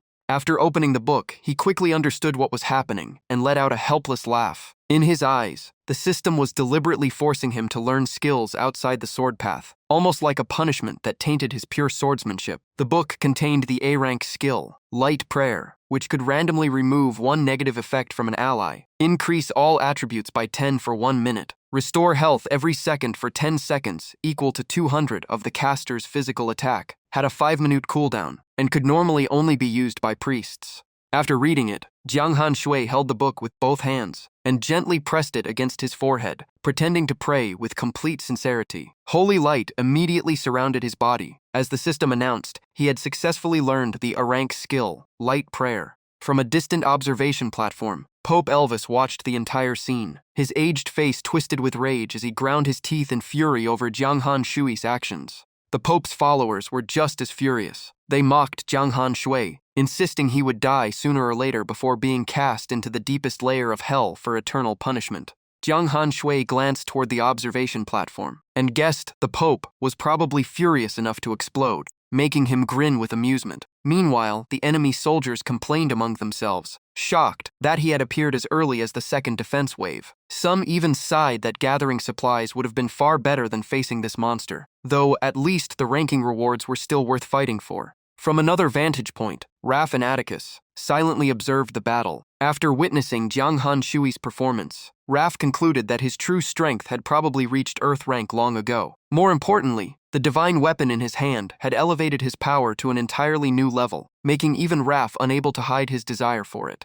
Just then, Xiada appeared behind the two demon gods with a proud smile. Puffing out his chest, he declared that the divine weapon in Jiang Han Shui's hand was his own masterpiece. Xiada then smiled knowingly and added that if they believed Jiang Han Shui's strength ended there, they had greatly underestimated him. Hearing that, both Raph and Atticus looked genuinely surprised, realizing there was still something they did not know. Seeing their interest, Xiada slowly explained that a few days earlier, inside the dwarf clan's underground palace, he had personally witnessed Jiang Han Shui unleash a heaven-shaking technique. The move, called Heaven Burial, had even forced the projection of a god-level dragon ancestor to dodge, instead of confronting it head-on. Raph and Atticus were both stunned. A spirit rank powerhouse had forced a god rank existence to back down, something far beyond anything they could imagine. The more they looked at Yi Jiang Han Shui, the more mysterious the young man seemed. Just then, the system announced that Yi Jiang Han Shui had cleared the A-rank side quest duty above all, but the reward would only be granted if Haishan City survived the siege. He found that perfectly reasonable since every reward would be meaningless if the city fell. Before he could think further, the system warned that the third wave was about to begin, led by the level 115 Earth-rank boss, Holy Light's Wrath William. Thunderous hoofbeats echoed from the distance. Mixed with them came furious roars calling out Yi Jiang Han Shui by name and swearing to kill him for revenge. Moments later, a handsome man with a face twisted by hatred charged in on horseback. Wrapped in radiant holy light and wielding a golden spear, he rushed forward while shouting that he would kill Yi Jiang Han Shui. The system identified him as Holy Light's Wrath William, a level 115 Earth-rank boss. He was the greatest genius of the Church of Light, and its chosen heir thanks to his natural mastery of the light element. But after his sworn younger brother, Holy Light Envoy Asa, was killed, William abandoned everything to seek revenge himself. After reading the description, Yi Jiang Han Shui remembered that Asa was the boss he had casually killed during the defense of Tianhai town. He could not help laughing. First, the younger brother died, and now the angry older brother had come looking for him. At that moment, Saren called out in panic and pulled him back to reality. The mentor urgently warned him to retreat because this enemy was extremely dangerous. Yi Jiang Han Shui looked at Saren, then at William, charging like a wild beast. He firmly refused to retreat and declared that countless citizens stood behind him, so he would fight to the very end to protect the city gate. His passionate declaration left Saren speechless. Even the city lord felt embarrassed, saying something that dramatic, yet his disciple delivered it like a true hero. Seeing Yi Jiang Han Shui chatting with his master instead of paying attention to him, William grew even angrier. He mocked him loudly, saying a traitor pretending to be righteous was nothing but a joke. From the observation platform, Pope Elvis watched everything unfold and immediately shouted for William to stay calm. In his eyes, the greatest danger when facing Yi Jiang Han Shui was arrogance and overconfidence. William ignored the warning completely. His eyes burned with hatred as he urged his warhorse forward and vowed to kill Yi Jiang Han Shui with everything he had. At that moment, the system announced that he had activated the forbidden skill Holy Light's Fury, boosting all attributes by 80% and doubling attack speed for 10 minutes, but reducing every stat by 30% for 2 days afterward. Gripping his golden spear, wrapped in blazing holy light, William let out a crazed roar and thrust straight ahead. The system confirmed that he had also activated Holy Spear, increasing the damage of his next attack by 300%. After reading the skill details, Yi Jiang Han Shui quietly judged his opponent. With such overwhelming buffs, William's confidence made perfect sense. Unlike Uriel, who had held back his trump cards, this man unleashed every strongest move right from the start. He was clearly fighting to the death. But to everyone's surprise, Yi Jiang Han Shui only smiled faintly, without showing the slightest hint of panic. He whistled for his mount Black Wind. In an instant, he was already in the saddle. Then he looked at William with a teasing grin and asked if he had forgotten that escaping was one of his greatest talents. William froze for a brief moment, but quickly regained his cold expression and let out a murderous snort. Refusing to let his target escape, he immediately took out an ancient scroll and activated it. A cube-shaped spatial barrier sealed both of them inside. The system announced that William had used a Tier 5 Space Seal scroll, creating a sealed space measuring 20 meters that was almost impossible to escape without destroying the barrier. Seeing Yi Jianghan Shui trapped inside, William laughed proudly. As far as he was concerned, once his enemy was locked inside this spatial cage, there would be no chance of escape. But Yi Jianghan Shui remained completely calm. He stared coldly at William, as his usual playful smile vanished. With killing intent in his voice, he mentioned dark reincarnation and asked how William thought he could defeat him when even Uriel had failed. He knew dark reincarnation allowed Yi Jianghan Shui to revive endlessly and grow stronger after every resurrection. But then William pulled out another scroll. A blinding light instantly covered the entire barrier, catching even Yi Jianghan Shui off guard. The system immediately warned that William had cast the S-rank forbidden spell Heavenly Judgment. Its effect completely blocked every form of recovery, including healing, lifesteal, recovery skills, level-up restoration, and even resurrection after death. Watching from afar, Raf's face turned pale. He realized the enemy had come fully prepared to counter Yi Jianghan Shui. Even the usually calm Saren could no longer stay composed. He said that combining a spatial seal with a total recovery ban created an incredibly deadly trap, leaving him unsure how to respond.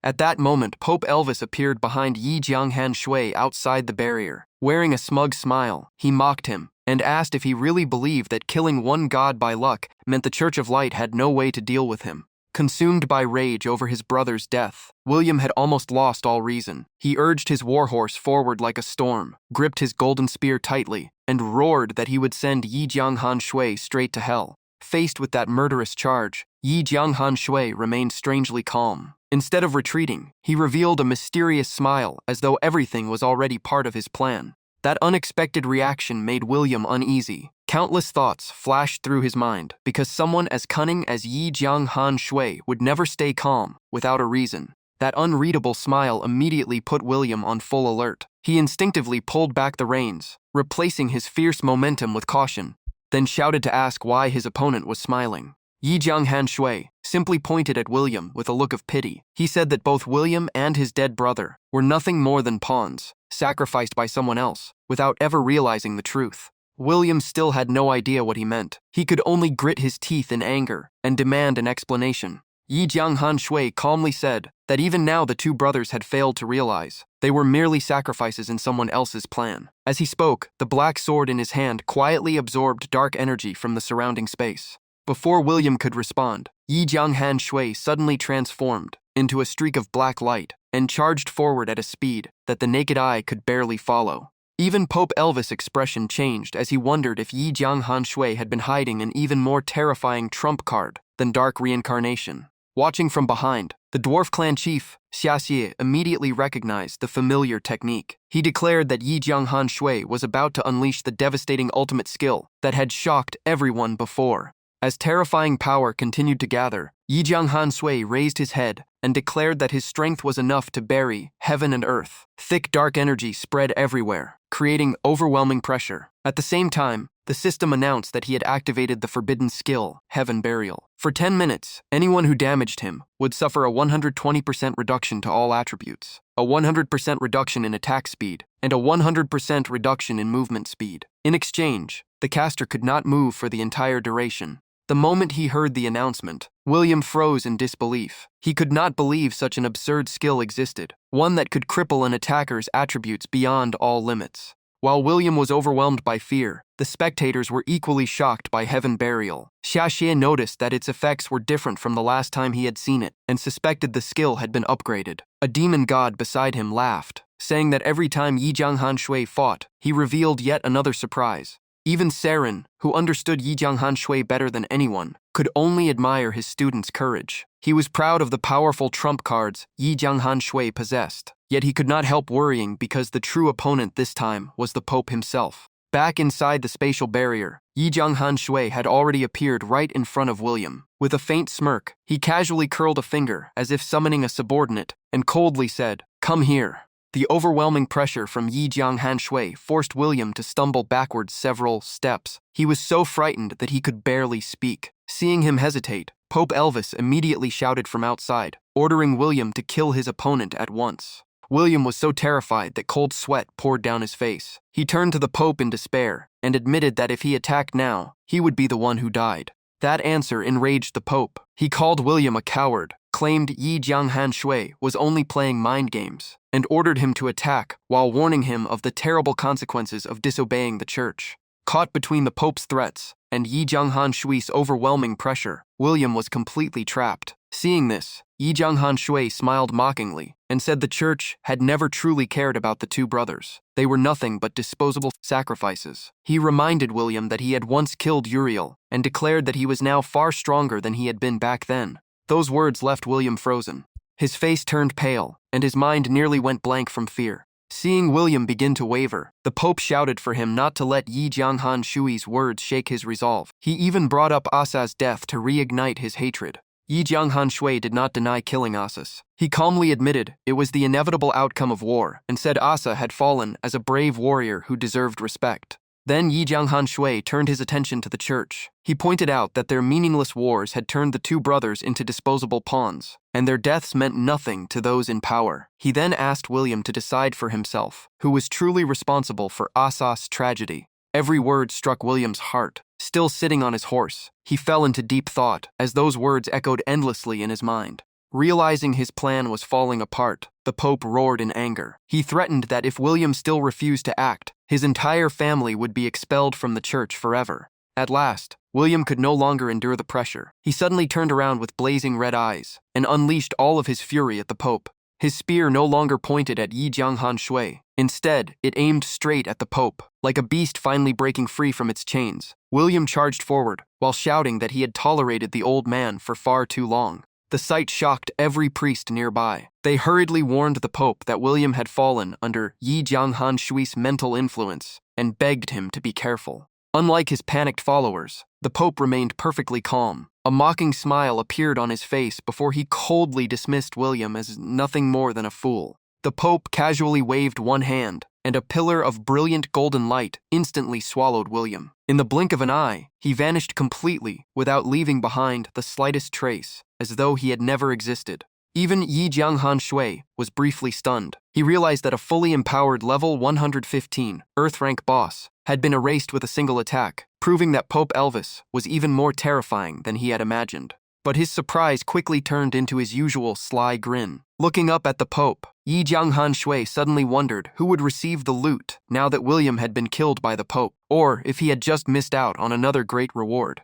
At that moment, the system answered every question, because Yi Jianghan Shui had successfully driven a wedge between William and Pope Elvis, causing them to turn against each other. William's death still counted toward his rewards. He received 2 advanced light potions, 1 lucky orb, 1 spatial separation scroll, and all of William's dropped equipment. In addition, because his scheme had exceeded expectations, he gained 2 levels and 20,000 fame. After reading the rewards, Yi Jianghan Shui could not hide his delight. He burst into laughter and said this was the highest level of victory, winning without even needing to fight, just as the ancient art of war described. The enemy army below stood there in complete disbelief. Just a few words had shattered the third assault and even turned the enemy against itself. In their eyes, this Eastern player looked more like a demon disguised as a human. On the demon side, the demon gods laughed with excitement. They praised Yi Jianghan Shui's brilliant move without holding back. Articus admitted that his gift for persuasion had exceeded all expectations, while Raph said it was the perfect strategy, eliminating a powerful enemy while crushing the morale of the entire opposing army in one move. On the other hand, when the system announced that every reward had gone to Yi Jianghan Shui, Pope Elvis became even more furious. His face twisted with rage as he ground his teeth and roared in anger. From atop the city wall, Saren immediately called for his student to return. He stressed that the next battle would be extremely dangerous and warned him not to risk himself any further. Following his master's advice, Yi Jianghan Shui immediately returned to the city. On the way back, he realized that without the siege battle restrictions, the Pope would have personally hunted him down long ago. Seeing the Pope still consumed by rage, the nearby priests quickly tried to calm him. They reminded him that Dragon Domain had officially joined the war, and killing Yi Jianghan Shui later would not be difficult, so there was no need to ruin the bigger plan over one person. But the Pope ignored every word. He immediately ordered the army to assemble, declaring that he would personally destroy Haishan City and crush Yijianghan Shui with his own hands. As soon as he returned to the city, Yijianghan Shui went straight to Saren. Seeing his student safe and sound, the mentor smiled and praised him for handling the situation brilliantly. But the atmosphere quickly turned serious. Saren announced that the real battle had only just begun. The system then issued back-to-back alerts. The fourth assault would be led by Captain Rank Level 200 Pope Elvis and Immortal Rank Level 180 Archbishop Quen. The fifth assault would follow with Dragon Domain under the command of Dragon Domain Guardian Chang Feng, a Captain Rank Level 215 boss, and Divine Dragon Dominic Sinva, a Captain Rank Level 205 boss. Those two announcements immediately wiped away Yi Jianghan Shui's earlier joy. His expression turned grim as he realized 3 God-rank powerhouses were about to enter the battlefield, signaling an all-out bloodbath. The only thing still bothering him was that sword god Dongfang Yixin had yet to reveal herself. The defenders also fell into chaos. Everyone was stunned that the attackers had gathered so many God-rank experts. While they were still talking, someone suddenly shouted in panic that the ancient dragons had arrived. High above the battlefield, a gigantic crimson dragon appeared like a living inferno. Its enormous body covered the sky, and its roar shook the very air. Soon after, countless dragons of every type arrived one after another. The dragon army filled the heavens, creating a scene that looked like the end of the world. Seeing that lineup, Yijianghan Shui became even more serious. Fire dragons, water dragons, wind dragons, and the strongest elemental dragons had all gathered. The coming battle would decide everything. Unlike the tense atmosphere, demon god Raph was filled with excitement. He laughed loudly and declared that Dragon Domain's presence alone was nowhere near enough to intimidate the forces of darkness. With that, Raph and Atticus turned into 2 streaks of light and shot into the sky, taking the initiative to confront the approaching dragon army. At that moment, a young woman dressed in white appeared among the clouds. The sword in her hand blazed like fire, while a glowing blue sword beneath her feet kept her floating in mid-air. Without the slightest hesitation, she swung her flaming sword. Countless waves of sword energy tore through the air with terrifying force, crushing everything in their path. The relentless sword strikes ripped the ground apart into countless fragments. Atticus had barely charged forward before the sudden assault forced him to stop, leaving him stunned by her overwhelming power. The system immediately revealed her identity. Because the 2 demon gods of the Dark faction had entered Haishan City, the hidden captain rank boss of the Light faction, sword god Dongfang Yixin, had officially joined the battle. Her sword energy swept across the battlefield, destroying every structure in its path. A single slash split the city gate in half and tore the earth apart. Yijianghan Shui stared at the devastated battlefield in disbelief. One sword strike alone had nearly destroyed the city. The sword god's strength was far beyond imagination. After taking that devastating opening attack, even Atticus could no longer remain calm. His caution was obvious, and he even wanted to switch opponents with Raph. But Raph immediately refused, reminding him that the plan had already been decided. He would face the Pope, while Dominic would be held back by Chehu. Under the overwhelming pressure of sword god Dongfang Yixin, Atticus had clearly lost his confidence. He hesitated, no longer willing to face her alone. But the sword god gave him no chance to hesitate. Her relentless sword strikes poured down like a storm, forcing him to grit his teeth and raise his ancient shield in defense. Yet that seemingly unbreakable shield was completely overwhelmed by Dongfang Yixin's swordsmanship. A single devastating slash blasted Atticus away, smashing him into the city wall with a thunderous explosion. Being completely overwhelmed by a female swordsman deeply wounded Atticus' pride as a demon god. Grinding his teeth in fury, he roared that she should not think he could only stand there and take the beating. As soon as he got back to his feet, Atticus unleashed a massive surge of demonic energy. Raising his shield before him, he charged straight at the sword god, determined to fight to the very end. Watching from afar, Pope Elvis noticed that Atticus had been tied down by Dongfang Yixin. A calculating smile appeared on his face as he ordered Archbishop Quen to follow him into the city and eliminate Yijianghan Shui. But at that moment, Raph suddenly appeared behind the Pope like a ghost. Stroking his silver beard, he calmly suggested changing opponents and settling the score with Elvis himself. At the same time, the system announced that Raph had activated the forbidden skill Wind of Annihilation, increasing damage by 300%, attack speed by 500%, and movement speed by 1000% for 30 minutes. Without giving his opponent time to react, Raph transformed into a black tornado and charged straight at the Pope, opening the battle with a devastating surprise attack. Even so, Elvis showed no fear. Tightening his grip on his jewel-covered staff, he mocked Raph for relying on a forbidden skill from the very start and prepared to meet the challenge. A burst of holy light immediately engulfed the Pope's body. He rushed straight at Raph, officially beginning the clash between the strongest champions of both factions. While fierce battles erupted across the battlefield, Yi Jianghan Shui remained on the city wall, watching everything unfold. He quietly muttered that Changfeng and Dragon Domain should be making their move soon. Xiaxie walked over to Yi Jianghan Shui and asked to borrow the fallen feather he had lent him before, saying it would make fighting Dragon God Dominic in the air much easier. Yi Jianghan Shui agreed without hesitation. Just then, a massive figure slowly appeared in the sky, radiating overwhelming authority. It was Dragon God Dominic. Looking down from above, he fixed Yi Jianghan Shui with a murderous glare and laughed arrogantly, saying that all of his protectors had been drawn away and no one would save him this time. The moment he finished speaking, Dominic raised his hand and prepared to unleash a devastating attack directly at Yi Jianghan Shui. Xiaxie immediately stepped forward to block him. The mechanical wings on his back spread wide as he declared that the dwarf race would face the dragon god in this battle. In the blink of an eye, Dominic and Xiaxie collided head-on. Every punch and kick sent sparks flying and thunderous explosions rippled across the battlefield. While fighting, Dominic angrily shouted that a mere dwarf dared interfere in the affairs of the dragon race without knowing his place.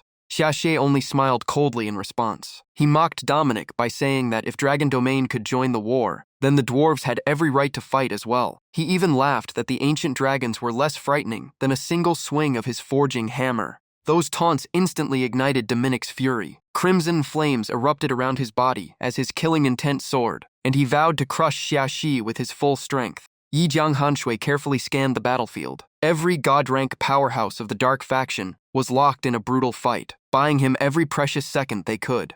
Elsewhere, Saren officially joined the battle. Riding his warhorse, he led the charge against the Church's army, while shouting that they would wipe out every soldier under the Pope's command. Even so, one person still had not made a move. Dragon Domain Guardian Changfeng remained quietly suspended in the air, surrounded by 7 elemental dragons that formed an impenetrable defense. He simply observed the battlefield, making Yi Jianghan Shui suspect that he was waiting for the perfect moment to act. Seizing the opportunity, Yi Jianghan Shui immediately rode Black Wind straight toward Changfeng and asked to speak with him. Changfeng remained extremely cautious. He coldly asked what there was left to discuss after everything that had already happened.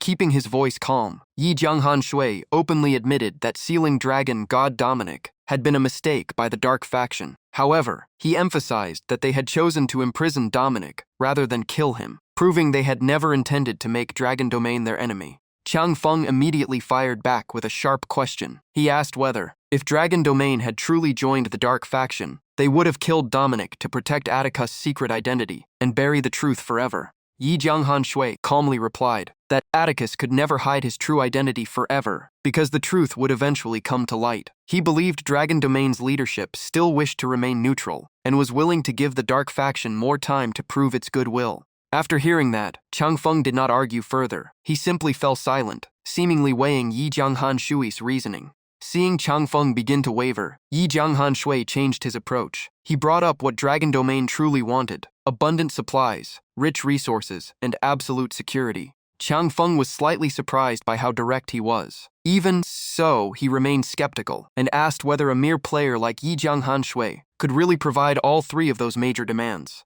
Yi Jianghan Shui honestly admitted that by himself, he could not even fulfill one of those conditions. His blunt answer left Changfeng speechless for a moment. But Yi Jianghan Shui immediately turned the question around. He asked whether the Light Faction could truly provide everything Dragon Domain needed. If they could, Dragon Domain would have joined them long ago, instead of hesitating until now. That argument clearly made Changfeng think. He nodded and admitted it made sense, but pointed out that the Light Faction could at least provide a steady amount of supplies and resources. Even if it was not enough to satisfy Dragon Domain's enormous needs, it still sounded better than working with the Dark Faction, which was known for its shortages and chaos. Yi Jianghan Shui immediately shook his head. He explained that the Light Faction could only provide limited aid, while Dragon Domain could sustain itself through war if it joined the Dark Faction. As long as they kept winning battles, resources would keep flowing without relying on anyone else. On top of that, light faction players were willing to spend huge amounts of gold on equipment and items, making them an enormous source of wealth. That idea stunned Chang Feng. He hesitantly asked if Yi Jianghan Shui's plan was really to seize resources from other players. Yi Jianghan Shui smiled and confirmed it. He explained that most players belonged to the light faction and constantly generated massive amounts of gold through in-game activities. That nearly endless flow of wealth was exactly what they should target. He continued with more details. According to his plan, lower-level players regularly gathered valuable supplies in safe rear areas. By launching surprise raids on those locations, the Dark Faction could claim every resource the enemy had spent so much time collecting. By now, Chang Feng seemed to fully understand Yi Jianghan Shui's strategy. He quietly nodded, finally grasping the direction of his thinking. But Yi Jianghan Sui was not finished yet. He revealed another major advantage. Thanks to Chang Feng's earlier hint, he had found the dwarf race and successfully persuaded them to join the Dark Faction. Chang Feng still did not see how the dwarves benefited Dragon Domain, so he asked what value they could possibly bring to the dragons. Yi Jianghan Shui smiled confidently and explained. The dwarves were legendary master blacksmiths, while Dragon Domain possessed precious dragon crystals. If the two sides cooperated, using dragon crystals as materials and dwarf craftsmanship to forge equipment, every dragon could be equipped with incredibly durable dragon crystal armor. That alone would greatly increase Dragon Domain's strength. The vision clearly moved Chang Feng. Chang Feng immediately thought of dragon crystal armor, which was forged from the dragon crystals of fallen ancient dragons. It was famous for its incredible durability, but extremely difficult to craft, making it unbelievably rare. With the help of the dwarves' master smiths, Dragon Domain could build an armored dragon legion that would be nearly unstoppable. While the negotiations continued, Dominic suddenly unleashed his full power on another part of the battlefield. A devastating slash blasted Xiaxi into the ground, before Dominic coldly ordered him to get out of the way. The next moment, Dominic transformed into a blazing streak of crimson light and shot straight toward Yi Jianghan Shui. His sword pointed directly at Yi Jianghan Shui's heart, as killing intent exploded around him. Dominic roared that he would kill Yi Jianghan Shui. Below, Xiaxie struggled back to his feet after the heavy blow and immediately shouted a warning, urging him to watch out for the sudden attack. Just before Dominic could reach Yi Jianghan Shui, Chang Feng rushed in and blocked his path, unleashing a powerful strike that knocked aside the dragon god's sword. The sight left Dominic completely stunned. After a brief moment of shock, he roared in fury, "Chang Feng, do you even know what you're doing?"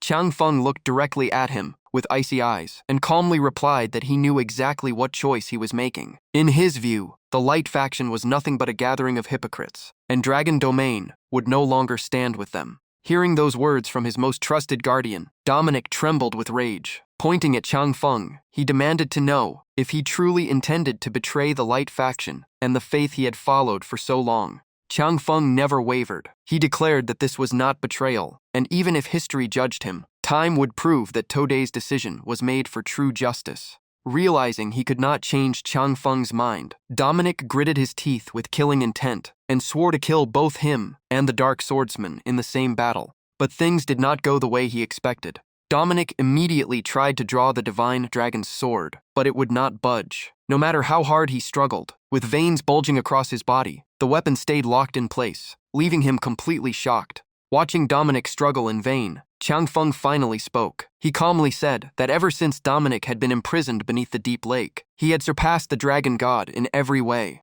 The moment he finished speaking, Chang Feng seized the opportunity, poured all his strength into one hand, and gripped the blade of the Divine Dragon sword with his bare hand. Dominic was stunned by the terrifying strength of his former subordinate. He could not accept that Chang Feng had grown far beyond him, and could only stammer that such a thing was impossible. Chang Feng immediately shouted that the times had changed. He declared that the Light Faction had rotted from within. Its rulers only oppressed the people, while the Dark Faction represented real hope. That was why he had chosen their side, to free the world from suffering. Those words drove Dominic into a rage. He immediately ordered every dragon to kill Chang Feng and the traitors, declaring that from this day forward, there would be no guardian of Dragon Domain except himself. But the dragons filling the sky gave no response. They continued soaring through the air, as if they had never heard the dragon god's command. Dominic completely broke down at the sight. Filled with anger and bitterness, he roared, asking if Chang Feng had secretly stripped away his authority over the past thousands of years. Chang Feng immediately denied it. He said he had never wanted to seize control of Dragon Domain. The dragons followed him willingly, because they believed he was the one who truly cared about Dragon Domain's future. Chang Feng stepped forward without hesitation, pointed directly at Dominic before the entire dragon race, and declared as the guardian of Dragon Domain that the dragon god's reckless decisions had brought nothing but disaster. From that moment on, he officially stripped Dominic of his title as Dragon God.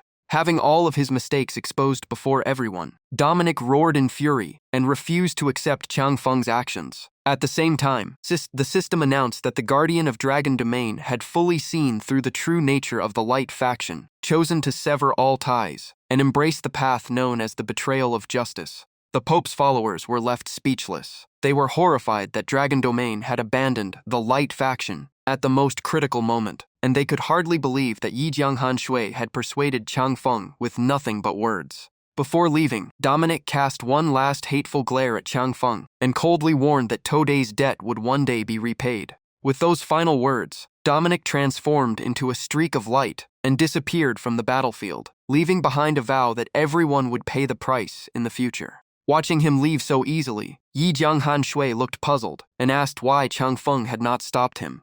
Chang Feng calmly explained that Dominic had once ruled Dragon Domain. He did not want to earn the reputation of murdering his former lord to seize power. However, if Dominic ever endangered Dragon Domain again, he would personally judge him fairly. Hearing that, Yi Jianghan Shui changed the subject. He asked Chang Feng to observe the battle between Raph and the Pope, because his own level was too low to see the Pope's remaining health. After watching for a while, Chang Feng said the battle was still incredibly fierce, but Raph held a slight advantage. The Pope's health had already fallen below 20%, while Dominic had withdrawn far too early. He then curiously asked why Yi Jianghan Shui cared about that battle. Yi Jianghan Shui awkwardly scratched his head and admitted that sword god Dongfang Yixin had helped him many times before, so he wanted to find a chance to repay that kindness. Chang Feng turned to watch the battle between the sword god and Atticus with a surprised expression. In his opinion, with the sword god's true strength, even all the demon gods fighting together might not be able to defeat her. Yet she was only evenly matched with Atticus, which was clearly abnormal. Hearing that, Yi Jianghan Shui revealed a knowing smile, thanked Chang Feng for the reminder, and immediately rushed off.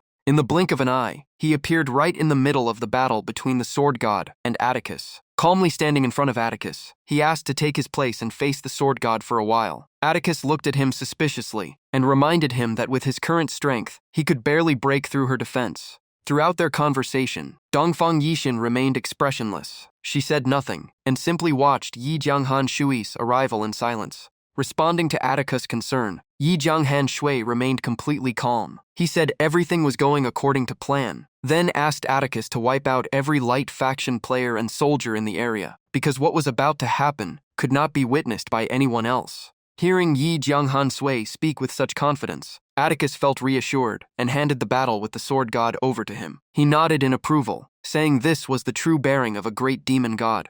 Atticus immediately took on the remaining task himself. He boldly declared that he would erase the entire Light faction force, then activated the forbidden spell Meteor of Destruction, dealing 10 million damage across a massive area. As soon as he finished speaking, Atticus shot into the sky at incredible speed. Demonic power exploded around him with such force that it tore up the ground and raised enormous clouds of dust. The next moment, he plunged toward the Light faction army like a falling star, wrapped in crimson demonic energy that covered the sky. The horrifying sight sent the soldiers into complete panic as they fled in every direction. When Atticus landed, he crashed down like a true meteor. The impact blasted apart the ground for hundreds of meters, sending shattered rocks flying everywhere and displaying the terrifying destructive power of a demon god. Even Yi Jianghan Shui was stunned by the scene. He could only marvel that a single attack had flattened such a vast area. This was the true power of a real demon god. Seeing her opponent distracted, Dongfang Yixin coldly spoke up and rebuked Yi Jianghan Shui for daring to lose focus while fighting her. Yi Jianghan Shui looked directly at the sword god and calmly said that he understood her situation. In his opinion, she had never wanted to take part in the war between the two factions, but because the sword pavilion had been threatened, she had no choice but to obey. Those words instantly wiped away Dongfang Yixin's calm expression. She frowned slightly and coldly asked what he was really trying to say. Yi Jianghan Shui smiled and got straight to the point. He promised to help her eliminate Pope Elvit once and for all, then asked whether she would accept the offer. Dongfang Yixin only glared at him and shouted that such a proposal was utterly ridiculous. The moment she finished speaking, she swung her sword. A freezing slash tore through the air and sent Yi Jianghan Shui flying. The system immediately announced that Yi Jianghan Shui had been killed by Dongfang Yixin. At the same time, the forbidden skill End of Reincarnation activated, increasing all of his attributes by 60%. Dongfang Yixin sternly warned him that the Pope had eyes and ears throughout every force within the Light faction. Speaking so openly was no different from inviting disaster upon himself. Hearing that, Yi Jianghan Shui revealed a knowing smile. He realized her warning had also confirmed his suspicions and quietly revealed an important truth. Struggling back to his feet with wounds all over his body, Yi Jianghan Shui quickly analyzed the situation. The Pope was already being pushed into a corner by Raf, while Chang Feng now stood behind him. This was the perfect opportunity to finish the Pope once and for all. But before he could continue, Dongfang Yixin did not hesitate to thrust her sword straight into his abdomen. With an icy gaze, she declared that Yi Jianghan Shui was chasing an impossible dream. In her view, a god-rank powerhouse like the Pope undoubtedly possessed countless life-saving methods, so believing he could be killed was simply naive. Even after hearing that warning, Yi Jianghan Shui remained unmoved. He insisted that with so many god-rank experts surrounding the Pope, he did not believe there was any chance left for him to escape. Dongfang Yixin calmly explained that Elvit possessed a forbidden spell called Light Imprisonment, capable of sealing every target within its range for 1 full minute. Although the price of using it was enormous, and it would only be cast as a last resort, anyone with dark attributes who recklessly approached would struggle to withstand its holy power and could easily die for nothing. After hearing that, Yi Jianghan Shui suddenly raised his hand. A white flame filled with holy light ignited in his palm, as he asked if this was the light attribute she had been talking about. The sight immediately changed Dongfang Yixin's expression. She stared at him in disbelief, unable to understand how he could wield a power that should belong only to priests. Yi Jianghan Shui calmly explained that he had once defeated the god of light Uriel and absorbed part of his class, giving him an extremely high affinity with the light attribute. Hearing that, Dongfang Yixin could not help feeling a spark of hope that this might finally be the chance for the Sword Pavilion to find a place to belong in this chaotic age. Realizing she had begun to waver, Yi Jianghan Shui urged her to kill him a few more times, because his attributes still had not grown enough to face the Pope.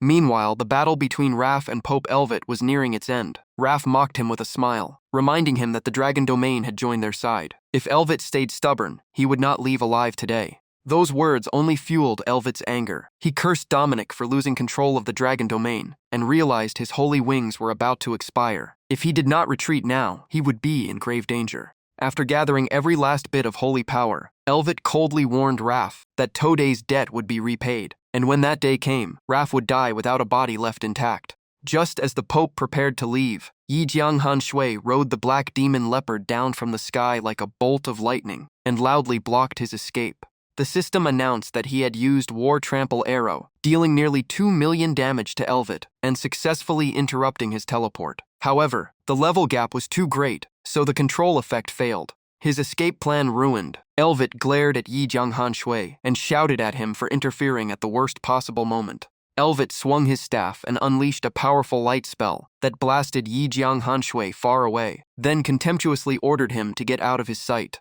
Seeing Yi Jianghan Shui sent flying, Raf's expression immediately changed with worry. He rushed over to catch him and asked why he was still risking his life to chase the Pope after completing the mission. Yi Jianghan Shui gritted his teeth and said this was a once-in-a-lifetime chance. If Elvit survived today, he would surely come after him again. Hearing that, Elvit only laughed with contempt and asked if someone like Yi Jianghan Shui really believed he could kill him. Elvit sneered and said that even if Yi Jianghan Shui pushed dark reincarnation to its absolute limit, he still was not worthy of facing him. Yi Jianghan Shui showed no fear and calmly told Elvit to take another look at the battlefield. He pointed out that the Pope's army had been wiped out, while the Dragon Domain and the Dwarf clan had joined the Dark faction. With so many god-tier powerhouses present, Elvit had almost no way out today. Even so, Elvit remained calm. He immediately ordered Dongfang Yixin to cast the forbidden spell and wipe out every rebel. The sword god casually replied that she could not hear the Pope's command, showing no intention of obeying him. That response left Elvit stunned. He could not believe even the sword god had abandoned the light faction. Furious, Elvet swore before the gods that after today, he would erase both the dragon domain and the sword pavilion from the world. The moment he finished speaking, a massive wave of holy light erupted across the battlefield. The system immediately warned that Elvet had activated the supreme forbidden spell, Light Imprisonment, sealing every target within its range for 1 minute. In exchange, his own level would drop by 1/3 after the skill ended. Seeing the forbidden spell unleashed, even Raph could not hide his shock at the Pope's final hidden trump card. As light imprisonment spread across the battlefield, everyone fighting below was affected and could barely move. Even Dongfang Yixin, one of the strongest warriors present, clearly felt the overwhelming suppression of its power. After casting the forbidden spell, Elvet gasped for breath from the enormous cost. Despite the heavy price, he was determined to use this precious minute to kill Yijiang Hanshui before retreating safely. But when he turned to find his target, Elvet froze in shock because Yijiang Hanshui had disappeared from where he had been standing. At that moment, Yijiang Hanshui's voice came from above. He had appeared directly over Elvet's head, leaving the Pope horrified as he could not understand how Yijiang Hanshui could still move inside light imprisonment. Elvet instantly struck back. A sharp beam of light pierced straight through Yijiang Hanshui's chest. The system announced his death, while the forbidden skill Reincarnation's End activated, increasing all his attributes by another 540. Pointing his staff at his opponent, Elvet coldly said that although he did not know how Yijiang Hanshui had broken the forbidden spell, he would never make the same mistake twice. Elvet swung his staff again, creating a violent holy light explosion. He declared that he wanted to see how many times Dark Reincarnation could save Yijiang Hanshui. The terrifying blast slammed him back into the ground. The system confirmed that Yijiang Hanshui had been killed by Elvet once again, raising his attributes to 600. However, it also warned that Dark Reincarnation had run out of revives. He lay motionless on the ground without the slightest response. Seeing Yijiang Hanshui no longer moving, Elvet finally let out a sigh of relief, convinced his enemy was truly dead. Elvet quickly calculated his next move. Light imprisonment was about to end, so he had to return to the Holy Church before the situation slipped out of control. But at that moment, a surge of dark energy shot into the sky. Yijiang Hanshui appeared once again, far stronger than before, and instantly kicked the Pope's crown off his head, leaving Elvet horrified. Elvet completely lost his composure. He could not understand how Yijiang Hanshui was still alive, let alone how he had appeared before him once again. Even Raph was stunned. As far as he knew, Dark Reincarnation could only revive its user 10 times, yet Yijiang Hanshui had stood up again. At that moment, the system announced that light imprisonment had ended, and Elvet's level was reduced by 1/3. Seeing the notification, Yijiang Hanshui was overjoyed. After the level reduction, Elvet was only around level 140, meaning one more strike would be enough to finish this god-tier boss. Realizing he had reached a dead end, Elvet immediately changed his attitude. Trembling with fear, he begged for mercy and agreed to any condition as long as his life was spared. Yijiang Hanshui gave him no chance. He decisively swung his sword and killed Elvet. The system immediately broadcast a server-wide announcement, confirming that the Pope of the Light faction had been slain. As the first player to defeat a god-tier boss, he was rewarded with 10 levels and an extremely rare national treasure. After everything was over, Yijiang Hanshui finally let out a sigh of relief. Saren then walked over and curiously asked what had saved him in that desperate moment. Yijiang Hanshui took out a glowing golden fragment and gratefully explained that the eternal moon fragment left behind by his mentor Daniel said saved his life once again. Hearing that, Saren immediately understood. Raph stroked his silver beard with a smile and praised Yijiang Hanshui, saying that without his timely intervention, Elvet would have escaped back to the Holy Church long ago. Just then, Dongfang Yixin softly called Yijiang Hanshui's name. For the first time, a bright smile appeared on her usually cold face. She sincerely thanked him for freeing the Sword Pavilion from the Holy Church's control and believed they could finally leave meaningless wars behind to devote themselves to the path of the sword.